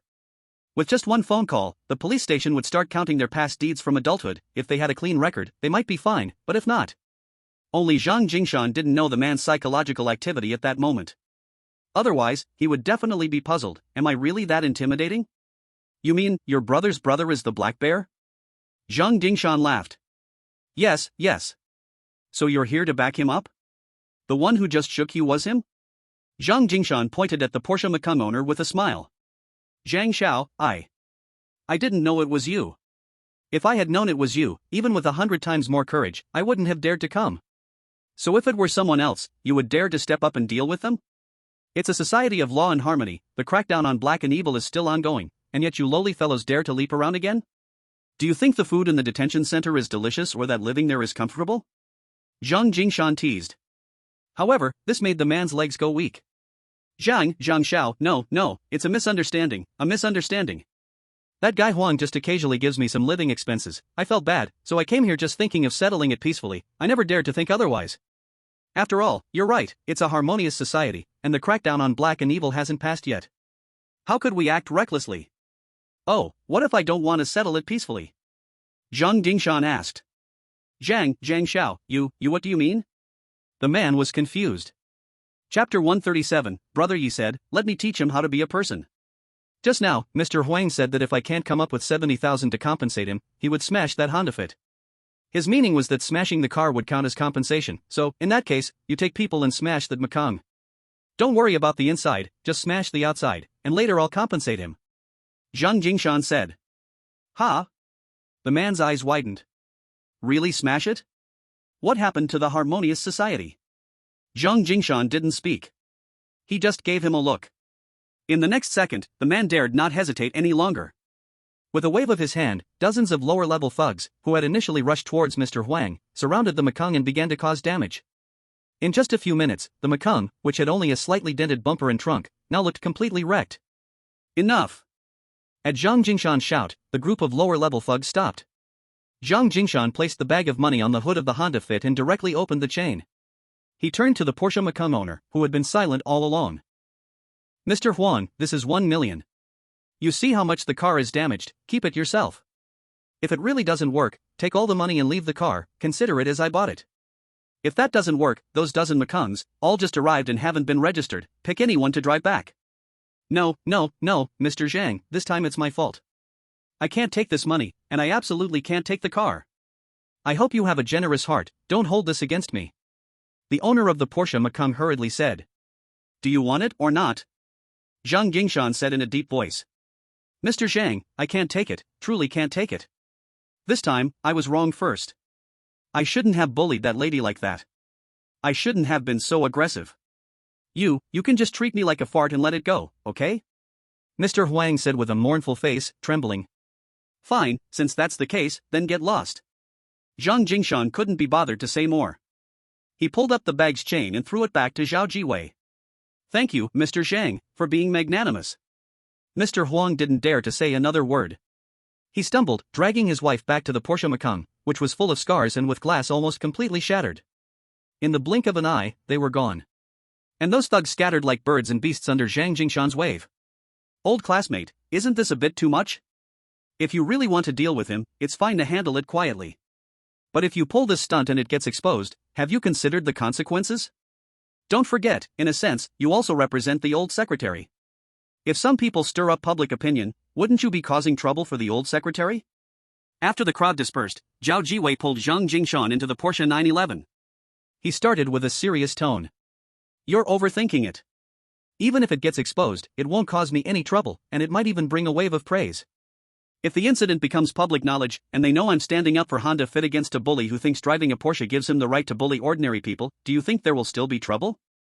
It might even bring good fortune. People will say the old secretary has a good grandson, a grandson who hates evil like poison. Zhang Jingshan smiled widely. Shut up, don't sell me this poor act. Even though the old secretary has stepped down, you never know how many people still want to throw dirt on him. You're giving those with ill intentions a chance to escalate things to the old secretary, don't you understand this better than me? Zhao Jiwei said. Zhang Jingshan fell silent. Then, as if not taking it seriously, he smiled and shook his head. I understand everything. Then why are you? Zhao Jiwei frowned. Brother Yi said to let me teach him how to be a person. Zhang Jingshan said. This time, it was Zhao Jiwei's turn to fall silent. When it reached the level of Yi Chen, he was speechless. Moreover, even if the old master finds out, he won't blame me. If it really gets exposed, I can handle it myself.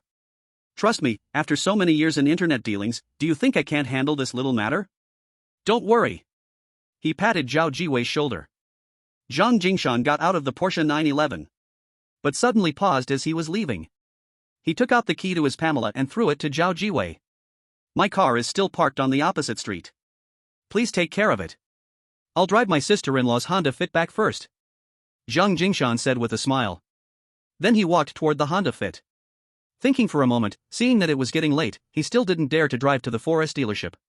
Instead, he drove back to the Shanshuijian. At this moment, in Shanshuijian.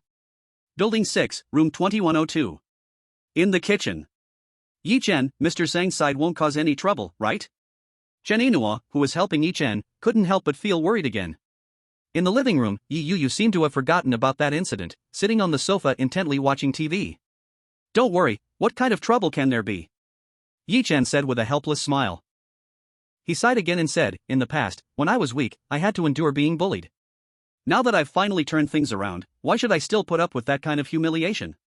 If that guy in the Porsche could talk nicely, I wouldn't hesitate to give him 100,000 right on the spot, instead of having to find the police and deal with insurance.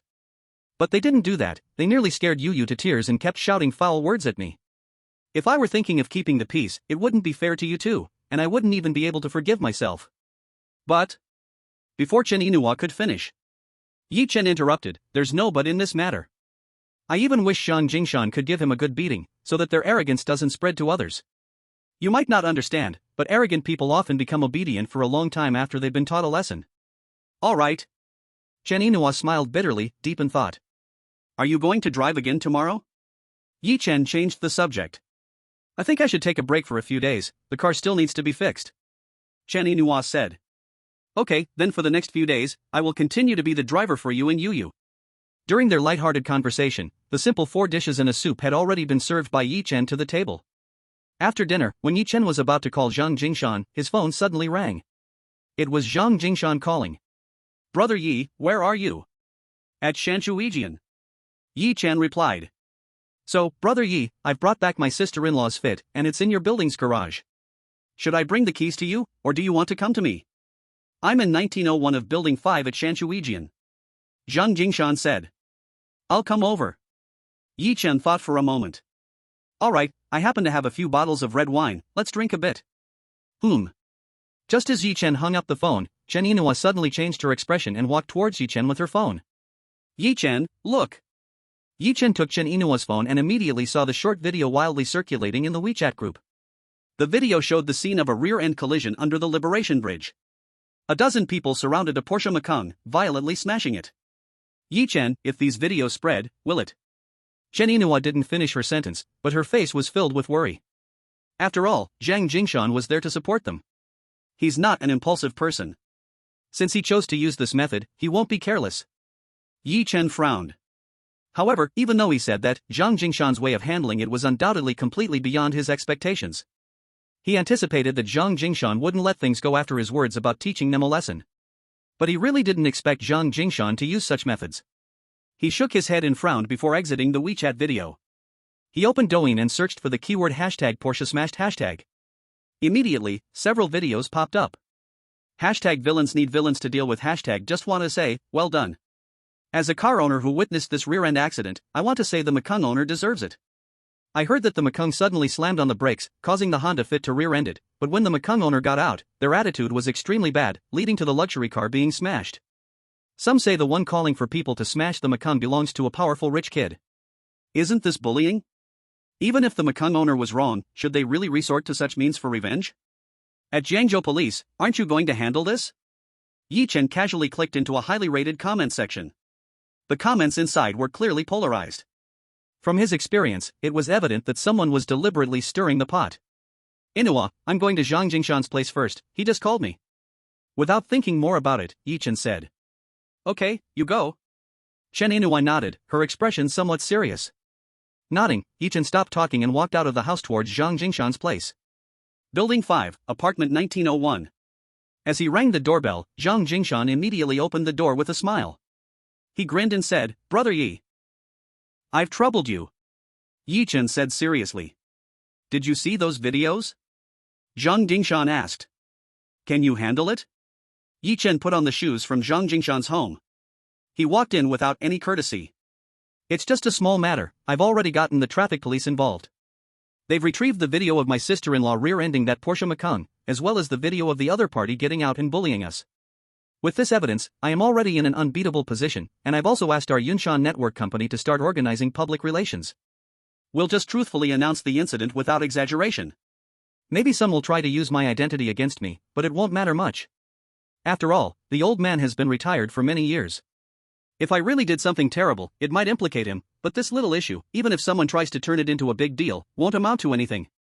On the contrary, this could actually bring some positive attention to me and Yunshan Network because the act of vandalism was based on the Porsche acting aggressively when they said they wouldn't pay. Also, if I'm not wrong, the person driving the Porsche Macan is more worried about public opinion blowing this matter up, so if nothing unexpected happens, he will likely make a public apology soon in some form to seek peace. After all, he must have found out about my and Jiwei's identities and is probably afraid of us retaliating. Zhang Jingshan expressed his thoughts and considerations without any worries. His calm face showed no signs of anxiety whatsoever. Did the old secretary call you? Yi Chen sat down on the sofa. He did, I explained the whole situation to him. Zhang Jingshan smiled wryly. What did the old man say? Yi Chen asked. Zhang Jingshan replied, he didn't say much, just told me not to be so extreme in the future. That's about it. After saying this, he seemed unwilling to continue on the topic. He changed the subject. Come on, Yi Ge, don't worry about this matter, it's really nothing. Let's drink a bit. He picked up the prepared red wine and wine glasses. Zhang Jingshan smiled as he poured wine for Yi Chen. Thanks. Yi Chen raised his glass, smiled and shook his head. Yi Ge, if you consider me a buddy, don't mention gratitude. If we talk about thanks, I wouldn't even know how to repay you. Zhang Jingshan quickly said. Yi Chen nodded and smiled, extending his glass to clink with Zhang Jingshan's. After taking a sip of red wine, Zhang Jingshan smiled, Yi Ge, if you're not in a hurry to go back, shall we chat? We've known each other for so long, but it feels like we haven't really talked. Sure, let's have a good chat. Yi Chen replied with a smile. Meanwhile, in a quiet bar in Jiangzhou, the music was melodious and pleasant. But Lin Mengshi was absent-minded. Hey, what's wrong? Are you thinking about that guy in the dim lights? A wave of fragrance rolled in from behind Lin Mengshi. A delicate white hand waved in front of her eyes. A beautiful figure sat down beside her, playfully teasing, what are you talking about? Snapping back to reality, Lin Mengshi retorted, what are you rambling about? Don't you know what I'm saying? TSK, suddenly turning around, that person is indeed in the dim lights, sharing such a message on WeChat, it doesn't seem like your style, Lin Mengshi. So, are you in love? Hiding it pretty deep, the woman continued. I was just casually expressing a feeling, not like what you think. Lin Mengshi replied. Unbeknownst to her, the other party was indifferent but did not continue teasing her. By the way, you've been working at Shanchuijian for over half a year now, right? How come you haven't landed a golden turtle son-in-law yet? With your level as Lin the Great Beauty, that shouldn't be. Alright, don't start with your jokes. Let me ask you a question. Lin Mengshi said. What do you want to ask? What if someone who pursued you before, but you rejected, now you realize you were mistaken back then? What will you do? Lin Mengshi asked. Is he handsome? The woman replied. Dressing up a bit wouldn't make him worse than those idol stars. Lin Mengshi said. What are his conditions? The woman asked again. A car worth 1 or 2 million, a house worth 20 million, all paid in cash. Lin Mengshi said. Does he have a wife or girlfriend? Oh, no need to ask that, it doesn't matter whether he does or not. With these conditions, he will definitely go all out to win her over, the woman said. At this point, the woman paused, wait a minute, looking at you, it seems you haven't created any opportunities? He seems not very interested in me, the enthusiasm he had in school is completely gone. Lin Mengshi shook her head. Wow, he's from your school? That makes it easy. Just organize a class reunion, and the opportunity will come. You know, a class reunion is the best condition for rekindling old feelings, no exception. With your looks and figure, how many male classmates can resist? Once the drinks start flowing, it's done, the woman said. Lin Mengshi shook her head again, no classmates know about his rise. Most are in the group mocking his past and even calling to block him on WeChat and phone, afraid he'd come asking to borrow money. You're foolish. That's actually the best opportunity for you. Think about it, when he's being ridiculed by a group of opportunists, if you stand up for him and defend him everywhere, how impactful would that be? He once pursued you and liked you, and if you do this, even if it's ashes, it can reignite. I'm puzzled, with your talent, Lin Mengshi, how can you not understand this simple trick? It shouldn't be like this, the woman said. But Lin Mengshi hesitated to agree, this kind of trick is too cliché, I worry it might backfire. What cliché? Isn't life filled with clichés everywhere? It's just the same old story, how many exciting new ideas have you seen? It always goes back to that, the woman said. Lin Mengshi fell silent. Her eyes gradually became hazy. Is this perhaps a good choice? Chapter 139 Reincarnation. Unbeknownst to her, Lin Mengshi had started to entertain that kind of cliché idea. Considering that Inua and Yu were still at home. So, not long after, Yi Chen returned home with the keys to the Honda Fit. On the sofa. The little one was still watching cartoons without a care in the world. But Chen Inua immediately stood up to greet Yi Chen. She anxiously asked, what did General Zhang say? Are we going to cause him big trouble because of that? No worries, I talked to him. He said he can handle it, he knew how things would develop from the start. Yi Chen patted Chen Inua's arm and said. If he can handle it, that's good, but the situation online has really blown up and reached the level of public opinion. Chen Yinhua still seemed a bit worried. If this incident were to cause trouble for Zhang Jingshan or the old secretary Zhang Weiman, she would genuinely find it hard to be at ease. Alright, stop worrying so much. It's definitely not as serious as you think. Yi Chen said nonchalantly with a smile. He then walked over to Yu Yu on the sofa. Yu Yu, stop watching, quickly recite the Tang poem you learned yesterday. Oh, fine. The little girl unwillingly pulled her gaze away from the TV. She obediently turned her head and asked, which one do I recite? First recite Mourn Farmers and Quiet Night Thoughts, Yi Chen said. Okay, Mourn Farmers, Tang, Lishan, hoeing rice at noon. Watching the warm interaction between father and daughter. Chen Yinhua seemed to forget the entire series of events that led to the Porsche being smashed due to the rear-end collision. With a sincere happy smile, she listened as Yu Yu recited several poems in accordance with Yi Chen's requests. When Yi Chen began to explain the ancient poems to his daughter, she then walked towards the bathroom to prepare a bath for the little girl. Yu Yu, after your bath, would you like to sleep by yourself tonight? After explaining those ancient poems, Yi Chen spoke in a tone full of negotiation. Why do I have to sleep by myself? What about Mom? Doesn't Mom sleep with me? Yi Yu blinked her big eyes, appearing very serious. Because Mom must sleep with Dad. Yi Chen shamelessly replied. Why does Mom sleep with Dad? Isn't Dad not sleeping with Mom? Yi Yu asked. At hashtag UN% and amp, asterisk. Yi Chen's face couldn't help but twitch. Well, because when Yu Yu was little, Mom had to sleep with Yu Yu, and if she slept with Yu Yu, she couldn't sleep with Dad. But Yu Yu is still little, not big yet. Yi Yu said. Yi Chen. This day could not be discussed anymore. At this moment, Chen Yinhua came out, glaring at Yi Chen with annoyance. Can't you be less impatient? Why are you talking to the child about these things? Mom, what does impatient mean? Before Yi Chen could speak, Yi Yu curiously asked. This left Chen Yinhua feeling awkward. It's nothing, Mom is talking with Dad. Come on, Mom will take you to take a bath, and hurry to sleep after washing up. Okay. Not knowing where she learned this phrase, the little girl hopped along. Ever since she had taken a bath in the bathtub once, the little girl became obsessed with it. This washing session, once she sat down in the tub, she wouldn't get up. In the end, Chen Yinhua almost lost her temper and had to put away her playful mood. In the living room, the TV was broadcasting a series of news flashes. Yi Chen leaned back on the sofa with his eyes tightly closed. On his seemingly calm face, his mind was racing through various events related to an online game because of a recent news flash.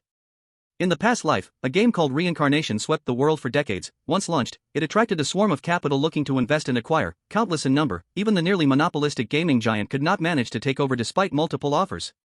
In this scenario, the crisis faced by Reincarnation was unimaginable, and the gaming company quickly initiated copying, intending to crush Reincarnation like before and then dominate.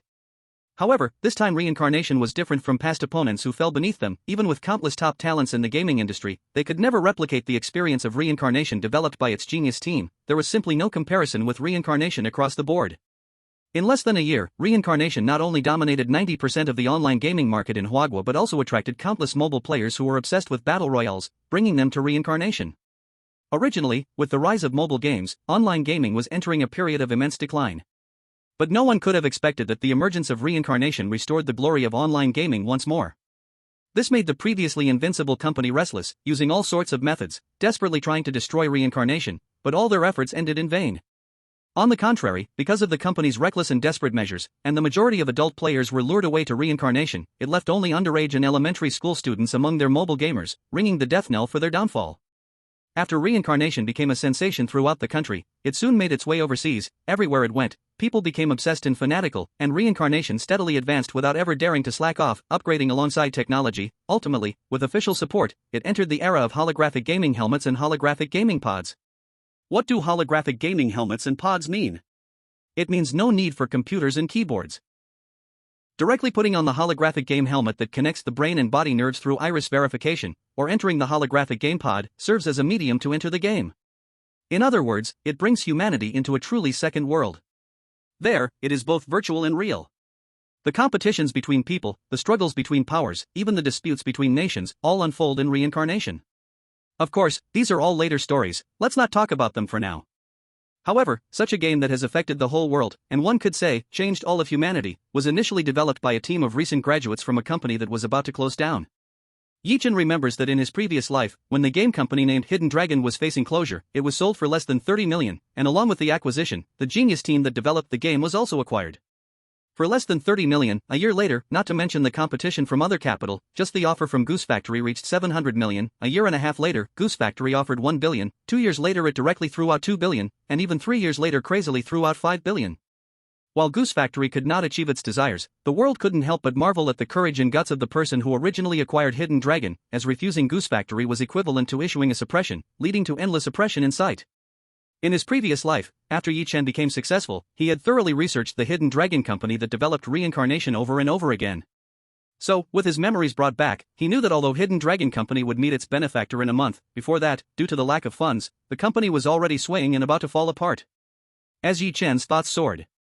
After coaxing Yi Yu to sleep with a fairy tale, Chen Yinhua quietly walked out of the room on tiptoe. As soon as she saw Yi Chen sleeping with his eyes closed on the sofa, she couldn't help but speak. Yi Chen, are you asleep? P.S. The previous chapters were painfully written because I also hate writing those parts, to the point that I've been out of sorts today, writing and deleting, and writing, at least several thousand words of wasted drafts, repeatedly writing multiple versions that I wasn't satisfied with, until this version I finally dared to publish.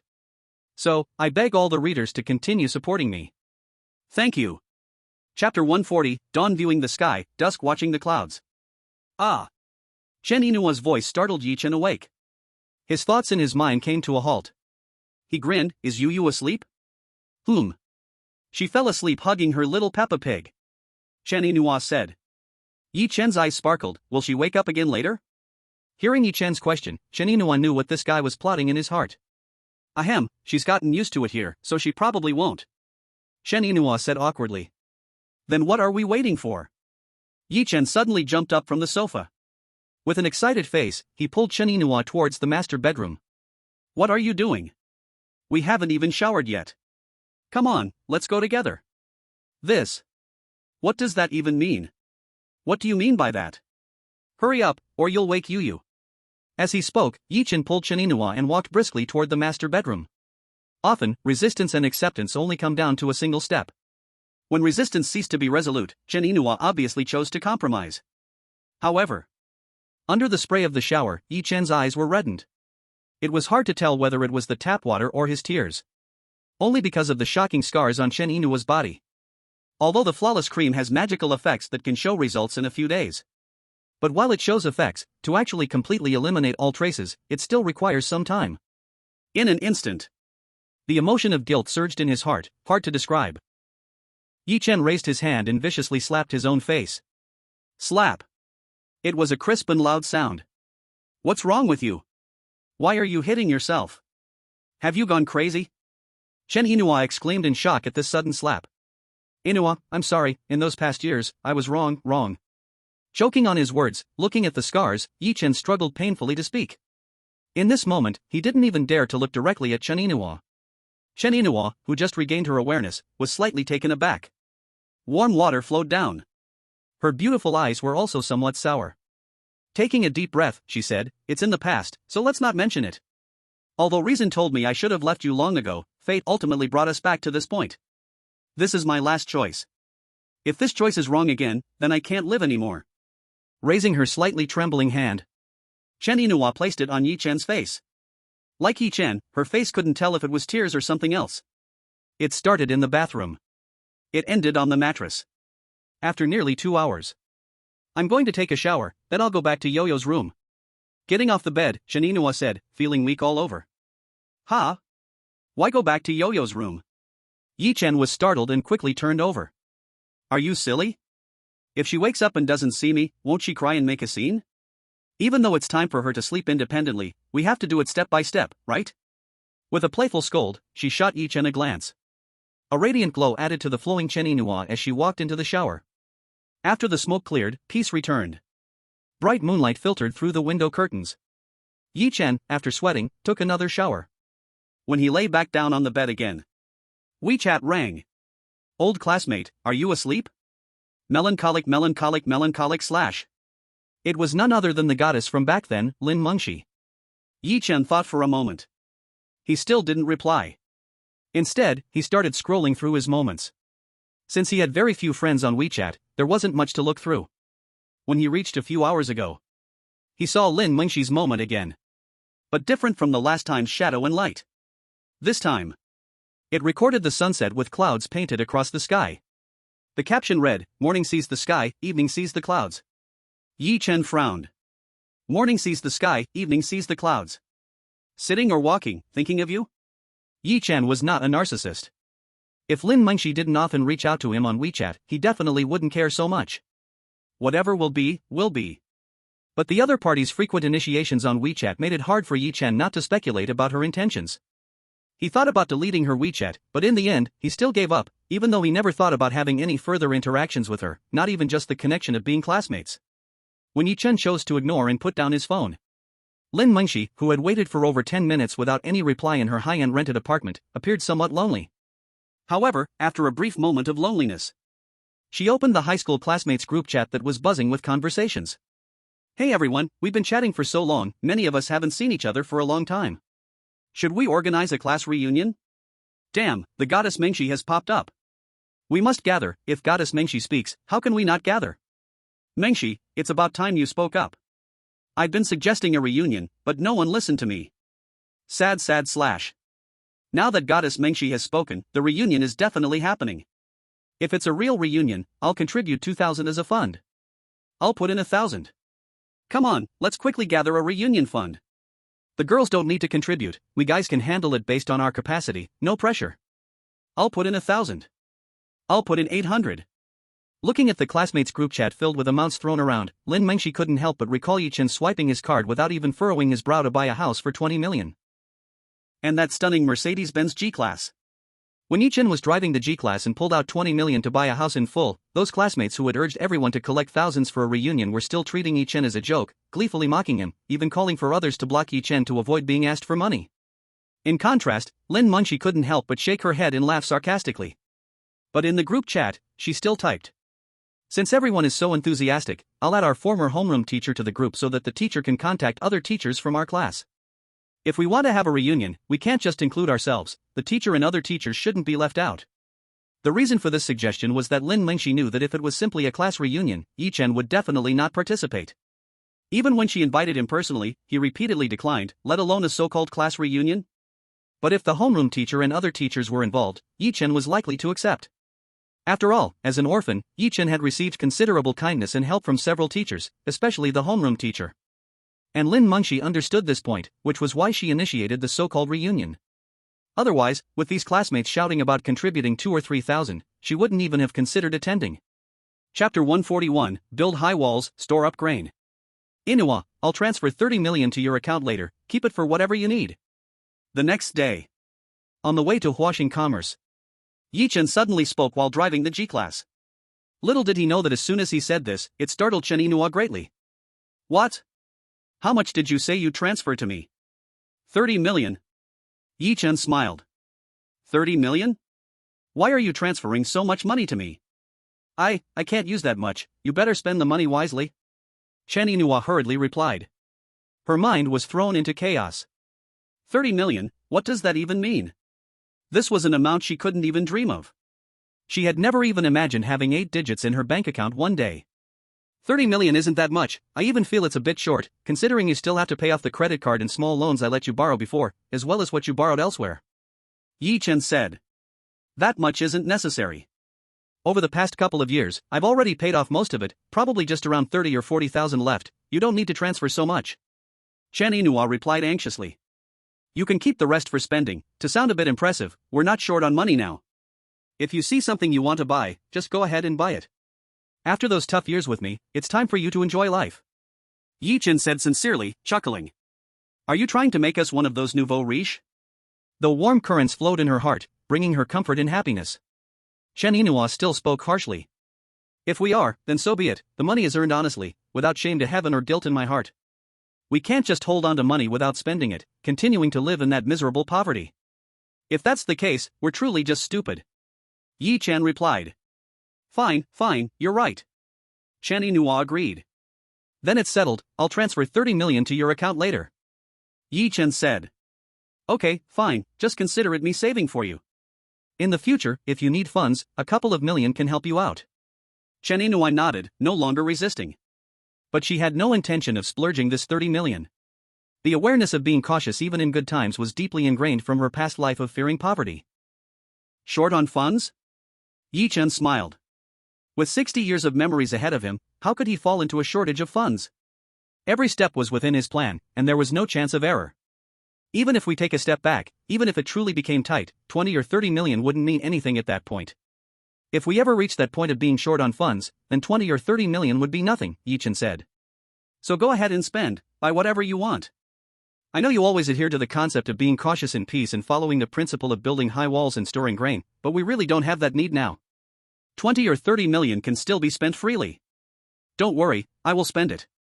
The things I wanted to buy before but didn't dare or couldn't afford, I will make sure to fulfill my wishes.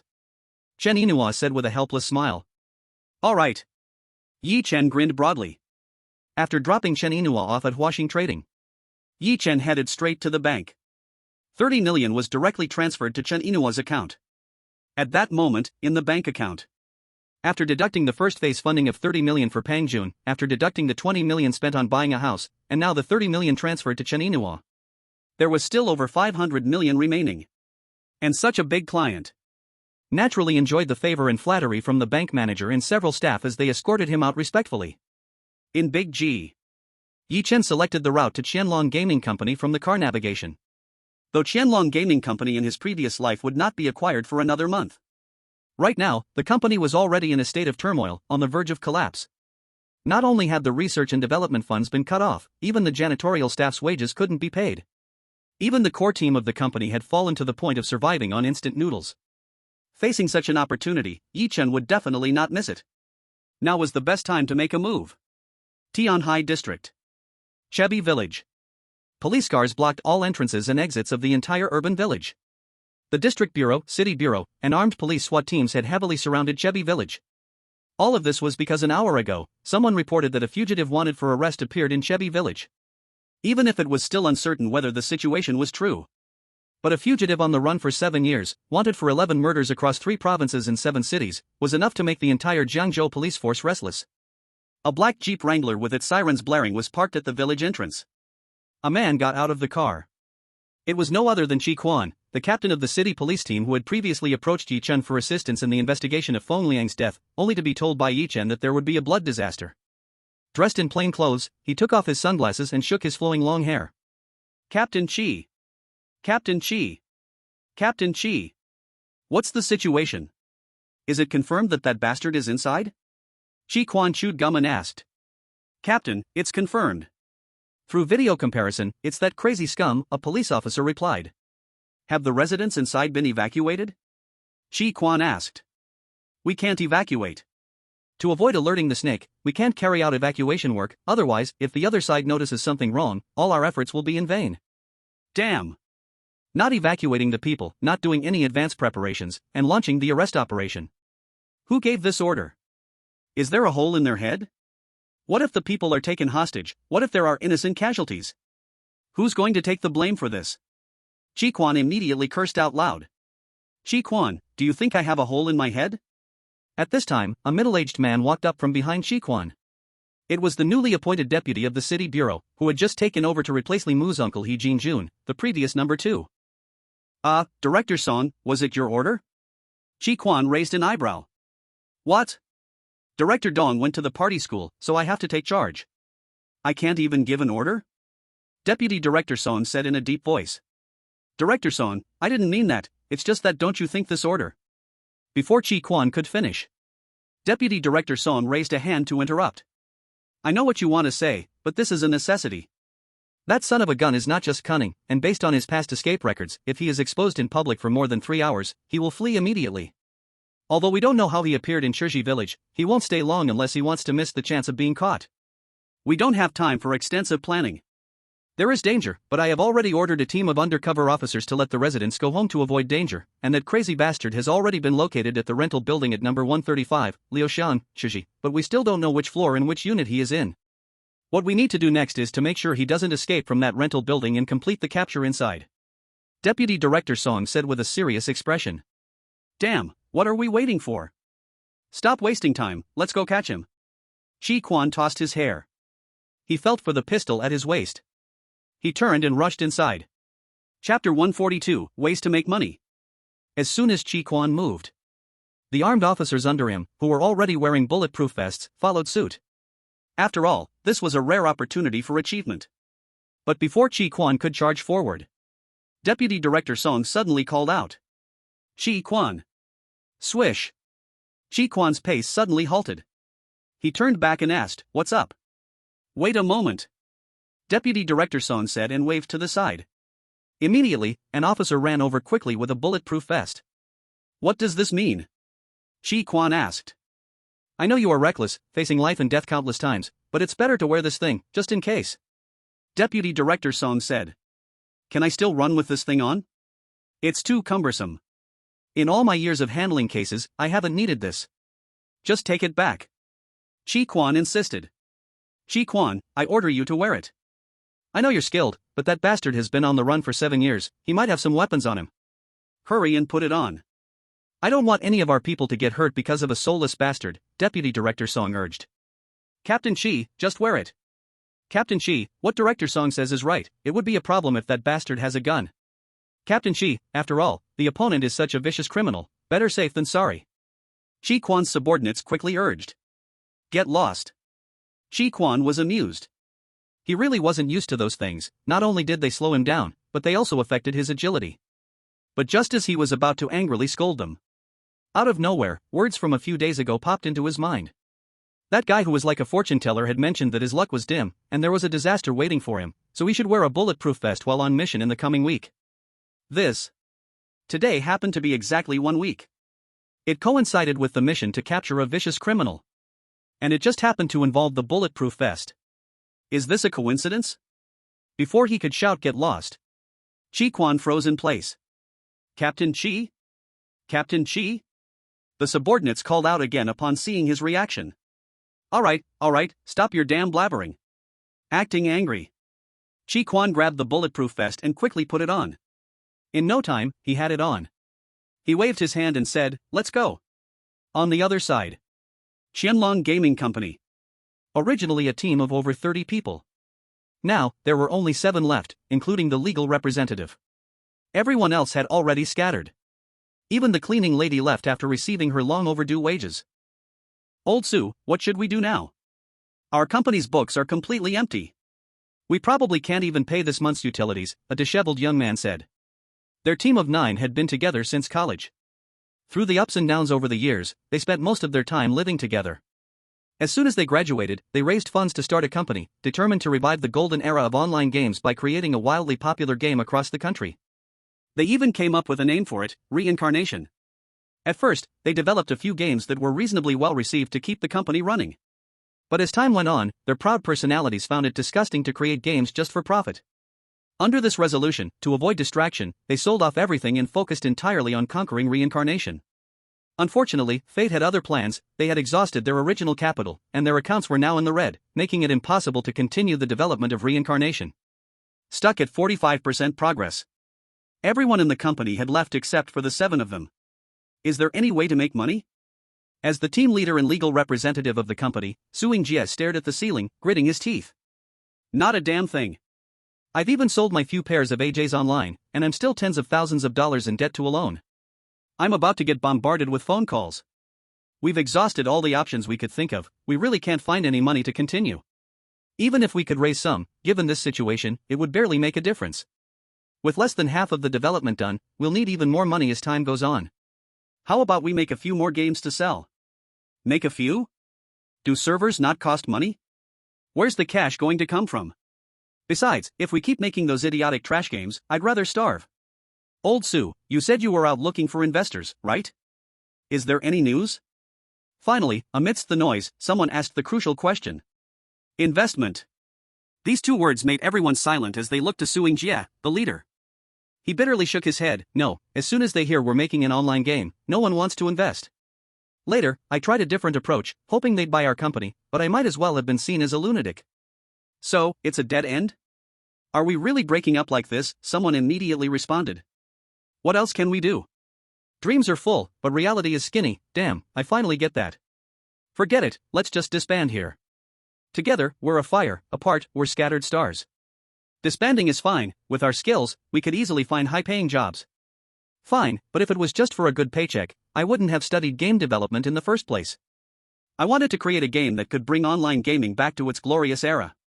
If I had to make some low-intelligence, low-quality games just to get by, I'd genuinely rather starve. The office erupted into noise again. Everyone, calm down. Here's the thing, I'll mortgage my mother's house.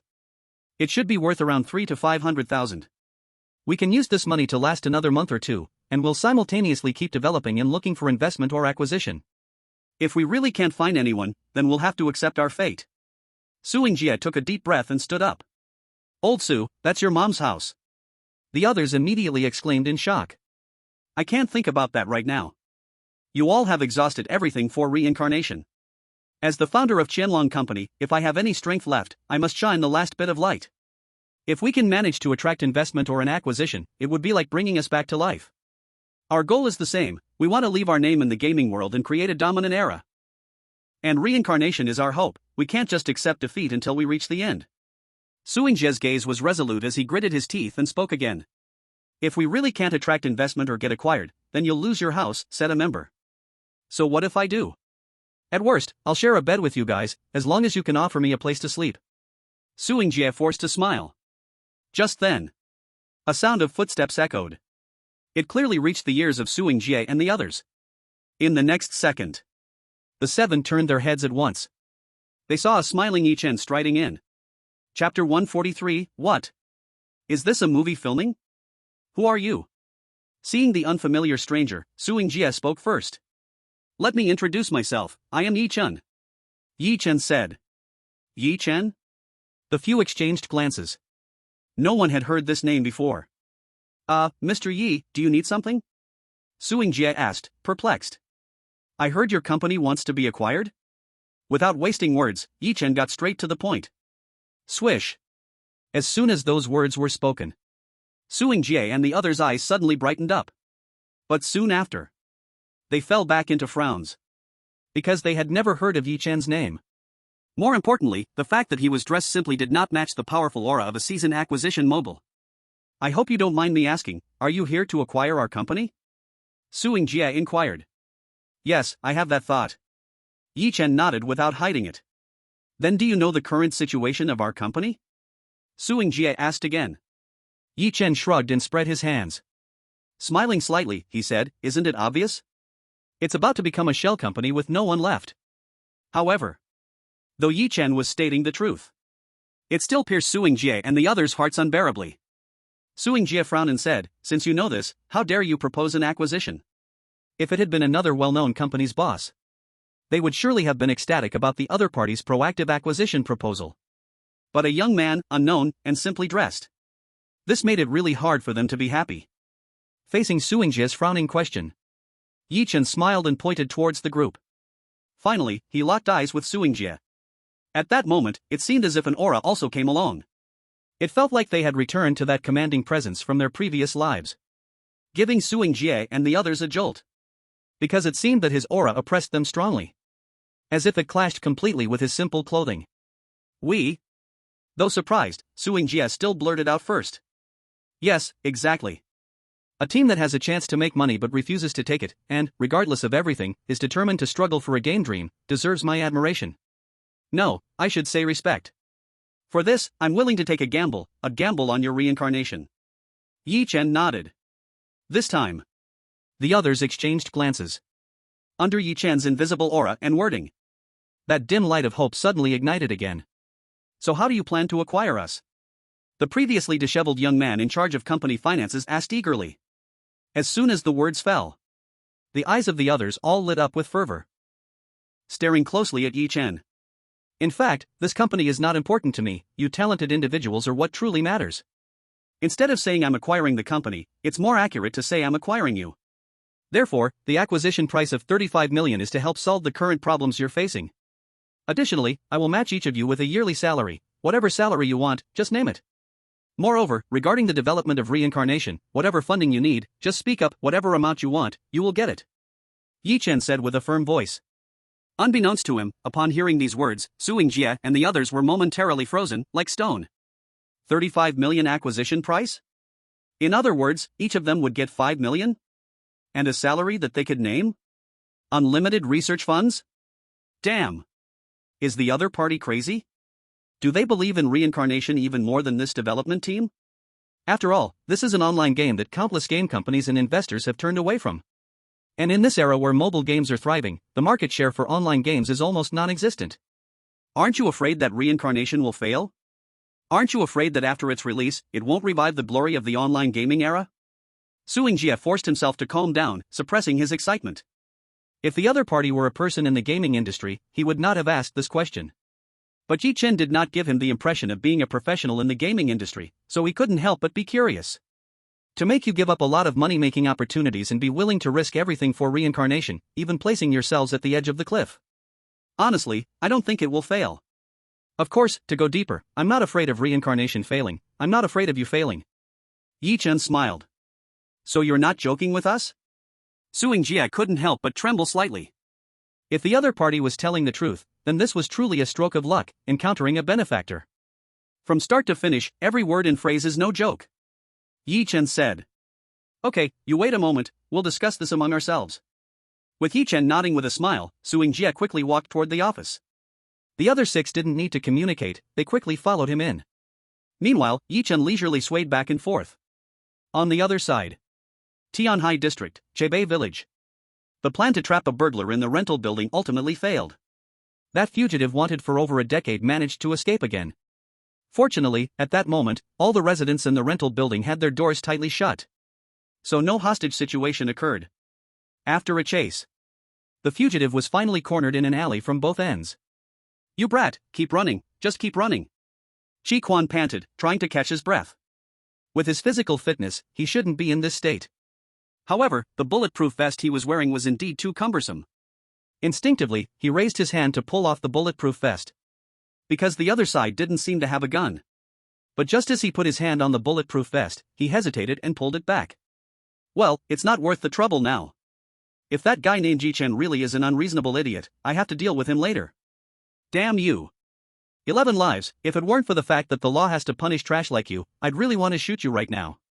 Behave, and get down on the ground with your hands on your head. Still catching his breath, Chi Quan continued in righteous indignation. However, just as the fugitive was preparing to get down on the ground with his hands on his head, a 17 or 18-year-old girl with dyed hair, wearing pajamas and yawning, walked out of the nearby rental building. Clearly, she had just woken up, seeing the standoff between the police and the criminal before her.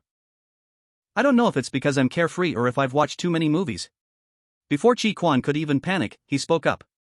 He took large strides toward Chi Quan. Wow, are you filming a movie? Do you need extra actors? Chapter 144, Completing the Acquisition. Seeing the girl who suddenly appeared, Chi Quan felt a strong and inexplicable wave of anxiety rise up inside him. But before he could say anything, before those police officers who had completely blocked the fugitive's escape route could react, the fugitive, who was ready to accept his fate, suddenly turned fierce. Since I'm going to die anyway, I'll take someone with me. In the blink of an eye, as everyone's attention was unconsciously drawn to the girl, he suddenly pulled out a gun from his waist. In the next second, he drew a pistol that he had gotten from the black market and pulled the trigger at the girl without thinking. Watch out! As the fugitive pulled the trigger, Chi Quan, in terror, shouted and lunged towards the girl who was only 2 steps away. Bang! The bullet that should have pierced the girl's body hit Chi Quan instead. Bang bang bang! At the same time, the armed police officers, caught off guard, immediately shot the fugitive into a sieve. Tian Chi! Tian Chi! Tian Chi! The officers from the city bureau yelled in panic as they rushed towards Chi Quan. PFF. Although the bulletproof vest blocked the bullet, the impact nearly suffocated Chi Quan. After painfully exhaling a breath, he lay on the ground helplessly. His mind went blank. All external sounds were filtered out by him. In his mind, only Yi Chen's words in the inquiry room of the city bureau remained. If it weren't for Yi Chen's words at that moment, he definitely would not have accepted the bulletproof vest under such strange circumstances. If it weren't for this bulletproof vest, then he right now, at the Qianlong Game Company. Yi Chen had no idea what was happening in Chebei Village in Tianhai District. After giving the Qianlong Game Company a brief oversight, Suing-Jie led the other 6 members of the company out of the office. Mr. Yi, Did you reach a conclusion? Yi Chen put down the decorative item he had just picked up and smiled. Mr. Yi, we reached a conclusion. How about this?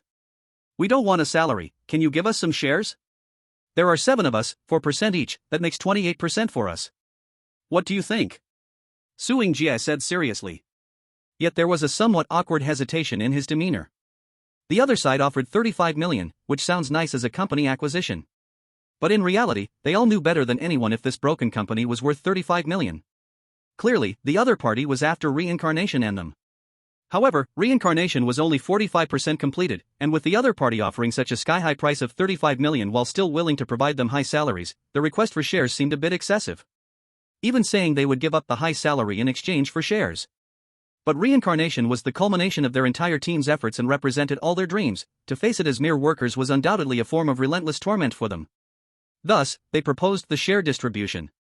Of course, even if the other side refused, they would have to accept it no matter how unwillingly. As Su Yingjie and others anxiously waited, Yi Chen appeared to ponder for a moment. He was not surprised by Su Yingjie's proposal at all. After all, from what he learned in his previous life, these 7 each took a 5% share, totaling 35% of the shares. Now proposing 4% each, totaling 28% of the shares, was probably due to his offer of 35 million for the acquisition. Moreover, having shares versus not having shares represented a completely different mindset for them. Pretending to think carefully, Yi Chen finally nodded. Okay, no problem, let's do as you said, each person gets 4% shares, totaling 28%, I will hold 72%. Did you agree? Su Yingjie was overjoyed. Otherwise? Yi Chen smiled. Thank you, General Manager Yi. The members of Su Yingjie's team cheered in surprise. Even the way they addressed him changed immediately. After confirming the acquisition plan. Next came the detailed explanation of the company's situation, as well as the detailed introduction of reincarnation, changes to the company's legal entity, and so on and so forth. This also caused Yi Chen to run back and forth between Shanshuijian and Shenlong Game Company for the next few days. In addition to the 35 million company acquisition, Yi Chen also injected an additional 15 million as the first phase of operating funds into the company's accounts. The Shenlong Game Company, which had reached a dead end, was thus brought back to life. Su Yingjie and others once again put all their energy and focus on the research and development progressive reincarnation.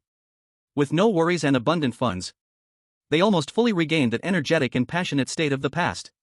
During these few days, the incident of smashing the Porsche Macan gradually calmed down with the apology from the car owner. What followed was the capture incident in Chaipi Village, Tianghai District, which made headlines in major news media. If it weren't for the relevant departments secretly applying pressure, the police team leader, Chi Quan, who risked his life to save someone, would have been worshipped by millions of netizens. After all, in the eyes of the police, due to his identity, it was better to avoid unnecessary troubles. Chi Quan was still not suitable for excessive exposure. As for Yi Chen, he was once again mythologized in the hearts of the rich second-generation officials like Zhang Jingshan, Li Changfeng, Zhao Jiwei, and Su Wenwei, Xiaoyingjia. Because at that time when Yi Chen alerted Chi Quan, they were all present to hear it. And as a semi-saint diviner, Yi Chen was a bit frustrated. He had saved the life of Captain Qi, after all. Yet he didn't even receive a thank you phone call? That night, in the Shanshuijian community, in a luxury house of over 200 square meters. Yi Chen, tomorrow is Yihao's wedding day, should we go over early? Chen Yinhua, sitting on the sofa and brushing Yo-Yo's hair, suddenly said. Whatever you say goes. Yi Chen smiled. However, Chen Yinhua fell into deep thought, thinking about how her parents might give Yi Chen a cold shoulder again. Finally, she still shook her head and said, let's skip it, Yo-Yo and I will go first, and you can come over later. Although if her parents knew that Yi Chen now had a fortune of billions, drove a luxury car worth 1 to 2 million, and lived in a mansion worth 20 million, given her parents' character, they would not only stop giving Yi Chen a cold shoulder, but would also shamelessly fawn over him. However, she did not want to expose those things. Because she understood her parents, once they knew, they would immediately turn into insatiable vampires, forever greedy for more. Even if those things wouldn't stay hidden for long, and would eventually be found out, she still wanted to keep it under wraps for as long as possible. That works, just give me a call when you arrive. Yi Chen said. As soon as Yi Chen finished speaking, the phone suddenly rang. When contacting Shenlong Company, he had changed the phone setting to refuse unknown numbers back. Seeing an unfamiliar number at this moment, he thought it might be those villagers from Jinzong village getting too presumptuous, instinctively wanting to refuse the call. But after thinking, he pressed to answer. If it really was those ungrateful villagers, he would eventually have to put an end to it, letting them completely give up. Still, as he said, he wouldn't compensate even a single cent, let alone 200,000. P.S. 1/4. I humbly ask all the esteemed lords to press for an update, thank you very much. Chapter 145, Tell Your Story. Hey! Is this Master Yi? As Yi-Chen called out, he heard the voice on the phone and immediately asked, is this Master Yi? This left Yi-Chen feeling a bit confused. Clearly, those unruly folks from Jinzhong village wouldn't be calling him Master Yi. Who are you? Yi-Chen asked. I'm Chi Quan. There was a pause from Chi Quan on the other end. I should have called you earlier, but I've been busy these past few days, so I waited until now. Did Captain Chi call to thank me? Yi-Chen smiled gently. I believe you know about the incident in Chebei village, so I won't elaborate further.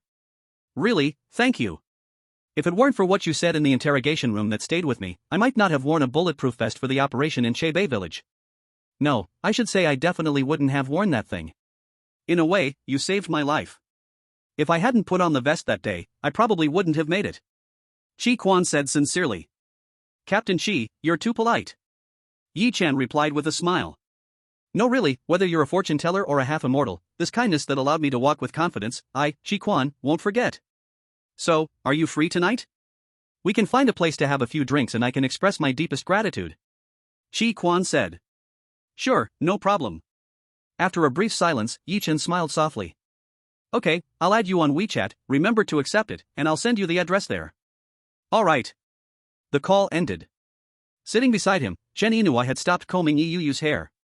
Curiously, she asked, which Captain Chi called you? The team leader from the municipal police, Chi Quan.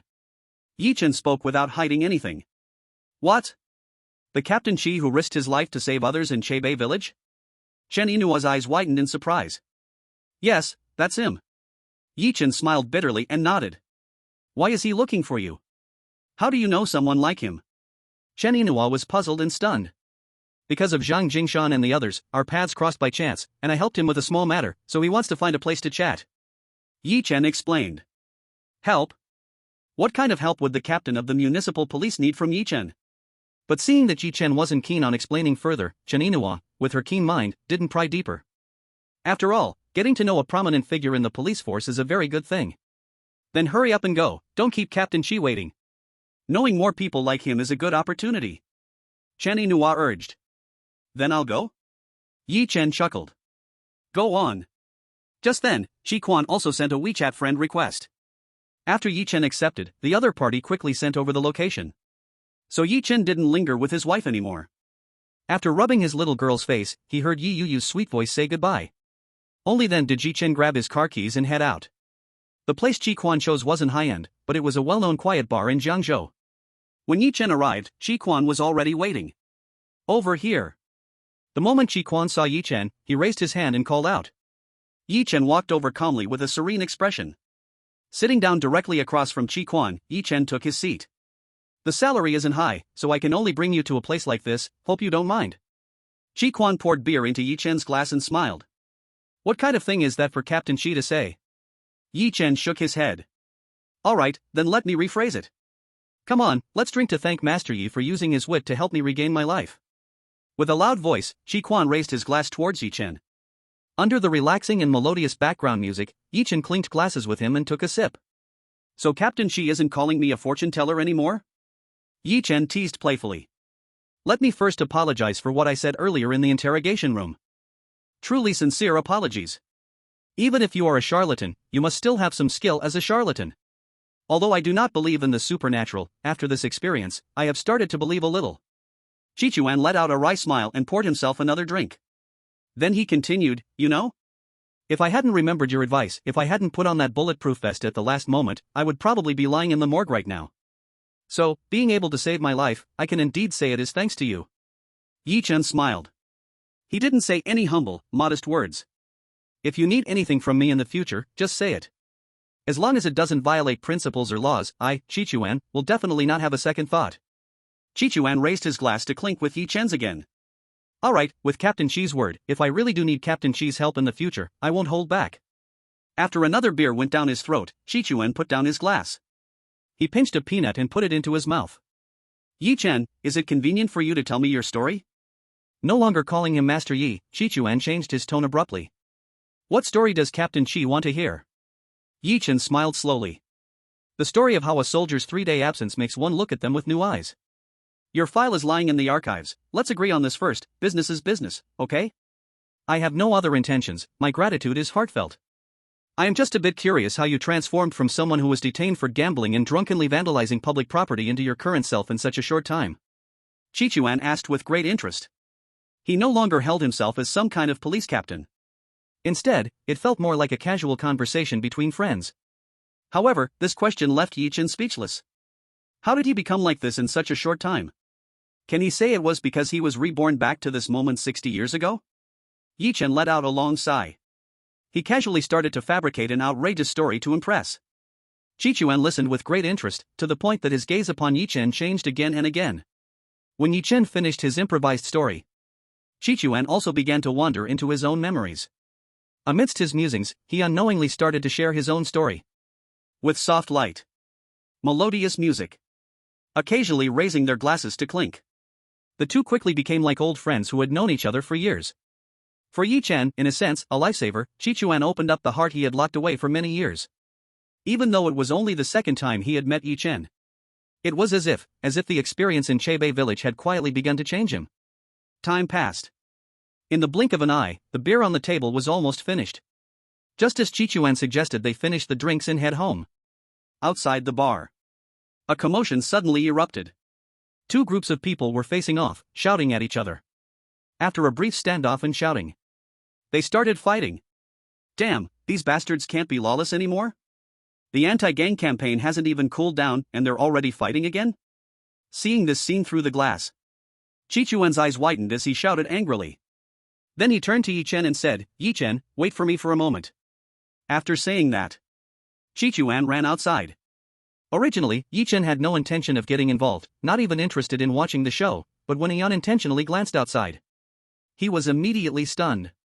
Seeing that familiar face, he couldn't remain calm anymore. P.S. 2 out of 4. Chapter 146, Do you need to go to the hospital for an X-ray? Chi who rushed out, wasted no time.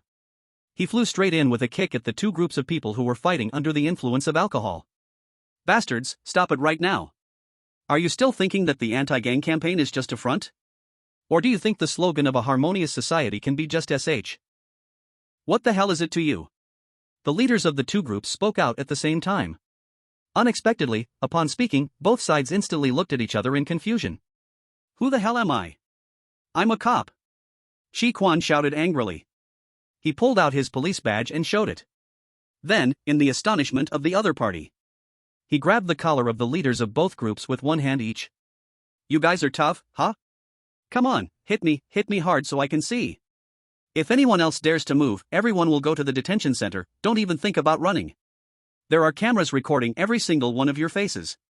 Unless you run away from Jiangzhou immediately, I guarantee I'll dig 3 feet into the ground to catch you. Chi Quan shouted loudly, with the badge displayed. And adding such a shout, both groups were completely defeated. They panicked. At the same time, Yi Chen's figure rushed out of the club urgently. Chenny Hao, are you crazy? Didn't you learn your lesson last time? Don't you feel good unless you get yourself sent to the detention center? He strode up to Chenny Hao, his face extremely dark as he scolded him, originally wanting to refute. But somehow, he was scared by Yi Chen's gloomy expression. Yi Chen, do you know this kid? Chi Quan was stunned and in disbelief. He's my brother-in-law. Yi Chen continued to scold Chenny Hao, how old are you? Why do you keep doing childish things? What year is it now?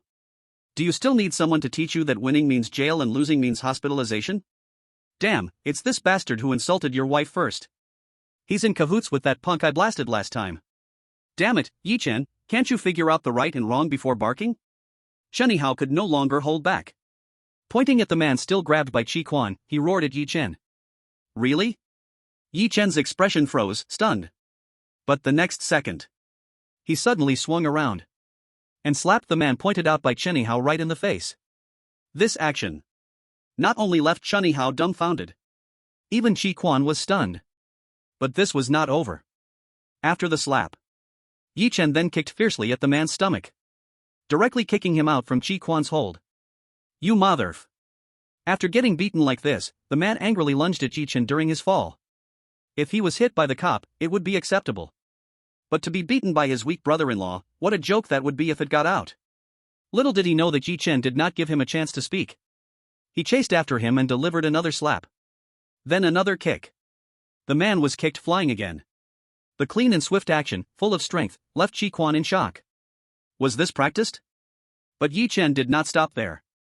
As he pretended to chase after the man, he kicked down again. Chi Quan quickly pulled him back. Yi Chen, are you crazy?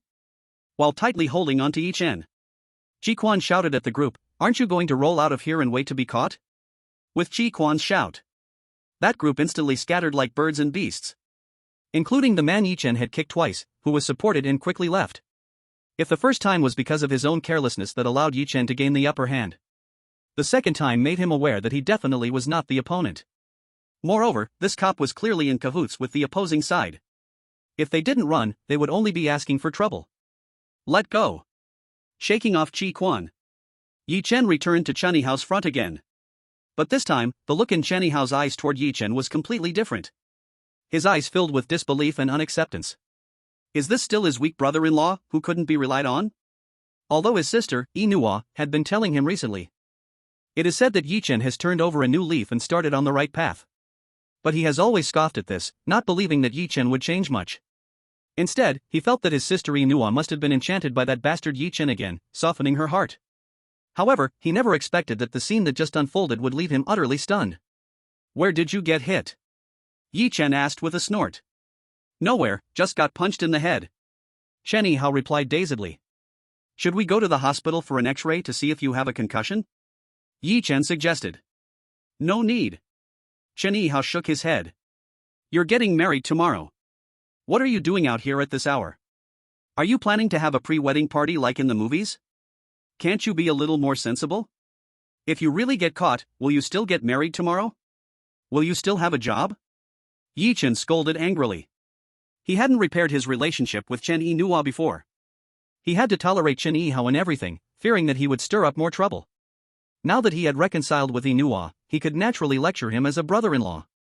As for whether Chen Yihao would take it seriously, if he didn't take it seriously, Yi Chen wouldn't mind giving him a beating. You don't need to care about me. Just treat my sister well, that's more important than anything. Chen Yihao retorted angrily. But his bravado was clearly different from before. Well, mainly because he was stunned by Yi Chen's earlier outburst. Yi Chen chose to ignore Chen Yihao. He turned to Chi Quan, Captain Chi, do we still need to follow procedures for this? The other party has already run away. What procedure can we follow? Chi Quan smiled wryly. You really know how to make trouble for me. I just told you to feel free to ask me for help, and here you come with this mess. If they really complain to the city bureau, I'll have to bear the brunt. But despite his words, Chi Quan showed no worry. Leaving aside the fact that the documents were only briefly shown, even if he was really recognized and complained about, he wouldn't care. After all, he had grown used to being criticized over the years. Sorry for the trouble. I'll treat you to a meal another day to apologize. Yi Chen said with a smile. As soon as Yi Chen finished speaking, Chen Yihao stared wide-eyed at Chi Quan. Captain Chi? You are Captain Chi Quan, the one from online? However, Chi Quan chose to ignore it. With a brother-in-law like that, your life is not bad, so cherish it. After saying that, he punched Yi Chen lightly in the chest and said, I'm leaving. He watched as Chi Quan got into a taxi and drove away. Chen Yihao remained stunned for a long time. Yi Chen, he actually knew the famous police captain Chi Quan? And their relationship seemed to be quite good? How could this be possible? P.S. 3 of 4. Chapter 147, Yi Chen, come out for a moment. What are you still doing in a daze? Waiting for them to retaliate? Hurry back. Seeing Chen Yihao looking bewildered, Yi Chen scolded impatiently. Hearing this scolding, Chen Yihao felt a bit frantic. In the past, Yi Chen wouldn't dare to scold him like this. But he didn't know. With 2 lifetimes of experience, Yi Chen wouldn't hesitate to scold or even hit him. Yi Chen, let me tell you, don't think you can act superior just because you know a captain. If you dare to bully my sister again, just wait and see. Chen Yihao said through gritted teeth. But the fierceness he showed now was worlds apart from before.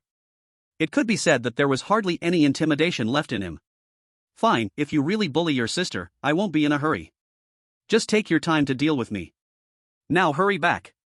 Yi Chen replied. Chen Yihao huffed. Only then did he turn around and leave with his friends. Watching Chen Yihao's back, Yi Chen felt 1,000 emotions welling up inside.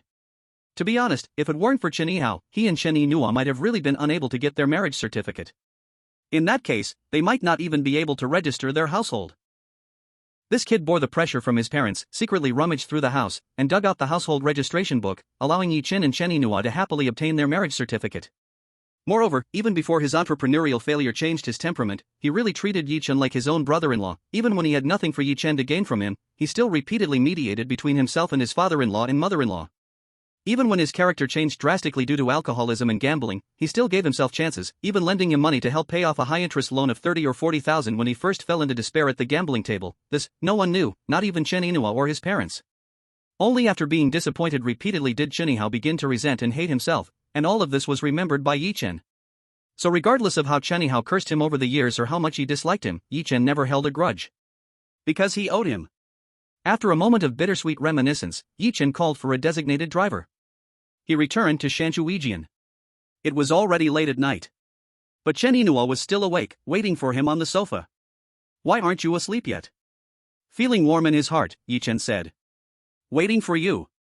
Chen Yinua then asked, "Did you drink too much?"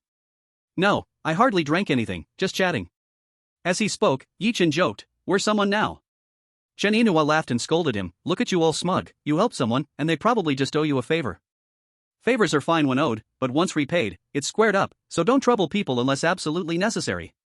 Yi Chen laughed silently. He didn't care about favors or not. For Chi Quan, someone with his personality would likely feel indebted to him for life.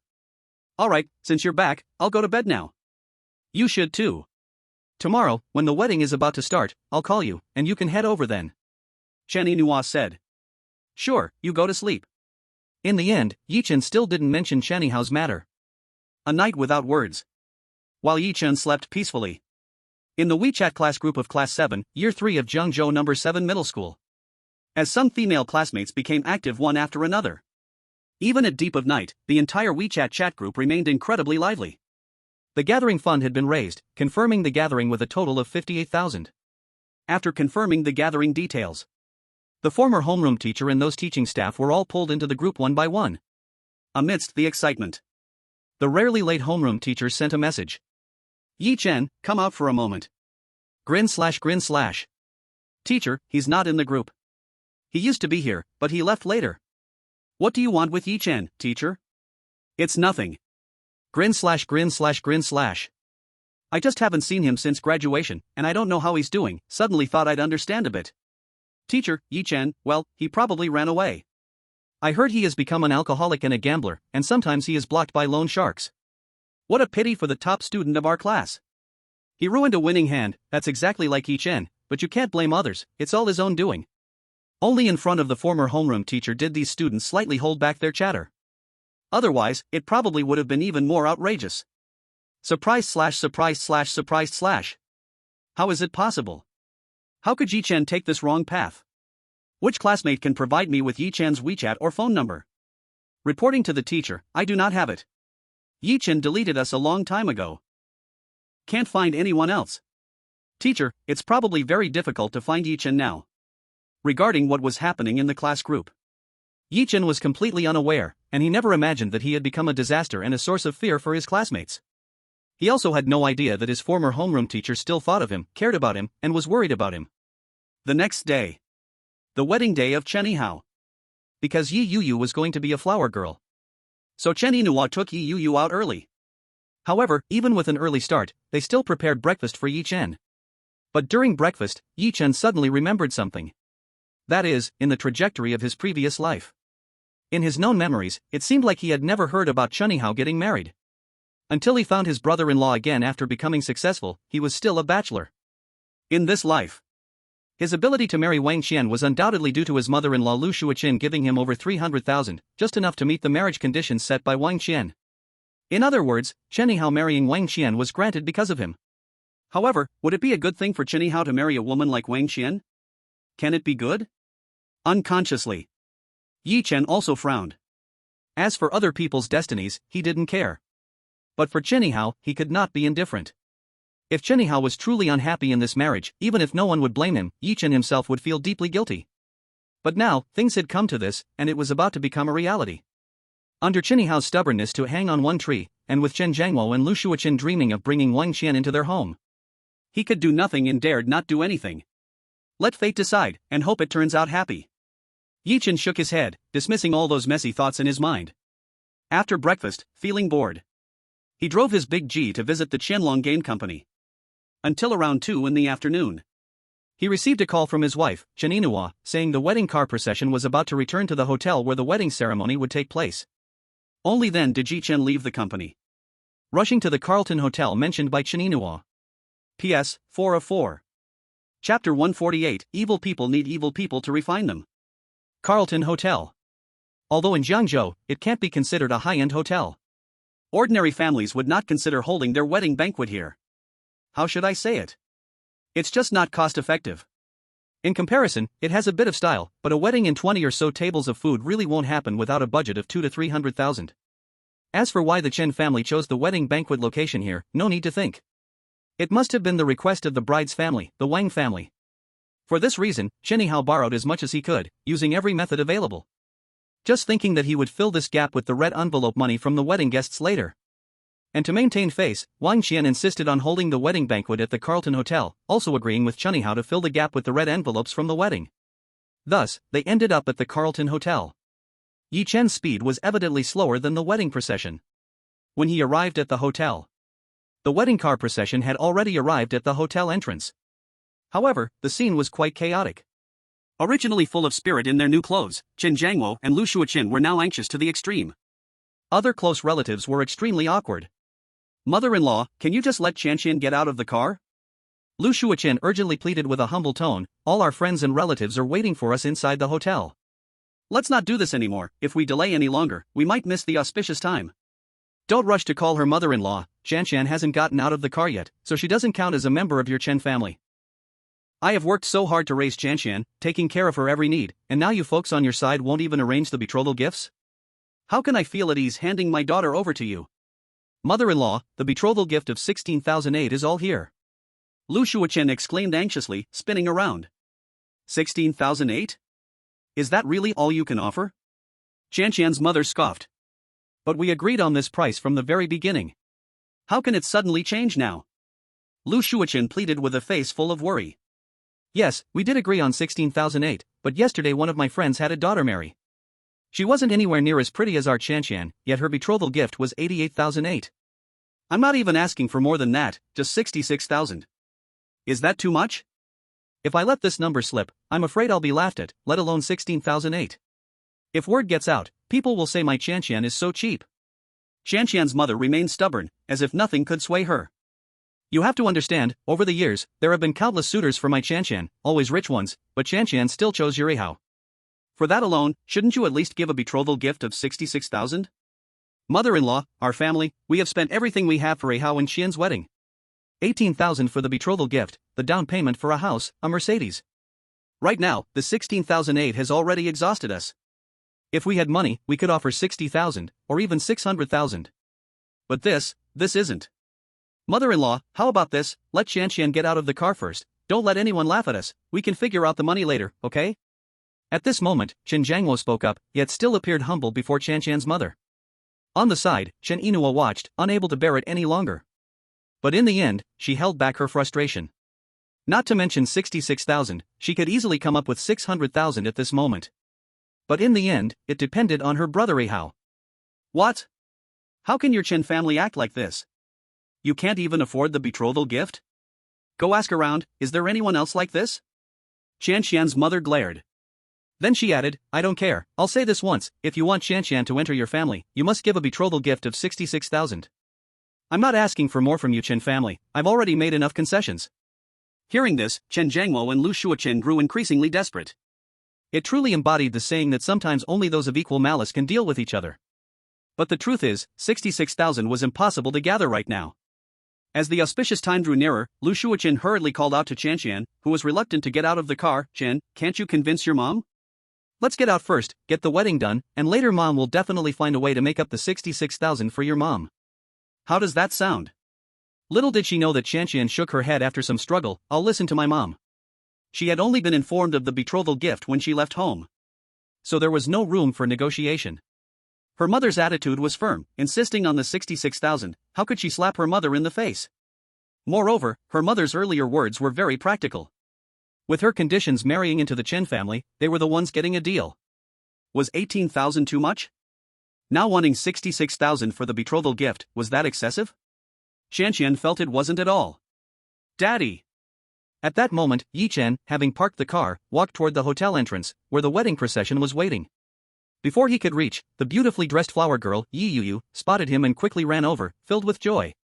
Hey Yuyu! Yi Chen smiled and scooped Yi Yuyu into his arms. Then he walked towards the crowd. Inua, what's going on? Yi Chen asked as he walked over to Chen Inua. Wang Qian won't get out of the car. Her mom wants the exit gift. Chen Inua frowned and whispered. Exit gift? Wasn't this supposed to be settled from the start? Yi Chen was taken aback. It was agreed to be 16,008, but now Wang Qian's mom changed it to 66,000. Chen Inua said. 66,000? Yi Chen furrowed his brow. Changing the terms at the last minute is a bit too much. At the same time, Chunihao, who had been holding in his emotions, began to break down. Even Buddha has a temper. Everyone has a limit. He admitted that he had lost himself multiple times over Wang Qian. In fact, he had lost himself to the point of being limitless. For Wang Qian, he had almost abandoned all dignity, fulfilling her every request and obeying her completely, never once scolding her. Even when she proposed those harsh marriage conditions, he endured it. To marry her, he had almost sacrificed his own principles, not only using the more than 300,000 his mother had obtained from Yi Chen, but also letting his parents invest their retirement funds. In order to satisfy Wang Qian's pursuit of face, he even reluctantly agreed to hold the wedding at the Carlton Hotel, which was beyond their means. All of this was the absolute limit Chunihao and the Chen family could do, in a state of being at a dead end. But now, they hadn't finished, raising the originally agreed 16,008 exit gift to 66,000. 66,000, not to mention that this number is unbearable for the already struggling Chen family. Even if the Chen family could bear it, Chunihao could no longer tolerate Wang Qian and her family's behavior. When a person's mindset completely collapses, the world can never know how far they might go insane. Just like Chunihao at this moment. P.S. 1/4. Seeking gifts and urging updates. Chapter 149. I will give you an explanation. Are you really never going to stop? Holding the wedding bouquet, Chunihao looked at Wang Qian inside the car and said coldly. What do you mean by never stopping? Chunihao, are you overstepping? My daughter hasn't officially married you yet, and you are giving her this kind of attitude, talking to her like this? Before Wang Qian could speak, her mother jumped in. However, Chunihao had no time to pay attention to the future mother-in-law. His gaze was cold and fixed on Wang Qian in the car. But Wang Qian was also not an easy opponent. Chunihao, what do you mean? I'm asking you one question, are you getting out of the car or not? Chunihao gritted his teeth, already on the edge of exploding. My mom said the exit gift is 66,000, it's a custom. My mom's friend's daughters received 88,000 as an exit gift. I just want 66,000 to repay my mom's kindness, and your family won't agree?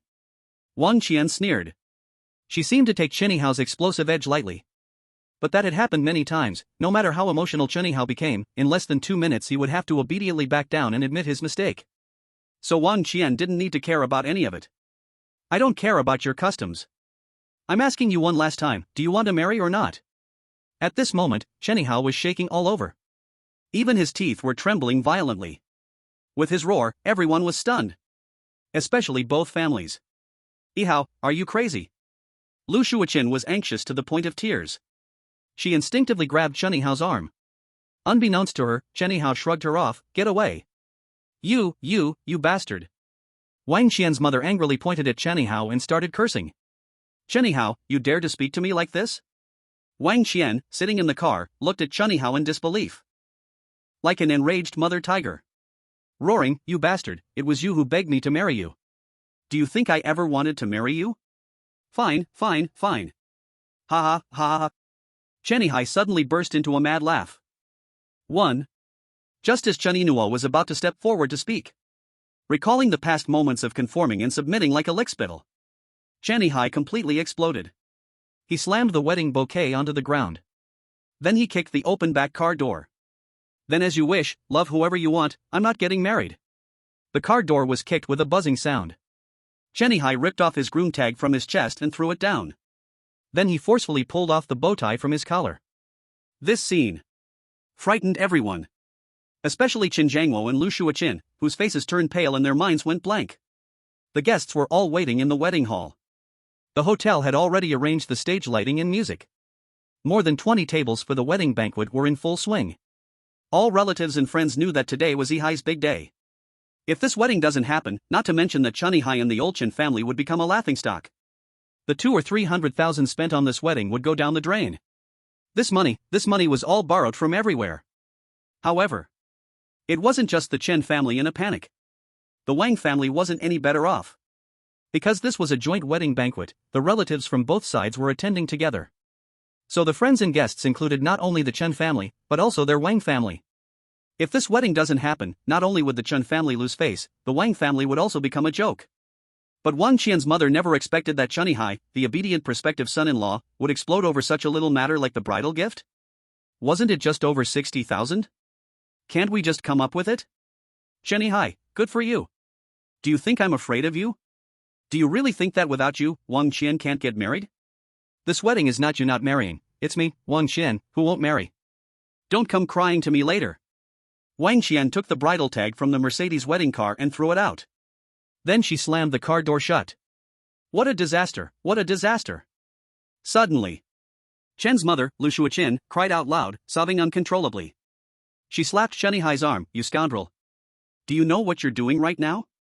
All our relatives and friends are waiting at the hotel, everything is ready, over 200,000 has been thrown in, and now you say you're not getting married? Hurry, go apologize to Chen, go. Mom, stop talking. Even if I become a laughingstock, I will absolutely not marry Wang Qian today. Money can be earned back later, but face can be regained. Chen Yihai turned and tried to leave. But his father, Qin Jiangwo, blocked him. Where do you think you're going? You can be shameless if you want, but your mother and I still want our face. We don't want to be the subject of jokes. Face? Jokes? Chen Yihai sneered. With what just happened, do we still have any face left? Dad, Mom, let me be clear, this wedding will definitely not happen.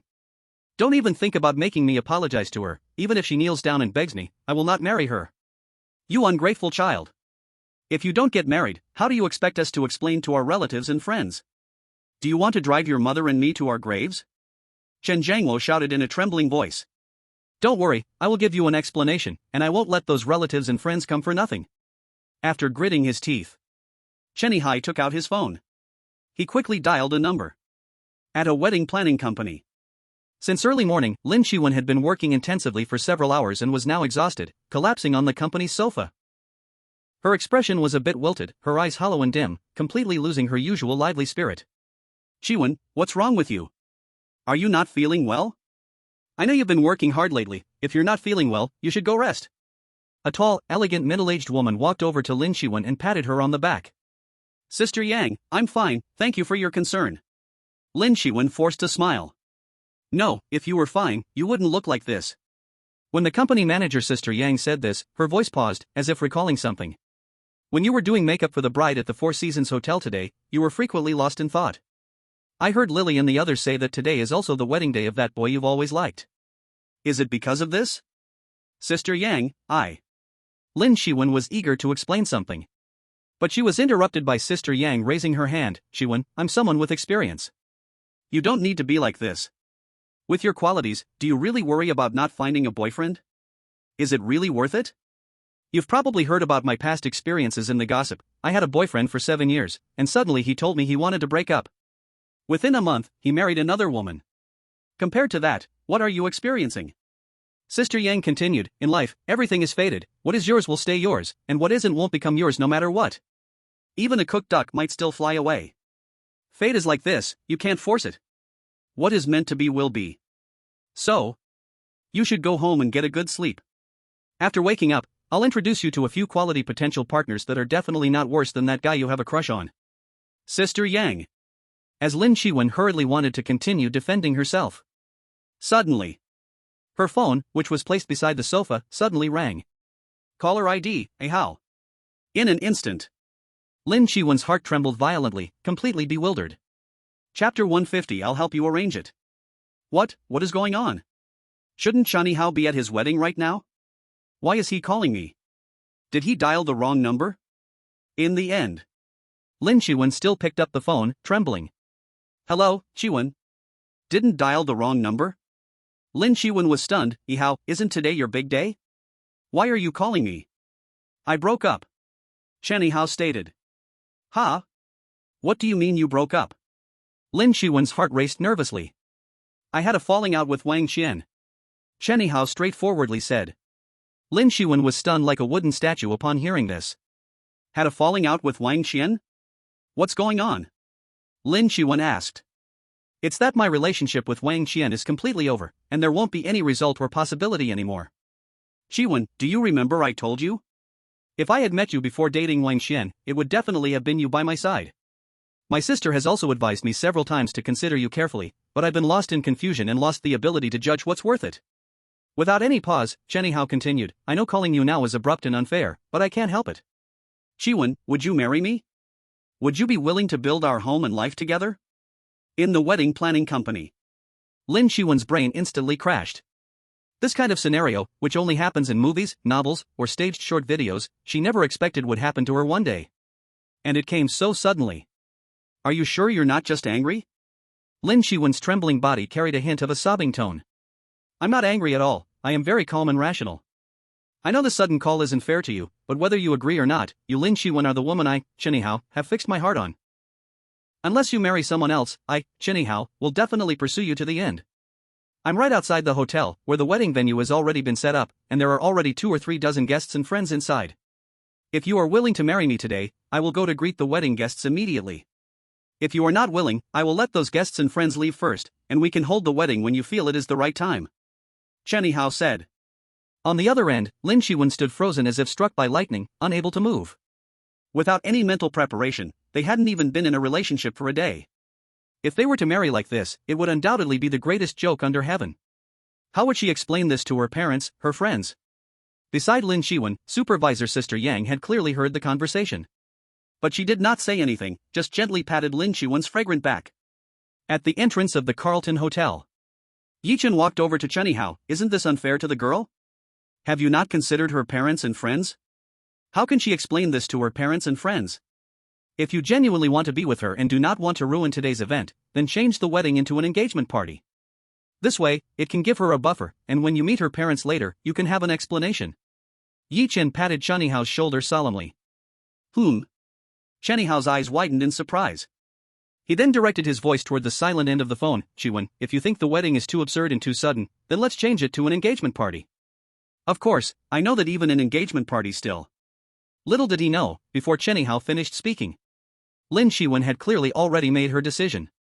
Ihao, stop talking, I agree to marry you. Swish. This made Chunihao's body tremble violently in an instant.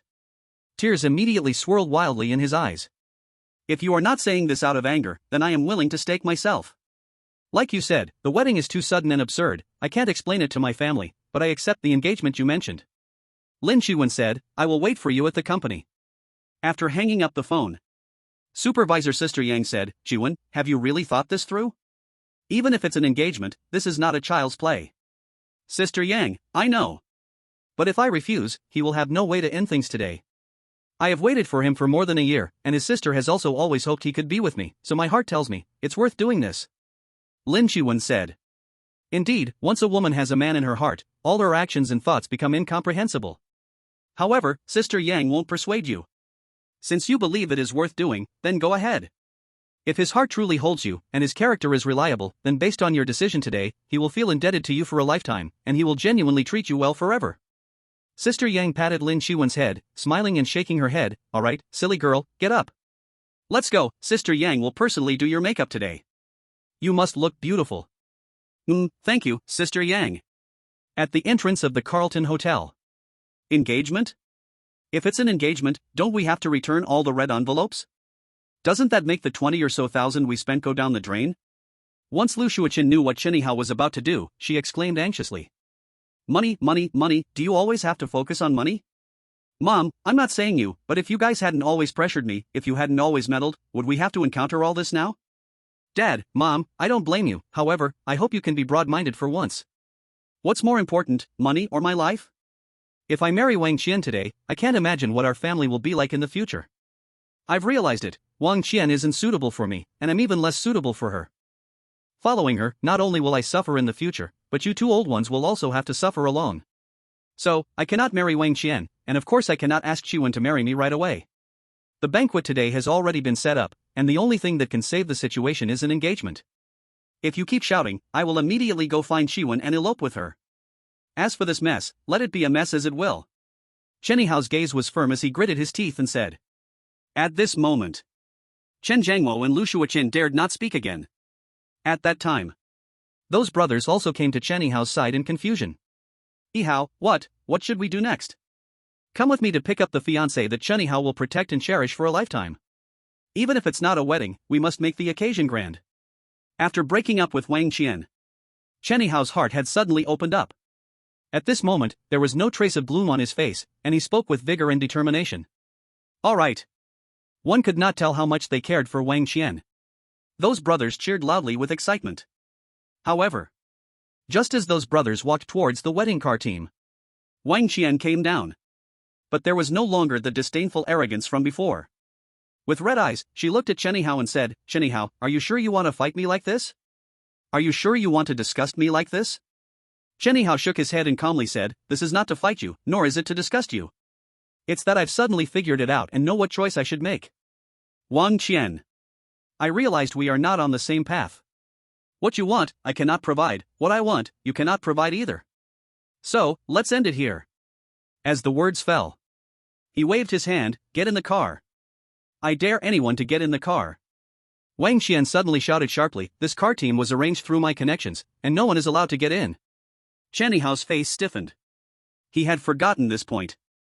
At that moment, Yi Chen walked up to Chen Yihao. Calmly said, since the car team was not arranged by you, then don't force it. You wanted the occasion, right? With these broken Mercedes and BMWs, what kind of occasion can there be? Let me help you arrange it. What the heck? Broken Mercedes and BMW? If this came from some rich second-generation kid, it would be fine. But this guy Yi Chen. He ignored Chen Yihao's shocked and dazed expression. Yi Chen reached into his pocket and pulled out his phone. PS, 3 of 4. Chapter 151 I'm not afraid. In less than half an hour, a roar of supercars drove to the entrance of Carlton Hotel. Those from the Wang family who had not left and everyone present felt dizzy. What Porsche, Ferrari, Lamborghini, Maserati, McLaren, and so on. There were at least a dozen or 20 of them. Just taking one out could easily overshadow Carlton's parking lot.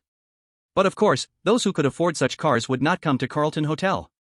This is the car team that Yi Chen brought? Isn't Chen Yihao's brother-in-law just a drunken gambling loser?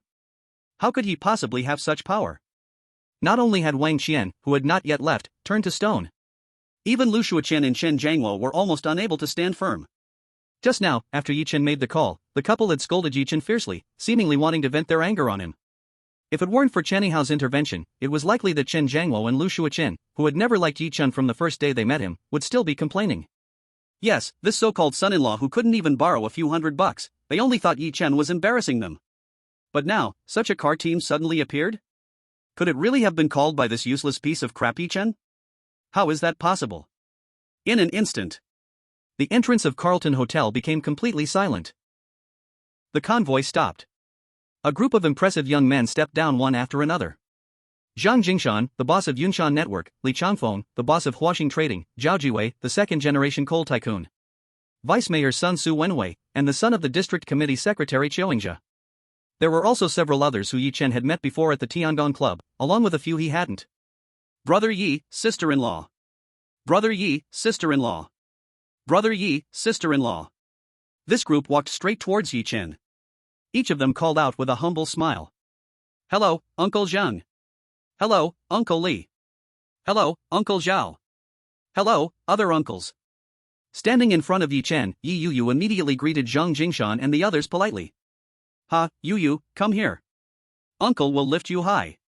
Zhang Jingshan laughed heartily and picked up Yi Yuyu, lifting her high. The little girl giggled with glee. Others also took turns to pat Yi Yuyu's head or cheek. This scene was enough to make Chen Yihao's jaw drop. What on earth is happening? What's the rhythm here? Chen Jiangmo and Lu Shuoqin held onto themselves tightly, wondering if they were dreaming.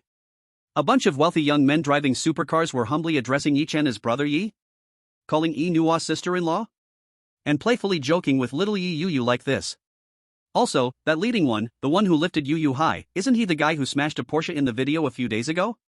I heard he has a big background, the grandson of the old secretary Zhang Weiman. This. Brother Yi, sister-in-law, I took the liberty of having some of the popular streamers from my company come over. They should arrive shortly. Zhang Jingshan, still holding Yi Yu, said with a smile.